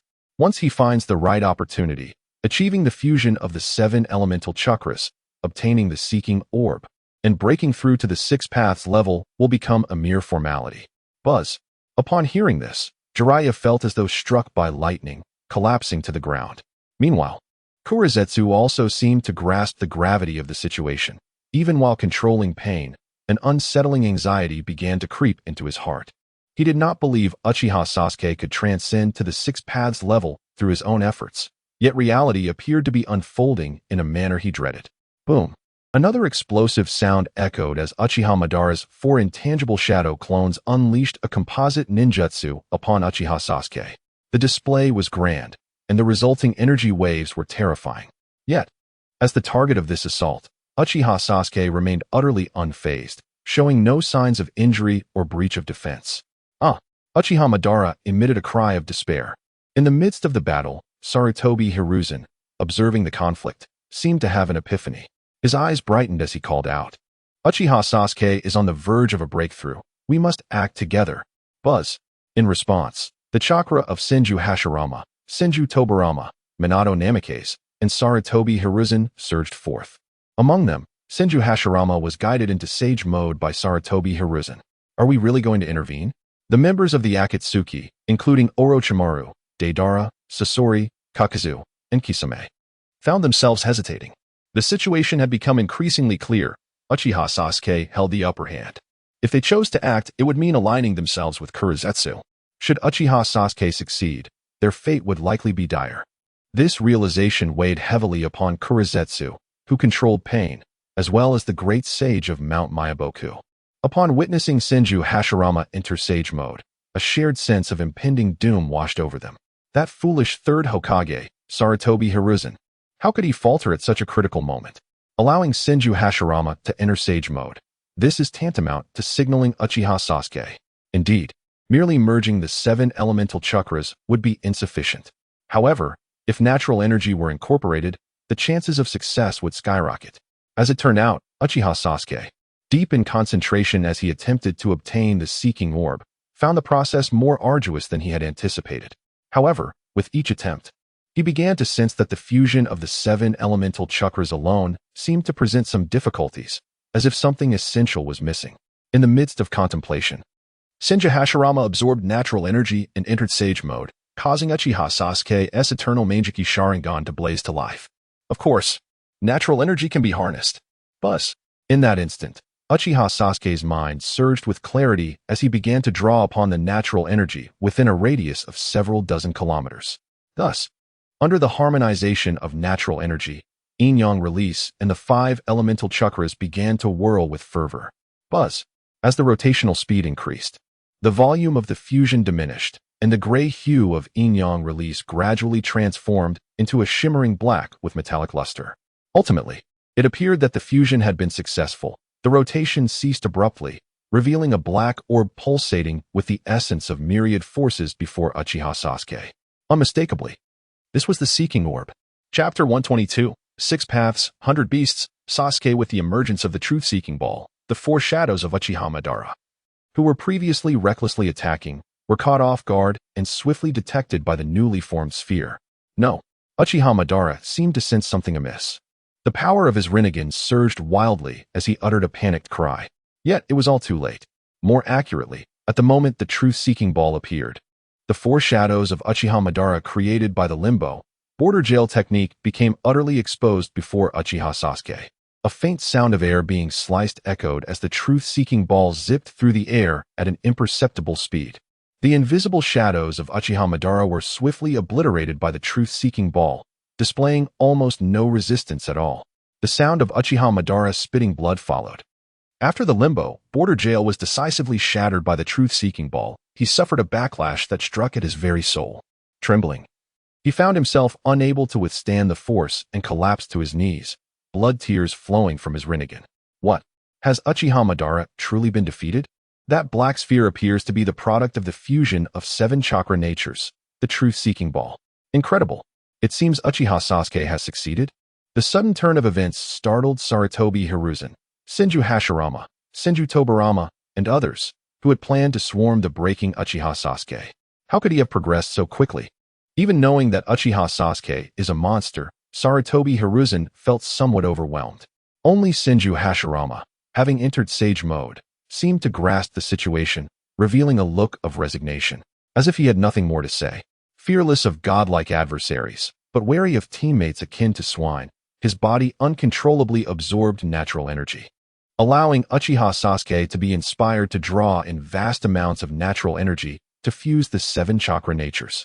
Now, he had directly and successfully fused into the 6 paths level, and everything was coming to an end. You have unwittingly aided Uchiha Sasuke by pushing me into sage mode. The next moment, Senju Hashirama shook his head and spoke softly. Our attempt to utilize the Flying Thunder God technique to retreat is now futile. What? Sarutobi Hiruzen exclaimed, suddenly realizing, his eyes widening in disbelief. Are you saying that I inadvertently enabled you to enter sage mode, thus inspiring Uchiha Sasuke? Indeed. Senju Hashirama nodded helplessly. Another sound of blood being coughed up echoed as Sarutobi Hiruzen, not even having the time to wipe the blood from his lips, desperately sought to control the 2nd and 4th Hokage to utilize the Flying Thunder God technique to return to Mount Mayaboku. Now, Uchiha Sasuke had become an unstoppable force, on the verge of stepping into the legendary realm of the 6 Paths Sage. He needed to leave quickly, at least to the one of the 3 great holy lands, Mount Mayaboku, where the ancient sage, the great sage frog, resided. Unfortunately, Senju Tobirama and Namake's Minato, after activating the Flying Thunder God, could not help but display expressions of shock. It had failed. It seemed as though this space had been frozen, rendering the Flying Thunder God technique unusable. No, Sarutobi Hiruzen, who was trying to control the 2nd and 4th Hokage, sensed the failure of the technique and let out a cry of utter despair. It is futile. Below the 6 paths, all are but ants. Having been mentally prepared, Senju Hashirama shook his head and softly stated, Uchiha Sasuke has not yet taken his final step, yet he can already lock down this entire area. Following these words, Sarutobi Hiruzen's body stiffened, his mind turning blank. Phew, thankfully we did not make a move. This Uchiha Sasuke is an extraordinary monster. We should simply surrender and submit. Meanwhile, the rebellious members of the Akatsuki, such as Sasori, Kaido, Kisame, and Deidara, upon realizing the situation, could not help but exhale deeply, having lost all courage to resist. Even Orochimaru felt a chill run down his spine, utterly shaken within. For Uchiha Sasuke had completely conquered them from within. Yes, success. Success.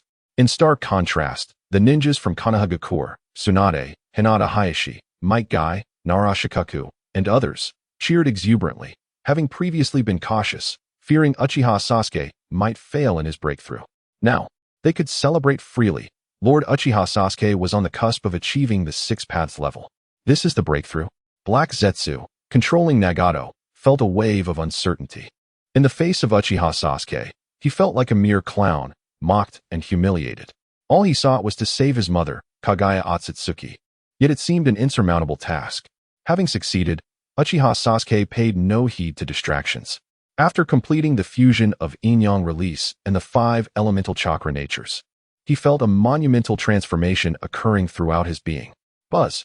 Without any forewarning, the chakra energy within Uchiha Sasuke transmuted into the power of the 6 paths.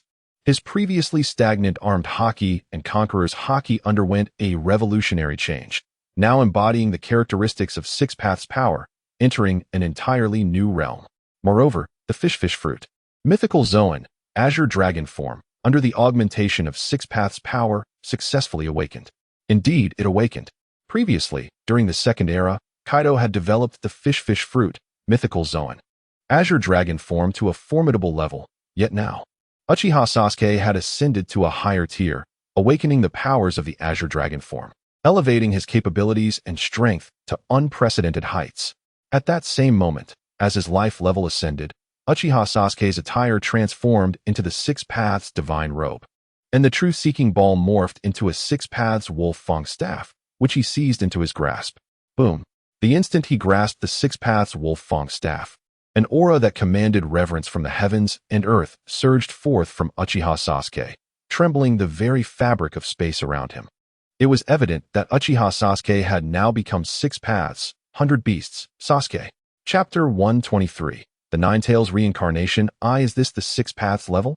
As Uchiha Sasuke sensed a monumental transformation within his body, a proud smile graced the corner of his mouth. The violent aura within his eternal Mangekyou Sharingan could no longer be contained. Powerful. Truly, overwhelmingly powerful.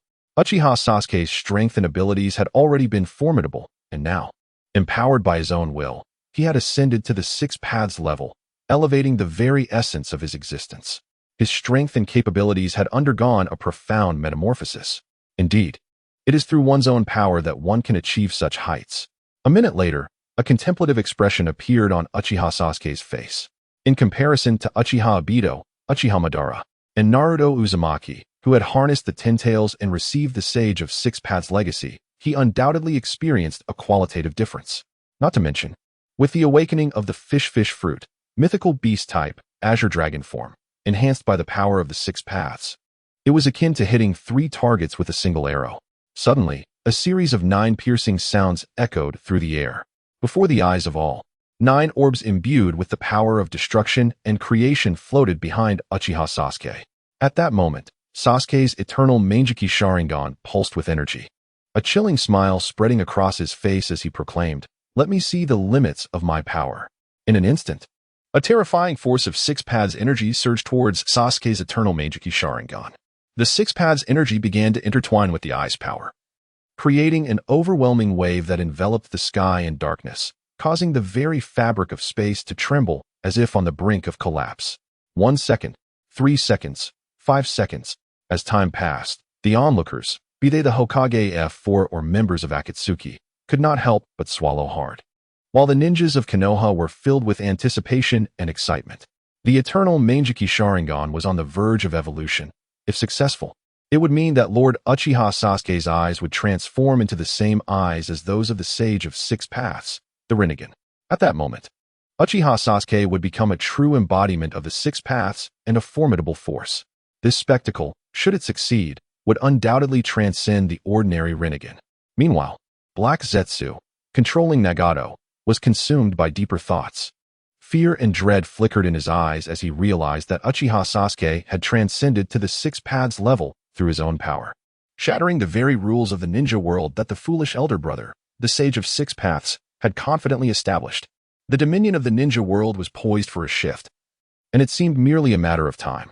Foolish elder brother, a new master of the Six Paths has emerged. Will your chakra, which you guard, not reveal itself? Black Zetsu murmured, glancing around with a cold light in his eyes.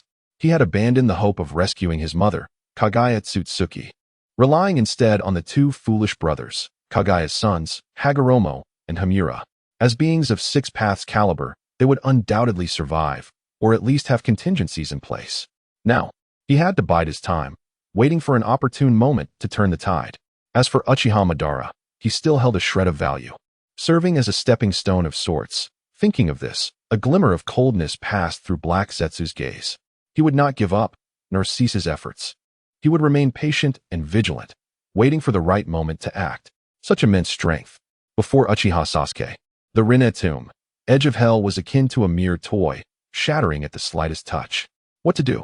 Uchiha Madara had collapsed to the ground, his eyes flashing with fear and trepidation, his heart filled with a mix of unwillingness and disbelief. After becoming Rinnegan Madara, he believed himself capable of matching Uchiha Sasuke. Yet reality had dealt him a harsh blow, especially as Sasuke's success rendered him a mere joke. Even more terrifying was the fact that the body he had resurrected through Edo Tensei began to tremble uncontrollably before Sasuke, a sense of danger creeping into his very soul. It was evident that Uchiha Sasuke could now obliterate him. This realization filled Madara with a profound sense of powerlessness and defeat. His era had passed, and it seemed that the time belonged to Uchiha Sasuke. However, just as Madara contemplated surrender, he found that Black Zetsu had begun to seize control of his Edo Tensei body, leaving Madara astonished as he lost control over his own form. Simultaneously, a thunderous resonance echoed as Uchiha Sasuke's eternal Mangekyou Sharingan unleashed a power that shook the heavens. Unbeknownst to him, dark clouds gathered in the higher skies, and without warning, amidst the flashing lightning, a pair of purple-golden nine-tails Rinnegan shadows appeared, gazing down upon the entire land of fire. Bang! Bang! The moment the nine-tails Rinnegan manifested in the air, a mere exchange of glances caused many in the land of fire, still unaware of the situation, to kneel involuntarily. The members of the Hokage F4 and Akatsuki, confronted with the violent, terrifying, and cold presence of the nine-tails Rinnegan, found themselves stripped of any courage to react. Even Sarutobi Hiruzen was seized by fear, collapsing once more to the ground. Edo Tensei's Tobirama Senju, too, was rendered helpless. In that moment, despite being in a reanimated body, his spirit quaked with fright, haunted by the malevolent Uchiha's looming shadow. What? No. It cannot be. Is it truly the nine-tails Rinnegan? Uchiha Sasuke. What manner of creature is he? Simultaneously, Black Zetsu, controlling Nagato, and the great sage of Mount Myaboku were engulfed by panic, both voicing their alarm. Particularly the great sage, who stood upright, trembling in disbelief. For the nine-tails Rinnegan, also known as the Rinne Sharingan, had only been awakened after Kage Tsutsuki consumed the fruit of the God Tree. Chapter 124. The Sage of Six Paths. I have become a clown now. It appears that Uchiha Sasuke has not fused with the Ten Tails, God Tree, and, relying solely on his own strength, has directly evolved his eternal Mangekyou Sharingan into the Rinnegan with 9 Tomo. Such an unprecedented turn of events is utterly astounding. In an instant, Black Zetsu, who controlled Nagato, and the great sage frog were left in a state of bewilderment. They had assumed that Uchiha Sasuke's ascension to the sage level was already extraordinary, yet they never anticipated that the Rinnegan with 9 Tomo would be the true game-changer. Uchiha Sasuke, how is this possible? This cannot be real.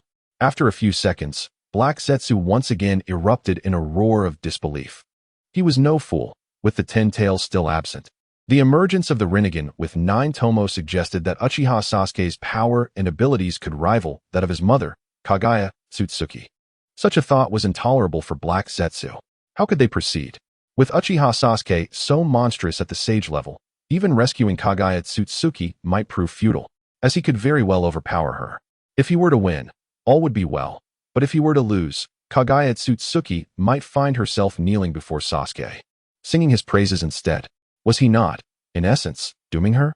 Meanwhile, in my bokuzen, the sound of blood being coughed up echoed as the great sage frog once again spat forth blood, having suffered a backlash. After Uchiha Sasuke ascended to the sage level, the great sage, in disbelief, attempted to glimpse the future but was met with the backlash of an invisible force the moment the thought crossed his mind. It was evident that Uchiha Sasuke had grown so powerful that even he could not withstand it. This was distressing. No, more than that. The great sage's heart quaked with fear. Uchiha Sasuke's trajectory of growth defied all logic. Great sage, are you all right? Seeing this, both Senjutsu and Shima displayed concern and called out loudly. Cough, cough. I'm fine for now. Upon hearing this, the great sage gradually regained his composure and coughed as he spoke. The current situation is beyond our involvement here in my bokuzen.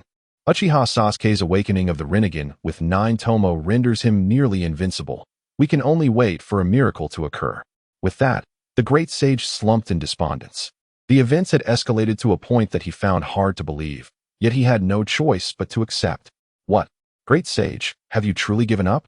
Senjutsu and Shima exclaimed in astonishment, their hearts stirred by tumultuous waves of disbelief. The great sage, who had lived for countless years, had always been regarded as an invincible figure in their eyes. Even during this internal conflict in Konoha, where he had allied with the third Hokage, Sarutobi Hiruzen, they believed he would triumph, with my bokuzen laughing triumphantly in the end. Yet, they had not foreseen that everything had gone awry. It seemed my bokuzen had struck a hard wall, and even their pride, the great sage, could not bear the weight of it. My bokuzen was on the brink of catastrophe. Sigh. The great sage let out a soft sigh, his gaze fixed on the live broadcast, choosing not to elaborate further. With no one else to rely upon, it all hinged on whether Kaguya and the Tsutsuki clan had left behind any contingency plans. If they had not, Uchiha Sasuke would undoubtedly emerge victorious, successfully seizing control of the shinobi world created by the Sage of Six Paths. Conversely, if they had, Kaguya and her clan would replicate the legendary moment when the brothers united to seal their mother, Kaguya Tsutsuki. It's over. Everything is over. Witnessing the severity of the situation, a despondent Jiraiya could not suppress the expression of utter despair. With Uchiha Sasuke's breakthrough, the fate of Sarutobi Hiruzen had already been sealed. Attempting to use the Flying Thunder God technique to escape seemed futile.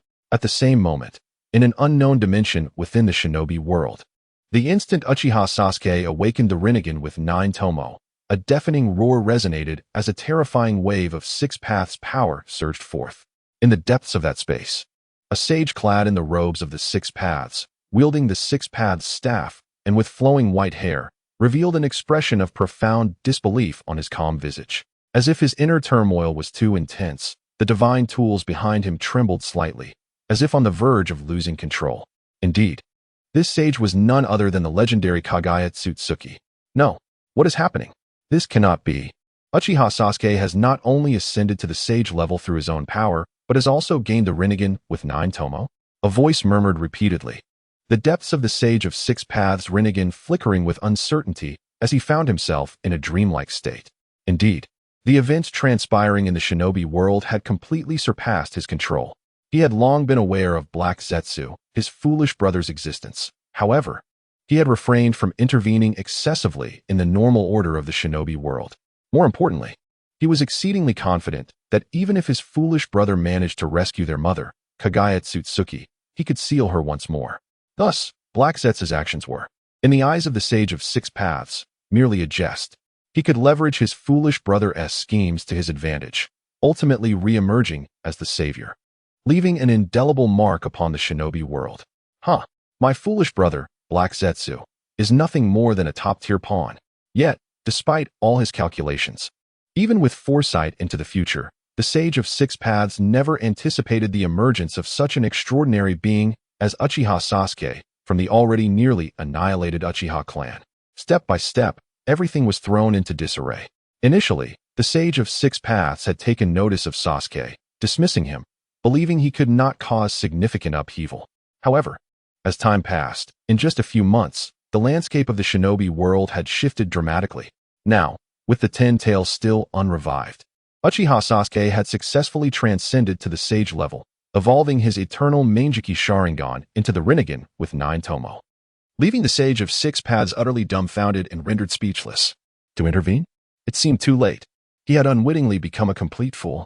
Chapter 125. Yuki and Yui aim to astonish the shinobi world at this juncture. The Sage of Six Paths finds himself ensnared in an unprecedented dilemma.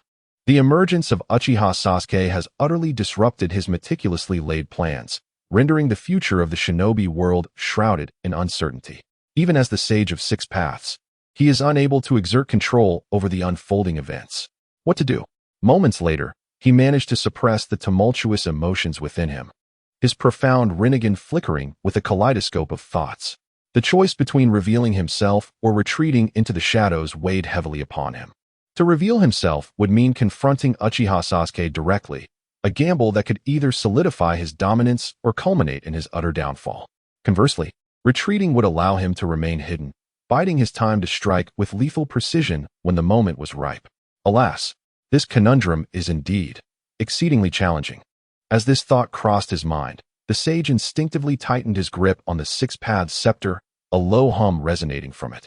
Just then, a subtle distortion in the fabric of space heralded the arrival of a man, strikingly similar to the sage, with 2 horns adorning his head and white eyes. He appeared without preamble in this alternate realm. You've come? Upon seeing the newcomer, the sage displayed no semblance of surprise and calmly inquired, "You are here concerning Uchiha Sasuke, are you not?" "Indeed," replied Otsutsuki Yuki with an expression of grave seriousness. "Brother, shall we simply stand by while Uchiha Sasuke wreaks havoc in the shinobi world? What else can we do?" The sage shook his head in resignation, bitterness lacing his words. With Uchiha Sasuke having ascended to the 6 paths level and awakened the Rinnegan with 9 tomo, our final opportunity has vanished. Damn it. At this, Yuki clenched his fists, fury evident in his white eyes, his heart consumed by regret and indignation. Had Uchiha Sasuke not reached the 6 paths level, he and his brother would have dismissed him without a second thought. After all, beneath the 6 paths, all are mere insects. No matter how formidable Uchiha Sasuke may be, they would have quelled him with ease. Now, in a matter of mere minutes, Sasuke's ascension to the 6 paths level and the awakening of his Rinnegan had unfolded seamlessly, catching them both off guard. The balance of power had shifted, favoring Uchiha Sasuke. We were perhaps too overconfident, the sage mused. We believed we could control everything, only to be soundly rebuffed by Uchiha Sasuke. This man is a true anomaly. Yuki, his brow furrowed in confusion, queried, what has transpired within him? How did he undergo such a monumental transformation and uncover the secrets of the shinobi world? I do not know, the sage admitted, shaking his head in perplexity. His lack of a Kagaya mark signifies no connection to the Akatsuki clan. It is indeed perplexing. With that, silence enveloped the two, an unspoken tension lingering in the air. Very well, let us unveil ourselves and deliver a jolt to the shinobi world, the sage finally declared, taking a deep breath. We can no longer endure in silence. Since Uchiha Sasuke has shown us no respect, there is no need for us to remain in the shadows. With a fierce glint in his eye, he raised the 6 paths scepter and added, even if this confrontation draws the attention of our clan and allows our mother, Kagaya Akatsuki, to break free from her seal, it matters not. Let the shinobi world descend into chaos. Boom. As his words echoed, a terrifying aura radiated from the sage, so potent that it caused visible fissures to appear in the very fabric of this alternate realm, engulfing the space with astonishing speed. Ha! It has been so many years since we last fought, brother. Let the entire shinobi world erupt into fervor as we reclaim our dominion. In that moment, the long-dormant fervor within Yuki was reignited, mirroring the madness in his brother's eyes. Uchiha Sasuke had indeed underestimated them. He had broken through to the 6 paths level and wielded the Rinnegan as if it were nothing. Once, they had sealed their mother, Kagaya Akatsuki. Now, they could do the same to Uchiha Sasuke. Humming with purpose, Yuki and Yui exchanged knowing glances, seemingly having reached a resolute decision, before disappearing from this crumbling dimension. The brothers were poised to make their entrance. Simultaneously, atop Mayaboku Mountain, the Toad Sage, previously languishing on his throne, seemed to receive some vital information. A spark ignited in his dimmed eyes, and he rose with newfound vigor, as if awakened from a deep slumber. They have arrived. Akatsuki, Yuki, and Yui are preparing to strike. The tide of battle was about to turn. Uchiha Sasuke might not emerge victorious after all. The Toad Sage's expression was charged with excitement, his long-tensed heart relaxing. After Uchiha Sasuke's rise to power, he had awaited this moment. And now the legendary figures were set to make their appearance. What? Are you saying the Sage of 6 Paths is coming forth? Excellent. Truly excellent. Upon hearing this, the Sage of the Deep and the Sage of Jiraiya were momentarily taken aback before erupting in enthusiastic exclamations.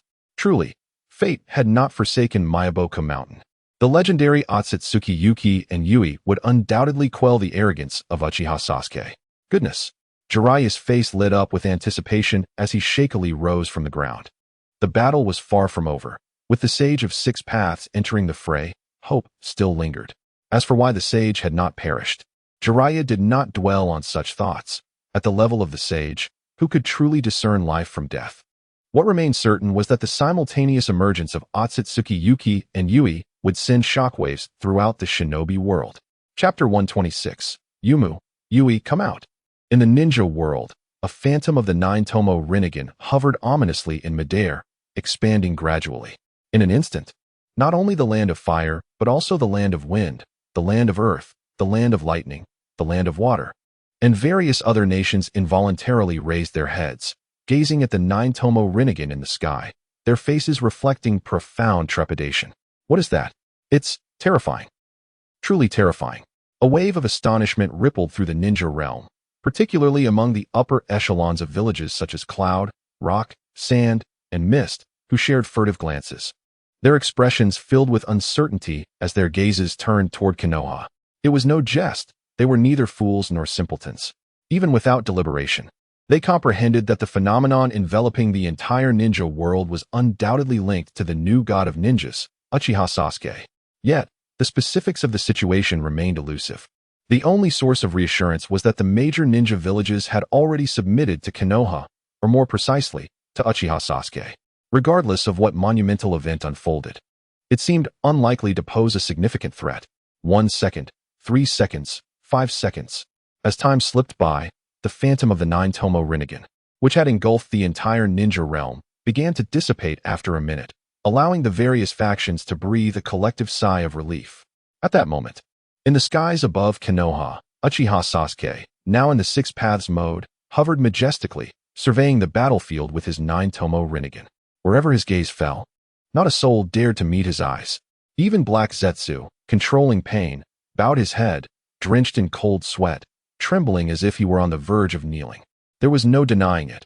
Uchiha Sasuke's power was already formidable. And following his ascension to the Six Paths level and the evolution of his eternal Mangekyou Sharingan to the Nine-Tomo Rinnegan, his aura of intimidation had reached an overwhelming pinnacle. Consequently, aside from the ninjas and civilians of Konoha, members of the Akatsuki organization, including Orochimaru, Kakuzu, Kisame, and Deidara, were already trembling on the ground. Even the reanimated Sarutobi Hiruzen, Senju Hashirama, and Senju Tobirama found themselves kneeling, the scene having devolved into a one-sided slaughter. It seemed the outcome was all but decided. How powerful! Orochimaru, Kisame, and the others exchanged fearful glances but dared not speak further. They understood all too well that the current Uchiha Sasuke was an unstoppable force. Even Black Zetsu, the third son of Kage Tsutsuki, would likely be subdued and forced to kneel in submission. Alas! Meanwhile, Sarutobi Hiruzen, prostrate on the ground, let out a desperate sigh. He had been resurrected through Edo Tensei to reclaim what he had lost in Konoha, never expecting such a dismal fate, even jeopardizing his own existence. Uchiha Sasuke was simply incomprehensible. Senju Tobirama, at this point, had long since refrained from uttering any disparaging remarks about the Uchiha. For Uchiha Sasuke had demonstrated that strength could indeed dictate terms, reigning supreme over the ninja world and compelling all to yield. Beside him, Namake's Minato, despite being on his knees, bore a look of satisfaction. Uchiha Sasuke was undeniably formidable, and as for Uzumaki Naruto, his future appeared exceedingly bright. As for the god of ninjas, Senju Hashirama, and Uchiha Madara, the two found themselves kneeling together, their expressions twisted in despair, particularly Uchiha Madara, who, despite possessing the Rinnegan, was utterly overwhelmed by the oppressive aura emanating from the now dominant Uchiha Sasuke. The feelings of powerlessness, despondency, and despair tormented him relentlessly. This was not how the script was supposed to unfold. Now, all had become stepping stones for Uchiha Sasuke. We must accept our fate. At that moment, Senju Hashirama seemed to reach an epiphany, uttering with a hint of resignation, "This Uchiha Sasuke is a monstrous entity that defies all logic. Our defeat is not unjust. I refuse to accept it." Upon hearing this, Uchiha Madara's expression darkened, his voice laced with venom as he spat. After all this time planning, I've achieved nothing but to become a laughingstock. Of course, Uchiha Madara harbored one unspoken thought for his dear friend, Senju Hashirama. He sought to prove to Hashirama that his ideals and aspirations held significance, yet now, everything lay in ruins. We have all become losers. It seemed that Senju Hashirama, sensing Madara's turmoil, hesitated before softly declaring, "Our era has truly passed."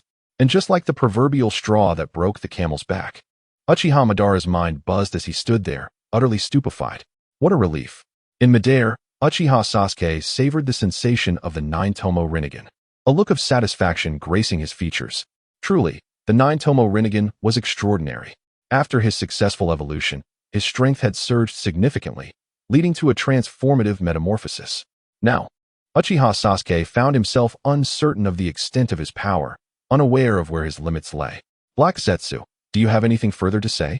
After a few seconds, Uchiha Sasuke, with an air of indifference, gazed down at the bowed Black Zetsu and calmly stated, "I have sensed your true form. Where is it?" Buzz. With that, accompanied by a ripple of spatial distortion, Uchiha Sasuke vanished from his position. Merely a second later, he reappeared, now accompanied by a Black Zetsu, displaying an expression of utter disbelief. Bang!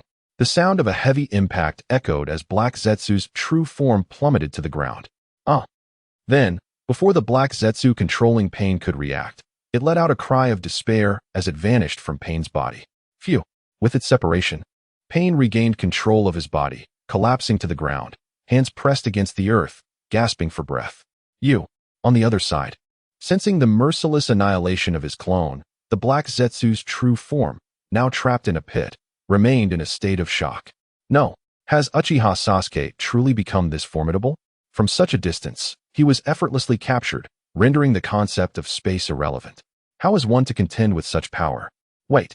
Suddenly, at that moment, as if sensing something, the once trembling Black Zetsu wore a mocking expression on its face. However, just as the hint of mockery appeared on its dark visage, Black Zetsu fell silent again. Because Uchiha Sasuke's voice rang out with unapologetic audacity, Yui, come forth. Chapter 127, A Showdown in the Air Come Out. The voice, imperiously commanding, resounded like thunder, echoing in the ears of everyone present, plunging the scene into an instantaneous silence. Save for Kurizetsu, nearly every face in the crowd was frozen in disbelief. If they had not misheard, Uchiha Sasuke had audaciously summoned the legendary Tsutsuki Momoshiki and Kagaya to appear. Such audacity was astonishing. After all, Tsutsuki Kagaya was the fabled sage of six paths. The mere thought of Sasuke calling her out left the shinobi of Konoha and the surrounding civilians in shock, their minds swirling with confusion. Hadn't he, the sage of six paths, perished? How could Sasuke dare to demand her presence? Was it possible that the sage had not met her end?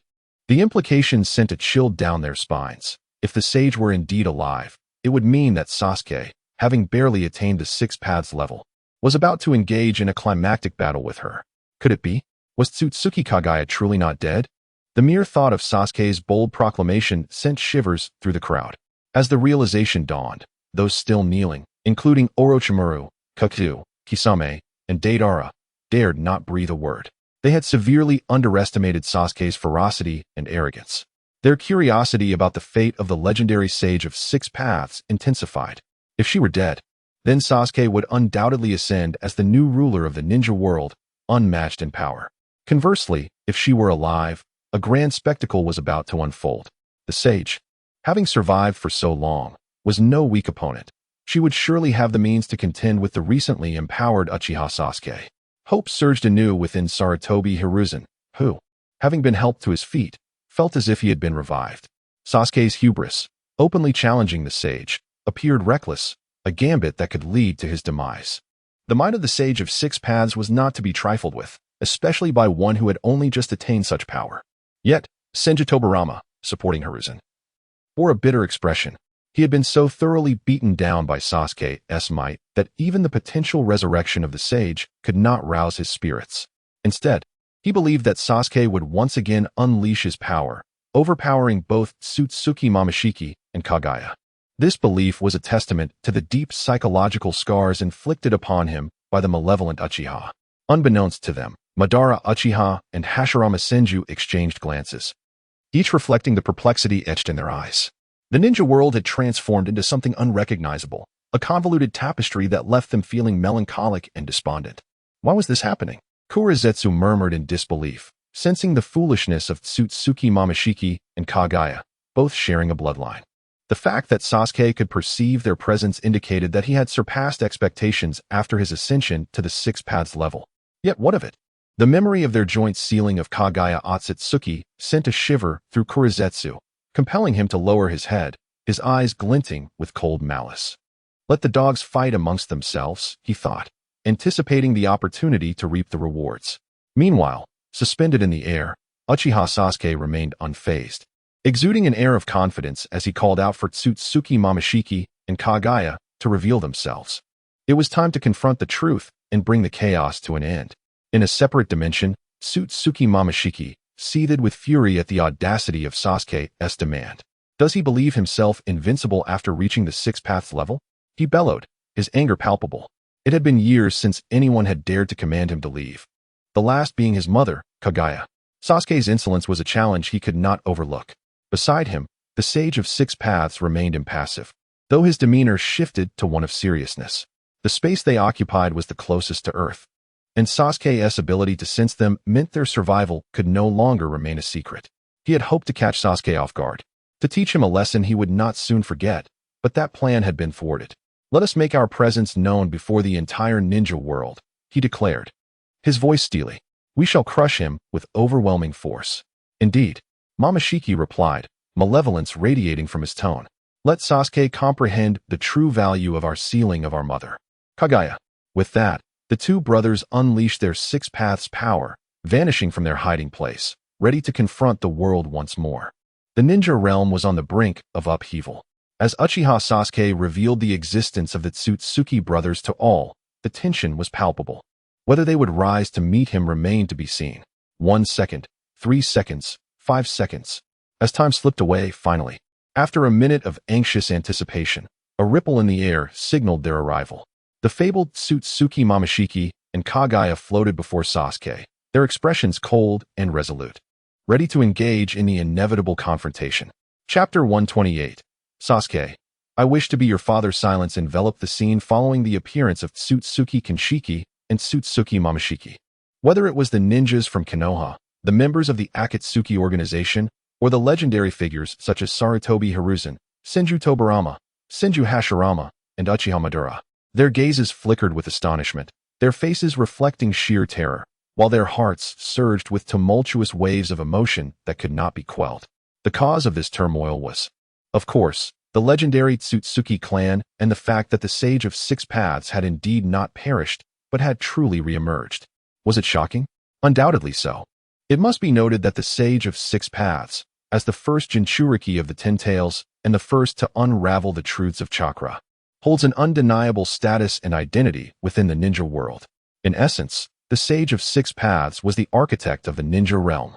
Now, with the Sage of Six Paths manifesting, it was under the formidable pressure exerted by Uchiha Sasuke.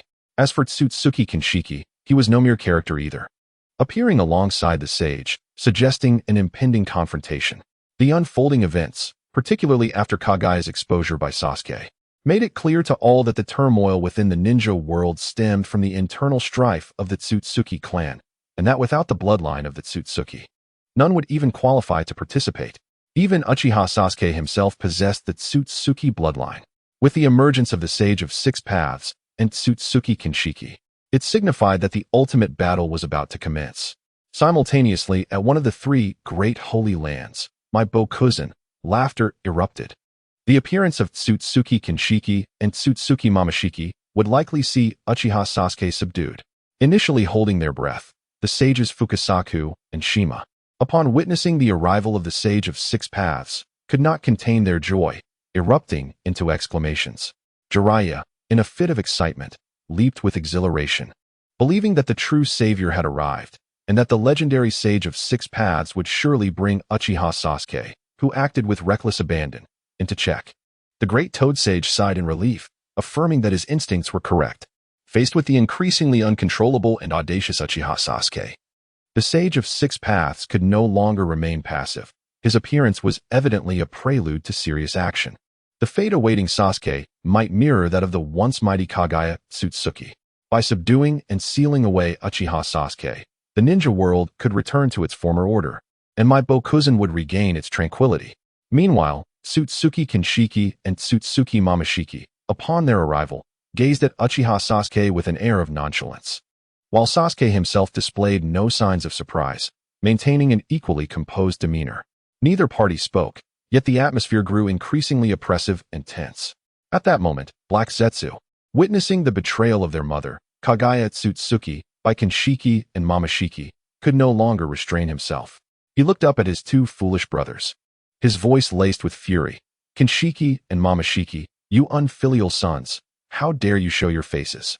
The ninja world has descended into chaos, and the emergence of the audacious Uchiha Sasuke is primarily your responsibility. Upon hearing this, the Sage of Six Paths displayed a rare expression of disdain, choosing to disregard his foolish sibling, Black Zetsu. Despite Black Zetsu's misguided confidence in his concealment, everything was within the Sage's control.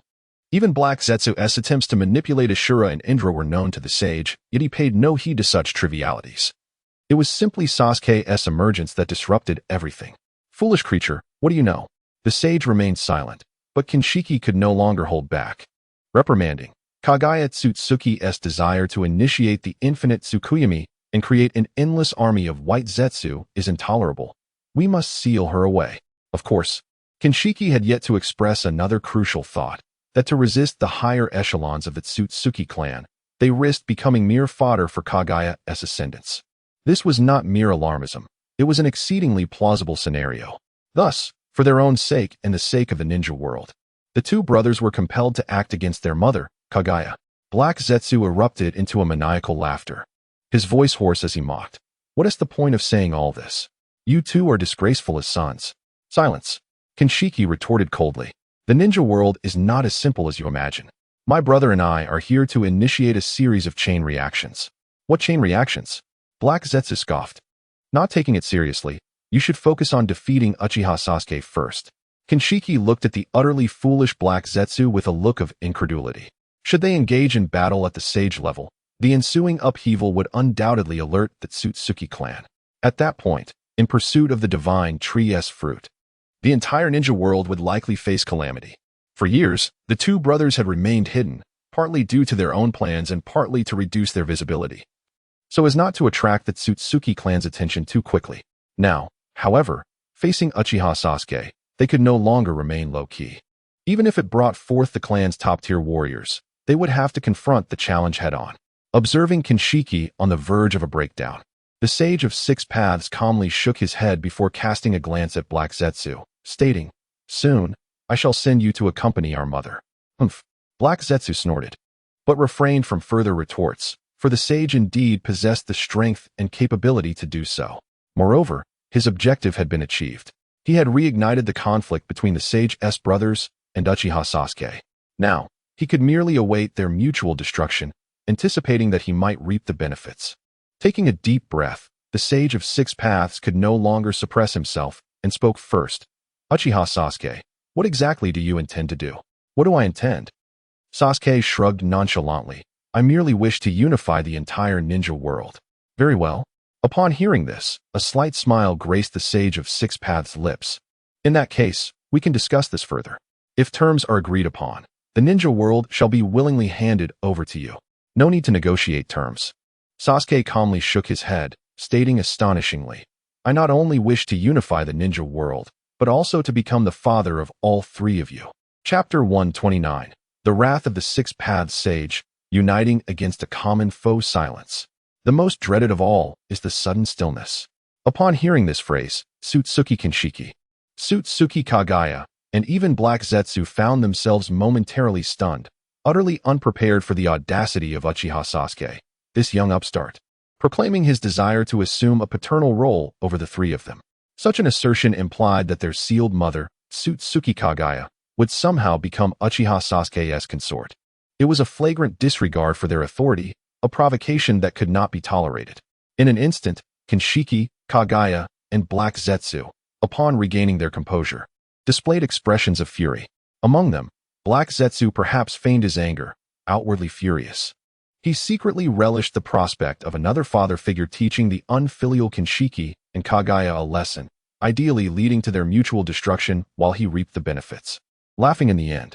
However, as the Six Paths Sage, Tsutsuki Kagaya and her brother Kinshiki could no longer endure such insolence. Originally, their plan involved making a grand entrance, shocking the audience, and negotiating terms with Uchiha Sasuke for a collaborative resolution to the impending threat from the Tsutsuki clan. Yet, to their dismay, the situation had spiraled beyond their control. Uchiha Sasuke's arrogance had reached unprecedented heights, dismissing the two brothers entirely while daring to claim a paternal role. What was left to discuss? Only a battle could resolve this matter. And so, as seasoned Six Paths level warriors, Kinshiki and Kagaya's emotions shifted dramatically, their very essence transforming the atmosphere around them. Even without overt displays of power, an invisible pressure emanated from them, darkening the skies, casting a pall over the sun and moon, as if heralding the apocalypse itself. The sheer magnitude of their aura rendered the air quivering, imprisoning this region in an oppressive silence. Kinshiki and Kagaya were enraged, leaving uncertain whether Uchiha Sasuke could withstand the might of the two Six Paths Sage. The ultimate showdown was about to commence. Observing this awe-inspiring spectacle, members of the Akatsuki, Orochimaru, Deidara, Kisame, and others, had completely surrendered, no longer inclined to resist. Their resolve had crystallized. They would pledge allegiance to the victor. Gone were their rebellious spirits, as S-rank rogue ninjas. They appeared as mere novices before the might of Uchiha Sasuke and the Six-Paths Sage, their bodies and minds already kneeling in submission. They could only await the outcome, eager to see who would ultimately emerge as the new sovereign of the ninja world. Uchiha Sasuke would surely prevail. They hoped that he would become the Six-Paths Sage's new progenitor.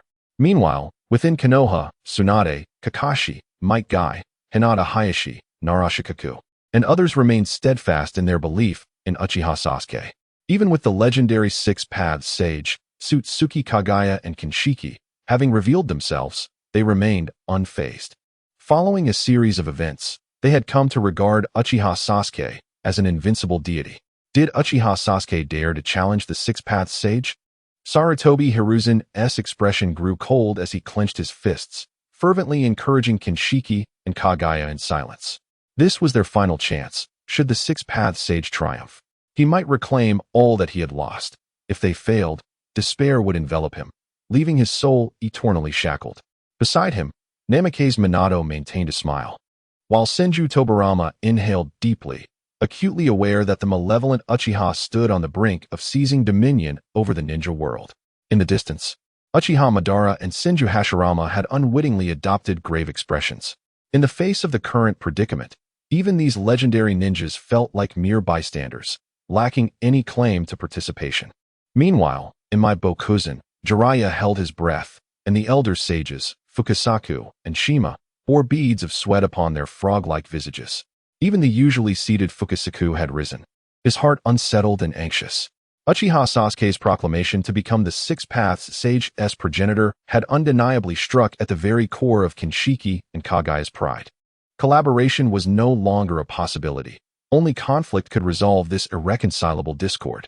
Of course, it was not just my Bokuzen that felt the tremors of this confrontation. As Kinshiki and Kagaya made their grand entrance, their overwhelming aura rippled throughout the ninja world.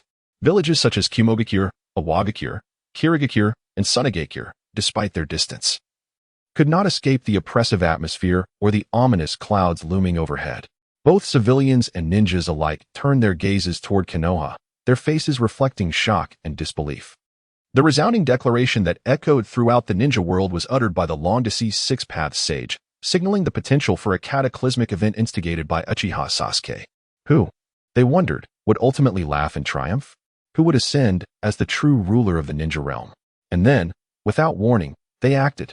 Kinshiki and Kagaya exchanged a glance, and in an instant, their Six-Paths power surged forth, manifesting the truth-seeking orbs. They advanced toward Uchiha Sasuke with the intent to seal him away, just as they had their mother, Tsutsuki Kagaya. Did he wish to play the role of their progenitor? Then let him be confined in a space of his own making.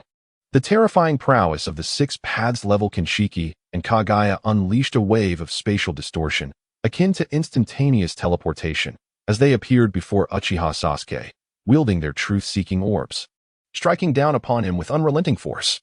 Crack, crack. The sheer intensity of their assault shattered the very fabric of space, leaving visible fissures and sending tremors through the earth itself. Chapter 130. The Six-Paths Sage subdued, the era of the beast assistants indeed. The earth itself trembled uncontrollably several times, a consequence of the cataclysmic clash between the Six-Paths-leveled Tsutsuki Kinshiki and Tsutsuki Urashiki.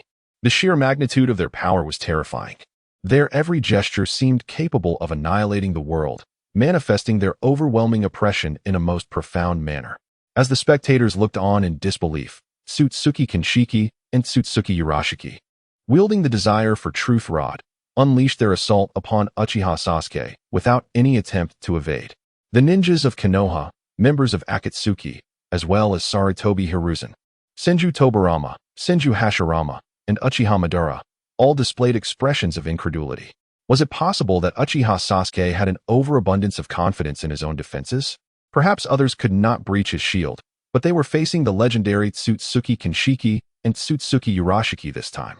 At that moment, it was Tsutsuki Kinshiki and Tsutsuki Urashiki who felt their pride wounded. They had considered numerous methods for Uchiha Sasuke to retaliate, yet never anticipated that he would remain immobile, seemingly dismissing their attacks. As legendary six-path sages, they had never experienced such contempt. With a resounding hum, the six paths' power surged through Tsutsuki Kinshiki and Tsutsuki Urashiki as their rods vibrated violently, channeling destructive energy. They struck Sasuke from both sides, resulting in a deafening roar that shattered the very fabric of space, sending shockwaves that threatened to rend the skies of the land of fire, creating countless cracks resembling a spider's web spreading outwards. The sheer terror was palpable. When Tsutsuki Kinshiki and Tsutsuki Urashiki struck, it was as though space itself had exploded, inciting devastation on a cosmic scale. The residual energy alone inflicted tremendous impact upon the entire planet, leaving the nearby ninjas of Konoha, members of Akatsuki, Sarutobi Hiruzen, Senju Hashirama, and Uchiha Madara awestruck and momentarily paralyzed. In the midst of this chaos, Senju Hashirama's face involuntarily registered a bitter expression, the phrase under the six paths. All are but ants rang true. Before the so-called god of shinobi, the legendary six-path sages, and Uchiha Sasuke, he felt diminutive, as if he were less than a novice. The disparity was vast and unmistakable. Nearby, Uchiha Madara's expression fluctuated, sensing that even with his Rinnegan, there was a significant divide between himself and Uchiha Sasuke, as well as the six-path sages. The pride that once filled their hearts faded, replaced by an overwhelming sense of helplessness and despair when confronted by Uchiha Sasuke, Tsutsuki Kinshiki, and Tsutsuki Urashiki. In the air, as the six-path sages unleashed their attacks upon Uchiha Sasuke, the overwhelming force of their power continuously battered his form. 1 second, 10 seconds, 30 seconds. Initially, both Tsutsuki Kinshiki and Tsutsuki Urashiki bore confident expressions, believing they could penetrate Sasuke's six-paths body. However, irrespective of their relentless onslaught, Sasuke showed no signs of injury. In fact, even if he were wounded, his body seemed to recover instantaneously, no matter how the space shattered. It could not harm him in the slightest. This phenomenon left Tsutsuki Kinshiki and Tsutsuki Urashiki with expressions akin to encountering a ghost. They gazed at Uchiha Sasuke, their disbelief palpable. It was absurd. When they faced their mother, Kagaya Tsutsuki, they had been able to breach her defenses, which had allowed them to utilize the six paths, Earth Explosion Star, to seal her away. Yet now, confronted with Uchiha Sasuke, a mere recently awakened adversary, who stood there, impervious to their onslaught, they could hardly fathom the ludicrous nature of his defenses. Surely, it could not simply be a matter of his six paths body. Indeed, Tsutsuki Kinshiki and Tsutsuki Urashiki could not have imagined that the current Uchiha Sasuke, having awakened the fish fruit, mythical Zoan, Azure Dragon form, possessed abilities that were also of the six paths caliber. Coupled with the power of his Rinnegan, the three-colored domineering aura of the six paths, and his chakra entirely transformed into six paths energy, the cumulative effects were far beyond mere arithmetic. 1 + 1 + 1 equated to 13.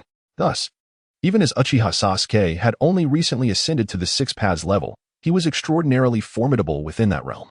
In simple terms, the current six paths sages, Tsutsuki Kinshiki and Tsutsuki Urashiki, were no longer Uchiha Sasuke's equals.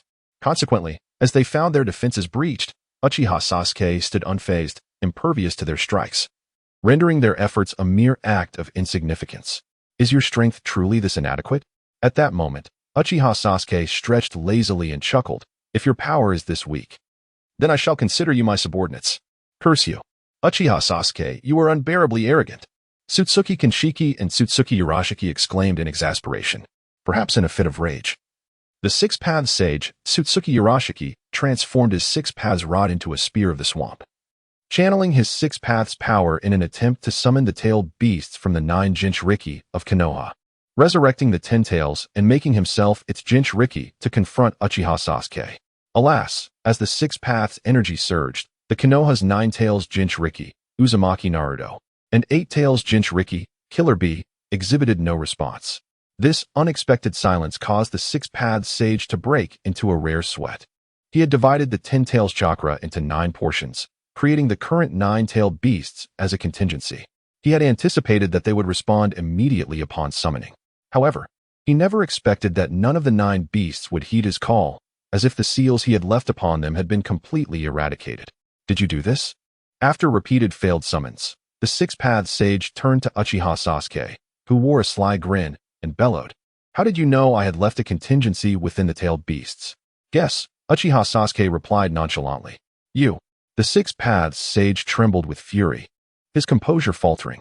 The realization that his greatest contingency had been neutralized by Uchiha Sasuke was an excruciating blow. "Brother, it's bad. I've also lost contact with the gigantic Rinnegan on the moon." At this moment, Sutsuki Kinshiki seemed to sense something, uttering an incredulous sound. Uchiha Sasuke, unbeknownst to them, had silently seized control of the moon with the terrifying ocular power of his Rinnegan. "What?" Sutsuki Kagaya exclaimed as if struck by lightning. It was an overwhelming blow. They had always believed they were in total control, yet they had not anticipated that Uchiha Sasuke had severed their most significant advantage before they even arrived.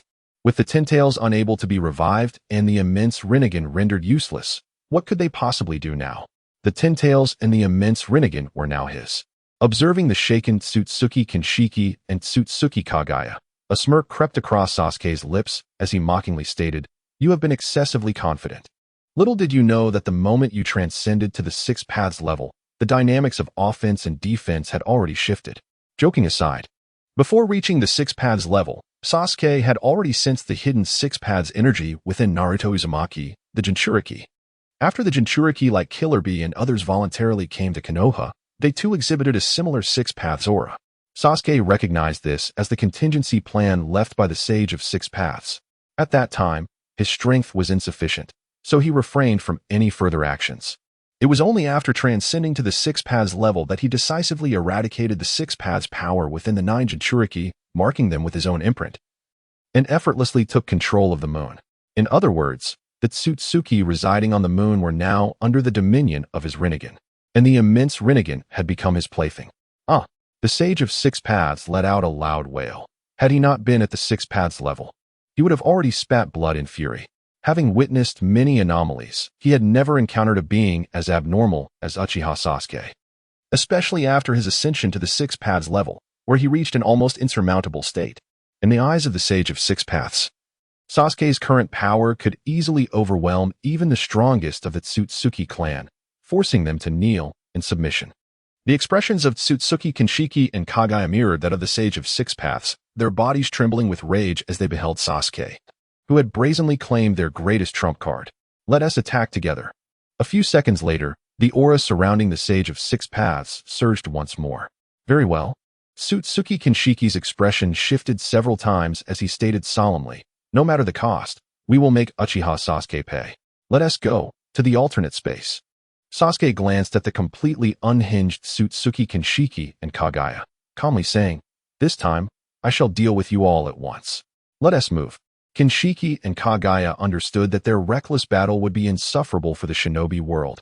Unleashing their fury in the alternate space was indeed the best choice. Buzz.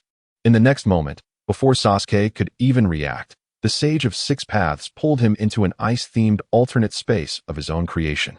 Subsequently, Sasuke, Kinshiki, and Kagaya found themselves suspended within the icy realm, exchanging glances before engaging in fierce combat without a moment's hesitation. Perhaps due to the overwhelming strength of the trio, within just a minute, the ice space was reduced to ruins. Soon after, fire, wood, wind, and water-themed alternate spaces bore the marks of their astonishing battles, with each realm shattering in less than a minute. Initially, Kinshiki and Kagaya managed to hold their ground against Sasuke, but as time pressed on, and Sasuke transitioned into his beastly form, Kinshiki and Kagaya began to retreat steadily. Concurrently, both the ninjas of Konoha and the Akatsuki, alongside figures like Sarutobi Hiruzen and Senju Tobirama, held their breath, aware that the outcome of this clash would determine who would reign as the true ruler of the shinobi world. Bang! Suddenly, without any warning, an explosion resonated through the space as a crack appeared in the sky above Konoha.